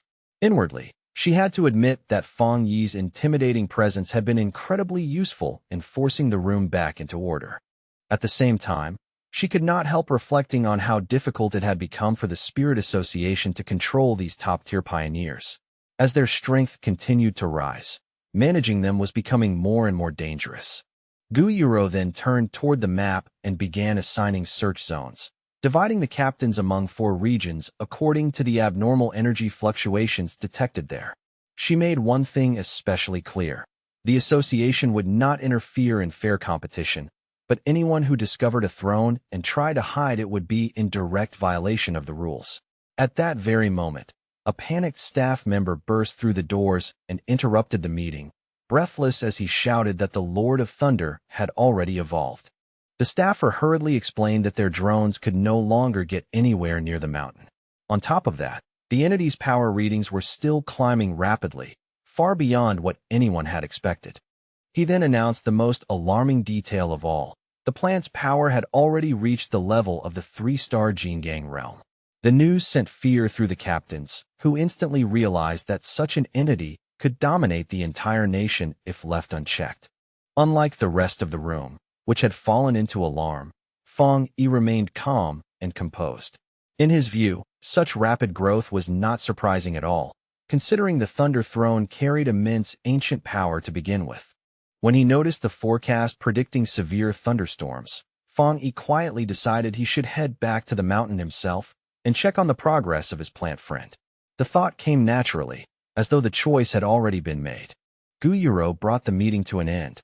As the captains rose from their seats with determination in their eyes, she wished them luck in securing thrones of their own in the dangerous days ahead. After the meeting, just as Fong Yi was about to leave, Guyuro called out to stop him. She told him that headquarters had sent a message asking him to remain in Chuanchi City for the time being. Fong Yi paused and turned back. Guyuro explained that headquarters feared rogue pioneers might attempt to attack the Thunder Throne, and she added that although the Dark Intelligence incident seemed to have ended on the surface, they were not willing to lower their guard. Hearing that, Fong Yi narrowed his eyes slightly and asked whether the association suspected that the shadow monster had actually survived. Adjusting her glasses, Guyuro confirmed that his suspicion matched their own concerns. She explained that both the throne and that shadow creature were products of the world's rapidly accelerating spiritual recovery. While the association could continue monitoring the ancient power surrounding the throne, what truly worried them was the possibility that fragments of the Dark Intelligence were still hiding somewhere out there. Since Fong Yi had only weakened and trapped it in Chuanchi, it could still become a catastrophic threat if it recovered. Glancing down at his phone, Fong Yi swiped past his aunt's contact for a moment before locking the screen again. He silently decided that his planned visit to see family would have to be postponed for now. He agreed with Guyuro's caution, admitting that it was better to prepare for the worst than be caught off guard. He said he had been thinking along the same lines already and confirmed that he would not leave the city yet. Later, Fong Yi returned to the restricted mountain zone and calmly walked straight into the forbidden territory. Violent purple lightning crashed all around him in wild streaks, yet he remained completely unfazed, as if the storm itself posed no threat at all. Feeling the fierce power rolling through the area, he smiled instead of retreating, taking the raging storm almost as a form of welcome. He even decided on the spot to use that thunder energy to further upgrade his cultivation skills. As he approached the glowing thunder throne through the storm-lit mountain, a voice suddenly spoke out. It remarked, with a hint of amazement, that Fong Yi's cultivation speed had already surpassed even its own. The sentient gourd vine, now deeply intertwined with the throne itself, gently thanked Fong Yi for everything he had done. Its voice carried a sincerity that made the gratitude feel unexpectedly warm in the storm-filled air. Caught slightly off guard, Fong Yi wondered what exactly he had done to deserve thanks. But as he looked at the Lord of Thunder more closely, he quickly realized that it had already developed intelligence strikingly close to that of a human, something that was only natural for a being standing at the peak of cultivation. The vine explained that the throne's own awareness had told it what happened at the meeting and how Fong Yi had protected them from greedy hands. Wanting to repay that kindness, it offered him spiritual energy without hesitation, while honestly admitting that it had been worried he might never return. The moment those words were spoken, the sentient red spirit flower eagerly popped out from Fong Yi's clothes. It swayed excitedly in front of him, clearly wanting its own share of the rich spiritual energy being offered. Golden fire flickered softly in Fong Yi's hand as he smiled at the sight. In an easy tone, he admitted that he had already planned to include the little spirit plant in this round of training from the very beginning.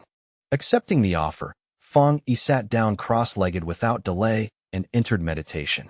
Beside him, the red spirit flowers settled in place as well, happily bathing in the throne's dense aura like a child soaking in sunlight. In response, the gourd vine began channeling its power in earnest.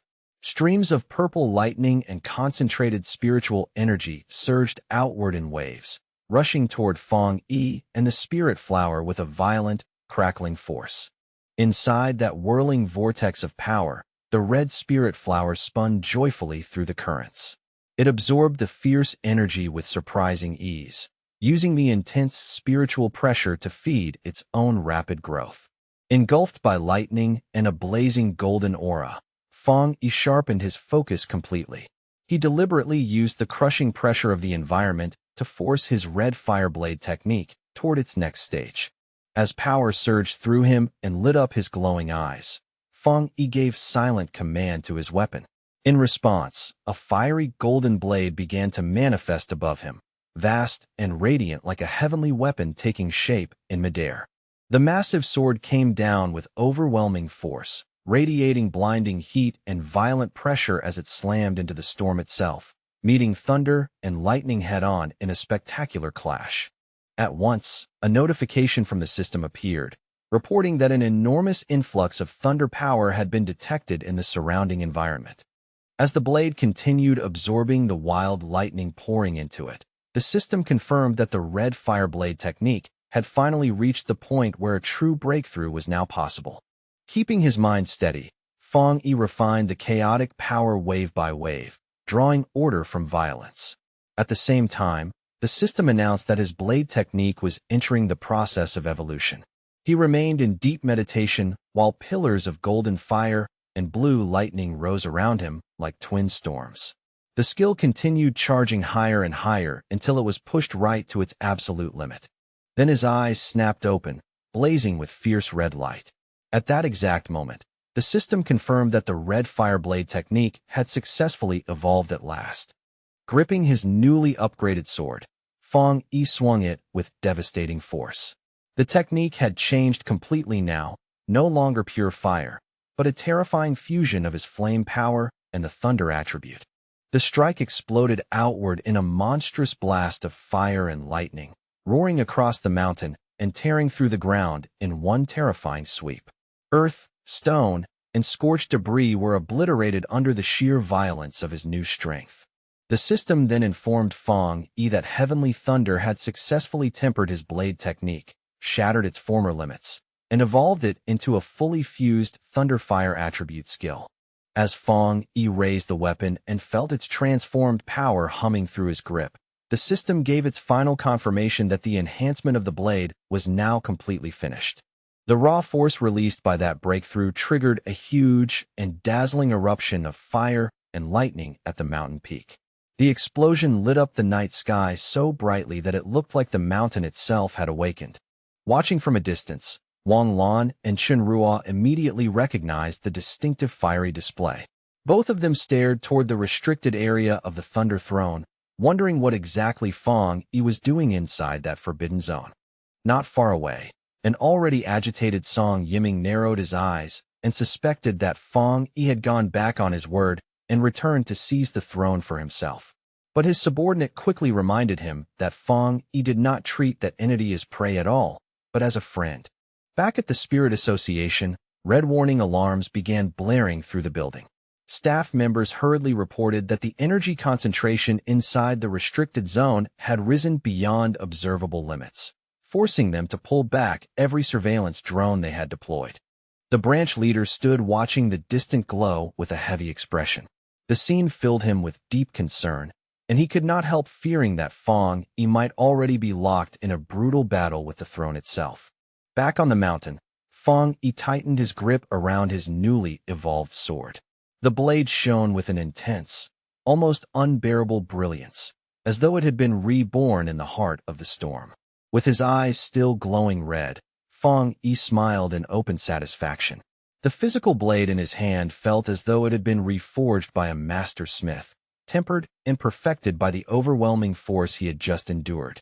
The dense spiritual energy filling the area did not benefit Fong Yi alone. It also pushed his sentient red spirit flower into a fresh stage of evolution, increasing its intelligence while further strengthening its already unusual attributes. Delighted by the surge of power running through it, the now much larger flower playfully wound itself around the glowing structure of the throne. Amid the drifting flames and crackling light, it moved with pure, childlike excitement. The flower eagerly conveyed its delight to Fong Yi, who, after sensing its joy, decided that the time had come for them to move quickly and begin searching for the next throne. Just then, the sentient gourd vine floated down and hovered above him, clearly trying to catch his attention before he left. The vine spoke warmly to Fong Yi, sincerely congratulating its friend on achieving such a powerful breakthrough in such a short time. It then told him about a premonition it had received during cultivation. Very soon, another throne would descend, and the aura of that new entity shared a deep connection with his spirit flower, one that felt opposing in nature yet strangely complementary at the same time.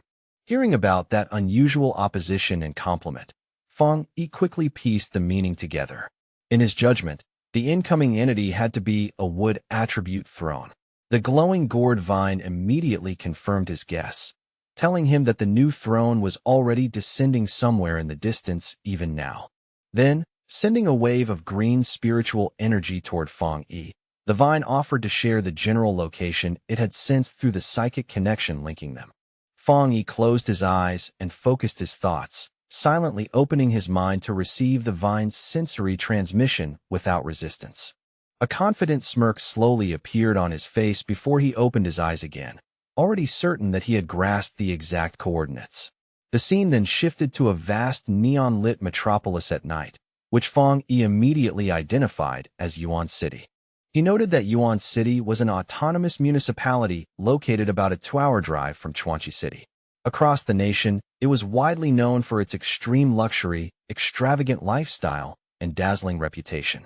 But beneath that glamorous surface, another side of the city existed, one far uglier and far more dangerous. Hidden under all the glitter was a chaotic and brutal underworld. The city was infamous for the ruthlessness of its locals, and for years it had carried the notorious distinction of having the highest crime rate in the nation. When Fong Yi arrived in the downtown district, he walked calmly through the crowded streets under dim neon light. The city pulsed around him with noise, shadow, and restless energy. As he moved forward, Fong Yi recalled the intelligence reports from the Spirit Association. Their attempts to establish a local branch here had been repeatedly stalled, largely because the city remained under the firm control of deeply rooted local gangs. Looking around at the rough-looking pioneers loitering beneath the flashing signs, Fong Yi reflected that none of the awakened people in this city had any interest in joining official authority. Because of that, Yuan City remained a lawless territory, with no proper Spirit Association branch and no assigned captain to maintain order. Then, without warning, Fong Yi noticed a sharp change in the atmosphere around him. The shift was subtle but unmistakable, like something powerful had just stirred in the dark. His sentient red spirit flower immediately emerged from his coat and urgently tugged at his sleeve, trying to direct his attention. Fong Yi quickly confirmed its reaction, noting that both of them could clearly sense the new energy source rising from the west. To the west, at the foot of a dark and looming mountain, stood a massive private mansion blazing with extravagant lights, its scale and luxury impossible to miss even from a distance. Inside the walls of the estate, a lavish pool party was underway beneath the night sky. Music, laughter, and wealth spilled into the air as the local elite indulged themselves in shameless luxury.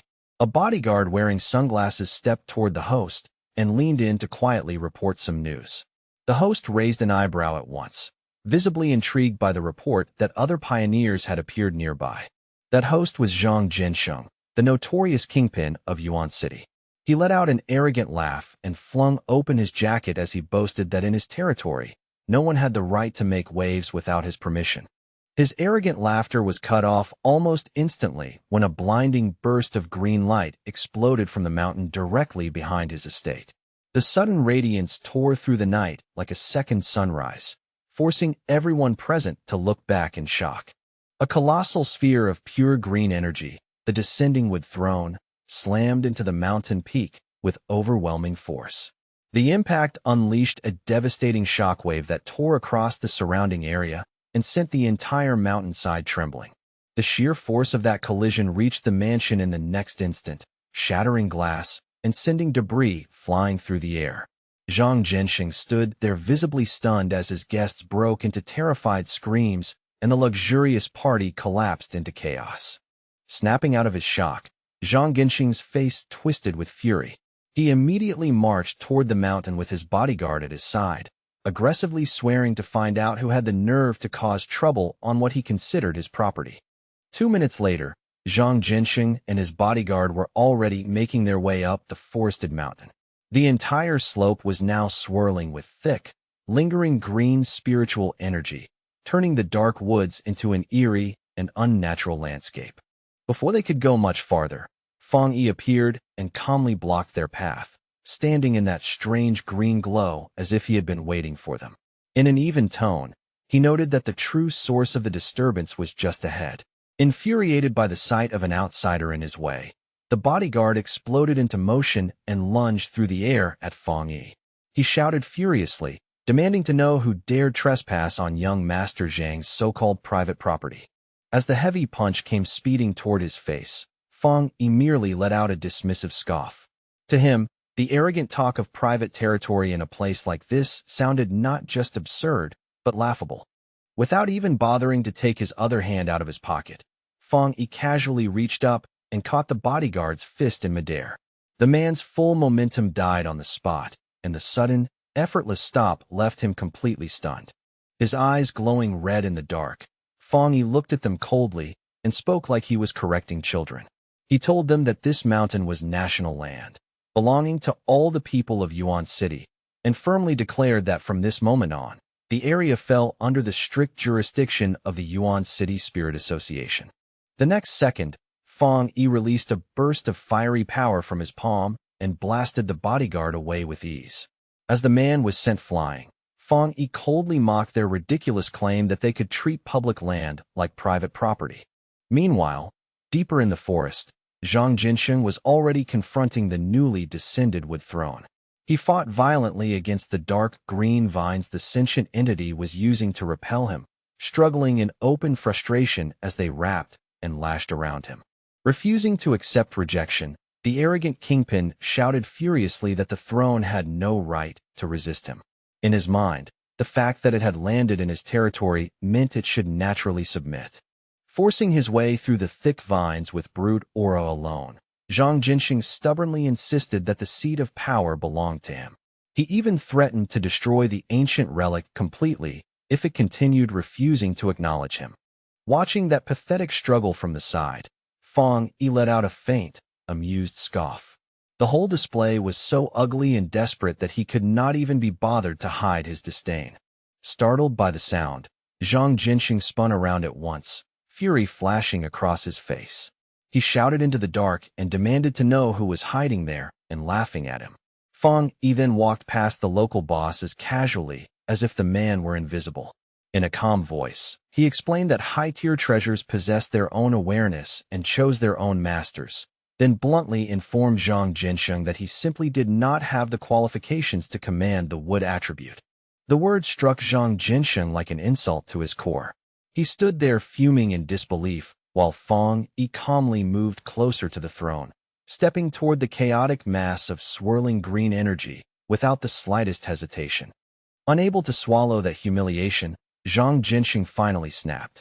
With wounded pride and murderous rage twisting his face, He lunged at Fong Yi's exposed back and screamed a threat to kill him. But in the very next instant, the kingpin came to a dead stop. His body froze so suddenly it was almost unnatural, and his eyes widened in absolute terror. Without even needing to turn around, Fong Yi summoned his massive sentient red spirit flower to silently stand in the attacker's path. Faced with that giant and imposing spirit plant, Zhang Jinxing began trembling uncontrollably, completely paralyzed by fear. Fong Yi glanced back only slightly and casually remarked that the gang boss somehow seemed even weaker than his own bodyguard. The comment was light, but the contempt in it was impossible to miss. With a faintly condescending smirk, Fong Yi dismissed the notorious kingpin of Yuan City as nothing more than a complete disappointment. For someone with such a fearsome reputation, Zhang Jinxing had turned out to be pitifully unimpressive. Leaving the terrified boss behind without another look, Fong Yi stepped forward alone and came to a stop before the colossal wood throne. Surrounded by its crackling green energy, he quietly prepared to make contact. Standing face to face with the throne's churning green power, Fong Yi watched in silence as the system delivered its notification. It announced that the ancient relic was now in the process of matching with a master. A moment later, the system confirmed the result with certainty. It recognized Fong Yi's sentient red spirit flower as the newly chosen master of the wood throne. At once, a massive surge of green energy erupted from the mountain peak. The power burst outward with such force that the entire summit seemed to glow like a living beacon. That energy quickly gathered into a towering pillar of brilliant green light that pierced straight into the night sky. It was so bright and so enormous that even distant Chuanchi City could clearly see it. At the Spirit Association headquarters, Gu Yuro and Wang Lan both saw the sudden spike in energy. Gu Yuro immediately realized that the wood throne had already chosen a new master, and her heart tightened at the thought that if some lawless pioneer from Yuan City had obtained it, the fallout could become extremely difficult to control. Anxiety rising fast, Gu Yuro wasted no time and immediately called Fong Yi, hoping to confirm what had happened before the situation spiraled any further. Fong Yi answered in a calm voice, sounding far more relaxed than the people on the other end. He noted that the pioneers in Chuanchi City must have already seen the enormous energy wave, and then told Gu Yuro that the wood throne had indeed finished choosing its master. Caught off guard by how calmly he said it, Gu Yuro asked in clear shock whether Fong Yi himself had claimed the throne. Standing before his giant sentient red spirit flower, Fong Yi explained that the new master was not a human at all, but his spirit plant. He added that he himself controlled the desolate attribute and treated the flower as his own pet, making the situation even more unbelievable. That answer left Gu Yuro completely stunned. For a moment, she could not say a single word, as the absurdity and importance of the news hit her all at once. Fong Yi then casually added one more detail, as if it hardly mattered. He told her that he had already defeated Yuan City's notorious boss, Zhang Jinxing, who was now lying unconscious at his feet. He advised the Spirit Association to move into Yuan City immediately and take advantage of the moment. As for Zhang Jinxing's gang and the mess left behind, Fong Yi said they could leave that cleanup work to the association. After ending the call, Fong Yi turned back to his spirit flower with a smile and offered his congratulations. But he also knew the flower had to remain on the mountain and continue absorbing the throne's power, which meant the two of them would have to part for now. As he watched the flower settle itself onto the wood throne, Fong Yi suddenly felt as though he were dropping a child off at school for the first time. The sentient flower then asked him, with obvious reluctance, when it would be able to return to his side. Fong Yi smiled gently and told it to focus on training hard and enjoying the power it had been given. Based on his judgment, he estimated that they would meet again once the flower successfully reached the Jingang realm. The next day, Fong Yi's cousin, Lin Yi, arrived in Chuanchi City after being transferred over by the Taisher Spirit Association. Her arrival came just as news of the recent events was still spreading through the region. Walking through the neon-lit streets, Lin Yi reflected on how the news of her cousin's spirit flower becoming the master of the wood throne had already spread throughout the pioneer community. She was even more amazed that Fong Yi had revealed his rare desolate attribute to the public so casually. as if it were no big deal at all. She thought back to a recent meeting where the Spirit Association had asked her to take over as Yuan City's new captain. Even though the officials had promised full support, the sudden promotion felt so abrupt and heavy that she could not help feeling hesitant. Letting out a long, heavy sigh, Linyi tried to calm herself and clear the clutter from her mind as she kept walking beneath the city lights. Rubbing her temples, she decided that before making any firm choice, she should first observe the situation and judge whether she was truly ready for that level of responsibility. For the moment, she pushed work aside and chose to visit her mother instead, assuming she was still living a quiet and peaceful life in Chuanchi City. Without warning, a violent tremor suddenly shook the streets beneath her feet. The jolt startled Linyi and instantly sent nearby pedestrians into panic. Chaos erupted around her as people screamed about an earthquake and rushed toward whatever they thought might be safe. But the moment Linyi sensed the wild surge of spiritual energy in the air, she realized this was no natural disaster at all, but a dangerous spiritual anomaly. At the Chuanchi Spirit Association, red alarms flashed throughout the building as staff scrambled in confusion. Guyuro and her team could not understand how an anomaly of this scale had formed without triggering any of their early warning systems. A panicked staff member rushed in with a report, saying that a massive spike of spiritual energy had erupted in the restricted mountain zone.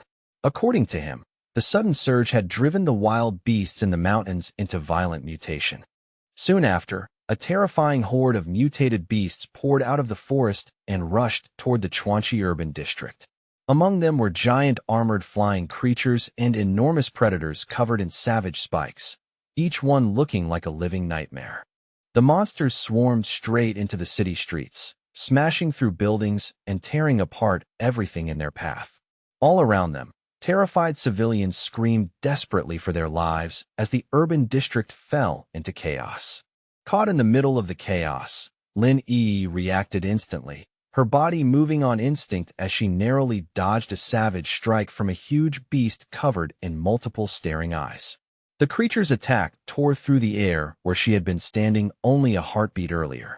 While weaving desperately between the rampaging monsters, Linyi tried calling her mother again and again, only to find the connection completely dead.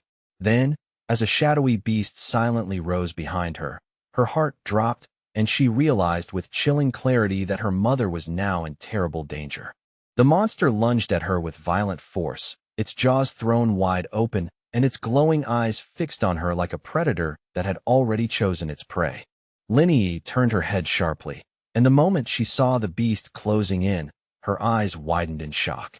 The attack was too close, too sudden, and for one brief instant it seemed impossible to avoid.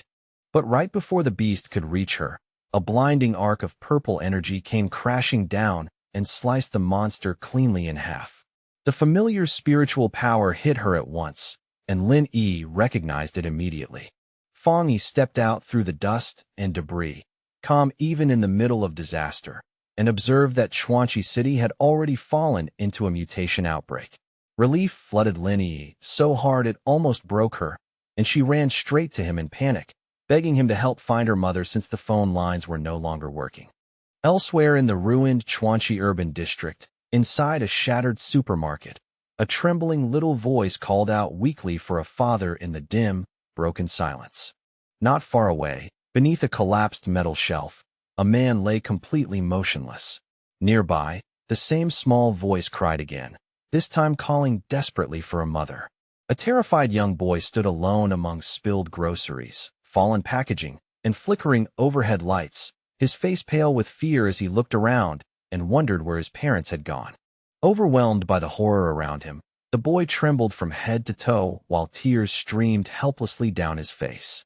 At last, unable to contain his fear any longer, he dropped to his knees and began crying loudly into the empty supermarket, his voice echoing through the wreckage. Suddenly, a woman rushed over and gently covered his mouth before the sound could carry farther.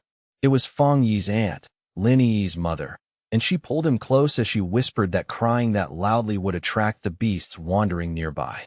The boy looked up at her with wide, tear-filled eyes, still trembling badly as he whispered that he missed his parents and did not know where they had gone. Trying to calm him down, Fong Yi's aunt forced a warm smile onto her face and reached into the scattered goods beside her. From the mess, she pulled out a bright yellow packet of a popular snack. The boy's eyes lit up at once. Kneeling beside him, she softly promised that if he stayed quiet and waited bravely for rescuers to come, he could have the snack as a reward for being strong. The boy sniffled, managed a small smile, and reached out for the treat, his attention briefly pulled away from the terror around him. But just behind Fong Yi's aunt, a frightening shadow wolf with glowing red eyes silently stepped into the aisle. The wolf let out a low growl and bared a mouth full of sharp teeth, its crimson eyes locking tightly onto the pair like it had already decided how the hunt would end. The instant the beast charged, Fong Yi's aunt sensed the danger behind her. She scooped the little boy into her arms without hesitation and sprinted down the aisle as fast as she could.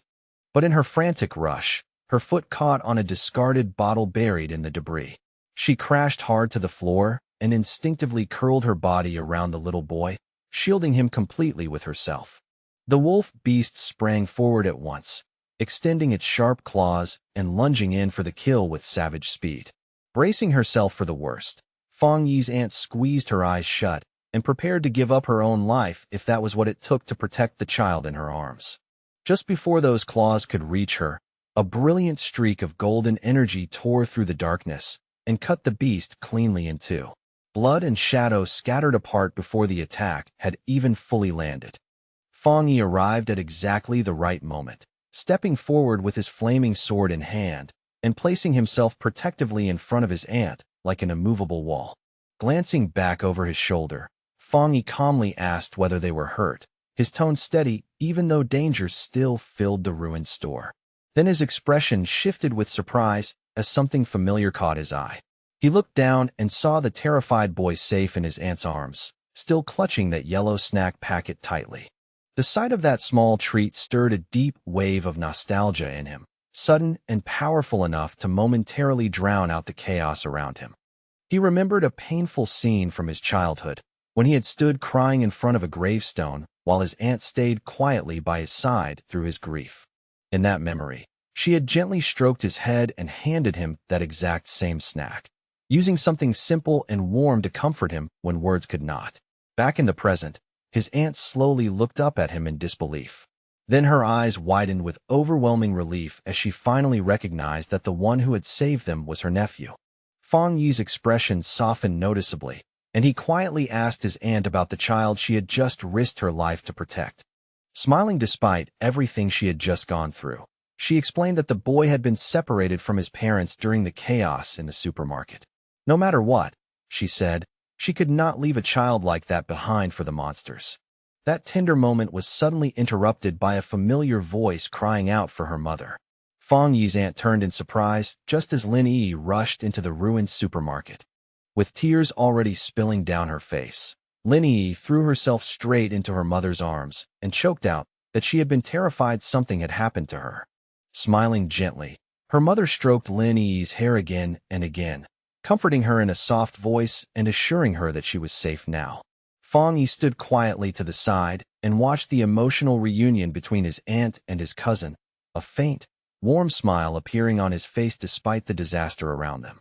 Then his attention shifted downward when he felt a small hand tug lightly at the sleeve of his clothes.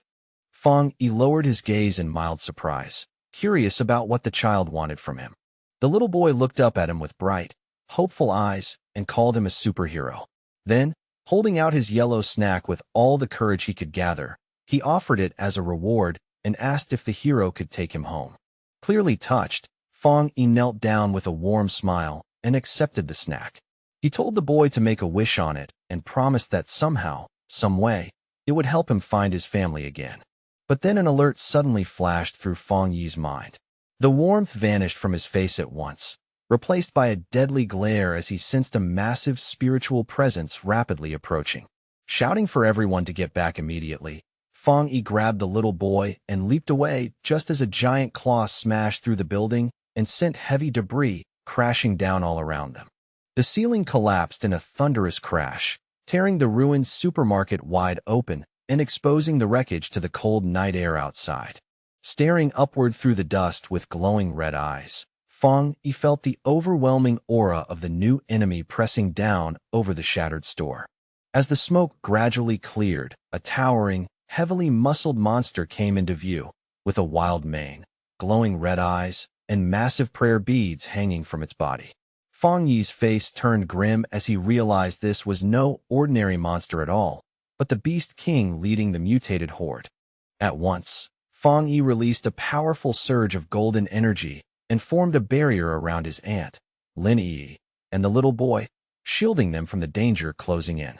Because his own spiritual energy was by far the strongest present, Fang Yi understood that he would become the anomaly's primary target.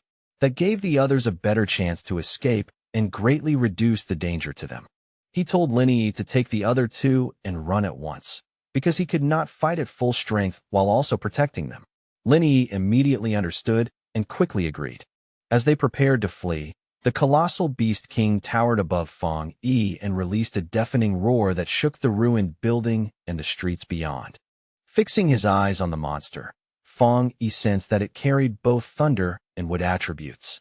The coincidence felt far too exact, since those were the same attributes as the two thrones that had only recently descended. The Beast King moved first, smashing its enormous fists down into the ground with brutal force. Fang Yi reacted instantly and leaped backward, swiftly evading the devastating blow. As Fang Yi raises his glowing golden sword and steadies his breath, he senses the Beast King's violent aura surging like a storm. In that instant, he realizes the creature has already been tainted by a dark attribute, its power twisted into something far more dangerous. Fang Yi's blazing slash tears through the air and strikes true, carving a searing wound beside the monster's blood-red eye. The burn glows fiercely against its flesh, lighting the beast's furious face with fire. Even after taking the hit, the enormous Beast King shows no fear at all. Instead, it lowers its body, gathers force through its massive frame, and prepares to launch yet another brutal attack with terrifying momentum. The monster lunges straight at Fang Yi with its jaws wide open, fangs flashing like blades. Fang Yi remains calm under the pressure, then lightly kicks off the ground and leaps backward with practiced ease. Suspended in midair, Fang Yi twists his body and swings his flaming sword down with overwhelming force. The arc of fire trails behind the blade like a burning comet, fierce and unstoppable. The strike lands with explosive power, forcing the giant beast to stumble backward under the impact. The blow finally drives a clear gap between them, giving Fang Yi a brief but crucial bit of space. At the front of the retreat, Lin Yi runs while projecting a protective green energy shield around them. Her mother stays close behind, clutching the little boy tightly as they push forward in panic and desperation. Their escape comes to a dead stop when another massive shadowy beast suddenly emerges in front of them. Its glowing blue eyes shine through the darkness, blocking their path like a living wall. Lin Yi freezes for a moment, horror washing across her face. Only then does she fully understand the nightmare in front of them. They are not facing one Beast King, but two. The second Beast King towers above them, its glowing blue eyes filled with cold menace, and its aura so heavy it is hard to breathe. Lin Yi immediately raises her green energy shield higher, planting herself in front of her mother and the terrified boy.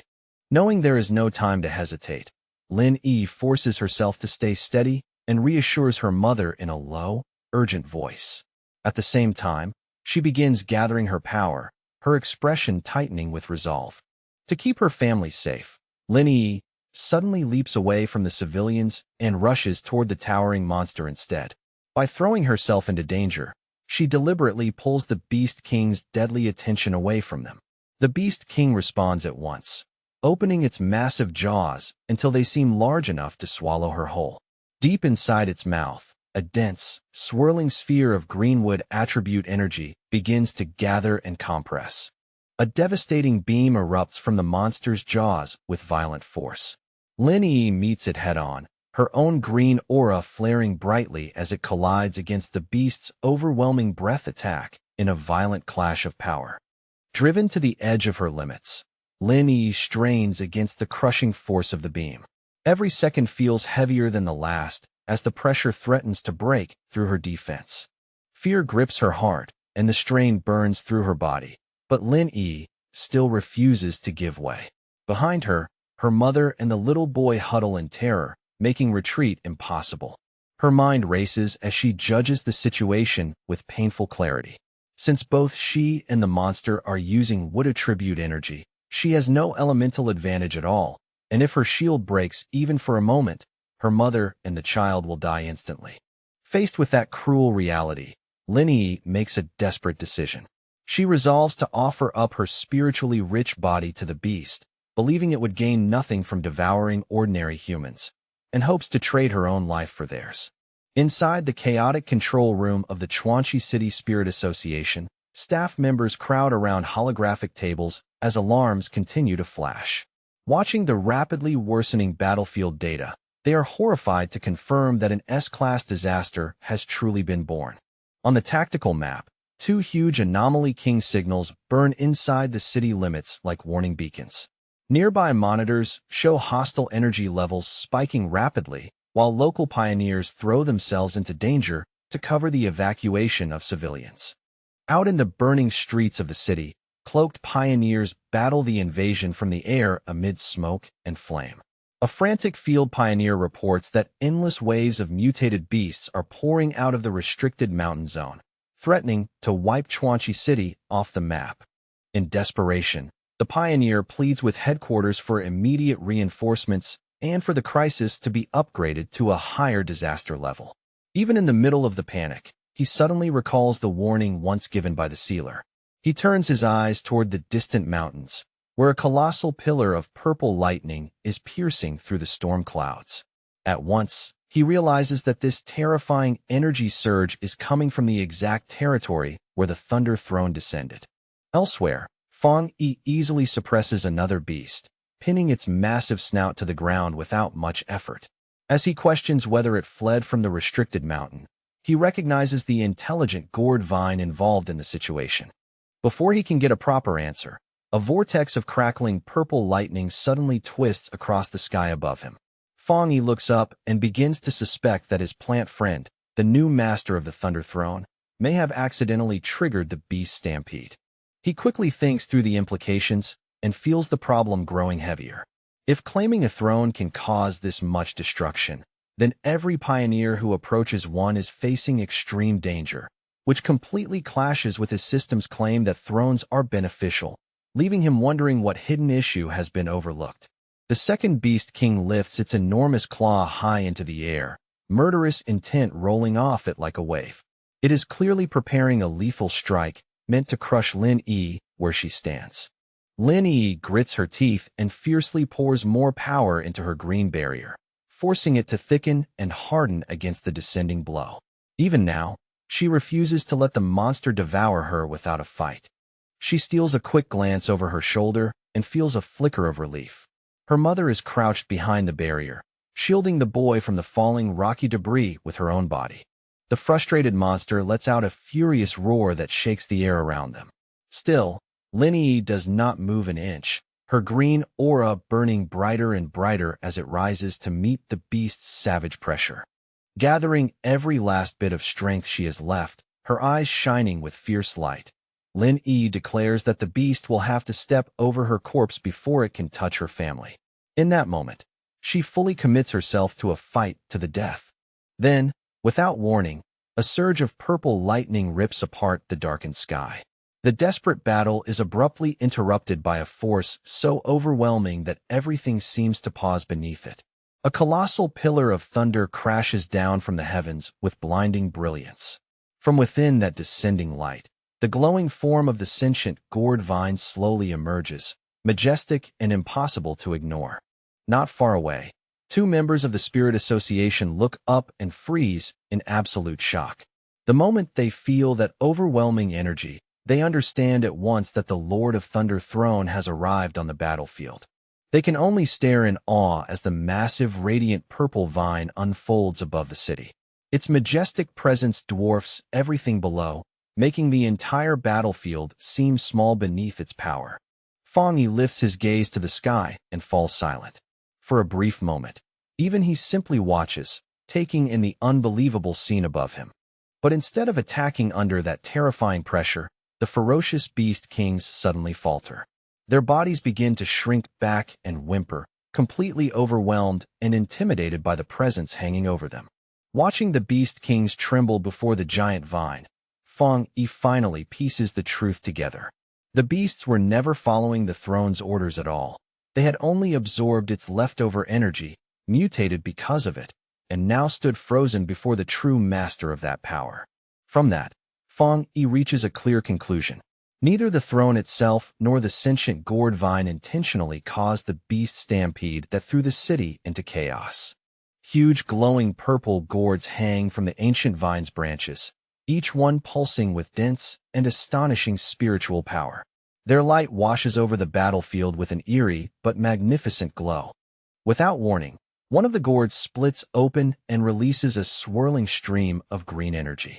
The current lashes through the air like a living ribbon and coils tightly around the raging beast kings. That mystical energy begins purifying the corrupted monsters on contact. In an unbelievable transformation, the terrifying beast kings lose their menace and turn into harmless, fluffy creatures. A softly glowing gourd lowers itself in front of Fang Yi as if approaching him with care. Through their psychic connection, the sentient gourd vine apologizes for causing such a disaster, explaining that it had only just completed its breakthrough and wanted to leave the mountain. While dangling the newly transformed, helpless little animals in front of Fang Yi, the vine gently asks for mercy on their behalf. Rather than killing them, it wants permission to take them back into the mountain and keep them as pets. Back inside the Spirit Association control room, the staff stare at the satellite feed in open disbelief. They are stunned to witness the Lord of Thunder apologizing to Fang Yi, confirming that the entire disaster was nothing more than an accident. One of the monitoring staff members breaks into a nervous sweat as he marvels at the throne's terrifying power, which allowed a mere plant to purify S-class anomalies with ridiculous ease. Standing behind him, a younger staff member can only look on with envy and mutter that he wishes he could be chosen by a throne too. At last, the officials arrive at a deeply shocking realization. Seeing an existence as powerful as the Lord of Thunder act so respectfully toward Fang Yi, they understand that the Spirit Association must completely reassess the sealer's true strength and status.